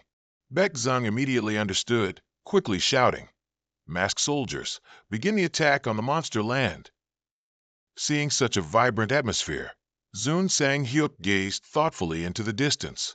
The masked army began to advance into the territory of the monster land. The roads here were severely damaged. The land was arid, and several monsters were appearing. But in a flash, those monsters were shot down. Wherever the masked army advanced, they eliminated monsters. At this moment, Zun Sang-hyuk's voice came through the radio. What's the current situation? Immediately, someone reported back. Currently, while pursuing, Legions 1, 2, and 3 are clearing out the monsters. So far, there haven't been any notable monsters. Hearing this, Zun Sang-hyuk said with satisfaction, Understood. Continue with the planned operation. The other side replied, Understood, Your Majesty. City M, or this monster land, was indeed a pile of ruins, collapsed houses, water pits everywhere, and deserted tall buildings. Zun Sang-hyuk and the masked legion were surveying the situation when Sang-hyuk's eyes suddenly lit up, and he said happily, Not bad.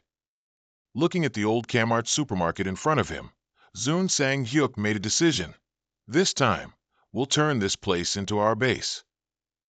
After setting up the base, the masked army immediately went around to sweep everything. The first battle was against ugly orcs. Having prior experience, the entire masked army plunged into battle, both sides evenly matched, unleashing all their attacks on the opponent. Suddenly an explosion rang out. Baek Zung looked worriedly behind him and called out, Your Majesty. The explosion site was nothing but rubble and dust flying everywhere.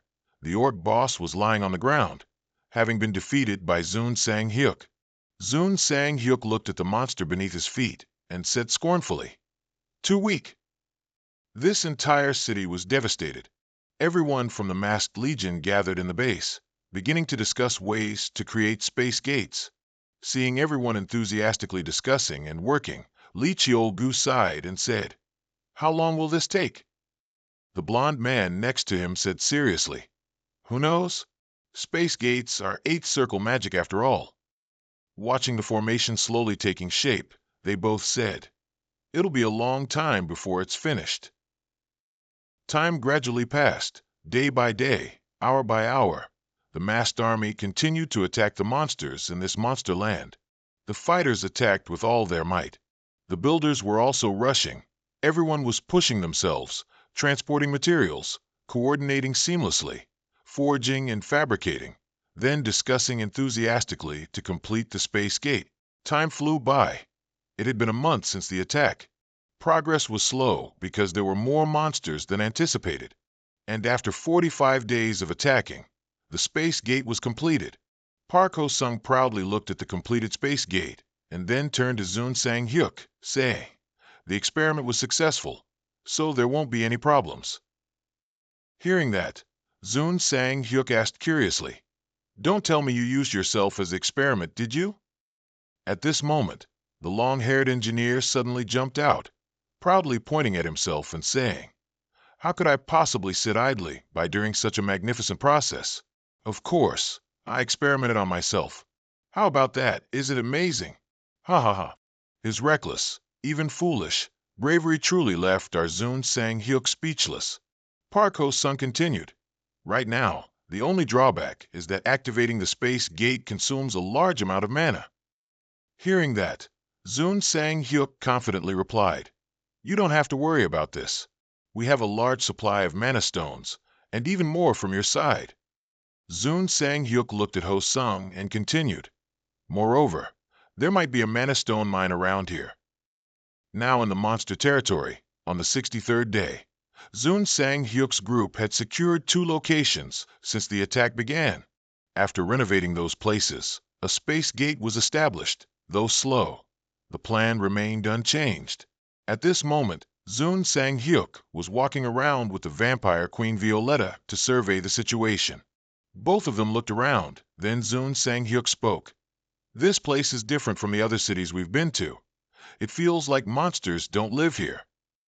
Suddenly Violetta interrupted, "I smell something." This made Zun Sang-hyuk ask in surprise, "Smell?" Vampire Queen Violetta frowned and said with difficulty, a rather familiar smell."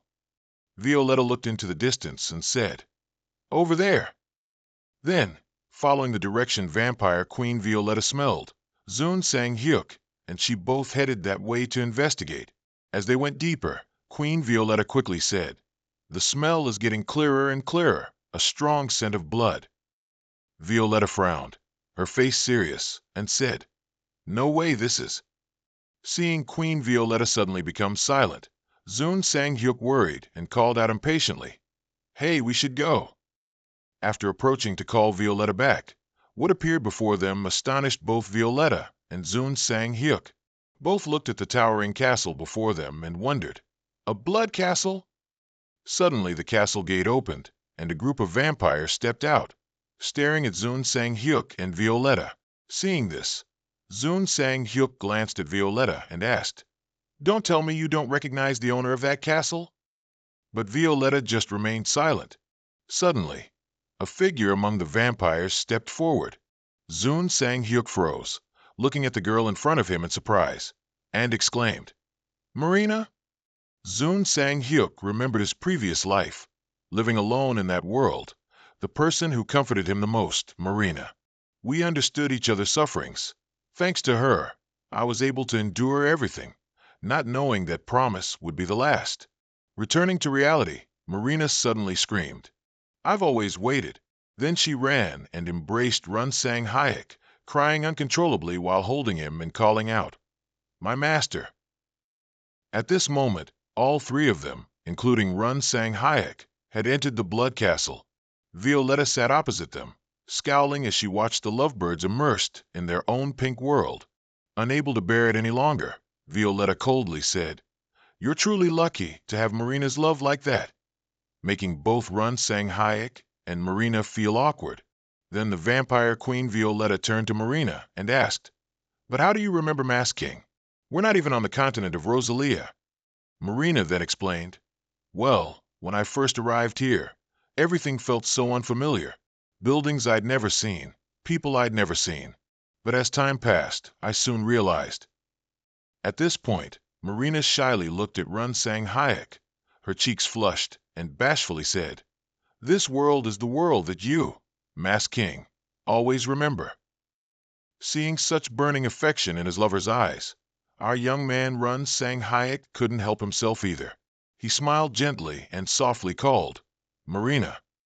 These lovers are truly showering us with sickeningly sweet displays of affection. The vampire Queen Violetta glared irritably and said, "Can you 2 stop with the PDA, please? I hope this only happens when you 2 are alone," she said, making Marina flinch and stammer, "I am sorry, mother." After asking about the past, The vampire Queen Violetta began to inquire about the current situation. What's it like around here? Is there anyone stronger than you? Marina quickly replied, this place is divided into 5 zones, and each zone has a king. I control the southern zone, while the eastern, western, northern, and central zones are all under the control of other kings. Violetta hastily asked, are they all stronger than you? Marina stammered a bit, then answered, yes. Then Marina began to seriously recount, especially the northern zone. That person is so strong, I don't even dare to think about confronting him. Hearing this, Run Sang Hayek curiously looked at Marina and asked, who could it be? Do I know him? Marina hesitated a bit, then replied, Zakin. He's of the Oxer species. Run Sang Hayek was quite surprised by this answer and asked again, an Oxer? An Oxer is a king. Marina nodded and recounted. Zakin became unusually strong, becoming a powerful warrior and sorcerer. He uses his power to make his servants stronger, and because of this, Zakin was able to create a fortified kingdom entirely of green-skinned people. Hearing this, Run Sang Hayek was quite pensive, thinking to himself, an Oxer king. The vampire Queen Violetta then asked, what about the other kings? Marina recounted again, the western side is a giant wasteland. Then Marina turned to look at Run Sang Hayek and asked, do you still remember Abundance Catacombs? Sang Hayek immediately replied, of course I do. The dungeon with the hardest zombie hunting ground, and the boss, Gainax, who used to be a knight commander for the Order of Geir. After reminiscing, Run Sang Hayek turned to Marina and frowned, saying, I've always wondered where he was. Marina continued, and the king of the east is a dragon. Run Sang Hayek asked in surprise, a dragon?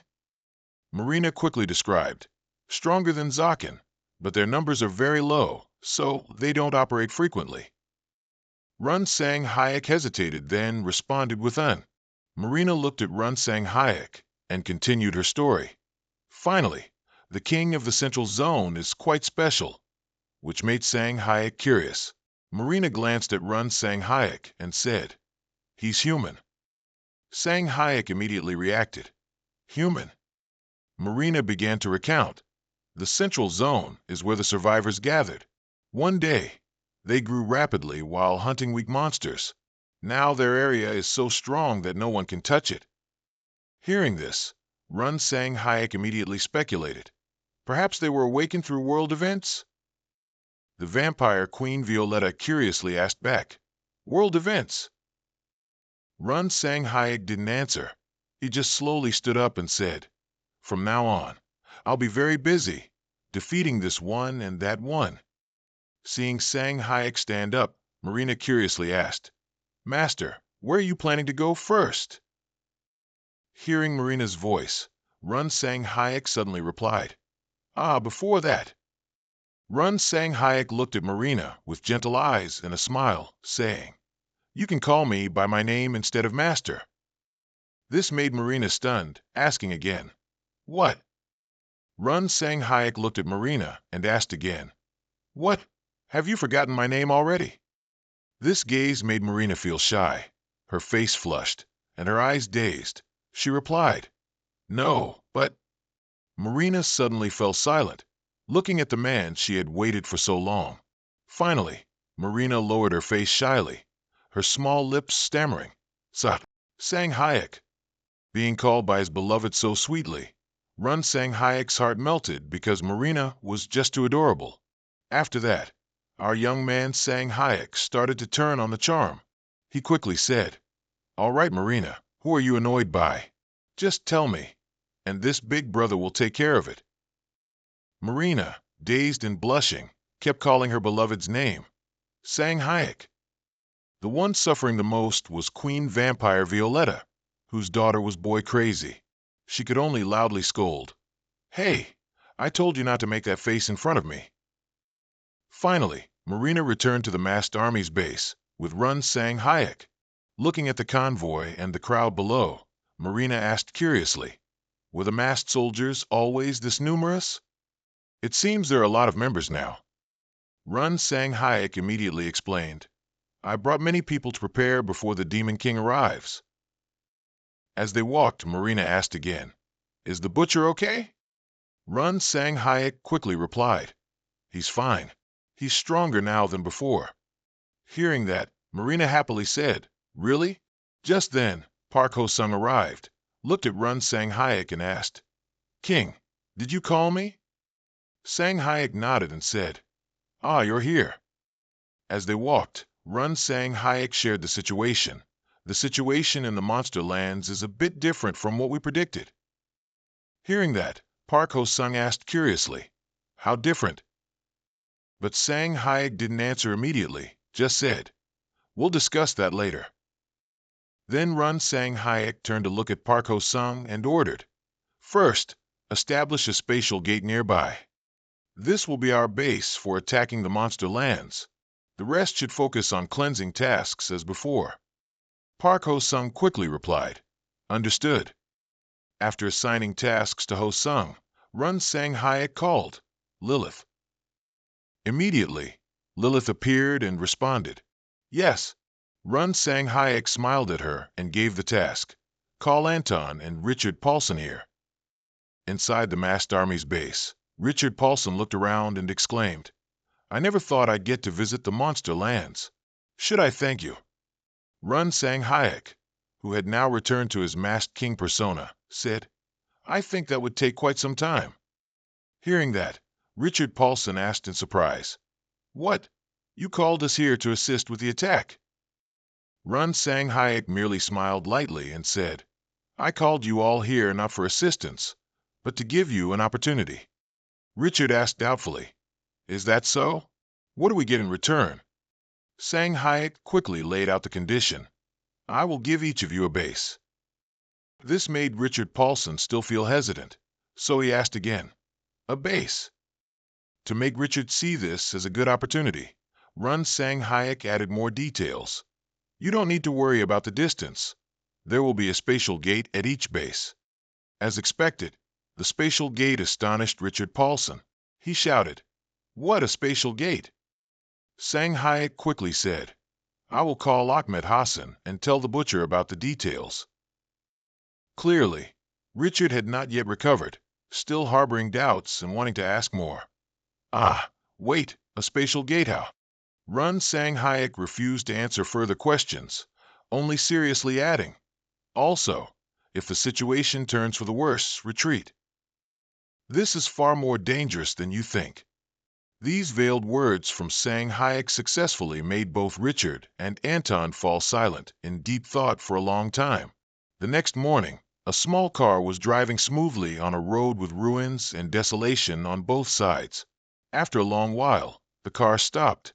The person who got out of the car was none other than the masked king, Run Sang Hayek. Looking at the small house in front of him, Sang Hayek couldn't help but sigh. It's been a long time since I visited this place. At this moment, Marina and the vampire Queen Violetta also stepped out of the car. The two looked at Sang Hayek and asked, We're ready. What do you want us to do? Run Sang Hayek smiled confidently. Then he put on his mask, looked towards the house in front and said, All right then, let's go meet the king of the western region. Outside, the sky was gloomy, and the house also exuded a desolate and depressing atmosphere. However, when Run Sang Hayek opened the door and stepped inside, the scene inside was vastly different from what he imagined. The corridor was brightly lit, not dark like outside. Marina looked at the long, deep corridor and asked in surprise, Is this a Bunta's catacomb? It looks very different on the outside compared to the inside. Suddenly, Run Sang Hayek reached into the air and asked, Marina, aren't you thirsty? Marina was startled and exclaimed, Huh. Then Run Sang Hayek pulled out a fresh bag of blood and offered it to Marina, saying, Want a drink? Marina curiously asked, This? Before she could finish, Run Sang Hayek smiled brightly and urged, Try it. It's delicious fresh human blood. In his mind, the image of the long-haired uncle reluctantly saying, Ha ha, for world peace, still lingered. Hearing that, Marina was very grateful and quickly said, Thank you. After seeing Marina take the blood bag and drink, Run Sang Hayek curiously asked, "Where did you get blood to drink before I showed up?" Marina immediately replied, "Initially, there were many humans, but gradually their numbers decreased." Hearing that, Run Sang Hayek sadly asked, "Is that so? You must have been very thirsty back then, right?" But the little vampire Marina just chuckled and replied, "Instead, I drank monster blood." As Marina sucked the fresh blood bag, her red eyes glowed as she recounted, "It's not as good as human blood, but as long as it quenches my thirst, it's fine." Hearing that, Run Sang Hayek nodded and said, "Ah, that works too."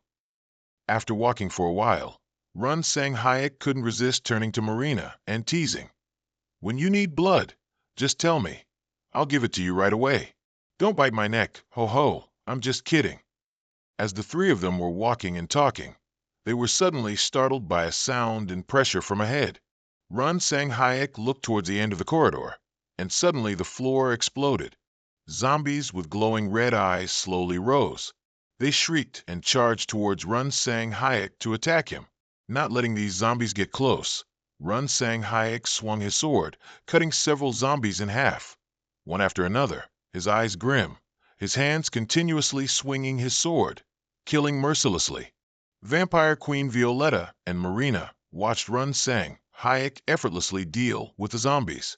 Marina excitedly exclaimed, "The king is as strong as ever." Vampire Queen Violetta also agreed, saying, "Thanks to him, I was able to escape the ancient dungeon." Hearing that, Marina asked in surprise, "Ancient dungeon? What's it like there?" Queen Violetta pondered for a moment, then she slowly said, "A place I would never think of." This answer made Marina even more curious.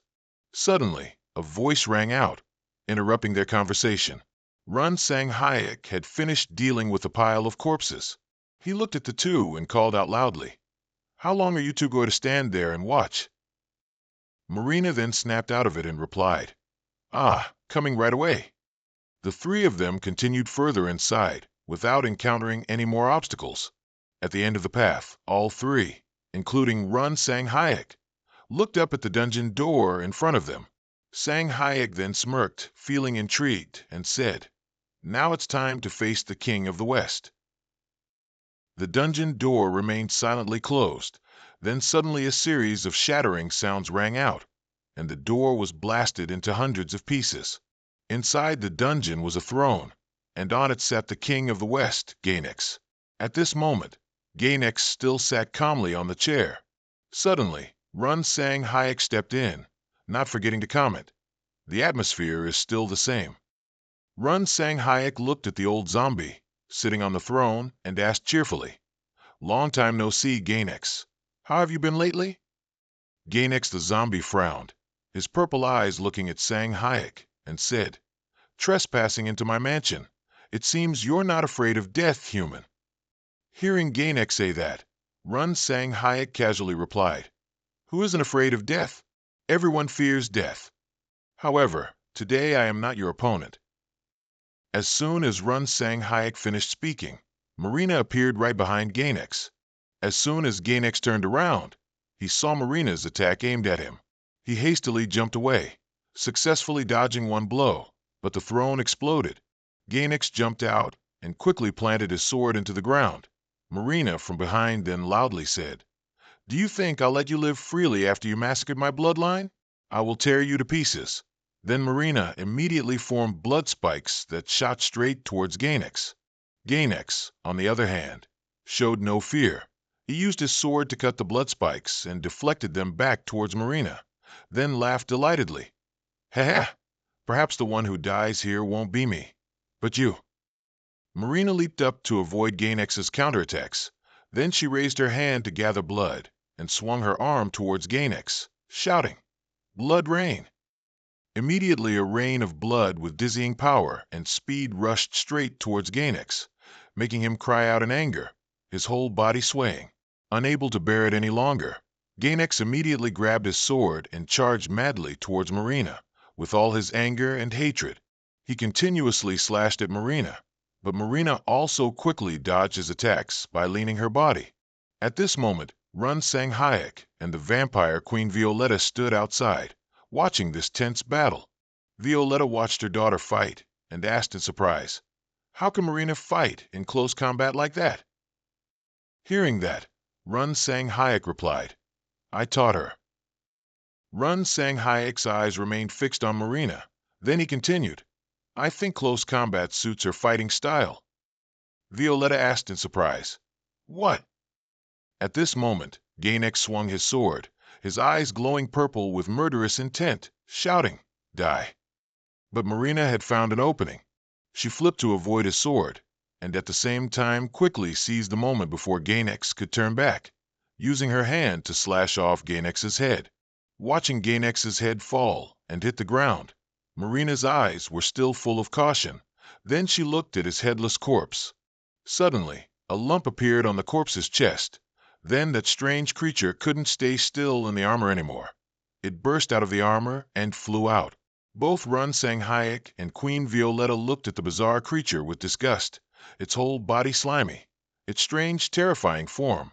Run sang Hayek immediately said, "Still that appearance." On this side, Marina was also looking at the strange creature. It was Gainax, but in a more disgusting form.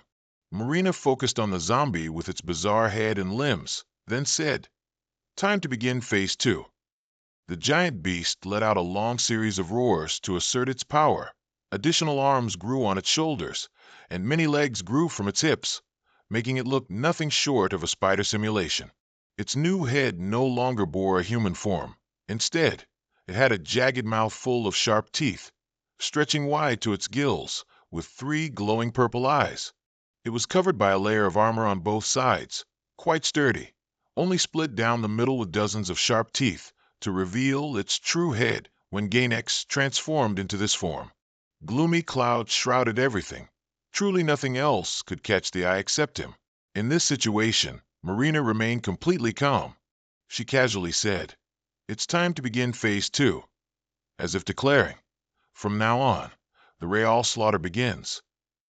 Respecting her decision to fight alone, Run sang Hayek still couldn't help but worry. He gently reminded her, "Marina, if it's too much for you, just tell me. We have backup forces in your location." Continuing to look straight ahead with determined eyes, she answered him with unwavering resolve.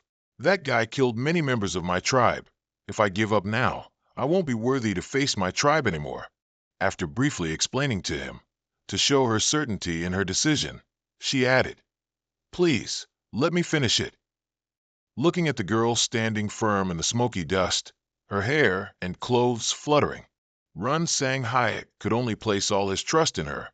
He gently said, "Don't get hurt. I won't allow that to happen."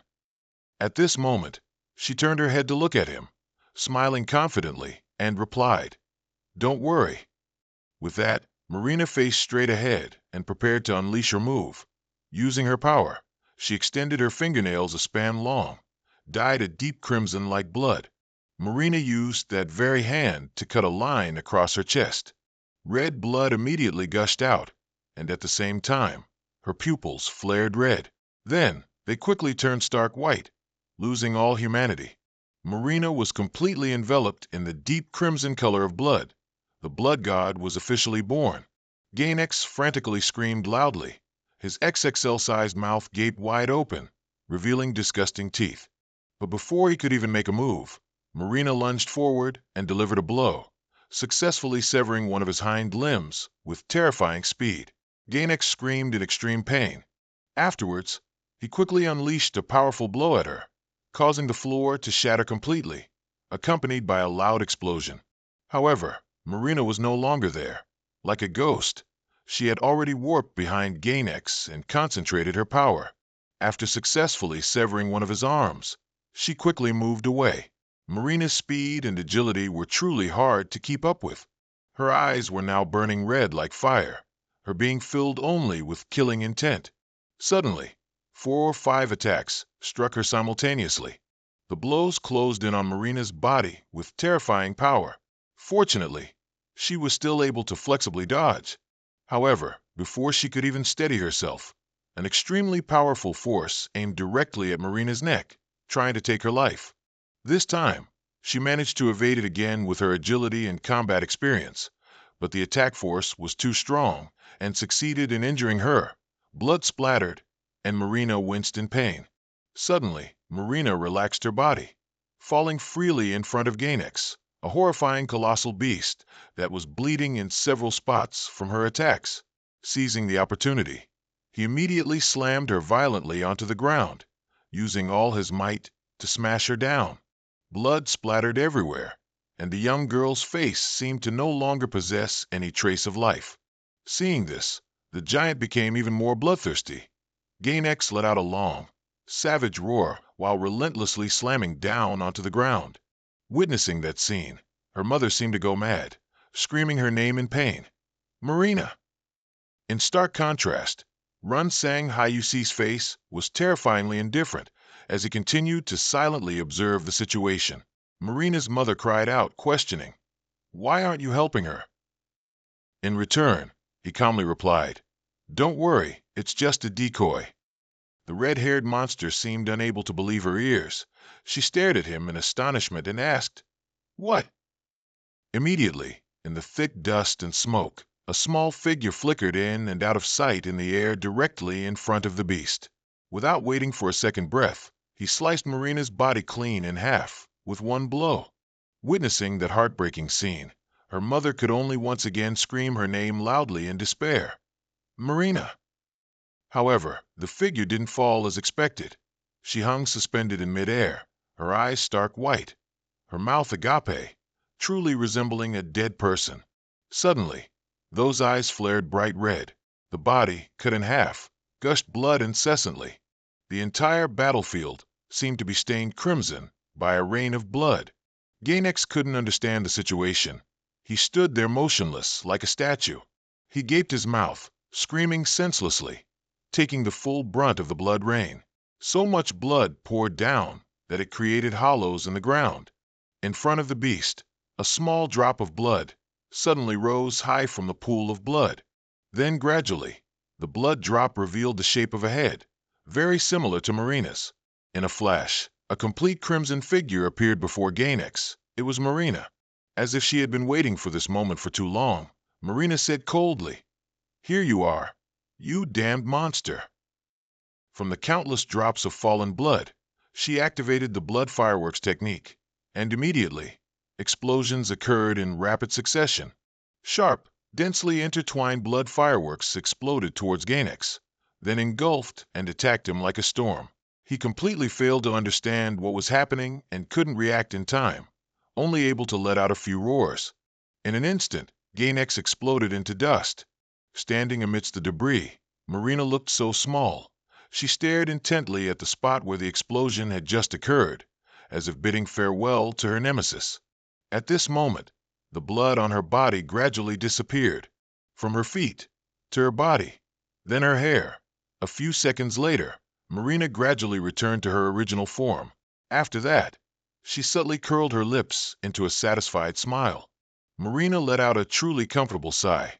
It was finally over. She had gotten her revenge.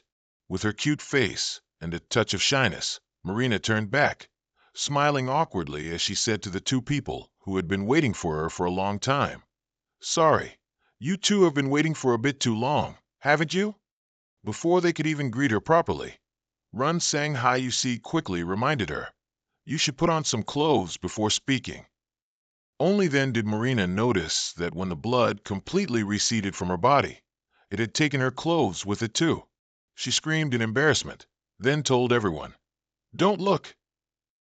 Run Sang Hayusi subtly turned away, but still kept his eyes half open. Outside, dusk had fallen, covered in mist, truly making one feel a little apprehensive, unsure what exactly awaited them. In the end, he just gently said, "Now, let's head back." In the mass Castle City area, life was still peacefully flowing. When darkness fell here, every household lit their lamps. The sky was clear and bright, revealing thousands of twinkling stars, as if inviting people to visit. However, peace rarely lasts long. Suddenly an explosion occurred, right next to a house. Two people were there, Kim Chun-dung and Yezu, completely surprised. Yet they immediately turned and got ready to defend themselves. But when they saw that the hole created by the explosion showed nothing else, their faces became utterly terrified. Suddenly, from behind them, a little girl appeared, surrounded by a green aura. They immediately recognized who it was and uttered in shock, Hien. Late at night at Runsang Hayusi's grand villa, the lights were still on, illuminating the entire area. Inside the building, the loud noise of machinery echoed everywhere. At this moment, the culprit causing the noise had just turned on the living room light. Kim Chun-dung was holding a vacuum cleaner, tidying up everywhere. And so, he glided from one spot to another. Kim Chun-dung was determined not to miss a single corner. He diligently cleaned as if it were his daily paid job. Runsang Hayusi was woken up by the noise. He stepped out of his room and asked Kim Chun-dung, "What are you doing?" Kim Chun-dung shrieked in surprise. Runsang Hayusi's sudden appearance, like a ghost in the middle of the night, scared Kim Chun-dung out of his wits. He frowned and asked, What scared me? What are you still doing here?" Runsang Hayusi replied in exasperation, "This is my house." After Kim Chun-dung calmed down, Runsang Hayusi spoke up and asked, "Why are you suddenly cleaning?"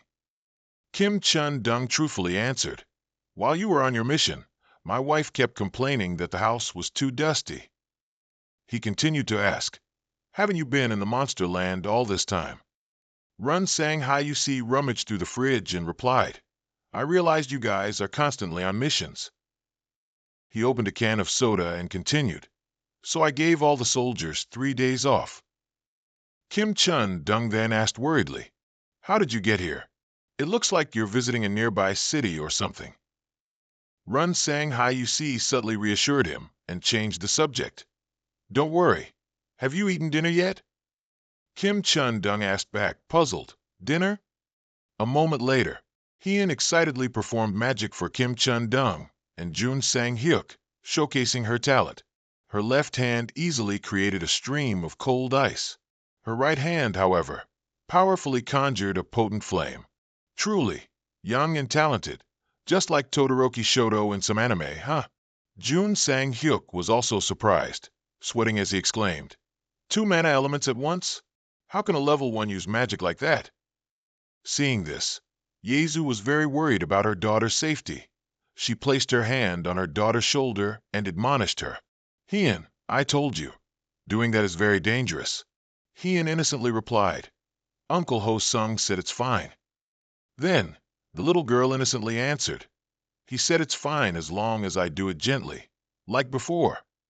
When Jun Sang-hyuk heard that, he suddenly realized something. He asked Kim Chun-dung, "Gently? Did she make it weaker?" Kim Chun-dung replied with a sigh, "Don't even mention it. I've already become a mess because of that magic." Jun Sang-hyuk asked in surprise, "A mess? What kind of mess?" Kim Chun-dung pointed to a section of the house wall that had collapsed into rubble and said with a forced smile, "See, the broken wall is being repaired." This man's family is truly something. When people return to their homes, the father asks what they're doing there, and the little daughter is even playing a game of breaking other people's walls. Jun Sang-hyuk was speechless when he saw the wall section his niece had broken to create a window overlooking the streets of Chulin. Jun Sang-hyuk turned to look at the little girl Hien seriously and concluded silently to himself, "She's a prodigy. Not just any prodigy, but a transcendent prodigy." Henry said she was a child blessed with mana. Then, he secretly speculated, perhaps Hien's talent will surpass Park Ho-sung's. At that moment, the innocent girl smiled proudly, unaware of her true strength. In the ancient dungeon, only thick dust and smoke filled the air. Jun Sang-hyuk, clad in armor, stood majestically before the magnificent, old castle. Facing the dungeon's mystery, Sang-hyuk quietly enjoyed each cool breeze that swept past. He steadfastly reminded himself, "Once I get through this, I can meet that guy Violetta mentioned, the one who imprisoned the castle's masters." Jun Sang-hyuk's eyes grew more serious. He told himself, "Like Violetta in the ancient dungeon." Jun Sang-hyuk opened the door and entered. Inside, Flickering torches illuminated the path, yet a bone-chilling cold lingered.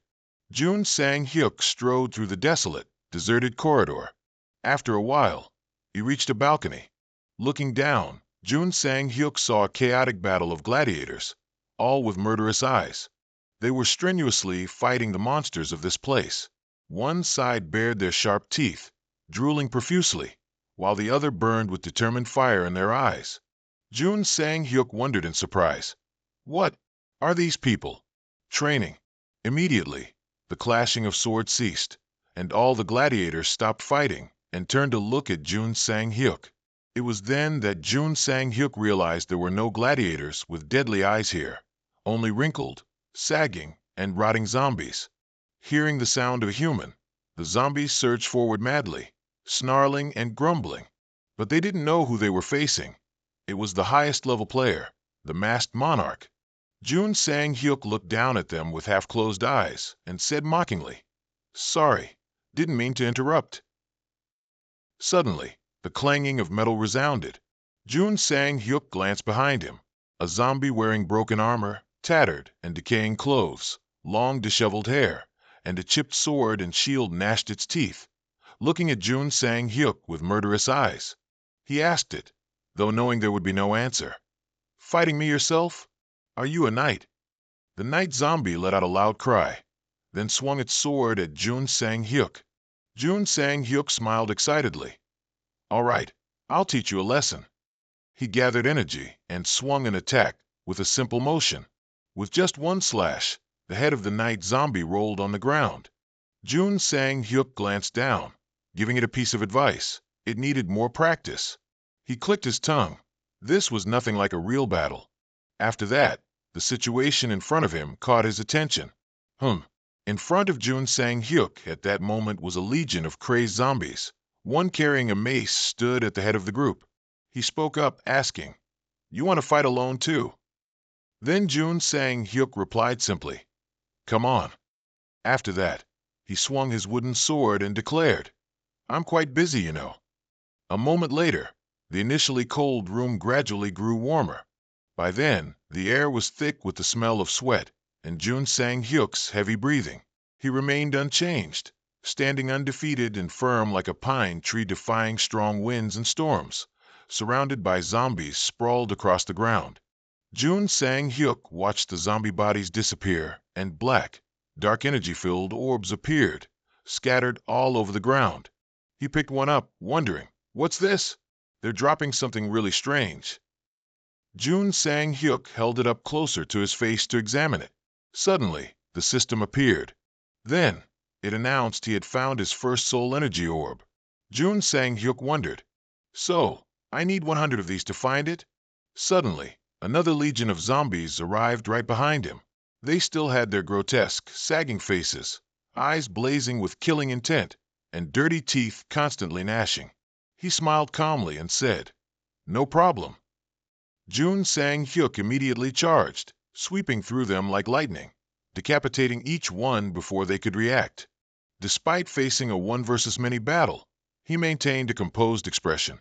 Seen from above, Jun Sang-hyuk was like a brilliant flash of light amidst the chaos of zombies continuously swarming him.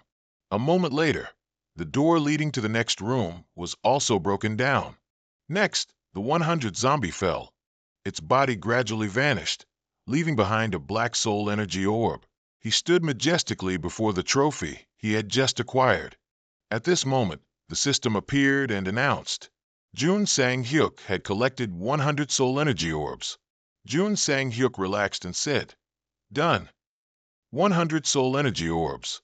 The energy orbs flew into the air, their colors also becoming darker. Jun Sang-hyuk was extremely surprised, only able to stand and watch the movement of the energy orbs. Then they converged and created an ethereal purple light beam. Jun Sang-hyuk's eyes widened in astonishment as he watched. This was his first time witnessing such a mystical sight. He couldn't help but exclaim, What is this?" The soul energy orbs gradually merged, like surging rivers, rushing towards the center where the miraculous purple light emanated. Around them, the sound of screaming was like a storm. Jun Sang-hyuk, witnessing this wondrous sight for the first time, could only stand silently below, his eyes fixed on the bright spot that was about to emerge. Suddenly, a rumble echoed from the light, as if it was surpassing the peak of its fusion, signaling the appearance of a treasure. Sang Hyuk's eyes also showed a look of anticipation. As expected, the winds from the dissipating energy revealed a sparkling purple orb, radiating a brilliant aura, like a precious gem in the dark of night. Reading the system notification, Sang Hyuk couldn't help but exclaim in surprise. Why? Why is this coming out from here? The system's description said, "This orb is called the Indomitable Will. This orb carries the indomitable will of a warrior who once dominated the battlefield." Sang Hyuk easily recognized it from the description. He understood that this was a passive skill, one that almost no one could obtain due to its difficulty. He further analyzed that indomitable will would increase stats corresponding to the amount of health lost in battle for close-range players. Their health and strength would increase. For long-range players, its speed and health, and for magic users, its intelligence and health. It wasn't in vain that he struggled to complete the quest and waited. Sang Hyuk thought with satisfaction. It truly is a dominant skill. With a cunning and calculating gaze, Sang Hyuk stared at the indomitable will orb, now nestled in his palm, an idea forming. I could have enough soul energy to distribute to all members if I wanted, he thought, as he reached into his spatial bag to store the orb. I'll have to deal with it now. After storing his items, he turned his head, looked around, then walked to the window, gazing directly at the ancient castle. His cloak billowed, he clenched his fist, his heart filled with determination. Today's goal was to conquer this ancient abyssal castle. Somewhere in the ancient castle, monster corpses lay scattered across the ground, creating a horrifying scene. Blood staining every corner. Their bodies were impaled through the heart by wooden stakes, or sliced in half, limbs scattered everywhere. They must have been annihilated by an incredibly powerful and brutal individual. Deeper inside, through a ruined arched doorway, gentle morning-like sunlight streamed down from a steel chandelier. But the scene below was nothing short of hell, corpses piled high, layer upon layer, evidence of a fierce battle that had just taken place. Stepping further inside, swish, swish sounds echoed continuously, and at that very moment, Sang Hyuk gracefully slipped between three ferocious, bloodthirsty monsters. In just an instant, their bodies were split in half, collapsing before they could react. Suddenly, from behind Sang Hyuk, a Roman warrior-like armored monster charged at him, its eyes full of killing intent. Sensing danger, Sang Hyuk immediately spun around, swinging his sword powerfully from the monster's head down to its heels. The swift and decisive slash cleaved it into two pieces. Despite wearing a bulky suit of armor and a helmet that nearly obscured his vision, his every movement was nimble and unhindered. No sooner had he eliminated one foe than another rushed in. Sang Hyuk quickly spun his sword, tracing a perfect arc, aiming directly at the abdomen of the axe-wielding monster nearby. Before he could catch his breath, a colossal monster with a vicious face suddenly burst forth, swinging its great saber to attack him. Sang Hyuk barely reacted, spinning to bring up his wooden sword to block its powerful and treacherous blow. Clang! A deafening clash echoed. The seemingly fragile wooden sword now stood its ground against the massive great saber. From a distance, hundreds of lesser monsters rushed forward ferociously. With fierce faces and savagely bared teeth, they couldn't wait and swarmed towards the ongoing battle to eliminate the outsider. Facing the overwhelming number of enemies, Sang Hyuk gritted his teeth, contemplating a strategy. Immediately, he leaped high, escaping the monster's encirclement. Looking down at the bloodthirsty lesser monsters, Sang Hyuk raised his wooden sword, concentrating power into it, generating powerful blue electrical sparks. When the power reached the necessary level, he threw the sword, aiming straight at the center of the monster crowd. The sword plunged fiercely into the ground, emitting a surge of power that terrified them. Swish, swish! The energy had fully accumulated, and the sword chi erupted violently. In the blink of an eye, the monsters' bodies were torn into pieces, scattered beyond recognition. Around them, dust flew everywhere, and the pungent smell of blood filled the air. The wooden sword still stood firmly embedded in the ground, blue power radiating along its blade. With a residual might from Jun Sang-hyuk, monster corpses lay strewn around, creating a scene of utter death. Sang-hyuk slowly lifted the sword with one hand. By now, his helmet had been removed, his face bore a serious expression, and his sharp eyes gazed into the distance, as if awaiting something. Suddenly, a large figure appeared behind him, so quietly that it made no sound at all. The one he was waiting for had finally revealed themselves. Sang-hyuk turned his head, a faint smile playing on his lips, his cold, blade-like eyes staring directly at the individual, his tone full of hidden meaning. He said, "Finally we meet." He seemed to know this person well. He continued, "The unfortunate knight who killed Debenius. He'd become a death knight after being imbued with its blood." With a defiant expression, Sang-hyuk's voice couldn't conceal his sarcasm. "Oh, let's see what you've got." As the dust and smoke gradually dissipated, the silent figure slowly came into view. He was clad in iron armor, its sharp, blue plates glimmering under the light. His helmet covered his entire face, with two horns jetting from the very top, giving him a formidable look. In one hand, he tightly gripped a long, sharp spear with a jet-black shaft and a bizarrely twisted spearhead. His other hand tightly gripped the horse's reins. The black steed he rode was also equipped with its own armor, along with a large shield covering its chest. Both man and horse stood tall, exuding a majestic, valiant aura. Sang-hyuk flashed an unfriendly smile, looking up at the Death Knight. He calmly spoke, "Where are the others?" The knight realized something was wrong and asked back, "Is there something strange here?" He wondered, what happened to the others? Sang-hyuk seemed to not catch the knight's train of thought. He was a bit confused, but still replied, "Don't you see? They're all dead." "No," the Death Knight replied. Then he continued, "The ones who were stuck here with me, Frightened, Hero, and Violetta. How are they?" Sang-hyuk suddenly fell silent for a moment. Then he decided to answer honestly, "I've released Violetta to the outside world, and I've laid the other two to rest forever." The knight's surprise was evident. "What? Released to the outside world? How is that possible?" Hearing that, Sang-hyuk firmly replied, "Why would I lie to you?" The knight pondered, his eyes flashing with consideration. He then whispered to himself, "That's good. Everyone got what they wanted." He slowly expressed, "I've always waited." Hearing that, Sang-hyuk only showed a puzzled expression. Then he continued, "For a knight to rescue me from this place, this cold, empty place." His gaze turned toward Sang-hyuk, facing him, then slowly asked, "Will you also lay me to rest, won't you?"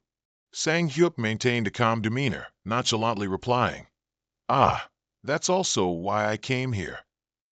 The Death Knight cleared his throat, a hint of relief in his expression. He continued, "I'm relieved." Suddenly, he gripped his sword tightly, spurred his horse directly towards Sang-hyuk, not forgetting to add a few final words. "I hope you keep your word." Both immediately stood ready like beasts preparing to clash in a fight to the death. The deafening clang of metal echoed, shaking the entire area. Their strength seemed evenly matched, each determined to eliminate their sworn enemy. Sang-hyuk stepped back, gathered momentum, and swung his sword powerfully towards his opponent. The duel unfolded so quickly that only blurry afterimages of their weapons remained. The knight swung his spear, spinning 360 degrees, sending Sang-hyuk flying backward. But at that moment, he yanked the reins, making the black horse neigh and stomp its hooves powerfully on the floor, creating cracks everywhere. The knight sat proudly on his horse, reins in hand, his tattered robe fluttering, creating a majestic and imposing image. Meanwhile, Sang-hyuk struggled to dodge fierce attacks from the black horse, while also avoiding fragments of shattered stone floor. He leaned aside, saying, "Skill, horsemanship." But there was no time to rest. As soon as he reached a safe position, he had to prepare for the next wave of attacks.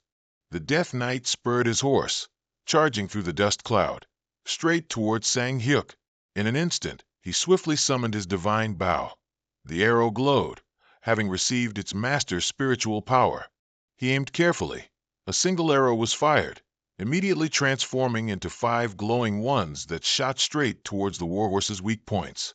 He knew well that if he didn't eliminate this horse, it would become a major threat in the battle. The valiant black horse collapsed after taking all 5 arrows, causing the floor to shatter further, but the knight remained standing firmly on the ground.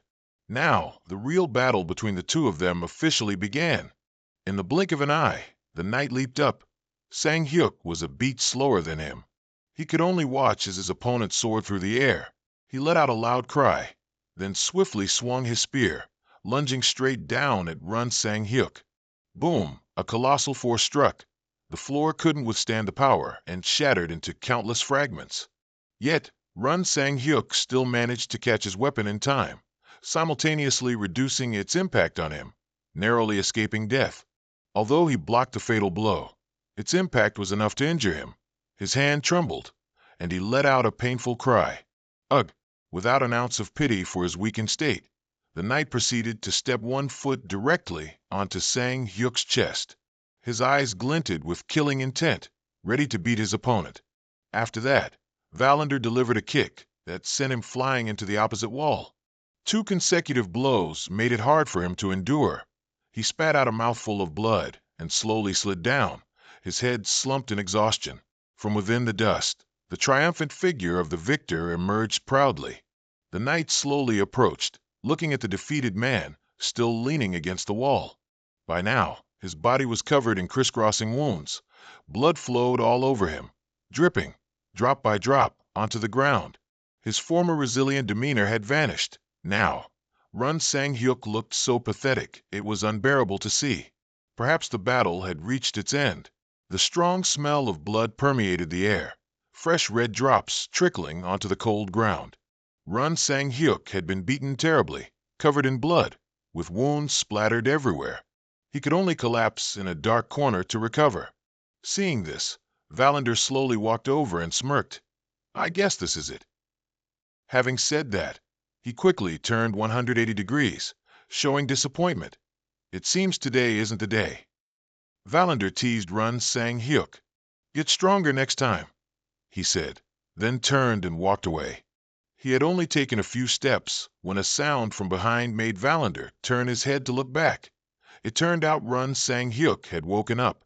Hearing Valander's taunts made him unable to help but laugh. Run Sang Hyuk struggled to stand up, propping himself with his sword, and didn't forget to sigh. It's been a long time since I've been beaten like this. Looking at the scene, Valander couldn't help but pretend to comfort him. There's always a chance. Get stronger if you want to kill me. Run Sang Hyuk's entire body ached. He quickly summoned his spatial bag and fumbled inside it, hoping to find something useful, not forgetting to retort to his opponent's taunts. Too evil. If you keep talking like that, you'll make me confident. From the spatial bag, he pulled out a bottle of strawberry sting, quickly chugging it down to regain energy. Just 1 bottle, and he could become the Avizu outlaw of the Wild West. At this moment, his body felt imbued with strength, immediately overflowing with vitality. His entire being suddenly became even more vibrant. After chugging it down, Run Sang Hyuk wiped his mouth, accompanied by a caca sound, as if he'd just drunk a soft drink sold outside a school gate.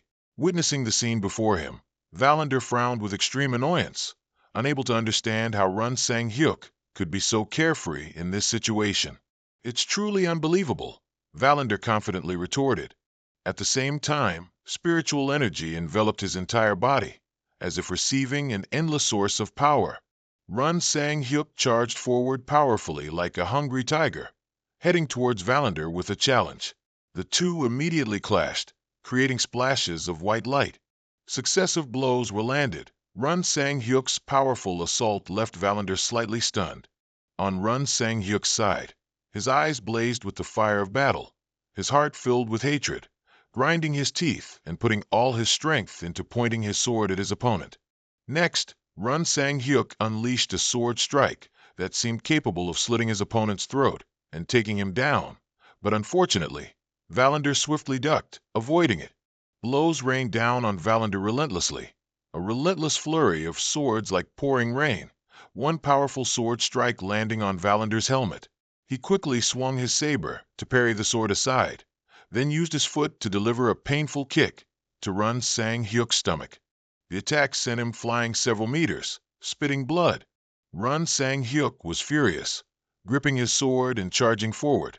The two fought endlessly, with no clear victor. The scene was utterly brutal. The tiled floor shattered from the battle. The two struggled back and forth for a while, neither willing to yield, weapons clashing, eyes like lightning, the air thick with tension, glaring fiercely, ready to tear each other apart at any moment. Countering, Valander parried his opponent's sword away, then unleashed the whirlwind saber technique towards Run Sang-hyuk. He, with sharp eyes, leaped high, moving swiftly, circling behind and charging straight at Valander. Next, Run Sang-hyuk quickly swung his arm, raising his sword towards his opponent. The sneak attack caught him completely off guard. He couldn't dodge in time, taking a direct slash and becoming so dazed that his vision blurred. Run Sang-hyuk's eyes burned with determination, seizing the opportunity to unleash another strike. Before his opponent could react, he quickly preempted him, gaining the upper hand, then swiftly glided behind to prepare another attack. The strike created a powerful aftershock, like a halo illuminating the entire room. Without pause, both charged at each other again to fight. Run Sang-hyuk annoyedly looked at his opponent, assessing.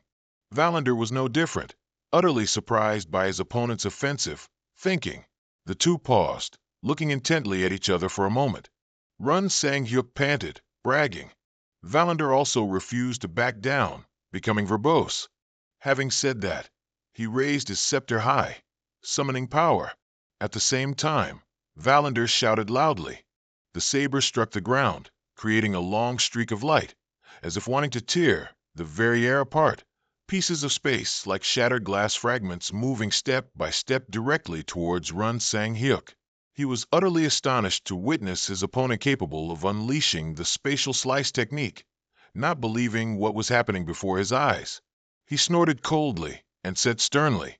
With that, Run Sang-hyuk gripped his sword tightly and swung it downwards, summoning a destructive attack, shouting fiercely at his opponent. The attack flew towards his opponent's spatial slice. The two ultimate techniques collided, evenly matched, and space instantly shattered. An earth-shattering explosion echoed. The dazzling light of the blast tore through the darkness. The dilapidated castle crumbled in an instant, scattering rocks and debris everywhere. The scene was utterly chaotic. The prison now looked desolate. In the room where the fierce battle had just taken place, dust and smoke billowed so thickly that nothing could be seen. On the ground, bricks and stones lay shattered.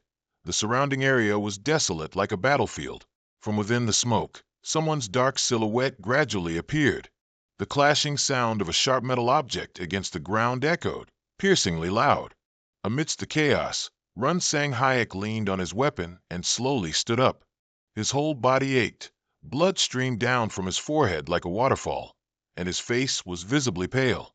At that moment, Run Sang-hyuk could only try to regulate his breathing. In the distance, Valander's figure slowly emerged. He was defiant and imposing, like a warrior advancing from the ruins. He also had no fewer wounds than Run Sang-hyuk. He hadn't stood firm for long before his head spun, and his body began to sway. Then, with a thud, Valander's entire body collapsed to the ground. He let out a groan. It seemed the battle had drained Valander of a lot of strength. Seeing the scene before him, Run Sang-hyuk felt sympathetic and made an offer, calling out his name. He gently and slowly asked, "How about we both leave this dungeon? Aren't you curious about the outside world?" He tried to persuade him. The world out there is many times more interesting than this place. After listening to Run Sang-hyuk's rambling, Valander let out a disgusted sigh. "Don't you already know the answer?" Valander's weak voice echoed. He resolutely stood up, holding his blade. "That's all. Hero, get ready." Run Sang-hyuk's blood-stained face looked at his opponent helplessly. The sound of the sword clashing against the tiled floor, the fire within Run Sang-hyuk, was now burning brighter than ever. His eyes full of determination, he picked up his sword, accepting the challenge, and growled, "Get ready. If you really want to die, Then I'll do it, you bastard. Valander laughed aloud, encouraging him. Haha, good, I feel great. With that, both of them plunged into close combat again. The eyes of Run Sang Hayek and Valander were both filled with determination. Each had a high ego and refused to yield to the other. Their fists aimed at each other. The dark sky seemed to have had all its life drained, and a bright streak of light from the punch illuminated the chaotic scene. This time, the destructive power of the attack was immense. A dazzling blaze erupted as the two blows intersected, turning the prison building into rubble. Both sides simultaneously rushed at each other, their weapons clashing to create a powerful light. Valander was filled with murderous intent, his eyes burning with determination to defeat his archenemy. Run Sang Hayek was no less. He gritted his teeth to attack with all his might. At this moment, the intense friction of their swords created an incredibly piercing sound. The two continuously unleashed their energy against each other, and the surrounding rocks and dirt became chaotic. As the two fiercely grappled, their energy illuminated the entire area. The blazing fire in Valander's eyes gradually softened, and he spoke. Finally, I can leave this place. His words surprised Run Sang Hayek, who was now bleeding profusely. Then Valander softly looked at his opponent and said, Thank you, hero. Run Sang Hayek was utterly surprised by his bizarre action and immediately exclaimed loudly, Hey, wait. At this moment, Valander slowly relaxed his hand, letting go of his weapon right in front of the opponent he had always wanted to defeat. Run Sang Hayek was stunned, growling out, Valander. However, he only looked at him with a puzzled expression and said nothing more. In an instant, a colossal explosion erupted, shaking the castle violently and causing the roof to collapse from its force. After a moment, the scene was nothing but desolation. The castle showed numerous cracks, looking as if it could collapse at any moment, and the wind still whistled, sending dust flying everywhere. Run Sang Hayek stood rooted to the spot, directly facing the wind. His face clearly showed his shock, unable to believe what had just happened before his eyes. After a moment, Run Sang Hayek gently lowered the sword in his hand, and the atmosphere became much gloomier. On the opposite side, Valander lay unconscious on the ground, his body slowly vanishing into nothingness. Run Sang Hayek couldn't help but scold him. You damn rascal, do you think this is fun? In just a blink, Valander had turned into a stone. Run Sang Hayek was drawn to the strange object, couldn't help but wonder, what is this? The stone in front of him was Valander's heart, looking incredibly solid, like his true form. After taking it in his hand, Run Sang Hayek unconsciously transmitted energy and proceeded to summon the Death Knight, Valander von Gruz. He was utterly surprised. Summon? Am I summoning him? However, Run Sang Hayek was still worried about the other person, wondering if he was still conscious. Suddenly, someone appeared from behind and spoke, grabbing his attention. Having Valander von Gruz as your subordinate, that's impressive. Run Sang Hayek turned around, only to see a dark figure obscured by the thick dust and smoke. He tiredly asked, Who are you? A thick beard gradually emerged along with a benevolent smile. Then, the person introduced himself with a simple name, ABIs. He then calmly added, You could say I created this place. Hearing that, Run Sang Hayek couldn't help but be surprised and asked further, This place? So you created the ancient dungeon? ABIs laughed and affirmed, Haha, yes, that's correct. Then he continued to explain, More precisely, I placed the dungeon on Tattalus's back. Hearing that, Run Sang Hayek was silent for a moment before getting straight to the point. You're a god. However, contrary to his guess, ABIs quickly denied that title. No. How could an ordinary person like me be a god? He gave a benevolent smile, like a Buddha, and continued, Thank you for dealing with these troubles. Your actions impressed me. Run Sang Hayek asked further, If you could lock them up, why didn't you deal with it yourself? ABIs heard that and simply replied, Who knows? As he spoke, instead of using his body, he pointed to the place where everything could be controlled. Then ABIs affirmed, I prefer to use my mind. Hearing that, Run Sang Hayek fell silent and sank into thought. Suddenly, ABIs proactively spoke up. Anyway, I have a question. Then he directly asked, what did you do with Violetta? If she died, her remains should be nearby, right? Outside the castle, it was still a desolate scene, with thick dust and smoke flying everywhere, creating an indescribable sense of bleakness. Run Sang Hayek asked cautiously in return, why should I tell you? ABIs waved his hand leisurely and said, well, you don't need to answer my question. I've roughly understood it. Then he continued, I can feel the presence of the vampire queen from you. Seeing that ABIs understood him so well, Run Sang Hayek fell silent and said nothing more. Observing the other person's attitude, he stated clearly, you've made a mistake. Hearing this, Run Sang Hayek couldn't help but ask back, mistake? What did I do wrong? ABIs asked him, don't you know Violetta is guilty? Run Sang Hayek felt extremely confused. Hadn't she paid for her sins by being imprisoned here for a very long time? ABI squatted down, picked up a stone, and replied, yes, I decided that. He looked at the masked monarch standing before him and concluded, it has nothing to do with this matter. Then ABIs added, I'll warn you one last time. Then he glanced at Run Sang Hayek with the stone in his hand and growled, bring Violetta back here right now. Run Sang Hayek stood staring intently at the other person, hoping to understand their true intentions. After a moment of thought, he said, what if I refuse? Seeing his uncooperative attitude, ABI stated, you're making things more complicated than they need to be. Standing inside the crumbling castle, he added, this place was created for 4 prisoners and their henchmen, but one of the 4 prisoners has escaped. Looking at the masked monarch before him, he affirmed, that prisoner must return, otherwise someone else will have to take their place. Hearing that tone, Run Sang Hayek ventured a guess. You're implying me. ABIs gave another enigmatic laugh and replied, well, that's up to you. As soon as he finished speaking, he cast a spell, causing rocks and soil from the surrounding area to float into the air amidst a mystical light. Faced with this, Run Sang Hayek couldn't help but be startled, curious to know what ABIs was trying to do. Just a second later, the pile of rocks and soil flew high up at light speed, astonishing Run Sang Hayek. The entire castle shook violently.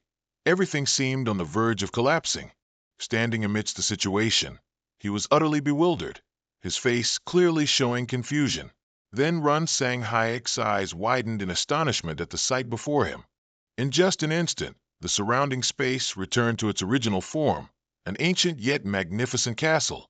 At this moment, ABI stood facing him and said, as you sow, so shall you reap. He stated firmly, there will be consequences for your actions. Before Run Sang Hayek's stunned face, he reminded, take your time to think carefully. ABIs finished the sentence, which choice is best for you? Then vanished into thin air. He left, leaving Run Sang Hayek standing there dumbfounded. By then, he was speechless, only able to silently sink into a whirlwind of thoughts. At the same time, at the encampment in the monster land, everyone had gathered.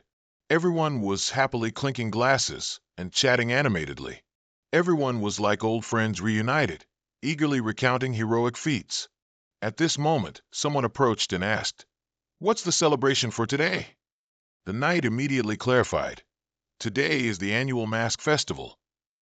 Seeing that he still looked puzzled, they explained, originally, this was to commemorate comrades who had died in the eternal world, but since all those comrades are still alive, it's no longer necessary, so we just gather to remember the past.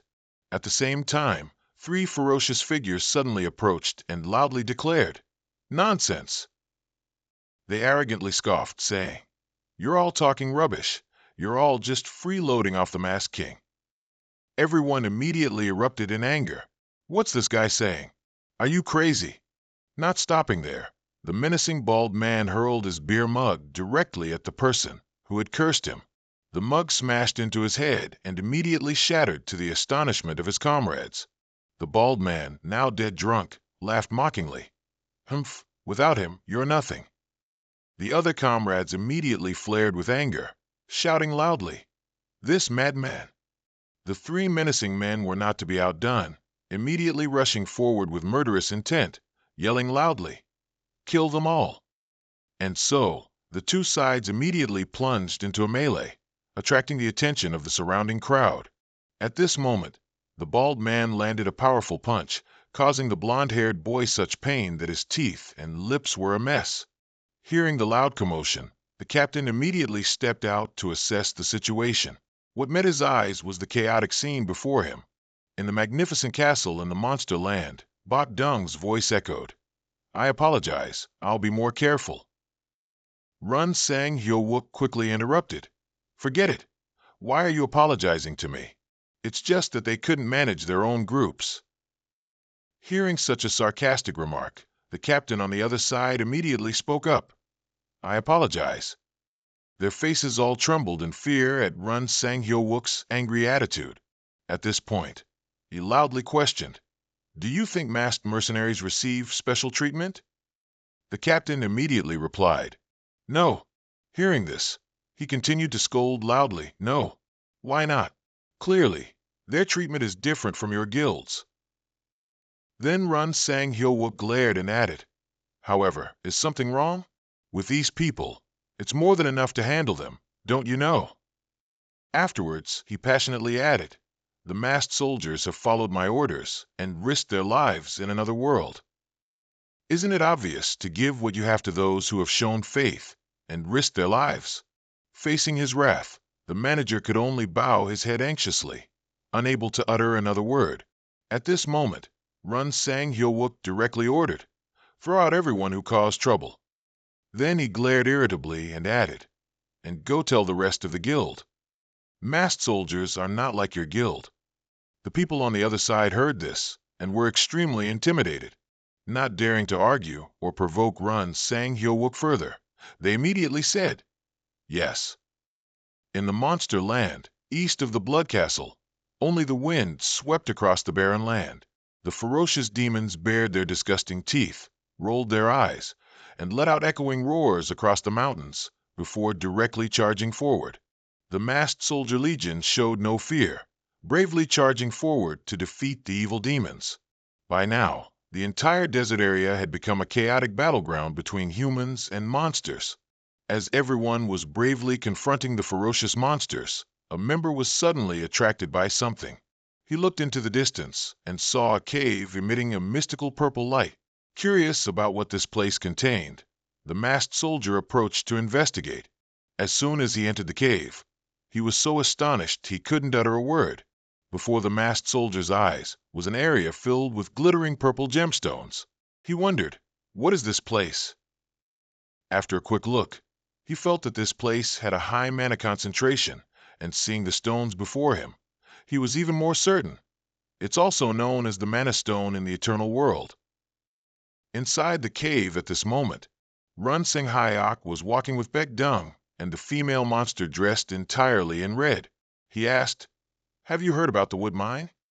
The female monster repeated in surprise, "The wood mine?" He then explained further, "Most players come here to do extra work. This mine has more abundant resources than the Mana Stone mine in the United Kingdom."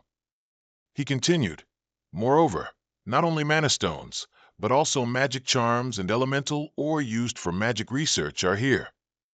Hearing this, the female monster's face showed clear curiosity. After a moment of thought, she asked, So this means it's a good place." Run Sang Hyok confirmed, "Yes, that's right."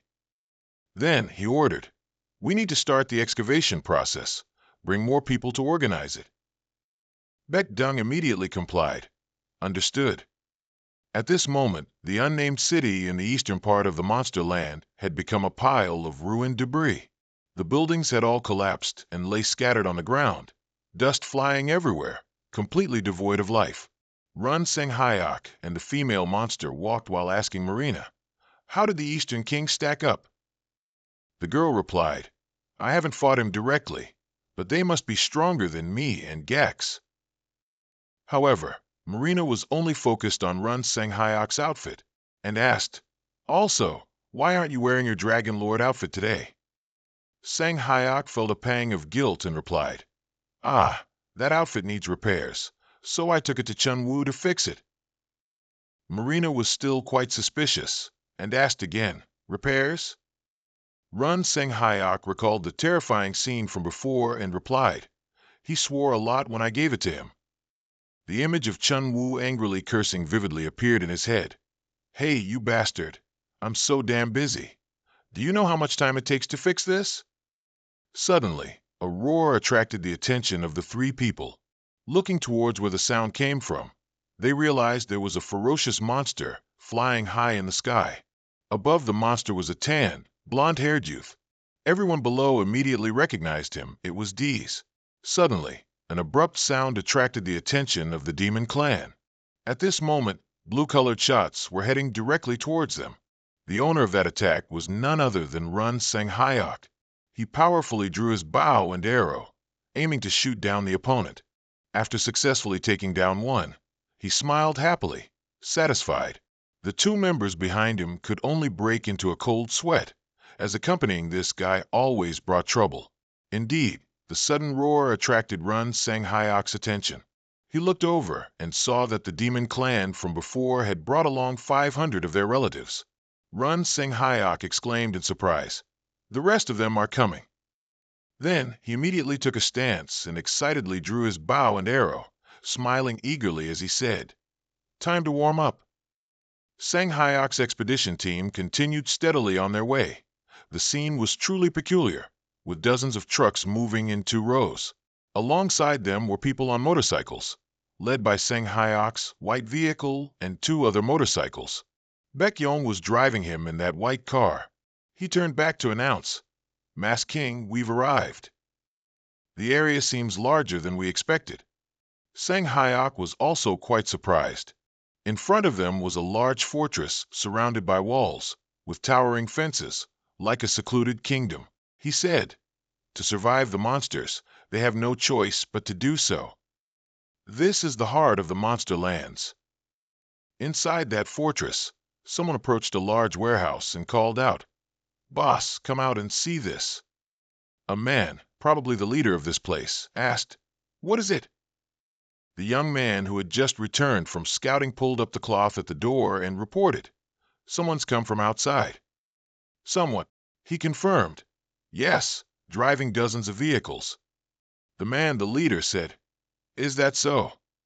He silently and carefully loaded bullets into the gun in his hand.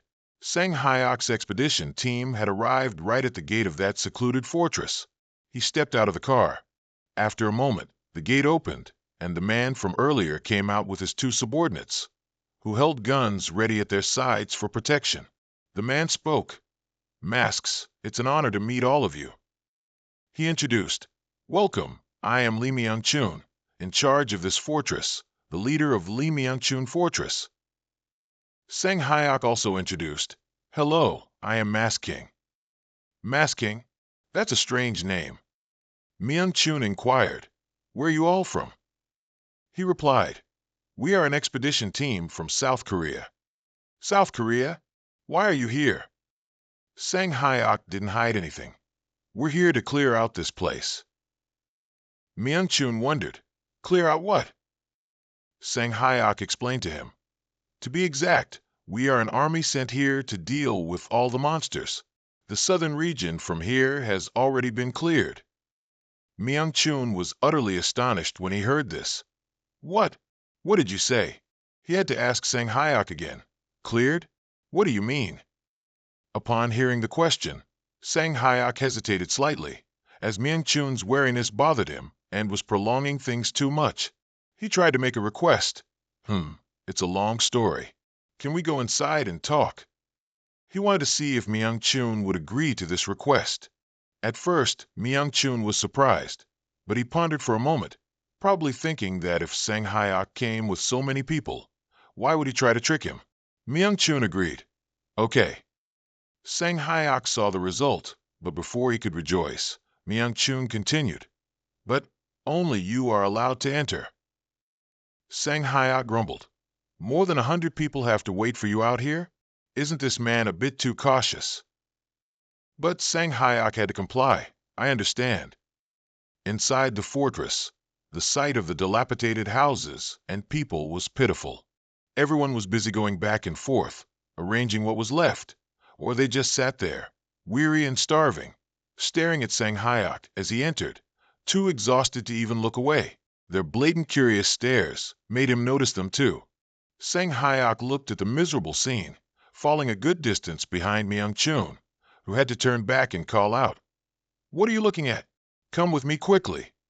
A moment later, they returned to the warehouse they were in earlier.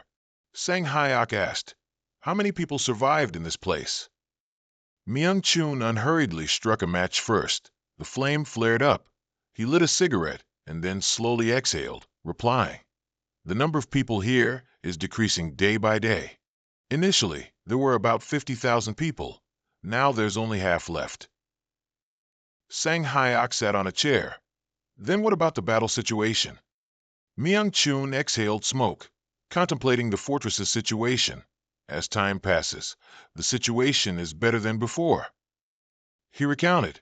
When the first monster appeared, it was like hell, because weapons had no effect on them. All we could do was run. Sang Hayek heard this. He had noticed Myung-chun's pistol earlier, meaning the weapons they had were too few and inadequate. He immediately exclaimed, "It's impressive that you've survived this long with that arsenal." Myung-chun denied. "No. If our combat strength was still lacking, how do you think we could have survived this long?" Sang Hayek pondered. Then Myung-chun placed his pistol on the table, the silver handgun he had loaded earlier. Sang Hayek looked at it and remarked, "It doesn't look any different from a normal gun." Myung-chun removed the magazine. "If you look inside, you'll think differently." He pulled out a bullet for him to see. Sang Hayek realized, This is... The bullet looked ordinary, but the word run was carved into its base, glowing with a blue light. Myung-chun said, "The corpses of the monsters left behind many items. The doctor carved the letters written on some weapons onto these bullets, making it easier to kill monsters than before." Indeed, thanks to these carved letters, the bullets, though still ordinary, could now pierce their flesh. Sang Hayek held the bullet, contemplating. How can an ordinary person carve run letters? They don't even know anything about the eternal world. He asked, "May I know the name of this doctor?" Myung-chun still had the cigarette in his mouth. "He's Dr. Ziyu Zhang-ho. I don't know if he's famous in Korea, but he's quite famous in my country." Then one day, a ray of light appeared from the sky. Those who were struck by that ray received new powers, and I am one of them. Sang Hayek nodded. "This must be a world event." He continued to ask, "May I know what rank you are?" Myung-chun unexpectedly disagreed, surprising him. "No, we can't trust you yet." Sang Hayek, with his determined gaze, considered a solution to convince this cautious and suspicious man. Sang Hayek offered a deal. "We can provide the resources you need. Weapons stronger than the guns and weapons you currently have, and abundant food supplies." Hesitation was clearly visible on Myung-chun's face. Sang Hayek glimpsed that slight ripple, a smile playing on his lips. "What do you think? Do you like these things?" Myung-chun didn't speak, but as the leader of a damaged fortress, he probably already had his answer. A few days later, in the tower, following the mutually beneficial agreement that Sang Hayek had outlined the day before, he supplied the fortress with weapons and food from his convoy. The expedition team unloaded boxes from the trucks and delivered them to the people in the fortress. Everyone lined up, waiting to receive the food boxes. Smiles returned to the children's faces as they held delicious milk biscuit boxes in their hands. Not just the children, everyone in the fortress was happy and smiled joyfully when they tasted the familiar flavor of the biscuits and food again. A man with long hair, wearing glasses and a doctor's coat, probably Dr. Zhu Zhang-ho, rubbed his chin and examined the exchanged weapon boxes. He looked at the glittering swords. "Ho, these items are quite interesting." He turned and asked, "Did you make them?" The blond man walking with the Jan Kurihara replied, "Yes, to be precise. Someone creates weapons and someone uses magic." He wondered, magic. He took out a bullet he had carved letters into. Using magic. Is this what you mean? He took it and examined it carefully. It looked like rune script. Jan agreed. That's it. This is exactly rune script. He asked, who did you learn this from? Zhang Ho replied, learn?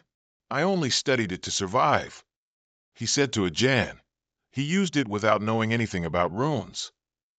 May I know your name? He replied, of course, and laughed cheerfully. I am Dr. Zhu Zhang Ho.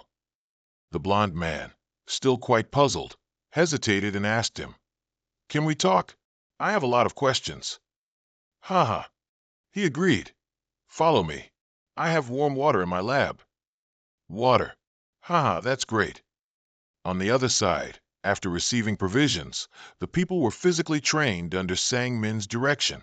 Each person had a wooden stick in hand, and Sang Min diligently instructed them. Sang Hook and Myung Chun stood behind, observing all the major and minor activities in the fortress since morning. He said to Myung Chun, they've learned the basics. Once training is complete, they'll be stronger. The fortress will be reinforced. Monsters won't be able to break in anymore. Myung Chun looked at him silently, then finally spoke. Thank you. You are our savior. Sang Hook said calmly, this is no big deal. We are just spreading knowledge. Haha, is that so? Myung Chun brought up the question from their previous agreement. Last time you asked about my rank. Ah, that's right. Myung Chun finally answered Sang Hook. My rank is Lord. Sang Hook was puzzled. Lord? There's no Lord rank in the eternal world. Based on its name, it's similar to royalty ruling an area. He asked him, what is the Lord rank like? Myung Chun explained, I can declare war on a territory, and of course, I've made this fortress my territory. Does territory make a difference? He continued, it receives minor resistance against monster invasions. Above all, food production increased, and the residents' morale, attack, and defense stats also increased. I can also collect taxes from them.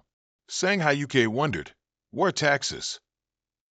Taxes, meaning that when residents hunt monsters, a certain percentage of the XP will go to the Lord. In other words, the Lord's progression speed will be faster than other ranks. After the explanation, Shanghai UK's eyes widened in surprise. The Lord's progression speed will be faster than other ranks? Neither said anything else, but Myung Chun suddenly spoke up. I have a question. If you complete the cleanup work you mentioned, how will that affect us? Shanghai UK replied, we will support you as much as you want. You can rename this place into another nation, or you can claim ownership of this land and stay here. Shanghai UK's words always made Myung Chun feel a bit unreal, but he only replied coldly, with a hint of disbelief. Not bad. But Myung Chun asked, you won't do all this without getting something in return, right? What do you want? Shanghai UK didn't ask for much. It's simple. Just maintain a good relationship with us. Myung Chun was stunned. What? What Shanghai UK offered was so much, yet he only asked him to maintain a relationship with him. This made Myung Chun laugh out loud involuntarily. Ha ha, I never thought there'd be someone who'd say something like this nowadays. Myung Chun finally smiled. All right, if you need help, you can contact me anytime. I'll lend a hand. Shanghai UK seemed to have been waiting for this. Then, shall we begin? Myung Chun's eyes seemed to ask, why are we starting so quickly? Shanghai UK looked at the towering walls of the fortress. Our ultimate goal is the King of the North. After that, they set off, Shanghai UK's expedition team and the remaining residents of Myung Chun's fortress. On the way north, we chose to walk instead of ride. The reason was simple. It was to let the local residents get used to using items, to give them real-life experience in survival and combat skills. The only problem with this was that it took a lot of time. The residents inside, after receiving Shanghai UK's help, were much more invigorated than on the first day he met them. In the evening, they set up camp to rest. Myung Chun said, your camp arrangement is different from ours. Shanghai UK informed him, This way is better for defending against sudden monster invasions. He instructed, rest today. Once we reach Zakin's territory, there won't be time to rest. All right, then I'll see you tomorrow. The next morning, the group continued north. Along the way, the local residents diligently learned how to fight back against monsters. Myung-chun stood behind, preparing his skill. Myung-chun immediately used temporary territory declaration, causing the monsters to suddenly feel something shaking, something different. The local residents continued to rush forward and eliminate them. Sang-Hyuk saw the scene.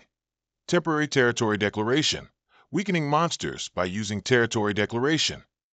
So, this is how the Lord class works. A loud noise echoed from afar, catching his attention. Baekhyong rushed over, flustered. Masked King, did you hear anything? He nodded. 2 o'clock, about 2 kilometers from us. He quickly ordered, those who are injured, stay here for treatment. The rest will follow me. Understood. A moment later, Sang-Hyuk led a small expedition team, following him as they ran towards the direction of the sound. Thousands of arrows shot at them from above. All were gracefully dodged as if in a dance. He turned around and said, Dark Forest. Long-range attackers, climb the trees to scout for enemies. The rest, support them. Everyone immediately followed the order. As soon as the long-range attackers jumped up, they saw figures in gray cloaks standing on the branches, shooting arrows down. There they are. Ho Dung immediately used magic missiles, and the arrows instantly covered almost the entire forest. A pack of fierce wolf monsters also rushed out from somewhere on the ground, attacking the group below. They immediately fought back. A roar nearby caught their attention. A large, corrupted tree extended its sharp, thorny branches to attack the people. The expedition team ran while fighting back with all their might. Sang-Hyuk stood from above, surveying all the monsters that had appeared. He wondered, from the dark forest to the Yen tribe, why are the guards here? Is there something making them defend this forest? The expedition team was still trying to destroy the giant tree. Someone called out to him from behind, Masked King, come here and see this. Sang-Hyuk jumped down from the branch and followed him. Arriving there, Sang-Hyuk dazedly took off his mask. It was a forest with a series of trees bearing red fruits. Where is this place? Someone brought one to him and reported, it looks like a small fruit, but it contains powerful divine energy. Sang-Hyuk asked, Divine energy? How does it work? Michael wasn't so cautious. A fruit with divine power? Eating it won't kill me, right? He happily picked up a fruit to try it. Wait, Michael. Sang-Hyuk couldn't stop him in time. After taking a bite, Michael suddenly felt a change in his body. He excitedly said to Sang-Hyuk, What is this? My body is full of energy. He was skeptical. Really? Michael said, We have to get more of these fruits. It's like a miracle elixir. We can create many items from it. Michael threw a fruit towards Sang-Hyuk. Here, you try it too. Sang-Hyuk sweat dropped, looking at the bright red fruit, which resembled a large guava, in his hand. He didn't dare to eat anything he found like Michael. Deep inside the forest, red-eyed beasts stood watching the largest monster. It was likely the alpha, with large spines on its back, devouring the red fruits the expedition team had found earlier. Pieces of fruit were scattered all over the ground. The monster snorted, feeling the abundant energy it had just absorbed into its body. Its strength and spirit seemed to surge wildly. It roared, the sound echoing throughout the mountain range. Perhaps this was why the monsters were fiercely protecting and defending this place. They were trying to guard their source of power. On the other side, the Black Knight, with his spear, single-handedly rode his horse and swiftly dealt with the monsters. The expedition members were also idle, just watching the destructive power before their eyes. He's truly formidable. He's taking care of the monsters all by himself. Even without us, he'd be done in no time. A young man noticed the sounds coming from the adjacent forest. The noises were growing louder. A legion of goblin monsters is rushing noisily towards them. Some of them are holding spiky staffs. But this group is different. Every single one of them has glowing red eyes. Perhaps they've eaten that miraculous fruit. Expedition, get into position now. Damn it, the boss is coming. Everyone prepare. Kill them all. Both sides charged at each other, and a fierce battle broke out once again. The goblin monster, with its largest eye in the middle of its face, was standing on the cliff, watching the battle below. It glared with its red eyes, looking from one side to the other, then turned its back and disappeared into the forest. Below, the expedition and the local people were still fighting fiercely with the monsters. A moment later, the ground fell silent again. Large monster carcasses lay scattered everywhere, and the bodies of demon trees lay fallen. The group probably didn't suffer any casualties, but one monster was still groaning faintly. Myung-chun immediately gave it a shot to the head. He turned and asked Bok-dung, "The weak ones have been dealt with. Has Zaken still not appeared?" Bok-dung pondered. There's no way the Orc King would run away. Shanghai Yusi returned from the dark forest with a small group. He didn't think so. No way. They might have already fled. If they ate this fruit, Shanghai Yusi said, holding up the glowing red fruit they found in the forest. Bok-dung countered, "It wouldn't be effective because divine power and monster power are opposing forces." Shanghai Yusi asked, "Haven't you heard the saying, fight poison with poison? Fight poison with poison, huh?" Shanghai Yusi continued, "Everyone believes this because when opposites meet, both are damaged. But sometimes, they'll form a synergy through an unknown process." Bok-dung repeated, "Synergy." Shanghai Yusi said, "To list a few things, like enhancing their health and intelligence, for example." Upon hearing that, Bok-dung understood. "So that means?" Shanghai Yusi affirmed, "Just as I thought. They must have fled, because that's the smartest decision." And so, the battle in the north ended. The leader Zaken had fled. The expedition and the people returned to the fortress. The people from both sides lined up facing each other to say their goodbyes. Myung-chun spoke up. "I heard you received a reward for the cleanup, ownership of the monster territory." "That's right." He laughed. "That means Mass King. You are the king of our country, and I am a lord of a small territory." Shanghai Yusi also chuckled. "Haha, so what?" Myung-chun extended his hand to him. "Well then, goodbye, Mass King." Shanghai Yusi looked at him. The initial caution had completely vanished, replaced only by trust and recognition. He reciprocated, shaking Myung-chun's hand. "I look forward to working with you." 3 months after the masked army began its expedition into monster territory, Shanghai Yusi officially declared the end of the expedition. Returning to his fortress, Shanghai Yusi and the blonde girl sat at a table, drinking tea. The girl congratulated him. "Congratulations on the success of your expedition." He stretched. "Phew, the expedition ended sooner than I expected. I wonder if I should hold a celebration party." She stirred her teacup. "That's also because Mass King is too strong." She asked, "What do you plan to do next?" Shanghai Yusi had already planned all of his next steps. "First, I will integrate a medieval feudal system into the monster territory." The girl wondered, "A medieval feudal system? Do you mean landowners and lords?" "Exactly, because managing the monster territory by myself is too exhausting." He explained the process in more detail. "First, I will place 5 locations directly under my control, and 8 other points will be formed into territories, before being divided among other players." The girl pondered. If that's what you want, then how will you divide them?" He replied, "First, I'll give some territories to the guilds that supported the expedition and auction off the remaining territories." An auction. Sang Hyuk smiled confidently. "Not just territories. Companies looking for business opportunities will also bid." The scene shifted to the Blue House. President Han Yong-guk smiled warmly. "Congratulations on the success of your expedition. I've received a report on the expedition. Your results in managing the monster territory are quite interesting." Sang Hyuk politely said, "Haha, thank you for your praise, sir." The president asked, "Have you decided on a name for the country yet?" Sang Hyuk proudly announced, "I plan to call it the Land of Masks." The Land of Masks, that's a great name. He said, "But listen, I have a problem.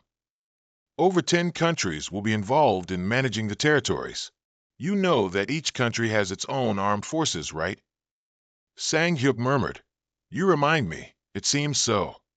The president happily said, "If you need assistance, we will wholeheartedly help. With over 600,000 soldiers in Korea, we will send over 200,000 soldiers to you." Upon hearing this, Sang Hyuk sat up straight. He leaned forward slightly. "Then who will command them?"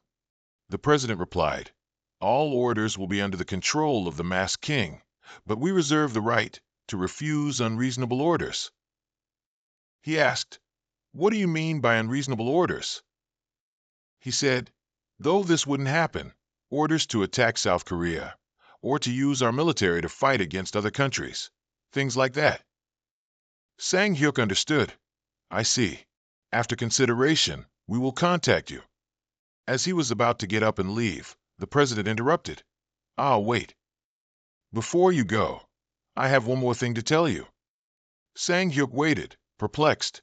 A moment later, he returned to his fortress, in Cheon-Yu's workshop basement. Everyone was intently watching a blue liquid in a jar on the table. Cheon-Yu asked, "What is this?" "This is the ingredient extracted from the blood essence you gave me." Michael continued, "It's only a small amount, but it contains over 90% of the energy from the fuel." 90%? Cheon-Yu immediately tried it. "Yang Chong, the wooden sword, here. If you coat the NS chanting with this extract, you'll get what you want." But Cheol-Gu also had to ask Sang Hyuk again.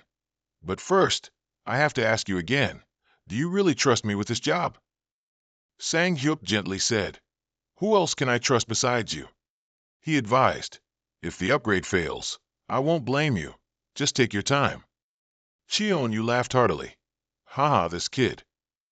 Cheon-Yu was excited. "All right, have you ever considered the consequences before committing to something? Just give it your all. Now everyone just sit down and watch." Cheon-Yu swung his hammer down. "I will create the greatest masterpiece of my life."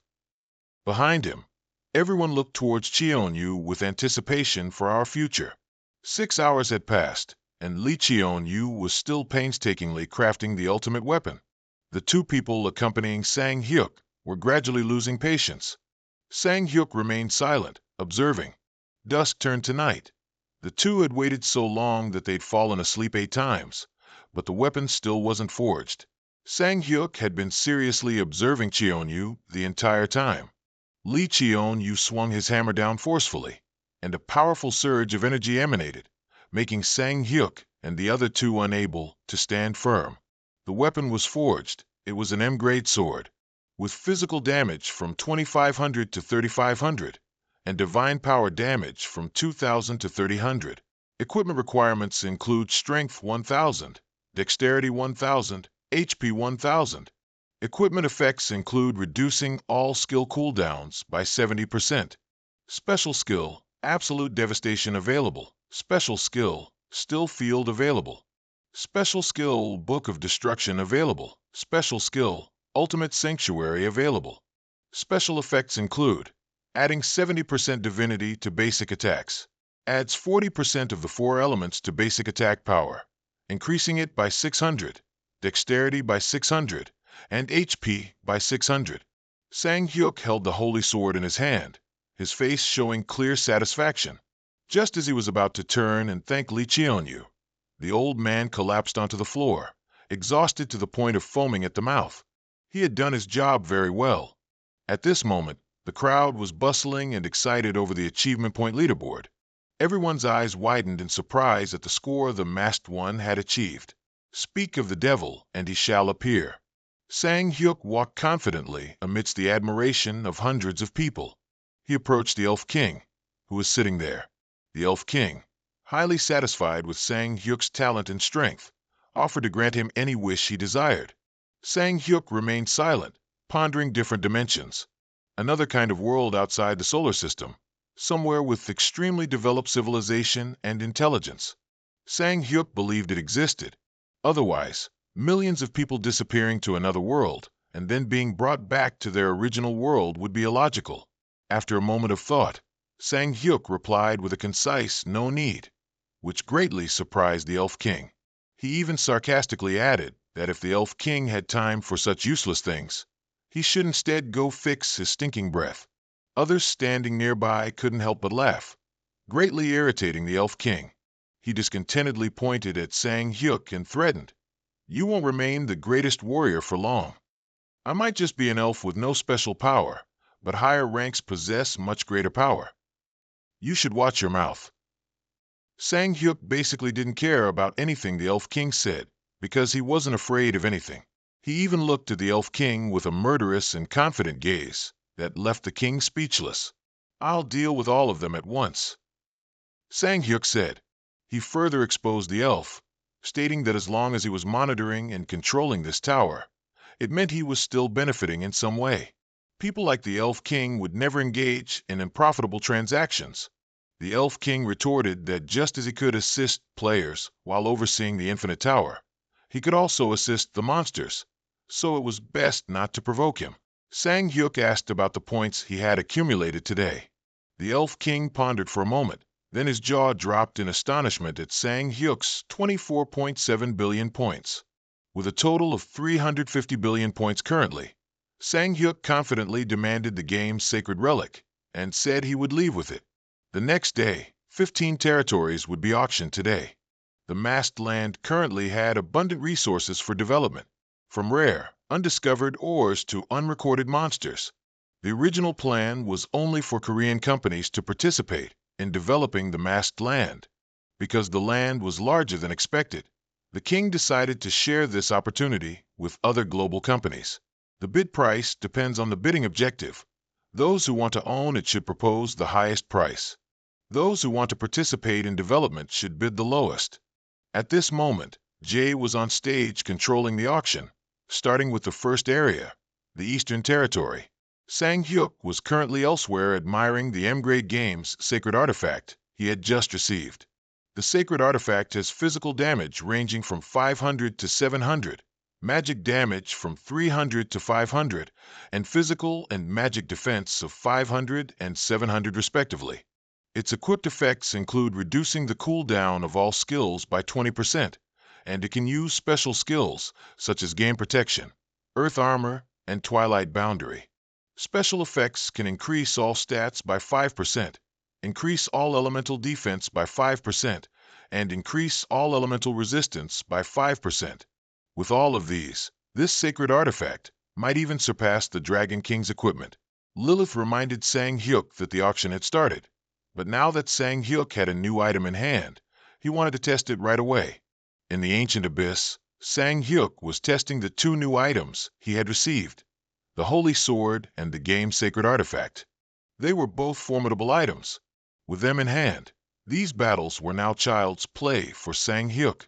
Just a light swipe, and the monsters would turn into smoke. At this very moment, a mysterious man was watching Sang Hyuk on a large screen. The Ancient Abyss, on the day the barrier between Tartarus and the outside world disappears, will also be the day Sang Hyuk and that man meet. Jay was talking to Monarch about the current urgent issue with the medical center. There were rumors that this medical center could cure any disease. Because the situation was now very serious, they would have to hope for the divine fruit from last time. Then the problem of human illness would be solved, not just relying on the medical center. At this moment, an announcement to players rang out. Balanced connection will begin.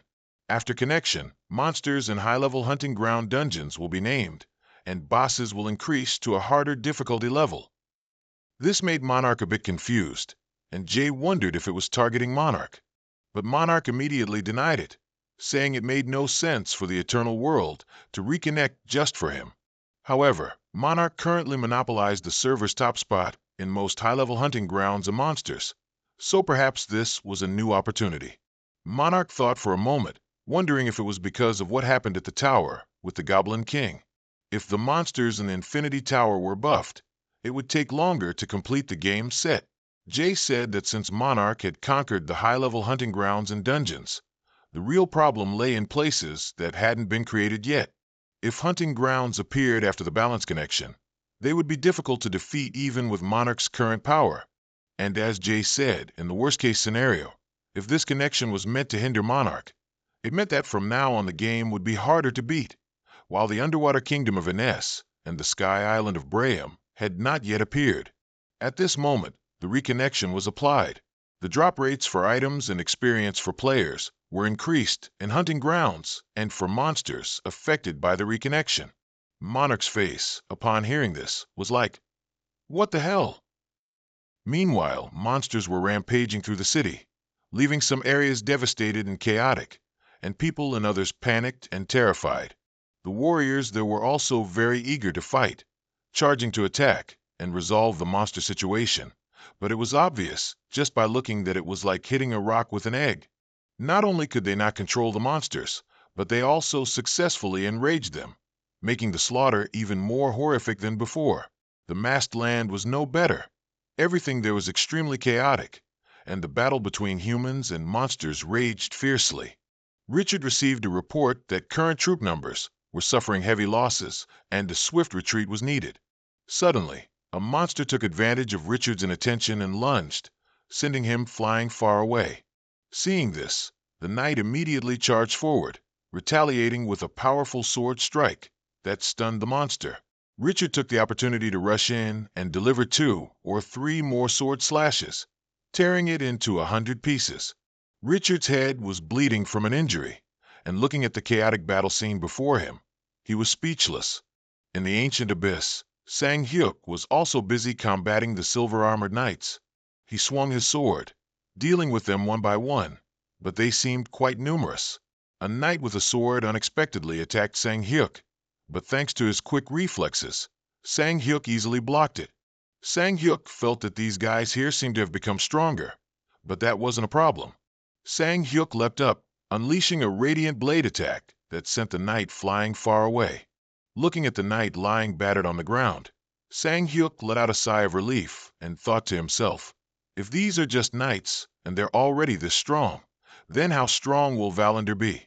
At this moment, Sang-hyuk received a call from Bitch Dung, who reported that hunting and fighting monsters had now become harder than before. This time, their team was able to control them, and they'd need to send 2 groups to deal with the remaining knights. Bitch Dung also didn't forget to remind Sang-hyuk that, unless requested, he should temporarily stop the hunts and not forget to contact other guilds. After receiving the message, Sang-hyuk's face became a little thoughtful. Before him now was a night boss riding an iron horse. Sang-hyuk's face showed a bit of confusion, but he quickly regained his composure. It seemed this time would be tougher than before. At this very moment, the bearded man was still observing Sang-hyuk through the control panels. It seemed he was behind all this chaos and held some deep grudge against Sang-hyuk. You promised me this would be my own world. I only wished to break the barrier between the ancient abyss and the outside world. I never wanted this to happen. Idea, master of all things. He looked up at the screen. The monsters now seemed to have taken over the entire city. Even the toughest warriors had fallen. Everyone was worn out and defeated. The man seemed very pleased about this, thinking to himself, I hope my mother can hear this story of mine. On this side, Sang-hyuk had finally finished combat, his entire body covered in blood.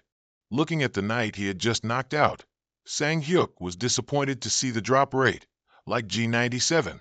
Fighting to the point of exhaustion only yielded 1 stone. Suddenly, Sang-hyuk received a communication from Cheon-yu, who demanded Sang-hyuk go to the Sunset Workshop immediately and bring the newly acquired stone with him. He had to bring it before he destroyed everything. Sang-hyuk was standing at the entrance of a maze. He used his power to fly high to easily observe everything. In the masked land, many monster corpses lay scattered on the ground. Sang-hyuk contacted Richard, reporting that he had dealt with all the ogres in the garden, so they wouldn't appear here for a while. Then Sang-hyuk looked down. The center of the maze surprised him. It was a magic circle. Sang-hyuk, carrying his confusion, went to the Pope and showed him the paper on which he had redrawn the mysterious circle. After examining it, the Pope felt it resembled a divine barrier. However, the drawing in his hand was only illustrative. so he wasn't entirely sure, but it seemed to be a very complex type of barrier. The Pope said that divine barriers are usually created to protect something.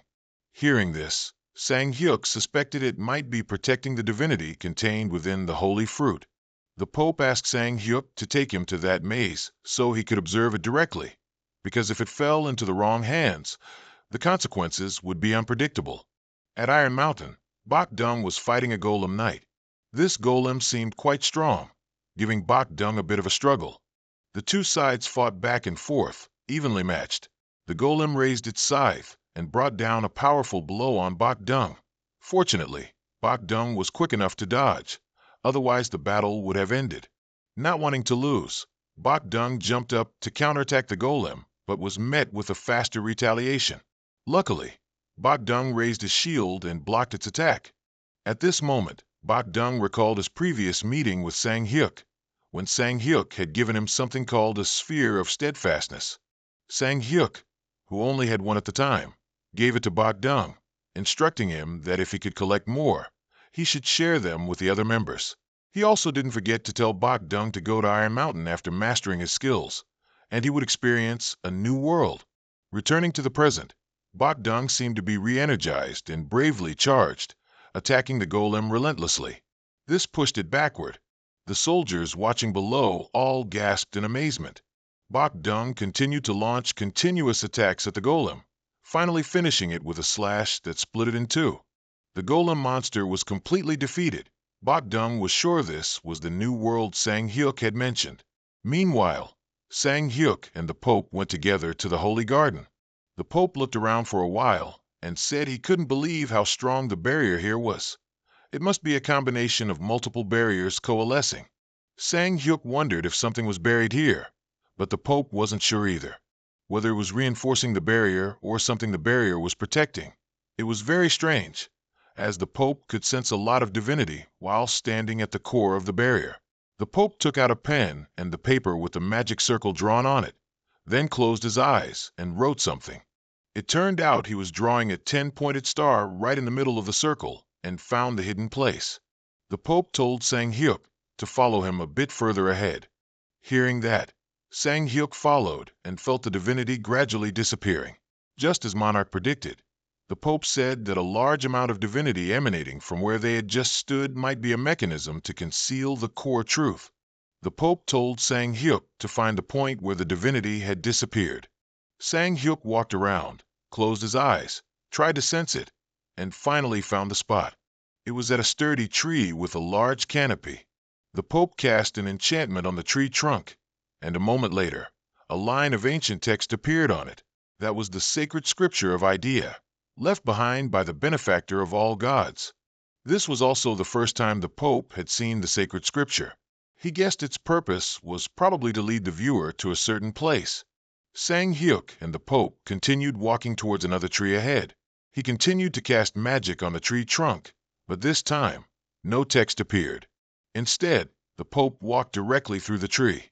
Sang Hyuk was a little surprised to see this, but gathered his courage to follow him in. When they passed through the tree, what the Pope and Sang Hyuk saw was a column of water spouting with a stone on top, right in front of them. That was the Covenant Stone. It was a holy artifact containing the covenant that the goddess Idea would protect all creation after she created the world and many living beings, including humans. Actually, Sang Hyuk had always been searching for this kind of holy artifact all over the world, even in another world. But even in his dreams, he couldn't believe he'd find it in a place like this. Sang Hyuk asked the Pope what would happen if the Covenant Stone were destroyed. The Pope didn't quite understand Sang Hyuk's meaning, so he asked again. Sang Hyuk said he was just giving an example because there was a very high chance that the Demon King or other dangerous creatures could also find this place. Faced with this question, the Pope was a bit flustered and speechless. He didn't know what would happen, but if what Sang Hyuk said were to truly happen, it would be so terrible that even he didn't want to imagine it. Therefore, the Pope decided to tell Sang Hyuk that no matter what happened, they needed to hide the Covenant Stone. And Sang Hyuk's most optimal solution was to just leave it here, because creating unnecessary movement would attract troublesome attention. At the same time, Sang Hyuk currently has direct control over this area, and it's under the management of the masked mercenaries. So, Hyuk believes it would be better if only they knew about it for now. To be more careful, Sang Hyuk also asked if there were any other powers within the Covenant Stone, but the Pope said there was no way to know for sure, as there were no records of its existence hidden behind anything. But Sang Hyuk should probably be satisfied, as currently, the holy fruit can only grow in the heavenly realm. Currently in Okinawa, Japan, a terrifying swarm of sea monsters emerged from beneath the ocean surface. Their goal was to attack the city. In the city, people were still busy going about their day, unaware that a terrible catastrophe was about to strike. The sea monsters had now entered the city, scattering everywhere and beginning to attack innocent civilians. Everyone was terrified, fleeing in panic, and cars on the road lost control, crashing into each other loudly. While the sea monsters were still rampaging and massacring innocent civilians, a blond-haired man appeared and punched one of the sea monsters, sending blood flying. That is the Knight of the Rose, Lillian Vincent. He stood on top of a car, observed for a while, and noticed something strange. The sea monsters kept continuously chasing the people. Don't tell me. The next day, Sang Huk, Jae, and Bak Dung had a small meeting together.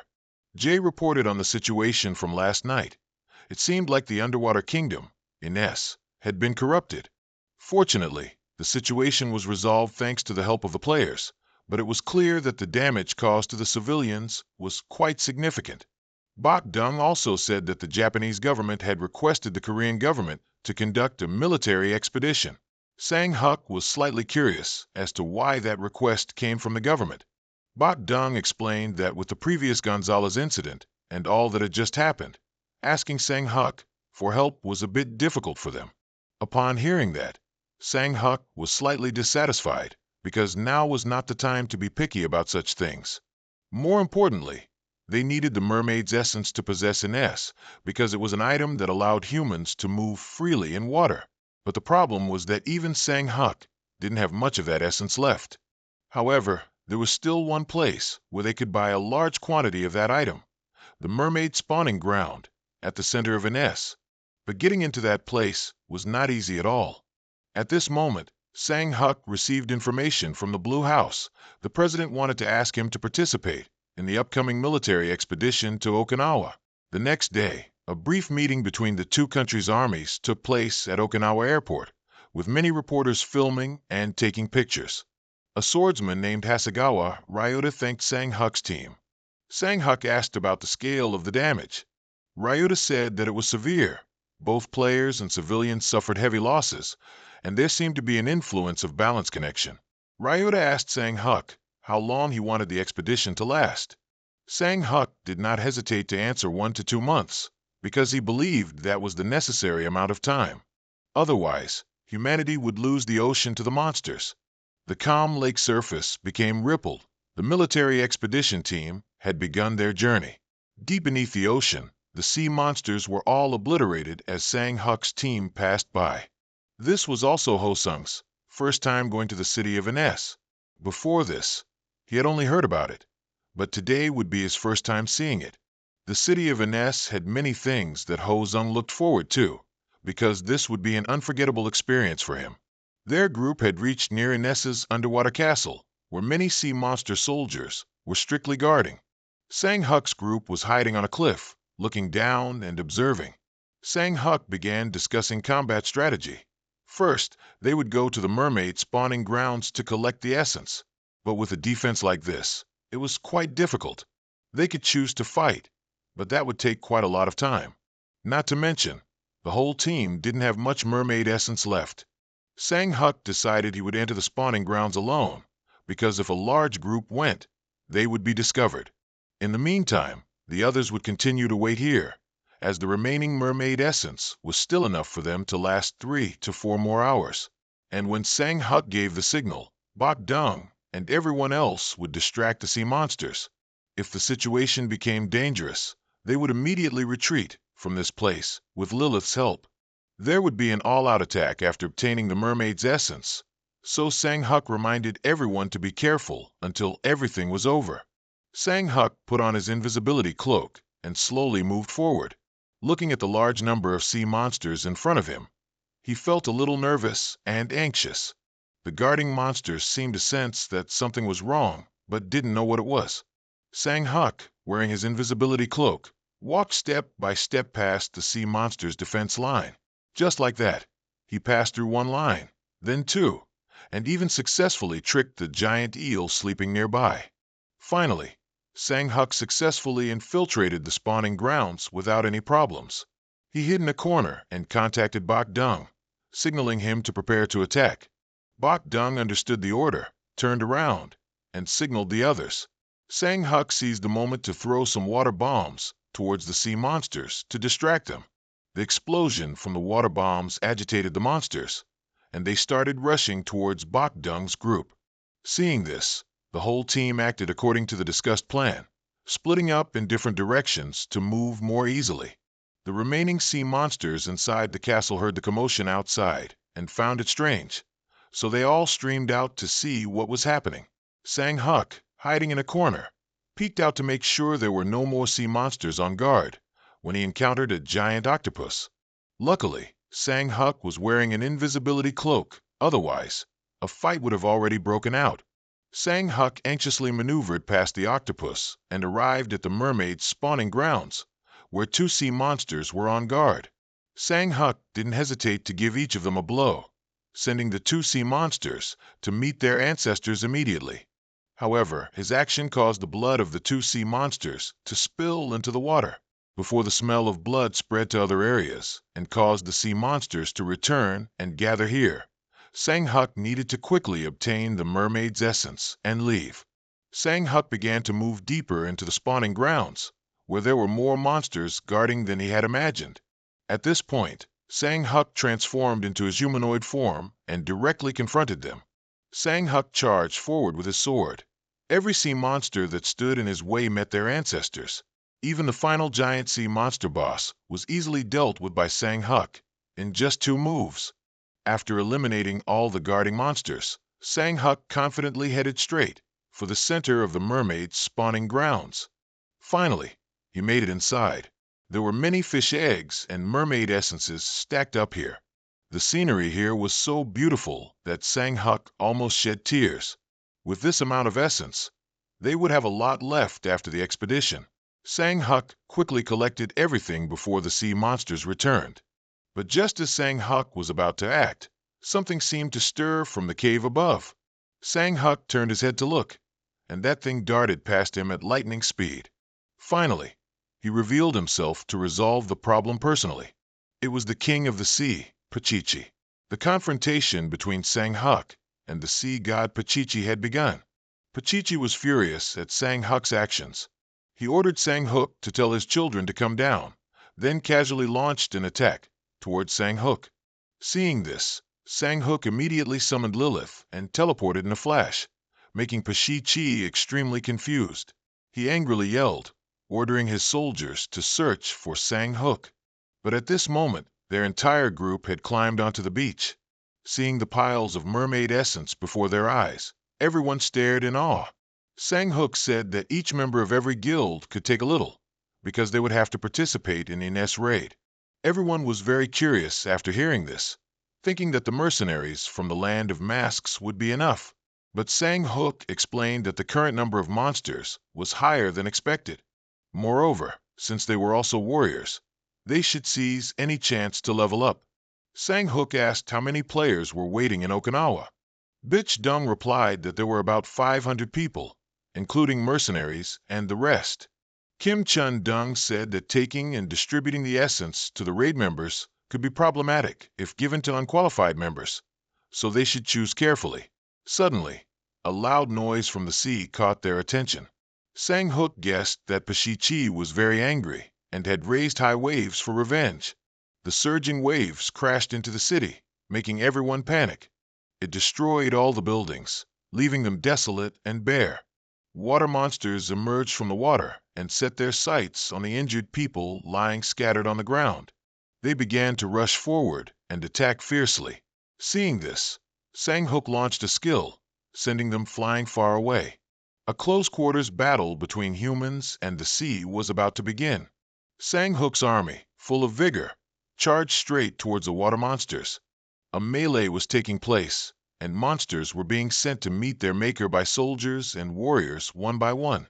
The situation was very chaotic now, and everyone was full of energy, dealing with all the water monsters. Sang-hook stood calmly, observing everything. Suddenly, a giant tentacle emerged behind him, but when Sang-hook turned to look, it hid by diving back underwater. Then it created a water explosion, sending the people standing nearby flying. The aftershock of the explosion was so strong that all affected people were injured and unable to get up. Richard looked up, and the person appearing before his eyes made him disbelieve his own eyes. It was Ines General Ursula, personally entering the battle. A mercenary nearby, unaware of who it was, charged forward vigorously to attack Ursula, but was quickly and lightly sliced in half by him. Richard was furious to see his man killed and rushed straight towards Ursula with hateful eyes. But he also got a hole right through his body, making him cough up blood. On the other side, fierce waves were still crashing, about to arrive, but currently, the whole team had to figure out how to deal with Ursula. They all stood together, forming a circle to surround him. At this moment, Ursula's eyes glowed brightly, and he calmly swung his sword, breaking the encirclement. He continued to furiously swing his sword, taking out the warriors nearby, splitting everyone in half. Kim Chun-dong and the woman in red were not to be outdone and charged forward, swinging their swords, ready to unleash skills simultaneously. But to Ursula, they were just like mosquitoes. He directly grabbed and squeezed Chun-dong with one hand, while forcefully pushing the woman in red aside. Ursula held Chun-dong tightly in his hand, pointing his sharp spear at him with the other hand, looking with both murderous and triumphant eyes. At the most critical moment, Sang-hook appeared just in time, attacking with a water missile from behind, successfully rescuing Chun-dong. Ursula turned his head to look at Sang-hook, resentful of being attacked from behind, so he redirected his attention to fight Sang-hook. At this moment, Ho-sung and another friend named Sit also ran to support Hook. Sang-hook was currently being restrained by the tentacles of a giant octopus, but his face showed no signs of worry or fear. Sang-hook calmly used his sword to stab through the thick tentacle of the octopus, then effortlessly cut it in half and escaped with ease. Not done yet. Sang-hook also took the opportunity to perform a few basic sword moves, from top to bottom, bottom to top, horizontal, vertical, and diagonal, causing each of the octopus's tentacles to be split into hundreds of pieces. Sang-hook also unleashed a blade cannon technique, directly attacking the octopus. The octopus monster was now very angry. Its eyes glowed red, and the image of a magic circle clearly appeared in its eyes. The octopus exhaled a jet of black water towards Sang-hook.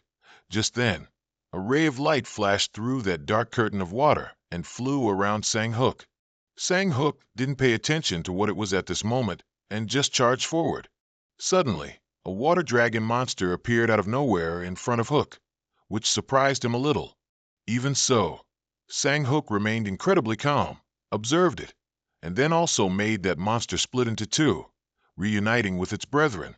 Thinking it was over, Sang-hook now faced not just one, but many small, cute water dragon monsters standing next to the terrifying giant octopus. All of them had gathered here because they sensed the smell of blood. At this moment on the beach, human and monster corpses lay scattered on the ground, while Ho-sung and Sit were still tirelessly fighting Ursula. But the situation didn't seem too promising, because Ursula's speed compared to those two was like night and day. With every incoming attack, Ursula would just lean back and evade. Ho-sung took advantage of his friend attacking from the front to secretly ambush from behind. He shot water arrows towards Ursula's back, but it was like an ant biting an elephant's leg. Sit had now grabbed Ursula's arm and was about to crush it into 100 pieces when he suddenly realized he had missed. Indeed, if you can't even hold your enemy's hand, how can you hold hers? Just one counterattack from Ursula made Sit cough up blood. Ursula used his spear to create a hole in Sit's body and then flung him away. Ho-sung, seeing his friend in such a state, cried out in pain. This caught Ursula's attention. He was about to turn towards Ho-sung, but Sit held him back, preventing him from leaving. Although severely wounded, he was still very conscious. Sit smirked at Ursula, then forcefully pulled himself off a spear, not forgetting to give Yusula an extra slash on the neck as a memento. Ho-Sung also took this opportunity to rush forward and add an electric strike technique to Yusula. The light emitted from the dazzling power was so bright that no one could see anything. Yusula had been knocked out cold. Ho-Sung turned to tell Sit that he would cast a healing spell on his wounds. But what happened next completely astonished Ho-Sung. Sit's wound didn't heal, but instead formed a swirling vortex, emitting a gruesome bloody mist. Ho-Sung suddenly felt a chill down his spine, and when he turned his head to look, he was utterly horrified. Yusula wasn't dead. He returned with an extremely furious demeanor and face. Now Yusula and those two truly looked no different from two ants and a buffalo. Yusula's eyes turned bloodshot with rage. He let out a thunderous roar that swept everything away. No one could stand their ground. It suddenly started raining. Yusula looked at the people in front of him and said, "It would be shameful to lose to a human. I will sweep all of you away." It seems this battle will be easy to get into, but hard to get out of. Yusula came back to life, and warriors, from the most skilled to the most amateur, rushed into battle fiercely and wildly. This could be called a battle for survival. Yusula alone took on dozens of warriors continuously attacking him. He just had to tense up and spin around once, and everything around him would be sent flying far away. A single slash from him could easily take out 4 or 5 people at once. Even Richard, a seasoned and most resilient warrior, but his attack didn't faze Yusula at all. On the contrary, it made him even more furious, and Yusula's face twisted into a terrifying scowl. With just a light tap on the ground, a powerful wave surged, engulfing all the soldiers nearby. Ho-Sung, at this moment, still used his old trick, attacking Yusula from behind with lightning, turning him into a lump of charcoal. Yusula, enraged, swung his spear powerfully towards Ho-Sung, creating a small explosion that made Ho-Sung disappear. It's unknown if Ho-Sung had already died, but on this side, the other warriors were still diligently fighting Yusula. But they were just supporting characters, so Yusula just lightly spun his spear a few times and easily dealt with all of them. Since fighting individually didn't work, they ganged up and attacked him together. Although Yusula was restrained for a bit, he still broke free and let out a roar. Suddenly at this moment, a huge, muscular red giant appeared and delivered a blow to Yusula's back, so powerful that it made space tremble violently. That was Sit, who had completely transformed into his warrior battle form. Sit continuously punched Yusula without stopping. Yusula didn't give up either, responding with a gentle, loving swipe across its face. The soldiers behind were also trying to support by firing a barrage of arrows at Yusula. Ho-Sung, Chun-Dung, and the red-clad woman now also combined their 3 swords to use magic and subdue Yusula. Yusula was in pain but couldn't do anything. Ho-Sung took this opportunity to jump up and unleash his ultimate move, Heaven's Fury, to finish off Yusula. Ho-Sung's attack was so powerful it created a massive explosion that shook the earth and sky, almost making everyone around lose their footing. After the explosion subsided, everyone anxiously waited to see if Yusula had been completely defeated. Just as they hoped, Yusula was lying motionless on the ground. But before they could even rejoice from the sea, another giant sea monster emerged and caused havoc. It was a kraken, the octopus that Sang-Wook had just fought. It emerged and then collapsed again, leaving everyone utterly confused. Those with an appetite even wondered how many portions of takoyaki they could make with its enormous size. At this moment, Sang-Wook was standing on the octopus sea monster. He glanced around at everyone, seeing them all battered and bruised, and wondered what had just happened. Richard sighed and said that Sang-Wook should have appeared sooner. Otherwise, things wouldn't have ended up this disastrous. After the battle, everyone returned to the camp. Sang-Wook and Richard were taking a stroll and talking to each other. Richard asked Sang-Wook, "Do you always fight like this?" Sang-Wook replied that while not frequent, it was somewhat common. He thought this might be due to the influence of the balance connection. Richard said disappointedly that he seemed to have reached his limit. "No matter how hard I try, I can't overcome my own barrier." He even wondered when he would be able to reach Sang-Wook's level. Seeing Richard's self-doubt, Sang-Wook encouraged him, saying, Don't think like that. You motivated us a lot when you fought and tried to rescue the players. Richard was somewhat speechless after hearing that. It was his first time being praised, and from Sang-wook no less, so he found it a bit unusual. The moonlight shone on the lake. Sang-wook advised Richard to get some rest soon and maintain his condition for tomorrow, because tomorrow would be a very long day as they would embark on a military expedition in Ines. Early the next morning, the weather was beautiful today. The entire army, including Sang-wook, stood together before the calm and peaceful sea. Sang-wook instructed all the warriors present to try not to die and to hold out until the end. Today's battle will be very tough, so if anyone's scared, they can go home, because we must abandon everything and focus on fighting, without having to hold back on anyone. After today, all of us will become stronger. At the underwater castle, Pachichi was incredibly furious because his soldiers had been soundly defeated. Even after deploying his strongest battle chicken, Yusula, they still fell. The spawning ground for fish eggs will also take a very long time to recover. Pachichi was seething with rage when he received news that Sang-hyuk's team was preparing for a second attack. This pushed him to his limit. Pachichi furiously ordered his troops to prepare a counterattack and not to let anyone survive. The battle between humans and sea monsters continued to rage. Both sides fiercely attacked each other, neither willing to yield. This time, the number of sea monsters seemed greater than before, and their quality and strength were also higher. But that was nothing to Sang-hyuk's team, as this time all the soldiers in the team had also reached a new level. Both sides engaged in an extremely intense combat, and Sang-hyuk also contributed by using his ultimate skill to knock out a giant water dragon monster. Sang-hyuk turned his head and noticed a cave on the other side. Sang-hyuk decided to enter to assess the situation.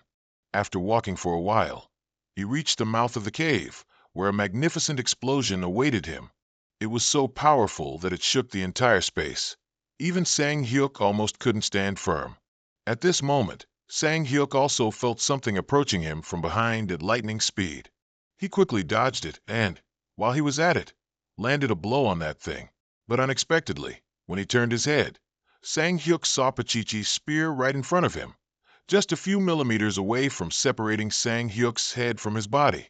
The clash between the two most formidable opponents in this episode had begun. Pachichi waved his hand, and underwater storms and tempests immediately arose. He used incredible speed to move and fight Sang-hyuk. Sang-hyuk even provoked him, saying, "I wonder how I defeated you in my previous life." Pachichi was incredibly annoyed by Sang-hyuk's nonsensical words. He used his power to create a tidal wave, intending to drown Sang-hyuk. But Sang-hyuk, with the power and aura of the male protagonist, easily escaped. Pachichi created magic circles and summoned sea monsters to attack Sang-hyuk. They continuously fired water arrows, but none could even touch Sang-hyuk's fingernail. Only then did Sang-hyuk begin to counterattack. Whatever moves the monsters used against him earlier, he now used against them, but on a higher level. All of them were vaporized by Sang-hyuk. Pachichi was also affected and coughed up blood. Sang-hyuk, seizing the moment of his weakness, rushed forward and gifted him a sweet sword strike, quickly and cleanly knocking out the sea god Pachichi. But the battle was not over yet. The previous display was just round 1. Now round 2 began. Pachichi's body swelled, and terrifying air bubbles appeared. Sang-hyuk stood silently, observing as Pachichi's body transformed into a terrifying black liquid. On this side, the masked army and the sea monsters were still engaged in fierce combat. The situation seemed promising as they continuously eliminated the sea monsters. Suddenly a strange phenomenon occurred. Bok Dung had a bad feeling, so he shouted, demanding an immediate retreat. From a distance, the shadow of a gigantic sea monster with long tentacles was looming. On Sang-hyuk's side, Pachichi had now transformed into its sea dragon form to fight. Sang-hyuk thought that was the opponent he would fight, when suddenly Pachichi summoned water spirits. All of them simultaneously launched a combined attack towards Sang-hyuk. Sang-hyuk had to be very quick to dodge in time.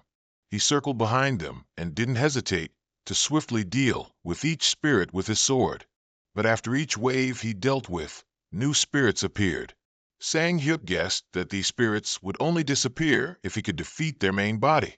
Sang Hyuk used a laser blade skill to destroy many of them at once to save time.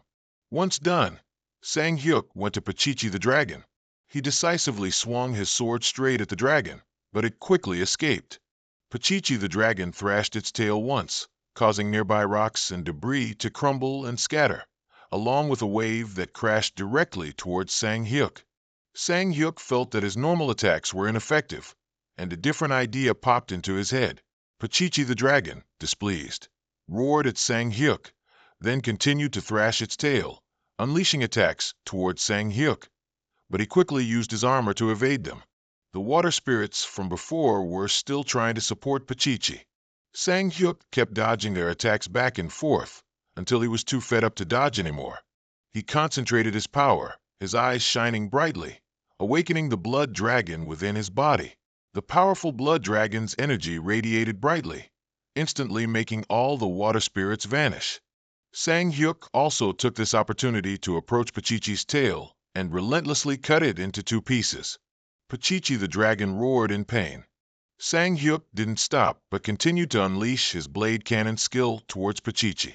Sang Hyuk removing Pachichi's tail was entirely for a reason, because besides being used for attack, the tail also had the ability to maintain Pachichi's balance. If Pachichi no longer had its tail, it meant this game was completely in Sang Hyuk's hands. Suddenly, Pachichi the dragon said something that confused Sang Hyuk. "I will never forgive you. The curse will drag you down into the abyss." Pachichi the dragon screamed, and the surrounding space suddenly began to shake violently. At this moment, the system displayed a notification. Pachichi the dragon's curse has been activated. When underwater, 50% of stats are restricted. Endurance is reduced by 50%. All defensive power and resistance are reduced by 50%. All potion effects are reduced by 50%. Sang Hyuk was utterly astonished. There's no such monstrous thing in any world. Pachichi the dragon, with a disgruntled expression, loudly said, "Let the final round begin." At the bottom of the sea, sparse coral branches grew, tiny sea foam rose, and a booming sound created a terrifying scene. Run Sang Hyuk was now being chased by Pachichi the dragon. It roared, creating water waves and magic circles that attacked him. Run Sang Hyuk successfully dodged. He jumped onto a cliff, gathered his strength, and unleashed a fatal sword strike. His sword pierced the dragon, but it was unharmed. The dragon roared, and a powerful stream of water shot out from its mouth, heading straight for him. Run Sang Hyuk flew up, creating a shield to block the powerful stream of water. Finally, it dispersed, merging with the seawater. He stepped back a little, his sword-wielding hand hanging towards the ground, breathing heavily. The dragon's eyes glowed with a red light, and it sneered. "Do you understand now? The gap between us. If you attack without knowing your place, you could pay with your life. Human." Having said that, the dragon conjured countless water spirits that rushed towards him. Run Sang Hyuk's eyes shone brightly. "All right," he said. Suddenly, a sound was heard. "I really didn't expect this plan." Volander appeared from somewhere, holding a sharp saber. He slashed once, a dimensional slash, and all the spirits vanished. Run Sang Hyuk stepped forward, tiny water bubbles rising. "This is really uncomfortable. Where are we?" Volander asked. Run Sang Hyuk replied, "We're underwater." Then Run Sang Hyuk threw a mermaid essence towards Volander. "You'll feel better after eating this." Volander took it, put it in his mouth. It really does seem better." Run Sang Hyuk sighed in relief. "It's good that it worked." Suddenly, the dragon roared, its mouth wide open, revealing sharp teeth. Run Sang Hyuk and Volander took their stances, ready to fight. "No matter how hard you try, you won't defeat me," the dragon said scornfully.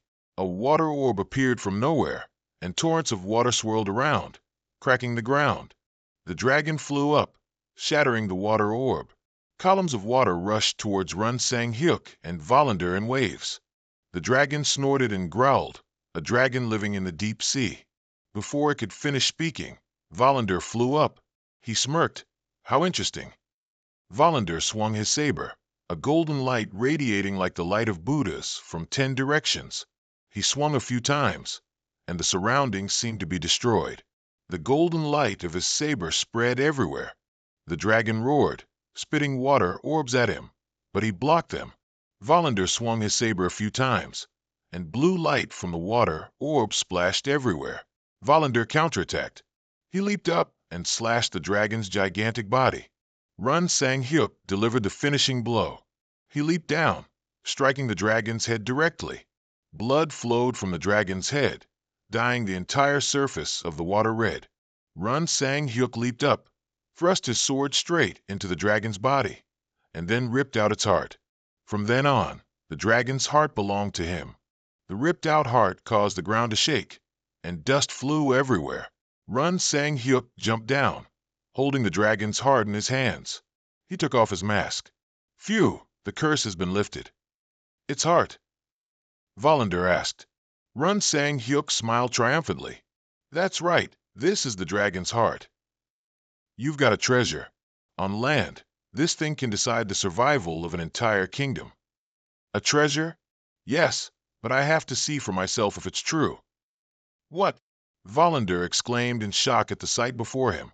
Run Sang-hyuk tore off a piece of the dragon's heart and put it in his mouth. Blood spread around, dyeing an entire area of water red. Hey, what are you doing? Volander yelled at Run Sang-hyuk. No sooner had he spoken than a powerful light radiated from Run Sang-hyuk, enveloping him. Monarch mask. Volander exclaimed in surprise. An explosion destroyed everything around them. Rocks flew everywhere, water splashed, and columns of water rushed out. The dragon's heart possessed immense power. It granted the user double the efficiency of energy refinement through alchemy. After the dragon disappeared, Run Sang-hyuk tried to eat the dragon's heart to survive. After eating, his whole body felt like it was burning, a pain worse than death. This decision changed Run Sang-hyuk's entire life. He understood that to gain power, he had to endure suffering, both physical and mental. 5 days later, on a beach where people were building and living in huts after the disaster, some people suddenly saw a faint shadow appear on the sea. That shadow slowly approached everyone with an extremely exhausted body. As it neared the shore, it immediately collapsed into the sea. People noticed it and rushed to help. That night, after being rescued and recovering his health, Run Sang-hyuk sighed. Bok Dung immediately asked about his health and the situation, as Run Sang-hyuk had been submerged in the water for the past 5 days. Run Sang-hyuk replied that he had sent Pachichi there and the monsters hadn't lost their will to fight during those few days. Bok Dung smiled and asked, Really? When he came out of the tent and returned in Monarch's form, Run Sang-hyuk immediately asked about the situation over the past few days while he was not here. Bok Dung replied that after the Kraken appeared, everyone continuously retreated and fought back. But because the monster was too powerful and massive, while humans were too small and not strong enough to fight back, they could no longer continue fighting. And through the battles, the number of injured and casualties was extremely high. After hearing this, Run Sang-hyuk pondered and told Bok Dung, You've done well. Now step down and rest. Meanwhile, on the beach, Richard was sitting contemplatively in front of a bonfire. Run Sang-hyuk approached and started a conversation. Richard Pausun was startled and immediately asked in return if Run Sang-hyuk was taking care of Pachichi. But Run Sang-hyuk evaded the question and asked if he and everyone else were fleeing from the monster. Richard Pausun was embarrassed and said not to mention that right now. Run Sang-hyuk asked if they needed to hire more mercenaries for support. Richard Pausun immediately said not to do that, and that he didn't want the distance between them to grow further. Run Sang-hyuk then told Richard Pausun to try hard, as he wanted them to go to the Demon King's castle together. Later, underwater, everyone was fighting fiercely against the Kraken and sea monsters. Monarch then sprang into the air and slashed the Kraken monster's head. Everyone saw it was time to counterattack and shouted, Attack! Everyone was filled with enthusiasm, wanting to defeat the Kraken. After 3 days, the attack on the underwater kingdom of Innis concluded. A total of 35 people were injured and 12 died. The cost of the war was immense. Media worldwide published various articles about the war. The survivors went to the cliff to commemorate and remember those who sacrificed to protect the country, protecting them from the ferocious monster. At the Blue House, officials were meeting and asking about Monarch's situation upon returning to the castle. One person spoke up, wondering about Monarch's unusual behavior and lack of demand for rewards. The leader replied, "There's no need to be so vigilant. Monarch is the pride of Korea and a hero of humanity." The other person replied, "Yes, I will be more aware of that." The leader then said, "Give Monarch whatever he wants, as long as it's reasonable, because he has made huge contributions to the country. Don't worry about those things anymore and focus on what everyone needs to do right now." At the castle, Monarch, now run Sang-hyuk, walked and pondered Volundar's words when they met in the ocean. Volundar said that while trapped in that area, he tried to forget the sword to become the best, but in the end, he thought he had thrown everything away. Volundar said that he might have acquired the sword that could cleave space, but it was all an illusion, and in reality, he hadn't lost anything. Only after letting go of the last fragment, when he had nothing left, did he become perfect instead. Run Sang-hyuk then pondered the limits of players. Based on level, stats, and equipment limitations, Volundar's sword couldn't possibly be avoided. He realized, is leveling up and the best gear all there is to achieve? Isn't that right, Demon King Ban? Demon King Ban gave a slight chuckle. Run Sang-hyuk approached Ban and asked him what he was thinking. Ban remained silent. Run Sang-hyuk continued, asking, "Is that an illusion?" He did not answer. In the ancient abyss, the nightmare of the first castle, Run Sang-hyuk thought this Ban was an illusion within a nightmare. Run Sang-hyuk turned away and said that he had high expectations, but he guessed they were meaningless expectations. Ban's voice echoed, "You've forgotten that you once had a hard time distinguishing between reality and illusion." Run Sang-hyuk paused, turned around, and stammered, "What did you just say?" Ban continued, "Do you remember the last words I said to you?" Run Sang-hyuk recalled his words, "I hope you let go of my true self, not an illusion, when we meet again." Run Sang-hyuk was stunned. He frowned, feeling disbelieving. "No way. Are you the real Ban?" Ban smiled and said, "My will is in anything that takes my form. It's interesting to watch you from time to time." Run Sang-hyuk stood opposite the throne and asked why he didn't present his complete self. Ban replied, "When everything is ready, when that time comes, even if you don't want it to happen, we will meet again." Run Sang-hyuk then wondered, what kind of preparation? Could it be those who brought them to the continent of Rosalia and brought everyone back here? He doubted whether he was one of them. Ban pondered and replied, "That's a difficult question. Unfortunately, I cannot answer that question right now." That remark made Run Sang-hyuk pensive. Ban continued, "Furthermore, someone messed with you the other day, and a part of my power has expanded." Run Sang-hyuk was surprised by that statement and thought, is he talking about the fragment from a few days ago? Then Ban complimented Run Sang-hyuk. "However, I am pleased with your change." Run Sang-hyuk felt utterly surprised. Before Ban disappeared, he didn't forget to bid farewell to the brothers. Before Run Sang-hyuk could fully process it, he only saw Ban's lingering image, which left Run Sang-hyuk speechless. One night in a certain village, Bichdung stood talking with Run Sang-min next to the cathedral under the streetlights. Bichdung said to Run Sang-min, "Is Monarch's condition still the same?" Run Sang-min replied, "He hasn't eaten and has locked himself in his room for 3 days now." Bichdung crossed her arms and frowned. "He hasn't moved much since returning from the ancient abyss. I wonder what happened there." Run Sang-min wondered the same thing. "This is the first time my brother has looked so weak. This is terrible. He needs to quickly regain his own power."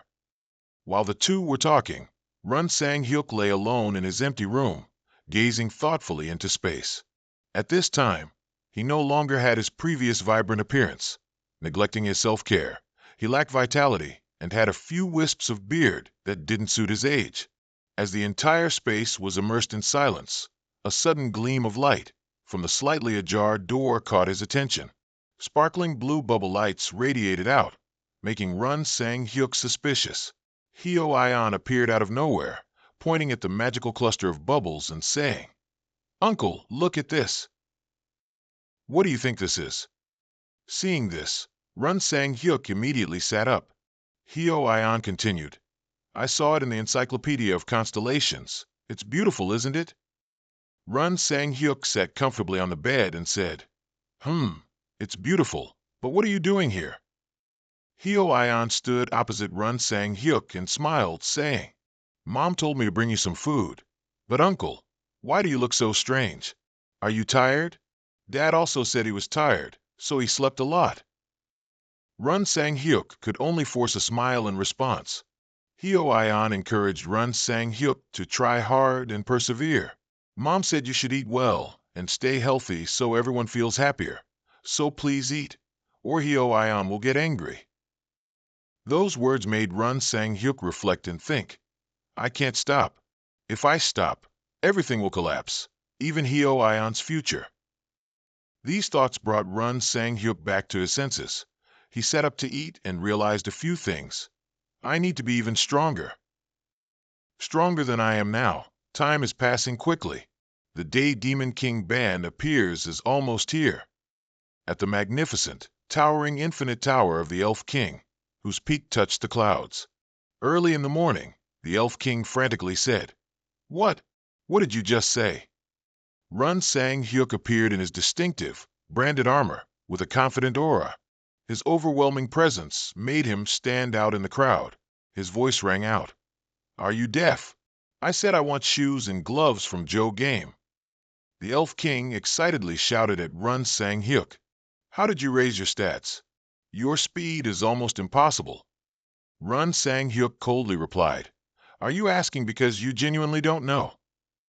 Just kill monsters quickly and repeat. Give me the equipment now. I don't have time to dally with you." The Elf King rubbed his hands, looked straight at him, and smiled without saying anything. Suddenly, the Elf King spoke. "2 pieces of equipment from Joe Game have been ordered. Purchase request approved." The new equipment, radiating a brilliant glow with dazzling golden patterns, further enhanced Run Sang Hyuk's exceptional aura as he put them on.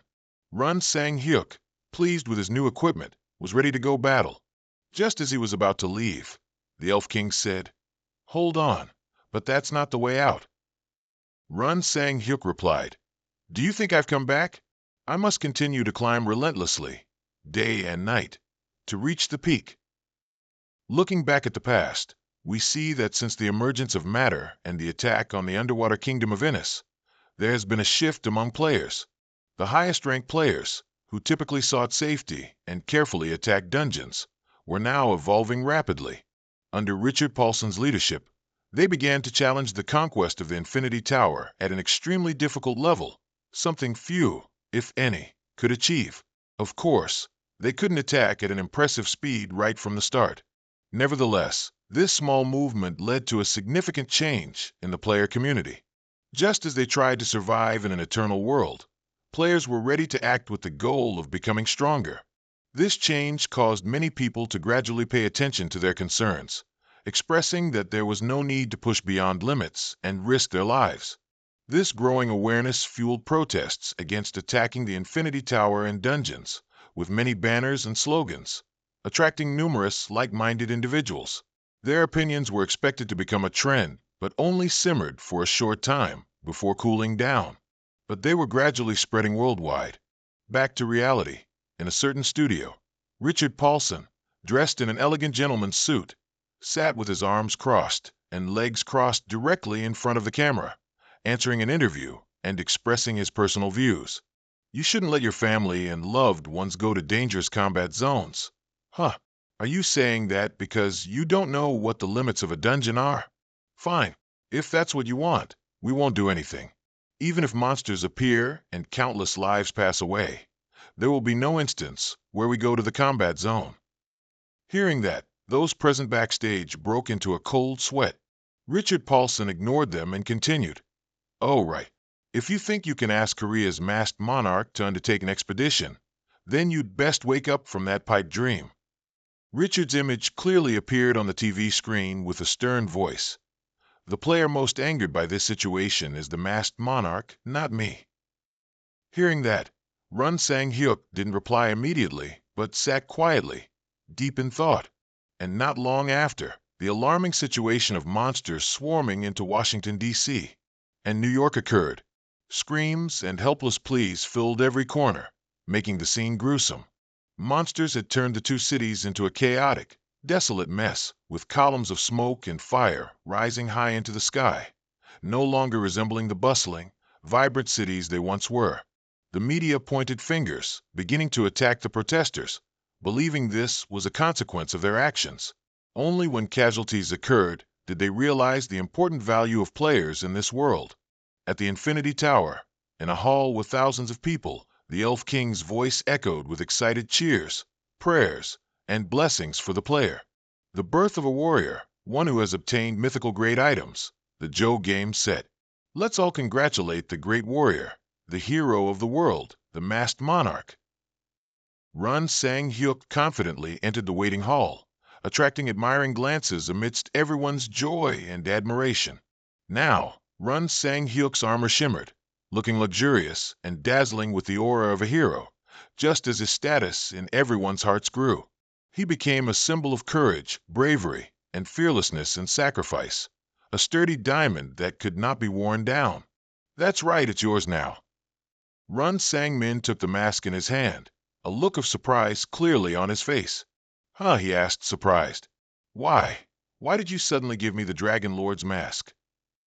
Run Sang Hyuk smiled. What, you don't like it? No, it's not that, Sang Min quickly replied. Can I really wear it? He asked cautiously. Run Sang Hyuk replied. I've already decided. When I get the complete Joe game set, I'll give you the Dragon Lord set. But Uncle Lu changed its color, so people wouldn't get confused. Brother, Sangmin said, moved to tears. But nothing is free, right? I have to compensate you somehow, don't I? That's right. Sangmin exclaimed excitedly. What do you need? Do you want money? Sang Hyuk waved his hand. Money's fine, but since you're my younger brother, I'll give you a 50% discount. Really? Sangmin replied. How much is it? My income has been very good lately. 10 trillion. The words from his mouth made Sangmin's face darken. He was speechless, unable to say anything more. Why don't you just sell me too? Sangmin yelled. Run Sang Hyuk's life continued its monotonous routine. He hunted ancient monsters, and after finishing, he returned to rest. Occasionally, he assisted on the monster island, but he spent most of his time upgrading the speed of his equipment. Meanwhile, the ancient abyss wasn't just his exclusive hunting ground. Following him, Park Ho-sung, Butcher, and 2 vice captains formed an ancient abyss assault team, along with masked mercenaries, and as they leveled up with infinity points, they grew stronger. In a large city, tall buildings stood side by side. At an intersection, crowds of people hurried across the street, and all kinds of vehicles, large and small, were moving. A system notification suddenly appeared before him. A global quest is underway. The immortal king, Barant, has awakened. Following this, a dark scene unfolded. The sky grew dark, darker than the admin's future. Thousands, tens of thousands of skeletons, wearing wooden armor, shields in hand, spears in hand, marched forward. They were called the Immortal Army. Each of them looked bony, with cold eyes that would make anyone facing them, if not a superhero, surely faint. In a magnificent castle, surrounded by giant ancient trees, a gust of wind blew, causing leaves to fall and rustle. When did it start? In Canada's Yukon Territory. Inside the castle, the masked knight was talking to his subordinates. Prepare for the expedition now, he ordered. How many troops will we use? As much as possible. The plane flew in the sky, leaving trails of smoke from its tail, while below, majestic, barren mountains stood. The plane had reached Canadian airspace. Squeal, squeal. The plane's wheels screeched against the ground. The plane stopped, and dust flew up all around. The hatch slowly opened, and the masked knight stepped out first. He wore golden armor, which, struck by the sunlight, emitted a dazzling metallic glow. His subordinates followed, one by one. They all wore red armor. The person assigned to greet him was Matt Chutt, a Canadian official. He had heard about the new type of armor he wore. After speaking, Matt Chutt offered a friendly smile and extended his hand towards him. However, he didn't shake his hand back, but instead asked him, "What's the situation now? Knights from all over the world are being gathered." He replied, "But the situation is worsening now." His expression was quite serious, and the number of casualties is increasing daily. The Amato army. Unless I have millions of troops to stop them, Canada will be completely destroyed. These thoughts flashed through his mind. "Let's go. We don't have much time. I'll ride this way." At the gathering point for injured soldiers, some were being bandaged, others were resting. Suddenly, everyone's attention turned to one spot, the direction the masked knight was approaching. He walked closer, his subordinates behind him. His striking appearance made everyone turn to look. "It's the masked knight. He's finally here." A series of whispers erupted. "I am Garilai, currently in charge of the defense line." "Where are the youth corps?" the masked knight asked. "They're fighting on the front lines," Garilai replied. "Good. This is a global mission, which means all knights worldwide must participate in the fight. From now on, all defense lines must be extended further to prepare for this battle. The mercenary army will take the center, led by me. Does everyone know what will happen if we lose?" He spoke for a while, and everyone listened intently. "Don't let them win, if you don't want to lose your lives." In a desolate, bottomless ravine, a battle was raging on both sides of the chasm. Green lights exploded one after another. Amato, carrying axes and aggressive skulls, charged forward. The mercenary army used shields to block, and the friction created sparks flying off the shields. The mercenaries charged towards Amato, their faces filled with murderous intent. As for Amato, it was impossible to tell if they had murderous intent, as they were all skulls and skeletons. Michael Buren stood in command. He yelled, "Damn it, kill all these beasts for me. No matter how many I kill, they always come back." Suddenly, a series of explosions occurred. Rocks and debris flew everywhere, sparks flared up, and dust filled the air. Everyone was stunned. What was that? A figure appeared. Park Ho-sung descended from above, wielding a magic staff, continuously aiming it at Amato. Magic missiles. A barrage of blue sparks flew from his magic staff, heading towards the Amato horde. As a knight raised his sword, the Amato in front of him instantly shattered into 100 pieces. Lilith appeared. She used her power to block all retreat paths for the Amato horde, then used falling rocks from above to kill them like flies. The mercenary army raised their swords, fighting the remaining Amato. Around them, large fires blazed. The Amato also advanced aggressively, their eyes glowing red, showing their bloodlust. Suddenly, they saw a brilliant light, giving them a glimmer of hope. The masked knight. Michael Buren exclaimed in surprise. "If they can't be destroyed, kill their king first," the masked knight said, appearing behind Michael Buren. "The masked knight," he uttered in astonishment. "I'm going now," the masked knight said, then walked forward, leaving him with a bewildered expression. He opened the system, activated the wing function, and a pair of red wings appeared behind him. He flew up, making the ground shake and filling the air with dust. He clenched his fists, looking straight at the Amoro. "Protect this place until the end," he said. Then he gained momentum, jumped, and flew away. "Crazy!" Michael Buren exclaimed. In the middle of a desolate valley, the Amoro's base was built. They lined up, protecting their leader's throne pyramid in the center. Each of them had no expression, as they were all skulls, standing concentrated and looking forward.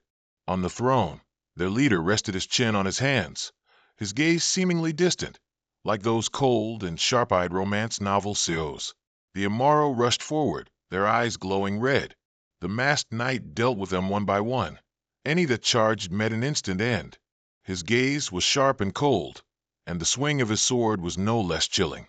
Wave after wave of Amaro charged forward, and then wave after wave fell beneath the tip of his sword. "So this is Barant's territory," he said, then gained momentum and flew straight to Barant's throne. He raised a finger, and tens of thousands of Amoro rushed towards him. Boom!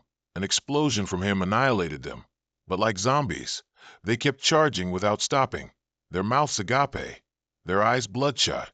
They frantically lunged to bite and tear at their opponent. But his opponent was the masked knight, not an ordinary person. Another explosion erupted, continuing to destroy a large number of Amoro. Barant sat still on his throne, slowly opening his mouth. "You haven't changed at all." "Long time no see, Barant," he said, flying up directly in front of him, his sword pointing towards the sky. On both sides of the chasm, the mercenary army and the Amoro were still fighting. Michael Buren dealt with them one by one, and Valander swung his sword, killing enemies wherever his blade reached. "We can't let them run wild anymore. Kill them all for me."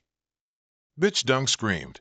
Suddenly, another large explosion erupted ahead, scattering rocks and dirt everywhere. Manaka, another huge explosion occurred.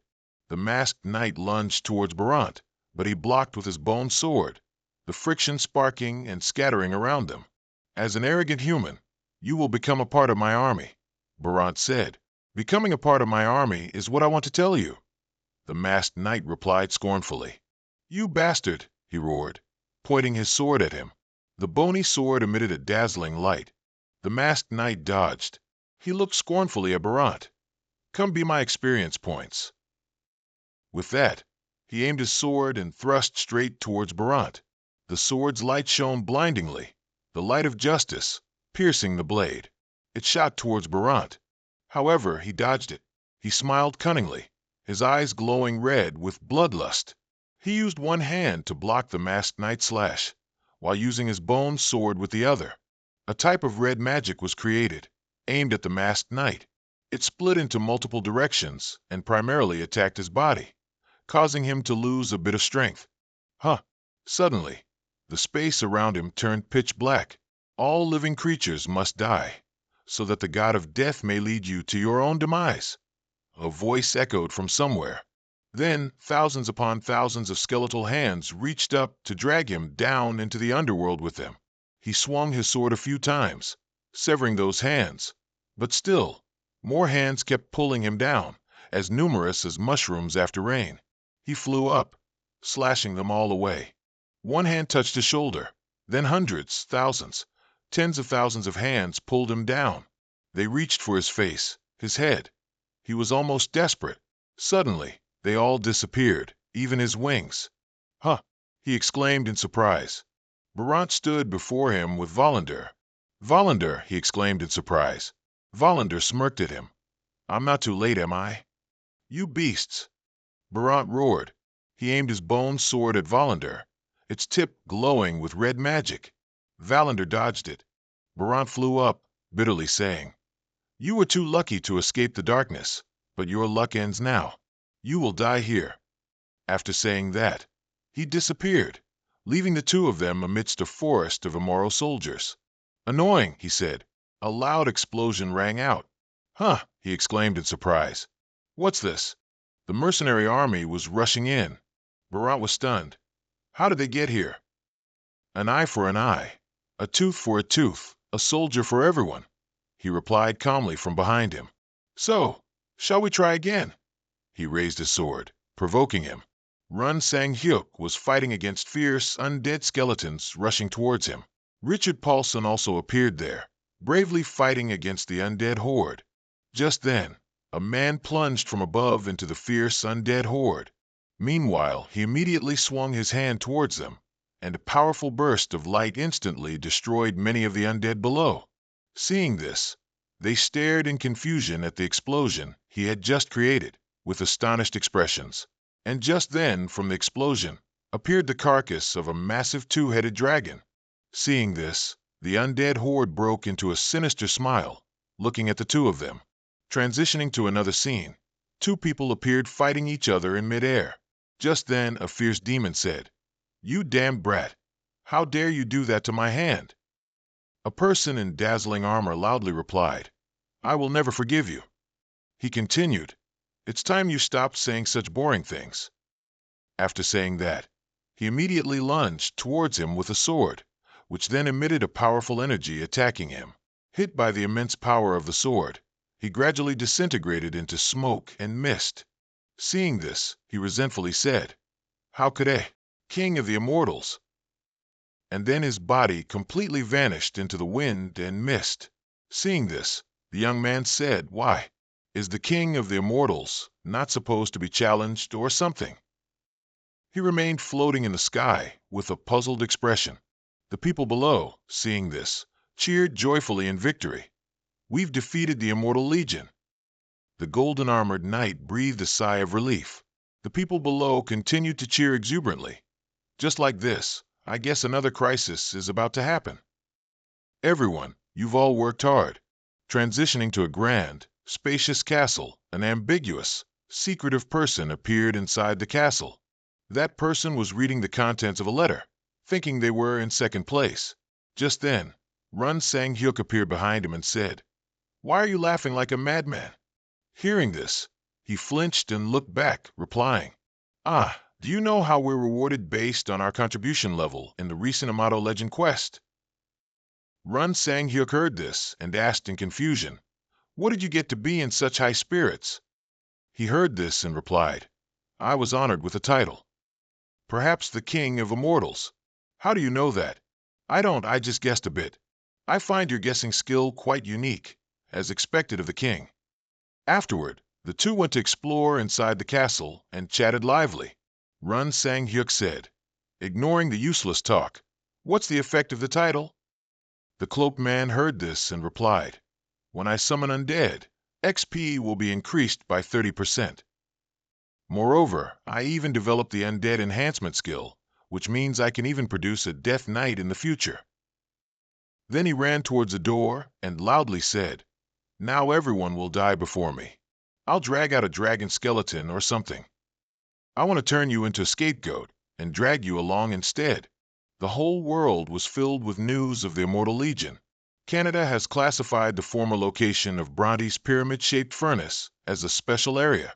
They built a statue for a Canadian player who was a victim of the Amato Legend quest. In this round, Run Sang Hyuk reached level 385. On the other hand, Park Ho-sung used points from the Infinity Tower to obtain a magic book called Smart Home and became stronger in one aspect. And Jang Suchin gained enough power to sweep through the ancient abyss. Other players also gained incredible levels, and so the world is facing a new phase. Cut to God's fruit garden. Run Sang Hyuk was inside the garden, wearing a bright red cloak. As he walked, a rustling sound immediately rang out, drawing his attention. Curious, Run Sang Hyuk immediately approached the bush where the sound came from and said, bewildered, "I just heard a sound." Suddenly, a beam of light appeared behind him, making him freeze. Run Sang Hyuk slowly turned his head to look behind him, and then a tall, burly figure slammed into him, sending him flying towards the base of a tree. Run Sang Hyuk, not understanding what happened, looked at him in pain. It was a ferocious monster. It didn't let him gather himself and charged straight at him. Its roar echoed throughout the forest. Seeing this, Run Sang Hyuk could only stare at it blankly. At the critical moment, a knight appeared and rescued him, saying, "I knew you'd come back." Seeing this, the monster angrily glared at the knight with ferocious eyes, and then it swung its blade, cutting straight towards the knight. Seeing this, the knight quickly dodged, and then the two weapons clashed, creating a dazzling light. The knight seized the opportunity and powerfully swung his blade towards the demon. The infallible blade struck directly into the demon's body. The blade glowed strangely hot as it sliced through the demon's body. The knight didn't stop, continuing to swing his blade multiple times at it. Seeing this, the demon couldn't resist and spewed a large mouthful of blood, then flew far away. The demon looked at the knight with an unwilling expression and said, "You're pretty good." Then it stood up and uprooted a tall tree. It let out a barbaric laugh, then hoisted the uprooted tree. Seeing this, Run Sang Hyuk stood up to fight alongside the knight, saying, "You bastard." The demon said, "Now this is the end." Seeing this, the knight gave the demon another slash and said, "Heaven and earth split." The demon, getting an extra slash, screamed in pain. Seeing this, the knight gave it another hit to the head. Then he calmly raised his hand to his head and said, "My liege, do you read me?" He continued, "Just now, I defeated a giant in the fruit garden." Then the knight approached the demon, looking at it with a doubtful gaze. At this moment, the demon lay on the ground, full of wounds and barely breathing. Scene shifts to a part of the forest. A strange voice rang out. "So you're saying the signs end here, right?" Two figures in the distance spoke up. "It disappeared from here, just vanished into thin air. I'll search this area now. You go search over there." "We must catch him immediately," she continued, "before bigger trouble occurs." Run Sang-hook was fighting a group of monsters. With just one swing of his sword, he annihilated them all. At this moment, the system's voice suddenly rang out. "You've leveled up to 400. He was surprised. What? What is this?" Run Sang-hook walked away slightly disappointed. "I thought there might be something new when I reached level 400, but there's nothing. Maybe there'll be something at level 401. He went to the orchard where Baekhyun was guarding the giant monster Jia Kan. The boy questioned, "Why are you back? This wouldn't have happened if you had run away earlier." The monster growled, "I am Jia Kan does not run away." Run Sang-hook looked at it. "Are you sure you're willing to die to get the holy fruit?" The giant remained defiant. "I won't turn back without those bastards. If I had the holy fruit, I could have killed those bastards." Run Sang-hook and Baekhyun were surprised after hearing that and asked, "Who are they you're talking about?" The monster didn't answer him, but killed itself. Monsters know how to self-destruct. Before it perished, the giant intentionally reminded them, "Blue eyes, small ears. Run when you see them, or they'll chase you until you die." Scene shifts to the blacksmith's workshop. Lee Cheon-yu was still diligently crafting weapons. He turned to look at the hide hanging on the wall. Would this be perfect to use as a canopy? While he was deep in thought, Park Ho-sung walked in. Cheon-yu immediately greeted her. "There are a lot of good things today. Maybe you'll like them." Of course, the two talked back and forth for a while. Ho-sung's attention shifted to the hide hanging on the wall. "Is this the Jia Kan hide they brought back from the orchard?" He immediately replied, "That's right. Isn't it incredible? I can make at least 30 sets of leather armor from this." Ho-sung touched the hide and couldn't help but exclaim, "It might have high magical resistance because the surface is very thick and sturdy, and add to that its conductivity." Before she could finish her sentence, she seemed to realize something. "Did someone use magic on this? All I know is what Sang-hook told me." Run Sang-hook also walked in and said, "What do you mean? Is there something wrong with the hide?" Ho-sung suspected some mysterious magic was cast on the hide. She immediately cast a spell on the hide. Slowly, a line of text gradually appeared. "This is elves." After leaving the blacksmith's workshop, Sang-hook went to the castle to find Baekhyun. He said, "It seems the Eternal Forest has appeared. A skill called Mark of the Forest Keeper was found on the Jia Kan's hide. I think the elves have reappeared." Baekhyun heard this and asked, "Then why haven't they appeared until now?" He explained, "Elves really hate humans, but they don't usually leave the Eternal Forest. A long time ago, the elves gave me a test. After I completed it, I made a promise to them. As long as humans don't attack them, they will never harm humans. That's why the elves always only operate within the Eternal Forest." A search was initiated. Immediately begin the search from the north of the Land of Masks and the Lord's Orchard as starting points. A troop of several dozen people immediately followed orders and searched everywhere. 1 month after the search began, Baekhyun reached an agreement with Russia. They were allowed to cross the border and were trying to search there. Sang-hook immediately asked how long it would take. Baekhyun replied, "Since Russia is so big, it might take a while." Sang-hook gradually lost patience and called Lilith. "If the elves dream, can you find them?" She immediately replied, "It's not impossible, but I need to know what they look like to find them quickly. If time isn't pressing, I'll try." However, she wasn't sure how long it would take. She would have to examine each dream, and there was a possibility she still wouldn't find them, but she would still try. That night, Sang-hook was studying a map when Lilith's voice echoed from outside. She rushed through his room. "Appa, I found them. I know where the elves are." The two immediately went into the forest and stood before a large tree trunk. A few characters appeared on the trunk. Sang-hook happily said, "Excellent. You did great." She smiled and took credit for it. "Of course, I put in a lot of effort, even stayed up all night." After saying that, he told her to go home and he would find them himself. She pouted. "You stingy guy. If you get into trouble, call me. I'll come help you." Sang-hook went deeper into the forest alone. Julia suddenly appeared behind him and said, "Follow me. Elisa is waiting for you." Sang-hook and Julia went to the Eternal Forest, the city of elves. As soon as they entered, everyone in the city looked at them in surprise. When Elisa saw him, she said excitedly, "I've missed you a lot, Sang-hook." After the two chatted for a while, they got to the main point. Elisa said, "I was very surprised at the time. The world has changed." Sang-hook immediately brought up the old promise between elves and humans. Elisa smiled and replied, "The promise is still kept, but there's a condition."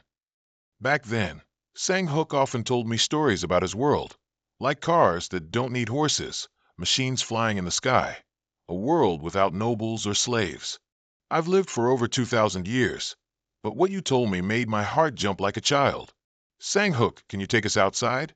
Sang-hook was surprised after hearing that, because elves need the forest's energy to live. But she still resolutely said, "We need the forest's energy, but that doesn't mean we have to live in the forest. Can you give us a small piece of land?" He raised a hand to his chin, thought for a moment, then smiled. "Of course." With that, Sang-hook left the elf forest. On the way back, he felt as if someone was following him, but when he turned around, there was no one there. It turned out Julia had been following him the whole time. Upon arriving in the city, Sang-hook went to meet Jay. The two sat and talked at a cafe. Sang-hook spoke. "The elves have agreed. They are very curious about the human world. They want to leave the forest. So I'm thinking of building a city in the north of the Masket Lands." Jay didn't object and was pleased with his idea. They will start trading once they've integrated with the human world. Moreover, the goods the elves make from the world tree are excellent, Sang-hook added. "All right, I'll discuss it with them." Jay wanted him to leave the trading to her. But before that, he wanted to ask her something. The scene shifted to a large hotel. Here, Sang-hook and Elisa were holding a press conference, with dozens of reporters working below. Sang-hook said, "Elves have always lived in the forest, but now the situation has changed. This is no longer a continent. From now on, elves will live in a designated area within the Masked Lands. Only those with permission will be allowed in. No one else will be permitted to enter this land." Elisa, sitting beside him, turned and said something to him. He nodded. He looked at the reporters and continued, "But one thing everyone can be sure of is that when the elves want to interact with humans, they will have to learn our culture and language. Furthermore, they want to help integrate with humans through trading goods.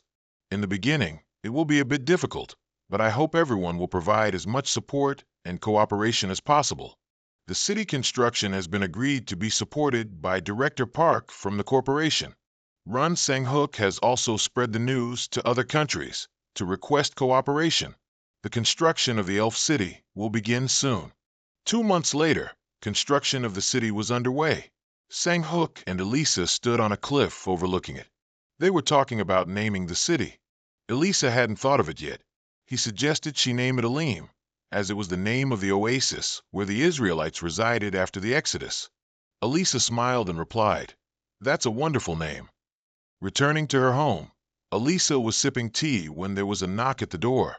It turned out to be Violetta. Elisa said, "I thought I'd never see you again, but I can't believe you're here. I'm curious how you escaped." Violetta smiled. "I'm not sure if I escaped myself or if he let me go." Elisa worried that he wouldn't easily forgive Violetta. He was a frightening person. Violetta agreed. "Yes, he's the craziest of all the eccentrics I've met, but don't worry, I believe he won't bother me." After saying that, Violetta changed the subject to bad-mouthing the male lead. Don't do anything foolish. That Run Sang-hook can't be trusted. Elisa didn't pay attention to her words, only believing in what Sang-hook did. He's better than you think. At this moment, two players were working together to fight a monster. As they fought, they talked. Why aren't you resting? You've been up all night already. The other person replied, how can I sleep when I see my experience increasing? Plus, I'm only 2 levels away from reaching the final experience. Not letting the two talk, the monster immediately rushed forward and pounced on them. The person in the red cloak quickly swung their sword, slashing the monster across its body. The two sighed in relief. It seemed they had eliminated all those strange demons. They said, the enemies here are very difficult, but the levels increase very quickly. That's what I'm aiming for. I've leveled up 5 times. Odin has reached the 2nd floor, hasn't he? Monsters will get stronger and stronger. They walked and talked, not noticing that a group of monsters had revived behind them. The two gaped in surprise. What the hell? They've revived. The screen zoomed out. Inside the screen were images of all the players, and standing before countless screens was the one who controlled everything. I have set the divisive barrier's nature from ancient times, both the outside world and inside these castles with monsters. Thus, the more these monsters are hunted, the power of the barrier will also gradually weaken, leading to continuous deaths. Your actions will become a blade piercing your own hearts. In another castle, Sang-hyuk was fighting a group of monsters alone. He contacted Butcher, learning that the number of monsters was increasing daily, and players were gradually getting weaker. In the Eternal World, everything is restricted by the game system. The number of monsters and their revive rate are consistent. However, if there's a change in the revive rate, as Butcher mentioned, there will be a loss of control in many parts of the world. Sang-hyuk then asked, are there similar reports in other places? He received the answer. Other areas haven't encountered similar problems yet. Reports indicate that this is only happening in the Ancient Rift area. Currently, hunting in the Ancient Rift has been prohibited, and further investigation is needed. Back in Sang-hyuk's castle, Alessa and Violetta sat together. They were talking about the controller of the Ancient Rift. His name is Rintel, from the Rosalia continent. He was a great sage. He gathered all knowledge.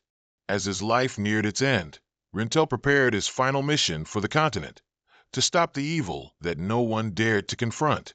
On top of Tartarus, he built the Ancient Rift, also known as the Rift Prison. Then he created a barrier that no one could break. Even he himself couldn't break that barrier. After sealing the evil within, he also stepped inside, to prevent the possibility of the barrier not being able to withstand absolute evil. Sang-hyuk listened and then said, but he said he would come to meet me. But how would he get past the barrier? Violetta continued, perhaps he will find a way to nullify the barrier.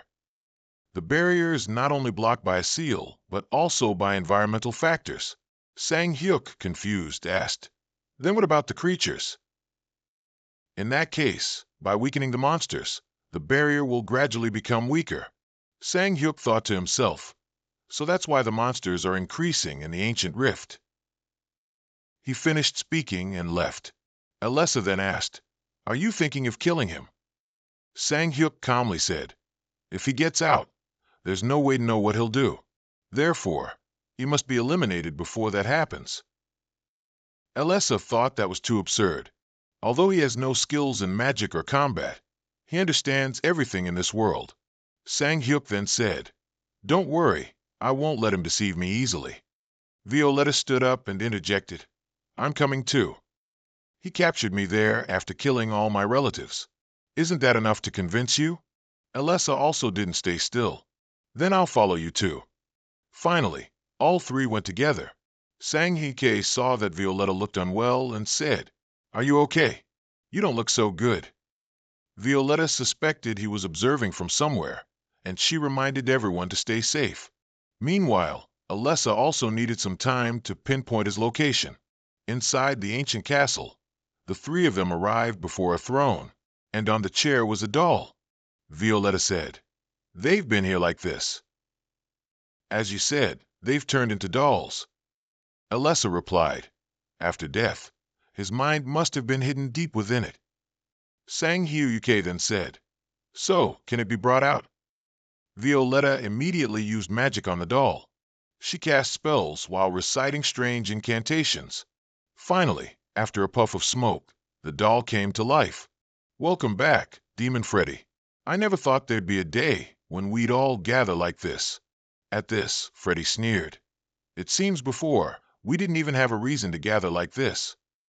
Ian Sang Hyuuke, standing nearby, heard this and said, Put the greetings aside and be vigilant. We won't know what he'll do. Freddy heard this and only responded with a sarcastic attitude. At this moment, Alessa appeared. Ian Sang Hyuuke, seeing this, immediately asked if she had found Rental's location. Alessa walked towards him and replied, I can't pinpoint the exact location, but he's nearby. I'm sure he's watching us from somewhere. Suddenly, an argument erupted, drawing everyone's attention. What? You coward, show your face. Calm down, Freddy. You're the weakest one here. What? Suddenly, a door appeared before them. The door slowly opened. A man stepped out from the door, leaving everyone dumbfounded, astonished, and shocked. It was Rentel. Freddy, upon merely seeing him, impulsively lunged straight towards Rentel. Rentel, at this moment, seemed perfectly calm, and with a face as cold as ice, he said, I think you're the one who will experience utter horror. Then he gracefully dodged Freddy's attack smoothly, leaving Freddy no time to react. Everyone, seeing this, was extremely startled and worried for Freddy. Freddy, however, refused to give up, and with murderous intent, he stood up, looked at Rentel, and said he would send him to the underworld. Rentel heard this and only replied with a chilling remark, You think you're capable enough? Violetta, seeing this, was also a bit displeased, and immediately spoke up. You speak as if you think you're the supreme god. Don't joke with me. You don't even have the qualifications to be a god. Hearing this, Rentel chuckled derisively at Violetta. You're neither a god nor a human. Don't you think you should be grateful to me for taking you in? At this moment, Volander was also extremely annoyed with Rentel. He stepped forward majestically, pointed his sword directly at Rentel, and said in a resolute voice, Everything will be decided by this blade. Hearing this, Rentel's eyes immediately grew deep. He coldly looked at Volander. Then he extended both hands and began to unleash his moves, commencing the battle. Ian Sang Hyuuke's group was extremely astonished to see this. From the very beginning, none of them wanted to do this. Rentel then cast a chilling, terrifying gaze upon them and declared that he would achieve freedom. At this, Freddy also charged towards him, continuously multiplying himself into copies and punching Rentel's face repeatedly. However, Rentel seemed completely unharmed. He subtly raised his hand and snapped his fingers. Seeing this, Freddy immediately ran behind Rentel. His gaze deepened. Freddy's clones had been turned to smoke. Seeing this, Freddy exclaimed in dismay, Oh, damn it! And just then, a spatial rift appeared behind Rentel. A figure darted out from that spatial rift to attack him. It was the god of death. Rentel saw this and nimbly dodged. The god of death saw this and turned, disappearing back into the hole. And then, once again, appeared behind Rentel. The god of death smiled sinisterly, looking at him.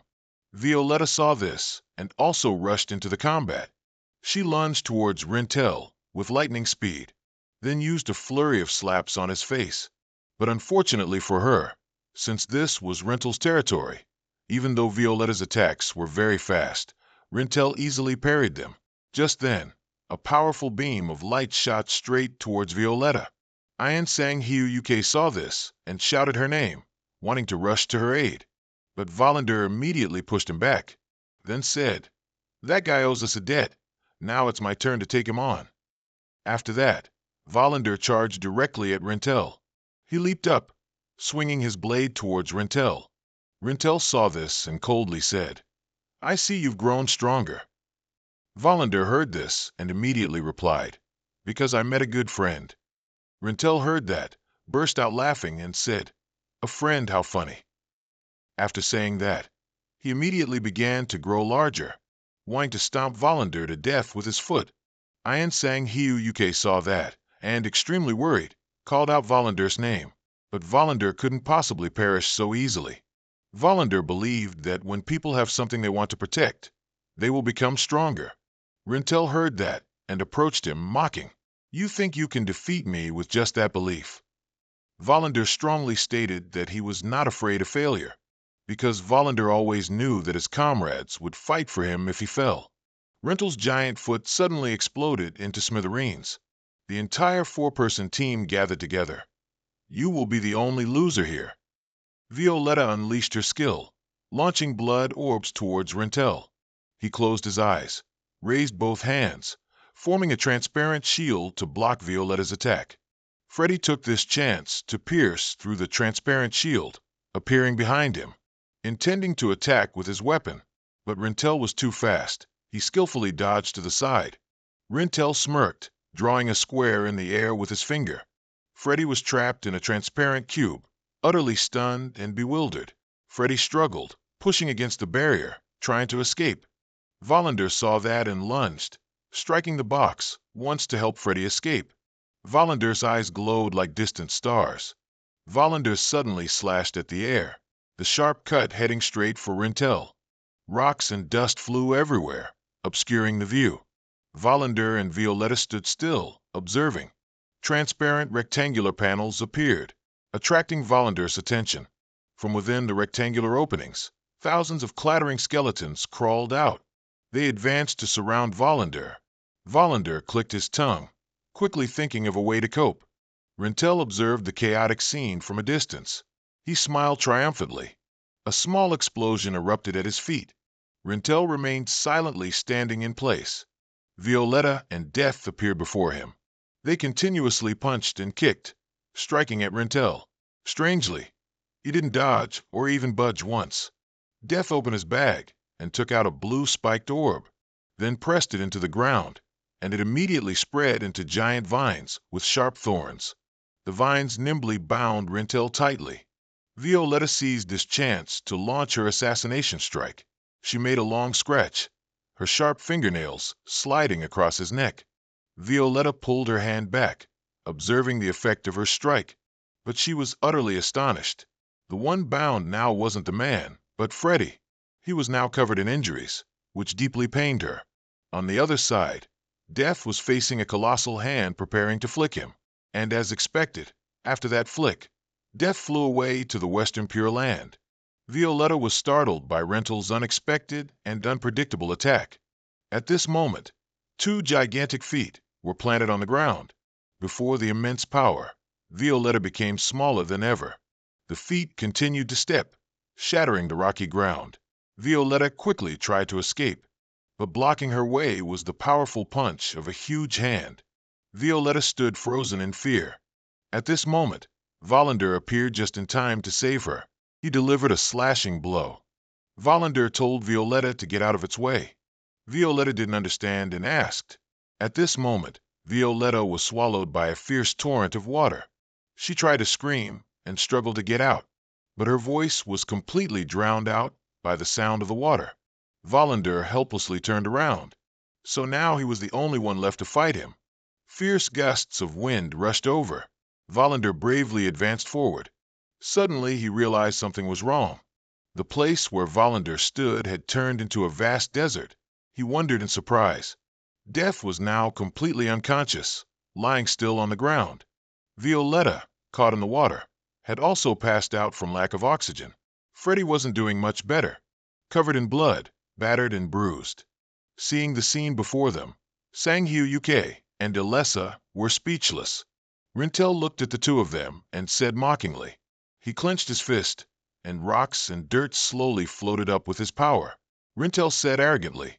Sanghyu Yuke gently pulled Alessa into his arms, which surprised her slightly. The two flew into the sky, leaving Rintel standing on the ground. A rain of blood started to appear again. Sanghyu Yuke spread his wings and soared high. Rintel raised his hand towards the sky. Do you think you can escape from here? In midair, an explosion suddenly occurred, unexpected by Rintel. An object grazed his arm and headed towards the ground. Violetta was immediately freed from the cold water. She gasped, her voice hoarse, coughing a few times. He glanced at her. It seems you still aren't aware of your place. Why don't you give up trying to save her? Sang Hiu Uk appeared, fully equipped with iron armor. Not entirely. It seems you're the one who isn't aware. He looked at the wound on Rental's hand and said, Aren't you aware that you almost died? Rental's face darkened. This feels a bit interesting. Rental now revealed his true power. Rocks and dirt swirled up again. I'll make everything more terrifying than ever. Let's see how long you can last. Sang Hyuk retorted. Those words, I'll make you regret them. Here, you'll be the loser. Rental gritted his teeth and reached out to defend himself. Sang Hyuk was determined to strike him down and finish him. Two immense powers collided, creating violent tremors that brought down a corner of the castle. The wind blew away the hazy dust. Rental stood still, unmoving, silently looking around for Ian Sang Hyuk. Something made Rental's eyes widen. It turned out Sang Hyuk had already closed in, slashing a blade down right in front of him. Sang Hyuk landed, as if reducing momentum, circling behind the man. Rental, at this moment, was still calmly gazing at the clouds and sky within his sturdy shield.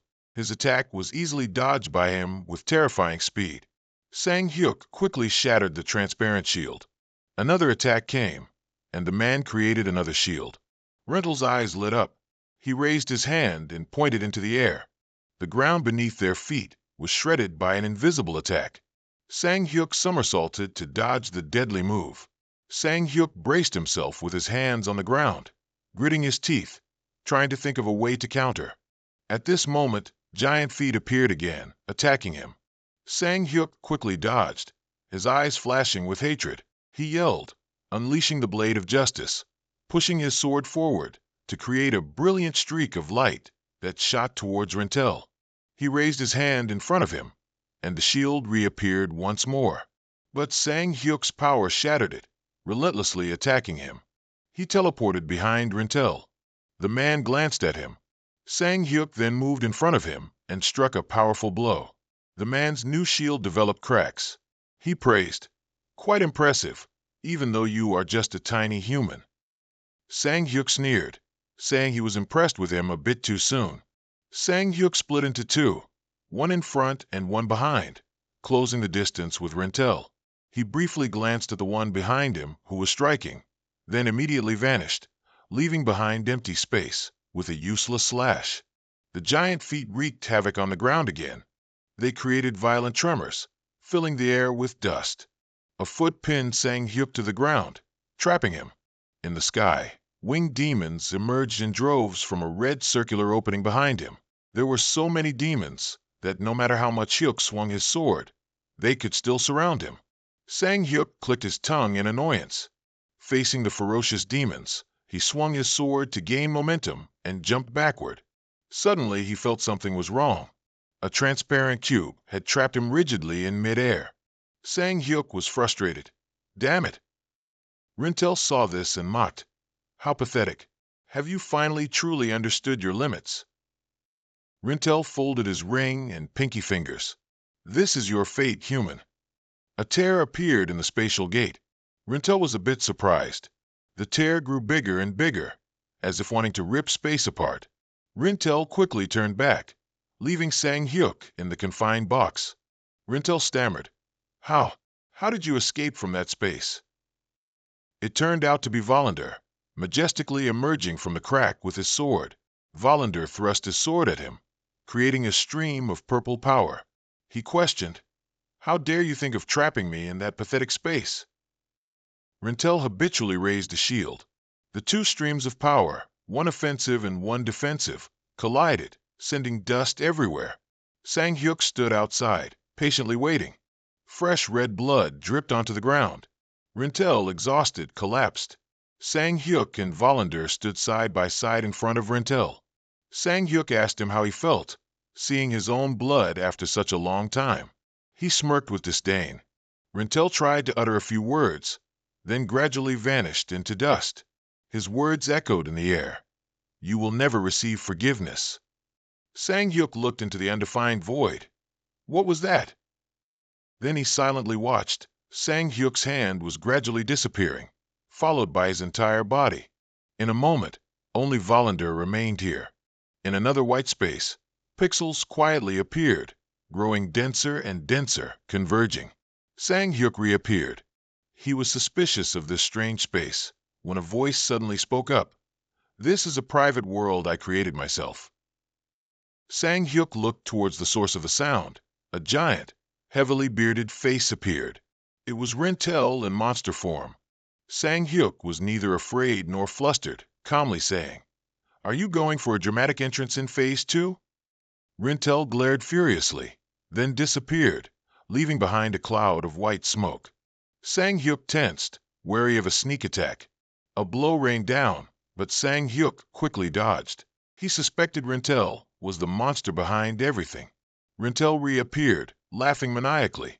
Sang Hyuk also smiled faintly, raising his sword high. Round 2 officially began. Sang Hyuk leaped up. A sound from behind caught his attention, making him turn around. The ground was now covered in dust from the previous attack. Sharp stones were created directly above his head. Sang Hyuk paused for a few seconds, then quickly found a safe spot to avoid them all. A giant hand was created again, attempting to grab him. Sang Hyuk swung his sword, cutting across its palm. At the severed point of the cut, thousands of arms sprouted, disgusting him. Sang Hyuk glared at them.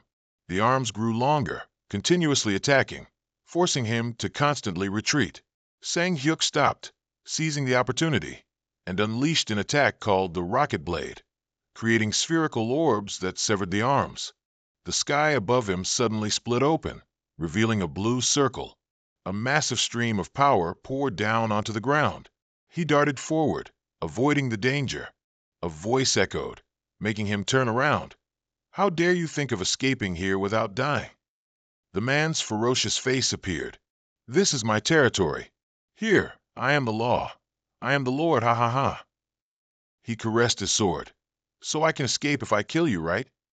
From the sky, Sang Hyuk created a large column of light with his sword.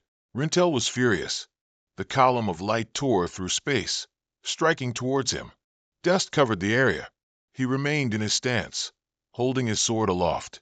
Around him, a strong wind blew, making his robes flutter. Rintel spoke through the mist, claiming that such an attack wasn't even enough to tickle him. This was Rintel's domain, so Sang Hyuk couldn't do anything. Sang Hyuk silently looked at him, then said something that Rintel found confusing. "That only happens when you're in your own space." At this moment, a crack appeared in space. The crack grew larger. Rintel panicked. "What is that?" It turned out that Sang Hyuk's previous attack had caused such a crack in space. Sang Hyuk casually scoffed. "You created it very carefully, didn't you? Perhaps my attacks were a bit too strong." Rintel stared at him in astonishment. Sang Hyuk immediately retreated, creating his own space. A golden aura enveloped him. The entire world glowed. Sang Hyuk continuously slashed at the air, generating golden light streams that attacked Rintel directly. He cried out in pain. Light shone everywhere. The sky was calm, the sea tranquil. A column of water shot up from the seabed. In the void it created, a city protected by law appeared. The ground here was hollowed out into a deep pit. Rintel lay motionless there, groaning. "No, I can't lose." He didn't even finish speaking before crying out in pain, his body gradually vanishing into dust. Sang Hyuk stood still, witnessing everything. A robotic voice announced, "World Boss, Rintel, Monarch of the Abyss, has been defeated." Freddy and Death appeared, both utterly surprised and unable to believe that Rintel had been defeated. Ian Sang Hyuk smiled and took off the mask on his face. Elisa worriedly asked if he was injured anywhere. Sang Hyuk smiled and said he was fine. Then he turned to ask if everyone else was okay, as they seemed more seriously injured than he was. Death replied, "Don't worry about that. The dwarf has already healed us with recovery magic." Sang Hyuk was relieved to hear that, and also thought it was great. Suddenly, a tremor occurred, and everyone entered a defensive state. Fragments of rock flew high into the air, surprising everyone. A tall, large building suddenly appeared, blocking out the sunlight. Death exclaimed, "It's a giant castle," and Freddy wondered why such a large castle would appear here. Violetta speculated that Rentel was probably once like them, and just as they were trapped here, his soul would be trapped in this castle. Suddenly, 3 glowing circles appeared on the ground. These were rewards for defeating the world boss. The rewards included an M-grade shield, an M-grade spatial dominion skill scroll, and an M-grade infinite knowledge grave. Sang Hyuk picked up the infinite knowledge grave. It could increase intelligence by 100. Sang Hyuk thought this was more suitable for Ho Sung than for himself. At this moment, Death hesitated and said he had one final request. Sang Hyuk glanced at him and asked what the request was. Death said sincerely, "Could you take me to the outside world?" Sang Hyuk agreed, and Death was overjoyed. But of course, Sang Hyuk wouldn't help for free. He said he wanted to seal a contract. Death pondered, seemingly not quite grasping what Sang Hyuk meant. In the outside world, in Songdo, Incheon, children were playing happily under a tree. Adults were also strolling leisurely. The city was bustling with a dense population. A dark spot appeared in the sky, growing larger and larger. In the vast castle, a frantic shout echoed, "Hey, can't you sit still?" Herod, who was being disguised, replied, "I want to sit still, but it keeps moving against my will." Aizen said, "If you keep shaking like that, this will be even harder." Herod had no other choice but to compromise. Aizen held a sharp tool and said, "If you don't want a cut on your face, then sit still." Herod asked again, "What is it?" Aizen impatiently shouted, "Don't move."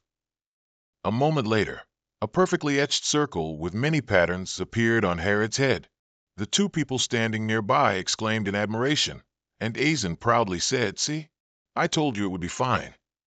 Hoa Bang handed Herod a mirror. "Here, look in the mirror. Do you like it?" Herod was now a young man with a bald head, but he looked incredibly handsome. He was so happy he shed tears. "Is this my face?"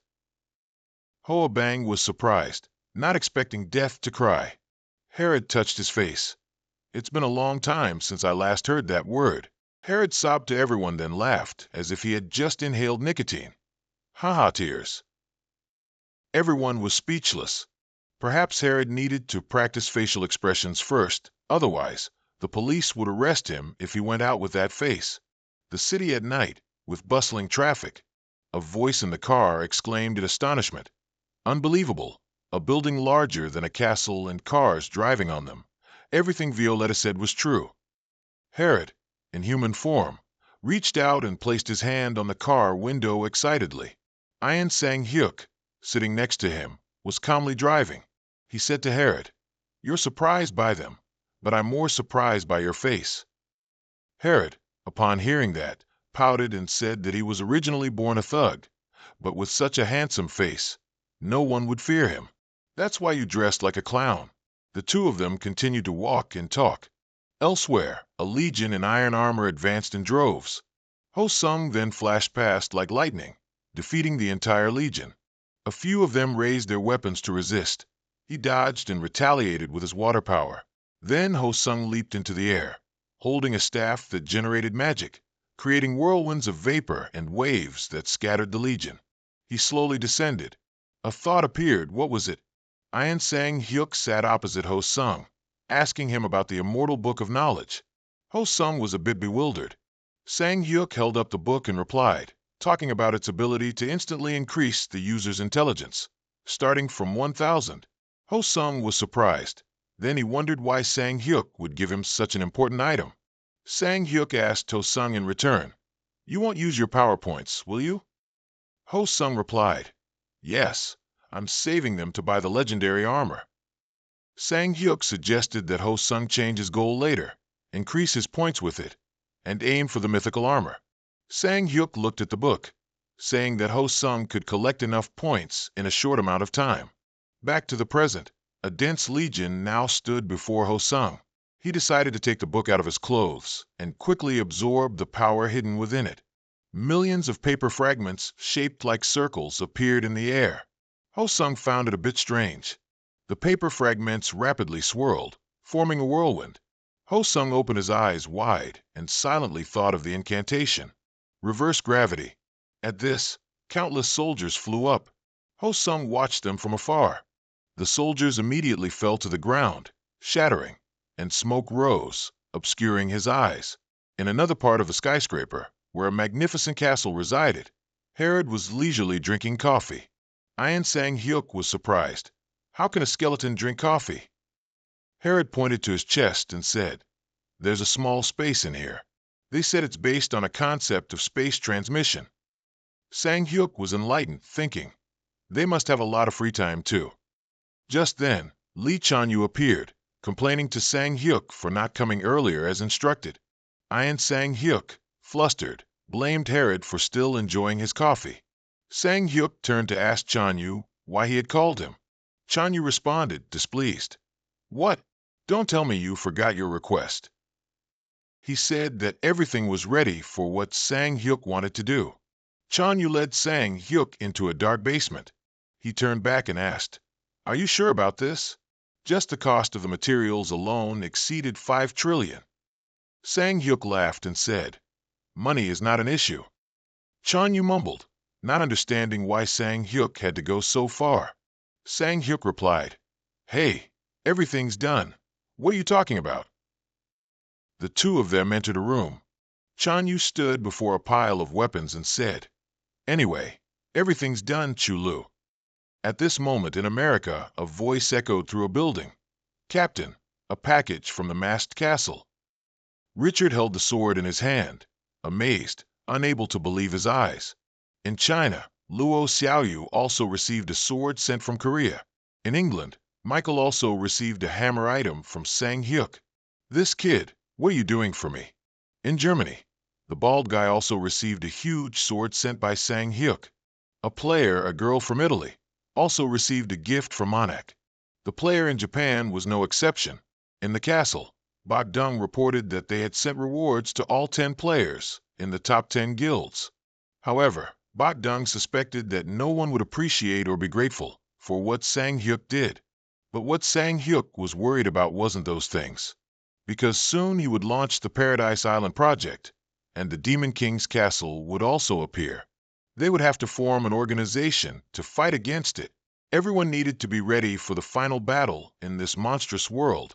Early in the morning, at the Player Association building, bells rang loudly. Staff in the office constantly answered customer calls. "Where are you now?" Consultation voices rang out. "First, you need to quickly evacuate from the location." "All right, we'll check now." 2 bosses stood in the distance, silently observing. "Hi Young SUC requested. Connect to the masked castle now." Regarding the appearance of the Paradise Island, a strange island was floating in the sky. Passers-by were surprised. The masked army appeared, flying towards the island. Sang-hyuk also appeared in golden armor. Someone exclaimed, "It's finally being implemented, Angel Island Brahim." Bogdung told Sang-hyuk that Paradise Island currently had a shield around it. Sang-hyuk knew this beforehand, and what they needed to do was complete a series of quests to gain entry. Bogdung feared that the team wouldn't have time to complete that. Sang-hyuk raised his holy sword, and golden rays of light gathered. Sang-hyuk charged down and slashed the protective shield. The creatures on the island were surprised by the strange sound. They all looked up at the sky, enveloped in a golden light. The army behind Sang-hyuk waited, ready to charge. Bogdung shouted to boost morale, "Charge!" All the soldiers headed towards Angel Island in waves. At Incheon International Airport, a group of people lined up solemnly. Richard led a group of people in black clothes. Luo Xiaoyu was also there. An announcement echoed through the streets. "This is an emergency." Hyung SUC announced over the phone. 100 Masked King's wings will be provided directly. The mission now is to collect anything missing. After that, everyone will meet at Paradise Island. Michael listened intently. Violetta, Grim Reaper and Freddy, in human form, were also ready. A chaotic scene unfolded. They and the creatures there clawed at each other. Bogdung exchanged words with the person behind, ordering him to hold his position and support them with magic from the rear.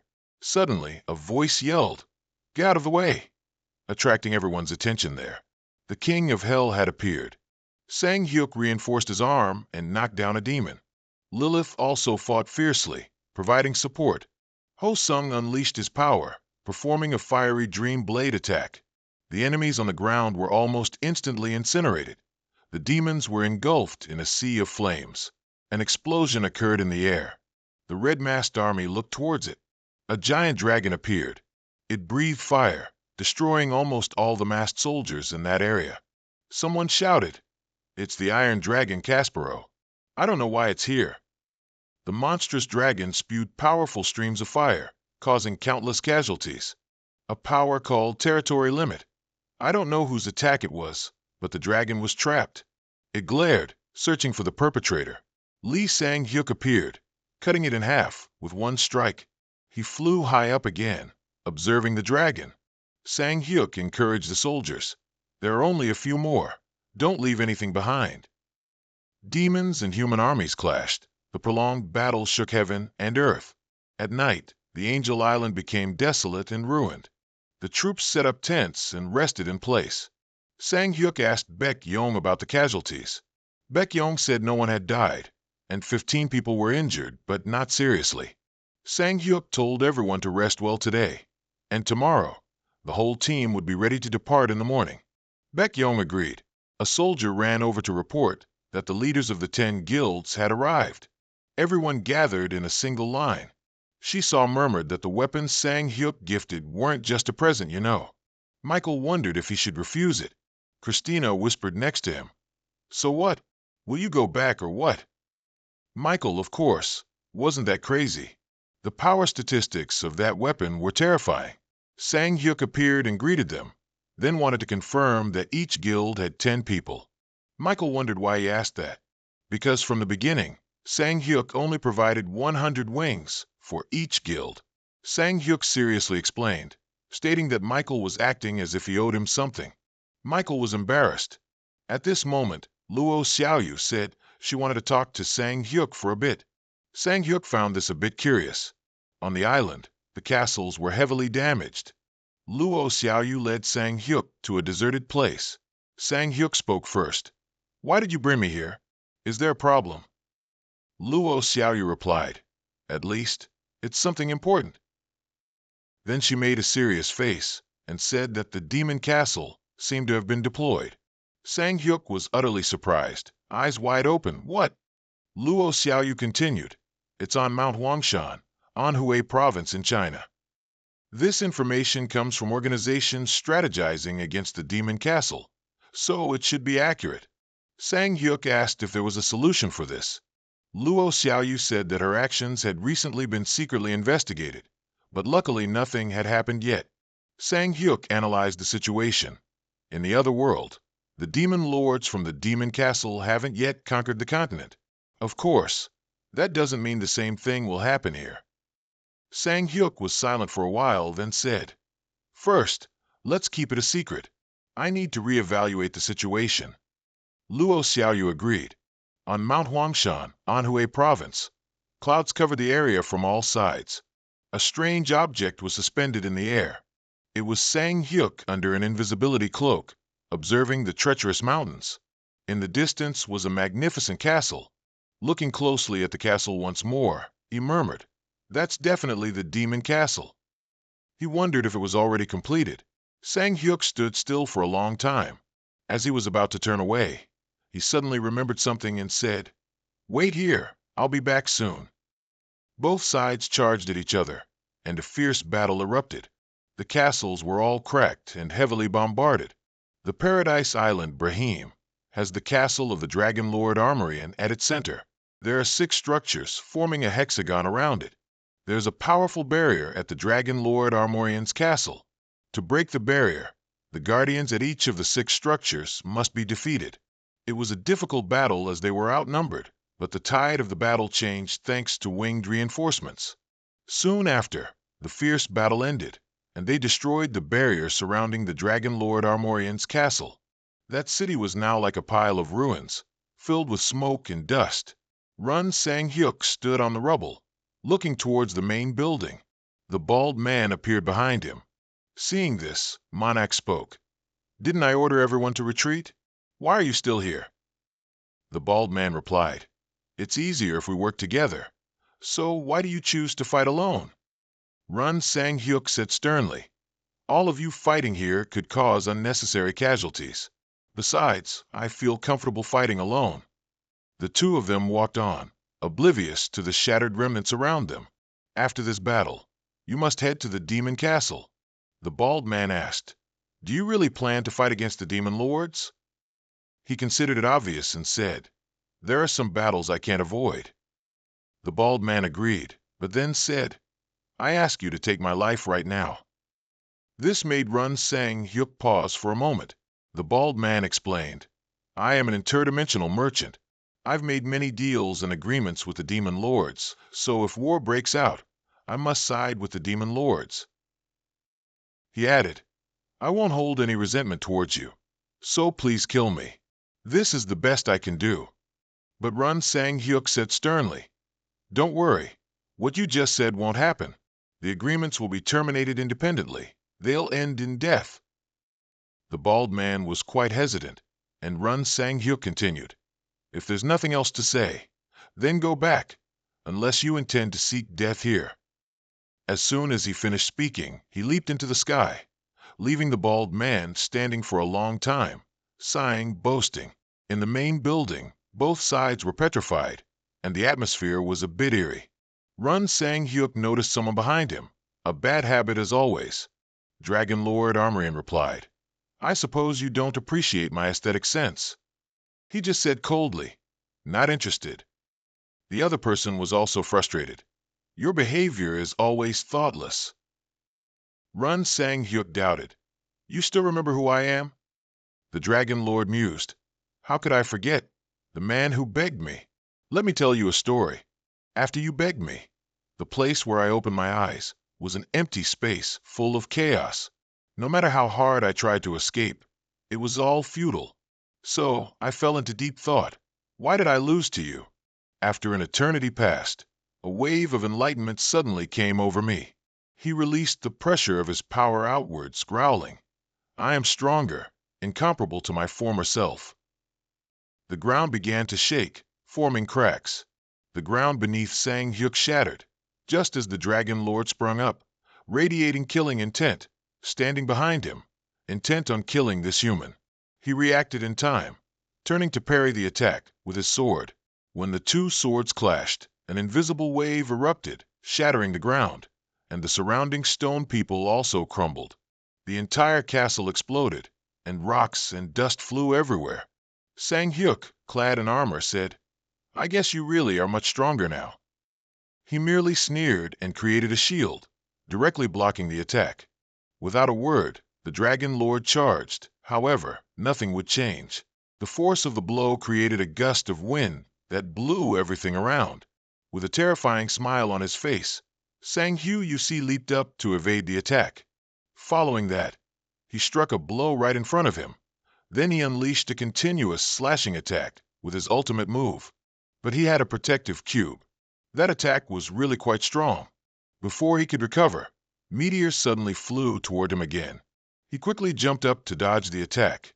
Instantly, the Dragon Lord's sword lunged forward, slashing multiple times in the air. He continued to retaliate continuously with that move. In a flash, the Dragon Lord was surprised. A huge explosion occurred. Sang-hyuk landed, and as if realizing something, a blinding light erupted right before his eyes. A huge gust of wind swept everything away. He realized this was the second phase. He had transformed into his dragon form and roared. That goes against the rules. It swiftly charged towards him. Immediately, Sang-hyuk dodged to the side and leaped down to the ground. Seeing that, the dragon used its claws to slash through the air. The attack landed right in front of Sang-hyuk, and countless rays of light pierced his body. Before he could collect himself, the ground trembled again. He felt it behind him. The Dragon Lord whipped its tail directly at him. The sword in his hand also began to tremble. With no other option, he continued to counterattack with his blade missile skill. All of his attacks were easily blocked. The dragon charged, letting out a sky-shaking roar, face to face with him. It was about to bite him to pieces, but Sang Hu, you see, quickly pulled back, enhancing his sword and slashing its back. The dragon's eyes widened, and it cursed, "You bastard!" Sang Hu, you see, hovered in the air, realizing its next attack was no ordinary one. It was the dragon's breath, a flame from its mouth that incinerated everything. This caused the shell of Paradise Island to crack, unable to withstand it. Across the city, fireballs rained down. They had a wide area of effect. But then the Dragon Lord realized it had gone too far. "Oh no, my Graham!" The island began to plummet uncontrollably. An explosion occurred with a booming, resounding sound, like thunder, shaking the surrounding space. A large fireball appeared, emitting a dazzling light, spreading brilliant rays in the dark night. Black smoke and dust rose, forming thick clouds that obscured visibility. The surrounding forest was ablaze. Sang Hu, you see, lay motionless on the ground. Suddenly, a voice echoed, "Monarch, are you okay? Monarch." He struggled to sit up, removed his helmet, and drank a recovery potion. The call still echoed, "Monarch." He limped, leaning on a tree trunk as he walked. "Stop bothering me, I'm fine." The system worried. "What happened? Why is Paradise Island?" He replied, "Don't you realize? That crazy bastard has lost his mind." The flames devoured everything in their path, from flammable materials to sturdy structures, creating crackling and roaring sounds like wild beasts. Thick clouds of smoke formed grotesque shapes in the sky, making everyone feel fear and unease. He grumbled, "That damned bastard. Where are we now?" The system provided information. "In the Tibet Mountains in Kangwon-do." Sang Hu, you see, sighed. "We've come quite far. After the battle, Odin can use magic to put out the fire. So until then, prevent the fire from spreading." Sang Hu, you see, looked up at the sky. He hadn't expected the Dragon Lord to pinpoint his location and dive straight down. It landed right in front of him, growling, "You bastard! How dare you make Graham fall? Do you know what you've done?" He scoffed. "What are you saying? Are you blaming me for what you did?" That really provoked the Dragon Lord. It took a deep breath, creating a giant fireball. "I'll tear you to pieces and eat you bit by bit." He jumped to dodge the attack, but the pressure from it was so intense it made the air stifling. Sang Hu, you see, aimed his move directly at its head, causing it to lose balance and stumble slightly. Not stopping there, the Dragon Lord retaliated with countless fireballs aimed at him. A fire erupted with blazing red flames, dancing and tearing through the silent space. Sparks shot out like shooting stars, creating crackling sounds as they hit the surrounding surfaces. Billowing black smoke rose, obscuring vision and spreading an unpleasant burning smell, making the air stifling. The Dragon Lord laughed loudly. "Do you like it? Do you still think you can defeat me?" It was quite surprised to still hear Sang Hu Yusi's reply, "Don't be arrogant. This battle has only just begun." A terrifying power was unleashed, making the dragon look back. "Of course. What are you thinking?" He maintained his cool demeanor, unfazed by the situation. "Don't you think the battle is more balanced now?" Its exasperation made it continue creating dazzling orbs of light, as if wanting to prove its power. "You bastard, nothing will change." With a single swing of his sword, he was able to cut the orb away. It noticed a gap in his defense, lunging forward at breakneck speed, stopping just a tiny distance from his face. Sang Hu, you see, gritted his teeth, unable to believe it. "Does a dragon's heart beat?" The Dragon Lord roared, its sound echoing through space, making everything around it seem to shake. "Damn it!" Sang Hu, you see, didn't hesitate, striking a fatal blow to its neck, determined to end this fight. The Dragon Lord collapsed, unconscious on the ground, its eyes still dim, gasping its last words. "I don't know how you obtained the power of a god. But that power cannot be controlled by humans. It will devour you." Sang Hu, you see, was silent for a while before speaking. "Anyway," he said, then stepped onto its back and looked at the sword embedded there. "I need to apologize to you." Everyone was gathered around the dining table, discussing something. Ameta-san spoke up. "Why did he suddenly call us to this mysterious castle?" The blonde woman echoed the question. Exactly. He's never called us immediately after an invasion. Michael Buren calmly replied. Perhaps he's distributing the spoils from heaven. The man with spiky hair and a cold face said, You haven't contributed much yet. Michael Buren grumbled. Hey, you don't know how many happies I've eliminated. The bald man noticed someone opening the door. It was Sang Hu you see entering, with Bok Dung standing behind his chair as he sat down. Everyone asked, What's wrong? Is it urgent? Did something happen on Paradise Island? He announced, The Demon King's castle has been built. Everyone looked surprised. What? What did you just say? He explained, The location is Mount Huangshan, China. No mistake, I witnessed it myself. As everyone knows, each of the 72 demon lords is extremely powerful. But now that the Demon King's castle has appeared, we cannot delay the attack. The final battle will take place in 1 month. Sang Hu, you see, raised his index finger to indicate. This time, I want everyone to seriously consider this battle before participating. Because this is a real war, not a game. Each person had their own thoughts. No one said a word. The next day, Jun Sanjiak's message spread throughout the world. The construction of the Demon King's castle became known to everyone. This topic went viral among the public. The market fell into a state of severe shock, and people sought refuge in underground bunkers. Players rushed to the Infinity Tower to level up and get better equipment, without knowing how many changes would occur in just 1 month. Everyone prepared as much as they could, at least to survive and not die this time. The day Jun Sanjiak designated arrived swiftly. Everyone had fully gathered in the open space deep in the mountains. All races were present. Sang Hu you see walked in the very center. A man spoke up. It's strange to step into the place where I died. He said bluntly, You can give up right now if you don't want to go. The man scoffed, still as cold as ever. Anyway, how long are you going to hide your face? He turned. What do you mean? The man said, This might be our last battle together.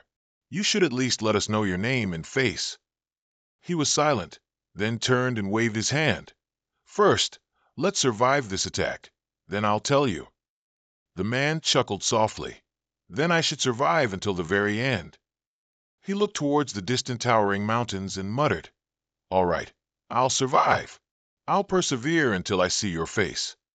Majestic high mountains, misty clouds, they stopped before a large gate. He made up his mind. There are 300 allies, fewer than last time, but we are stronger, so we won't fail like before. Then he gathered momentum, raised his fist directly at the gate. So we won't make the same mistakes as last time and protect this world. Everyone became tense. The gate opened shortly after, and inside the grand hall was magnificent splendor, overwhelmingly vast, yet incredibly cold. Everyone entered looking around. What? Is this really the Demon King's castle? Why does it look so flashy? Shut up. We don't know when they'll appear. Suddenly, the inner door slowly opened. Sang Hu you see recognized the voice of the 72nd Demon Lord, Andromalius. It's been a long time. It's been a long time since I've met this group. The bald man was stunned. A long time? Do you miss us? It replied, Of course. How could I forget the one who pierced my heart with a cold sword? But this time will be different. I am much stronger than last time. He released 2 snakes that lunged towards them. Bok Dung agilely blocked the attack, but its power was so strong it made him strain. He quickly shouted, Move. Prepare for a long-range attack. The blockers advance as the attack begins. They obeyed, moving into 2 formations, long-range and melee. Bok Dung demanded, Blockers, advance. They charged forward simultaneously, directly unleashing all sorts of skills. The Demon King, standing above, sneered, So all of you have also become stronger, though that means nothing. While he was gloating, Sang Hu you see was already behind him, startling him into turning around, still as arrogant as ever. Finishing his sentence, he pointed his sword and stabbed towards him. Even if you are the weakest among the demon lords. He could only stammer a few words. What? How could this be? With just one slash, he cut off its head. And at this moment, everyone tried to kill as many monsters as possible. From Decarabia, the 69th ranked Demon Lord 60 Bowful, 59 Oroba, then 37 Phoenix. Then, ethereal mists gradually spread out with the terrifying appearance of the 24th ranked Demon Lord, Naberius. But Sang Hu Yusi showed no fear, looking over to ask his comrade if he had ever died here. This made his comrade furious, shouting, "Hey, why are you bringing this up?" At that moment, Naberius's voice rang out. "Your face looks very familiar. It seems I've eaten you before." At this moment, he raised his hands to the sky, and a powerful surge of energy erupted. From a nearby cliff, a legion of skeletons appeared. After Naberius's command, the legion of skeletons attacked Sang Hu Yusi like mad. After a fierce battle between the two sides for a while, a giant hand suddenly emerged, followed by the appearance of a ferocious giant. Everyone on Sang Hu Yusi's side was terrified, staring in stunned silence. Before they could recover, the giant continued to attack Sang Hu Yusi's allies, not letting it have its way. Paris Ho Dung seized the opportunity to unleash power and ambushed the giant from behind, making it lose its footing. Bok Dung realized the chance to counterattack had come, immediately teleported to the monster, and slashed its leg with an axe, making it tumble to the ground. Then came a fatal blow to the giant. Naberius couldn't believe his eyes, that none of them were killed. Suddenly, Michael Buren arrived and unleashed all his power directly at the Demon Lord. That surge of power made everyone unable to stand firm, even knocking off Naberius's mask. But Naborius still said arrogantly to Sang Hook, "Can you kill us? We who wield the power of God. We are not opposed to the God you humans always worship. We won't die, we'll just close our eyes. If we open our eyes again in chaotic times, you will." Before he could finish, Naborius was decapitated by Sang Hook's faction. Michael Buren turned to Sang Hook and asked, "We didn't come here to listen to this madman talk." Just then, a strong gust of wind swept by, and the 8th Demon Lord, Babato, appeared, forcing Sang Hook's faction to arrange a strong defensive line. Meanwhile, Naborius's provocative words lingered in Sang Hook's mind. From afar, an iron gate opened, and inside was the 3rd Demon Lord, Bago. Sang Hook walked confidently, admired by many, and approached Bago, saying, "I've been waiting for you for a very long time." Sage of the demon world, Bago simply replied that it was but a moment in eternity. Sang Hook then asked, "Does your race always revive and never die?" "That's only half true," Bago said. "The truth is that we will never die. This is almost impossible in these chaotic times. Just like in the past, we only awaken in dreams." Sang Hook pondered. Did the band do that to bring players to and from the outside world? However, to know the answer, Bago demanded a price from Sang Hook. "The answer is you will end the war with the Demon King without knowing the future outcome. And my request, I want you to give me something. Those are your eyes. Don't worry, you have the right to refuse me," Bago said. Surprisingly, Sang Hook accepted this request. After he accepted Basego's request, everyone in Sang Hook's faction was dumbfounded, not understanding why. To reassure everyone, Sang Hook removed his mask and smiled. This completely shocked everyone, while Bago gave a gleeful smile. "You've revealed your face before you die." Sang Hook showed disdain. "Shut up, take them quickly before I change my mind." The demon Bago was, of course, happy with Sang Hook's acceptance and reached out to take his eyes. After taking his eyes, Bago laughed triumphantly, taunting, "Like this, what kind of punk can you fight now?" Meanwhile, Sang Hook maintained a calm expression, looking directly at Bago and asking about the truth of the ban. Bago began to tell the truth. "I don't remember it very clearly, but one day, the Demon King called me and spoke of someone with power equal to his, who was seeking him. And that person came from another world, a place completely different from ours." Sang Hook remained silent, feeling lucky that other worlds still existed that influenced the three-dimensional space. This is because the goddess of the Rosalia continent developed her influence over this world. So, it seems just like what the High Elf said. There are other worlds beyond this one, and elves can communicate with those worlds from people who come from unknown worlds to it. This means there are more beings existing in reality. Compared to the game, the outside world, he met the ban and suggested to him that he would become one of those who influence dimensions. And one thing Sang-hook was sure of was that no matter who they were more evil than good. Sang-hook continued to ask what he wanted from the ban. I will send every warrior in this world to you. So stop all of them, Bago said. Sang-hook was taken aback when he learned Ban had accepted this offer for the absurd reason that it was interesting. Bago also revealed a truth, that the corrupted world he had visited was none other than a world destroyed by the very person who made the deal. And don't be surprised if nothing changes, even if he devours a kingdom we don't know about. It's just that one day, when this world seems to be heading towards destruction, that person with absolute power will watch you and wait for an opportunity. Sang-hook continued his inquiries, asking if that was the person planning to destroy the continent of Rosalia. But Bago denied it and explained that he only destroys places that don't believe in gods, or places with little internal divided power. So, is there a way to stop him? Bago replied, saying there's only one way: kill the demon lord. No sooner had he finished speaking than Bago suddenly vomited a large amount of blood, astounding even Sang-hook. It was all because Bago had revealed all the secrets. The moment he spoke them, only death awaited him. Sang-hook remained motionless. At this moment, his teammates stepped forward to remind Sang-hook, but in return, Sang-hook asked everyone to leave.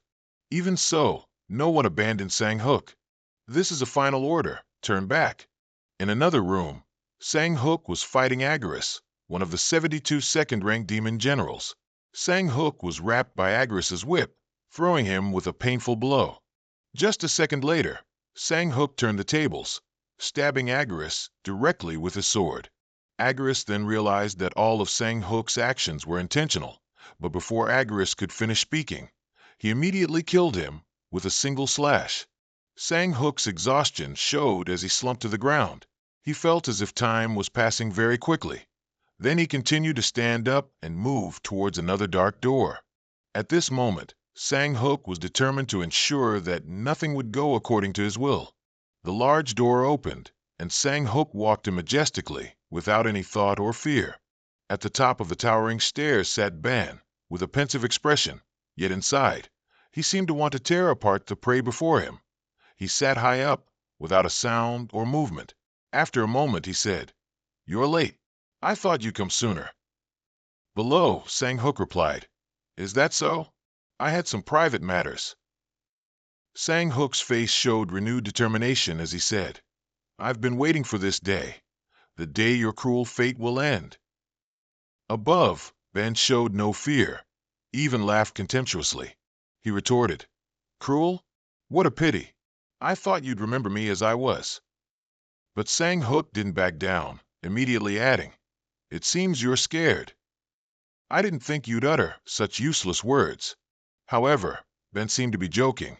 He laughed and asked again, "You think so?"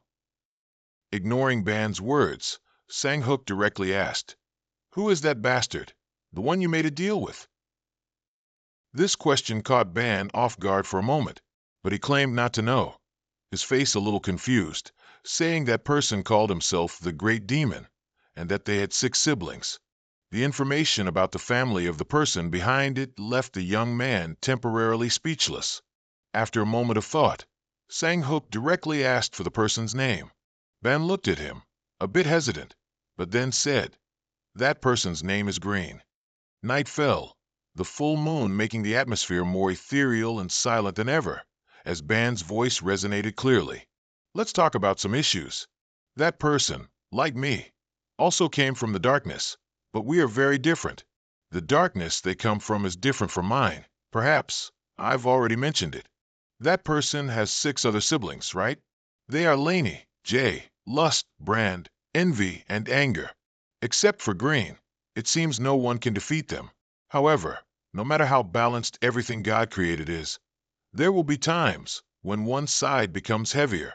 They began fighting each other to see who would claim the highest position among them, and the starting point was none other than another world, a place destined to be destroyed, and whoever destroyed the most in those worlds would reach the peak. The purple-haired guy's face became even more indistinct. He still hadn't reacted. Bai Yo continued the unfinished story. When everything happened, Green played a trick on all his brothers. He searched for a world without belief in deities, or a place with a smaller divine power realm to build his own empire. The purple-haired guy was also curious, but Bai Yo replied that it was a place where humans could become superheroes. The eternal world. He decided to choose a world where the environment and scientific knowledge were different from other worlds, and decided to build there. After he searched for more worlds, he expanded his base there. Sang-hook also questioned how he could use such a cruel method. It's because he had no choice.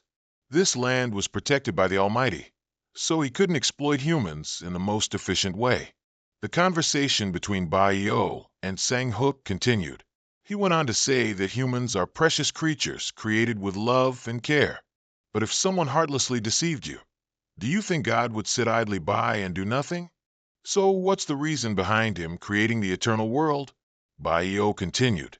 That's right, to see you weak and destroy you after you become strong and qualified. But then Bai Yo fell silent. Your mission is to eliminate all demon lords, including me.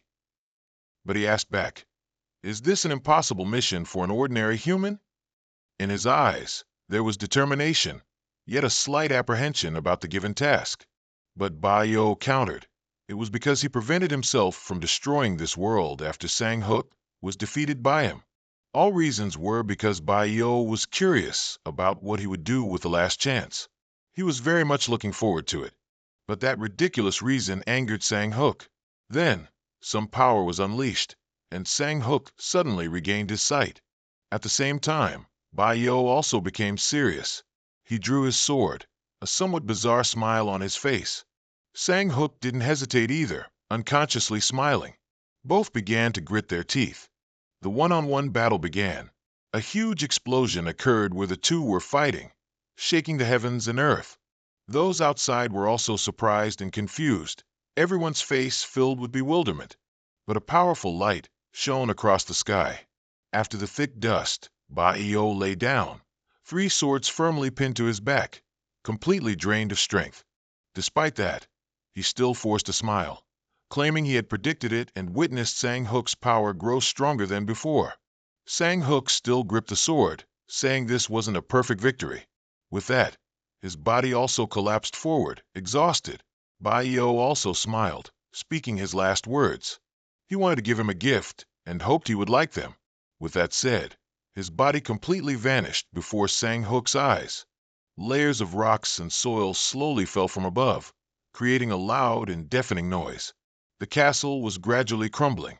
At this time, in the camp area, everyone was resting and eating together. Bitch Dung stood looking at the grave, with a pensive expression. Ian Sang-min came over, advising that it was time to go back.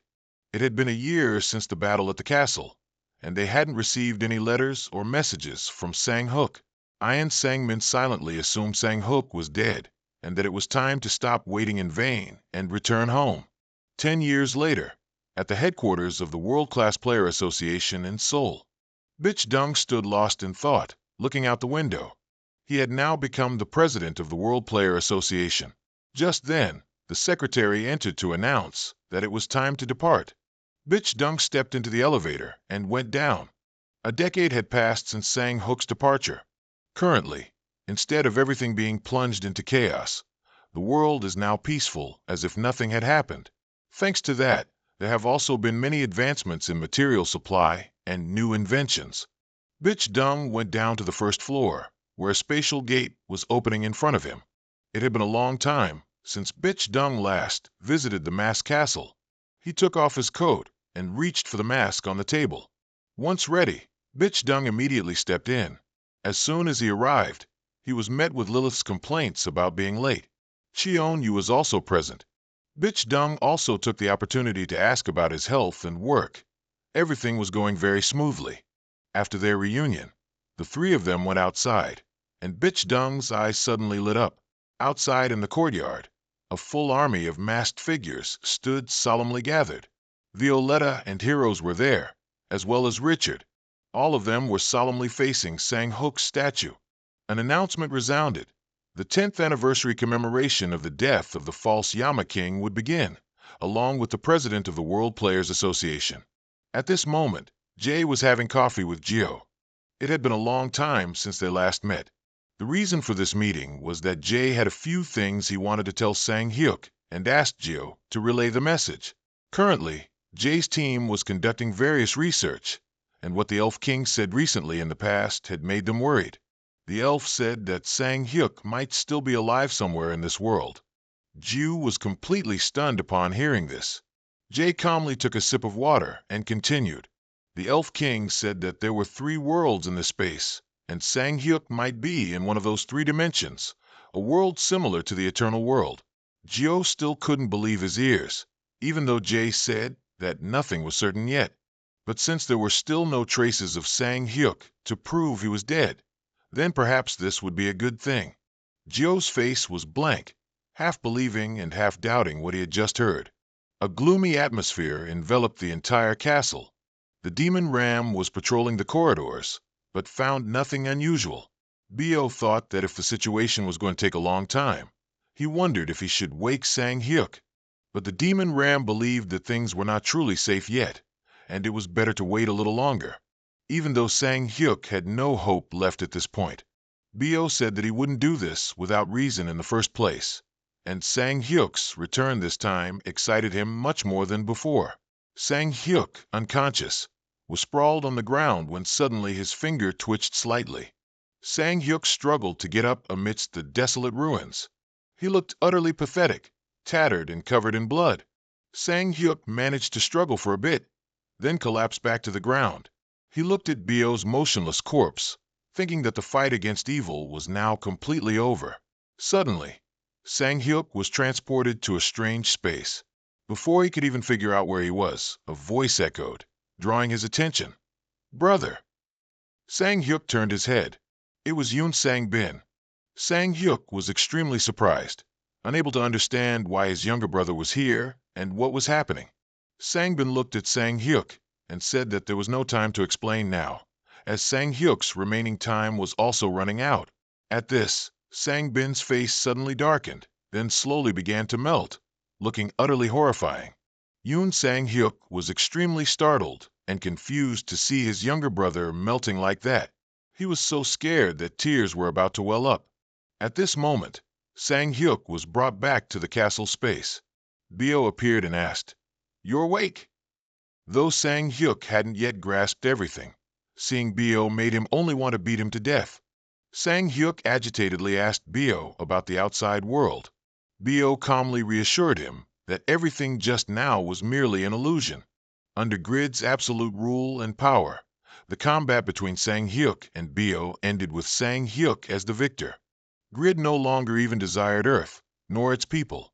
Hearing these things, Sang Hyuk was extremely surprised, a bit speechless. Bio said there was a small problem here. From now on, Sang Hyuk could not return or continue to live with humans. Sang Hyuk was both confused and bewildered at this moment. Bio said that Sang Hyuk was now in the demon realm, which was completely different from Earth or his world. As for the bigger problem, no matter how much he wanted to, Bio still couldn't tell Sang Hyuk. Bio had lost all his power after fighting Sang Hyuk. Hyuk stubbornly insisted that Bio could completely recover on his own, perhaps in a month or a year.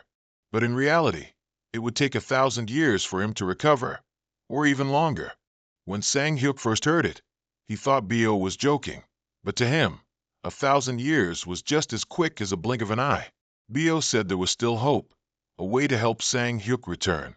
But first, Bio would tell Sang Hyuk a truth about this sanctuary. The former demon king of this place possessed unimaginably immense power. Even if Bio fought him 100 times, he couldn't win a single match. But strangely, he never completely finished off Bio, and even ensured Bio was not utterly defeated. Back then, Bio didn't understand why, but now he knows it was due to gratitude. To him, the person in the highest position who could do anything without any difficulty was the loneliest person. No one could understand that loneliness, not even Sang Hyuk. He always found it amusing and always accepted Bio's challenges, But he never knew that his actions would lead him into a bottomless abyss, because the winner would inherit everything in this sanctuary. In the end, Bio successfully defeated him and sat on the throne, ruling the sanctuary. At that time, Bio thought he was at the pinnacle of the world, fulfilling his long-held ambition of conquering this land, until he realized that he had gained not only the throne, but also endless boredom and loneliness. At the far north of this icy place lies a mysterious abyss.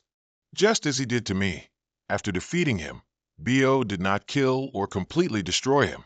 That was Bio's gratitude towards him, the one who decided to keep Bio alive for his own amusement.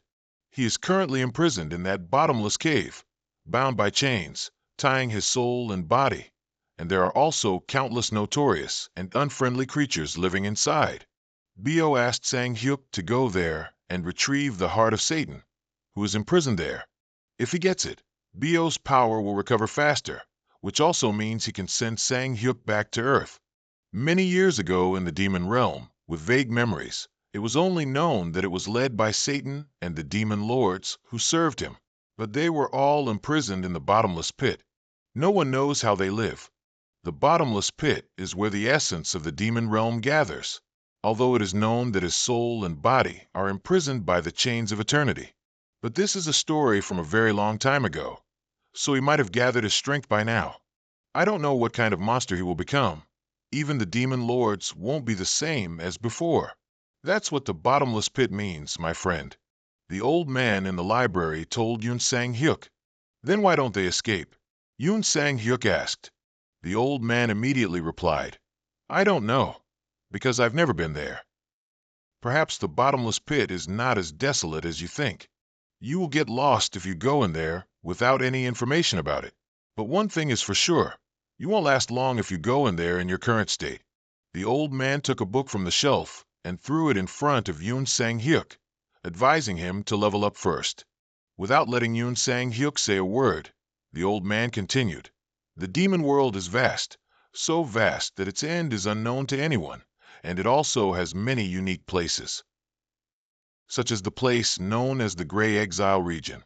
Go there first. If you're lucky, you might find the strength to fight Satan. It was late at night, but Yoon Sang Hyuk was still awake, thinking about the old man's words and reading the book he had given him. He turned to the first page. Its title was The New War Between Demons. The story goes that the new war between demons was the worst war between the New World and the demon realm on the continent of Rosalia. Initially, the demon lords ruling the demon realm had made a pact with some middle-class individuals and some people on the continent of Rosalia. It was a bloody massacre. Humans couldn't resist, so they sought the help of the gods. The prayers of humans were heard by the gods. When the war ended, those who had become prisoners were not allowed to return to the mainland because the people of the New World had imprisoned them in the Black Hole. In the demon realm, I was imprisoned in the Gray Exile region. This book records what the prisoners in the Black Hole and the Gray Exile region had to endure. But who wrote it? Yoon Sang Hyuk thought. It was obviously written by a human who harbored hostility towards both demons and gods. But how did he know how the prisoners lived? Yoon Sang Hyuk wondered. Yoon Sang Hyuk placed the book on the bed, opened the door, and stepped outside. He looked into the void and wondered what the point of being here was. It would be better to go to the Gray Exile region. In the Gray Exile region, filled with dust and heat, the inhabitants were going about their normal lives when they were surprised to see a carriage in the sky. Inside was Yoon Sang Hyuk. In the demon realm, there are 4 regions concentrated around the Demon King's castle. The Gray Exile region is located in the southern part of the demon realm, ruled by Hanfa's with Ban's favor. Sang Hyuk had reached the southern region without any difficulty. After landing, the 43rd Demon Lord Sabin told Yoon Sang Hyuk, "You'll have to walk from here. I've roughly marked it out for you, so just follow the path." Yoon Sang Hyuk replied, "Why not just show me directly instead of roughly?" Sabin continued, "You should be grateful I'm even helping you, because I want to kill you right now." Yoon Sang Hyuk's face remained cold. "If you want to try me, I also want to gain some experience." Sabin could only click his tongue in exasperation, saying helplessly, "Do you think it's fun here? Let's see how long you last." The sun had risen in the gray exile region. Yoon Sang-hyuk pushed open the door and entered a demon bar. All the demons in the bar glared at him with fierce faces, as if they wanted to devour Yoon Sang-hyuk alive. Yoon Sang-hyuk paid no attention to their stares. He walked straight to the counter, sat down, and told the bartender, "Give me the strongest drink you have here." The demons there all burst into laughter. One of them even said, "Did you hear what he said? He wants the strongest drink here." The demon next to him added, "A human, what a joker." Yoon Sang-hyuk maintained his cold expression and said nothing. The bartender asked again, "Are you serious?" Yoon Sang-hyuk replied to the female bartender, "Absolutely." Hearing this, the female bartender immediately took out a bottle of Twilight Scream, slammed it onto the table, and said, "This is the strongest here. Even Hanfaz, a powerful ruler, went crazy after 2 glasses." Yoon Sang-hyuk didn't care. What he wanted now was just any alcohol. The female bartender's face was cold, and she said nothing. Seeing this, Yoon Sang-hyuk immediately asked, "Is it very expensive?" "Then tell Ban. He'll pay for it." When they heard the name Ban, everyone in the bar fell silent. Yoon Sang-hyuk turned back and said to everyone in the bar, "Do you think I'm using Ban's name to get free drinks?" The female bartender said Sang-hyuk didn't need to worry about money because there was an order from above. Anything the human visitor used would be paid for by Emperor Hanfaz. Yoon Sang-hyuk smiled and said, "Is that so? Then there's no problem." Then he turned around and said, "I'm bored anyway. Why don't we make a bet? You guys drink 2 glasses of Hanfaz, the wine named after the king, and I'll drink 3 glasses of the strongest liquor." The demons replied in disbelief, "What?" Yoon Sang-hyuk said nothing, but the smile on his lips faded. They added, "What do your words mean?" Yoon Sang-hyuk replied, "What will you do if I drink it?" The demons were no longer surprised, but instead laughed scornfully and replied, "Anything you request." Sang-hyuk nodded in agreement and then stated his condition, "I want you to guide me to the Gray Exile Zone." The strongest bottle of liquor here was like plain water to Sang-hyuk. It had no effect on him.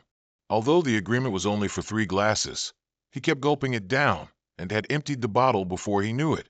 Those around looked at Sang-hyuk as if he were a strange creature. He didn't care about them. His only concern at the moment was who would be the lucky one to take him to the Gray Exile Zone. A few guys in the bar hesitated, not daring to speak. Then, without a word, all looked in one direction. After a while, someone finally spoke up, pointing at Due Phi, the dark elf demon, and said, "Hey you! You must know the way, right? Your younger brother is also a guide." When their eyes met, Sang-hyuk said, "I have a feeling we're going to become friends later. Let me buy you a drink." The rest of them, hearing that, ran away in fear. Only 3 people remained in the bar. The female bartender took the opportunity to introduce another fine wine. This is Geyer's Lament. Although not as strong as the Twilight Scream, it's definitely more flavorful. This drink is named after the earth god. How elegant that sounds. Due Phi refused the glass of wine Sang-hyuk offered and said, "I prefer to be paid in darkness." He explained that in the Demon Kingdom, darkness was often used instead of gold and jewelry as a unit of transaction. The bartender added, "You can think of it as a form of power among us. The more darkness one has, the stronger they are. In short, darkness is money." Zephy asked Sang-hyuk, "You said you wanted to go to the Gray Exile Zone, right? Do you know what kind of place that is?" Sang-hyuk asked excitedly, "Is it hard to get there?" Zephy informed him that to reach the Gray Exile Zone, one must first overcome 3 stages of trials. The first stage is called the Zeto region. This place specializes in draining life.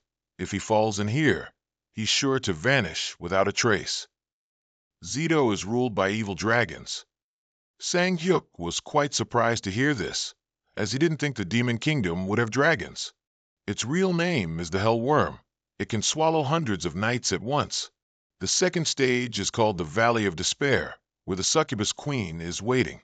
Her ultimate skill is a hum that carries the power of a curse. Anyone who hears her hum will perish from this world. Sometimes, some lords have to patrol through there, and they'll offer gifts to the queen. It's said she's very fond of innocent souls. Hearing this, he seemed relieved, saying, "Then there's no problem. I guarantee I'll protect you from the curse. Assuming we pass these 2 stages, what's the 3rd stage left?" Zephy replied, "Finally, it's the Hot Land." True to its name, this place is especially terrifying because it's the territory of the Balrogs. Their king is named Ibramut, someone even the lords dare not disrespect. Sang Hyuk had never been intimidated by anyone. He confidently said, "Just one fight, and we'll immediately know who's stronger." Zephy hesitated, then said, "But first, let's make a deal. Give me the darkness, and in return, I'll escort you to the Gray Exile region." Sang Hyuk agreed without much thought. "All right. As long as everything goes smoothly, you can have as much darkness as you want. But if you're messing with me, you'll pay a steep price." Zephy chugged his drink, then slammed the cup down on the table, looked at him, and said, "Deal." They decided to travel by carriage and hired 2 additional coachmen. Sang Hyuk and Zephy continued to chat about the surrounding situation. The patrols who had tried to infiltrate the Succubus Queen's territory were wiped out one by one. From then on, every time they passed through, they had to prepare gifts to offer her. "We have no way to prevent sudden death if we're cursed," Zironia whispered. "There's a secret you need to know. High-ranking lords no longer go there to patrol for fear of losing face. How ironic, their face is so important." The female bartender's laughter came from who knows where. It was then that the 2 realized there was a 3rd person in the carriage. Zephy angrily yelled at her, "How dare you follow us? Do you think we're going on vacation or something?" Zironia said she was just bored. Just then, the 2 coachmen up front shouted, "Oh my God! They're here! The monsters have appeared." The female bartender looked at the scene with great interest. "Is the blood festival starting?" Seeing the 2 coachmen struggling, she decided to get down and give them a hand. She whipped the monsters relentlessly. They coughed up blood and fell down one after another. Sang Hyuk watched the scene from inside the carriage, finding this girl quite interesting. Zironia, wasn't it? A bartender who's good fighting? The monsters just kept coming. Kill one group, and another would appear. Just then, a giant dragon appeared in the sky. Zironia instinctively yelled at Zephy, "Brother, push me up." Zephy didn't hesitate, interlocking his hands to support her with extreme proficiency, as if accustomed to it. Zironia launched herself into the air, punching the monster with all her might and finishing it off. After they were done, they set up a tent and cooked happily. These demons were extremely excited as it was their first time eating instant noodles. Zephy kept exclaiming, "It's so delicious." "Do humans usually eat things like this?" Sang Hyuk replied, "That's right. If you want more, just let me know."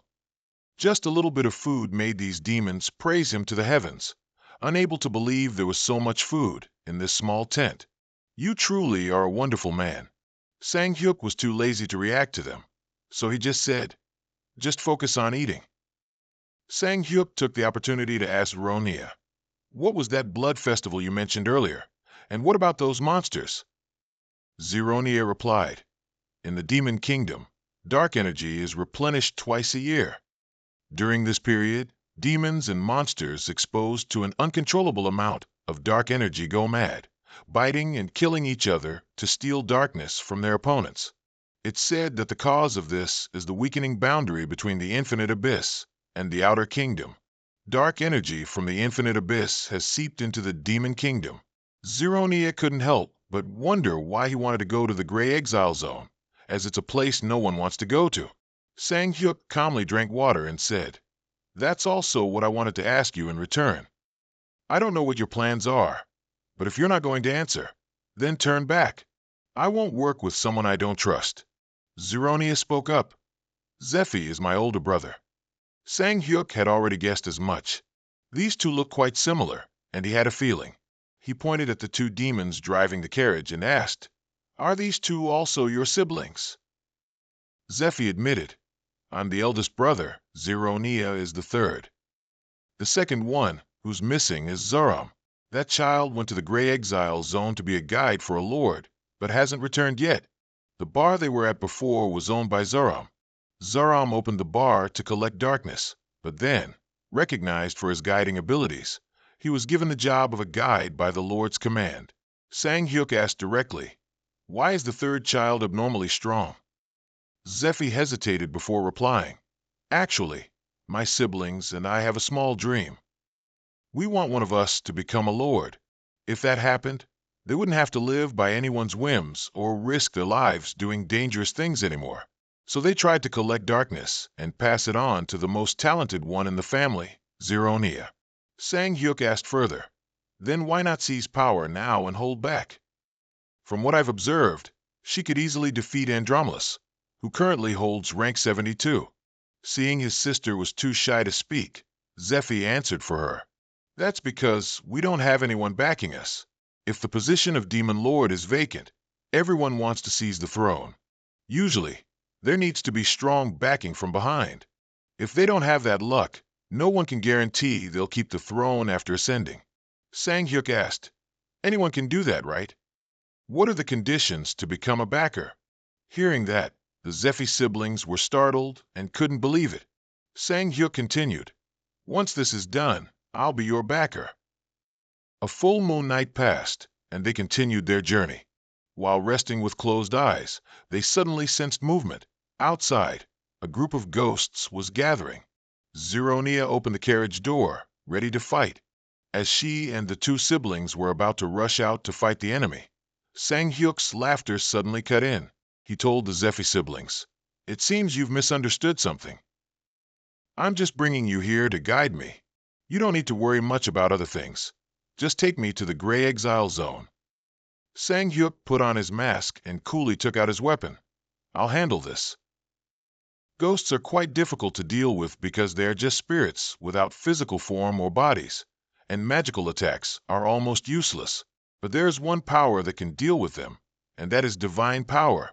At this moment, the Zephy siblings couldn't help but marvel as they witnessed Sang Hyuk's true power. These ghosts couldn't hold them back for long. Very soon, they would reach the first challenge. Hearing Sang Hyuk say he was eager to meet the legendary dragon, Zironia couldn't help but worriedly warn him, "One mistake will cause you to die instantly. No matter how strong you are, it's not an ordinary opponent." Sang Hyuk said, "You think I'll be defeated by it?" Zironia immediately denied, "That's not what I mean.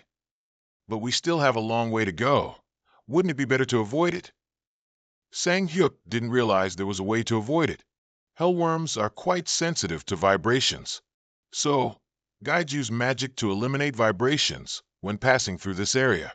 Sang Hyuk considered this idea, but didn't follow it. Unexpectedly, Sang Hyuk directly captured this large hellworm and rode on its body, constantly urging it, "Why are you so slow?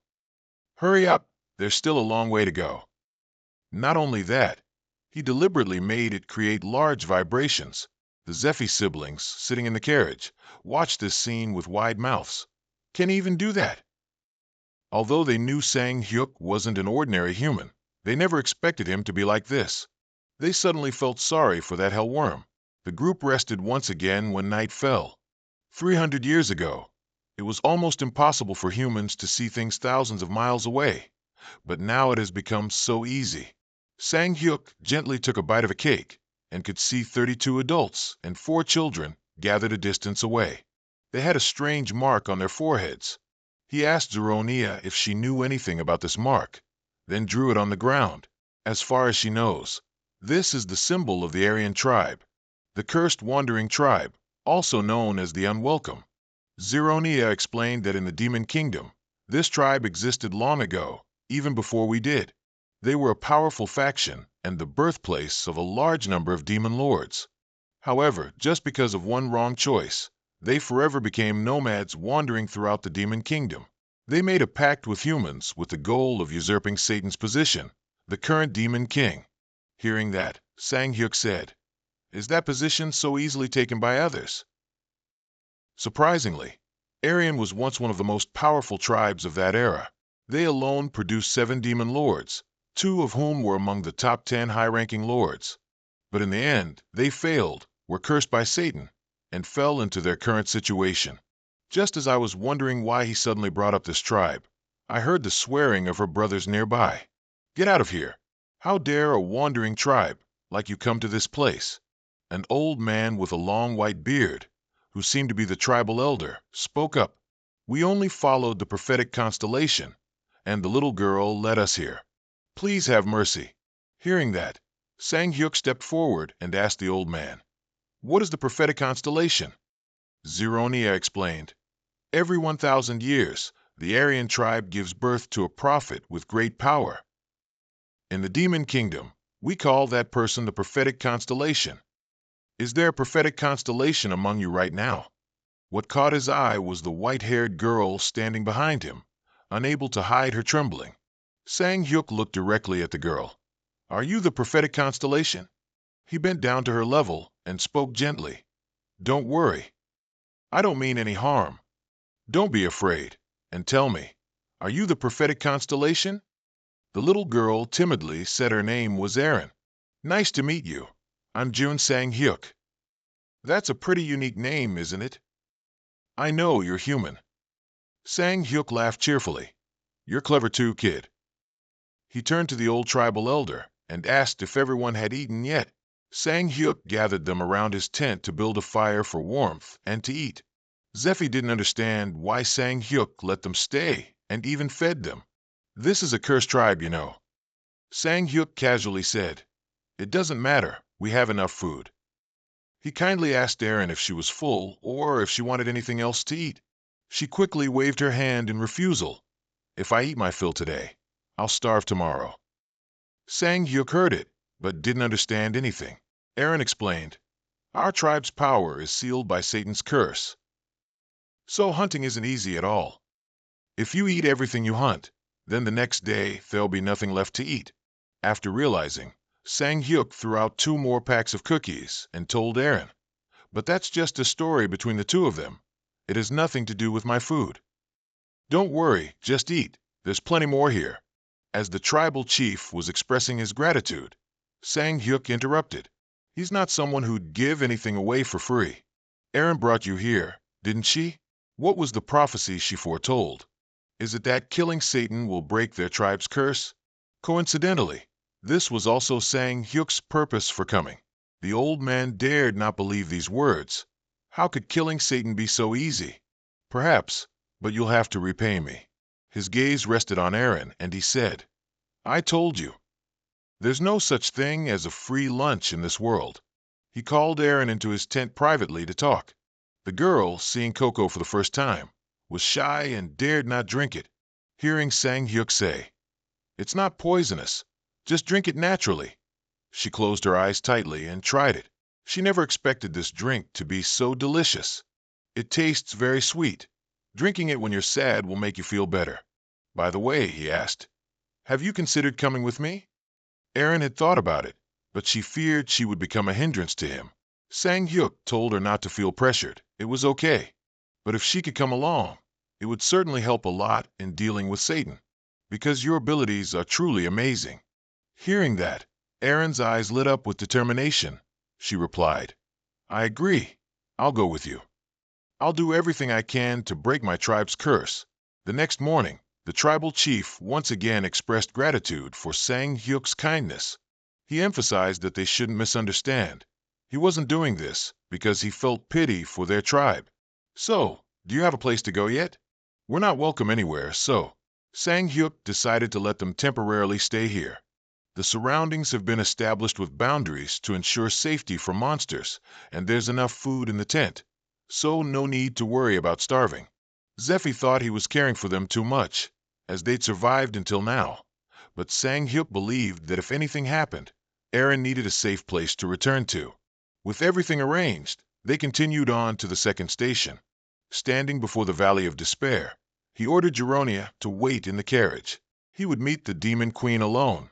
The path into the valley led through a densely packed cemetery with layers of stone tombs. Walking on and seeing nothing, Sang Hyuk was wondering if he had taken a wrong turn when a ghost appeared from behind him. He immediately granted it salvation with a punch imbued with divine power. Following that, countless other angry ghosts rushed towards him, but it was clear they were no match for Sang Hyuk. After quickly dealing with the ghosts, Sang Hyuk walked a bit further and stood before the queen's castle.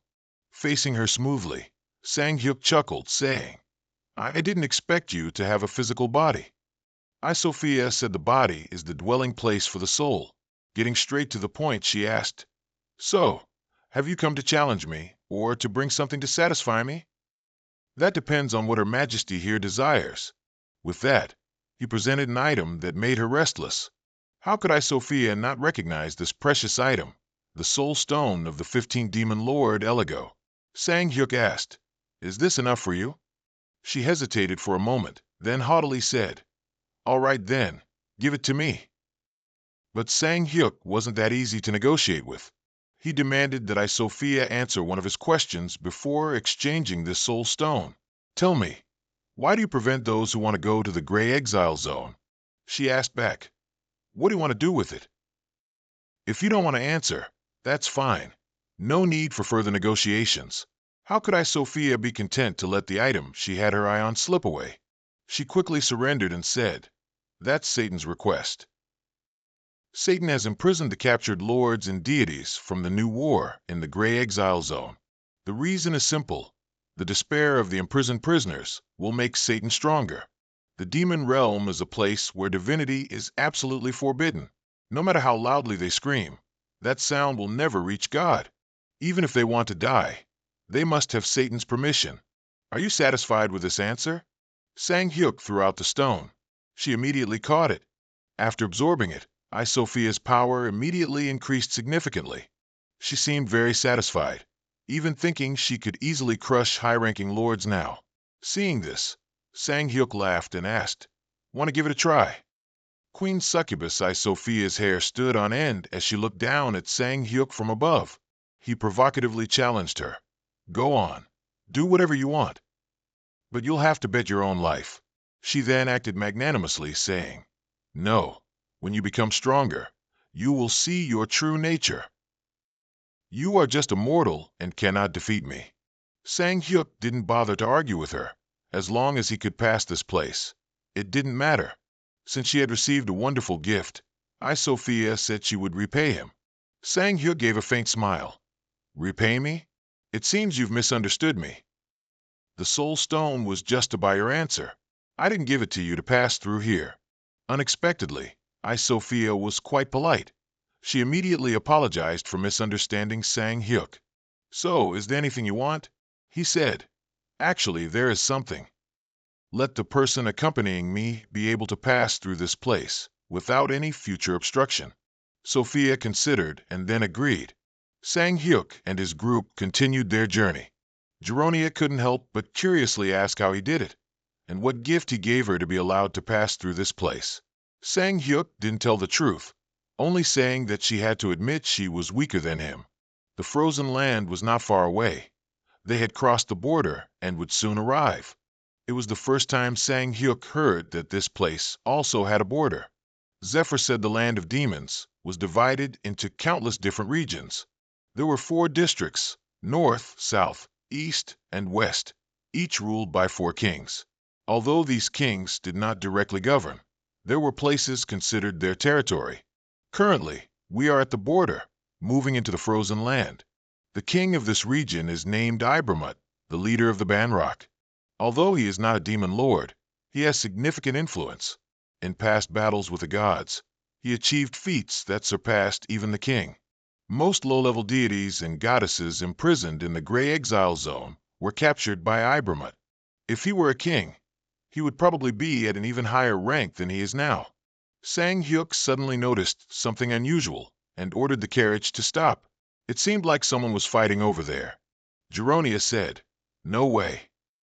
That direction is the frozen land. No one can fight without Ibramut's permission." "Is that so?" The impossible just became possible. As soon as they stepped on the ground, they felt the temperature of this region differed markedly from other places. Sang Hyuk looked towards the distant castle. It seemed this was where he sensed the energy waves. Zephyr called out to him and looked at the person stumbling towards them. He took difficult steps and finally collapsed. It seemed he was severely injured. The strangest thing was how a human appeared in a place like this. Sang Hyuk brought him back to his shelter. Then he fed him the heart of a phoenix to heal his wounds. Now that he's saved, he needs to wake him up to gather information. Sang Hyuk didn't even know who this person was, but he didn't care much. If he was a stranger with ill intentions, he would just kill him. He awoke and asked Sang Hyuk, "Was it you who saved me?" "No need to thank me. Just answer my question." "Who are you?" "I am Ibramut, the king of this frozen land." Sang Hyuk turned to look at Geronia.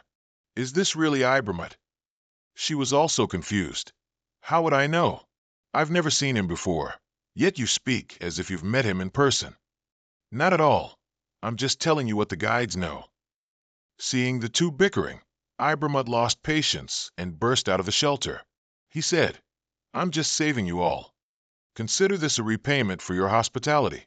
His action directly angered Sang Hyuk, who said to him with a dark expression, "Trying to run? From the Phoenix's heart to this container. You'll pay dearly, because they're definitely worth more than your cheap life." Ibramut obediently sat still on the bed, facing Sang Hyuk, but still stubbornly said, "I'm not sitting here because I'm scared. I just want to hear what you have to say." Contrary to his fierce appearance, he seemed quite chatty. Sang Hyuk didn't beat around the bush and got straight to the point. "Now tell me who took your position."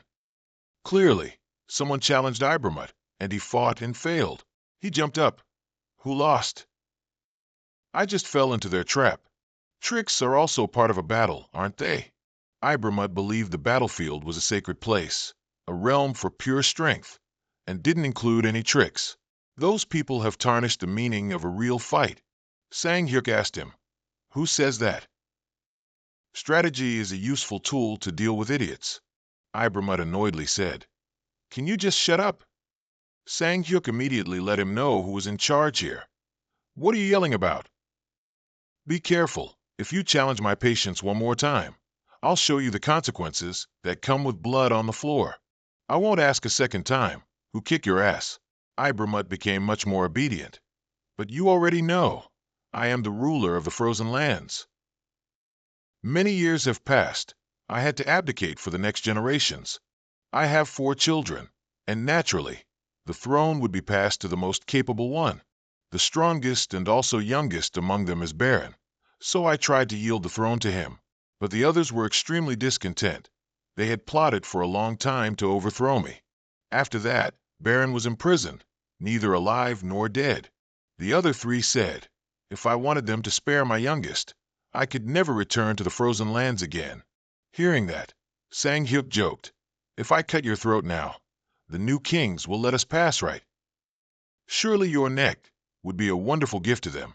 Ibramut sighed. Sang Hyuk continued, "How about a bet with me? Let's see if I can restore you to the throne." "I'd certainly bet yes."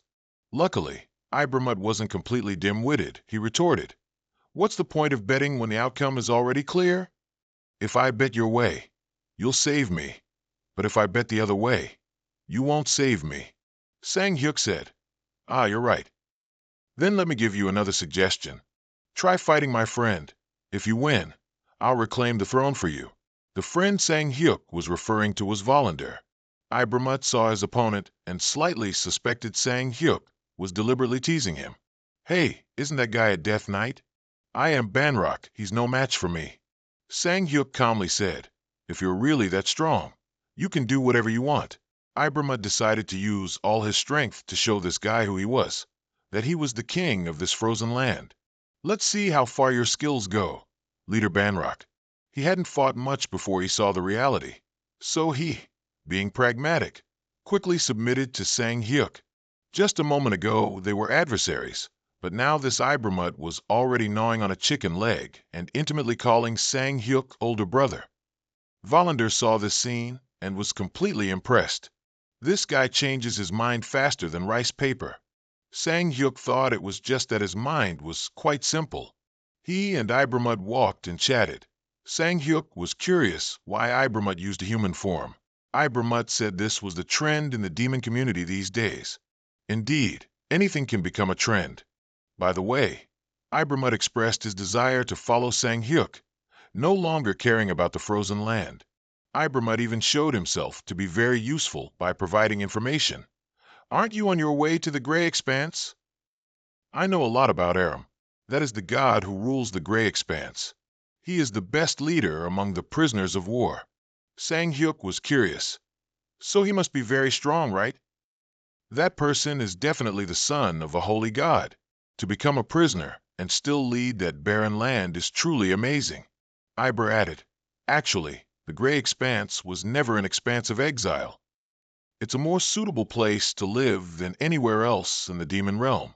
That's why Aram and his subordinates call it the Land of Stars. At this moment, Sang-hyuk remembered that this was also the title of the book Bago gave him. He was eager to meet this person named Grim Aram in real life. Ibra seemed hesitant about meeting him, because we only know each other's faces, and we fought a few times, so it might be a bit difficult. Hearing that, Sang-hyuk's face darkened and he said, in the end, I don't really need you. Hearing this, Ibra immediately fawned, brother, my beloved brother. The two successfully entered the castle. Before the guards could react, they were swept away by one of Sang-hyuk's punches. This is where the youngest son, Baron, is imprisoned. His body was covered with large and small wounds. Black blood was oozing, and he was tightly chained to the wall by 4 chains. Seeing Sang-hyuk opposite him, he spoke. Did my father send you here? Why would you think that? I could be someone sent by your older brother to kill you. Baron said with contempt. How could those older brothers kill me? My father will definitely return. Sang-hyuk told him he was right but also wrong, because his father, Ibra, was here. Ibra successfully entered the castle. He appeared extremely relaxed, but his attacks showed no mercy at all. You guys aren't even enough to get stuck in my teeth, and you're the one who ambushed me from behind. His children, seeing this, frantically shouted, Stop right now. Father is no longer the king of this place. As Ibra was about to teach his unruly children a lesson, Volander intervened. With just a few sword slashes through space, the struggle quickly ended. Ibra looked at the Death Knight beside him plaintively. Why the rush? Baron entered with Sang-hyuk and answered on his behalf. Father, you can just always capture them. Meeting his beloved son after a long time, Ibra was overjoyed. Oh, my son, you've gone through so much. Don't worry about anything, Father is here. The others, seeing this, reproached him. What are you doing, Father? How can you collude with this Death Knight? Have you forgotten the family's pride? Sang-hyuk gently broke off this guy's bull horn, making him shut up. An idiot shouldn't be able to say such things, right? Another guy jumped in to defend. Don't joke if you don't know anything. My brothers and I are just trying to fix the mistakes our respectable father made. Another guy said, I think Father's choice is right. I never imagined we would be inferior to our younger brother to this extent, because we are the older brothers after all. But I can't deceive myself anymore. Sang-hyuk thought this guy was honest. So, do you want to make a bet? Try fighting the youngest. If you win, I'll stop as you wish. Hearing that, the big guy suddenly froze. Sang-hyuk continued to provoke. How about it? Not confident you can win. Huh. What if all 3 of you fight the youngest at once? They looked at each other, understood, and nodded, saying, All right, I accept this bet. They confidently said they would do everything. Any bet was fine. Sang-hyuk proposed, If you are defeated, swear to obey Baron. The red-haired guy was about to lose his temper, but was restrained by his older brother, the white-haired guy with 1 broken horn. I understand, as long as that doesn't happen. Sang-hyuk declared, Now let the match begin. The battle ended, and of course, the victory went to the youngest son, Baron. On the way, Ibra curiously asked, What did you feed her? How do you know if she ate or not? He easily guessed that Sang-hyuk had intentionally helped his youngest child, because there was no way Baron could be stronger than her father. Sang-hyuk admitted he had given her a Mon-scent because she had been quite severely injured before. That's right, thanks to a Mon-scent. She will become the first fire spirit king. The thick-skinned guy demanded a share for himself. Give me some too. Sang Hyuk couldn't understand this guy's train of thought. Is that what you should be worried about? You should be worried about your fourth child. What if the older brothers break their promise and rebel? Ibra calmly said. You're even stronger than me.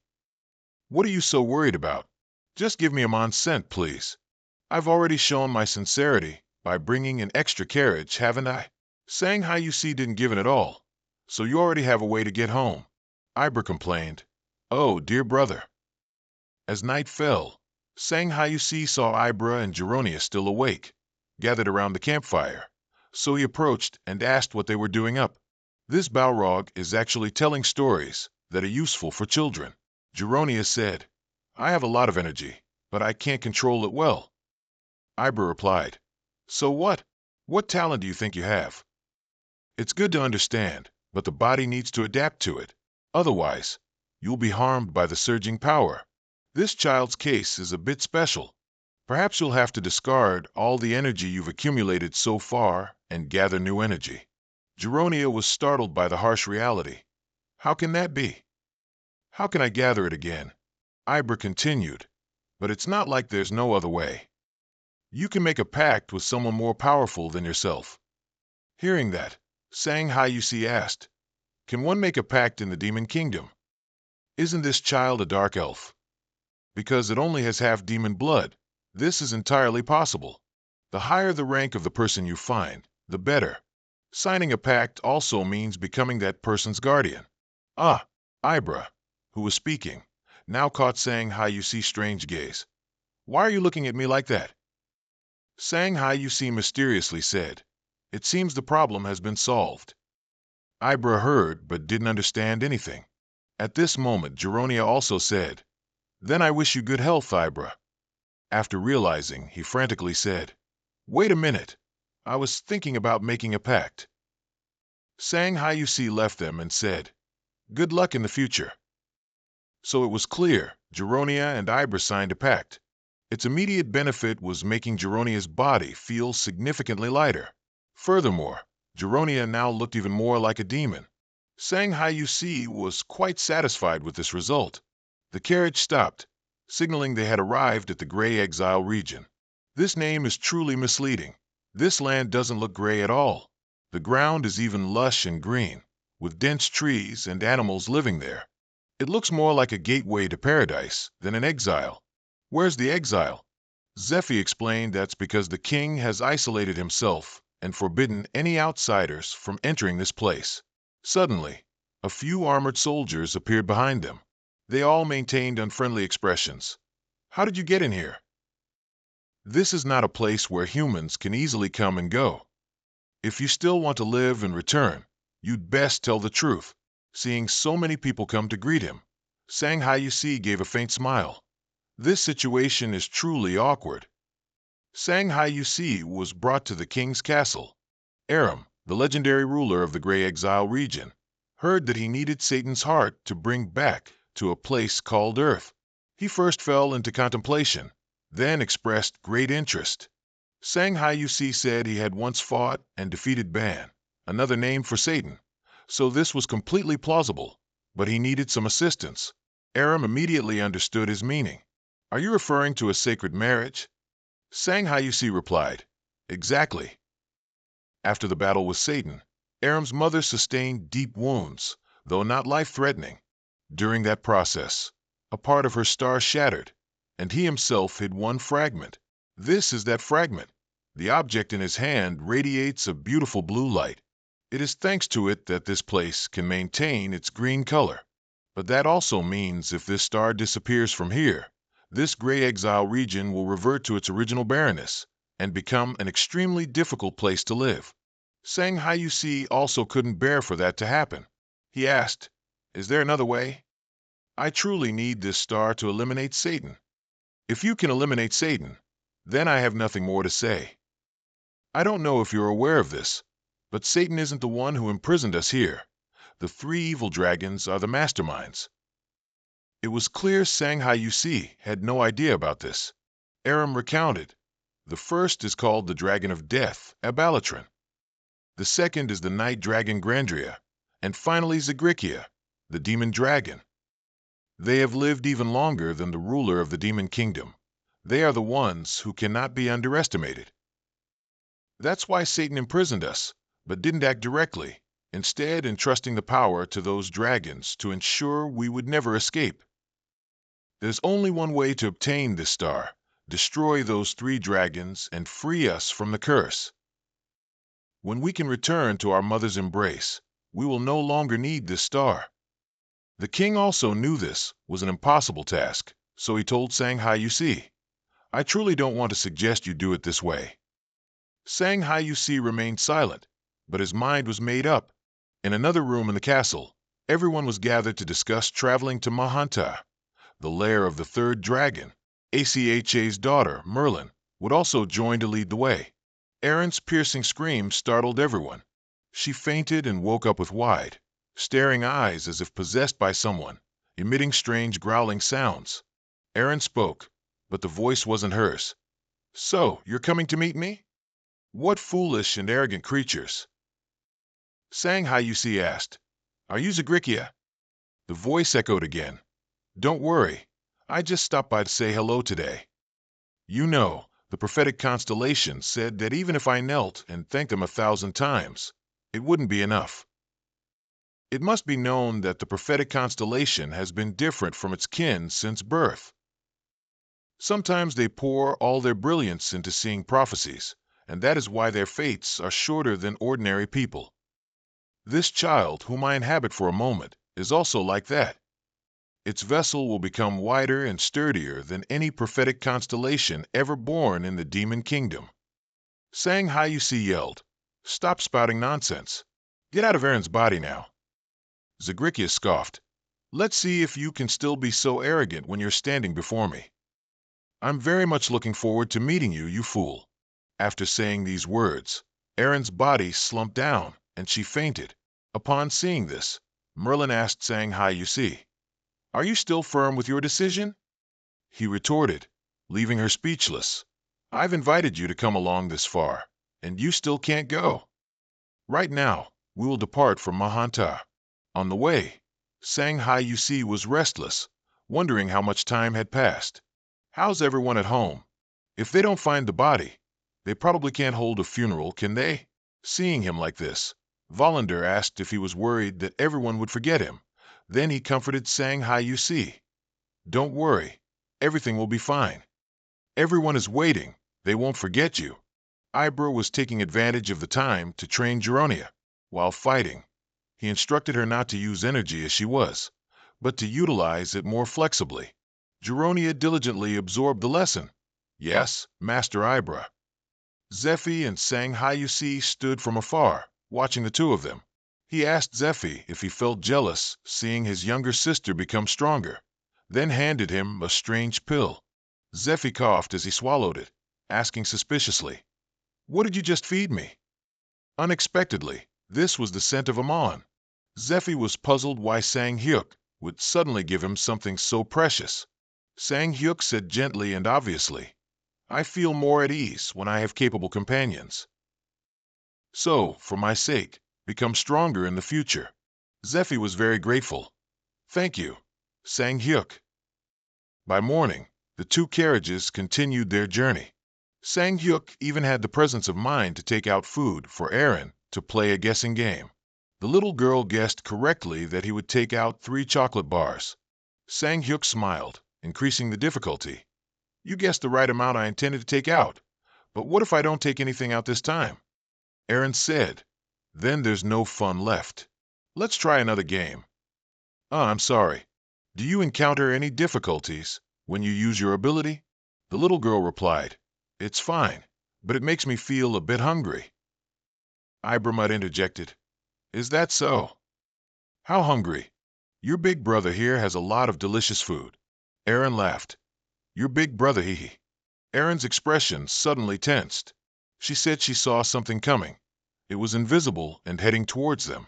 Before they could understand, Merlin reported from outside that they had arrived.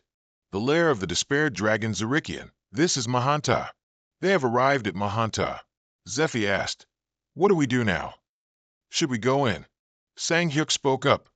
I don't know. I have a feeling like someone is waiting for us inside. Just then, a figure in a black cloak, covered from head to toe, approached from a distance. It's an honor to meet everyone. I am Jahan, the servant of Zarikian. Zironia seemed to have heard this name before. She said he was the master of dark magic, the current leader of the Dark Mages Guild, and a subordinate of the Night Demon Lord, Baima. Sang Hyuk said, so he's just a small fry. Then, turning to the other person, he asked, did you come all this way just to welcome us? Jahan said Zarikian wanted to give everyone a gift. Then he raised a staff and a black orb, causing the surrounding ground to shake violently. A swarm of skeletons emerged from nowhere, holding various swords and spears, and charged towards Sang Hyuk's group. After setting things up, Jahan said, I hope you like this gift. Then his figure vanished into thin air. Sang Hyuk quickly put on his mask and swiftly dealt with the skeletons. After all, they'd already received a gift, so they should show proper gratitude, right? Working together, they sent the skeletons back to their Mother Earth once more. Zephy said to Ibramut with an incredibly astonished expression, how did I kill so many undead? Ibramut chuckled a bit, then praised him. You did very well. Suddenly, a loud explosion occurred in the distance, and as the smoke cleared, the shape of a weapon was revealed. Sang Hyuk took this object back to research it. As per Ibramut's words, this was the metal mace that Satan had once used to discipline his subordinates. While Sang Hyuk was pondering why it appeared here, as if sensing his thoughts, the mace emitted a dark, murderous aura. Sang Hyuk said, you scoundrel, are you protesting? His entire body glowed with a blue light, and Sang Hyuk gripped it tightly, saying, look at you. Is this how you want to play? You should know that from this moment on, I am your master. Opening his eyes again, he realized he was in a different dimension. This pristine white space made him feel both like himself and not himself. Before Sang Hyuk was a staircase leading directly to a door, which emitted such a bright light that he couldn't see what was on the other side. Looking at what was before him, Sang Hyuk mused, can I still become stronger? So, without further ado, he confidently took steady steps up the stairs. Sang Hyuk woke up in the familiar space. He was lying on the bed in his container. Sang Hyuk thought he had just passed out, but Volander entered and told him the truth. He was shocked to realize he had been in a coma for 28 days. That's ridiculous. I just tried to make the mace mine, Sang Hyuk said, rummaging through his personal space. Suddenly, a tremendous power burst out, shattering a corner of the container. Everyone eating dinner outside was startled, wondering what was happening. They only saw Sang Hyuk holding his sword, laughing and saying, you scoundrel, have you finally accepted me as your master? The mace had now transformed into a chain sword that could extend and retract at will. The Ibramut chain sword increases fire attack power by 100%. Special skills are Hell's Cape and Fire Dance. Zarikian, who was observing Sang Hyuk's actions, saw this scene and smirked, thinking, it seems he really likes that mace, doesn't he? You'll need a weapon like that to face me. How exciting! Let's see if you can relieve my boredom, shall we? Sang Hyuk defeated the giants outside in an instant. Are you kidding me? Is that all? He couldn't help but feel disappointed with this greeting. Battles ensued, stretching over countless days and nights since they stepped into Zarikian's territory. There wasn't even time to rest, as the corpses relentlessly attacked, as if just waiting for them to tire. But of course, Sang Hyuk would never stop fighting. As always, he went into battle with desperation stronger than determination. Sang Hyuk fought as if every battle was his last, to become stronger and to return to those waiting for him. Finally, they arrived before Zarikian's castle. Sang Hyuk casually said he was really looking forward to the main event. Just then, Jahan appeared. You've arrived. I've been waiting for you for a long time. But he said that only Sang Hyuk could enter the castle. The others would wait here. Ibramut angrily spoke up. What do you mean by that? Why can't we go in? Jahan said unemotionally. You can enter if you wish, but don't blame me if you die without warning. Sang Hyuk told everyone. It's fine, I'll go in alone. It's just one dragon. Not everyone needs to be on the field. Besides, it's easier for me to fight alone. So don't worry about anything, just wait here. While everyone was still hesitant, he turned and said to Volander, "Can I entrust them to you?" He paused for a second before replying, "Don't worry about us. Fight until your last breath." Sang Hyuk gave him a firm nod. "Let's see what's inside Zarikian's ugly lair." The heavy door creaked open. The arrogant Zarikian said, "You're late." I almost died of boredom. Sang Hyuk greeted back, "Although this is our first meeting, why do I feel like it isn't? Should I say it's nice to meet you?" He scoffed. "What a humorous person. Do you know what the meaning of our meeting is?" Sang Hyuk replied, "I don't know. Don't tell me despair awaits me at the end of this tunnel." Then he seriously said, "I only have one request for you before we start our fight. I want you to free all the spirits imprisoned in the Gray Exile Zone." Upon hearing that, Zarikian said, "You mean you want me to end my pact with them? It seems you haven't considered the consequences, have you? There isn't a single creature in the Demon Kingdom that isn't hostile towards those spirits. But they have survived until now. Do you know why? I guess it's thanks to your covenant." Zarikian admitted you finally understood my good intentions. Sang Hyuk laughed loudly. "Ha ha ha, that's right. You always have to stick your nose into other people's business, even when they don't even ask for help." Upon hearing Sang Hyuk's sarcasm, Zarikian's face darkened. He continued, "Whether those spirits get killed by other demons or return to their homes, it's none of your business. You're really using that flimsy excuse to take away their freedom?" He was exposed and speechless, stammering, "What do you mean?" At this moment, two figures appeared and asked, "Is this the one from the human world?" "The ones you needed to meet are all gathered here. Who else but the two remaining dragons, Avalicon and Grandria?" The red-haired one simply snapped his fingers, and a table and chairs appeared in the middle of the hall. They casually sat down and drank tea as if this were their own territory. It seemed their relationship wasn't exactly harmonious either. "What are you two doing here? If you're just here to fool around, I'll kill each and every one of you." "Oh, how scary. We're here to protect our image. What if you lose to a human? Our reputation would be tarnished." Zarikian was furious. "How dare you think I'd lose to this mere human?" Grandria said indifferently, "Well, maybe you won't lose.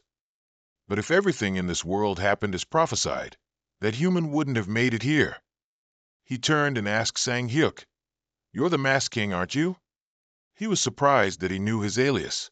Grandria said, "I met the Demon King before coming here, and he told me some very interesting things. He said you once defeated him." Zarikian was shocked and couldn't believe it. Sang Hyuk was losing patience. "Are you going to cancel the covenant or not?" Grandria said, "That's not too difficult, but we have our own rules when it comes to fighting.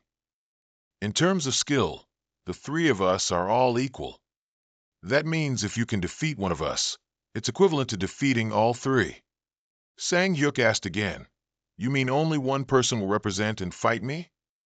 "Exactly, and if you win, we'll break our covenant with those spirits."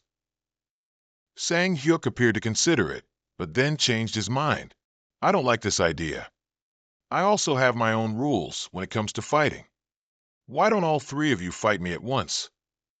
They were immediately angered, slamming the table and standing up loudly. "Are you crazy? Who do you think we are? Do you dare to look down on us just because we're talking calmly and haven't resorted to force yet?" Especially Grandria. He looked at Sang Hyuk with a cold expression. "What a pity. Our offer just now was our last act of mercy. If you had accepted this good opportunity." Sang Hyuk couldn't stand it and interrupted him. "A good opportunity, indeed. You probably think so, but our perspectives are different." He bluntly declared war on us, wanting to know how much more experience points he'd gain if he fought all three of you. The murderous Zarikian unleashed his ultimate move towards Sang Hyuk. "This arrogant bastard! I'll twist your head off." His attack created a whirlwind, pulling him inside, waiting for Sang Hyuk to be hit. Zarikian appeared from behind him and said, "I guarantee you will spend the last days of your life in despair, worse than death," then unleashed a fatal slash. He thought he had dealt Sang Hyuk a devastating blow, but the figure before his eyes suddenly blurred. Zarikian was astonished by this illusion. Sang Hyuk's voice echoed from behind him. "How disappointing. I can't believe you fell for that trick." But there were 5 Sang Hyuks flying around. While Zarikian was confused, he unleashed his ultimate move, Cannon Blade, and shattered the whirlwind Zarikian had created. "You should have all just attacked at once from the start." The other 3 still stubbornly declared, "You will regret this, Masked King. But can you dissolve your pacts with those spirits before we begin? If you die, you won't be able to do it anymore." Hearing this, the 3 dragons immediately felt struck in a sensitive spot. They drew their swords and charged towards Sang Hyuk. "All right, you want to fight 3-on-1, huh? We'll show you what manners are." They were all talk. Life isn't as beautiful as a dream. They kept slashing, but couldn't even touch a hair on Sang Hyuk. When one clone disappeared, countless others appeared. The magnificent castle initially exploded like New Year's Eve fireworks from the relentless attacks. Those outside were astonished to see this.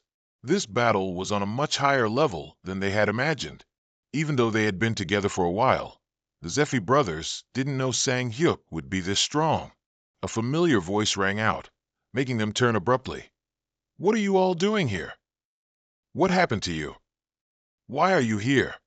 The Zephy brothers had countless questions, but they happily rushed to embrace him. Zaram shyly scratched his head and said he had become Grandaria's guard. "It's a long story, but anyway, why is everyone else here?" Only now did he see the castle ahead smoking, then look back at everyone. "Wait, don't tell me. The war on this side is coming to an end." Grandaria finally found the real Shanghai UC, but before he could do anything, he took a blow from him, making him spit out a mouthful of blood and fall down. His younger brother, seeing that, intended to help, but before he could react, he was hit again by Shanghai UC. Only the last one, Zyrikia, remained. He frantically sought revenge for his brothers by pointing his sword at Shanghai UC and yelling, "Die!" Shanghai UC was completely unfazed and retaliated with a clean finishing blow. Zyrikia's face clearly showed resentment as he uttered his dying words, "You damned humans! How dare you?" Just when they thought he was at his limit, Zyrikia still had one last move. He transformed into a giant dragon and roared as if maddened. Shanghai UC had never seen a dragon this big. He was a bit startled, but quickly regained his composure and dodged its attack. Zyrikia spewed a volley of purple light aimed at Shanghai UC. He immediately raised a shield to defend, but even so, this move overwhelmed him. Shanghai UC slowly stood up, once again used his ultimate move, the Cannon Blade, and launched himself into the air. Zyrikia reached out with its sharp claws towards him, but he quickly avoided it. Ever since Satan's energy entered his body, Shanghai UC clearly felt his combat power had increased significantly, to the point that, in his eyes, this dragon looked pathetic. Shanghai UC aimed straight for the dragon's head and plunged his sword deep, leaving it unable to struggle. He unleashed his ultimate move, the Book of Apocalypse, to end the battle. A huge explosion forced Zyrikia back into human form. He lay sprawled on the ground, eyes rolled back. The other 2 dragons watched the scene unfold, not daring to utter a sound. Shanghai UC told them, "What are you looking at? We don't have much time, so finish this quickly." To their surprise, Grandaria proactively surrendered. "We have lost. We will revoke the covenant as you wish." They knew clearly that if he could defeat one of the 3, the outcome of the war, if they stubbornly continued, was extremely obvious.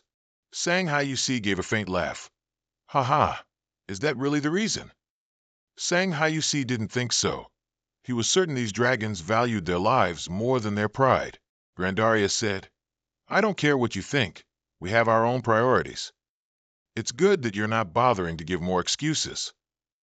It's a pity I can't gain more experience points, but what's the use of trying to win against demons who have already surrendered, right? Since that's the case, Hurry up and revoke the covenant." At this moment, in the gray exile zone, a sphere of light appeared on the chest of every living being. This was a sign that the covenant binding them had been revoked. Atrum looked up at the sky with its dazzling red rays, astonished. No way. Could that human have successfully defeated those dragons? Shanghai UC and his group returned to the gray exile zone to the cheers and warm welcome of the people there. The king personally congratulated him. "I didn't think you would actually succeed. How can I ever repay you?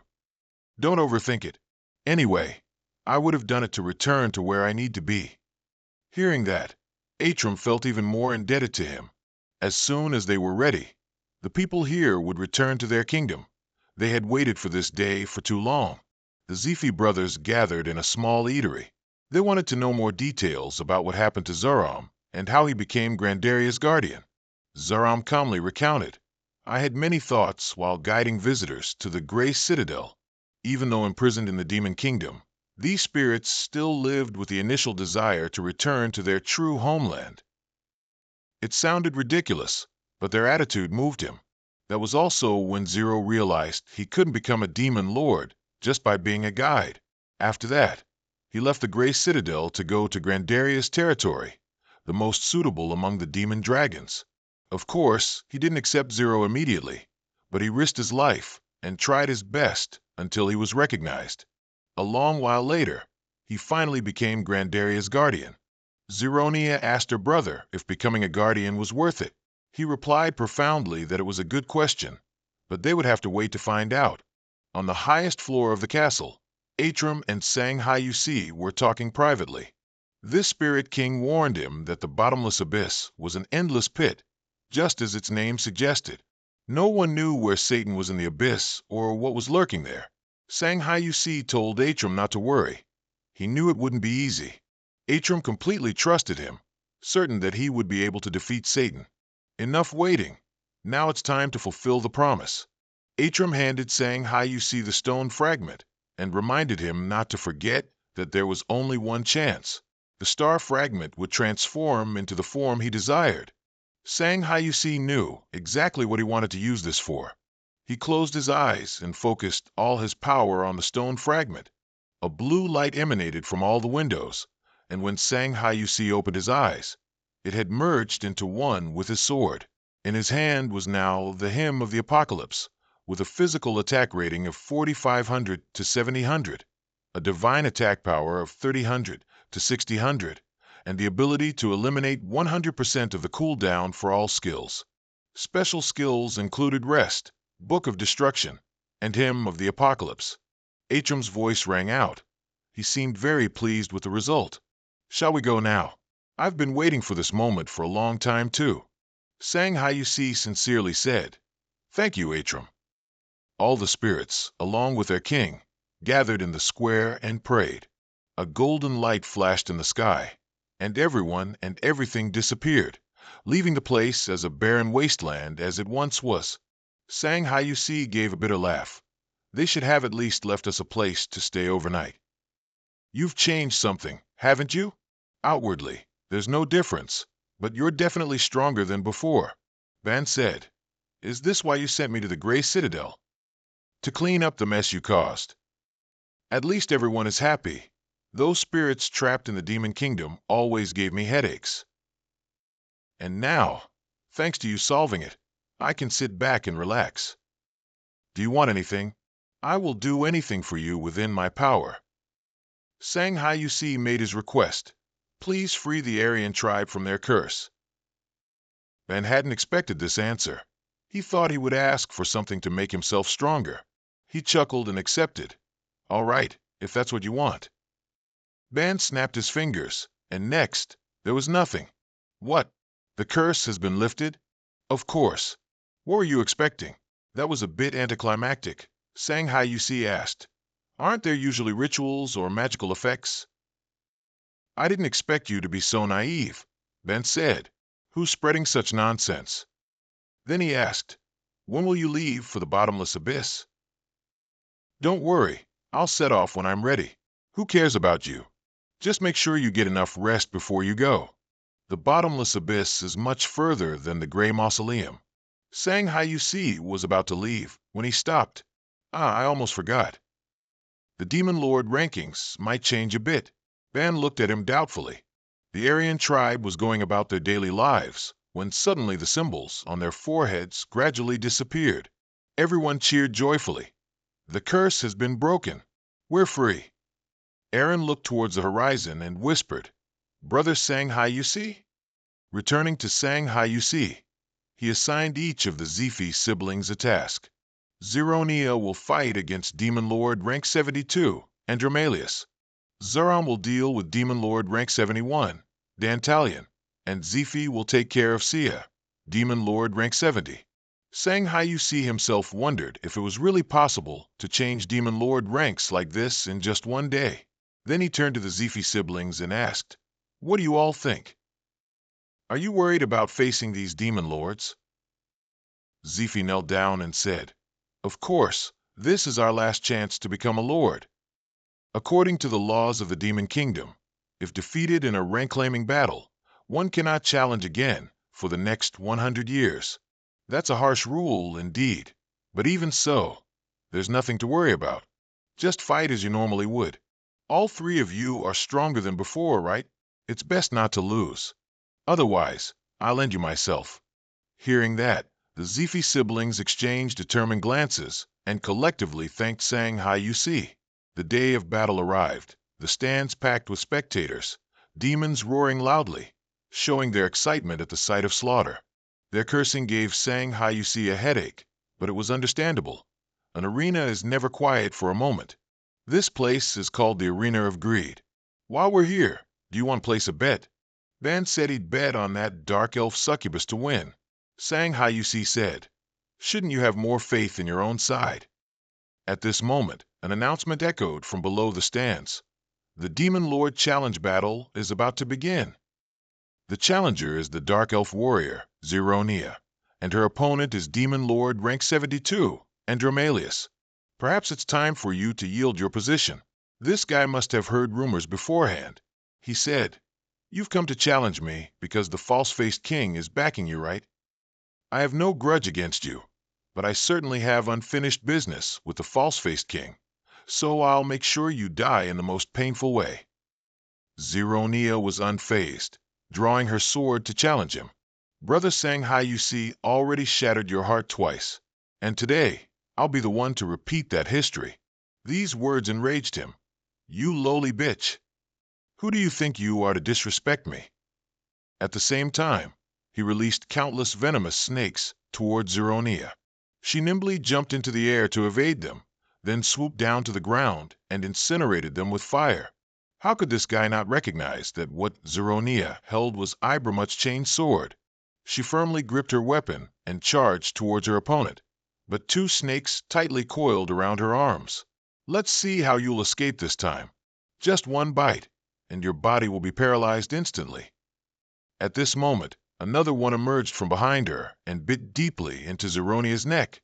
She was in pain, but then calmly used her hand to grip its neck and unleashed a wave of fire, severing its body in half. Seeing Zeronia swaying unsteadily, Andromalius revealed a sinister expression. How does it feel for your internal organs to melt? Slowly savor this thrill, because this will be the last time you feel pain. While he was gloating, Zeronia had already plunged her sword through her opponent's body. Andromalius didn't even have time to react before he collapsed. He looked at Zeronia in disbelief. But you were clearly bitten. How are you still alive? She looked at him with one eye, and then recalled that Sang Hayusi had previously warned her that Andromalius's snakes had deadly venom. Once bitten, the victim would die an excruciating death. Of course, there's an antidote for this poison, but I have something even better. Sang Hayusi gave Zeronia a pitch-black bracelet, saying, Wear this, and you'll be safe. Fortunately, she had worn the bracelet throughout the fight. Zeronia looked up at the stands and met Sang Hayusi's gaze. He was also looking back at her with a proud gaze. The announcement boomed, We have a winner. Zeronia is the new 72nd ranked Demon Lord. Following that was the battle between Zoram and Dantalion. The battle lasted less than a minute, and he secured a convincing victory due to the clear disparity in their power. In the third match, Zifi also easily defeated Sia. The Zifi siblings sat in a restaurant, chatting happily. Zaram was teasing his older brother by mimicking Zifi. "I will bet my life on this." Everyone burst into laughter, making Zifi say, annoyed, "Stop it now." "What's wrong? You were so cool then." "Oh, come on. I know you're all making fun of me.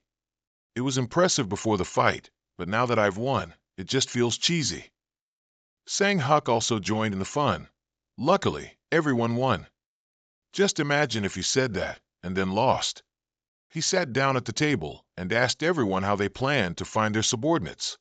Zaram said, "The council has allowed us to use the night goblins." Zironia added, "Initially, they are quite weak compared to the forces of other demon lords, but I believe they will grow and become stronger in a short time. Once an army is officially recognized by the demon kingdom, we will be able to gather even more darkness." Hearing this, Sang Huk commented, "It seems you'll all become a family with a heroic lineage." Zironia smiled and said, "I hope so too." "So, are you leaving now, Sang Huk?" He replied, "Of course, I still have a lot to do." I took the liberty of asking, "So, when are you leaving? Have you made any plans before then?" "What's Sang Huk saying? Why is a great lord of the demon kingdom so timid? If you keep acting like this, the demons around you will tear you apart." Zarania quickly denied, "No, it's not like that. I just want to express my gratitude to you. You've thanked me hundreds of times already. Just focus on protecting your position as Demon Lord, that's enough. Don't let anyone steal it away. If you let that happen, I'll come back and teach you a lesson." Zarania solemnly thanked him once again, and they said their goodbyes there. Sang Huk continued his journey northward. He couldn't help but sigh that this trip would surely take a very long time. It had been a long time since he went to the Grey Citadel region, and now the bottomless abyss was even further. Those who needed to part ways had already done so, but for some reason, that Ibramid guy was still here. Seeing Sang Huk look at him with an unwelcoming expression, he pouted. "We agreed to go on an adventure together, didn't we, Sang Huk?" He looked at Volander and asked, "Did I really say that? I don't know either. But it's good to have more companions to talk to on a long journey, isn't it?" Sang Huk declined to comment. In truth, he wasn't too willing, but he couldn't chase him away now. So Sang Huk just accepted it. He warned Ibramid, "If you make me angry, I'll kick you out of this carriage immediately." He quickly obeyed. They stopped by Agris's castle. Sang Huk said, "I know you don't want to see me, but there's no need to glare at me so intensely. So you know you're not welcome, huh? With this luxurious castle, and you being a second-tier demon lord. So, let's get straight to the point, shall we?" Agris, with few words but much meaning, said, "You don't need a guide to get to the bottomless abyss. I'll teleport you directly to Sichi's territory, located north of the area, just as Ban instructed.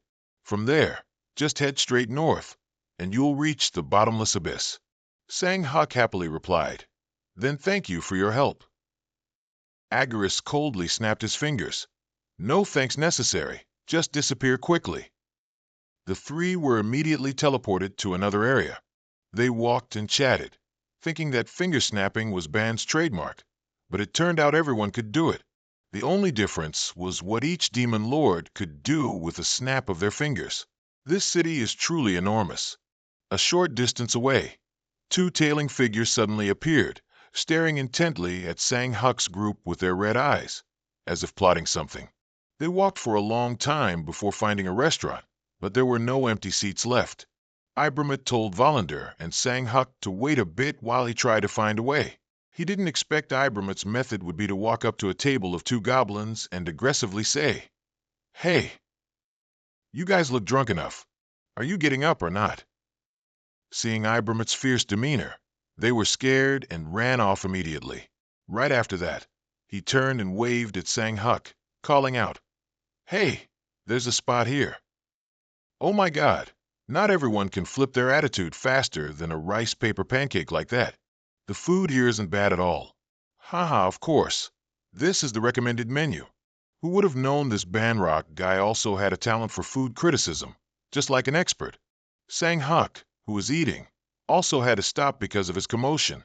The two beast men from earlier appeared, directly asking Sang Huck, "Are you the fake-faced king? Who are you two? How do you know who I am?" They said they heard about the incident in the Gray Prison region. Someone said you were the one who defeated the demon dragon. While you were still bewildered, Ibramid on the side winked, taking credit. "I'm the one who spread that rumor. It would be a pity not to tell such a great story. So, why are these two looking for you?" The lion-headed one spoke first. "It's nothing, except I heard you're planning to go to the bottomless abyss." "Do you need a guide?" Sang Huck flat out refused. "I don't think I need one." "Doesn't one just go straight north to get there?" The wolf-headed one continued. "Then at least you need someone to carry your luggage." Sang Huck didn't hold back, saying, "Do you see me wishing for any luggage?" Unexpectedly, they still pressed. "Surely you'll need someone for odd jobs." Sang Huck paused for a moment, then asked, "What are your names?" The lion-headed and wolf-headed ones introduced themselves. "My name is Cridden. I am Aaron." Sang Huck didn't want to drag it out further. "All right, Cridden and Aaron. Be honest, I assume you're here because of the rumors about the 3 new demon lords, right?" Cridden had to admit, "I have no words to defend myself. Is there anyone in the demon kingdom who doesn't aspire to become stronger? We'll do anything. Please let us come along."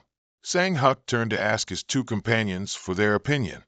Ibramid said, "This isn't a bad idea either. Absolutely not, because someone else will do his chores." Volander thought it wasn't very important either. After considering, Sang Huck agreed to let the 2 of them come along. "But know one thing.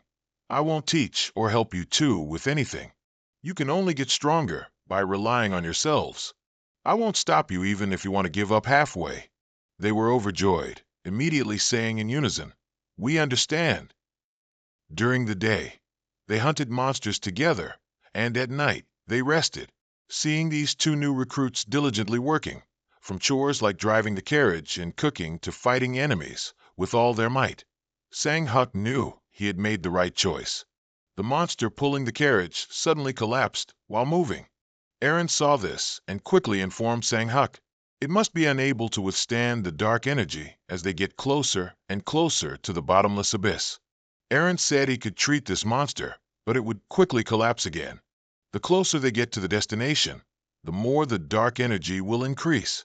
From now on, they'll just have to travel on foot. The deeper they went, the more their stamina declined. Now Annan also collapsed. Seeing this, Cridden immediately helped him up, both struggling and unable to endure.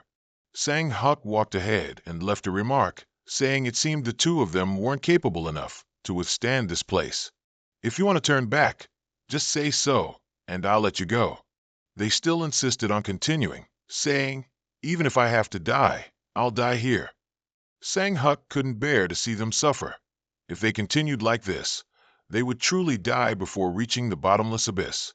He decided that from now on, he would force them to become stronger, but the method Sang Huck used on them was something he had never tried before. Both would be test subjects. If anything went wrong, the chance of death was very high. He wanted to make sure they were willing volunteers. Both of them said in unison, "We accept." Sang Huck reached out and placed his hand on their backs. A terrifying power was transmitted into Cridden and Aaron's bodies. He constantly reminded them that it would be very difficult, but if they wanted to get stronger, they had to patiently endure. The intense energy caused their clothes to rip apart, and they groaned in agony. Ibramid looked at the 2 robust bodies before him. Jaw dropped in exclamation, "My heavens!" From mere skeletons to death knights in an instant. It took quite a bit for the 2 of you to transform like this. Sang Huck asked if they wanted to challenge the Demon Lord when they returned. To Sang Huck's surprise, Cridden said, "Oh no, I haven't thought about that." "Why?" It turned out they had considered it carefully.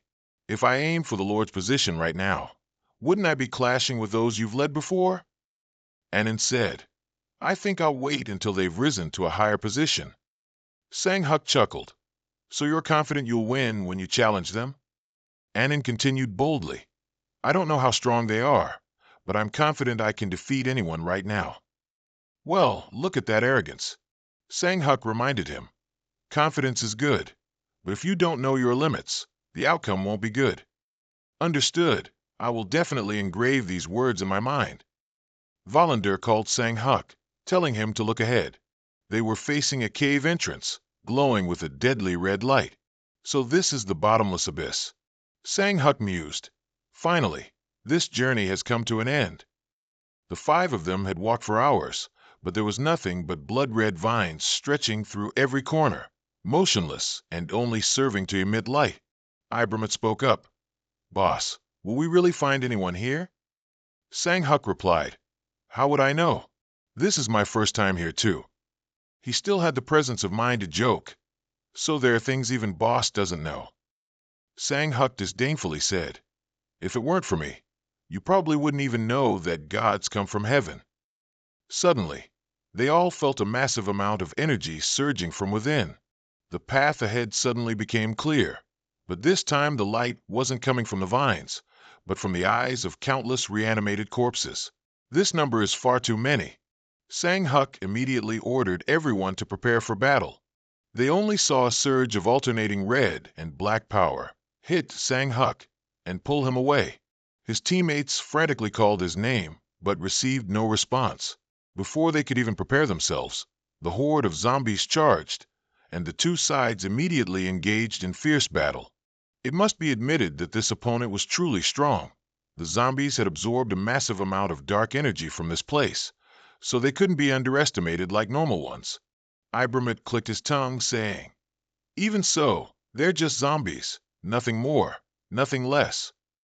He reverted to his original form with dense fur and widespread black wings, shouting loudly, Who do you think you're messing with?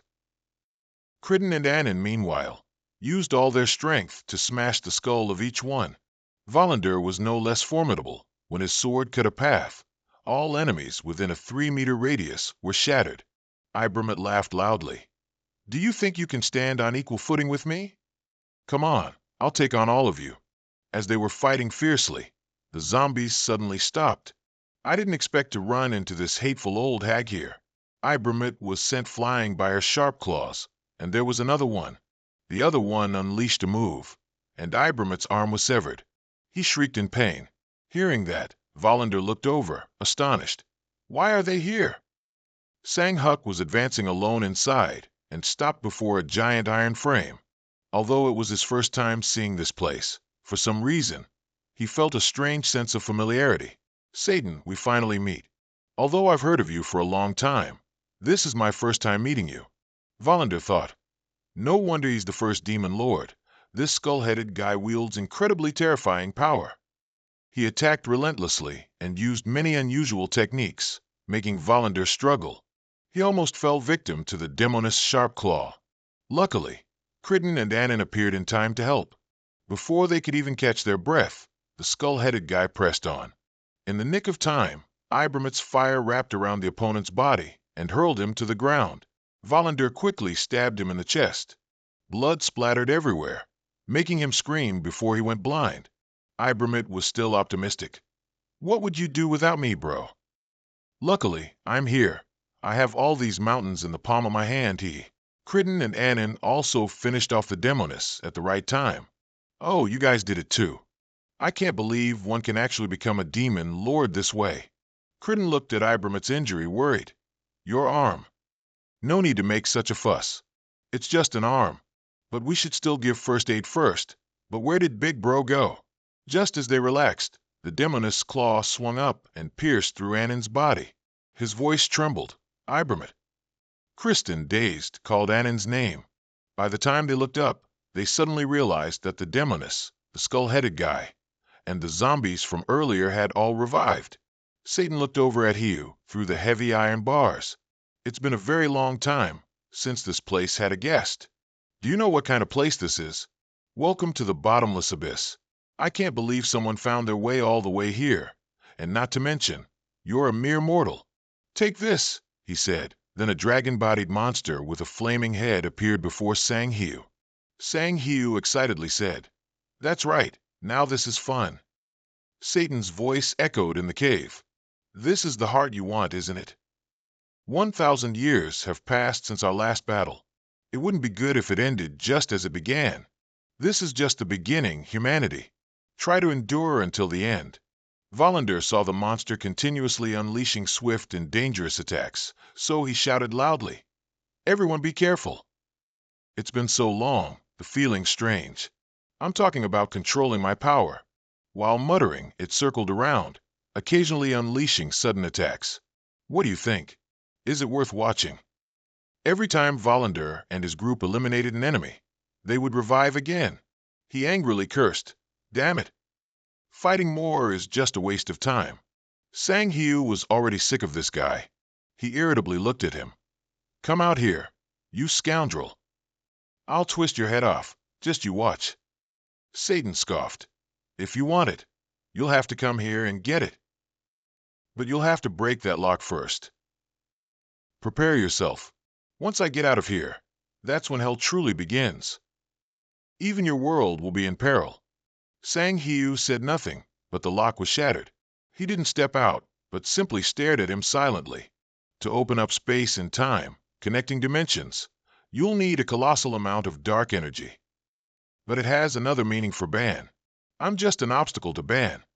Even though he wants me dead, he imprisoned me here to prevent himself from doing it. So Ban sent you to do it for him. Perhaps you won't care. You only need my heart, after all."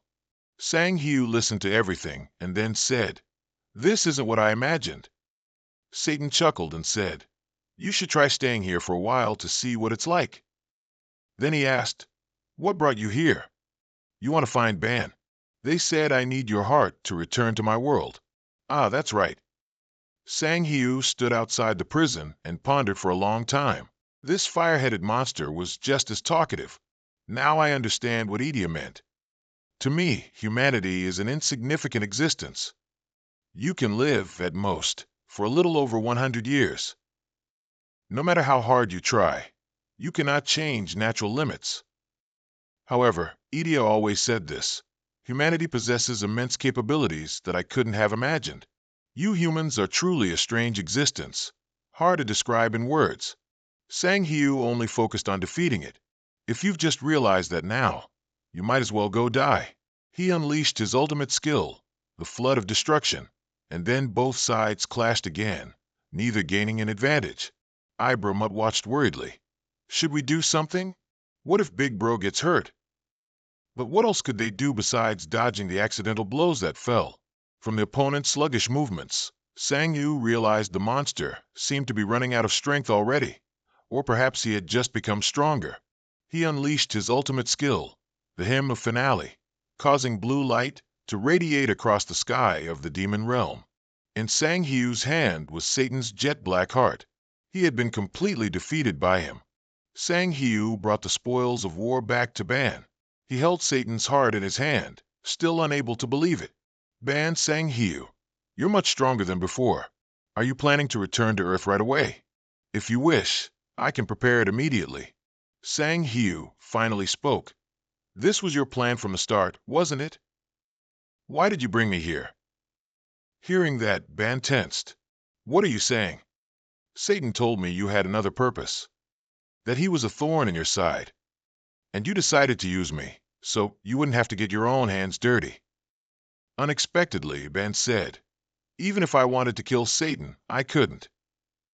From a certain perspective, he was like a father to me. Sang Hiu really wanted to know, was it necessary to kill him? Imprisoning him in the endless abyss wasn't enough. One country cannot have two kings. So his words were true. In the end, you used me for your own benefit, so what? If I hadn't saved you before, you would have died on the spot. Shouldn't you be thanking me?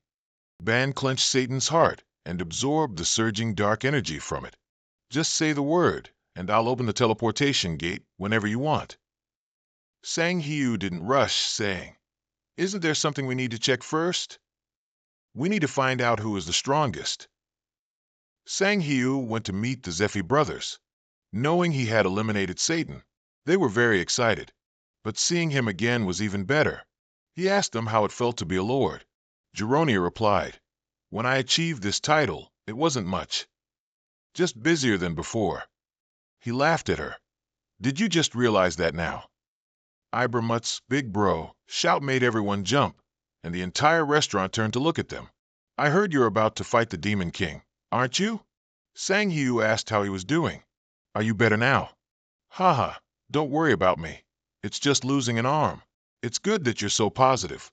He asked more about Kristen. He's still struggling quite a bit with the loss of his close friend, but he'll be fine. After all, this is a place where the weak can't survive. Geronia asked, "What's this about you fighting the Demon King? Didn't you finish everything already?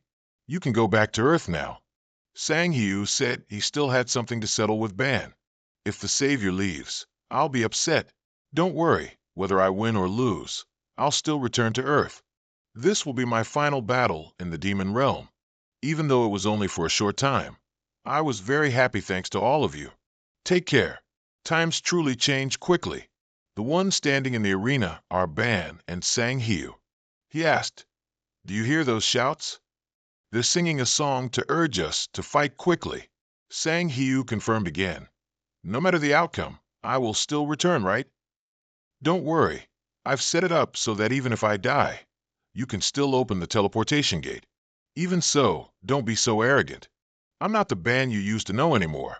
Sang Hiu became even more relaxed. "All right, then I don't need to hold back either. Let's start your final battle." Who knows how much time had passed, but the war ended, and the world became a peaceful place. With the power of the eternal world, it developed even faster than before. A monument to the false king was displayed in the city center, but hardly anyone actually stopped to look at it. The world won't seek me out anymore. I'll slowly fade from everyone's memories. Sang Hiu thought so. Sang Bin was standing in front of his brother's grave when he suddenly felt something and turned around, his eyes welling up with tears before he hugged his brother tightly. But that's not important, even if I no longer draw my sword or wear my mask. Those who have always waited for me, they will still remember me.